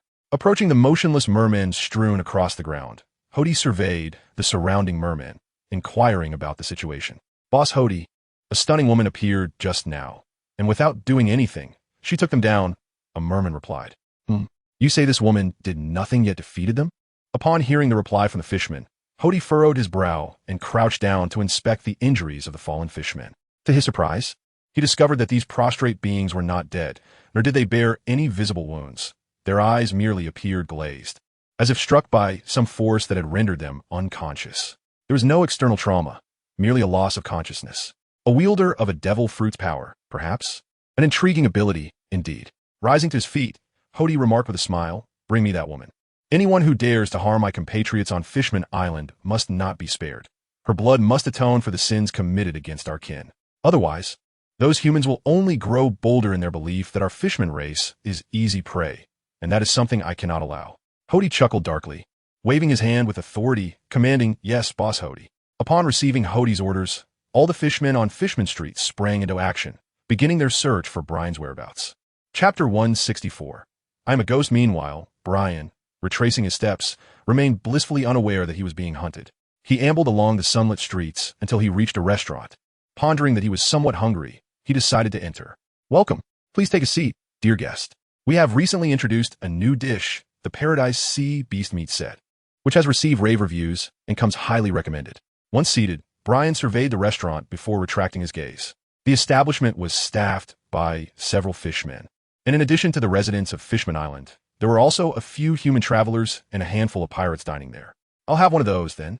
Captivated by the illustrations on the menu presented by the fishman waiter, Brian promptly placed his order. "Please wait a moment. The Paradise Sea Beast Meat Set will be ready shortly." After taking his order, the fishman waiter departed. "Did you hear? The fellows from Fishman Street have emerged, apparently searching for a woman. I wonder what she did to incite such fury, as they are inquiring about her with everyone. Let's hope she isn't found, otherwise it would be disastrous." While dining, Brian suddenly overheard some fishmen conversing in hushed tones about the happenings on Fishman Street. Could they be talking about me? Have they come looking for me? He hastily finished his meal, left the payment on the table, donned his sunglasses, and exited the restaurant. Standing at the entrance, Brian glanced around and indeed spotted several fishmen with fierce expressions loitering on the street, stopping passers-by to ask questions. Do they really hold such a grudge? I merely caused them to lose consciousness without inflicting any harm. How petty, truly. A miser drinking cold water. Muttering to himself, Brian seized the opportunity to blend into the crowd before being detected and discreetly made his exit. As he ventured toward the Dragon Palace, the fishmen of Fishman Street gradually vanished, evidently afraid to approach the heart of Fishman Island. Nearing the Dragon Palace city, he noticed the patrolling soldiers, which greatly enhanced the area's security. That must be the Dragon Palace, an extraordinary structure seemingly suspended beyond Fishman Island. Gazing at the palace, Brian spoke softly to himself. The Dragon Palace serves as the residence of the island's royal family, where King Neptune, the ruler of Fishman Island, resides alongside his loyal ministers. There she is, that woman. I must report to Brother He swiftly. Suddenly, a faint sound reached Brian's ears from behind. Turning around, he spotted 3 fishmen marked with black symbols on their necks. Realizing they were the same ruffians from Fishman Street, now having traced them here, one of the 3 fishmen soon departed, while the remaining 2 pretended to be local residents, engaging in casual conversation, yet their gazes remained fixed on Brian. How persistent they are. Can't even enjoy a stroll without being hounded. If you wish to capture me, then come and see if you can exhaust me. A mischievous thought crossed his mind, and with a sly grin, he hastened away. Quickly, that woman is making a run for it. Upon witnessing Brian's sudden departure, the 2 fishmen dropped their pretense and hastily pursued him. It's good that they VE caught up. Let me show you how to tire yourselves out. A glance back confirmed that the 2 fishmen were in hot pursuit, prompting a slight smile from Brian as he approached a corner and swiftly darted into an alleyway. This is bad. Seeing Brian's silhouette vanish around the corner, the 2 fishmen raced after him, only to lose sight of him once they turned the bend. We must search immediately. If Brother He arrives and finds no trace of that woman, We will be in serious trouble, one fisherman exclaimed anxiously. Yes, hurry up, the other fisherman echoed. Panic etched on his face, and the two of them frantically plunged into the crowd in search of Brian. Half an hour passed. What on earth is happening? She has vanished without a trace, not even a shadow to follow. The two fishermen returned breathless to the corner, leaning against the wall, utterly spent as if they had run a marathon. Indeed, did we see a ghost? The other fisherman gasped, sweat pouring down his face, as if he had been engaged in strenuous activity for far too long and was on the verge of dehydration. Nonsense. What ghosts? Such tales are mere fabrications to scare children. Do you genuinely believe in them? The fisherman uttered in frustration. How I loathe, how I loathe. Suddenly, a prolonged voice emerged, eerie in its timbre, causing the two fishermen to spring to their feet, their expressions filled with trepidation as they scanned their surroundings. Who is speaking? They asked, standing back to back, alert to any movement. I am a ghost. I am delighted to hear you calling me. Shall we become friends? By the way, I am currently in hell, and you must join me there. Surely, you would be willing, wouldn't you? The disjointed voice reverberated through the alleyway, sending shivers down their spines, causing their legs to tremble. Hell, what nonsense is this? Who would believe such a thing? Stop hiding and come out. One fisherman brandished a dagger, slashing the air with a defiant demeanor. Disbelieving is of no consequence. I shall make you aware of my presence. It may sting a bit, so bear with it. As the voice faded, an abrupt sound echoed. Crack! Ouch, my leg! My toes, they hurt so much. Suddenly, one fisherman cried out in agony, crouching down to clutch his toes, writhing on the ground in evident distress. Hey, what's wrong with you? What happened? The other, still clutching his dagger, was utterly bewildered, unable to comprehend why his companion was suddenly shouting in pain, as if struck by an unseen force. Yet, no one was there. How could anyone have harmed him? My toes are broken. It hurts so much. The rolling fisherman exclaimed, tears welling in his eyes. What? How can this be? Who did this? The fisherman with the dagger looked on with incredulity. Now do you believe me? I genuinely wish to be your friend. Come join me in hell, won't you? I promise to treat you well. The eerie voice reemerged, accompanied by a sinister chuckle. There's a ghost, unable to bear the overwhelming terror. One fisherman dropped his dagger and fled, not daring to look back for fear of a ghost pursuing him. Wait for me, you scoundrel. Ouch! Seeing his companion dash away, the fisherman on the ground quickly scrambled to his feet, hopping on one leg in pursuit, vanishing from sight in an instant. Along the way, they attracted the bewildered gazes of other fishermen. Chapter 165. The Mermaid Forest. Thus, the two fishermen departed. This is hilarious. This fisherman is so gullible, believing in ghosts. How utterly cowardly. In the dimly lit alley, a sudden burst of laughter echoed.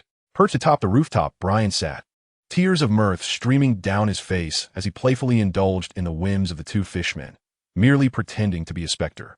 To his surprise, the very fishermen who had claimed disbelief were the first to flee in terror. How absurd. After amusing himself for half an hour, he decided to explore other locales, confident that they would not locate him anytime soon. With this thought in mind, Brian leapt from the rooftop, donned his sunglasses, and emerged from the alley, seamlessly blending into the throng of people. Meanwhile, the two fishermen, still trembling from their fright, rushed towards Fishman Street, only to encounter their leader, He. Boss, there's a ghost, they exclaimed, panic etched across their faces as they dashed towards him. Could you repeat that? He, initially taken aback by their words, soon wore a dark expression. A ghost? That woman is a ghost. We nearly got dragged to hell by her, and Apis is injured. One of them pointed at the fisherman named Apis, fear evident in his voice. He followed the direction of his finger and noticed Apis's toe, bloodied and mangled as if crushed by a heavy object. Fools! That is not the work of a ghost. You've been deceived. That injury was caused by sharp stones. I could inflict the same if you wish to test me. Upon closer inspection of Apis's wound, Hody's fury flared, and he glared at the two with a murderous intent. I'm sorry, Boss Hody, no need for that. The two fishermen stammered, their faces paling in terror. Useless imbeciles, get back. Hody snapped, his desire to eliminate them on the spot quelled by the awareness that this was not Fishman Street, and such recklessness could attract the attention of the king's army. Yes, Boss Hody, we'll leave at once. The two fishermen quaked under his gaze, drenched in cold sweat as they hurriedly vanished from his sight. Call Boss Hody less. The officers handle the search for that woman. These fools are utterly inept. A sharp voice interjected, revealing a diminutive red-skinned fisherman squatting on the ground. Not yet. Let them search for now. Once we ascertain the woman's whereabouts, we will seize the opportunity to act. Until then, we must not draw the king's army's attention. Hody replied coldly. Then it seems we must allow that woman to linger a while longer, Caw. The small red-skinned fishman cackled, revealing a mouthful of sharp teeth, as if capable of crushing anything. Let us return and await news from the others. That woman will not escape. He revealed a cruel smile, then waved his hand dismissively as he departed with his subordinates. Once Hody and his entourage left, the surrounding fishmen breathed a sigh of relief. The fishmen from Fishman Street instilled a profound fear in them. To their eyes, these fishmen were no different from human pirates, both groups deemed untrustworthy. At that moment, Brian, with a light-hearted stride, had arrived at another locale on Fishman Island, known as the Mermaid Forest. This place is a genuine underwater forest, brimming with life. As he wandered through, Brian felt as though he was traversing an earthly woodland, experiencing a sense of ease. Sunlight filtered through the gaps in the leaves, casting beautiful patterns on the ground. The dappled shadows danced beneath his feet, while the tempered sunlight above bestowed a refreshing ambience. This true underwater forest was breathtaking. He thought to capture a photograph to share with Sister Makino.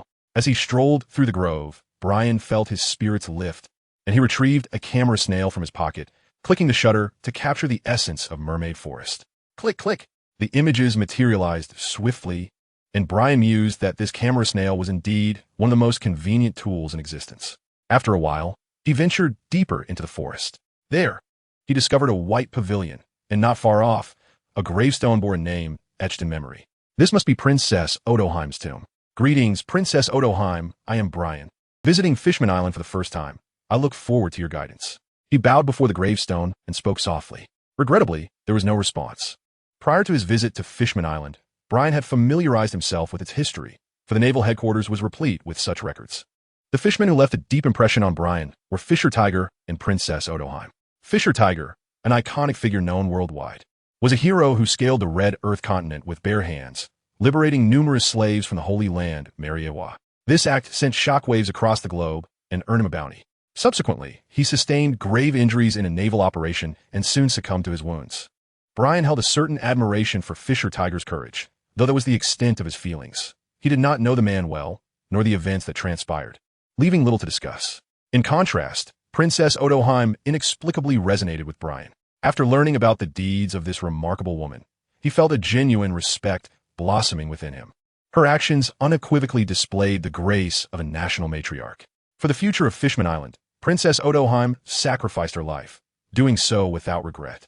It was evident that she possessed a kind heart, treating the citizens of Fishman Island as her own children, embodying profound love. What a wonderful person she was, and yet, her life was cut short. Gazing at the gravestone, Brian murmured softly to himself. After standing before it for several minutes, he collected his emotions and turned to leave. I might as well spend the night here, considering it a camping trip. Though I lack a tent, the air is not at all chilly, and the grass is soft enough to lay a piece of fabric on and sleep comfortably. He resolved with a sense of delight. Sitting on the grass, basked in sunlight, Brian found himself feeling drowsy, yawning in the warmth. Rustling, he retrieved a blue blanket from his backpack, spread it across the grass, and rolled onto it. Lying back with a contented sigh. How delightful. Surely, I shall enjoy a splendid slumber tonight. He lazily rolled about on the blanket a few times, stretched his arms, exposing his soft, white belly, and then curled up, gradually closing his eyes. He appeared just like a charming little kitten. Chapter 166. Mermaid Bay the following day. Ah, what a refreshing sleep. Time to tidy up and seek breakfast. Swiftly rising from the blanket, Brian efficiently gathered his belongings and, with his small pack slung over his shoulder, departed from Mermaid Forest. A new day had dawned, and he remained mindful of the fishmen who were still searching for him. Thus he proceeded with caution. After a smooth breakfast, Brian contemplated that the merchant ship would not be leaving anytime soon, likely remaining for several days. He pondered whether it would be prudent to take another vessel to depart from Fishman Island. Although he harbored no fear of the fishmen, he wished to avoid any delays in his mission. Complications were to be avoided at all costs. Such was the wisdom imparted by a venerable figure that flickered in his mind. However, pirate ships venturing into the New World would inevitably face pursuit, which posed its own dangers. As he walked through the streets, Brian fell into deep contemplation. The entrance to the New World was guarded by a naval branch notorious for its ferocity, known as G5, whose personnel were characterized by their unruliness and lack of discipline. Nonetheless, the combat prowess of this naval unit was formidable. Many pirate ships that dared to enter the New World found themselves sunk by their might. Every pirate entering the New World faced their inaugural battle against the G5 Navy. Should Brian attempt to clandestinely slip into the New World aboard a pirate ship, he would likely encounter the G5 forces. If such an encounter were to occur, it could jeopardize his secret mission. Never mind. A few more days of waiting won't hurt. I'm clever enough to evade capture by these fishmen, he reassured himself. As he spoke, Brian boasted to himself and began to wander leisurely along the street. Although he was unable to visit Dragon Palace City, he could still explore other areas of Fishman Island. He had heard of a place called Mermaid Bay, which was said to possess splendid scenery worthy of a visit. With this thought in mind, Brian followed the map he had purchased from a street vendor, making his way toward Mermaid Bay. Meanwhile, the fishmen of Fishman Street were utterly exhausted, having searched tirelessly throughout the night for a missing person. How could it be that in such a small place as Fishman Island, no one had managed to locate the individual? Was it possible that this person was a ghost? Deep within Fishman Street, He sat in a chair, gripping the armrests tightly until they shattered under his strength. His subordinates watched in silence, sensing their leader's growing ire, but hesitant to speak. Enough! Let them all return. Cease the futile search, and have someone create a portrait of that wretched woman to distribute. I refuse to believe we cannot find her, He declared coldly. As the leader of Fishman Street, it was infuriating for him to be unable to locate a single person after sending his men out. This failure threatened to undermine his authority, and he felt the pressing need to resolve the situation to maintain his standing. Yes, boss, his subordinates responded promptly. Gaga, boss. If we were to take matters into our own hands, we would have found that wretched woman long ago. These inept fools are of no use. A short, red-skinned fishman spoke up. It is not yet the time. Our plan has only just begun, and we must not attract the attention of the royal army. We require more time. He waved his hand dismissively, his eyes narrowing with a glint of ferocity. He had meticulously orchestrated this plan for a considerable duration, and it was now at a critical juncture where errors could not be tolerated. I understand, boss. The short red-skinned fishman nodded in agreement. Mermaid Bay, one of the highlights of Fishman Island, boasted breathtaking scenery and many lovely mermaids. Upon entering this enchanting bay, Brian was captivated by its beauty. Though it was somewhat distant from the island center and less populated, it still bustled with life as residents engaged in leisurely activities. Mermaid CAF, never mind. I do not fancy coffee, Brian mused. Standing in front of the Mermaid CAF for over 10 seconds, Brian hesitated to step inside. He preferred juice and black tea over coffee, simply disliking anything bitter. Turning away, he followed the map to Mermaid Bay. This secluded spot was not frequented by many. Only a few mermaids could be seen swimming in the azure waters. Indeed, this was Mermaid Bay, adorned with vibrant corals, a haven exclusively for mermaids, which explained its name, as no mermen ventured here. As he approached the shore, Brian spotted a group of over a dozen mermaids frolicking and laughing in the distance. It was evident that this enchanting bay was a sanctuary for female mermaids, devoid of even children, resembling a private swimming pool meant solely for aquatic revelry. After a brief pause, he decided to dip his feet into the refreshing water. Sitting down on the shore, he set his backpack aside, removed his shoes, and rolled up his pants, allowing his toes to immerse in the cool waters, a delightful sensation. So refreshing, he murmured, letting the water envelop his feet as he reclined against his backpack, indulging in the moment. With his pristine white feet gracefully moving through the water, Brian shielded his eyes from the sun with sunglasses, embodying the essence of a carefree traveler. The gentle sound of splashing water echoed as he playfully stirred the surface with his legs, droplets dancing in the air. Someone was nearby. The voice from Brian reached the ears of the mermaid sisters, causing them to cease their activities and gaze in his direction. However, obscured by clusters of coral, they could discern nothing, only the sound of water being disturbed. Could it be that someone was spying on them? One of the mermaids with dark hair spoke up. Surely not. Could it be pirates? Inquired another with golden locks, her tone tinged with a hint of fear, suggesting an inexplicable dread of human pirates. It was not just her who exhibited fear. Several other mermaids mirrored her apprehension. If indeed human pirates were lurking about, their furtiveness could only indicate nefarious intentions, perhaps even a plot to capture them. Such thoughts filled the mermaids with unease. I doubt it, countered another sister. Listen, it sounds as though someone is merely playing in the water. She dismissed her sister's concerns, asserting that if human pirates intended to capture them, they would certainly not make such noise. They did not believe human pirates to be that foolish. Chapter 167. The Fragrance of Flowers, Mermaid Bay. Indeed, someone is playing in the water, said another, as the soothing sounds of splashing calmed the other mermaids, leading them to realize that the situation was not as dire as they had imagined. But who could it be? Would there be others here besides them? The mermaids pondered. For this secluded spot, while picturesque, was rarely frequented by anyone, young or old. For a long time, only they, the mermaids from the CAF, had ventured here after their shifts. It was the first time in ages that anyone else had come play in the water. "Ollie, go see who it is," urged the dark-haired mermaid, still feeling a twinge of fear at the thought of pirates. "I refuse." "Why don't you go, Mickey?" replied the golden-haired mermaid, equally hesitant. "Never mind. I shall go and take a look. You all wait here," declared the brown-haired mermaid, stepping forward. "Ollie, please be careful," the others implored, feeling both touched and anxious at her bravery, fearing that a dangerous figure might leap from behind the coral. "What is there to worry about? They are merely playing in the water. How could there be any danger?" As she spoke, the mermaid, named Ollie, swiftly swam toward the coral cluster, disappearing behind it.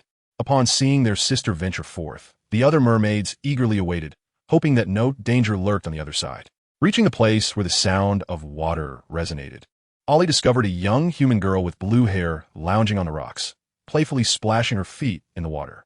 The source of the sound was thus revealed, leaving Ollie both amused and bewildered.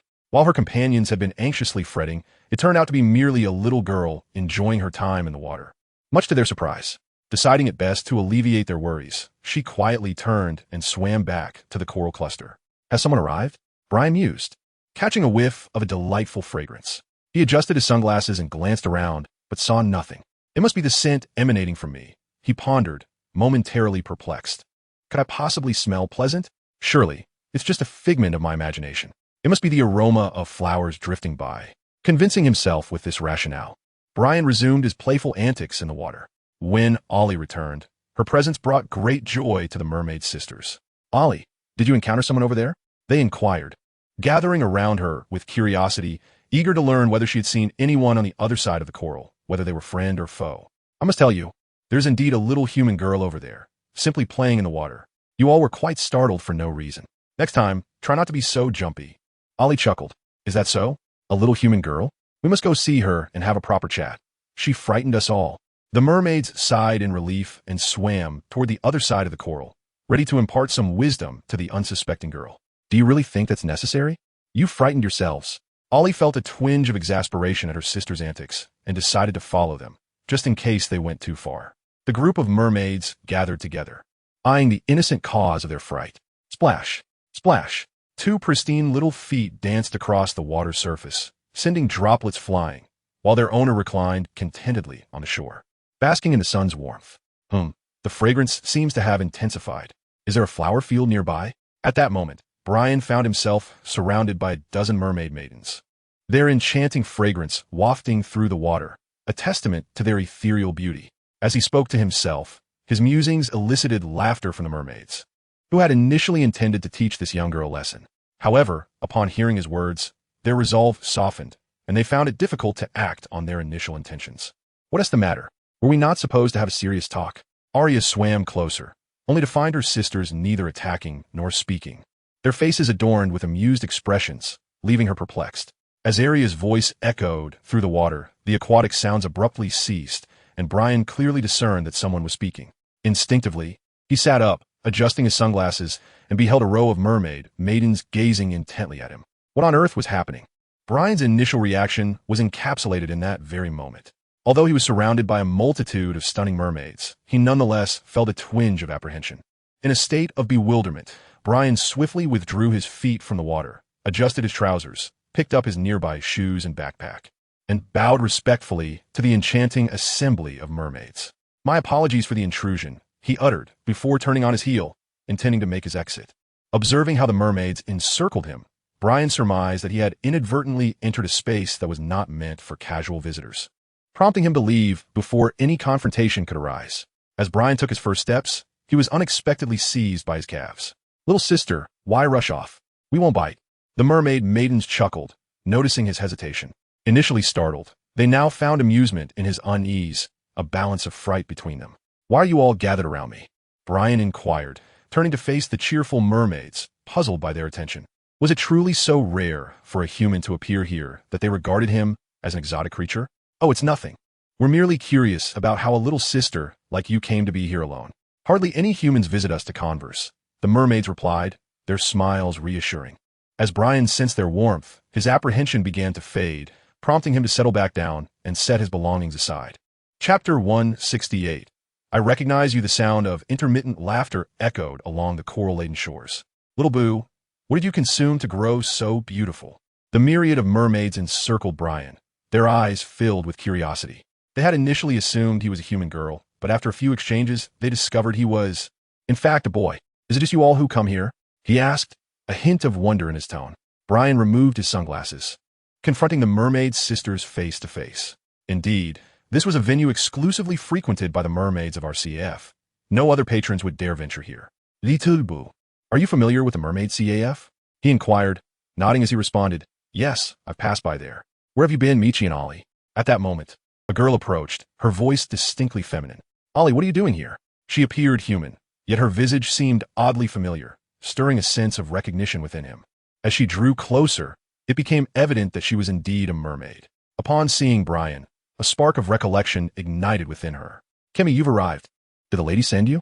Ollie and the other mermaids inquired upon her arrival. "No, I came on my own. I believe I've seen this person before," Kemi replied, scrutinizing Brian as she sifted through her memories, attempting to unearth any information about him. "Kemi, do you know Little Boo?" The other mermaids were taken aback by her words, aware that Kemi occasionally ventured into the human realm, specifically to the Shambody archipelago, where she had befriended some kind-hearted humans. Could it be that Kemi had encountered Brian on the Shambody archipelago? "Little Boo? Oh, I remember now. You are Brian. Aunt Xia has spoken of you, and I have seen your portrait.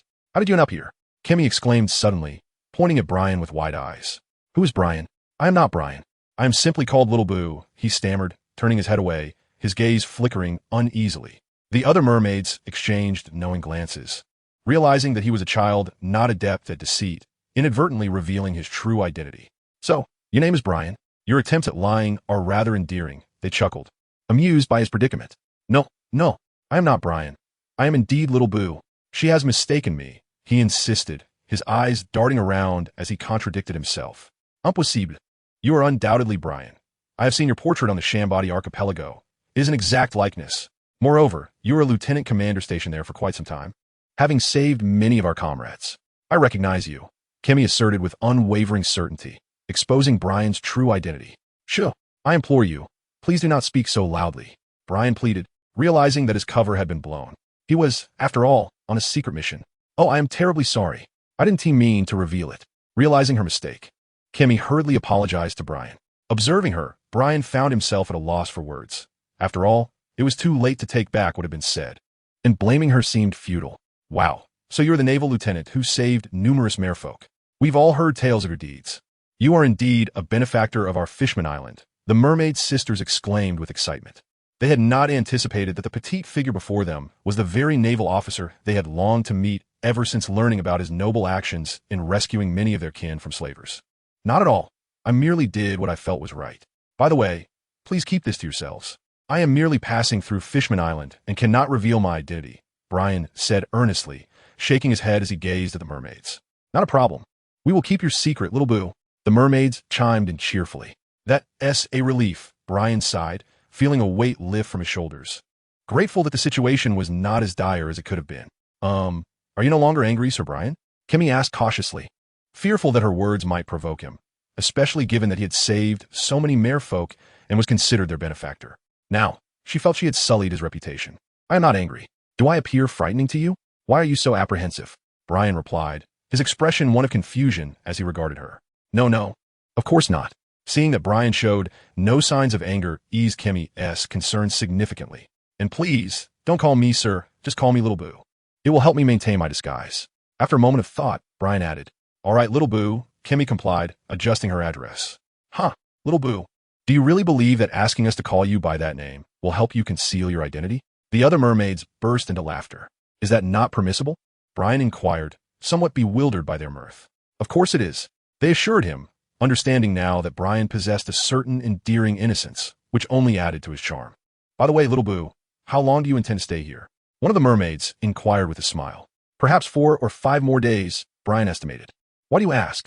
This merchant ship would be docked at Fishman Island for nearly 7 days, and a day had already passed. Today marked the 2nd day of their stay.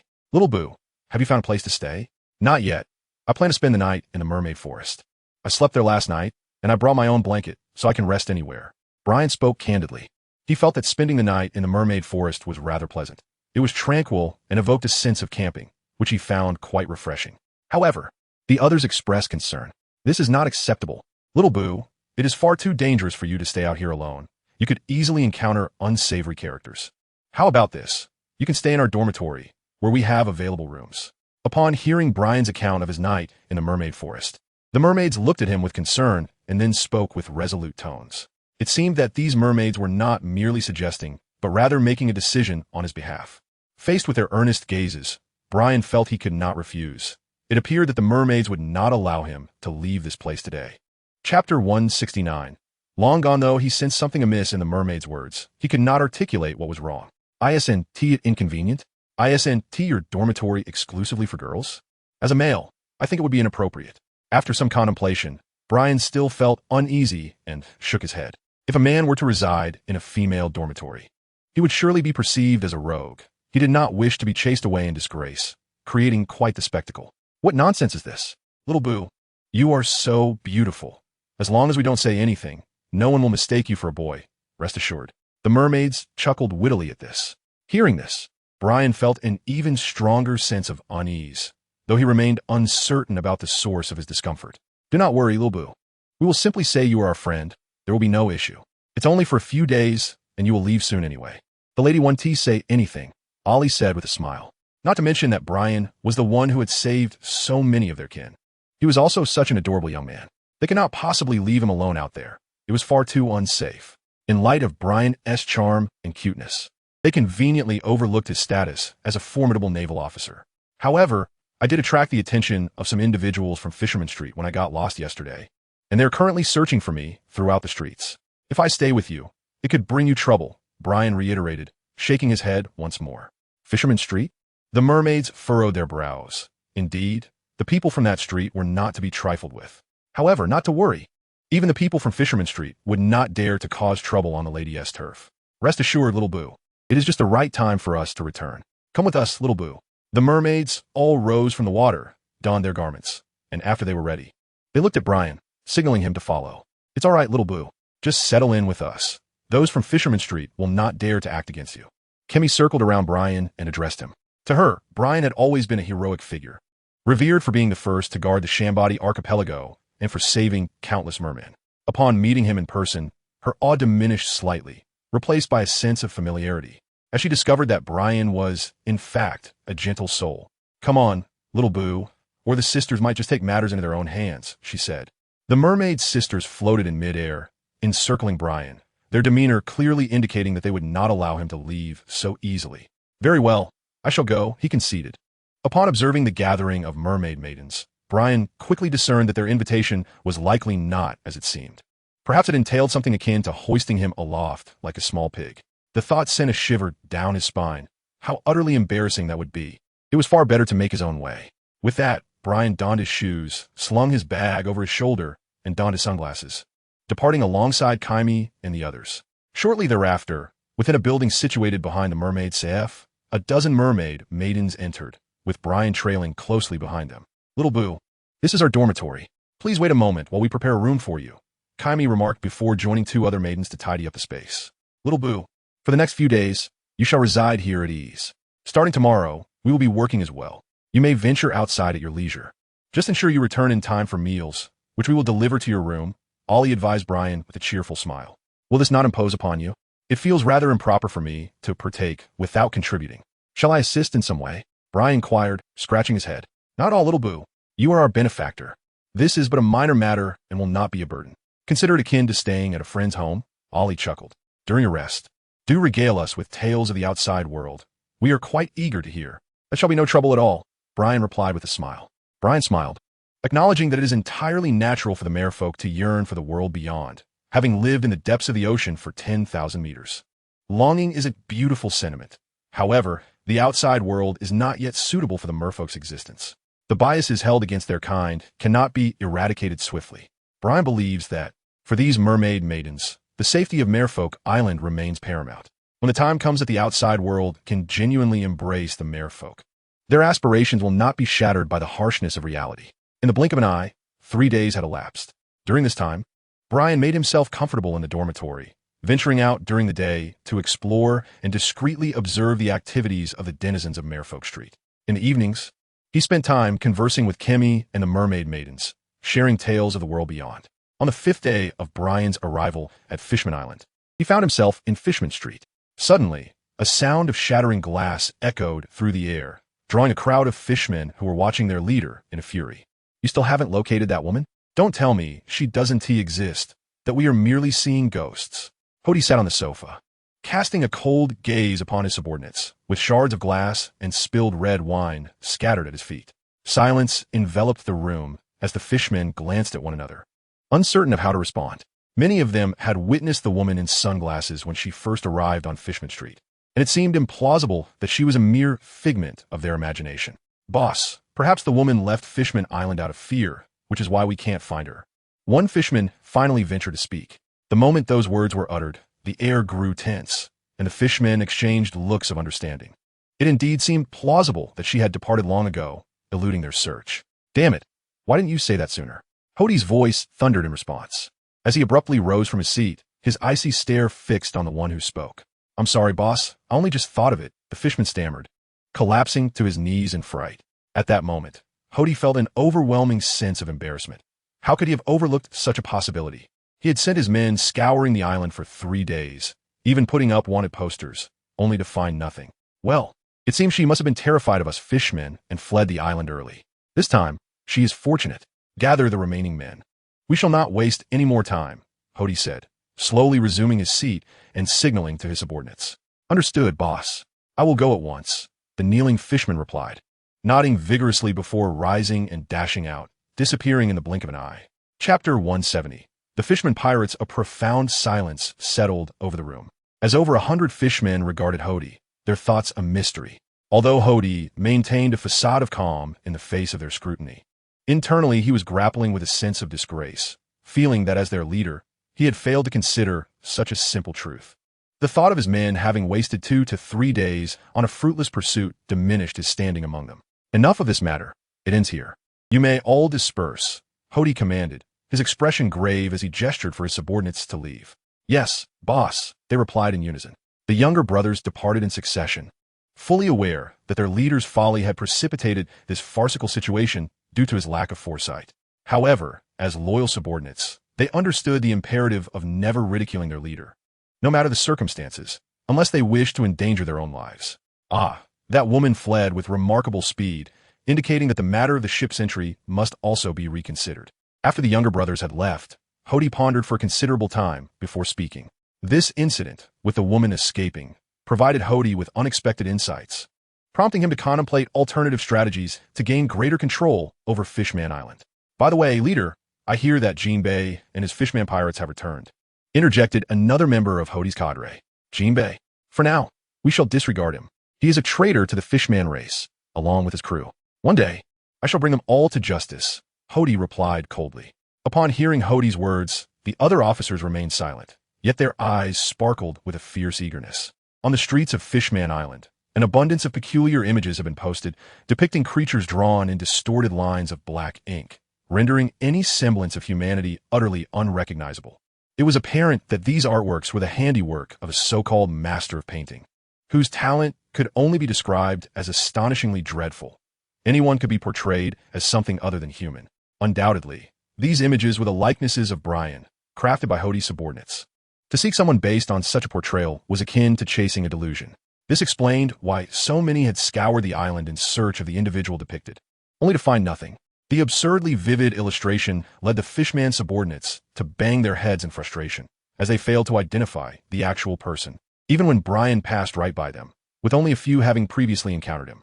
Hody, who placed immense trust in his subordinates, had not inquired about the images for several days, remaining blissfully unaware of their blunder. Had he seen the drawing, he would likely have been enraged enough to punish the subordinate responsible for it. In the dormitory of the mermaid's CAF, Kimmy rushed to Brian, exclaiming, "Little Boo, Jinbei and the others have returned. Didn't you say you wanted to meet him? I can take you." This was perfectly timed, as Brian was just about to step outside. "Jinbei has returned? Excellent. Let us go see him," Brian responded, his interest piqued. As a fishman, Jinbei had earned his place among the 7 warlords of the sea due to his formidable strength, and his reputation as a sea knight indicated that he was a man of honor and loyalty. Moreover, as a member of the Whitebeard Pirates, he was likely acquainted with Ace. "All right, Little Boo, let us hurry," Kemi joyfully remarked as the two left the dormitory and soon arrived at the bustling street outside. A multitude of residents from Fishman Island had gathered, engaged in conversation with the members of the Fishman pirate crew. Where's Captain Jinbei? I can't seem to find him among the crowd, Kemi pondered, somewhat perplexed. Lord Aladdin, where's Captain Jinbei gone? After a moment of contemplation, Kemi decided to inquire about Jinbei's whereabouts from Aladdin, the second in command of the Fishman pirate crew, who was a sardine fishman. Captain Jinbei is likely visiting Neptune, the king of the Ryugu kingdom. Is there something you wish to discuss with him? Aladdin inquired with a smile. Oh no, not at all. I merely came to extend my greetings to Captain Jinbei. Kemi quickly shook her head. Ha ha ha. If you wish to see him, you should wait in Mermaid Forest. He will probably head there after leaving the palace. Aladdin chuckled, assuming Kemi was a little admirer of Jinbei. Thank you, Lord Aladdin. I shall go there and wait for Captain Jinbei. Come on, Lobu, let us go. Kemi expressed her gratitude to Aladdin, and then, with a swift motion, set forth towards Mermaid Forest. What a lively little girl. I feel like I've seen her somewhere before, Aladdin mused with a smile as he watched Kemi's retreating figure. He then gazed at Boo's silhouette for a moment. Despite Boo wearing oversized sunglasses, there was an inexplicable sense of familiarity. Perhaps I am mistaken, he thought, unable to recall where he might have seen Boo before. Unbeknownst to him, he could not fathom that the individual hailed as the most beautiful marine officer, a colonel from the Navy headquarters, would appear in such a place. He instinctively regarded Boo as a girl and assumed she was Kemi's female friend. On their way to Mermaid Forest, Kemi exclaimed, Little Boo, did you know? Captain Jinbei is a great hero of our Fishman Island. He has always been protecting our home and its inhabitants. Yes, I know. I admire him quite a bit, but nodded in response. Captain Jinbei is a rather unique figure among pirates, devoid of prejudice against humans. He embodies the spirit of chivalry, much like a martial artist. Here we are, Kemi announced as they soon arrived at Mermaid Forest. Little Boo, did you spend your first night here? Kemi curiously inquired as they ventured deeper into the forest, near the tombstone of Princess Otoheim. Yes, this place is quite suitable for camping. I spent a night here and found it quite pleasant, Boo replied. Brian nodded. I have never camped outside before. Even on Fishman Island, it is quite perilous, as many pirates would seek to capture us, Kemi remarked enviously. Indeed, camping outdoors is not much different from sleeping at home. It's merely a subconscious feeling of distinction. For your safety, Kemi, it would be wise to refrain from such endeavors. Rubbing his face, Brian expressed his concern that Kemi might wish to emulate him and sneak out to spend the night alone. Rest assured, little Brian, I would not do such a thing, Kemi replied, understanding the underlying message in Brian's words, and smiled. That is a relief. With Kemi comprehending his intent, Brian exhaled in relief. His capability to spend the night outdoors stemmed from his considerable strength, which afforded him a measure of safety. Kemi and her companions, however, lacked combat prowess, and encountering nefarious individuals could prove troublesome. Thus, it was best for them to behave cautiously. Chapter 171. Jinbei thud thud. The sound of footsteps echoed, resembling the noise of wooden clogs striking the ground. Following the sound, a slightly stout fishman approached slowly, making his way towards Brian and Kemi. This was a whale shark fishman, with eyebrows and sideburns curling as if caught in a tempest, a tuft of black whiskers adorning his chin, and a lightning-shaped scar gracing the corner of his left eye. His prominent teeth protruded, and a large red sun emblem adorned his chest, while he wore a patterned kimono reminiscent of a samurai. Captain Jinbei, Kemi exclaimed with delight upon recognizing the newcomer. Kemi, is that you?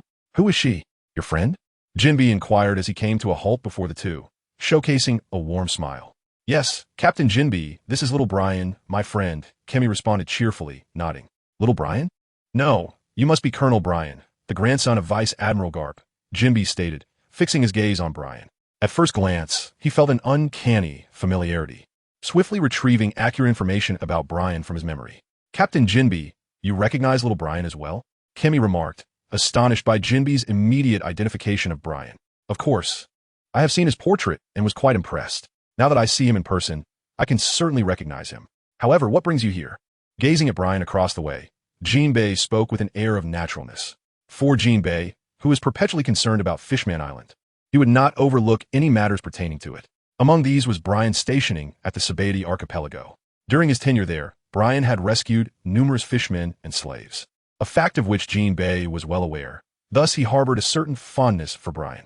This prompted Jinbei to delve deeper into Brian's character, acquiring knowledge beyond that of the average person.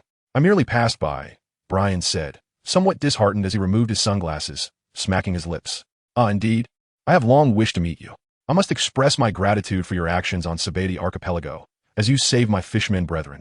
As he spoke, Jinbei unexpectedly bowed to Brian. In Jinbei's eyes, Brian was undoubtedly a righteous naval officer, undertaking such deeds without prejudice against his fishmen kin.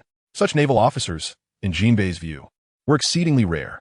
It was uncommon for someone in the Navy to extend themselves to such lengths, let alone liberate those captured for sale. "You need not do that. It makes me feel awkward," Brian replied, raising his hand in a dismissive gesture, uncertain of how to respond to Jinbei's bow. "Ha ha ha, do not mind it. It is simply my desire to do so." Jinbei chuckled, finding amusement in Brian's somewhat flustered demeanor. He had not anticipated that a distinguished colonel from the Navy would possess such kindness, exuding a gentle aura devoid of any semblance of authority. "Little bud," Jinbei-san, "I shall return to assist now. You two continue your conversation," Kemi interjected before departing. She was concerned that her presence might disrupt Jinbei's dialogue with Brian, fearing they might broach topics beyond her comprehension. Hence, Kemi sought an excuse to withdraw. Jinbei understood Kemi's departure, though Brian appeared puzzled, recalling that Kemi was supposed to be off today. "By the way, Jinbei, how is Ace faring?" Brian inquired, returning to the conversation. "Ace is doing quite well. It was you who persuaded him to return, was it not? I thank you on behalf of our father. When Ace ventured into the New World alone, it caused us all great concern." Jinbei responded with a smile. "It's nothing. My impulsive big brother requires your care. Should he dare disobey, do not hesitate to give him a good thrashing and see if he behaves," Brian remarked, waving his hand and scrunching his nose in a manner reminiscent of a small adult. "With a brother like you, Ace is indeed fortunate," Jinbei replied. Upon hearing Brian's words, Jinbei's smile broadened with delight. Although Brian's manner of speaking seemed rather brusque, the concern woven into his words was unmistakable. "Has Ace spoken to you about my circumstances?" Brian inquired thoughtfully. From Jinbei's tone, it appeared he was aware of the bond between Brian and Ace.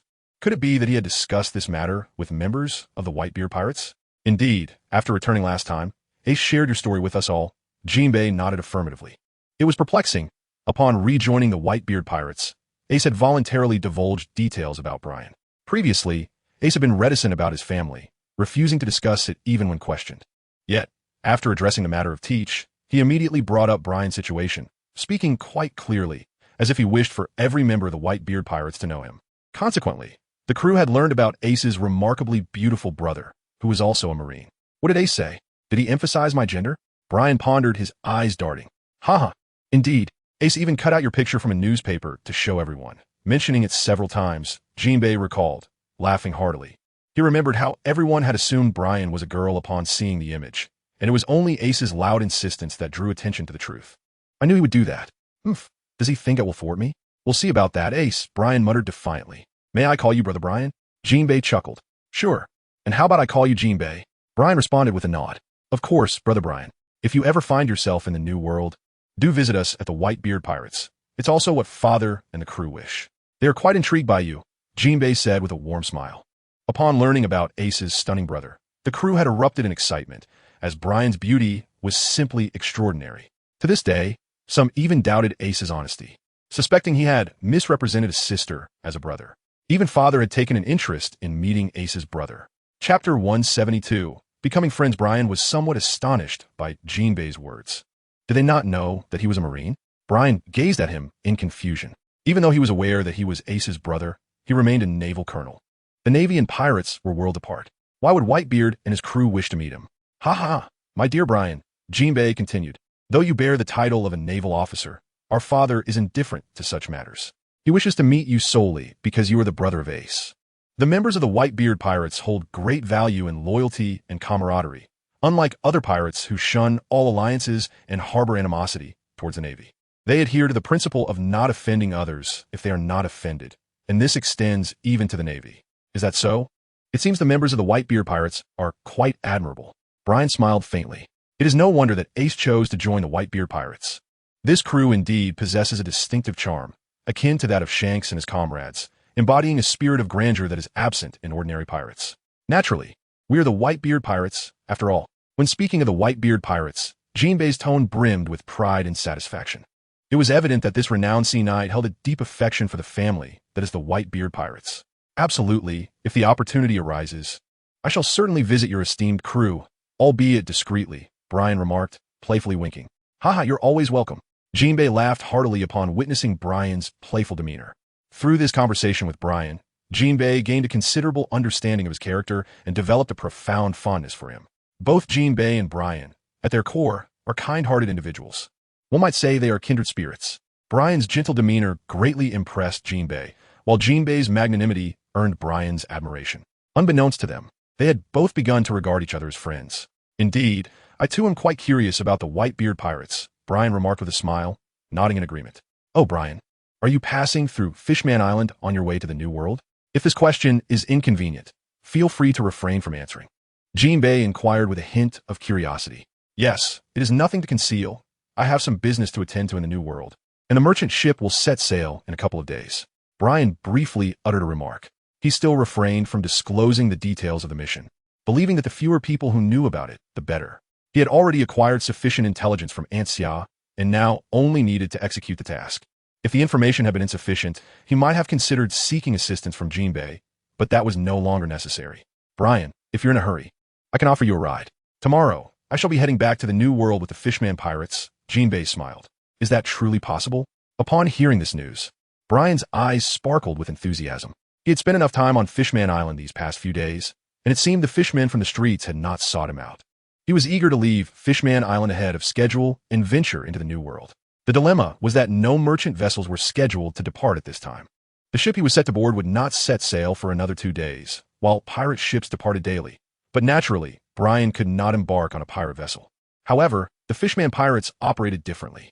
Their course traversed the seas, allowing them to evade the watchful eyes of the Marines and the 4 emperors, making their journey far more convenient. Of course, privately, we can consider ourselves friends, and I can assist with this small favor. Jinbei nodded with a smile. He understood that Brian, being a Marine, could not overtly associate with pirates, though Brian did not explicitly state his purpose for heading to the New World. Jinbei could infer that he was likely on some covert mission. Otherwise, Brian would not have chosen this route through Fishman Island to reach the New World. Jinbei had no intention of prying into the details of the mission. He merely wished to lend a hand to a friend, irrespective of their respective identities. Then I shall not be modest, Jinbei. Hearing Jinbei's words, Brian smiled with delight. He recognized that Jinbei's offer was meant to alleviate any concerns regarding their adversarial roles. Furthermore, Jinbei's demeanor conveyed a sense of maturity that was quite endearing. Haha, among friends, there is no need for formality. Brian's willingness to accept Jinbei's assistance brought joy to him. He felt that Brian's readiness to trust him with this favor, despite their apparent enmity, did not hinder their budding friendship. Most importantly, Brian was very much to Jinbei's liking, and he cherished such camaraderie. Indeed, among friends, there is no need for formality. Brian echoed the sentiment, and as the words left his lips, both of them burst into laughter, marking the inception of a newfound camaraderie. Well then, dear Brian, let us convene at the harbor tomorrow morning at 9, Jinbei stated, his smile fading slightly as he proposed a time. Certainly, I shall arrive punctually. Brian nodded in affirmation, committing the time to memory. Subsequently, the two departed from the mermaid forest. After parting ways with Jinbei, Brian returned to the dormitory of the mermaid CF. A short while later, Kimmy approached him. So, Lil Boo, how did your conversation with Jinbei go? Was it smooth sailing? Kimmy inquired. Indeed, it went quite well. We have become friends, Brian replied. Brian smiled as he spoke. Although he could not disclose his friendship with Jinbei to the Navy, he could certainly share it with Cammy and the others. Really? That's wonderful. It seems that Captain Jinbei truly likes you. Many have wished to be acquainted with him, yet he has always rebuffed them, believing their intentions to be impure and merely seeking to ingratiate themselves. Cammy felt elated for both Brian and Captain Jinbei, as they had both gained a commendable friend. Indeed, upon hearing Cammy's words, Brian concurred. Jinbei, as one of the 7 warlords of the sea, naturally attracted many who wished to forge connections with him. It was, after all, Jinbei's unwavering loyalty that endeared him to others. He would go to great lengths for his friends, and who wouldn't he desire such a companion? However, the multitude that approached Jinbei with ulterior motives, rather than a genuine desire for friendship, would inevitably face his disdain. Brian himself would feel similarly if approached by someone with nefarious intentions. By the way, Cammy, I have made arrangements with Jinbei to depart Fishman Island together tomorrow. After a brief pause, Brian broached the subject with Cammy, believing it essential to inform her beforehand so that his departure would not appear abrupt. Chapter 173. A ride together upon hearing Brian's intention to leave. Cammy was momentarily taken aback. Over the past few days, Brian had forged a close bond with Cammy and the other mermaid sisters. During their time outside of work, Brian shared with them numerous tales from the outside world. It was initially anticipated that he would remain for an additional 2 days, but unexpectedly, he chose to depart from Fishman Island earlier than anticipated, leaving Cammy somewhat taken aback. Little Boo, should we inform Sister Ollie and the others about this matter? After pondering for a moment, Cammy refrained from uttering any pleas for him to stay and instead inquired. Perhaps it's best not to, so as to spare everyone from feeling reluctant. Once I have left, you can tell Sister Ollie and the others. Brian shook his head. He believed that if Sister Ollie and the others learned of his impending departure, they would undoubtedly wish to see him off, potentially drawing the attention of the nefarious inhabitants of Fishman Street. It was best that they remained unaware. Little did he know, the denizens of Fishman Street presumed he had long since vacated Fishman Island. Well then, Little Boo, will you come back to visit us? Asked Cammy. Depends on the circumstances, Brian replied, scratching his head. After all, I'm a Navy officer. My visits may be infrequent, but there should still be opportunities. His passage through Fishman Island this time was merely a consequence of duty, an unexpected opportunity that might not have arisen otherwise. And he may never have crossed paths with them. That's good to hear, Little Boo. I occasionally venture into the outside world as well. Perhaps we shall encounter one another, Cammy said with a smile. She had always made trips to the Sabeti archipelago, though she was exceptionally cautious, avoiding overly crowded areas. During Brian's previous assignment there, the security had been commendable, and she had even sneaked off to enjoy the amusement park. Now that Brian was no longer stationed at the Sabeti archipelago, it might have reverted to its former perilous state. Nonetheless, Cammy was confident in her ability to protect herself. You must exercise caution, do you understand? Brian admonished her gravely. Having witnessed innumerable slave traders while stationed at the Sabeti archipelago, he found their repulsiveness unparalleled. They would resort to any means to lure young girls and individuals of other races, employing a myriad of insidious tactics. The seas were rife with pirates, and hidden among them were slave traders lurking in the shadows. Should Cammy venture into the outside world, her identity as a mermaid would undoubtedly incite a frenzied pursuit from those vile traders. Do not worry, Little Boo, my fishman friend will protect me, Cammy reassured him with a smile. Fishman friends? Are there members of your kin that you know of out there? Curiosity sparked within Brian. Indeed, Little Boo. He goes by the name of Xiaoba. While we are outdoors, he has always been my protector. Xiaoba has recently opened a takoyaki shop, and his culinary skills are exceptional. If the opportunity arises, I shall introduce you to Xiaoba, Cammy joyfully articulated as she circled around Brian. Takoyaki? I have yet to taste it. I must try when I can, Brian expressed, his interest piqued by the mention of takoyaki. He was aware that it was a delectable snack, yet regrettably, he had never savored authentic takoyaki. Xiaoba's takoyaki is truly delightful, Cammy added. So what's Xiaoba's prowess? Surely he is not merely a cook, Brian inquired. Pausing for a moment, given that Cammy mentioned Xiaoba had always safeguarded her during their outings, he presumed he must possess considerable strength. After all, even though a fishman's physical attributes surpass those of humans, without adequate skill, it would be challenging to protect Cammy. Xiaoba is quite formidable. He was once a pirate. Though he has since retired, Cammy replied. I see. That puts my mind at ease, Brian nodded, reassured by her words. It appeared that Xiaoba was likely a former member of a fishman pirate crew, possessing sufficient strength, which explained his ability to consistently protect Cammy. I shall tidy up the room and organize my belongings, Brian stated, casting a glance around the space. I will assist you, Cammy offered, joining Brian in the task of arranging his things. Brian possessed few belongings of his own. The majority of the items in the room were gifts from Ollie and others, collectively forming a semblance of a living space. After tidying up, Cammy took her leave. A new world awaited him. Lying on his bed, Brian murmured to himself. According to the intelligence received from Aunt Xia, the location of the transaction between Doflamingo and Kaido was not particularly clandestine. Perhaps it was a case of outward appearances concealing deeper truths. A transaction between a warlord of the sea and an emperor, even if discovered, would compel observers to weigh their own daring before intervening. On the surface, this transaction appeared to be merely Doflamingo paying tribute to the Emperor Kaido with a single ordinary Zoan-type devil fruit. However, the reality was that the items exchanged were not limited to just this one fruit. Aunt Xiao's intelligence had confirmed that the transaction involved a total of 7 Zoan-type devil fruits, not merely one. The reason Doflamingo's publicized information indicated only one fruit was likely self-evident. Among the remaining 6 fruits, it was highly probable that they included special varieties of devil fruits, such as ancient Zoan types. In the New World, Emperor Kaido had long sought to assemble an army of Zoan users, and thus placed great value on Zoan-type devil fruits, even the most mundane ones. Conversely, he seemed disinterested in Paramecia or even Logia-type fruits. Therefore, it was certain that the 7 devil fruits Doflamingo was selling to Kaido were all Zoan types, with the possibility of ancient varieties among these 7 Zoan fruits. One might wonder how Doflamingo had acquired such a remarkable collection. The seas were rife with various devil fruits, Zoan, Paramecia, and Logia. Among these 3 categories, Zoan and Paramecia types were abundant, exhibiting varying strengths and weaknesses. Paramecia types relied heavily on the user's development, while Zoan types appeared to have a clearer hierarchy, further divided into ancient and mythical types. Mythical types were generally stronger than ancient types, and ancient types surpassed standard ones, a notion seemingly uncontentious. However, this also required the user to effectively harness the abilities of the respective animal. Otherwise, even an ancient type user with underdeveloped skills could be outmatched by a standard type user. It could be said that within the realm of Zoan types, the potential for ability development seemed to have already been established.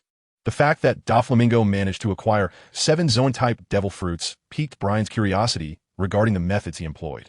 Rumor had it that he was the sovereign of the underworld, possessing vast intelligence networks. Perhaps this was the reason behind his ability to procure such an impressive array of devil fruits.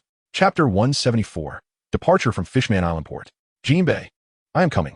With a backpack slung over his shoulder, Brian arrived here and saw that Jinbei and the others were preparing to set sail. Since you arrived early, let us depart ahead of schedule, Jinbei said with a smile upon noticing that Brian had arrived half an hour early. No problem. I'm at your service. Brian replied with a nod. By the way, Jinbei, you all can breathe underwater, but I'm human and cannot. How can I join you in this voyage? Brian inquired after a brief pause. Ha ha ha.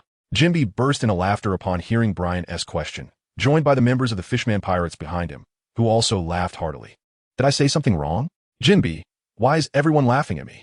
A hint of confusion crossed Brian's eyes, as he wondered if his question was foolish. Rest assured, my dear Brian, I am well aware that you cannot breathe underwater. Have you forgotten that pirate ships are coated?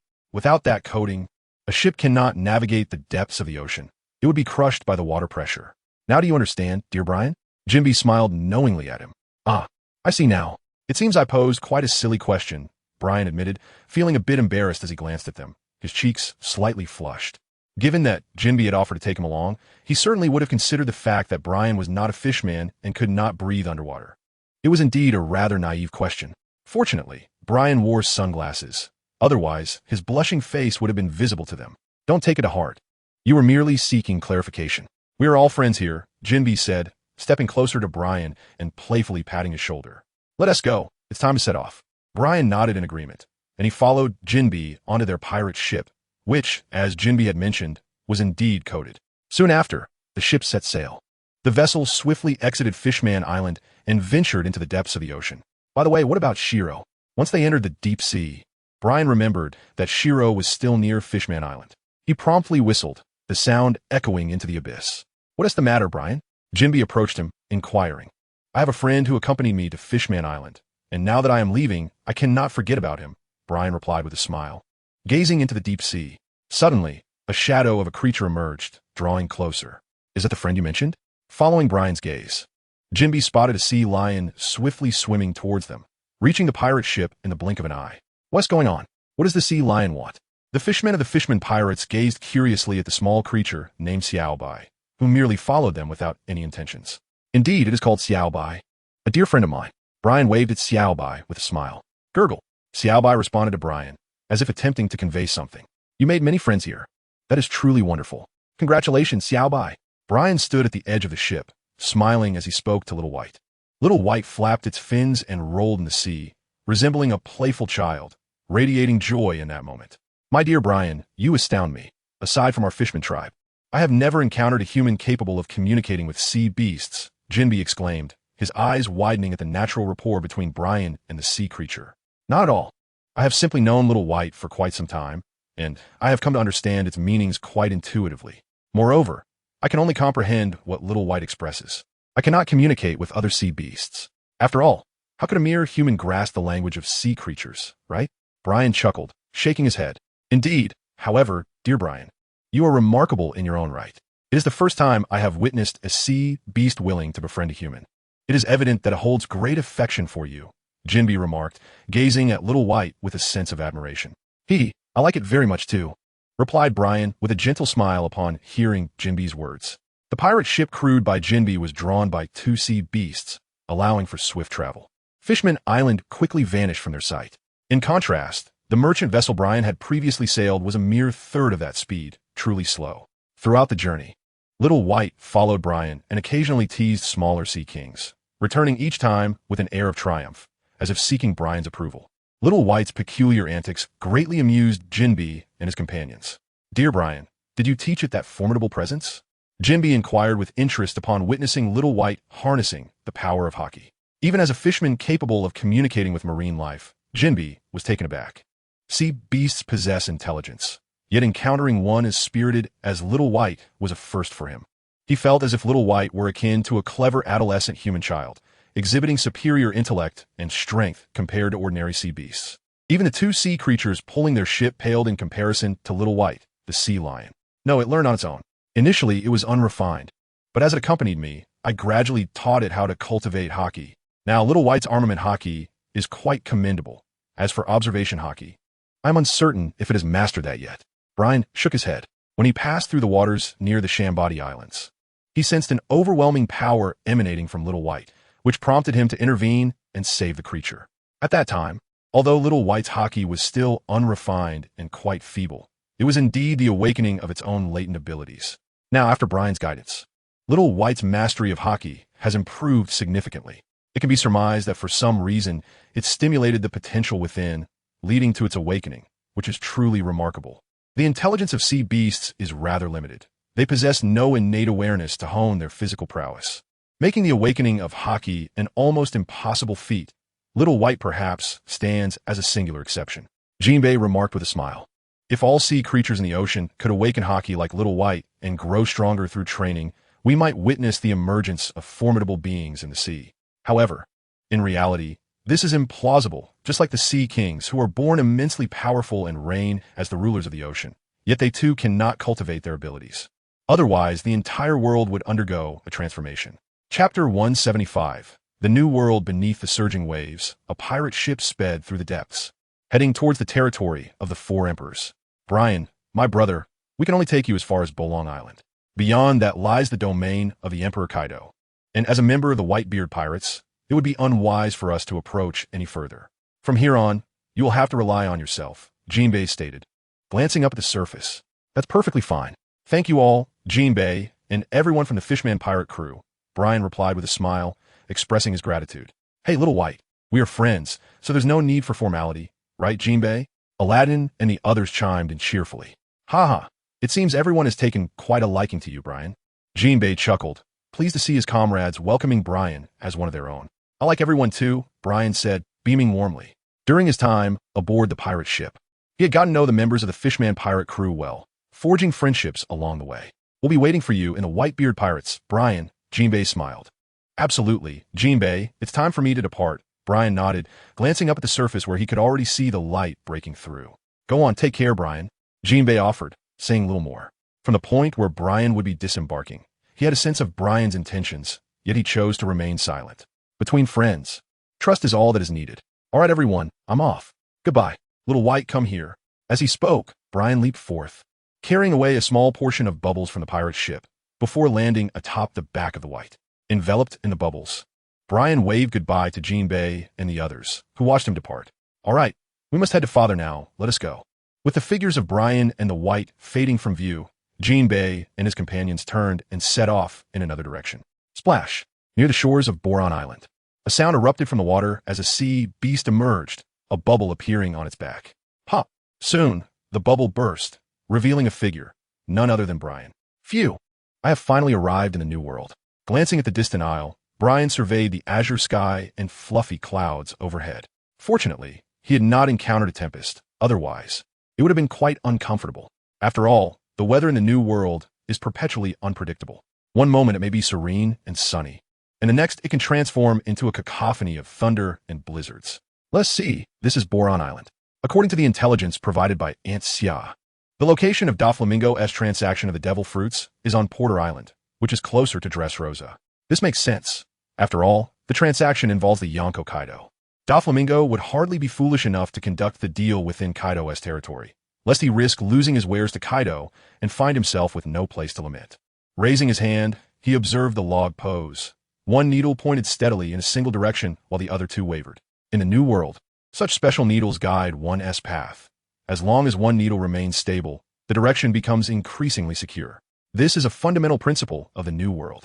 Calculating, he realized that it took 3 days to reach the Sabati archipelago from the Navy headquarters, 3 days awaiting NCIS information, and then traveling to Fishman Island before finally arriving at Boron Island, a total of 13 days, with approximately a month and a half remaining until Doflamingo and Kaido's transaction.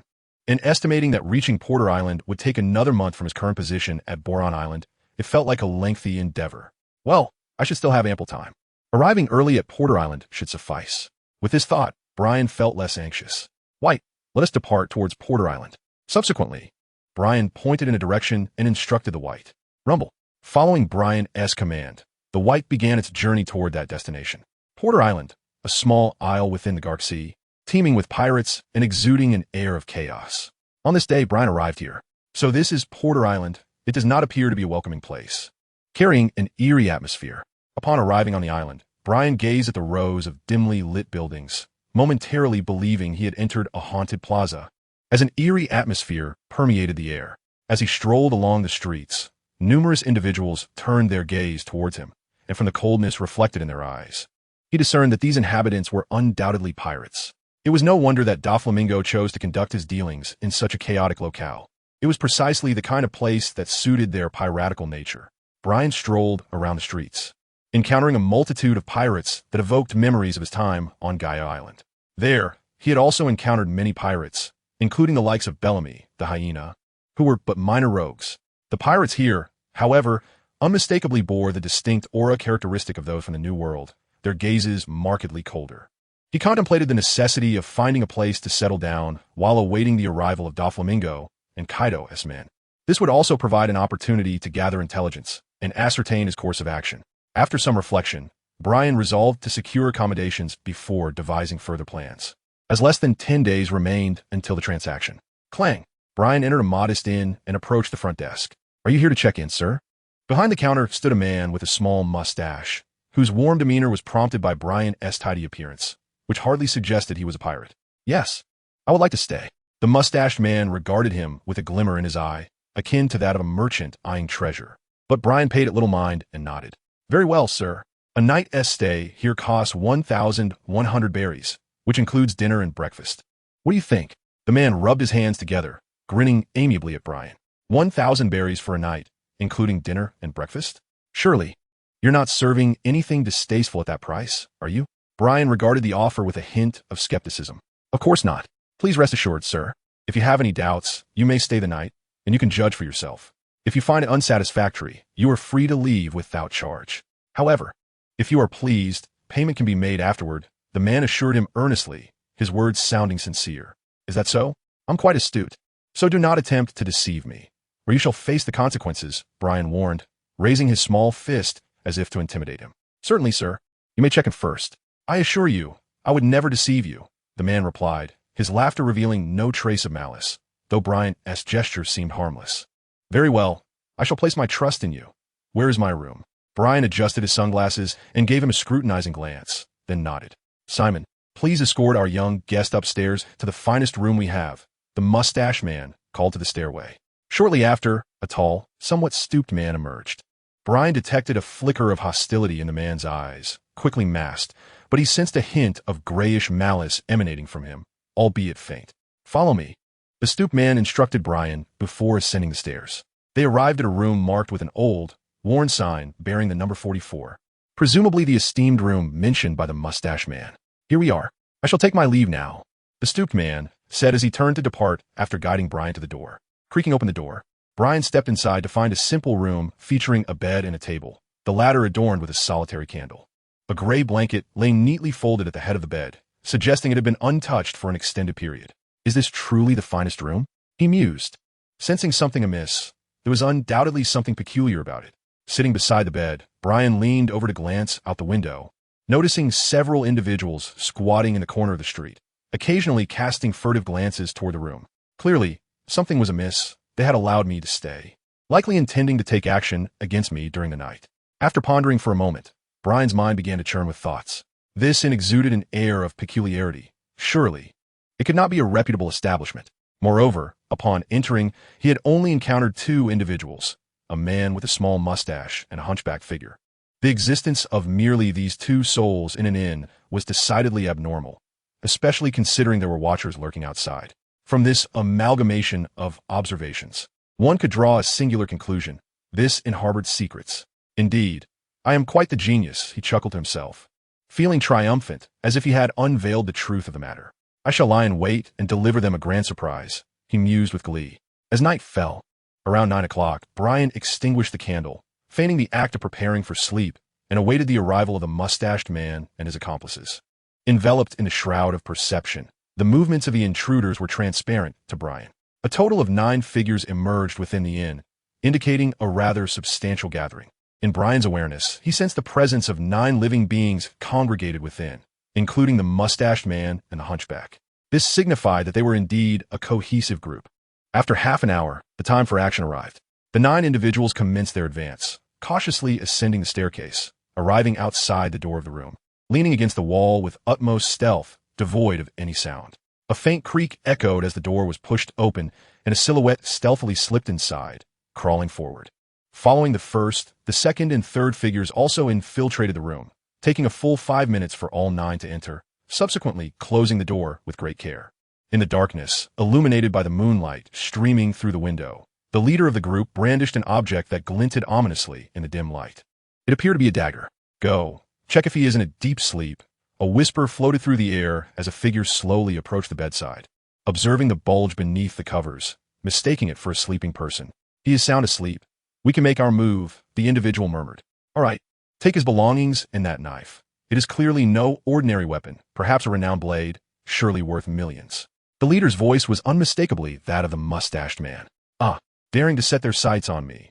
They shall see what mischief I can conjure, Brian thought, comfortably seated at the table, legs crossed, gently swaying, entirely unnoticed by his would-be assailants. Are we ready? Then let us commence. Soon, Brian conceived an amusing idea and chuckled heartily. Ah, there's a venomous snake. I've been bitten. Help. He placed his hand near his mouth, puffed out his cheeks, inhaled deeply, and then suddenly shouted, his voice indistinguishable. Ah, where's the snake? Stay away, you scoundrels. I've warned you not to come closer. Do you wish for me to be bitten as well?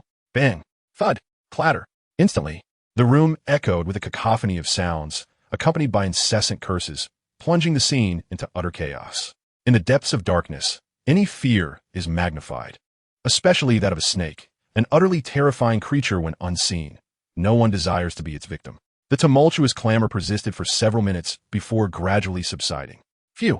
Suddenly, a flicker of fire ignited, causing Little Mustache and the others to shut their eyes, struggling to adjust. Ha! Are you all playing a game of stacking? As the room illuminated, Brian beheld a heap of individuals piled in the corner, incessantly adding to their precarious tower, with the one at the top nearly brushing against the ceiling. Did you not sleep? Following the voice, he turned to see Little Mustache and the others rendered speechless in astonishment. Of course, I have long known that you are not to be trusted. Your attempts to deceive me are futile. Not a chance, humph. Brian let out a triumphant hum. You little brat, the one who just shouted was you. In that instant, the others, including the little mustached one, comprehended the situation. The one who had yelled about the venomous snake was none other than Brian himself. In the pitch darkness, they had mistakenly believed one of their own had been bitten, failing to recognize that it was a human voice. Who are you calling a little brat? You're the real brat, and your whole family too. I'm a man. Can't you see that? How foolish. Brian glared at them and shook his head, appearing to be speaking to a wall. Damn it. Why aren't you getting down? The little mustached one cursed, feeling quite uncomfortable being stuck in the middle. Oh yes, boss, we will come down immediately. Soon, the 9 of them stood in a neat row. The leader, the little mustached one, bore a footprint on his face, the origin of which was unclear due to the darkness and the chaos of the moment. Chapter 177. The little ancestor in the room, Brian observed, well, you've all lined up properly. Have you recognized your mistakes? As the little mustached ones stood in formation, Brian wore a serious expression, resembling an instructor addressing his students. Look at this, you little brat. Do you know what this is? A sharp blade. It could take your life with a single stroke. And you still dare to act cocky? Upon hearing Brian's words, the little mustached one nearly choked on his breath, almost suffocating himself. He raised his dagger, brandishing it theatrically, the blade glinting ominously, and attempted to intimidate Brian. You call me a little brat. Calling me girl is one thing, but calling me stinky? Come over here and have a whiff. I'm not stinky at all. Luffy always says I smell delightful. Having been called a little brat once more, could Brian endure it? He wrinkled his nose and extended his hand, inviting the little mustached one to come closer and smell for himself. He was definitely not stinky. Suddenly, the scar-faced man beside the little mustached one burst into laughter, only to be met with a fierce glare that silenced him instantly. You little brat, do you not understand human language? I didn't mean you were stinky. I meant you're quite detestable. Do you understand? The little mustached one's eyes widened, his anger rising to the point of blood vessels showing, as he provided a detailed explanation to Brian. Oh, so that is what you meant. Upon hearing the little mustached one's clarification, Brian appeared to grasp the meaning. Phew, finally understood. Seeing Brian seemed to comprehend his words, the little mustached one sighed in relief. Wait a moment, Brian interjected again. My ancestor, what is it now that is incorrect? Please tell me, and I shall explain it for you. The little mustache was in disarray, and he wore a distressed expression as he gazed earnestly at Brian. I comprehend the meaning behind the term little brat, but what of dead brat? Shouldn't that be reserved for the deceased? I'm certainly not dead, am I? Could it be that I am a ghost? Brian poked his cheek with his finger, appearing deep in thought. Well, my dear ancestor, it conveys the same sentiment, an indication of your undeniable annoyance. Now, do you have any further inquiries? I assure you, I will speak without reservation. The little mustached one felt a wave of nausea. This young rascal was either utterly confused or adorably naive. Why did he wear such a curious expression? It was utterly tormenting. No, there's still more. Brian was about to declare that there was nothing left, only to retract and assert that there was indeed more. What could possibly remain? Please, enlighten us. Little Mustache appeared to be on the brink of a nervous breakdown, his hand clutching the dagger, trembling uncontrollably, as if he could scarcely maintain his grip. Allow me to reiterate, I am not a girl. I am a man, and I assure you, I am not deceiving you. This is the unequivocal truth. Brian spoke earnestly, repeating himself thrice. I can't take it anymore. Go to hell, you vile girl. Upon hearing these words, the small bearded man could no longer contain himself. He raised the dagger in his hand and charged at Brian like a madman. Whoosh, clang, bang. Yet, before he could take 3 steps, a slender object whizzed past his ear, tousling his hair, and shattered the dagger he held, leaving a gaping hole in the wall behind him, nearly half his height. The room instantly became drafty. At night, a chill breeze flowed through the opening, bringing the cold of the north, causing the small bearded man and his companions to shiver uncontrollably. Tap! The small bearded man gradually halted, having taken only 6 steps from his initial stance. The hilt of the remaining dagger slipped from his grasp, and his eyes widened in terror as he stood just a few meters away from Brian, an indescribable fear welling up within him. The lingering cool breeze teased the nerves in his head, sending shivers down his spine. Meanwhile, the 8 accomplices behind him stood with mouths agape, some gazing at the hole behind them, others at Brian across the room. The small bearded man still held his hand aloft, beads of cold sweat beginning to form on his brow, his face turning pale as he struggled to articulate his thoughts. What did you just call me? Brian inquired, a smile gracing his lips as he regarded him with an amiable demeanor. Little ancestor, you are my revered little ancestor. I was wrong, truly wrong. With a thud, the small bearded man suddenly sank to his knees before Brian, his speed catching everyone off guard. Witnessing their leader kneel so swiftly, his subordinates followed suit, sinking to their knees as well. Having glimpsed a fraction of Brian's might, they realized they had encountered a formidable adversary, their lives now hanging by a thread. I have no desire to be your little ancestor. You are far too ugly. Casting a disdainful glance at the small bearded man, Brian curled his lip in distaste. That's all right. You need not be our little ancestor. You could be our master instead. What do you think? Still reeling from the terror of the moment, the small bearded man was solely focused on finding a way to survive, disregarding everything else.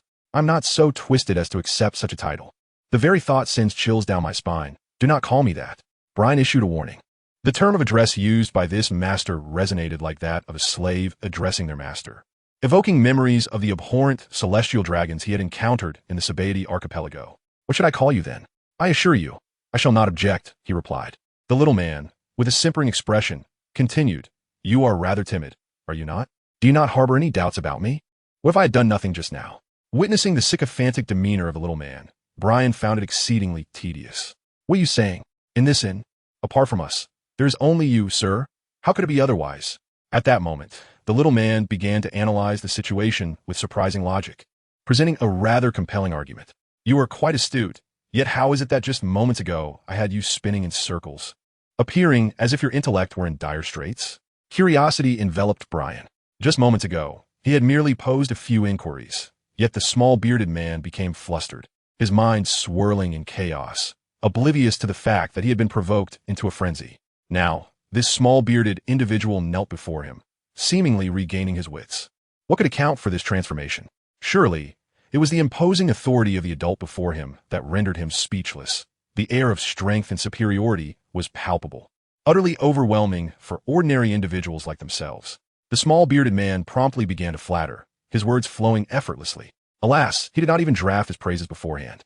Silence, lest the boss hears you, came the murmurs from his companions, causing the small bearded man to involuntarily twitch his facial muscles. Chapter 178. One can only say, I am handsome Porter Island. Night had fallen, and a room in a modest inn still glimmered with light. Now, do not assume that flattery will bring me joy. I have a question for you, Brian declared. Finding the antics of the small bearded men amusing, he waved his hand dismissively. Please, esteemed sir, do inquire. I shall answer with utmost candor, the small bearded man replied eagerly. Are you pirates? Brian subsequently inquired. Indeed, esteemed sir. All 9 of us are pirates, the small bearded man affirmed with a nod. Yet considering this is the new world, your prowess seems rather insufficient for pirates. Brian harbored a degree of skepticism.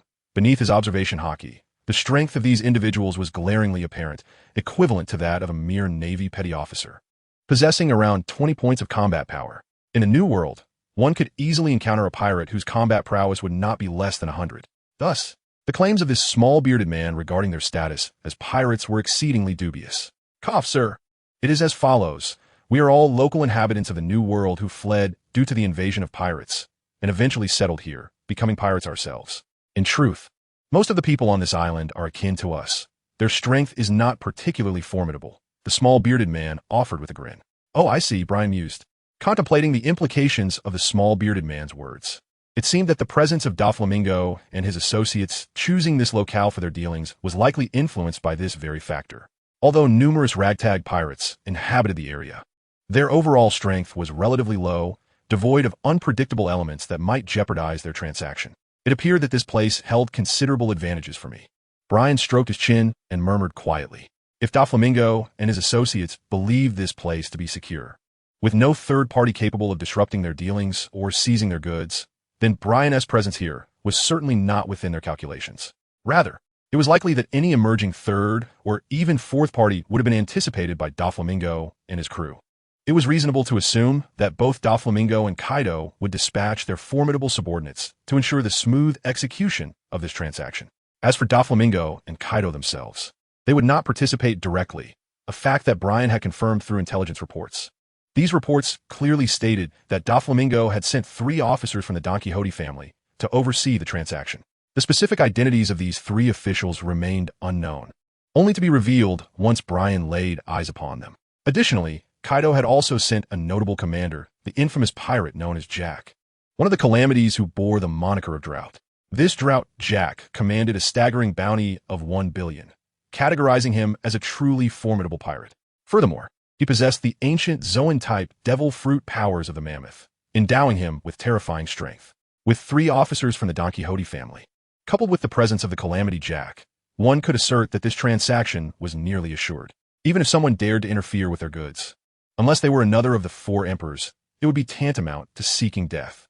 However, this time, the unexpected arrival was not from another of the 4 emperors, but rather from Colonel Brian of the Navy headquarters, a formidable entity whose strength rivaled that of an admiral. This was something Doflamingo and the 4 Emperor Kaido could not possibly have foreseen. Thus, Brian perceived this location as advantageous for him, perhaps providing an opportunity to catch Jack and his cohorts off guard. Of course, Brian was not intimidated by Drought Jack. He was confident in his ability to defeat the mammoth head-on. Yet, aside from Drought Jack, there were still the 3 officers of the Don Quixote family and their pirate subordinates to contend with. Brian felt it was necessary to indulge these individuals a little. Otherwise, it would be a disservice to his long journey to arrive here. Indeed, it was a rare opportunity to have a suitable companion to pass the time with. Nodding to himself, Brian inexplicably broke into a smile. Witnessing the smile adorning Brian's face left the 9 members of the group, including the one with the little mustache, perplexed. How could this young man be smiling so contentedly? Could it be that he was contemplating something joyful? Perhaps he had already devised a plan for how to deal with him? This thought sent a shiver of unease through the group, as they feared that Brian, in his glee, might decide to eliminate them all. Adult? Adult? At that moment, the one with the little mustache spoke up. What is it? If there's nothing, don't call me. Can't you see I'm deep in thought? Have a little more insight. It's quite foolish, Brian retorted, shooting a glare at him as he snapped back to reality. Just a moment ago, you were praising my intelligence. How have I suddenly become foolish? The mustached one replied, visibly dejected. Speak up, what is it that you need? Brian gazed at them. The little mustached man, along with his 8 companions, indicated their curiosity about how Brian would handle the situation. All right, everyone rise. It would be unseemly to be seen like this. Those unaware might think I'm bullying you. Brian waved his hand, inviting them to stand. Thank you, my lord. Thank you. The little mustached man and his 8 companions stood up, aligning themselves in a row with utmost respect, resembling students awaiting their instructor's lecture. They stood straight, refraining from uttering a word, their eyes fixed on Brian in a daze. What are you staring at? Is there something on my face? Noticing their unwavering gaze, Brian momentarily thought something might be amiss on his visage, and he reached up to wipe his face, finding nothing amiss. He repeated the gesture, yet still, nothing was there. With a puzzled expression, Brian regarded them, his demeanor adorably confused. How endearing. Observing Brian's expression, the little mustached man and his companions felt an overwhelming warmth wash over them, as if filled with a soothing energy. What exactly are you looking at? There's nothing dirty on my face. Seeing their continued silence, Brian furrowed his brow, growing somewhat displeased. No, my lord. There is nothing on your face. We merely find you exceedingly handsome. Indeed, it's your beauty that has dazzled us. Fools, it's not dazzled. It's enchanted. Oh, yes, enchanted, not dazzled. The little mustached man and his companions exchanged words, each complimenting Brian. You may not call me beautiful. Only handsome will suffice. I'm a man, after all. If you dare to say otherwise, I shall be angry. Do you understand? Puffing out his cheeks, Brian widened his eyes, attempting to intimidate them. Chapter 179. A mysterious morning. Seeing Brian's fierce demeanor, the little mustached man and his companions felt their hearts melt. Yes, my lord. You are the most handsome, they hastily replied. That's more like it. Now, considering your relative honesty, I shall share a piece of information. In 10 days, there will be a great battle here. You should leave this place promptly and inform others as well. Upon hearing this, Brian nodded in satisfaction. A battle?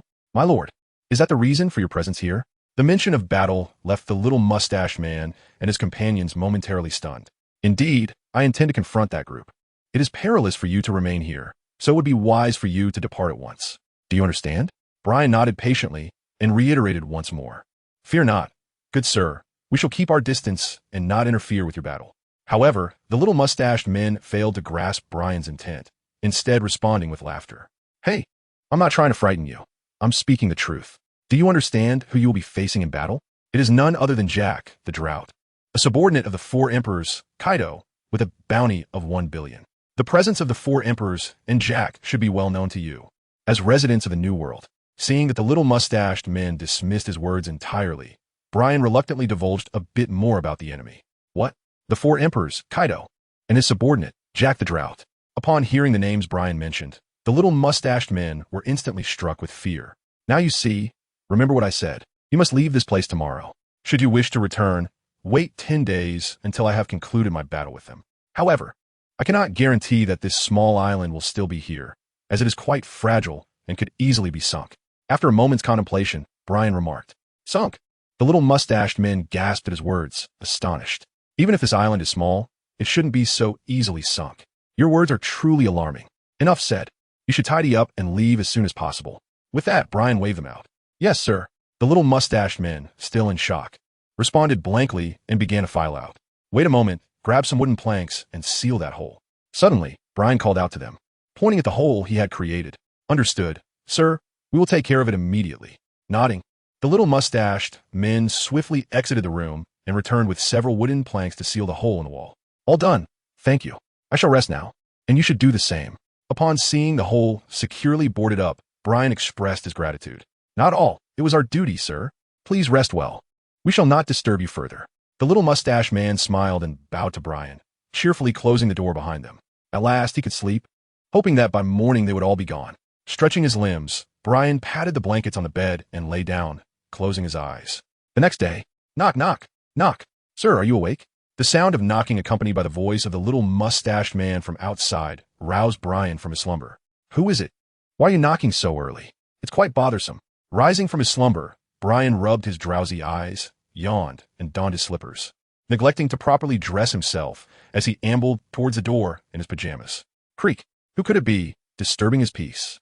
As he swung the door open, Brian, still unable to discern the visitor, began to voice his grievances, expressing his discontent. Goodness gracious! With a clatter, the little mustached fellow looked up, momentarily taken aback. Before he toppled backward, blood streaming from his nose in a sign of bliss, offering a silent gratitude to the heavens. The glass of milk and bread he had been carrying plummeted to the floor, shattering the cup and spilling milk everywhere. What on earth? Where is everyone? Now fully awake, Brian was bewildered to find the newcomer sprawled on the ground.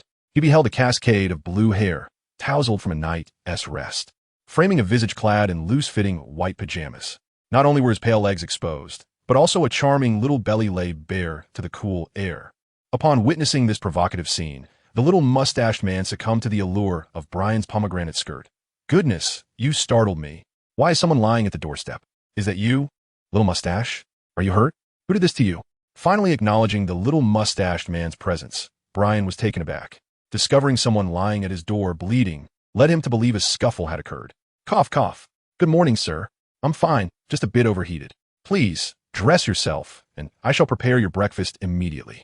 Swiftly rising from the floor, the little mustached man averted his gaze, hastily grabbed a broom and dustpan, and scurried to clear the shards of glass. Racing downstairs without a backward glance, even neglecting to wipe away his own blood. This spectacle left Brian in a state of shock, pondering the mysterious events of the morning. Tap, tap, tap. The sound of footsteps echoed, and Brian soon spotted the little mustached man's slightly stooped companion and the scar-faced fellow ascending the stairs. Oh, it's you. Just now, the little mustache said nothing before leaving, and he seems to have sustained some injuries. Do you know what transpired? Upon encountering two individuals, Brian stepped outside, waved at them, and inquired. Suddenly, he was met with two hissing sounds. Turning his gaze towards them, he observed that they were fervently covering their mouths, as if they had witnessed something terrifying. The expressions in their eyes clearly indicated that they had encountered something shocking, yet they were too afraid to vocalize their distress. While one might attribute this to fear, Brian discerned no trace of terror in their eyes. Conversely, if it were excitement, there was no evident joy to be seen, leaving Brian utterly perplexed about what they had witnessed. What is wrong with you? What did you see? Please tell me. Before Brian could finish his plea, the two rushed down the stairs, muffling their mouths, causing the stairs to resonate with a loud thud, suggesting they were running at great speed. Chapter 180, Utter Foolishness. In the corridor, Brian was utterly bewildered, his face a canvas of questions, as if he had encountered a specter, and he fled with remarkable speed. Was my appearance truly so disconcerting as to frighten them? Glancing at himself, Brian found nothing amiss. He looked quite ordinary, merely clad in pajamas. Was there such a significant difference? He recalled them complimenting his looks just yesterday. Ah, never mind. I shall simply dress properly and rise to avoid their undue astonishment. After stifling a yawn, the remnants of sleep evaporated, compelling him to turn back to his room, don his clothes, and descend the stairs.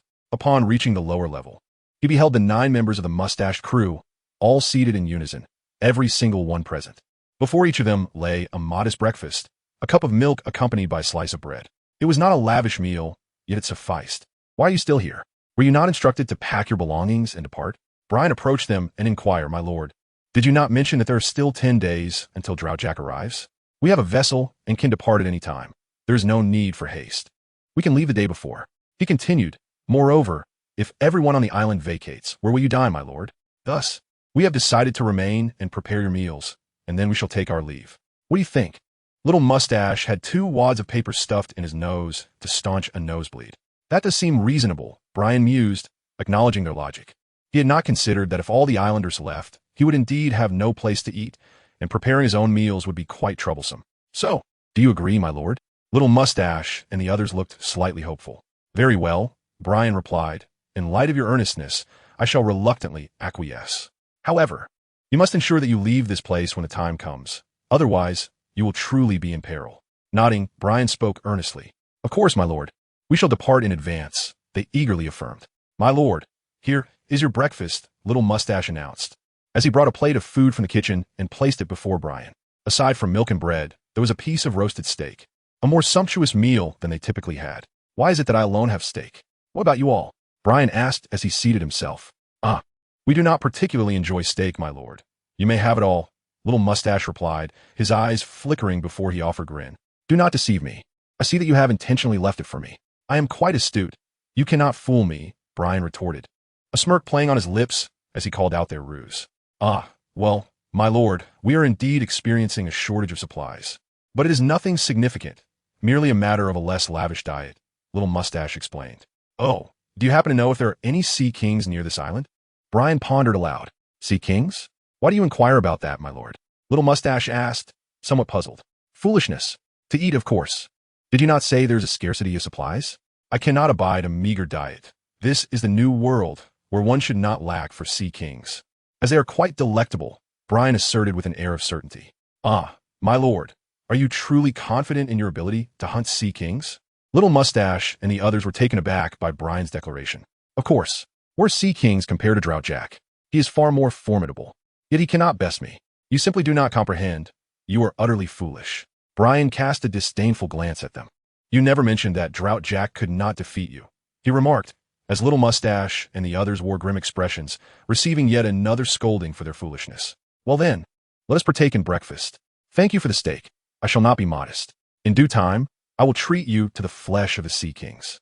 With that, Brian picked up his knife and fork and began to savor the steak. Little Mustache and the others quickly joined in, their anticipation piqued by Brian's promise of sea king meat, a delicacy they had yet to experience. After all, the sea kings were creatures far more formidable than sea beasts, colossal in size, some even larger than small islands, making them exceedingly difficult to hunt for the average person.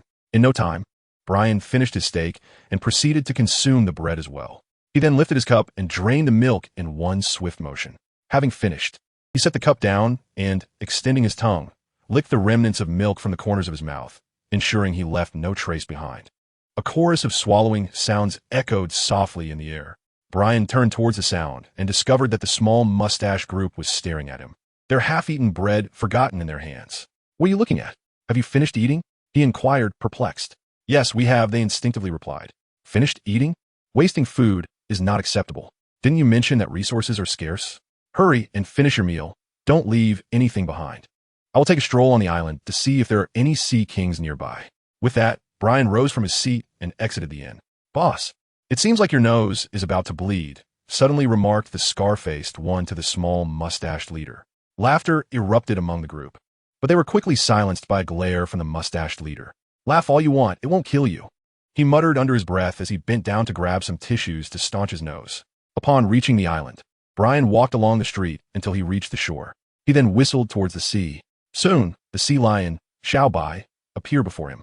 Xiaobai, help me find some small sea kings nearby, he requested. With a nod of understanding, Xiaobai dove beneath the waves. After a while, Xiaobai resurfaced and communicated something to Brian. Wonderful. There's a solitary small sea king.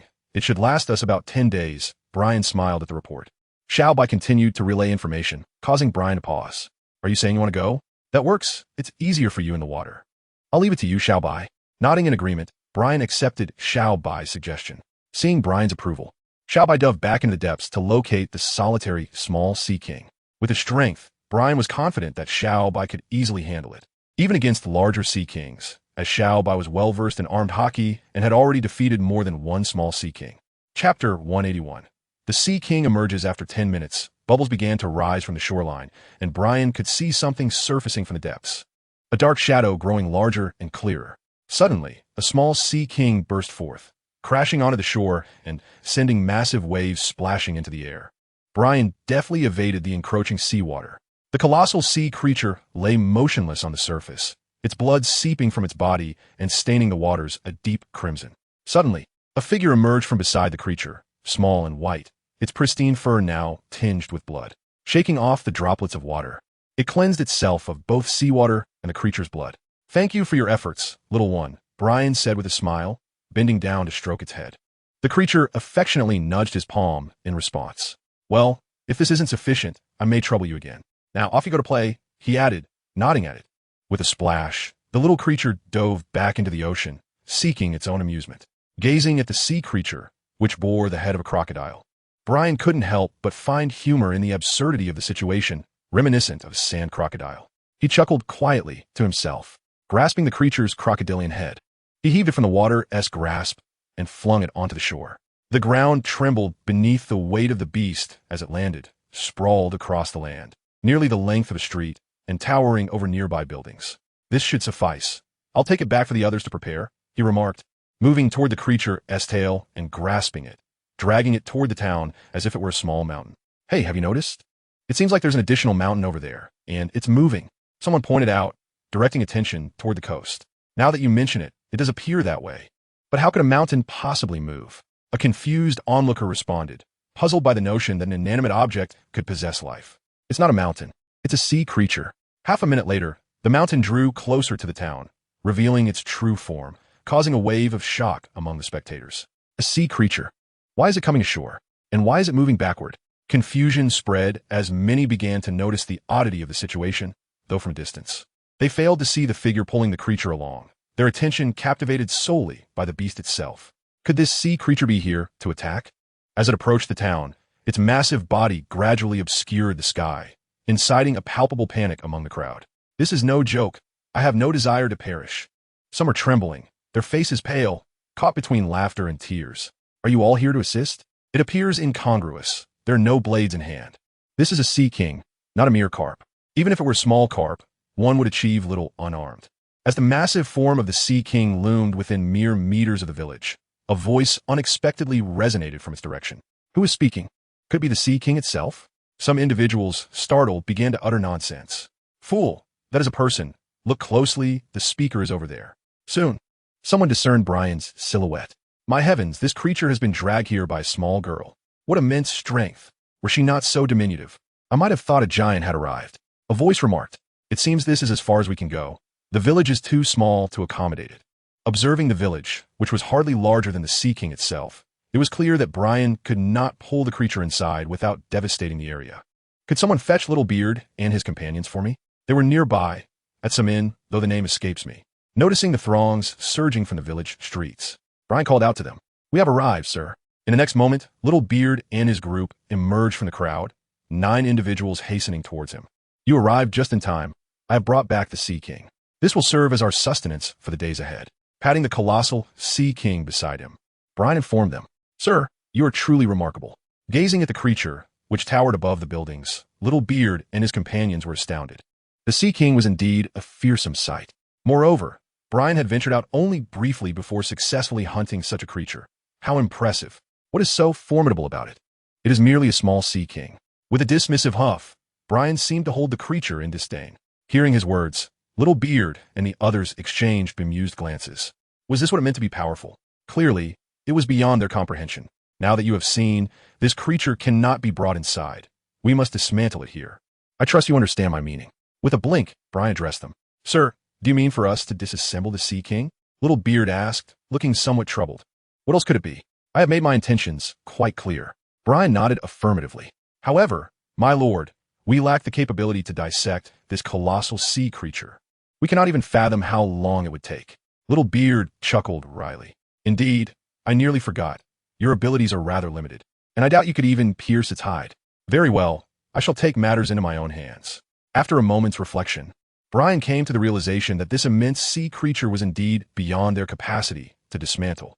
They might not even manage to make a dent in its skin. My lord, your words are rather excessive. How could we be incapable of breaking its hide? If that were the case, we would be reduced to having no strength even to slay a chicken. Little Beard and the others were expressions of dismay. It was truly disheartening to have their abilities belittled, especially when they had no means to refute it. Then send someone to fetch my knife. I shall demonstrate how easily it can be disassembled. Pausing, Brian waved his hand, instructing them to send someone back to retrieve the knife. Scarface, your legs are swift. You go and bring back my lord's knife. Little Beard gestured toward Scarface. Yes, boss, I shall go at once. Scarface turned it apart. Wait. There is no need to fetch my knife. Just bring a kitchen knife instead. It will suffice for cutting the ingredients. Suddenly, Brian called out to Scarface, instructing him to bring a kitchen knife. Chapter 182. To capture a live swish, swish, swish, with a flurry of blade flashes. The enormous body of the sea creature was reduced to sizable chunks of flesh, each as large as 2 men. Upon counting, there were no less than several hundred pieces, all neatly piled together by Brian's deft knife skills. The townsfolk were astounded as they witnessed the massive sea creature, which had been so effortlessly dismantled beneath Brian's kitchen knife, leaving even the skeletal structure intact. It was merely a kitchen knife, the most ordinary kind found in any household, not a renowned blade. Yet in Brian's hands, this unassuming knife demonstrated a terrifying efficacy, capable of dismembering an entire sea creature without shattering it. How outrageous. All right, that's enough for today. With a flourish, Brian stabbed the kitchen knife into the pile of flesh and clapped his hands together. Observing Brian's nonchalant demeanor, Little Beard and the others stood in stunned silence.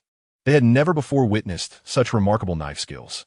Surely, he must be a master swordsman. Otherwise, how could he wield a kitchen knife with such prowess? Even if they were to label him a grand swordsman, they would nod in agreement without hesitation. Don't just stand there. Hurry and move the goods inside, distributing them to each household. There is plenty to go around. If it proves insufficient, I shall hunt another. After some contemplation, Brian felt that those who witnessed should also partake. Observing the eager faces, he could not help but feel compassion. It had been so long since they had savored meat. How pitiful their plight was. No wonder Little Mustache remarked on the scarcity of resources here. The scene was indeed telling. Yes, my lord. Little Mustache and his companions promptly sprang into action, procuring a small cart to transport the meat to the village, distributing a piece to each household. In an instant, the townsfolk expressed their gratitude towards Brian, each person calling him my lord with fervor. Hiding his delight, he reminded himself to maintain a serious demeanor. Wherever he went, the townspeople hailed him as my lord, which brought him immense joy. Even during his tenure stationed at the Shambadi archipelago, surrounded daily by a contingent of subordinates who addressed him as Colonel Brian, he had never felt such elation as he did now. Bloop bloop, bloop bloop. Suddenly, the telephone bug in Brian's pocket began to ring. Hello, this is Brian. Brian activated the communicator. This is Warlord Zhongwa. Are you safe, Brian? The voice of Warlord Zhongwa resonated through the device. Rest assured, Warlord Zhongwa, I am in a secure position. I have arrived at the designated location ahead of schedule, and the operation is proceeding smoothly. I am merely awaiting the arrival of the members of the Don Quixote family and Jack to commence the transaction. Brian reported. Jack, one of the 4 Emperors Kaido's subordinates, known as Jack the Drought? Indeed. Brian nodded. Jack is a notorious pirate with a bounty of 1 billion.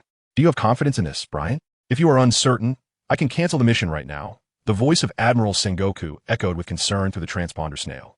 No need for that, Admiral Sengoku. Trust me, I will undoubtedly succeed in this mission. Brian unhesitatingly declined. Ha, Sengoku. Brian will not flinch. In the next moment, laughter emanated from the transponder snail. It turned out that Garp was also in the presence of Admiral Sengoku, likely indulging in the sunbae hidden within the cabinet. Well, if there is danger, you must prioritize your safety above all else. Do you understand? Sengoku's serious voice resonated. Yes, Admiral Sengoku. Sensing the concern in his words, Brian replied with a smile. By the way, there is something I would like to ask for your opinion, Admiral Sengoku.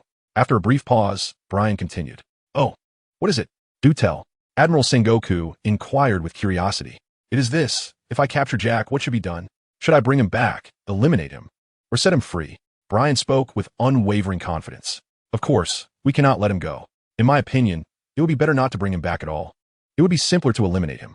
This would save us the trouble of transporting him back to the Navy headquarters from the New World, and we cannot guarantee that complications won't arise. Before Fleet Admiral Sengoku could voice his thoughts, Garp had already expressed his viewpoint.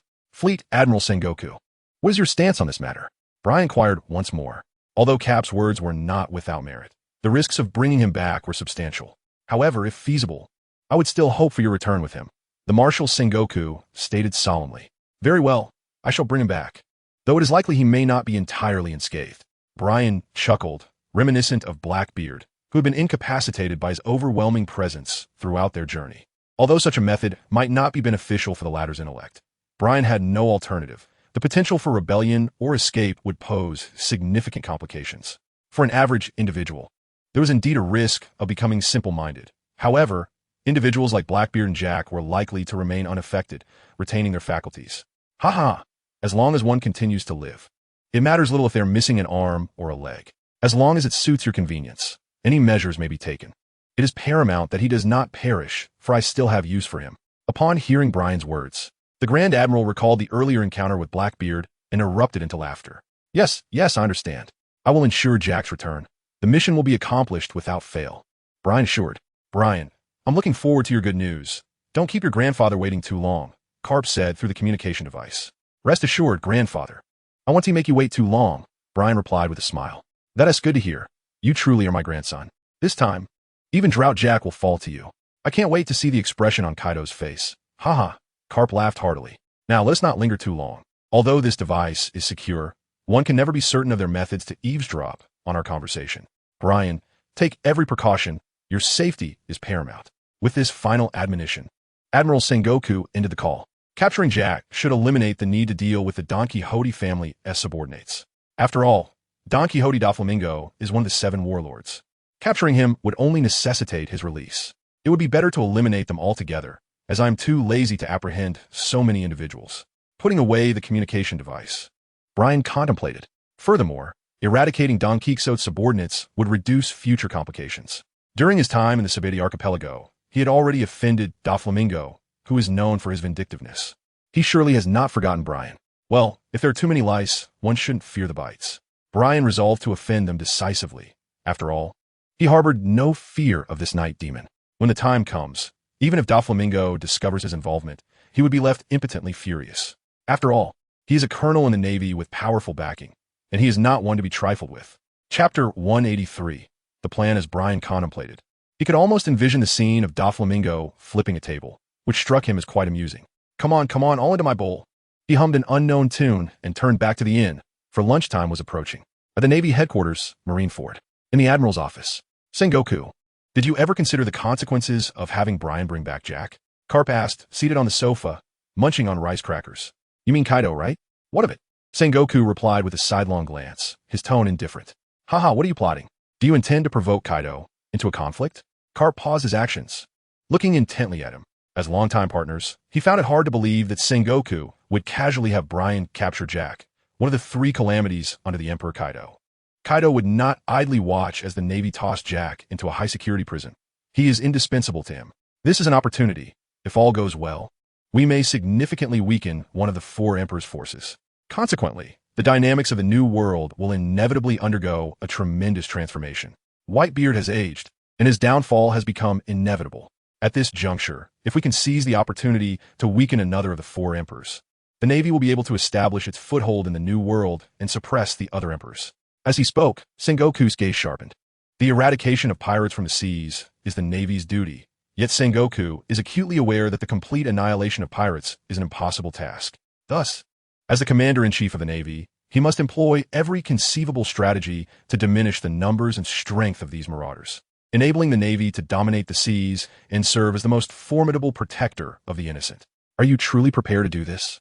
Provoking one of the 4 emperors carries significant repercussions. Sensing Sengoku's underlying intentions, Garp's demeanor turned serious. "Yes, I have made my decision. Jack will serve as the catalyst for this endeavor." Sengoku adjusted his glasses. "However, Sengoku, things may not unfold as smoothly as anticipated. Kaido may very well choose not to intervene." "What will you do then?" Garp inquired once more. "Kaido is no fool. Should he perceive a trap large enough to ensnare him, he would undoubtedly abandon Jack to his fate, which is the typical behavior of a notorious pirate. No, Kaido will definitely show up. You know this better than I do," Sengoku asserted with conviction. "Indeed, that boy is quite formidable. Have you considered the possibility that he might come alone?" Garp furrowed his brow. Kaido has been a familiar figure since the days of the Rock's pirates, which dominated the seas. Following Rock's defeat and the disbandment of his crew, Kaido established his own pirate faction. Now, he has risen to the status of one of the 4 emperors, possessing immense strength that even the Navy is reluctant to provoke lightly. Kaido's physique is monstrous, and his devil fruit powers have undoubtedly awakened, enhancing his physical capabilities and vitality to a terrifying degree. Moreover, as a mythical Zoan user, his enhancements are exaggerated, rendering him nearly indestructible. If Kaido were to wage war alone against the Navy headquarters, the damage inflicted could be substantial, ultimately allowing him to escape. "Yes, this is indeed a concern for me," Sengoku nodded gravely. "If Kaido arrives with his beast pirates to rescue Jack, He will undoubtedly seize the opportunity to significantly weaken Kaido's strength. However, as Garp mentioned, if Kaido comes alone, it could prove problematic. Without the presence of top-tier commanders, it would be exceedingly difficult to inflict any meaningful harm on Kaido, and to his eyes, the Navy soldiers are akin to ants, easily crushed in droves. This, however, is not an insurmountable challenge.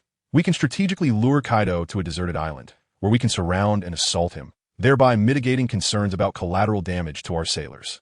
Moreover, the naval fleet can be strategically positioned around the uninhabited island. Should Kaido's beast pirate arrive, we would be able to respond swiftly, thus mitigating any issues. Garp chuckled softly, continuing to savor his rice crackers. Indeed, this approach is quite feasible. After pondering for a moment, Sengoku nodded, acknowledging that Garp had proposed a rather sensible suggestion.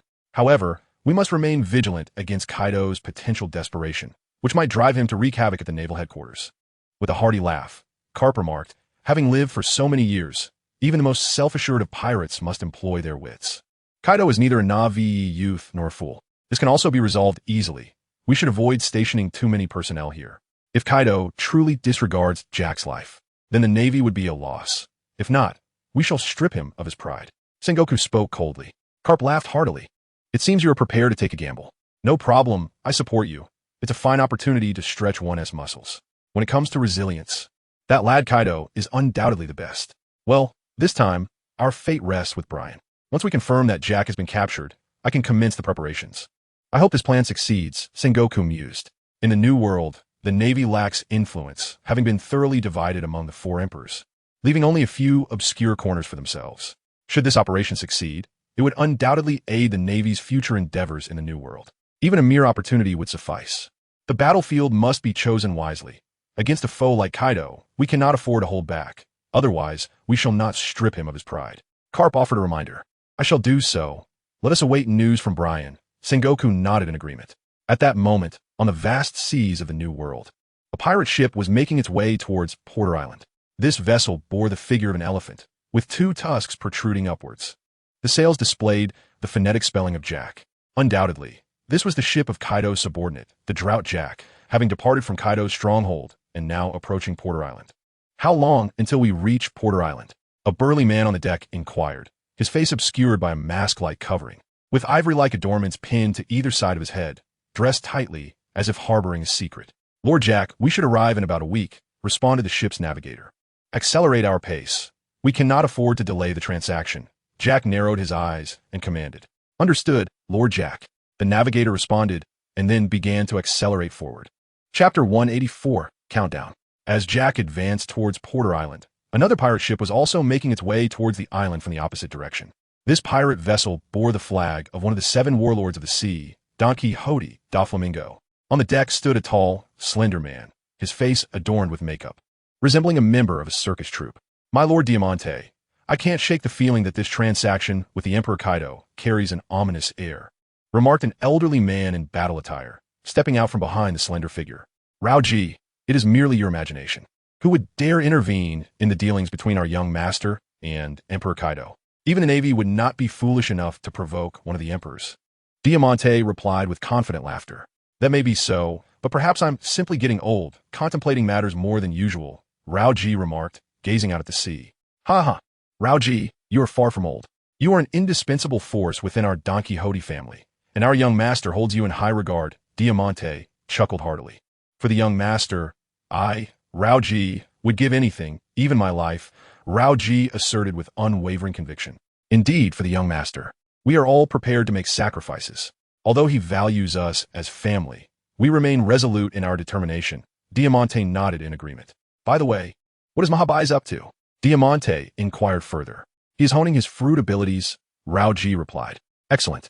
His ton fruit powers are formidable and will undoubtedly serve our young master well in the future.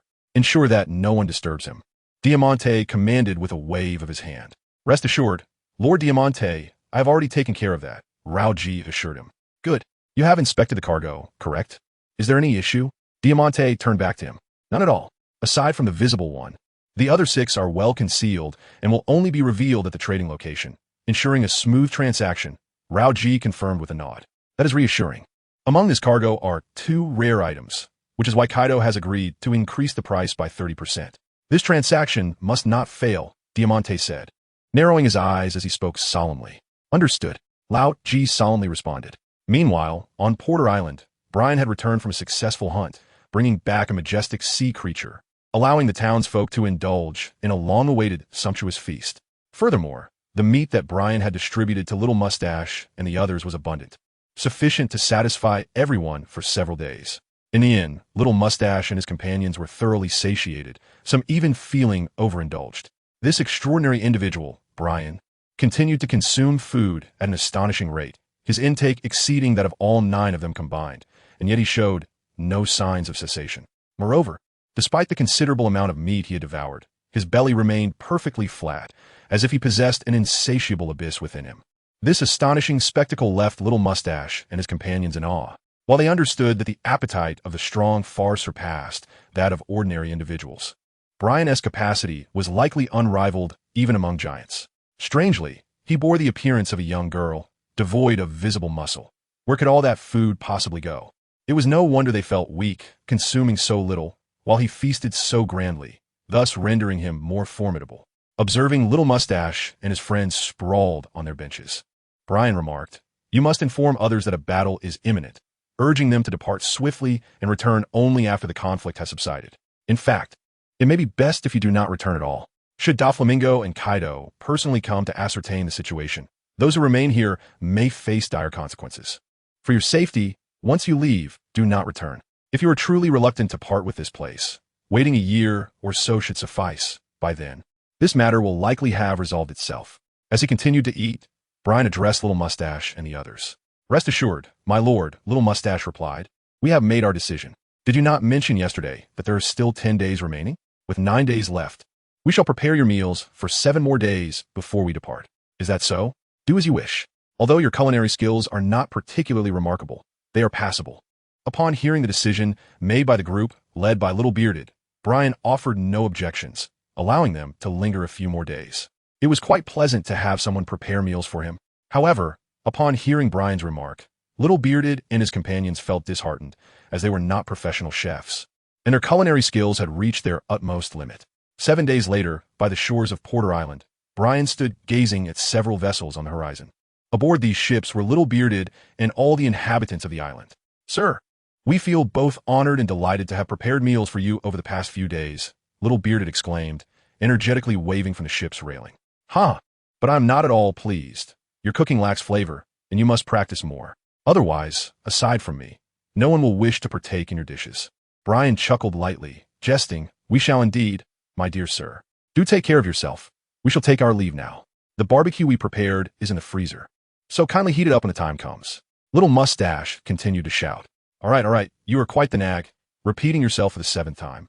Brian retorted with a slight smirk, despite his apparent annoyance, his eyes twinkling with mirth.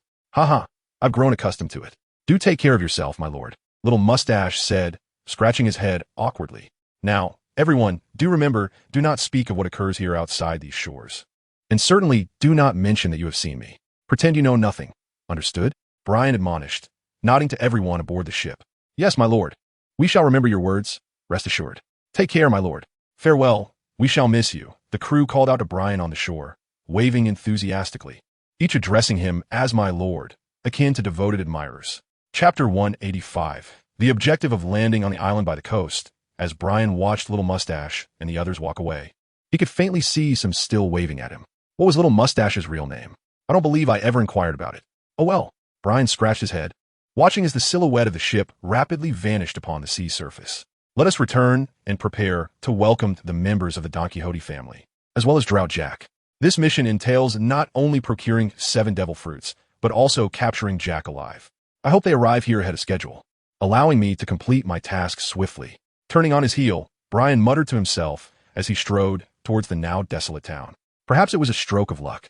For the following day, the targets of the mission indeed set foot on the island. Fortunately, Little Beard and his crew had departed early. From the rooftop, Brian observed 2 groups of individuals landing from either side of Porter Island. Without a doubt, they were the cadre of the Don Quixote family and Drought Jack. Should I destroy their pirate ship beforehand? No, it is better to wait until they arrive in town. At that point, they will have entered my encirclement. An escape will be impossible. After some contemplation, Brian decided to remain in place, awaiting Jack and his companions.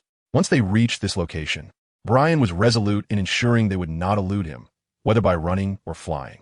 In less than 5 minutes, the two factions of pirates converged in the town. "Where's Doflamingo? Have him come out. You lot lack the standing to negotiate with me," Jack declared bluntly upon their initial encounter. Not having spotted Doflamingo, he regarded Doflamingo's subordinates with disdain, a sentiment supported by his own formidable reputation. After all, he was a notorious pirate with a bounty of 1 billion. Young Master has deliberately diverted attention to ensure the success of this transaction. "Jack, do not forget, this is a deal between the young Master and Lord Kaido. You and I are merely executing orders.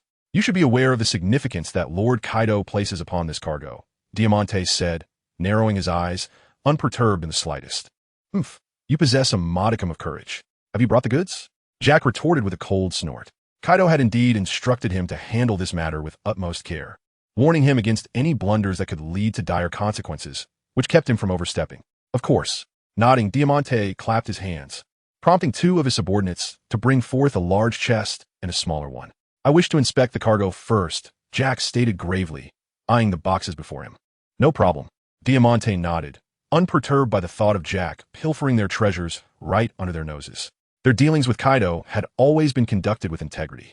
They meticulously negotiated prices beforehand, ensuring that no party would renege on their agreements.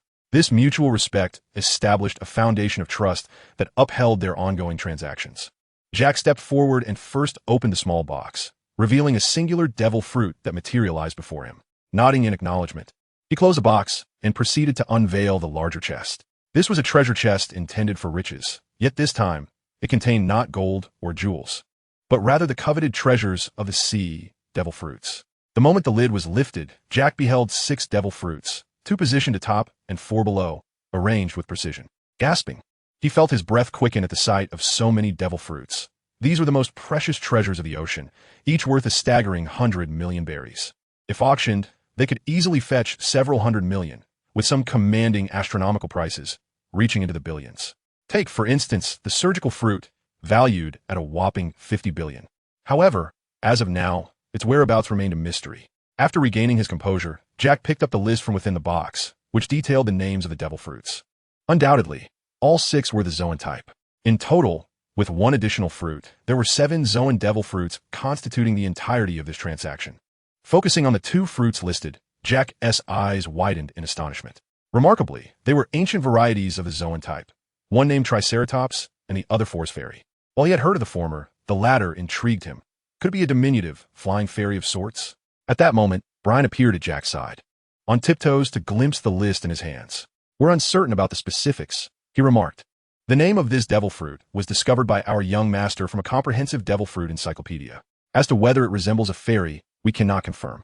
However, I do know that this ancient variety grants exceptional vitality, promoting longevity and significantly slowing the aging process. Its combat prowess remains to be assessed. You will need to evaluate that yourselves." Diamante observed Brian, standing next to Jack, initially assuming he was one of Jack's subordinates.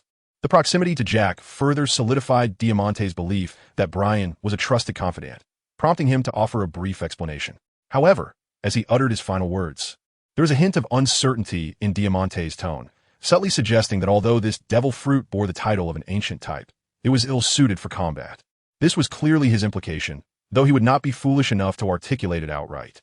Did this mean that this ancient type was even inferior to a mere Zoan fruit? Upon hearing Diamante's explanation, Jack furrowed his brow.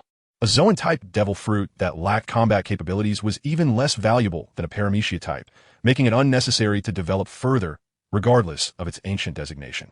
Yet, it would be remiss to state that outright. This devil fruit was indeed an ancient type, but perhaps its abilities diverged from the expectations of Lord Kaido. Perhaps this fruit held more than meets the eye. Wouldn't you agree? Diamante retorted with a smile, though he himself held a certain disdain for this ancient type. The mere mention of the forest spirit suggested it was ill-suited for battle, its abilities reminiscent of the tortoise fruit, known for its longevity. At least the tortoise fruit boasted formidable defensive capabilities, unlike this forest spirit. "Humph, I shall inform Lord Kaido of this matter," he declared. Jack, recognizing Diamante's attempts at evasion, scoffed coldly. Had it not been for Kaido's prior orders, he would have openly confronted him. This ancient type clearly did not meet their requirements. It was undoubtedly a trap laid by Don Quixote Doflamingo. Well, regardless, have you brought what we requested? Diamante inquired with a smug grin.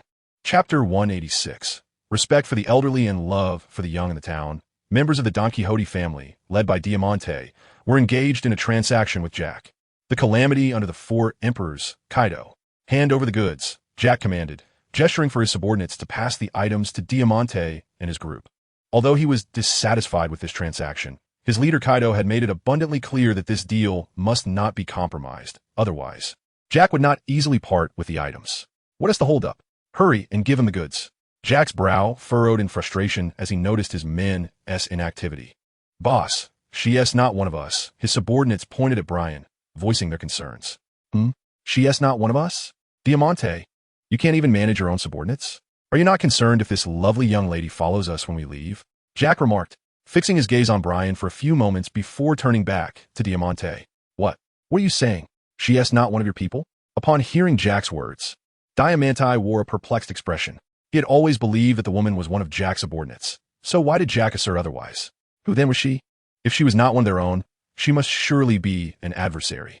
Noticing Diamante's equally bewildered demeanor, Jack's gaze turned icy as he fixed his stare on Brian, a fierce murderous intent gleaming in his eyes. He did not relax his vigilance due to Brian's appearance. Rather, he became even more cautious. The ability to silently infiltrate their midst without detection by either him or Diamante indicated that this young rascal was far from ordinary. An enemy? Safeguard the cargo. Having finally confirmed Brian's status as an adversary, Diamante shouted, and his subordinates surged forward to encircle him. You are quite foolish. I've been watching for quite some time. And only now do you notice me? Brian remarked nonchalantly, clearly dismissing the pirate lackeys. I find that ancient fruit known as the Forest Fairy rather appealing. Since you seem to look down upon it, why not hand it over to me? He smiled at the large box containing the devil fruit beside Jack. You insolent brat. What jest is this? Dare you appear before me, prepared to meet your demise? Jack retrieved two scythes from behind his back, his cold gaze fixed upon Brian, the blades glinting ominously. Not yet. I have no desire to die, Jack. Would you mind waiting a moment? I need to deal with the Don Quixote family first, and then I shall play with you. Rest assured, it won't take long. Brian proposed, shaking his head thoughtfully. Are you dreaming, you little fool? Jack narrowed his eyes, attempting to discern something from Brian's demeanor. Ha ha, what an amusing little scamp. Jack, leave this one to us. I shall teach her a lesson in humility. Diamante chuckled, his heavily made-up face appearing rather grotesque. Very well, I entrust her to you. Jack replied coldly, unable to gauge Brian's true capabilities. He decided to let Diamante's crew probe the situation first. Although he felt that the young rascal did not seem particularly formidable, it was wise to exercise caution to ensure the safe return of the cargo. Rauji, ma buys, you may go and play with this little brat. Diamante gestured dismissively. Understood. Lord Diamante. An elderly man and a stout fellow emerged from behind Diamante and approached Brian. You should not be here, young one. Rauji stated coldly, fixing his gaze on Brian. Old man, I harbor no intention of bullying the elderly. It would be far better for you to return and enjoy your twilight years. Brian responded, concerned that a single punch might send the old man to his demise. Brian is a good child, showing respect for the elderly and affection for the young. He even kindly advised the old man. Despite him being an adversary, Brian was reluctant to take his life. After all, at such an advanced age, why must he still engage in battle? Is it due to poverty at home? Dear sir, if your family is struggling, I would be willing to offer some assistance. There is no need for you to fight at your age. Wouldn't it be better to return home and embrace your grandchildren? Do you not have any grandchildren?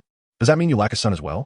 After pondering, Brian spoke, a look of speculation crossing his face. Be silent and allow this old man to rest, G. Rauji was incensed by Brian's words, shouting G as he vanished from his spot, launching a powerful punch toward Brian's head. Old man, how immoral of you to ambush a mere teenager. How shameful.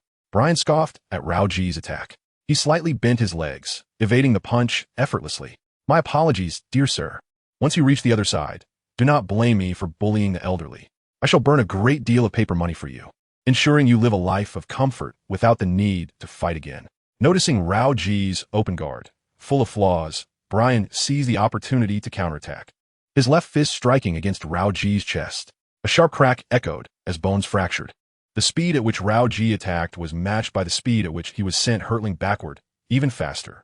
With a loud crash, his figure shot past, colliding with buildings along the street, piercing through two houses before continuing onward, embedding himself into a hillside several hundred meters away. Rauji. Moments later, Diamante, now aware of the situation, shouted, gazing toward the distant slope, but could not discern Rauji's condition. Cease your cries. That old man has likely ascended to the heavens. Rest assured, I will burn an abundance of paper money for him, so he will never again endure hardship. Clapping his hands, Brian remarked, displaying a sympathetic expression. You wretched brat. You have slain Rauji, and I will make you pay the price. Mahabaz screamed in fury upon witnessing Rauji's fate. He dashed toward Brian, leaping above him, utilizing his abilities to instantaneously increase his weight to 5 tons in an attempt to crush Brian beneath him. What a foolishly heavy brute you are. I can easily evade you. However, out of admiration for your adorable foolishness, I shall face your attack head-on, ensuring you leave with your pride intact. Do remember to send my regards to the old man. Gazing upward at the swiftly descending Mahabaz, Brian's expression remained utterly impassive. Chapter 187. The young elephant in midair. The colossal form of Mahabaz plummeted towards Brian. Mahabaz, wait! Diamante shouted anxiously, but it was too late. Mahabaz was beyond stopping. With a whoosh, a tremendous gust of wind surged downward as Mahabaz's massive body bore down on Brian. 5 tons? Let's see how far I can send you flying, Brian mused, preparing to employ the iron fist technique taught by his grandfather, Fist of the Mountain. Clenching his left hand into a fist, an invisible force coiled around it. And with a firm push against the ground, he leapt slightly, delivering a powerful blow toward the immense figure. Crack! Crack! This time, the sound of bones fracturing was even more pronounced. Mahabaz's rotund belly suddenly caved in, compressing his insides beneath Brian's fist. Ah! Mahabaz screamed, blood trickling from the corners of his mouth, accompanied by specks of dark red matter that he expelled violently.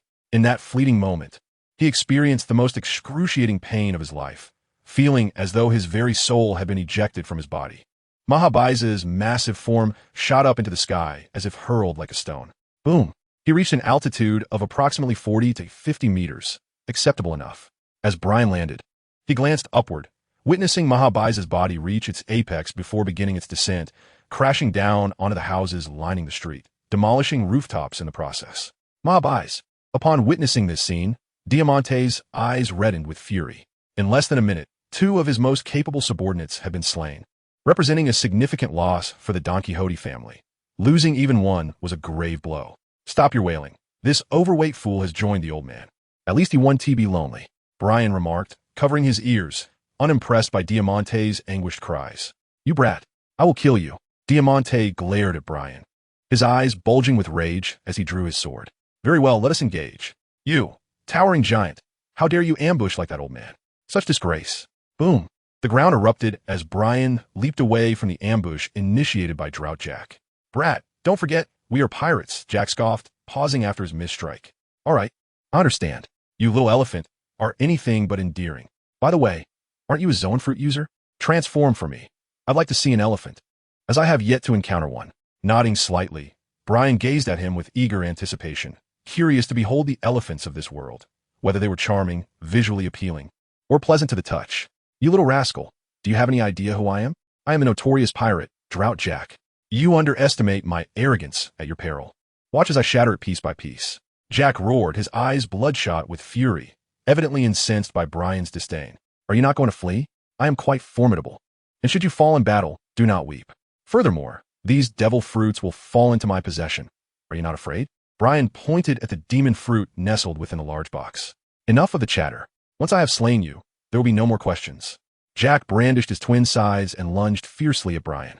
With a swift motion, Brian deftly evaded Jack's assault, leaping atop a nearby wooden crate. Little elephant, I shall ask you once more, will you transform for me? If you refuse to do so, I will have no choice but to strike you, and it will be quite painful. Brian gazed intently at Jack, his small face taut as he endeavored to create a solemn atmosphere. You little brat, come here and die. Frustrated by Brian's seemingly nonsensical words and his audacity to refer to himself as a little elephant, Jack was infuriated and swung his scythe at Brian. With a thunderous crash, the wooden crate shattered into splinters, causing Brian to retreat a couple of steps. You insolent little elephant, so disobedient. Let me show you what it means to cry. Displeased, Brian muttered under his breath before unsheathing his blade, Thousand Blades. The shimmering blue blade, marred with cracks, appeared as though it were a mosaic of fragments, looking exceedingly peculiar. It has been quite some time since I wielded a blade, he murmured to himself, gripping the hilt with his left hand and casually slicing the air towards the ground to reacquaint himself with its weight. In an instant, a fissure erupted from the ground at his feet, extending for dozens of meters. Though only the width of a palm, it cleaved the street asunder. Gasping at this astonishing spectacle, both Jack's pirate subordinates and Diamante's crew gaped in horror, their mouths agape. Is he truly human? A mere swing of his blade has split the street in two. Even Diamante's pupils contracted to pinpricks, genuinely startled by Brian's display. He knew that even if he were to unleash thousands or tens of thousands of slashes, he could never replicate such an effect. Who exactly is this little brat? Fixated on Brian's figure, Diamante felt a profound sense of unease. He understood all too well that Brian had not appeared here by chance. He was clearly targeting them, specifically their cargo. Did this little brat not fear offending both a warlord of the sea and the Emperor Kaido simultaneously? Little brat, who are you? Just moments ago, the blade that Brian unleashed sent a sharp, almost ethereal sensation coursing through Jack, causing the very hairs on his body to stand on end. In that instant, Jack began to comprehend the gravity of the situation. This impish figure was not jesting. He possessed a formidable confidence in his words. If Jack was not mistaken, this seemingly delicate yet utterly fearless young man before him was indeed a genuine master of the sword. I shan't reveal anything, not even if you transform before my eyes. Brian pouted defiantly. Don't push your luck. Jack's fury ignited at Brian's insolence. He could not discern even a hint of seriousness on the boy's face. A blatant affront to his esteemed reputation as the notorious drought-bringer. As he spoke, the twin sides in Jack's hands morphed into an obsidian hue, brimming with lethal intent. In the next heartbeat, Jack's imposing figure lunged at Brian, his sides crossing in a deadly arc aimed directly at him. Jack trusted his instincts. This young man was no mere triviality. Though prideful and arrogant, he was not without discernment. He realized that if he did not engage earnestly, neither would this boy. Thus, Jack felt compelled to compel him to take the matter seriously. Chapter 188. Justice will be served. A fierce wind surged as Jack's colossal form bore down upon Brian. The twin scythes in his grasp glimmered ominously, reflecting a dark brilliance, appearing both unyielding and astonishingly sharp. Be cautious, little one. I fear I may unleash more force than intended and harm you. Divine Hunter, Brian warned, as he enveloped his 1,000 blades with a flowing aura, a blue mist swirling around them, interspersed with flickers of deep crimson lightning. In the blink of an eye, Brian struck upward with a ferocious swing. Whoosh! Clang! At the moment of contact, an indomitable force radiated from Brian's blade, transcending mere physical power, imbued with an overwhelming aura of dominance. This presence enveloped Jack, akin to the oppressive weight of a deity, reminiscent of facing the wrath of Kaido. In the next instant, Jack was sent hurtling away. Boom! Boom! Boom! His massive form was flung backward, crashing through the buildings lining the street, and within mere moments, he had been propelled several hundred meters away. As the dust settled, a line of shattered remnants remained, nearly half of the structures in this town obliterated within a span of mere seconds. Alas, it seems I may have exerted too much force. Are you in scathe, little one? As Jack's silhouette vanished in an instant, Brian anxiously scratched his face. It had been quite some time since he last wielded a blade, and in a moment of inadvertent seriousness, albeit just a smidge, he swore to the heavens that it was truly only a smidge, even if it were more than a mere smidge. It was certainly unintentional. The heavens would surely forgive him, for he was quite endearing. Nonetheless, he had still managed to send Jack, the little elephant, flying, which led Brian to reproach himself, wondering if he had harmed the creature. Despite having resolved to exercise caution, Brian could not suppress the elation bubbling within him, and even his conqueror's haki began to surreptitiously manifest. This strike, indeed, had compelled Brian to exert a fraction of his strength. Monsters! Witnessing their captain being effortlessly dispatched by a single blow, the pirate minions trembled in fear. When had they ever encountered such a scenario? This was Drought Jack, the infamous pirate with a bounty of 1 billion, renowned throughout the New World as a vicious marauder and one of Kaido's formidable commanders. To see such a notorious pirate vanquished by a seemingly harmless young lad was utterly terrifying. Please, refrain from flattering me. It makes me shy. Brian chuckled bashfully upon overhearing the pirate's epithets directed at him. This exaggerated display of power, coupled with his charming smile, instilled a profound sense of cognitive dissonance among the pirates, leaving them momentarily paralyzed between the instinct to flee and uncertainty about their next course of action. Hey, you there? Jester-faced one, Don't even think about escaping. Sneaking away all alone is rather unethical, disregarding your comrades like that. If this continues, I shall be compelled to administer justice in your stead, Brian warned ominously, noticing Diamante stealthily retreating towards the direction of their anchored ship. Curse you. Farewell, little brat. I shall remember you. Prepare to endure the wrath of the Don Quixote family, Diamante thought, fear surging within him as Brian's gaze bore down upon him. Just moments ago, even Jack had been sent flying by this young scamp. He was no Jack, with a bounty barely exceeding 100 million. If he were to receive a blow from this lad, he would likely be obliterated. However, having already distanced himself considerably, he decided it was time to employ his devil fruit abilities to hasten his escape back to the ship. With a flourish, Diamante seemed to chant an incantation, transforming into a billowing sailcloth that drifted toward the shore. What a peculiar ability you possess, lightweight iron, Brian observed with intrigue as he watched Diamante morph into something unrecognizable. In the meantime, Brian leveled his blade at Diamante, a sharp aura radiating from the weapon. Do you truly believe that pointing a knife at me will compel me to yield? Dream on, little brat. Rest assured, I shall settle this score in due time. Transformed into a thin sheet of iron, Diamante controlled himself, gliding along the currents toward the coast, soon to vanish from Brian's sight. Lord Diamante, have you abandoned us? Cried the pirate underlings of the Don Quixote family. Do not mistake my indifference for cruelty. One day, I shall avenge you. To sacrifice your lives for the Don Quixote family is an honor, Diamante replied with a cruel smile gracing his face. These underlings were mere cannon fodder for the Don Quixote family, and such expendables were in no shortage, as long as Don Quixote da Flamingo's pirate flag remained unyielding. Countless pirates would aspire to join the Don Quixote family and serve under them. How can this be, Lord Diamante? Upon hearing Diamante's words, the underlings felt an icy chill within. If you wish to survive, struggle with all your might.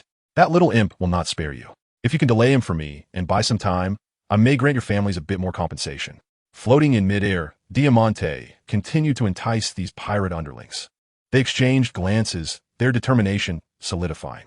Lord Diamante, we shall do our utmost to hold him back. Please, depart with peace of mind. The underlings resolved to delay Brian. Not merely for Diamante, but for their families. Kill. With one pirate underling raising his sword and charging at Brian with fierce intent and a resolve to die. The others followed suit, brandishing their weapons and advancing upon Brian. Since this is your decision, I shall respect it. Do not worry. I shall not let your deaths be too painful. Observing the fearless charge of these underlings, Brian discerned their death wish in their eyes. They had no intention of retreating. A fierce aura surged forth, and Brian's expression tightened as he murmured, well done. Truly, you are the children of the Don Quixote family, destined to charge into battle and sacrifice your lives for us. Witnessing his words incite his subordinates, transforming them into resolute warriors who overcame their fears to rush at Brian. Diamante could not help but laugh heartily. These subordinates were indeed easily deceived, believing whatever he said, and Diamante's eyes gleamed with disdain. Chapter 189, Do Not Come Any Closer. A thunderous roar echoed from several hundred meters away as a colossal mammoth burst forth from the earth. This magnificent creature was none other than Drought Jack. He had been sent flying by Brian Strike, crashing through a row of houses before rolling to a stop several hundred meters away, beyond the outskirts of the town. In a bid to mitigate the damage inflicted by Brian's blow, Jack transformed into a mammoth the instant he was propelled into the air.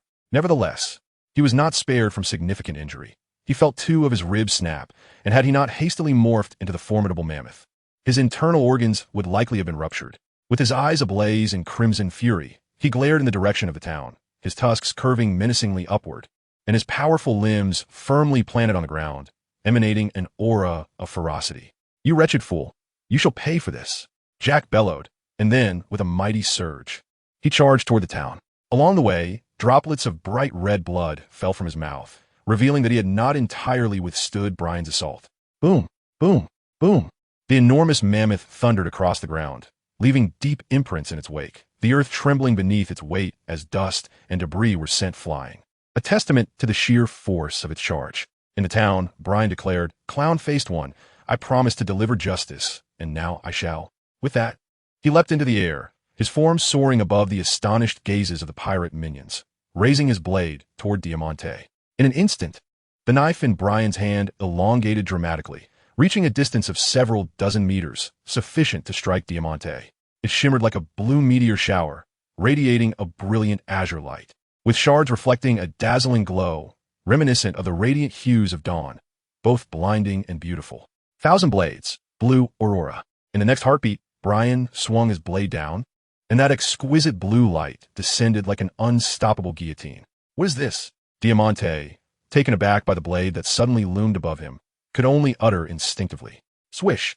The blue light sliced through the air, and the tip of the blade vanished from Diamante's sight, leaving him momentarily entranced as he glimpsed a straight blue corridor, as if beckoning him to a wondrous realm. Slowly extending his hand, Diamante yearned to touch the blue aurora, only to find his vision becoming increasingly blurred.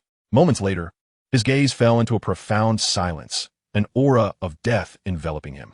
As his powers dissipated, Diamante reverted to his original form mid-air, plummeting straight down.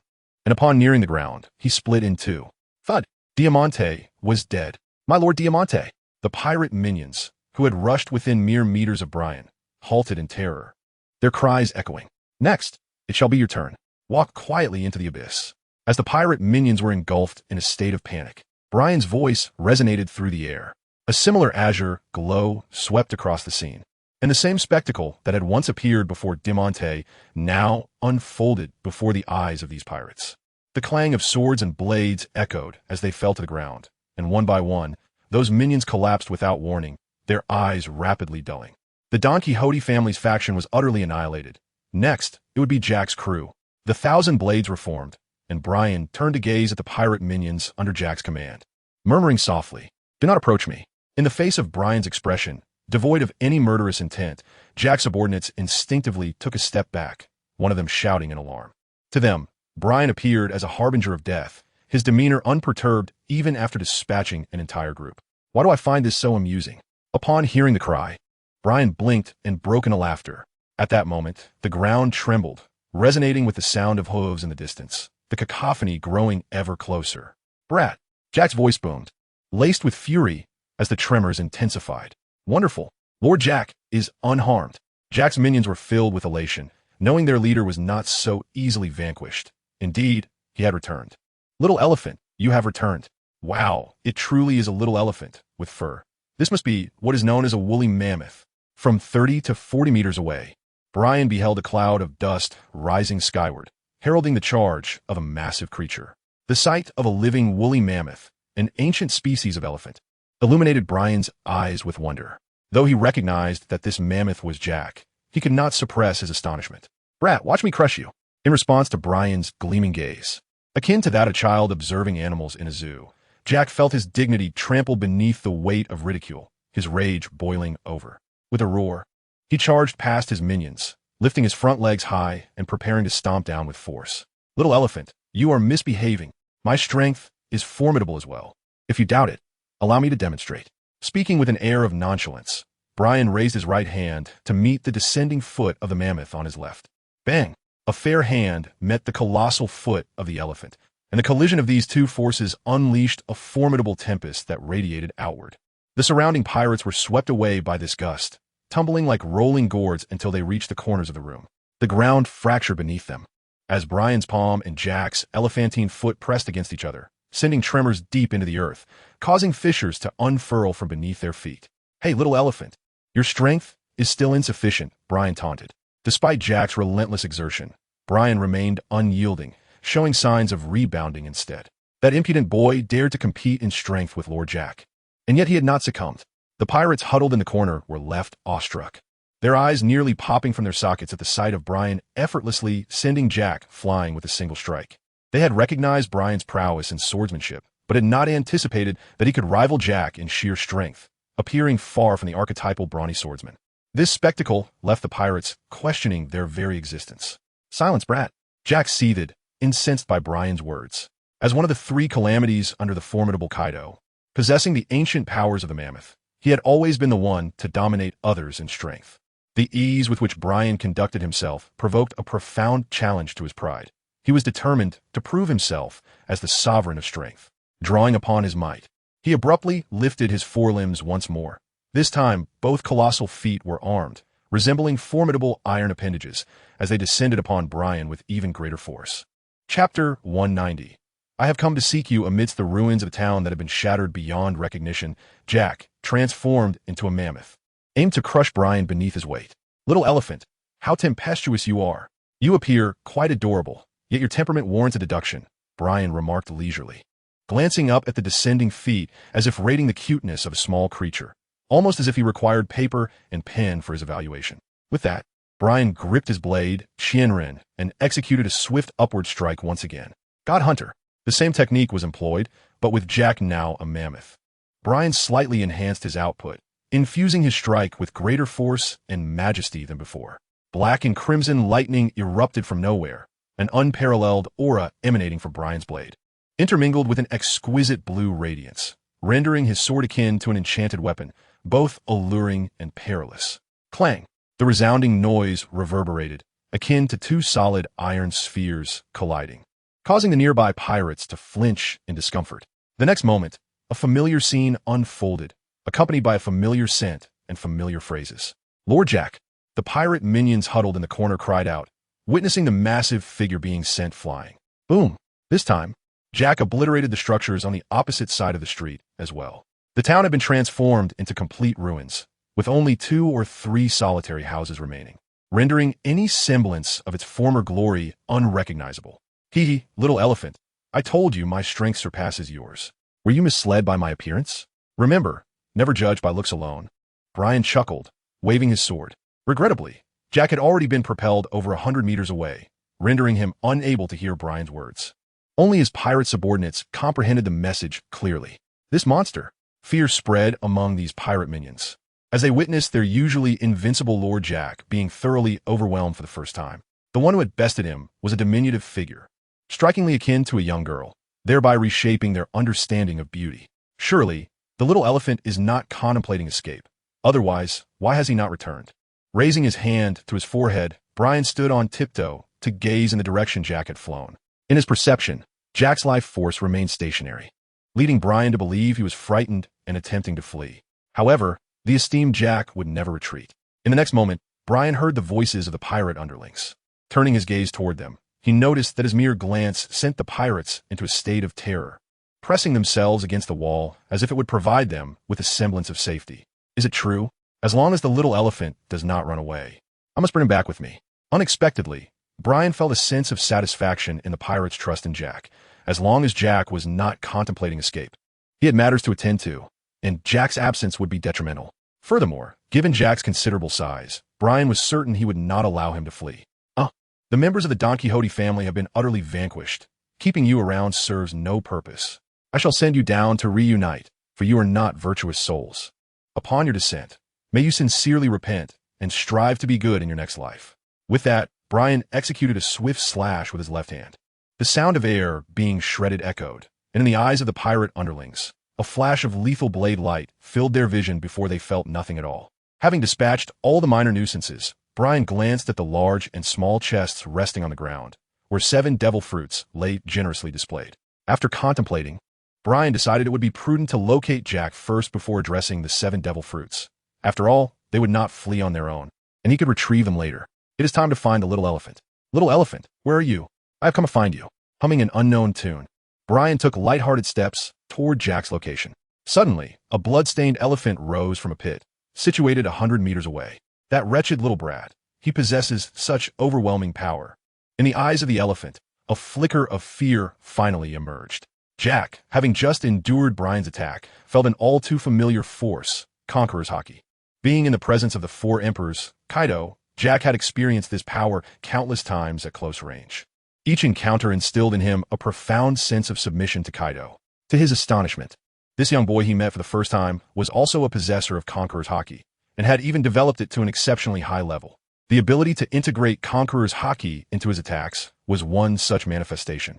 Over the years, Jack had encountered numerous pirates entering the New World, many of whom possessed this rare potential. However, their Conqueror's Haki was feeble, merely capable of stunning a few minions. It was far from sufficient to affect someone like Jack, let alone to be woven into an attack. In contrast, this was an entirely different realm. The fierce and domineering assault Jack faced was so formidable that even in his mammoth elephant form, he struggled to defend against it. After enduring 2 strikes, not only did he suffer several broken bones, but his internal organs were also injured. Was another red-haired pirate on the rise? Maintaining his mammoth form, Jack gasped for breath. He had initially thought Brian was a mere pirate who had emerged from nowhere. Yet such talent led Jack to believe that Brian was also vying for the title of Pirate King. "Little elephant, I've come for you." Suddenly, a cheerful song echoed from a distance, causing Jack's entire elephantine visage to contort in displeasure. "How dare you call me a mere little elephant?" Jack roared, furious at being addressed so disrespectfully. The audacity of someone singing such a tune was utterly infuriating. Soon, Brian's figure came into view, his presence unyielding. Glaring at Brian, Jack gritted his teeth, genuinely surprised that Brian would approach him so boldly. He had hoped to find an opportunity to retreat from a battlefield, but now such a chance seemed lost. There was no choice. He had believed himself to be a resilient, tank-like fighter, only to encounter an even more ferocious assassin-type tank that overwhelmed him. Coupled with that overwhelming conqueror's haki, Jack would be a fool to confront Brian head-on. Chapter 191. A vow of resistance. At this moment, Jack remained perplexed about why this young boy was present and what his intentions truly were. If it was for the devil fruit, he should not have pursued him further. If not for the devil fruit, what was his purpose? Was it merely for the thrill of battle? Upon reflection, it indeed makes sense. Jack discerned that Brian was a genuine master swordsman. The razor-sharp aura emanating from him sent shivers down Jack's spine, an unmistakable feeling that could only be instilled by a true swordsman. It is often said that swordsmen are incorrigible madmen, acting solely upon their whims, devoid of any logical reasoning.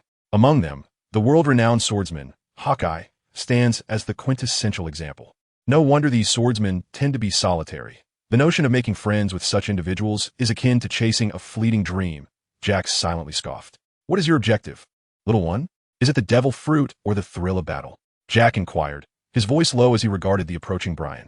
"Both, but those are merely secondary. My true aim is you. You are not a little elephant, after all. I wish to experience what it feels like to ride a little elephant. And you appear so fluffy. I wonder if you feel as pleasant to touch as you look," Brian replied, nodding and shyly revealing his innermost thoughts. Though a hint of bashfulness colored his demeanor, his eyes sparkled with eager anticipation. Jack, despite having steeled himself, was taken aback by Brian's audacity, stepping back 2 paces, his eyes wide as saucers, fixated on Brian. This was utterly absurd.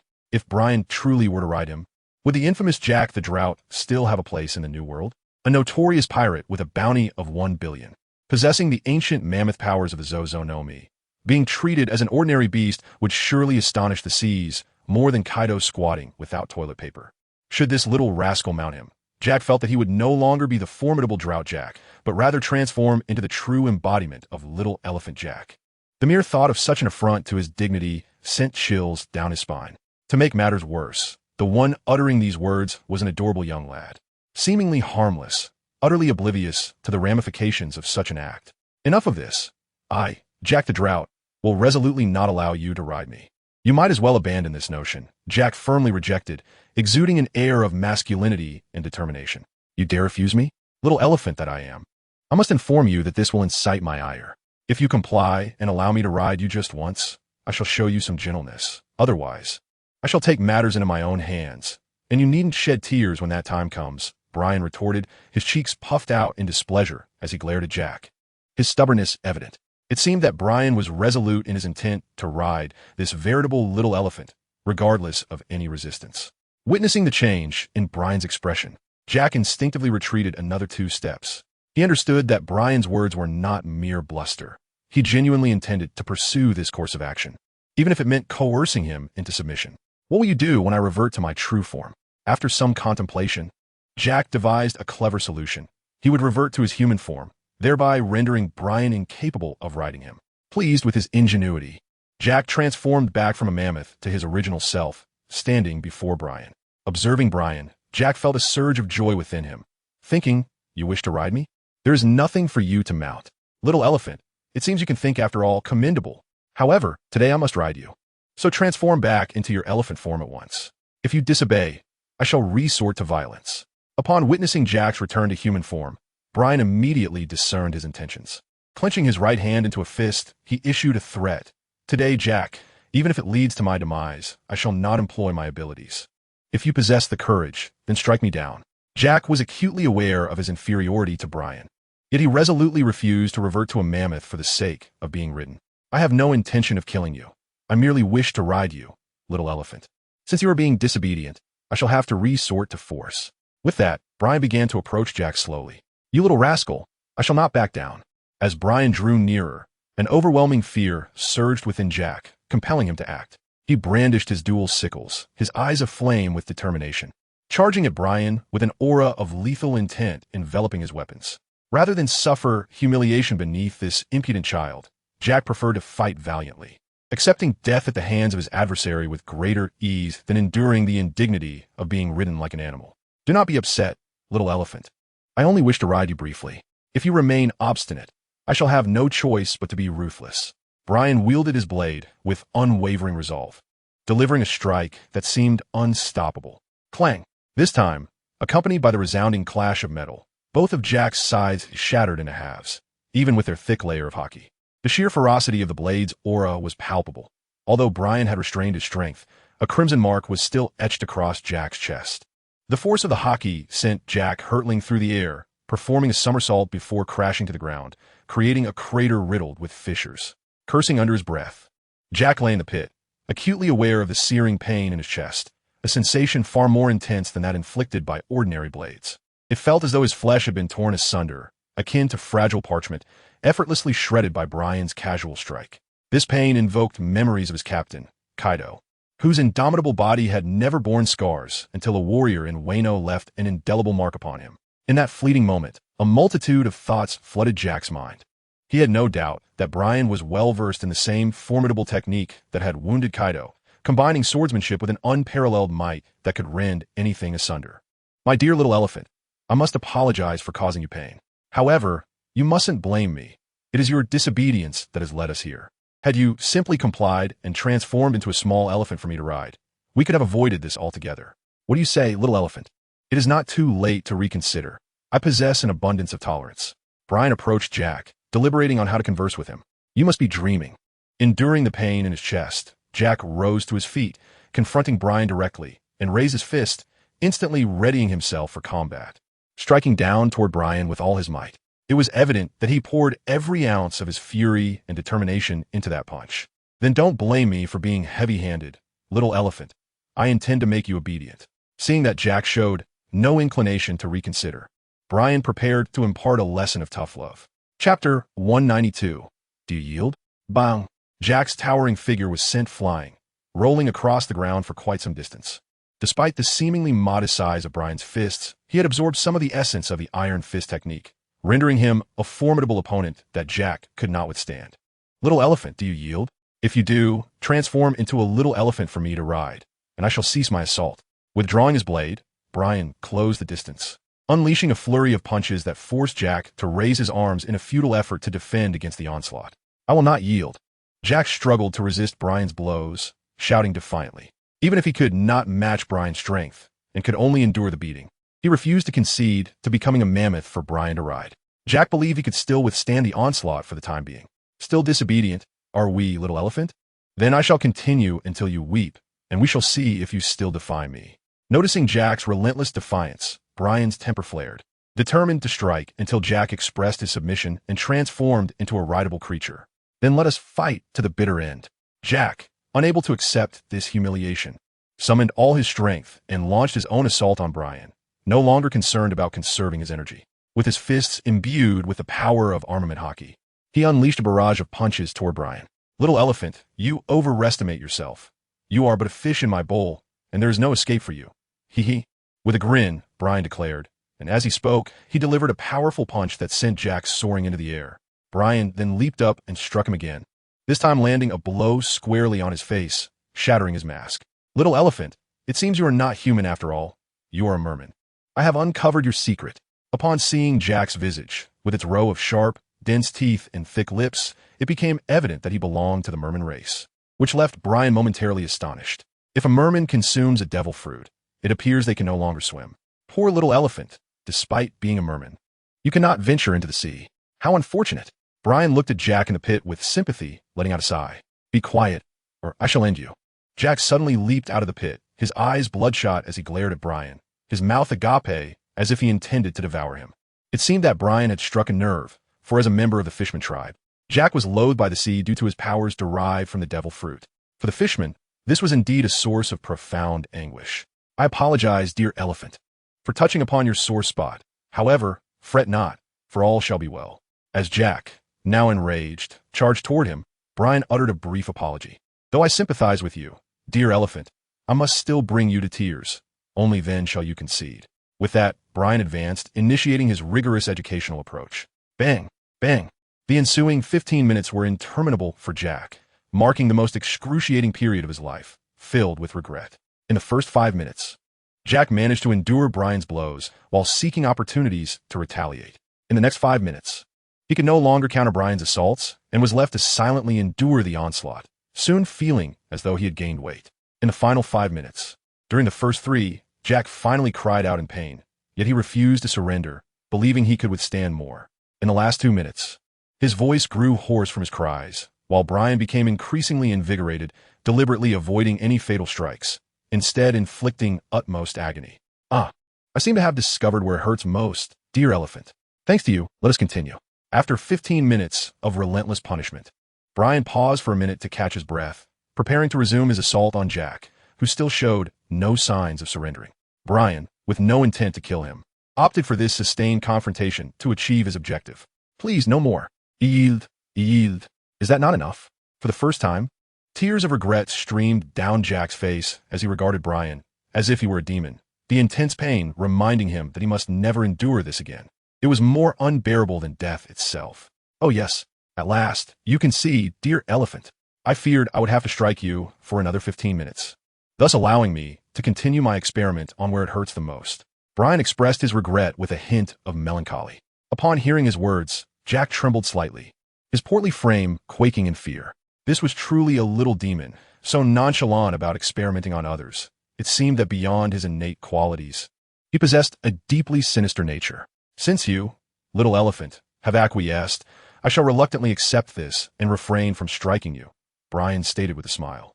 Although the sensation of striking someone was rather gratifying, Brian dared not inflict harm upon Jack, as he still needed him for a ride. And the warlord had insisted that the individual must be returned alive. Upon hearing this, Jack felt as though the heavens had cleared, and the air was refreshingly pure. "However, little elephant, you must allow me to ride you, or I shall be compelled to continue my assault." Suddenly, Brian approached Jack, fixing his gaze upon his round face and uttering a phrase that sent a jolt of pain throughout Jack's body. He gasped, attempting to rise, yet found himself utterly powerless. "Little elephant, you wouldn't deny me this small wish, would you?" With a playful wink, Brian seemed to convey, "You understand my meaning, so hurry up." "I can do it," Jack replied, and at that moment he felt something within him shatter, the sound crisp and clear, prompting him to shed hot tears. "Why are you crying, little elephant? Please, don't weep. I promise I won't strike you again," Brian said, taken aback by Jack's tears and offering a measure of comfort. "Very well. I shall leave you alone for a moment while I gather my belongings. Do not wander off. I will return shortly. If you dare to escape, I shall punish you for another 15 minutes, understood? Begin now," he warned before departing towards the town. Watching Brian leave, Jack realized he was headed to retrieve the devil fruits, yet he felt utterly powerless to act. "Kaido, do not blame me for my inadequacy. He is a little demon capable of making life unbearable. If I, Jack, manage to return alive, I shall humbly seek your forgiveness," he silently vowed through his tears. After enduring 15 minutes of a brutal beating from Brian, he had transformed into a mere shadow of his former self, his strength utterly depleted, not from resistance, but from the blows he had taken. Even now, the thought of seizing an opportunity to flee was beyond his capabilities. Chapter 193. Only tears remain in the ruined town. Brian returned to this place, gazing at the 7 devil fruits nestled within the box. This was the list. Aside from the 2 ancient varieties, the others were the cat fruit, the black spotted cat, the dog fruit, and the sausage dog, none of which could be considered aesthetically pleasing. Even if they could enhance my strength, I would never consume them, not even under duress. Picking up the list, Brian beheld the names of these 7 devil fruits. Among them, the 2 ancient varieties were somewhat more appealing. One was the triceratops, and the other, the forest fairy. Brian picked up the 2 ancient demon fruits and examined them closely. According to Diamante, the ancient forest fairy variety did not seem inclined towards combat, but rather bestowed longevity upon its user, slowing the aging process. Stroking his chin, Brian gazed thoughtfully at the ancient fruit, contemplating his next move. "These are my spoils, surely. Keeping one for myself poses no issue, does it?" he inquired, glancing at the 7 demon fruits before him. "Excellent," since you all concur that there is no problem, I shall take one, specifically this ancient forest fairy. After all, its enhancement of human strength is minimal, and it would be a waste to give it to the Marines. It serves me better. Should anyone discover this, it is not my fault. You all said it was permissible, so I'm blameless. Indeed, that is the case, thus, I shall not hold back. With that, Brian cheerfully placed the ancient forest fairy into his backpack. If these demon fruits possessed emotions, they would undoubtedly be exasperated by Brian's actions, as he was clearly acting on his own accord while shifting the blame onto the voiceless fruits, a truly shameless act. Well then, this haul consists of these 6 demon fruits and 1 ancient dragon fruit, the Triceratops variety, marking a significant bounty. I can return with confidence. Brian automatically disregarded the ancient forest fairy nestled within his backpack and exclaimed joyfully. Subsequently, he procured a parcel to securely wrap and bind the 6 demon fruits. Once these tasks were accomplished, Brian departed from the town, seeking Jack. Meanwhile, a considerable amount of time had elapsed, approximately half an hour. Jack lay on the ground, having regained a modicum of strength.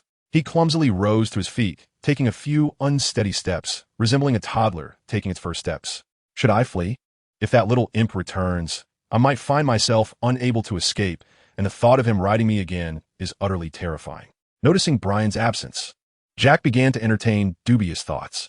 However, the little imp had warned him that if he attempted to flee, he would be subjected to an additional 15 minutes of punishment, a fate he wished to avoid, as it seemed more unbearable than death itself. In a moment of indecision, Jack stood frozen, torn between the immediate option of fleeing or remaining obediently in place to await Brian's return. Regardless of the choice he made, neither held any promise of benefit for him. Little elephant. Suddenly, Brian's voice resonated from behind Jack. I did not intend to flee. I truly did not think of escaping. I swear to heaven. Startled, Jack shuddered and shouted in a desperate attempt to prove his innocence. Ha, little elephant. What troubles you so? Are you truly frightened of me? I am quite handsome and charming. Your reaction is rather disheartening. As he spoke, Brian feigned wiping away tears, mimicking a sorrowful demeanor. I don't believe you, you little demon. Jack silently seethed, internally rebuking Brian, recognizing the cunning nature of this mischievous imp who was clearly toying with him. Not at all. I was merely teasing you, little elephant. Did you fall for it?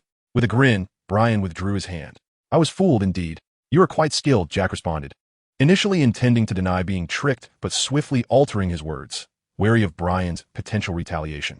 Little elephant, you must behave. Lying is not the mark of a good child, and good children receive punishment. As he spoke, Brian playfully patted Jack's face, applying slight pressure to the bruised area. Ow! Jack gasped, feeling a sharp sting. Yet he dared not swat away Brian's hand, enduring the discomfort in silence. In days gone by, who would have dared to call him little elephant or pat his face? Even his formidable leader, Kaido, had never done so. Brian had claimed many of Jack's first experiences. He, little elephant, you are quite resilient and deserve commendation. Observing Jack's stoic endurance of the pain, Brian retracted his hand and offered him a compliment. Jack could no longer muster even a bitter smile. He could only nod in response, his eyes, now diminished in size, revealing a profound sense of indignation and sorrow. Once, he was the formidable Drought Jack, commanding the elements in the New World, renowned for his fearsome reputation, slaying men and spirits alike. Yet now, not only had he grown plumper from the beatings he endured, but he was also subjected to further threats, unable to express any semblance of anger. What awaited him was even more dreadful. He was to be treated like an animal. Ridden upon. Oh heavens, why must you be so cruel to me? Jack raised his head, allowing 2 streams of hot tears to cascade down his cheeks. Little elephant, you're crying again. Are you perhaps a girl? Boys should not weep so often. They must be strong, lest they become the subject of ridicule. Remember, a true man sheds blood, but never tears. Brian solemnly admonished Jack. I am aware that a true man does not shed tears even in the face of bloodshed. But if you refuse to allow me to bleed, then all I can do is weep. Jack silently roared in his heart, overwhelmed by unspoken bitterness. Little elephant, transform swiftly so that I may ride you, just for a minute, and then we shall depart from this place. Hurry. With great enthusiasm, Brian exclaimed to Jack. I lack the strength. I cannot transform. Jack retorted, Little elephant, do you not wish for me to ride? It would be wise for you to behave, or I shall not be so courteous. Slightly displeased by Jack's refusal, Brian gazed at him with a hint of menace, asserting, I truly lack the energy. Noting Brian's readiness to resort to aggression, Jack felt a twinge of fear, yet cautiously ventured, hoping Brian might relent momentarily. Very well, little elephant, since you are so unruly. Do not blame me for being unkind. Brian clenched his fists and slowly approached Jack. Please don't hit me. I promise I will change right away. Upon seeing Brian's intent to strike, Jack immediately capitulated. Now that is more like it. Hurry up and transform. Hearing Jack's words, Brian paused in his tracks and broke into laughter. There was no escaping it. Jack knew that if he did not change today, Brian would undoubtedly not spare him and would indeed force him to relive that excruciatingly delightful 15 minutes. That was one experience he resolutely wished to avoid. Chapter 194. Being dragged along by the coast, a portly mammoth was running in circles. Little elephant, pick up the pace. Perched atop the mammoth was none other than Brian. I am not a horse. How fast do you expect me to run? Jack cannot help but retort. Little elephant, what did you say? Repeat that. Brian grinned as he tugged at his ears. Nothing at all, Jack quickly retorted, inwardly cursing his luck. Initially, they had agreed that a mere minute would suffice. Yet this little imp showed no intention of relinquishing his hold, and now they had already surpassed 10 minutes. Moreover, Brian relentlessly urged him to keep running in circles. He was not a horse, and the exertion was nearly exhausting him. All right, little elephant. You are rather heavy, aren't you? You can barely run. This is pointless. I'm done. As Jack slowed his pace, Brian was left with little to do but stroke his elephantine fur. Although it felt pleasant, the novelty wore off quickly. With that, Brian leaped off Jack's back. Upon hearing those words, Jack nearly choked in disbelief. Was this even human speech? It was Brian who had turned him into this state, and now he was blaming Jack for being overweight. In truth, Jack was not fat. He was merely swollen. Transforming back into his original form, Jack stared blankly at Brian, bewildered by his actions. He watched as Brian fetched a thicker rope and began to bind him from head to toe. What are you planning? Jack wondered, fearing Brian had devised yet another torturous scheme. Don't squirm, little elephant. Can't you see what I'm doing? I'm tying you up. Soon, I shall take you away from this new world. To prevent you from causing mischief, I must do this, Brian said, securing the knots with a smile. Leave the new world? Why will we depart? Jack was perplexed. He believed Brian must be a pirate. Having arrived in the new world, why would he wish to leave? Was he afraid that Kaido would come searching for him? That didn't seem likely. If he feared Kaido's return, he wouldn't be here attempting to seize the devil fruit, which belonged to Kaido. Jack was thoroughly confounded by Brian's intentions, utterly at a loss regarding his plans. I won't tell you just yet. You'll find out in due time. Brian mysteriously blinked his eyes. Jack, roll my eyes. Even though he was now a prisoner, he still had the right to know how he would be treated. In the next moment, Brian stood at the edge of the shore and whistled towards the sea. Soon, with a splashing sound, Little White swam over from the distance. Little White, it seems trouble awaits you. Brian smiled as he gently patted the head of Little White. Little White, filled with joy, nodded enthusiastically, urging Brian to feel at ease. This was a sea beast. Upon encountering Little White, Jack was taken aback. Apart from the fisherman tribe, he had not expected anyone else to be able to communicate with a sea beast. In Jack's eyes, Brian became increasingly enigmatic, possessing formidable strength and the prowess of a master swordsman, even endowed with the rare conqueror's haki, all while being remarkably youthful. Such a prodigious being was a first for Jack. Seated upon the back of his companion, White, Brian held onto a rope and called out to White, signaling their departure. Departing? Am I not still ashore? Has he forgotten me? What a stroke of luck. Fate has not forsaken me. Bound and lying on the beach, Jack watched as the duo set off without him, a flicker of joy illuminating his face. However, within mere moments, Jack realized something was amiss. He was being dragged forcefully towards the sea. Could it be? Just as this thought flashed through his mind, he plummeted into the ocean with a splash, a thick rope tethering him to White's rear. Indeed, Brian had never intended for White to carry Jack, but rather to drag him along. He feared that Jack's weight might exhaust White. Furthermore, Brian was aware that Jack was a merman. Even though he would become incapacitated in the vast ocean, he could still breathe through his gills. Jack floated in the water, bubbles escaping his lips, rendered speechless. Were he able to speak, he would dream of berating Brian mercilessly. Even though he was a merman and would not perish in the sea, this treatment was hardly just. Did he not have any rights left? Bruh. At that moment, Jack heard the sound of the phone book.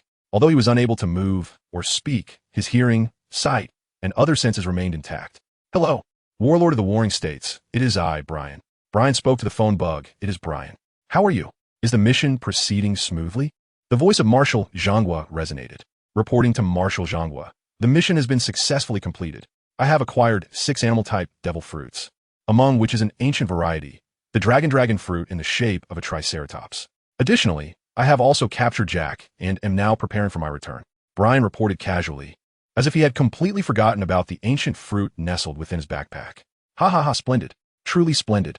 You have performed exceptionally well this time, Brian, echoed the hearty laughter of the Warring States general through the phone. Capturing 6 devil fruits in one fell swoop, along with an ancient variant, and even managing to apprehend Jack, could be deemed an extraordinary triumph. He could finally commence the plans he had contemplated for so long. This is merely my duty, General Warring States. Might I request for my grandfather to come and retrieve me? The journey back alone is rather distant and will take quite some time. Brian inquired. Of course, your grandfather will be there to fetch you shortly. The voice of Garp soon echoed from the phone bug, revealing a hint of impatience. Wait a moment, Garp. Why the rush? You haven't even arranged a meeting place with Brian, and you're off to collect nothing? The fleet admiral's voice rang out, tinged with exasperation. Ha ha ha, indeed. It seems I've been overly eager. Garp chuckled awkwardly. Very well, then. Brian, may I ask your current location? The fleet admiral inquired. I have just departed from Porter Island. Brian spoke. Since Porter Island is located here, let us meet at this spot. After you leave Porter Island, proceed to the next isle, which is Banana Island. I will arrange for Garp to come here and pick you up. Sengoku swiftly identified a suitable location. Banana Island, understood. I shall head there immediately to await grandfather's arrival. Nodding in agreement, Brian affirmed Banana Island. Indeed. I am aware, Brian. Grandfather will arrive shortly. With that, the sound of heavy footsteps echoed, suggesting that Garp was moving with great urgency. What a zealous character, Sengoku remarked. Garp has already set off. He will reach there in 3 days, so you should wait for him on Banana Island. Remember to prioritize your safety. All right, no problem.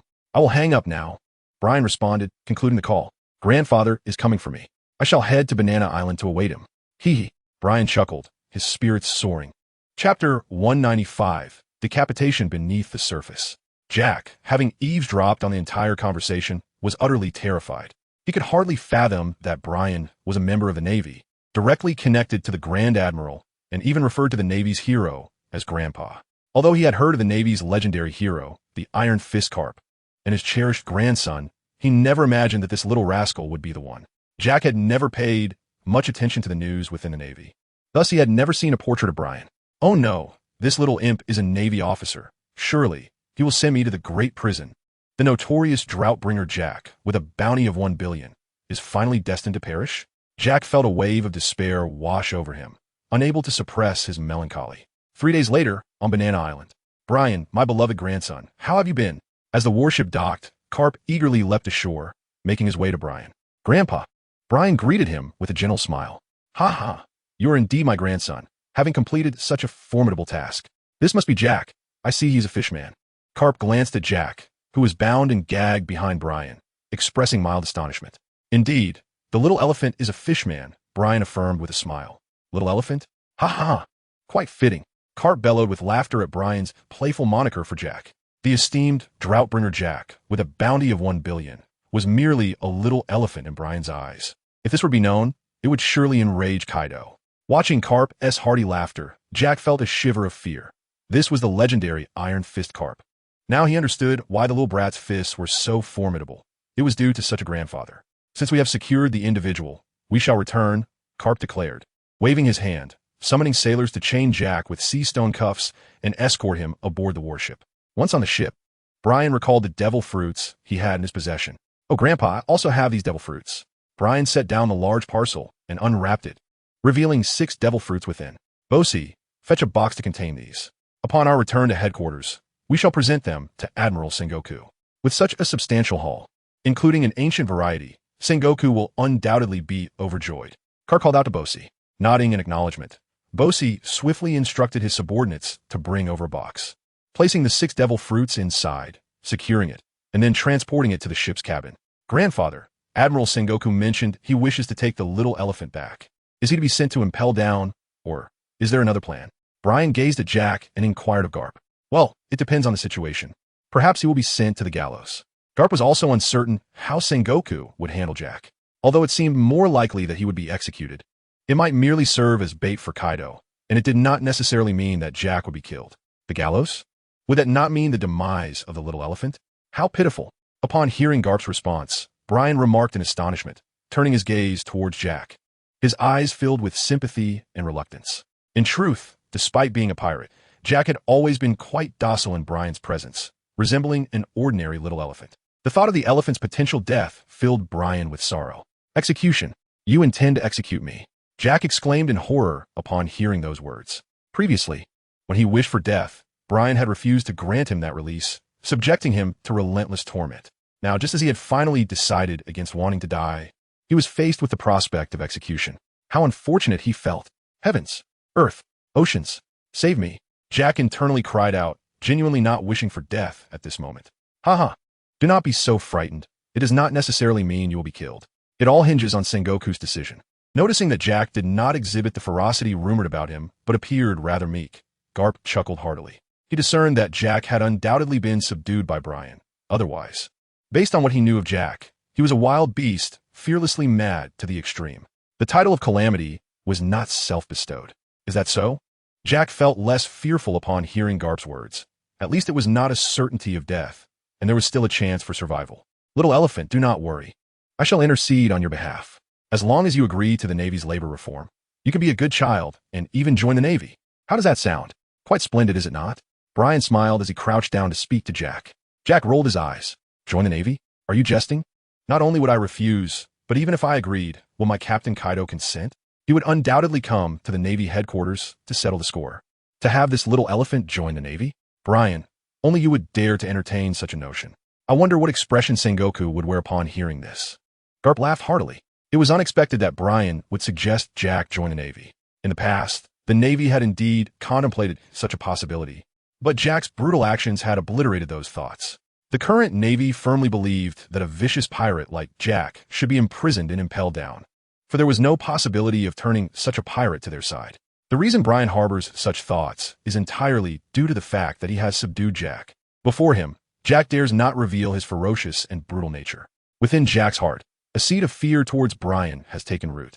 Garp is quite curious about the methods Brian employed to bring this ruthless pirate, the Drought Jack, to such submission. Garp knows that even he might not accomplish such a feat, great pirates like Jack possess their own convictions. They could be defeated in battle, yet their hearts remain unyielding. Only through extraordinary abilities, such as those granted by a special devil fruit, might one achieve such a level of control. To attain this through sheer force is nearly impossible, and attempting to persuade them is fundamentally futile. Brian, come aside and speak with me. What exactly transpired between you and Jack that instilled such fear in him? Garp quietly inquires, pulling Brian aside. With Little Elephant? Oh, after Little Elephant and the others landed on the island. Brian nodded and recounted the entire episode of his battle with Jack. As he listened to Brian's narrative, Garp was taken aback by the severity of Brian's actions against Jack, his face twitching involuntarily, revealing a hint of ruthlessness.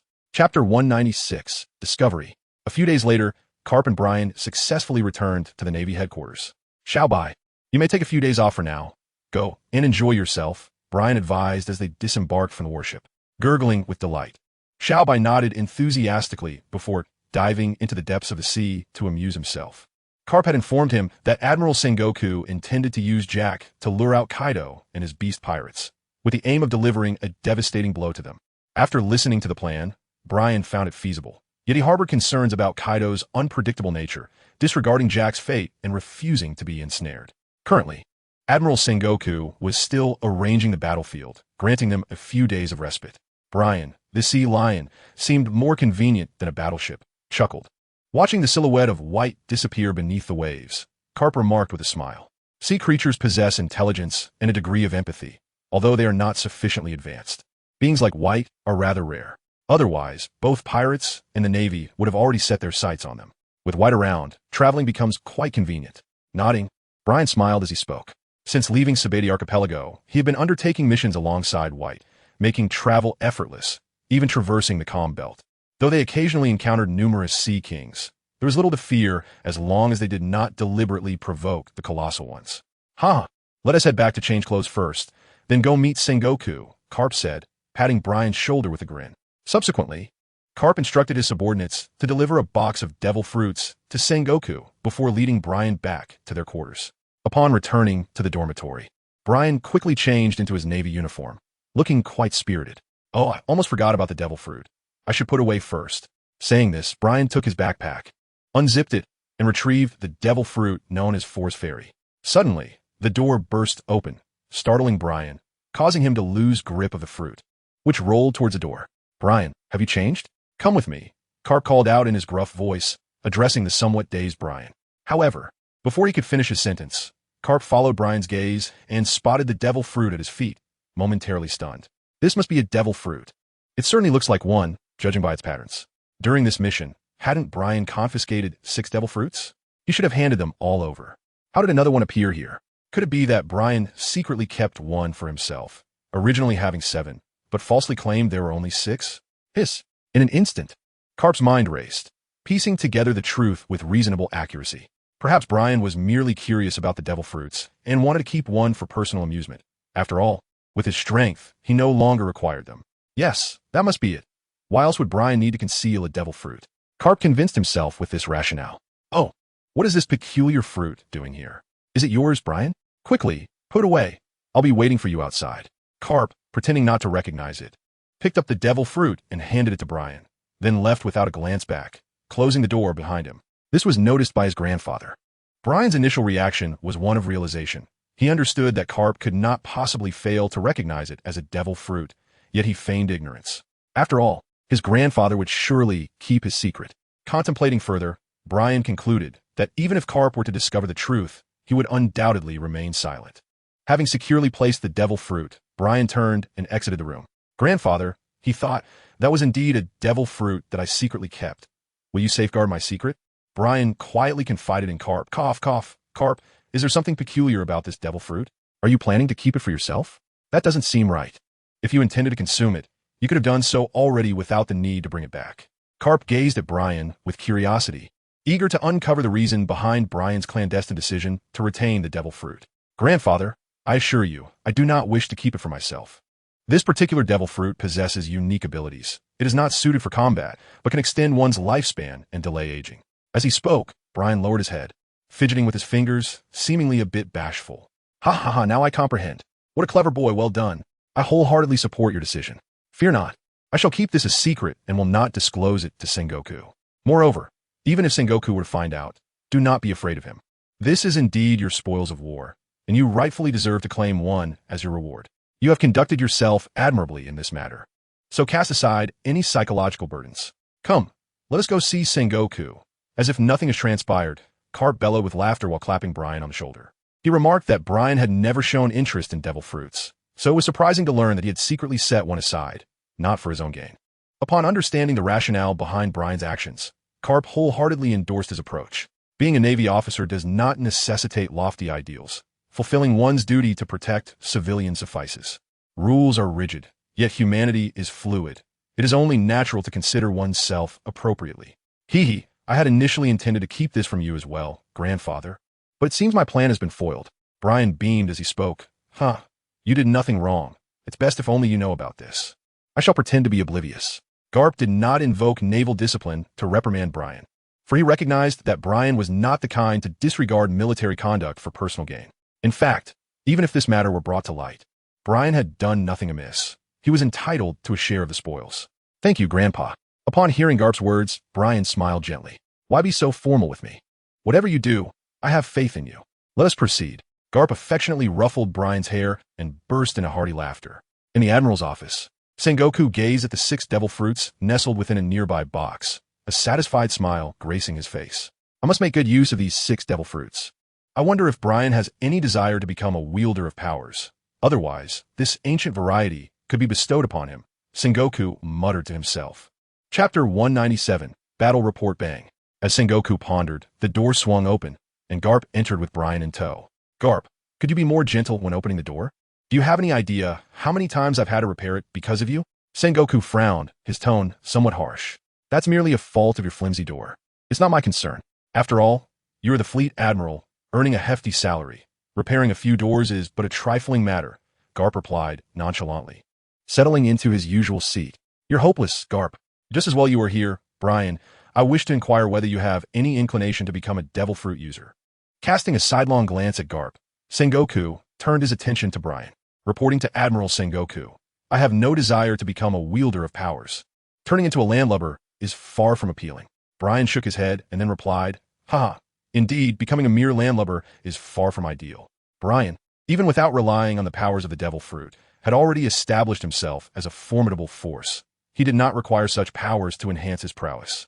Upon hearing Brian's response, Garp chuckled and said, "What being a landlubber? Even as one, I have ascended to the rank of admiral." Garp's words conveyed a certain disdain towards those with abilities which warring states could no longer tolerate. After all, he himself was a wielder of the human fruit, mythical Zoan type, Buddha form. How could he allow Garp to belittle all those with abilities? The three esteemed admirals of the Navy were also masters of the Logia type. Why did Garp look down upon them? Haha, regardless, I shall never consume a devil fruit. Even if offered, I would refuse. Garp continued to maintain his stance with a smile. Brian, heed my advice, do not partake in the devil fruit. He then added, seemingly concerned that Brian might listen to warring states and consume the devil fruit. Rest assured, Grandpa, I have no interest in the devil fruit. Admiral Warring states, let these few devil fruits be consumed by other sailors. You are well aware of my capabilities and that I do not require them. These devil fruits would serve a greater purpose in the hands of others. With a smile, Brian addressed Sengoku, remarking, indeed, it is you, Brian, who possesses the gift of eloquence, unlike that old rascal, Garp, who cannot even articulate properly. Upon hearing Brian's words, Sengoku felt a significant lift in his spirits. Meanwhile, Garp remained utterly unfazed by the exchange. Brian, please provide an account of the battle on Porter Island. Sengoku instructed with a nod towards Brian. Very well. After they landed on the island that day, Brian commenced, recounting the details of the battle, including the skirmishes with the Don Quixote family and Jack's crew. Half an hour later, as Sengoku absorbed Brian's report on the battle at Porter Island, he felt a sense of satisfaction, albeit mixed with astonishment at the intensity of the confrontation with Jack. Even Garp, upon hearing the more detailed account, could not help but feel a pang of sympathy for Jack. It truly was a test of endurance for him. Cough, cough. Brian, I've come to realize that you possess quite the talent for interrogation, rivaling that of the torturers from Impelled Down. No, you surpass them. Even they would struggle to subdue Jack completely, Sengoku remarked, casting a peculiar glance at Brian. Oh, not all. The little elephant isn't as ferocious as they claim. I merely gave him a good thrashing, and he became quite docile. I'm sure even grandfather could achieve the same, Brian replied. Brian sheepishly scratched his head and remarked, I must confess, such meticulousness and patience elude me, old friend. It would be a simple matter to take his life, but to execute it with such finesse as you do, Brian, is indeed beyond my capabilities. Cap began to perceive that Brian possessed an innate cunning, yet he remained blissfully unaware of it, a notion that sent a shiver down his spine. No wonder the warring states had claimed he possessed a talent for interrogation. Grandfather, your words make me feel rather embarrassed, he replied. Brian smiled shyly. There is no need to feel embarrassed. It is your talent, Garp remarked. Meanwhile, he silently rejoiced that he had brought Brian into the Navy. Otherwise, if those little rascals, Luffy and his crew, had lured him into piracy, it would have been disastrous.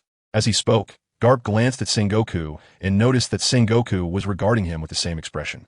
After 3 seconds, they both nodded in unison, a rare moment of agreement between them. Observing the silent exchange of glances between Admiral Sengoku and Garp, Brian wore a puzzled expression, uncertain of what they were communicating. By the way, Admiral Sengoku, how do you intend to deal with the little elephant? After a moment, Brian inquired. Well, for the time being, I shall not kill him. Once I have made the necessary arrangements, Jack will be a card in our hand. He shall remain alive until the moment requires otherwise, Sengoku replied. Oh then, Admiral Sengoku, what message do you plan to use to draw Kaido out? Brian inquired again. Utilizing the newspaper to disseminate the news of our Navy's imminent execution of Jack might compel Kaido to take action. Sengoku articulated his current thoughts, yet he remained uncertain about this strategy. Even if Kaido were to learn of Jack's impending execution, he might refrain from falling into the Navy's trap, choosing instead to remain dormant until a more opportune moment for revenge. Frankly speaking, Sengoku believed this approach could lead to significant casualties among the Navy in the New World. It wasn't that Kaido's beast pirates were overwhelmingly formidable. Rather, the very presence of Kaido was akin to a ticking time bomb, capable of detonating wherever he roamed. Based on their long-standing understanding of Kaido, it was reasonable to assume that he would rush to save Jack upon learning of the execution. The question remained, however, would Kaido, fully aware of the trap, still walk into it? Yet, this did not guarantee that Kaido would indeed come to Jack's rescue. After listening to the thoughts of Fleet Admiral Sengoku, Brian remarked, Indeed, in our projections, Kaido should feel compelled to intervene. However, he is no fool and may very well choose to evade the situation. Even if Jack were executed, he could opt for vengeance against the Navy instead. Sengoku nodded. expressing his concerns. Fleet Admiral Sengoku, I have a strategy that may entice Kaido out. Brian conceived an intriguing strategy. What could it be? The Marshal of the Warring States regarded him with curiosity, pondering how he, too, had failed to devise a foolproof method to ensnare Kaido. Yet Brian seemed to have some notion. However, it was not entirely implausible. After all, he had managed to subdue the drought-ridden Jack. So perhaps he indeed possessed a clever plan that could compel Kaido to fall into the trap, even with full awareness of it. Chapter 198. Establishing the Battlefield Marshal's Office. Upon hearing that Brian had a means to ensnare Kaido, both Sengoku and Garp expressed keen interest. We could deceive Kaido by claiming that Little Elephant has joined the Navy. We could have him don a Navy uniform, snap a photograph, and disseminate it. This should provoke Kaido, inciting him to come looking for us, Brian calmly suggested, tapping his chin thoughtfully. Gasp! 10 seconds later, both Sengoku and Garp inhaled sharply. At first glance, this idea appeared utterly far-fetched, yet it still held some practical potential. Moreover, if executed, it would be akin to a shrimp-s heart in a pig-s dish. If Jack were to join the Navy, even Kaido, known for his temperance, would not be able to endure the affront and would undoubtedly emerge from the New World to rectify the situation.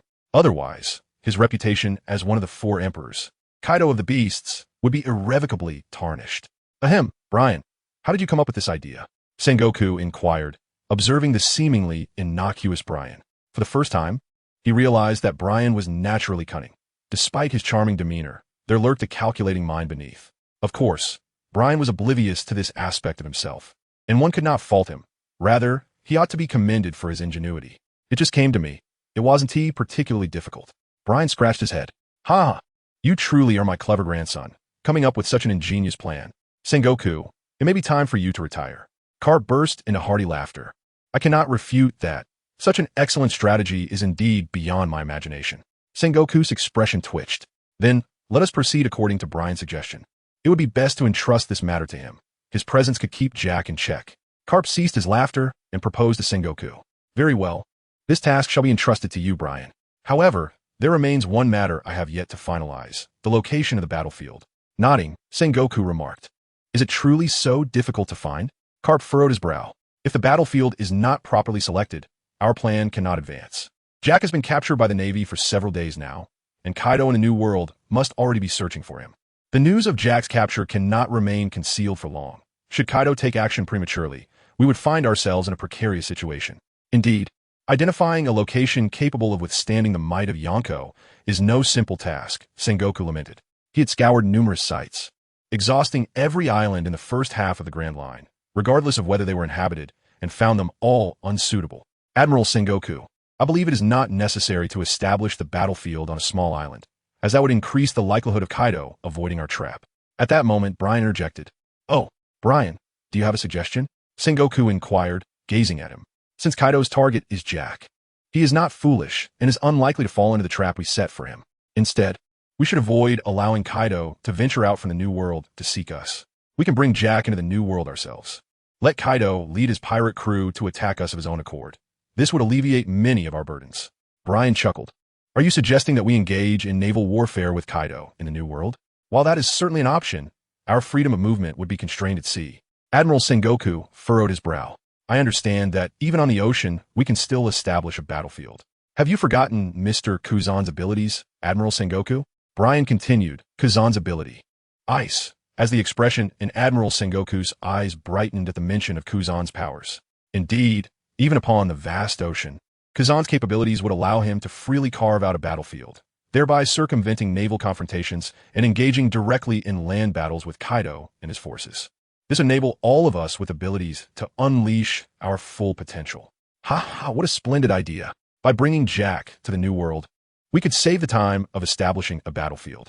If the Beast Pirates make an appearance, we merely need to mobilize our forces accordingly. Sengoku, I believe we should proceed with this plan. Upon hearing Brian's suggestion, Garp wholeheartedly agreed. Very well, let's do it. I will make arrangements for Kuzan, Sakazuki, and Borsalino to be on standby in the New World, ready for battle against Kaido, regardless of whether it is Kaido alone or his entire Beast Pirates crew that arrives. We shall not suffer losses. Sengoku chuckled. Then I shall go take a photograph of the little elephant. Brian said, go ahead. I will have the newspaper disseminate the news at the earliest opportunity, stating that Drought Jack has turned over a new leaf and joined the Navy. soon to assume his post at the naval branch in the New World. Sengoku nodded in agreement. Brian departed unexpectedly, resolving the long-standing issue that had troubled me for so long. Utilizing Kuzan's abilities to directly establish a battlefield in the New World was something I had never contemplated. Had I conceived of the strategy sooner, our Navy could have accomplished far more in that realm. Sengoku sighed in reflection. Indeed, Sengoku, you might as well make good use of that lazy lad Kuzan, Garp remarked bluntly. Do you think I wouldn't if I could? The three of them are the main commanders on the front lines of the New World. They do not require absolute confinement. However, this time is different. The situation in the New World is relatively tranquil at the moment, and it is time to allow them some freedom, Sengoku retorted, rolling his eyes, then spoke with a grave tone. Yes, indeed, it is time for some vigorous activity. Sengoku, this time we must strip Kaido of a layer of skin and deliver a severe blow to those arrogant pirates, Garp said solemnly. Certainly, Sengoku narrowed his eyes. On the other side, upon exiting the marshal's office, Brian proceeded to seek out the little elephant. At that moment, Jack was incarcerated within the confines of the naval headquarters prison. A decision regarding his fate was imminent, typically resulting in either his transfer to the Pendleton Penitentiary or his ascension to the execution platform. Colonel Brian saluted the Marine guard upon his arrival. Brian nodded to the Marine and then approached the cage that held Jack. Little elephant, I have come to see you, he greeted with a smile while standing outside the enclosure. Upon hearing Brian's voice, Jack's lips twitched. Their interaction resembled that of acquaintances, yet they were adversaries, and he wished for a more straightforward demeanor. Why are you silent, little elephant? Have you decided to be disobedient? If so, I shall come in, Brian remarked, feigning displeasure as he noticed Jack sitting quietly, shackled in sea prism stone handcuffs, seemingly ignoring him. No, don't come in. Just say what you need to. I am listening. Jack quickly interjected, fearing that Brian intended to lecture him. Chapter 199. Bad news within the confines of the Navy headquarters prison. Although Jack was reluctant to see Brian, he dared not show any disdain, fearing a reprimand from him. Open up, I am taking the little elephant out, Brian commanded. Brian addressed the Marine guard, yet the guard hesitated, casting a troubled glance at Brian. Without the Admiral's order, he was unable to unlock the cell door, as it could easily lead to the escape of a prisoner. Moreover, the notorious Drought Jack, a pirate with a bounty of 1 billion, was confined within. Should anything go awry, even his life would not suffice to atone for the error. Rest assured, behold this, Brian said, understanding the guard's apprehension as he produced a hand order, a decree from the Admiral that permitted him to summon Jack at will. Colonel Brian, I shall open the door immediately. Upon seeing the authoritative document, the guard promptly proceeded to unlock the door. What do you intend to do? Jack inquired, leaning back as Brian entered the cell, his brow furrowing in discontent. Little elephant, are you truly displeased to see me? Brian remarked, puffing up his cheeks at Jack's evident reluctance to meet him. Not at all. I am merely curious as to why you have come to see me, Jack replied, suppressing his true feelings and feigning indifference. Little elephant, I possess both good news and bad news. Which would you prefer to hear first? Brian's eyes gleamed with a mischievous glint as he spoke with a smile. Good news and bad news? Jack pondered over Brian's words, suspicion creeping into his mind. He had now reached the Navy headquarters at Marineford, where escape was virtually impossible. He was destined either for the infamous impelled-down prison or for execution. Was the good news and bad news that Brian referred to concerning this very predicament? Little elephant, have you made up your mind? Which one do you wish to hear first? Brian urged, let's first hear the bad news. After a moment of contemplation, Jack replied, very well, the unfortunate news is that, little elephant, you are to be executed. Brian suppressed a smile, donning an expression of feigned regret as he spoke to Jack. Beheading. Upon hearing this, Jack's eyes widened in disbelief. He never anticipated that upon arriving at the naval headquarters, his life would come to an abrupt end. He had thought he would not meet his demise so swiftly. Indeed, no one can predict what the next moment may hold. Little elephant, do you have any last words to convey? Brian gazed at him with curiosity. It is said that when a person is aware of their imminent demise, they often have many words they wish to convey. These are known as last words. He was eager to hear what kind of final sentiments Jack would express. Last words? My last words are, Kaido, I miss you dearly. Do you have any idea how much suffering I have endured under this insufferable brat? I am on the verge of death, Kaido, and in my next life, I shall be your loyal subordinate once more. And you insufferable brat, I utterly despise you. You possess an adorable odd yet harbor a diabolical nature. You mercilessly pummel me for a full 15 minutes. Do you have any inkling of how I endured those 15 minutes? Trapped between a desire to live and an inability to die, you wretched brat. I curse you to be reborn as a woman in your next life. It seemed Jack had relinquished all restraint, spilling forth his thoughts. Observing Jack's frenzied demeanor and recalling his words, the Marine outside could not suppress a chuckle. To curse Colonel Bryan into becoming a woman was a fantasy many Marines had entertained, yet none dared to voice it. Those who did would surely face dire consequences. Little elephant, you must be jesting, right? Squinting, Bryan was astonished that this little elephant would dare to speak so boldly. Even cursing him to become a woman in the next life, truly deranged. Ha ha ha, I am not joking at all. These are my heartfelt words, you insufferable brat. After all, I am about to die, so what is there to fear? What is wrong with cursing you? Come at me. Strike me down. If you have the guts, kill me. Jack glared fiercely at Bryan, exuding an air of defiance. Bang! Barely 3 seconds had passed when Jack found himself slammed against the wall. Little elephant, how could I possibly kill you? Moreover, your audacity to voice your innermost thoughts is commendable. Allow me to reward you accordingly. Clenching his fist, Bryan approached Jack with a broad smile, his eyes nearly disappearing in delight. This Jack is truly remarkable. He dares to speak his mind. I have never witnessed Colonel Bryan in such a light. It's rather unsettling. Glancing into the cell, the Marine felt a chill emanating from within, causing him to shudder. Thud! Jack slid down the wall and plopped onto the floor, a crimson handprint adorning his cheek, blood streaming from his nose. The pain on his face was a stark reminder that he had perhaps overstepped his bounds. Hearing footsteps, Jack looked up to see Bryan approaching, and his pupils dilated as he realized the gravity of the situation. In the heat of the moment, Jack had spoken whatever came to mind, along with his frustrations toward Bryan. But now, as he regained his composure, he wished he could slap himself for the reckless outburst. Were you pondering, little elephant? Fear not, for I shall grant you a reward that you will remember for a lifetime. A voice of the utmost gentleness emerged, captivating enough to ensnare one's very soul. I apologize. I truly regret my words. I was merely jesting, I swear. You must believe me. I have always been well-behaved, Jack implored as he beheld Bryan, who had approached him. In a moment of reckless bravado, he had inadvertently provoked the other. Now, he feared facing the consequences of his folly. Is that so? If the little elephant is so well-mannered, then a reward is certainly in order. Bryan's haunting voice resonated, compelling Jack to press himself forcefully against the wall, seeking solace in the act. No, please don't come near me. I don't want a reward. I was wrong, truly wrong.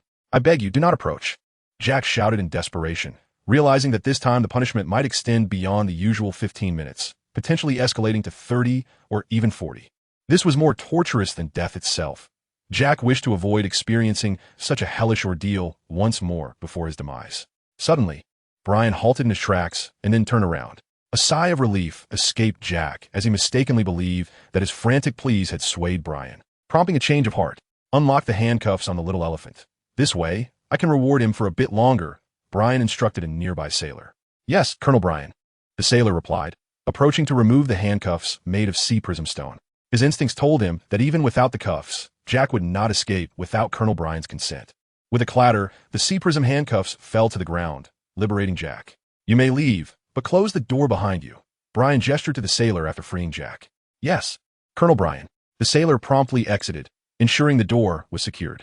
All right, little elephant, let's commence. By the way, as a reward, I shall allow you to strike first. And for the initial 5 minutes, I shall refrain from retaliation, Bryan said with a smile, his demeanor surprisingly courteous.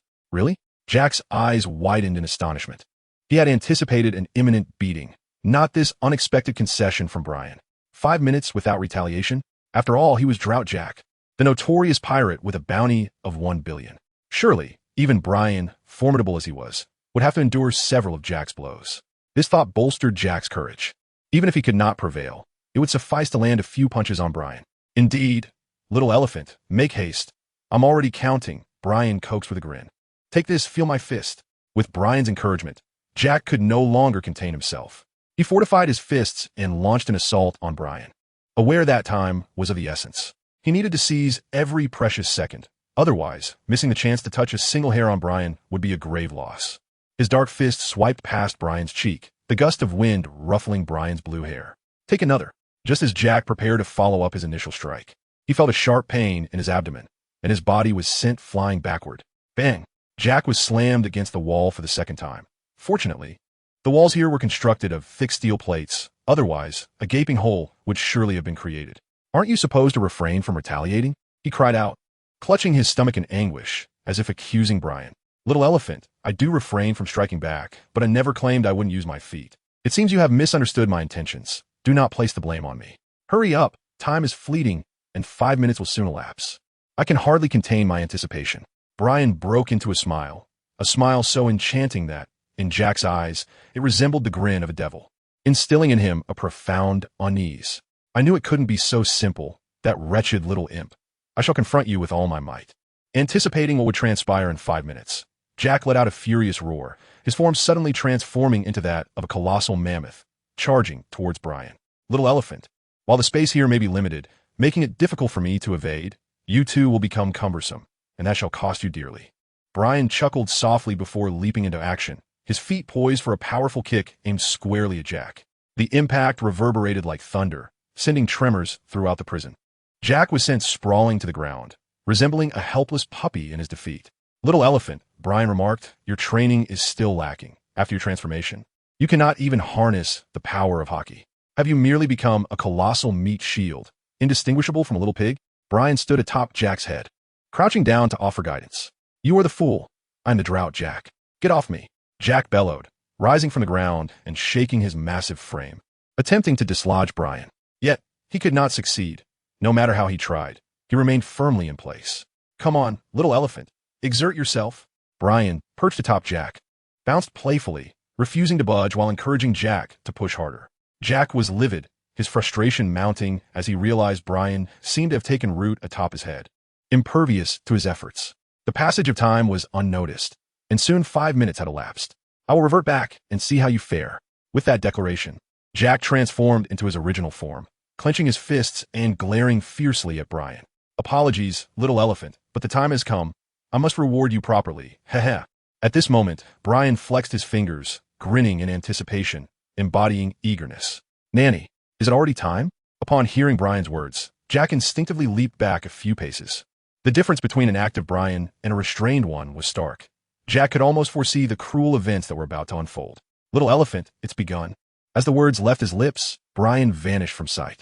In the fleeting moment of Brian's disappearance, Jack intended to utter a plea for gentleness. Yet the words faltered on his lips, never to be spoken.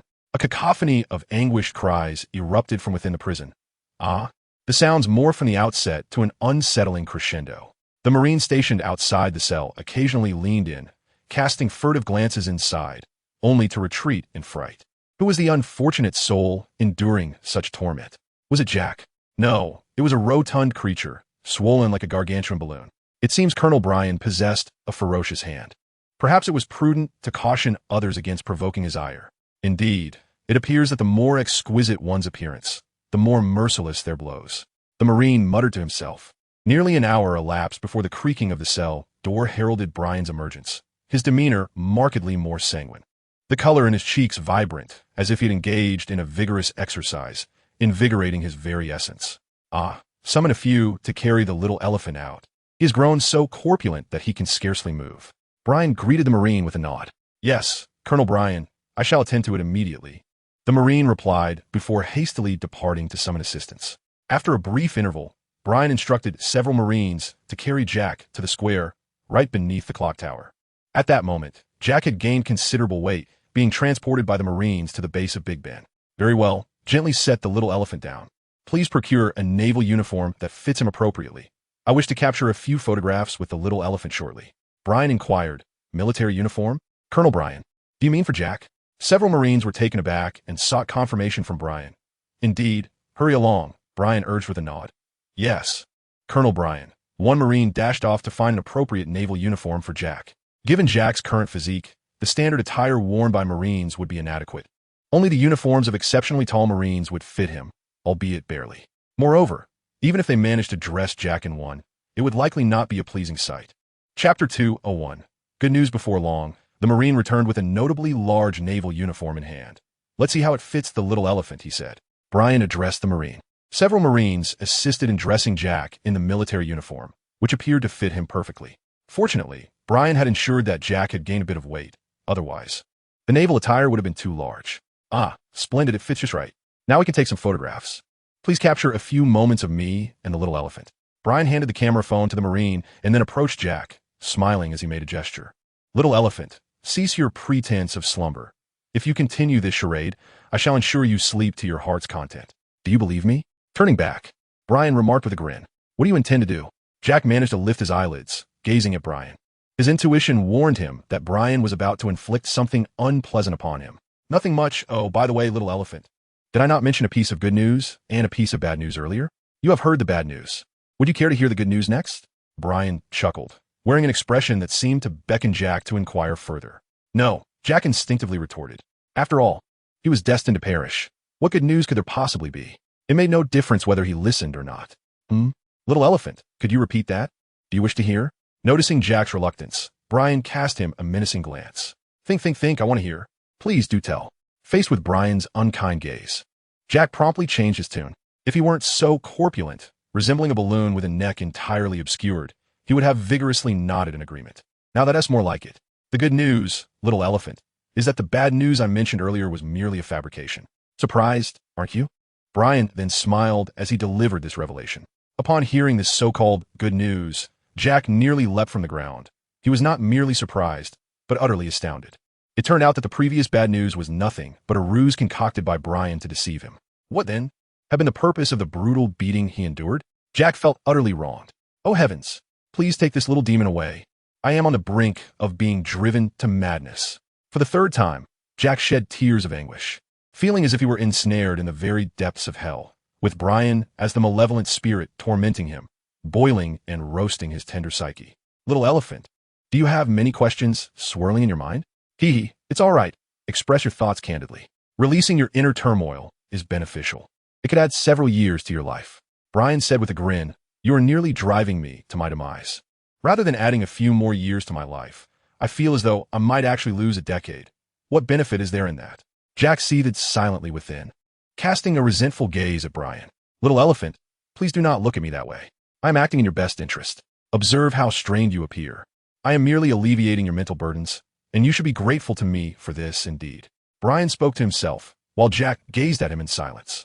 He had only encountered one person capable of expressing such exasperating remarks with such effortless ease. Brian. What is the matter? Little elephant, do you disagree? Brian pouted in discontent. Not without my consent.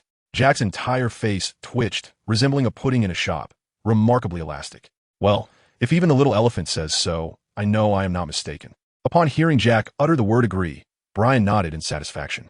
This cunning little rascal made Jack feel both fearful and resentful. However, little elephant, I didn't expect you to seem to dislike me so much, even daring to curse me to be a woman in my next life. I believe you must be joking, right?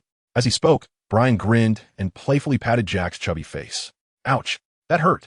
Jack gasped in pain, taken aback by this vindictive little rogue, who held grudges fiercely. Yes, I was only joking. Those were not my true feelings.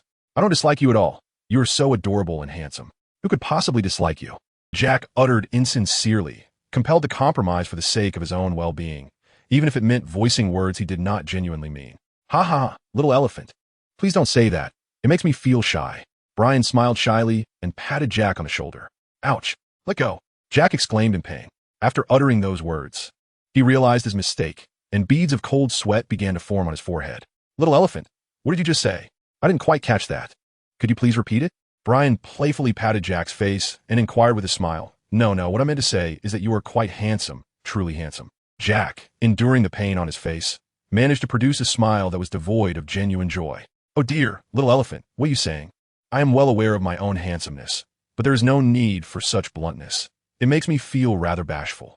Brian gleefully patted Jack's face, seemingly unable to cease his playful antics. This mischievous little rascal was undoubtedly doing it on purpose, harboring a grudge over my previous curse that he would be transformed into a girl in his next life.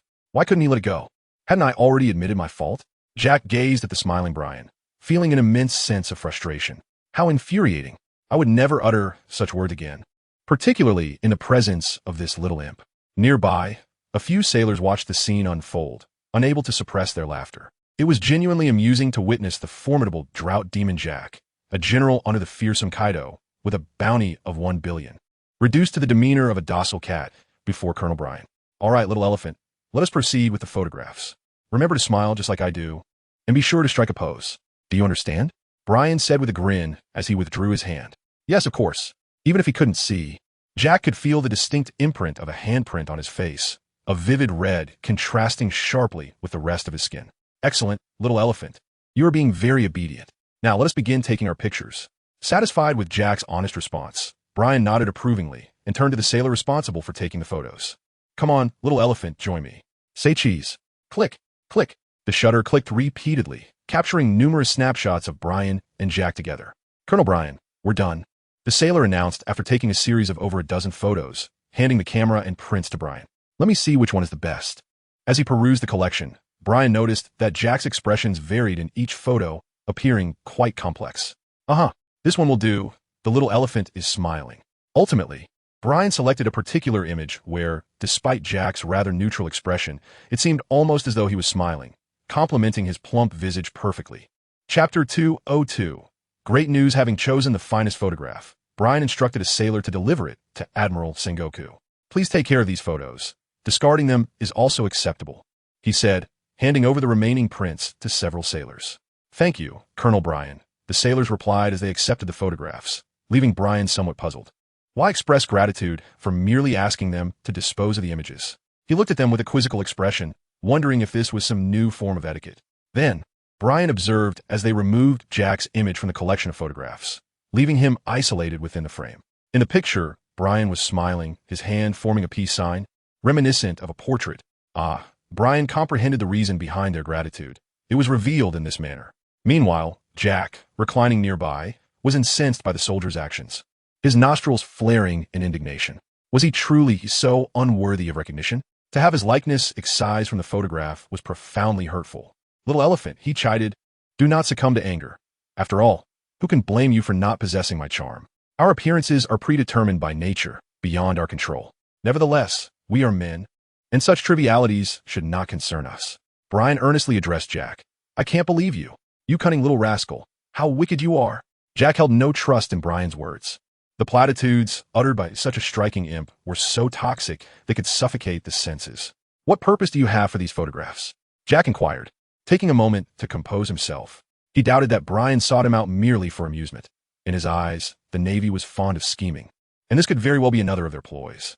For remembrance, my little elephant, as you are destined for paradise, I wish to keep a memento of you. What do you think? Am I not a loyal friend? Brian let out a sigh and then chuckled as he addressed Jack. Did you not claim that the bad news was a mere fabrication?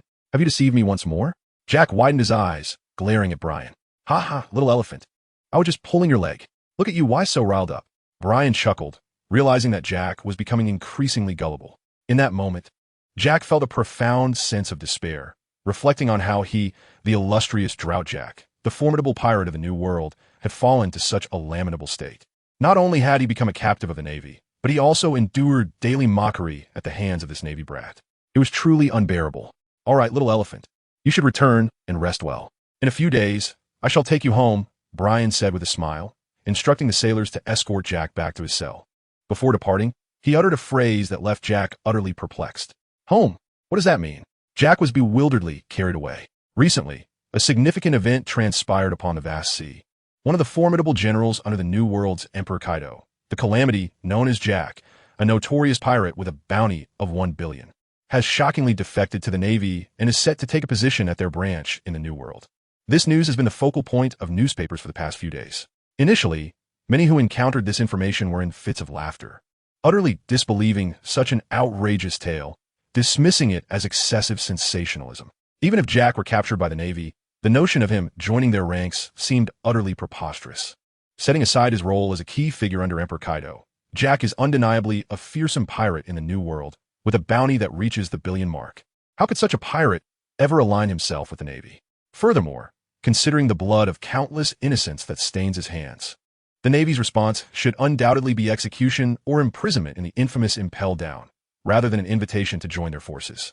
From both Jack's perspective and that of the Navy, this scenario appeared utterly impossible. However, accompanying the newspaper article was a photograph that compelled everyone to reconsider their disbelief. The image featured Brian and Jack, with Jack donning a Navy uniform, both men striking the same pose and sporting smiles. Although Jack's appearance seemed somewhat peculiar, having gained considerable weight, it was evident to all that he wore a genuine, joyful expression. The revelation of this photograph sent shockwaves across the entire sea. The news was nothing short of explosive. If Jack truly joined the Navy, it would effectively bolster their strength to the caliber of a rear admiral, while simultaneously presenting a formidable adversary to pirates. Moreover, this development could significantly affect the reputation of one of the four emperors. The fact that a general under Emperor Kaido would abandon the darkness for the light of the Navy would undoubtedly tarnish Kaido's standing. The notorious ruler of the New World, one of the sovereigns of the sea, would be ridiculed for his inability to maintain control over his own subordinates. Regardless of Kaido's own formidable power and fearsome reputation, his influence over other pirates would inevitably wane. In an instant, the sea was enveloped in a palpable tension, as if a storm were brewing, poised to engulf everything. In the New World, at the stronghold of Emperor Kaido, Onigashima, the sky was shrouded in ominous clouds, with not a single ray of sunlight piercing through, creating an atmosphere of profound dread. The entire island resembled a colossal skull, with the beast Kaido lurking within. "This is dire, Captain Kaido. Several of our pirate ships have been sunk by a newly emerged pirate crew that has just entered the New World." From a great distance, a pirate rushed into Ghost Island, shouting as he ran. Deep within the island, in a cavern, a formidable figure sat, exuding an aura of menace that was more terrifying than that of a beast. This was Kaido of the 100 Beasts, with long black hair cascading over his shoulders, a pair of curved horns adorning his head, and a lengthy beard. His arms bore dragon scale tattoos, and he was bare-chested, a scar marring his right side, with his garments hanging loosely around his waist, bound by a thick rope that conveyed an overwhelming sense of power. Gurgling, Kaido lifted a colossal wine gourd to his lips, downing several hearty gulps, the sound echoing like water pouring into a barrel. "Is it too much to ask for some peace and quiet?" With a resounding thud, he placed the gourd heavily on the ground and turned to the subordinate who had barged in, his gaze sharp and piercing, revealing no trace of intoxication, instilling an immense sense of pressure. "I apologize, boss. Ever since that news broke, more and more pirates have been causing trouble in our territory. What should we do, boss?" The subordinate asked, his face contorted in worry. It was all the fault of the Navy's announcement, which emboldened many rookie pirates newly arrived in the New World to stir chaos in the domain of the four emperors. Chapter 203, Kaido Ghost Island. Kaido sat there, listening to his subordinate's report without displaying any emotion, continuously pouring liquor into his mouth. Let Jin handle these nuisances. Tell him to eliminate them all, leaving not a single one alive. Exhaling a breath of alcohol-laden air, Kaido spoke coldly. "Yes, Boss Kaido, I will notify Lord Jin immediately." The pirate subordinate, startled by the chilling tone of Kaido's words, hurried away. Nearby, many of Kaido's other subordinates remained silent, watching their leader swallow hard. They understood that Kaido was genuinely enraged this time. Any pirate daring to cause a disturbance in their territory would be entirely eradicated by Lord Jin, leaving no trace behind. For Lord Jin was the foremost figure in the beast pirates beneath Kaido, a fearsome pirate known as the Calamity of Flames, with a bounty reaching 1.8 billion. Furthermore, he possessed the ancient Zoan-type dragon fruit ability, taking the form of a toothless pterosaur, making him exceptionally powerful. "By the way, is it true that Jack has allied with the Navy?" After a brief moment, Kaido spoke up. His piercing gaze swept across the room, causing the underlings to shrink back. The majesty of the four emperors was a weight too heavy for these ordinary pirates to bear. For a time, no one dared to utter a word. The news published in that newspaper, accompanied by photographic evidence, had become too absurd to dismiss as falsehoods. If they revealed the truth, they risked incurring Kaido's wrath, and they feared for their very lives, so silence enveloped the room. So that brat has indeed betrayed me?" Kaido suddenly erupted into laughter. Though it was tinged with fury, his anger palpable. With a resounding crash, he hurled the gourd of liquor to the ground, rising abruptly, resembling a beast king awakened from slumber, his hair bristling and his eyes glinting with a crimson glow. A torrent of wild, overwhelming power erupted from him, spreading in all directions. The cavern trembled violently. Gradually, even the entirety of Onigashima began to sway as if an earthquake had struck. The ominous clouds above parted, rolling ominously. Conqueror's Haki. Beneath this overwhelming aura, many pirates on Onigashima succumbed to unconsciousness. "Kaido-sama, we have news regarding Lord Jack." Those who remained conscious gazed at Kaido in terror, too afraid to approach, and could only shout. "Read it to me," Kaido commanded, retracting his imposing aura and focusing on the underling. "There are reports that Lord Jack will assume his position at the Navy branch in the New World in a few days," the trembling pirate managed to say, suppressing his fear. Jack. Upon hearing this news, Kaido laughed once more. Having betrayed me, he dares to return to the New World? It seems he has forgotten the extent of my might. I shall not let him escape. It is time for me to claim his head. With a bellow, Kaido shouted Jack's name before continuing ominously. Kaido-sama, you cannot go. This must surely be a Navy trap. They have undoubtedly laid a snare, waiting for you to fall into it. The underling quickly interjected. Do you think I am just anyone?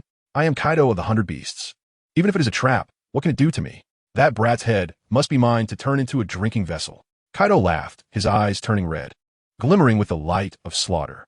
The underling trembled in fear, feeling utterly intimidated by Kaido's terrifying presence, his courage waning. Boss, he speaks the truth. This is indeed a Navy conspiracy. You must not go. Suddenly, a portly figure entered, a cigar clenched between his lips and sunglasses perched atop his nose, with a long yellow braid cascading down his back. Lord Quinn, splendid to see you. Please persuade Captain Kaido, exclaimed a pirate subordinate, his eyes alight with hope upon the arrival of the newcomer. Quinn gestured for the subordinate to withdraw. Are you attempting to obstruct me, Quinn? Kaido inquired, his gaze fixed intently on him. Captain Kaido, you must be aware that the Navy has undoubtedly concocted some nefarious scheme, merely waiting for your response. I remain skeptical about Jack's actions. Although his temperament may be reckless, he is not devoid of intelligence. It is implausible that he would ally himself with the Navy, particularly taking a position in their New World branch. It can only be a trap. Faced with Kaido's piercing stare, Quinn felt an overwhelming pressure, but nonetheless persisted with his argument. The Beast Pirates, under Kaido's command, were like a single entity, should Kaido choose to eliminate Jack. The entire crew would be compelled to follow suit, lest they descend into chaos without leadership. A trap? Oh, Quinn, having seen the news and photographs in the papers, you still defend Jack? Kaido's anger boiled over as he raised his fist and slammed it against the wall. Bang! A hole was created by Kaido's force, sending dust swirling, prompting Quinn and the other pirates to cover their mouths and noses, fanning the air. Captain Kaido, that photograph could easily be fabricated, Quinn stammered, beads of sweat forming on his brow as he attempted to defend himself. Fabricated? Quinn, is that truly your belief? As the technological expert of the Beast Pirates, you know better than I whether that photograph is genuine. Kaido's voice was dark and menacing. Oh well. Quinn hesitated, intending to continue his deceit, but the intensity of Kaido's gaze silenced him. He feared that if he did not tread carefully, he might find himself hurled against the wall. Oh, Quinn, I intend to sever Jack's head from his body. Do you have any objections? Kaido erupted into laughter, Quinn's demeanor extinguishing any last flicker of hope in his heart. In that moment, Kaido was resolute. Jack had betrayed him, aligning himself with the Navy, an affront that Kaido could not abide. Time to cleanse our ranks. This thought echoed in Kaido's mind. Jack's actions had brought disgrace upon him and the Beast Pirates, and it was imperative to wash away this shame with Jack's blood. There was no alternative. Otherwise, what dignity would remain for Kaido and his crew in the New World? With his murderous intent ignited, Kaido would not relent until his objective was achieved. Even knowing this was a ploy of the Navy, he was determined to see it through. Jack must die. Even if the 3 admirals of the Navy were to emerge in full force, Kaido would not retreat a single step.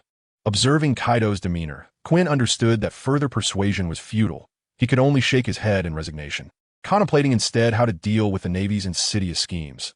This seemed far more pragmatic. Chapter 204. Preparing for war. Seeing that Quinn no longer obstructed him, Kaido nodded. When will Jack assume his position in the New World? Kaido inquired as he settled down. The newspaper states it will be in a week, Boss Kaido. I will mobilize our forces in the coming days to assist you in this endeavor. Await my news, Quinn replied. No need. I can manage alone. Even if the Navy has set traps, it poses no significant problem for me, Kaido countered, shaking his head. He was no fool. He was acutely aware that the Navy had likely prepared an ambush, waiting for him to fall into their snare. Going solo would afford him greater maneuverability, whereas bringing the entire crew along could complicate matters. That won't suffice, Boss Kaido. The Navy will undoubtedly make it difficult for you to succeed. With the 3 admirals, Fleet Admiral Sengoku, and possibly even the legendary hero, Garp, present, the odds of accomplishing this alone are exceedingly slim, Quinn insisted. Upon hearing Quinn's analysis, especially at the mention of Garp, Kaido's brow furrowed, a flicker of apprehension crossing his eyes. While he, the Emperor Kaido, feared neither heaven nor earth, there were indeed a few individuals he dared not provoke, Garp being one of them. In the past, when Kaido was merely an apprentice in the Rocks Pirates, he witnessed their downfall firsthand, with Garp and the later Pirate King, Roger, leaving an indelible impression on him. The existence of these 2 heroes was what ultimately shattered the myth of Rocks. Though Roger had been dead for many years, Garp remained alive, and despite his age, his abilities had not waned significantly. As a fellow formidable warrior, Kaido understood well that, at this stage, age was not a constraint but rather the will to fight. Unless Garp had truly aged to the point of immobility, he remained the same hero of the Navy who had once brought an end to rocks alongside Roger. The three admirals were but mere children in comparison. Kaido stroked his chin, a contemplative look in his eyes, as he considered Sengoku and Garp.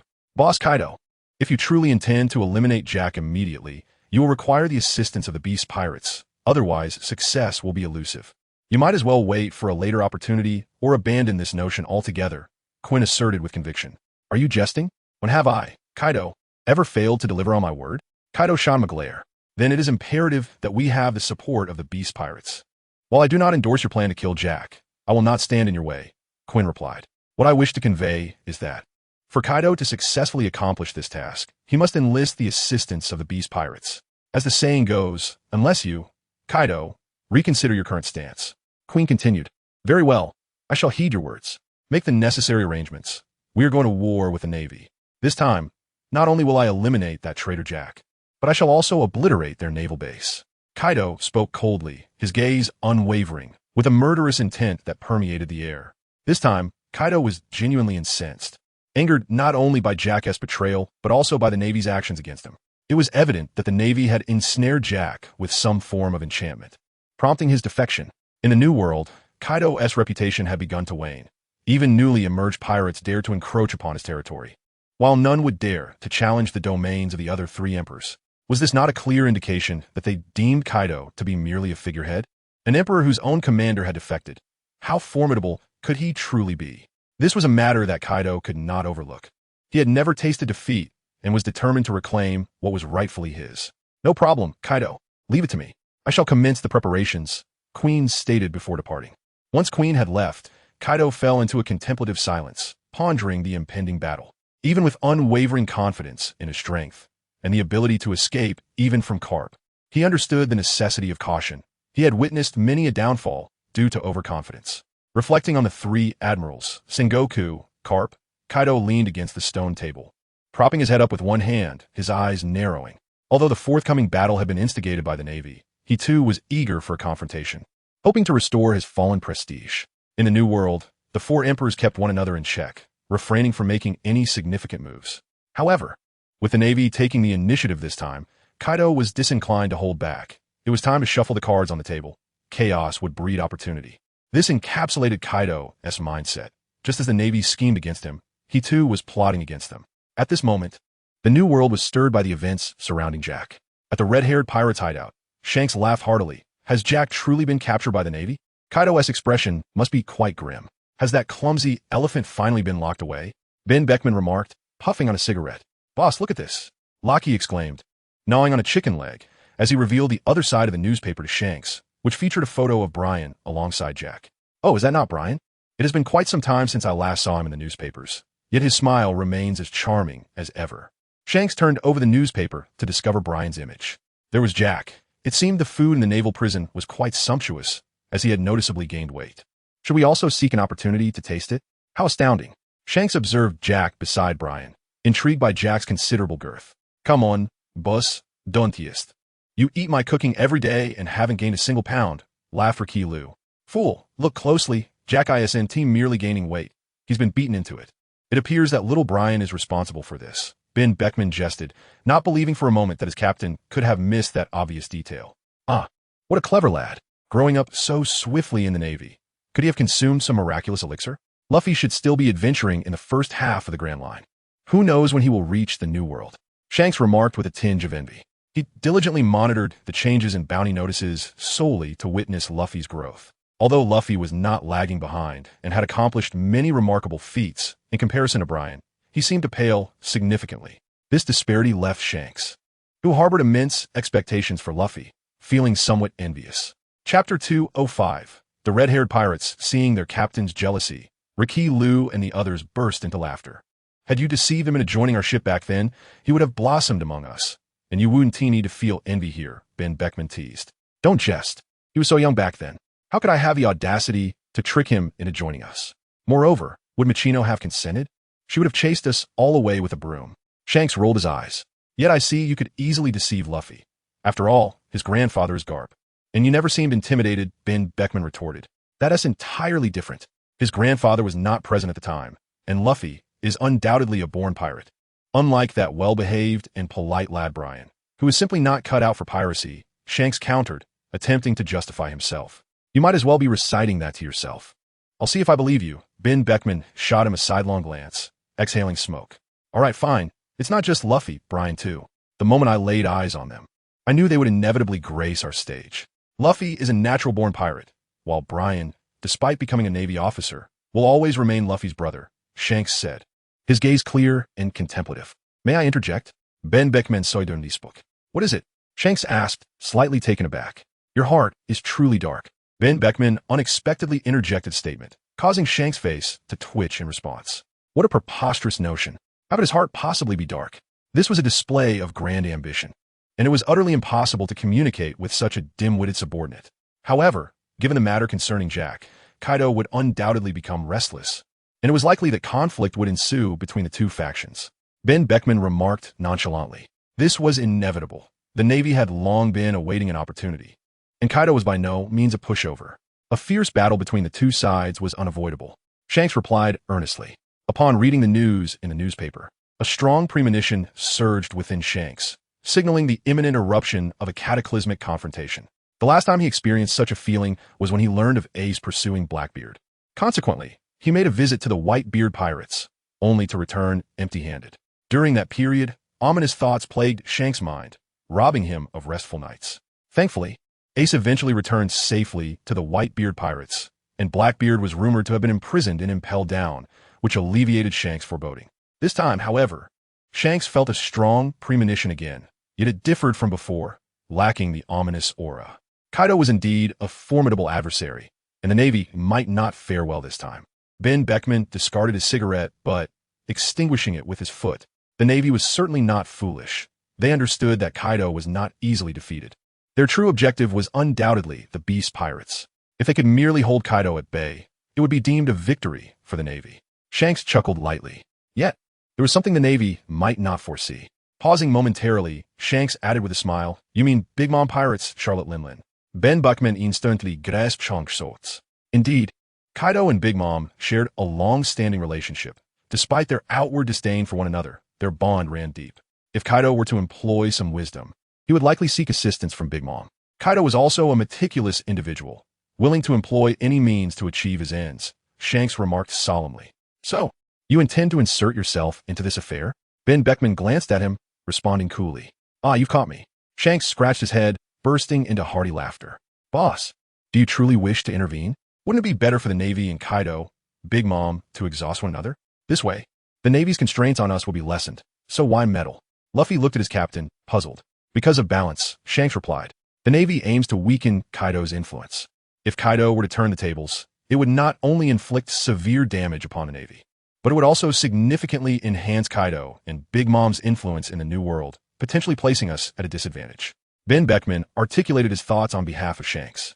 Indeed, as long as the four emperors stand resolute, the Navy will find it arduous to intrude upon this realm of the New World. However, should Kaido and Big Mom fortify their power with the support of the Navy, it would disrupt this precarious balance and overshadow us. Thus, it is imperative that we prevent Big Mom from intervening in the impending conflict between the Navy and Kaido. Shanks narrowed his eyes, arriving at a decision. Since you say so, we shall comply. Thwarting Big Mom's pirate crew should not prove too challenging, Locky Lu remarked nonchalantly, as if the task of countering Big Mom's crew was a trivial matter. Ha ha ha, indeed. Why would I engage in such thankless endeavors? Shanks chuckled. This time, Ben Beckman refrained from retorting. He concurred with Shanks. The equilibrium of the New World had always been sustained by the four of them, the emperors, mutually restraining one another to prevent any from growing too powerful. If Kaido and Big Mom harbored such intentions, they could not remain passive. At Marine headquarters in Marineford, an atmosphere of impending storm permeated the air, with many sailors aware that a monumental battle was imminent. The adversary was one of the four emperors, known as the Beast Kaido.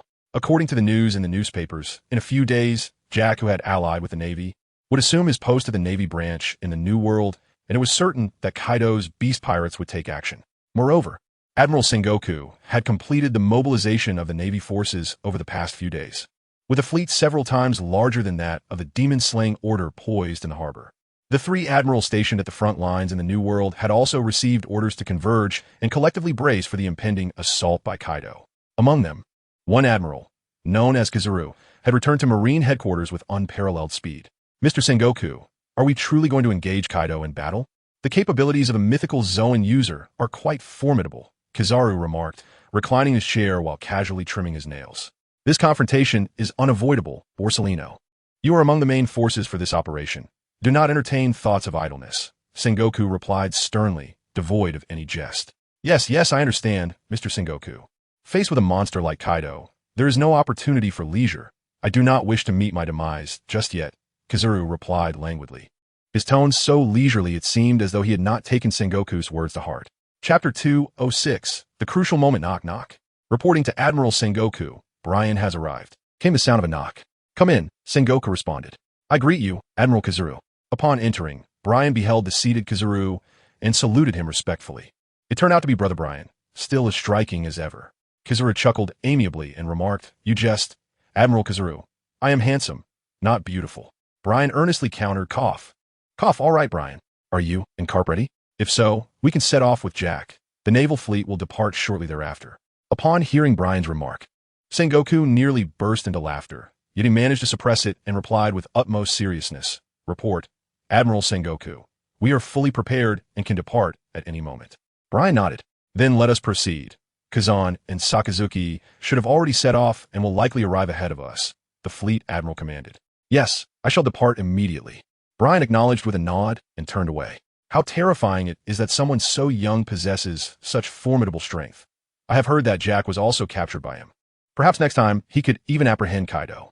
Watching Brian's departing figure, Kizaru remarked half seriously. Ah, just as you return, a rather troublesome matter has arisen that requires your attention. A band of pirates on Sabedi Archipelago has assaulted the celestial dragons.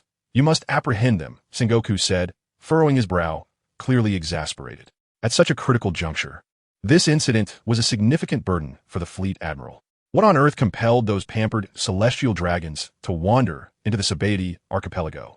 Now, having failed to heed caution, they were attacked by pirates, and it fell to the Navy to clean up their mess. The audacity of those pirates was truly astonishing. Did they not realize that those were celestial dragons, identifiable by their conspicuous glass bubbles atop their heads? Had they learned recklessness from Garp? Did they not comprehend that assaulting a celestial dragon would provoke the Navy's admirals? Were they truly so reckless as to jeopardize their existence on the seas? Well then, it is fortuitous that the technological advancements of the Science Division are ready for practical application. It is an opportune moment to test them, Kizaru lazily declared as he rose from the sofa. Indeed, during this impending confrontation with Kaido, your Science Division will be indispensable. Let us observe the results. Sengoku nodded in agreement. The Navy had a dedicated unit focused on technological research, and Kizaru happened to be the head. After years of substantial investment, it was high time to yield results. I shall return promptly, Kizaru said as he departed. May all proceed smoothly. The outcome of this battle bears immense significance. Sengoku murmured to himself in the solitude of his office. At the port, clad in military attire, Brian arrived aboard Garp's warship. Grandfather, Fleet Admiral Sengoku has indicated that we may set sail, Brian informed Garp with a nod. All right, let us embark towards the New World, Garp bellowed, gesturing enthusiastically to the sailors aboard the ship. Soon, the warship was set in motion, gradually departing from the Navy headquarters port, heading towards the New World. Rumble, rumble. The sound of Chopper's voice echoed beside the warship. Brian approached the edge of the ship and waved at Xiaobai. Xiaobai, I'm afraid I cannot take you with me this time. It is too perilous. Please stay here and await my return, and be sure to behave. Brian called out to Little White, then remarked, Grr. Little White, displaying remarkable intuition, nodded and continued to follow the warship for a while, before pausing to gaze at Brian as he reseated aboard the vessel. Brian, you possess a splendid companion, Garp said, approaching Brian and observing the snow-white silhouette of the beast upon the sea, a smile gracing his lips.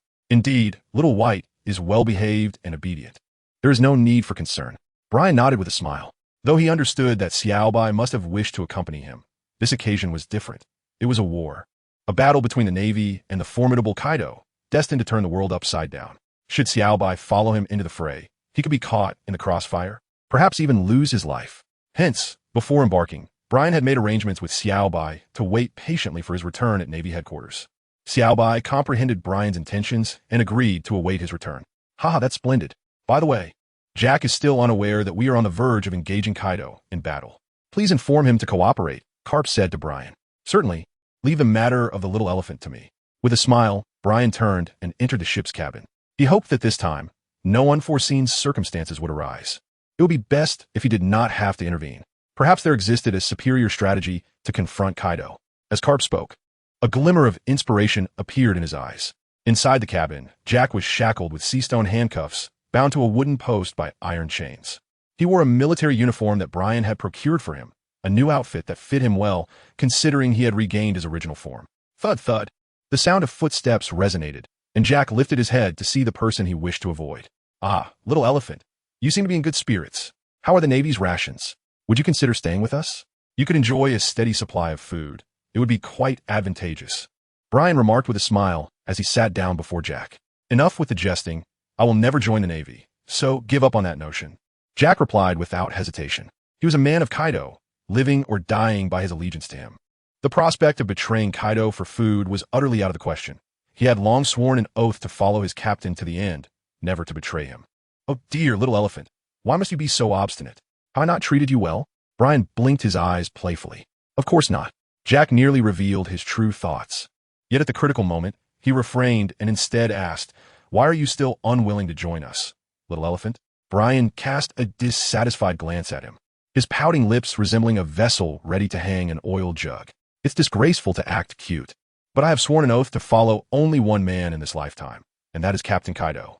I shall never betray him, Jack declared with unwavering resolve, his voice resonating with a sense of grandeur. Indeed, it appears that you, little elephant, are a person of deep loyalty and affection. I find that quite admirable. Why not join us? I am sincerely inviting you, Brian said, leaning closer to Jack, his large eyes fixed on him, blinking like precious gems. Witnessing such earnestness from Brian stirred a flicker of emotion within Jack. It was the first time he encountered a Navy officer who persistently sought to persuade him. And although this Navy had caused him considerable hardship, Jack felt an unexpected connection.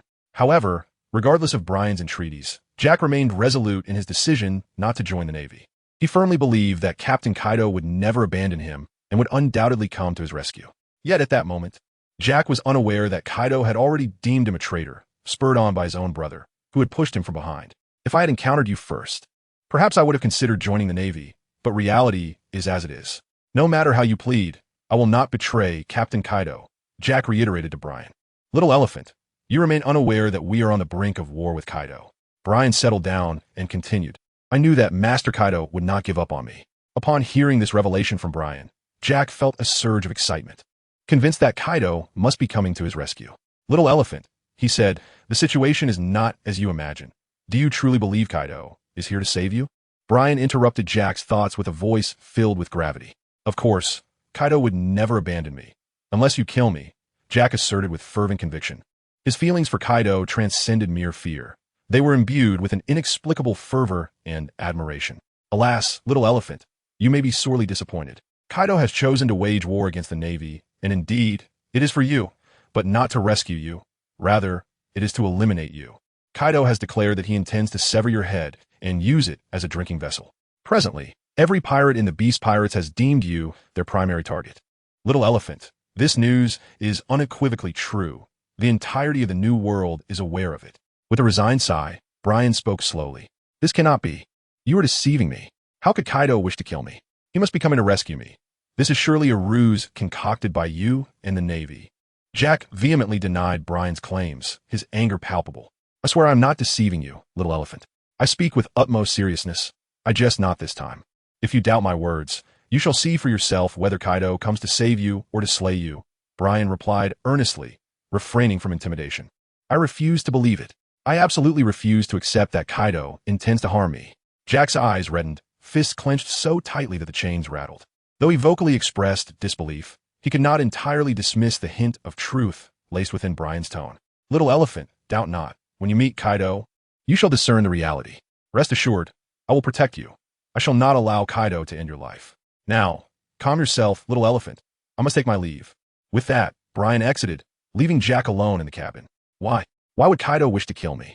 I have not betrayed him. Do my brothers think the same? Jack's mind swirled in confusion.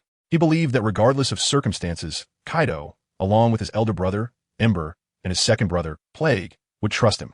Yet, Brian had informed him of Kaido's intent to kill him and to use his head as a vessel.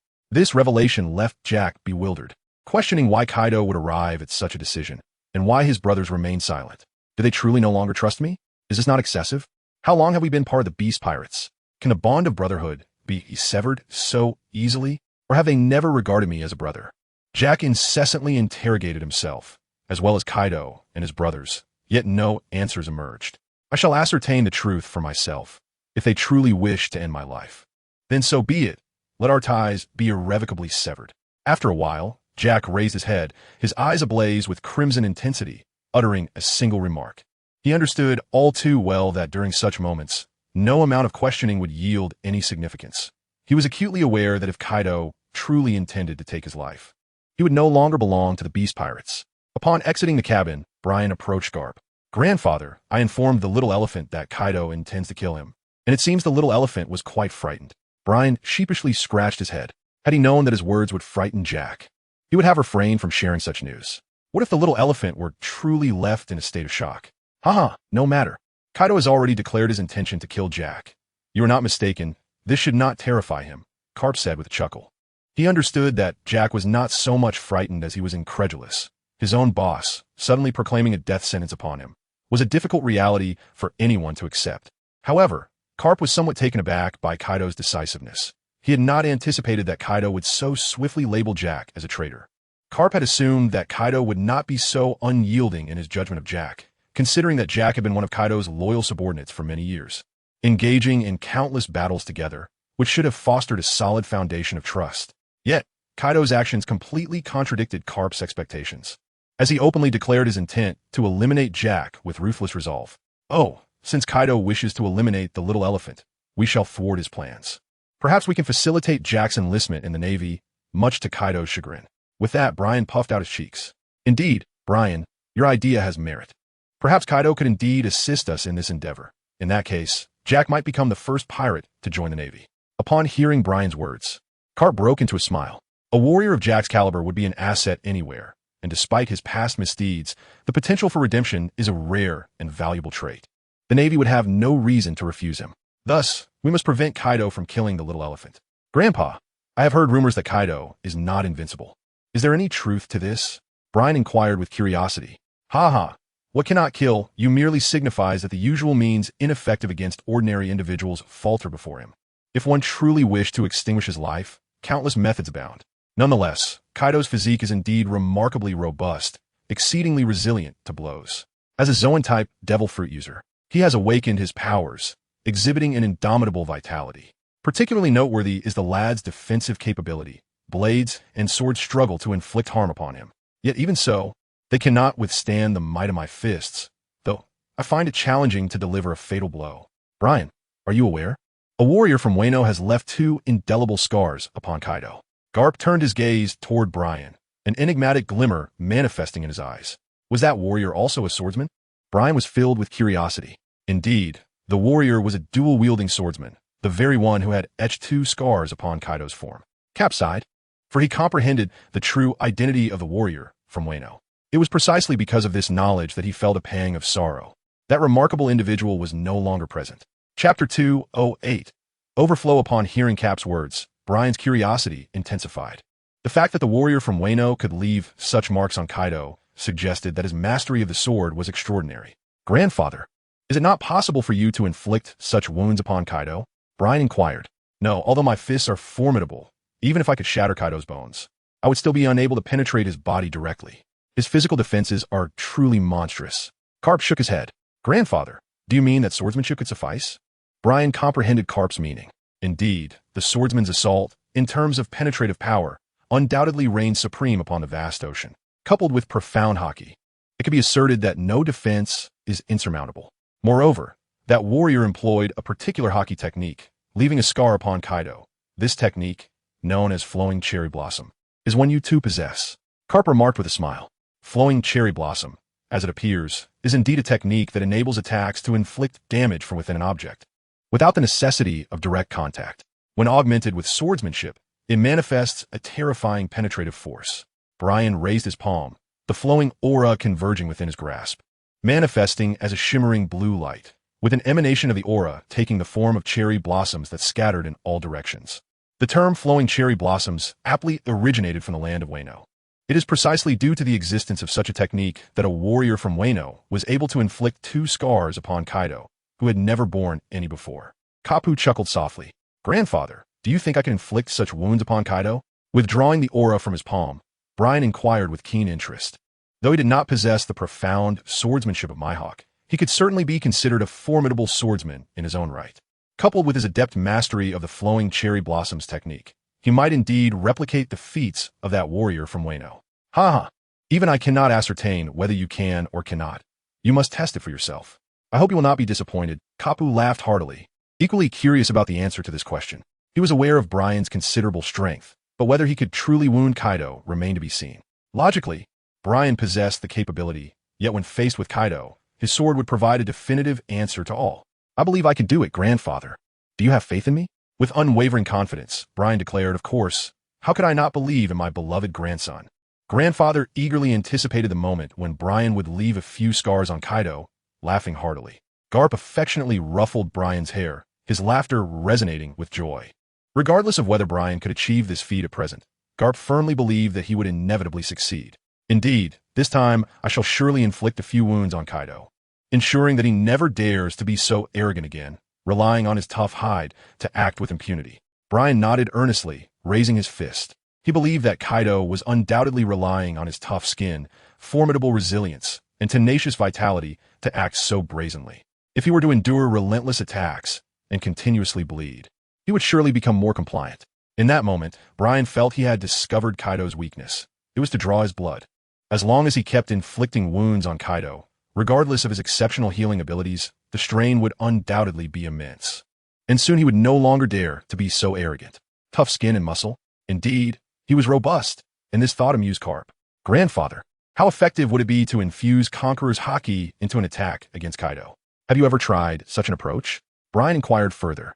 He recalled how, during his last encounter on the island with Jack, he had infused a hint of Conqueror's Haki into his strike, which had overwhelmed Jack, sending him flying in an instant.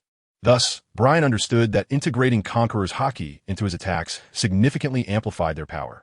If Kaido were indeed 50 to 100 times stronger than Jack, Brian speculated that with all his might, he might still succeed in injuring Kaido. Kaido would not withstand the force of an earnest punch from an old man, nor would he be afforded any opportunity to retaliate. However, Brian, your notion is astute. Conqueror's Haki is not merely a tool for intimidation.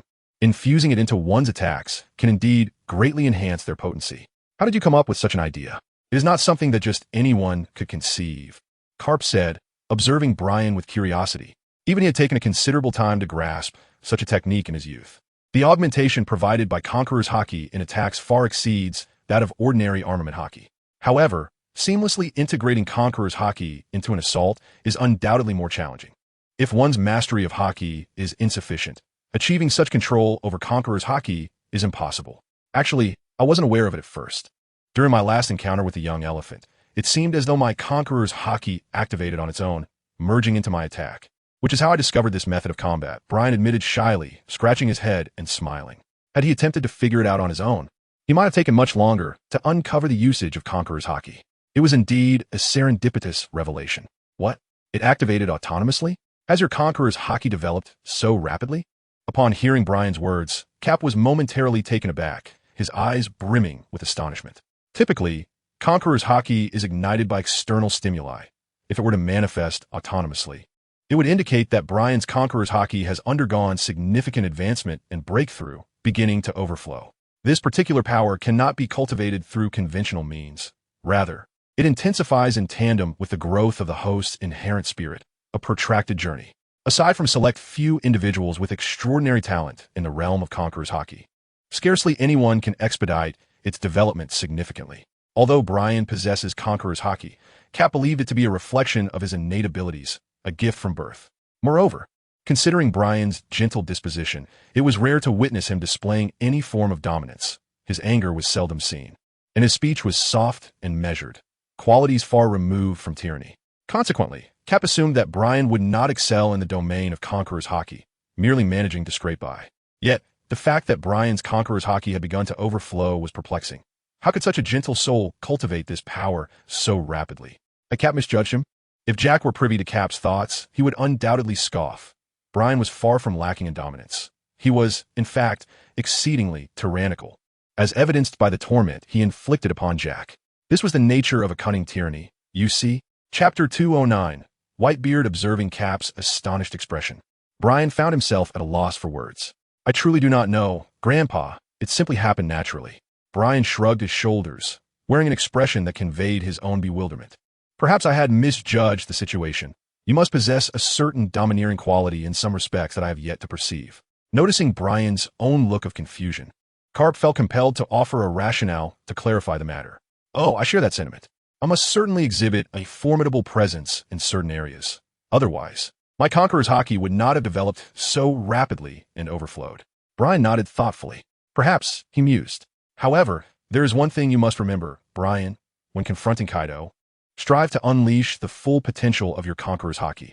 It will render your attacks invincible. Garp cleared his throat and spoke with gravity.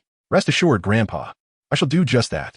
Brian nodded earnestly in response, understanding that integrating his Haki into his attacks would significantly amplify their potency. He was determined not to overlook this technique, especially as it would undoubtedly prove advantageous against Kaido. Very well then, spend some time honing this skill. Familiarize yourself with this combat style until it becomes second nature. When the moment comes, you shall surprise Kaido, Garp encouraged, patting Brian's shoulder with great anticipation. All right, Grandpa, Brian replied before retreating to his room. Once Brian had departed, Garp erupted into laughter once more. Kaido, it seems this time I need not intervene. My grandson will have you howling in no time. He gazed out at the distant sea, a triumphant smile gracing his face, as if he could already envision Kaido in a state of bewilderment. Upon returning to his own chamber, Brian flopped onto his bed, rolling back and forth like a languorous kitten. Little does Grandpa know, he thought, I have already mastered the technique, and I can seamlessly infuse my Conqueror's Haki into my attacks at will. Brian muttered softly to himself. However, he refrained from sharing this matter with Garp, for he discerned that Garp seemed quite astonished by it. If he were to mention it again, Garp's eyes would surely widen in shock. For the sake of Garp's well-being, Brian deemed it best to keep the information to himself. The old man was not suited to such surprises. A brief nap would suffice. After all, Grandpa believes I am engaged in training, so there is no harm. With a mischievous smile, Brian wrapped himself in the blanket and drifted into slumber. In a new world, aboard the colossal pirate ship of the Whitebeard pirates, akin to a great whale, numerous pirates gathered together. At the heart of this assembly sat a towering, extraordinarily robust man, exuding an air of unwavering stability reminiscent of a small giant. This man sported a crescent-shaped white beard that stood out remarkably. He was none other than Edward Newgate, known as Whitebeard, hailed as the strongest man in the world. Father, I have heard that the Navy is about to engage in battle with Kaido. My brother will undoubtedly be involved, and I am deeply concerned. Please allow me to go and see for myself. A young pirate, clad in a cowboy hat and bare-chested, approached Whitebeard and spoke earnestly. Preposterous, Ace. Are you unaware of the dangers that accompany a conflict between the Navy and Kaido? You cannot go. Whitebeard's gaze hardened as he spoke in a grave tone. Father, I understand your concern for my safety. We empathize with your feelings, but you are aware that this clash between the Navy and Kaido is unavoidable. Your brother, as a member of the Navy, has a duty to partake in this conflict, and does not pertain to you. He would never wish for you to worry on his account. Marco interjected, interrupting Ace's words. I know, Marco. But regardless of his position in the Navy, he remains my brother. I cannot simply pretend to be oblivious. Ace clenched his fist, speaking with earnest resolve. He was well aware that Brian possessed strength surpassing his own, yet the adversary he faced was Kaido, one of the four emperors. How could Ace not be worried? Ace, rest assured, the Navy will not allow your brother to take unnecessary risks. Furthermore, with the Navy's hero Garp stationed there, your brother is certain to remain safe. Marco offered words of comfort. Yet, concern still gnawed at Ace's heart. I'm still worried that something may happen to him. Please let me go. I will do nothing but watch from distance. Father, I beg you. Ace remained resolute in his intentions, still yearning to go. Whitebeard, without uttering a word, fixed a serious gaze upon Ace, fully aware that Ace had a brother in the Navy, whose photograph he had previously shown to everyone. According to Ace, this brother was quite an admirable individual, which piqued Whitebeard's curiosity to meet him. However, with the impending clash between the Navy and Kaido, the situation promised to be perilous, fraught with danger. Ace, being impulsive, claimed he would merely observe from a distance, yet it was uncertain what rash actions he might take, leaving Whitebeard with little reassurance to permit his departure. "Father, let Ace go. I can accompany him and ensure he avoids any perilous situations," Jinbei interjected earnestly. "Jinbei, are you joining Ace in this folly?" Whitebeard furrowed his brow. "Father, you must see it clearly. Even if you disallow Ace, he will undoubtedly sneak away, which could be even more hazardous. It would be far wiser for me to accompany him. With my presence, no harm will come to him," Jinbei replied, glancing at Ace. At Jinbei's words, Whitebeard fell into silence, recognizing that mere words would not deter Ace. Previously, he had attempted to stop him, yet Ace had ventured into the new world alone to pursue Teach. Fortunately, Ace had returned safely. This time, Ace would certainly not relent, and there was no stopping him. "Father, to be honest, we are also eager to witness this event. Why not let's all go together? It would be safer that way, considering the battlefield is in the new world," Marco suggested. "Indeed, Father, let us see for ourselves."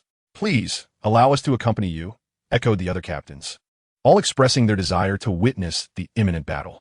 Observing his children, Whitebeard's expression softened with helplessness. It was precisely to protect them from danger that he sought to dissuade them. Yet here they were, all wishing to attend. Did they truly believe that the confrontation between the Navy and Kaido was merely a game? This was a matter of bloodshed and lives at stake, not a spectacle to be casually observed. Chapter 210. Alliance on board the colossal pirate ship, faced with the fervent requests of his children. Whitebeard felt his once unyielding stance begin to wane. "Very well. If you wish to go, then go together," he declared with a sweeping gesture of his hand. "Oh." Upon hearing Whitebeard's decision, the entire crew of the Whitebeard pirates erupted in jubilant cheers, startling the sea creatures nearby into retreat. "Thank you, Father," Ace beamed with a smile. "My beloved sons have implored me so earnestly. What reason do I have to refuse?" Casting a glance at Ace, Whitebeard, with a hint of pride, exclaimed, "Thank you, old man." The entire Whitebeard pirates' crew erupted in a chorus of cheers, their voices resonating even louder than before. "Ha ha ha!" Whitebeard laughed heartily, finding immense joy in the gratitude expressed by his sons. For him, nothing held greater significance than these family bonds. "Marco, the matter is entrusted to you. When the Navy engages in battle with Kaido, we shall observe." Ceasing his laughter, Whitebeard addressed Marco. "No problem, old man," Marco replied with a smile. "That's wonderful. Little brother Ace," Jinbei remarked to Ace. "Yes, thank you for speaking on my behalf, Jinbei," Ace responded with a smile. "It's nothing. You should truly express your gratitude to old man. Without his leniency, we would have been powerless." Jinbei waved his hand dismissively.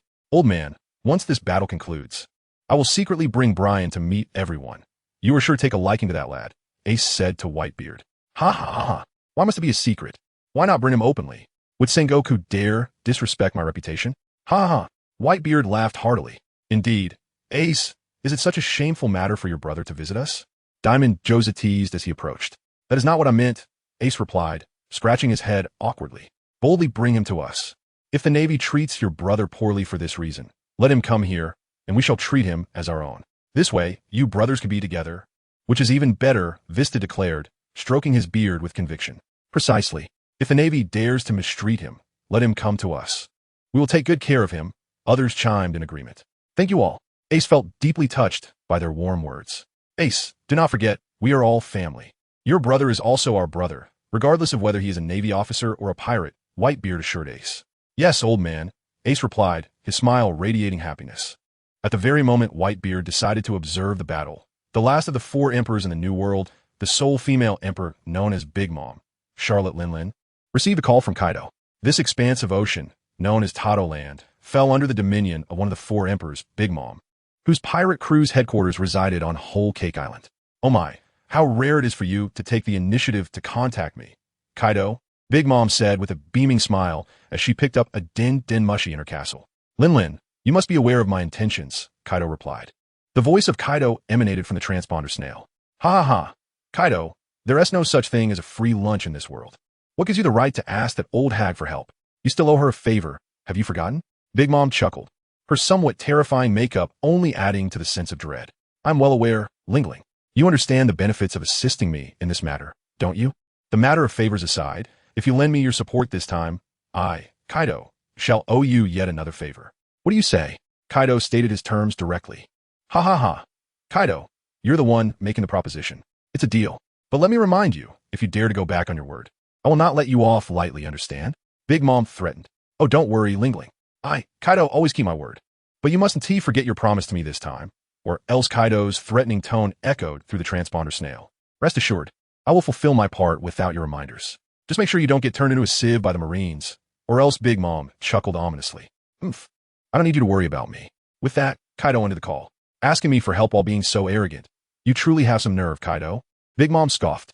Upon hearing about Kaido's impending battle with the Marines, a thought crossed her mind, to join forces with Kaido and bring the Marines to their knees, thus reaping substantial rewards. Not only would this elevate the reputation of the Big Mom pirates, but it would also prevent the Marines from restraining the four emperors, allowing them to grow even stronger. However, Big Mom would not proactively approach Kaido about this matter, as she anticipated that he would seek her assistance. Once Kaido reached out to her, she would gain greater leverage and could compel him to concede more benefits. If they could manage to overpower the Marines this time, it would all be worth it, ha ha ha. Unable to contain her laughter, Big Mom then summoned her suite commanders. Mother, you called for us? Shortly, the suite commanders arrived, 2 men and 1 woman. I have an announcement to make. This time, Kaido is going to war with the Marines, and we shall join forces with him to catch the Marines off guard and deliver a devastating blow, Big Mom declared slowly. Mother, are you saying we will also partake in the battle? But what isn't it for us? One of the suite commanders, Snack, inquired. I have already discussed matters with Kaido. You need only follow my orders, Big Mom replied impatiently. My apologies, Mother. Snack immediately bowed his head in apology. Very well. Do any of you have anything to say? The matron waved her hand and inquired. Smudgy fell silent, knowing she must comply with the matron's words, lest she provoke her ire. Beside her, the other 2 commanders, Krija and Katakuri, remained quiet, acutely aware that the matron would not tolerate any questioning of her decisions, perceiving it as a challenge to her authority. As her children, they were even more acutely aware that the matron would not permit her sons and daughters to doubt her intentions or to contradict her. In Wano, the matron reigned supreme, with everyone serving as her subjects. Even her offspring were mere instruments of her dominion over the realm. Chapter 211. The 5 Elders, Cake Island. The matron gazed at the silent 3 commanders for a moment longer. Very well, you may prepare. This time, I shall crush the Navy, ma. With that, she erupted into a self-satisfied laugh. Yes, Mother, the 3 commanders responded before turning to leave. Once outside the matron's presence, the 3 commanders remained silent for a time, until Smudgy finally spoke.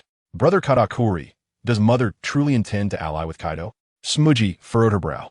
Though she was aware of the matron's long-standing connection with Kaido, she was taken aback by the prospect of a full alliance against the Navy. This was no trivial game. She could not believe the matron had not contemplated the repercussions of such an action. Do not dwell on it. As long as it is Mother's command, we must execute it without question. You know well that Mother will not tolerate failure, Katakuri replied, his mouth concealed by a thick scarf as he cast a sidelong glance at Smudgy. I understand, Brother Katakuri, Smudgy nodded, refraining from further discussion regarding the matron's alliance with Kaido. Before long, numerous pirate ships began to converge upon Cake Island, their bizarre shapes resembling confections, a most peculiar sight. Now, they awaited the matron's command for the fleet to assemble. At the bow of the pirate ship, the 3 commanders stood resolutely as Smoker set down the transponder snail. Just moments ago, Smoker had issued a decree summoning all members of the Big Mom pirates to assemble. Once all their comrades were gathered, Big Mom would be poised to give the order to set sail. Meanwhile, unbeknownst to Big Mom, the red-haired pirates were also mobilizing in another sea region. Having anticipated that Kaido would seek her assistance and prepare to thwart her efforts, preventing the Big Mom pirates from intervening in the conflict between Kaido and the Navy. Coincidentally, the Whitebeard pirates were also on the move, heading towards the naval base that was destined to become a battlefield. In a flash, the entire New World stirred as all 4 emperors took action, akin to a seismic upheaval, leaving many information brokers and spies from the world government in a flurry of activity. In the holy land of Mariehua, home to the celestial dragons, as well as the supreme commanders of the world government, the 5 elders confronted Sengoku. Speak, Sengoku. Why did you provoke Kaido without our consent? Are you fully aware of the consequences of engaging in battle with him? One of the elders inquired. This was Kaido's provocation against the Navy. We merely retaliated. Sengoku replied calmly. The problem is that all 4 emperors in the New World are now taking action. according to our intelligence. The Big Mom Pirates' target this time is the Navy, one of the five elders remarked. Upon hearing this, Sengoku's expression remained unchanged. He had anticipated that Kaido would summon allies, though he had not expected it to be Big Mom. Given this development, it would be nearly impossible for the Navy to gain any advantage. However, it was peculiar that the red-haired pirates seemed to be advancing towards Big Mom as well. The true intentions of the red-haired pirates remained unclear. Observing Sengoku's stoic demeanor, another elder pressed on. Red-haired, Sengoku's eyes flickered with intrigue. Could it be that he, after a moment of contemplation, Sengoku quickly arrived at a probable conclusion and felt a slight sense of relief. He was fairly certain of red-haired's intentions. It seemed that the Navy had a significant chance of victory in the impending war against Kaido. Sengoku, do not celebrate too soon. In addition to Big Mom and red-haired, the last of the emperors is also in motion. The Whitebeard pirates have departed their original waters and are heading towards the battlefield involving the Navy and Kaido. Another elder added, Whitebeard, how could he? Upon hearing that Whitebeard was also involved, Sengoku finally furrowed his brow. Whitebeard would not intervene in the conflict between the Navy and Kaido without reason. What could his true purpose be? Now you understand the potential repercussions of the situation. One of the elders concluded. The third of the five elders has spoken. Regardless of the circumstances, the Navy and Kaido are destined to engage in a decisive battle. The Beast Pirates are nearing the battlefield, and even if you were to command me to cease my actions now, it would be an impossibility, Sengoku stated solemnly. We did not imply that you should halt. We merely wish to emphasize that this war must be won, not lost. You are well aware of the consequences should the Navy falter. The five elders intently regarded Sengoku, as if issuing an order. Understood. I harbor no intention of defeat. Sengoku replied gravely, his tone resolute, devoid of any hesitation. Your words bring us reassurance. Proceed, for the Navy's operations are contingent upon your leadership. The five elders nodded in satisfaction upon hearing Sengoku's response. Subsequently, he departed. It appears that the Navy has become somewhat unruly of late. After Sengoku's exit, the five elders began conversing amongst themselves. Indeed, Sengoku and his cohorts aspire to break free from the control of the world government. Yet it is not so simple to grant them such autonomy. The Navy must forever remain under the aegis of the world government. This sentiment resonated among the elders, for the Navy was originally forged as a weapon in the hands of the world government. Years have elapsed, and now this weapon has begun to develop its own consciousness, striving to escape their grasp, a troubling development for the world government. However, the four emperors must indeed be kept in check, particularly Kaido and Big Mom. While the former pirate king, Roger, has been deceased for many years, these two harbor the greatest ambitions. They are the ones most eager to claim the throne of the pirate king.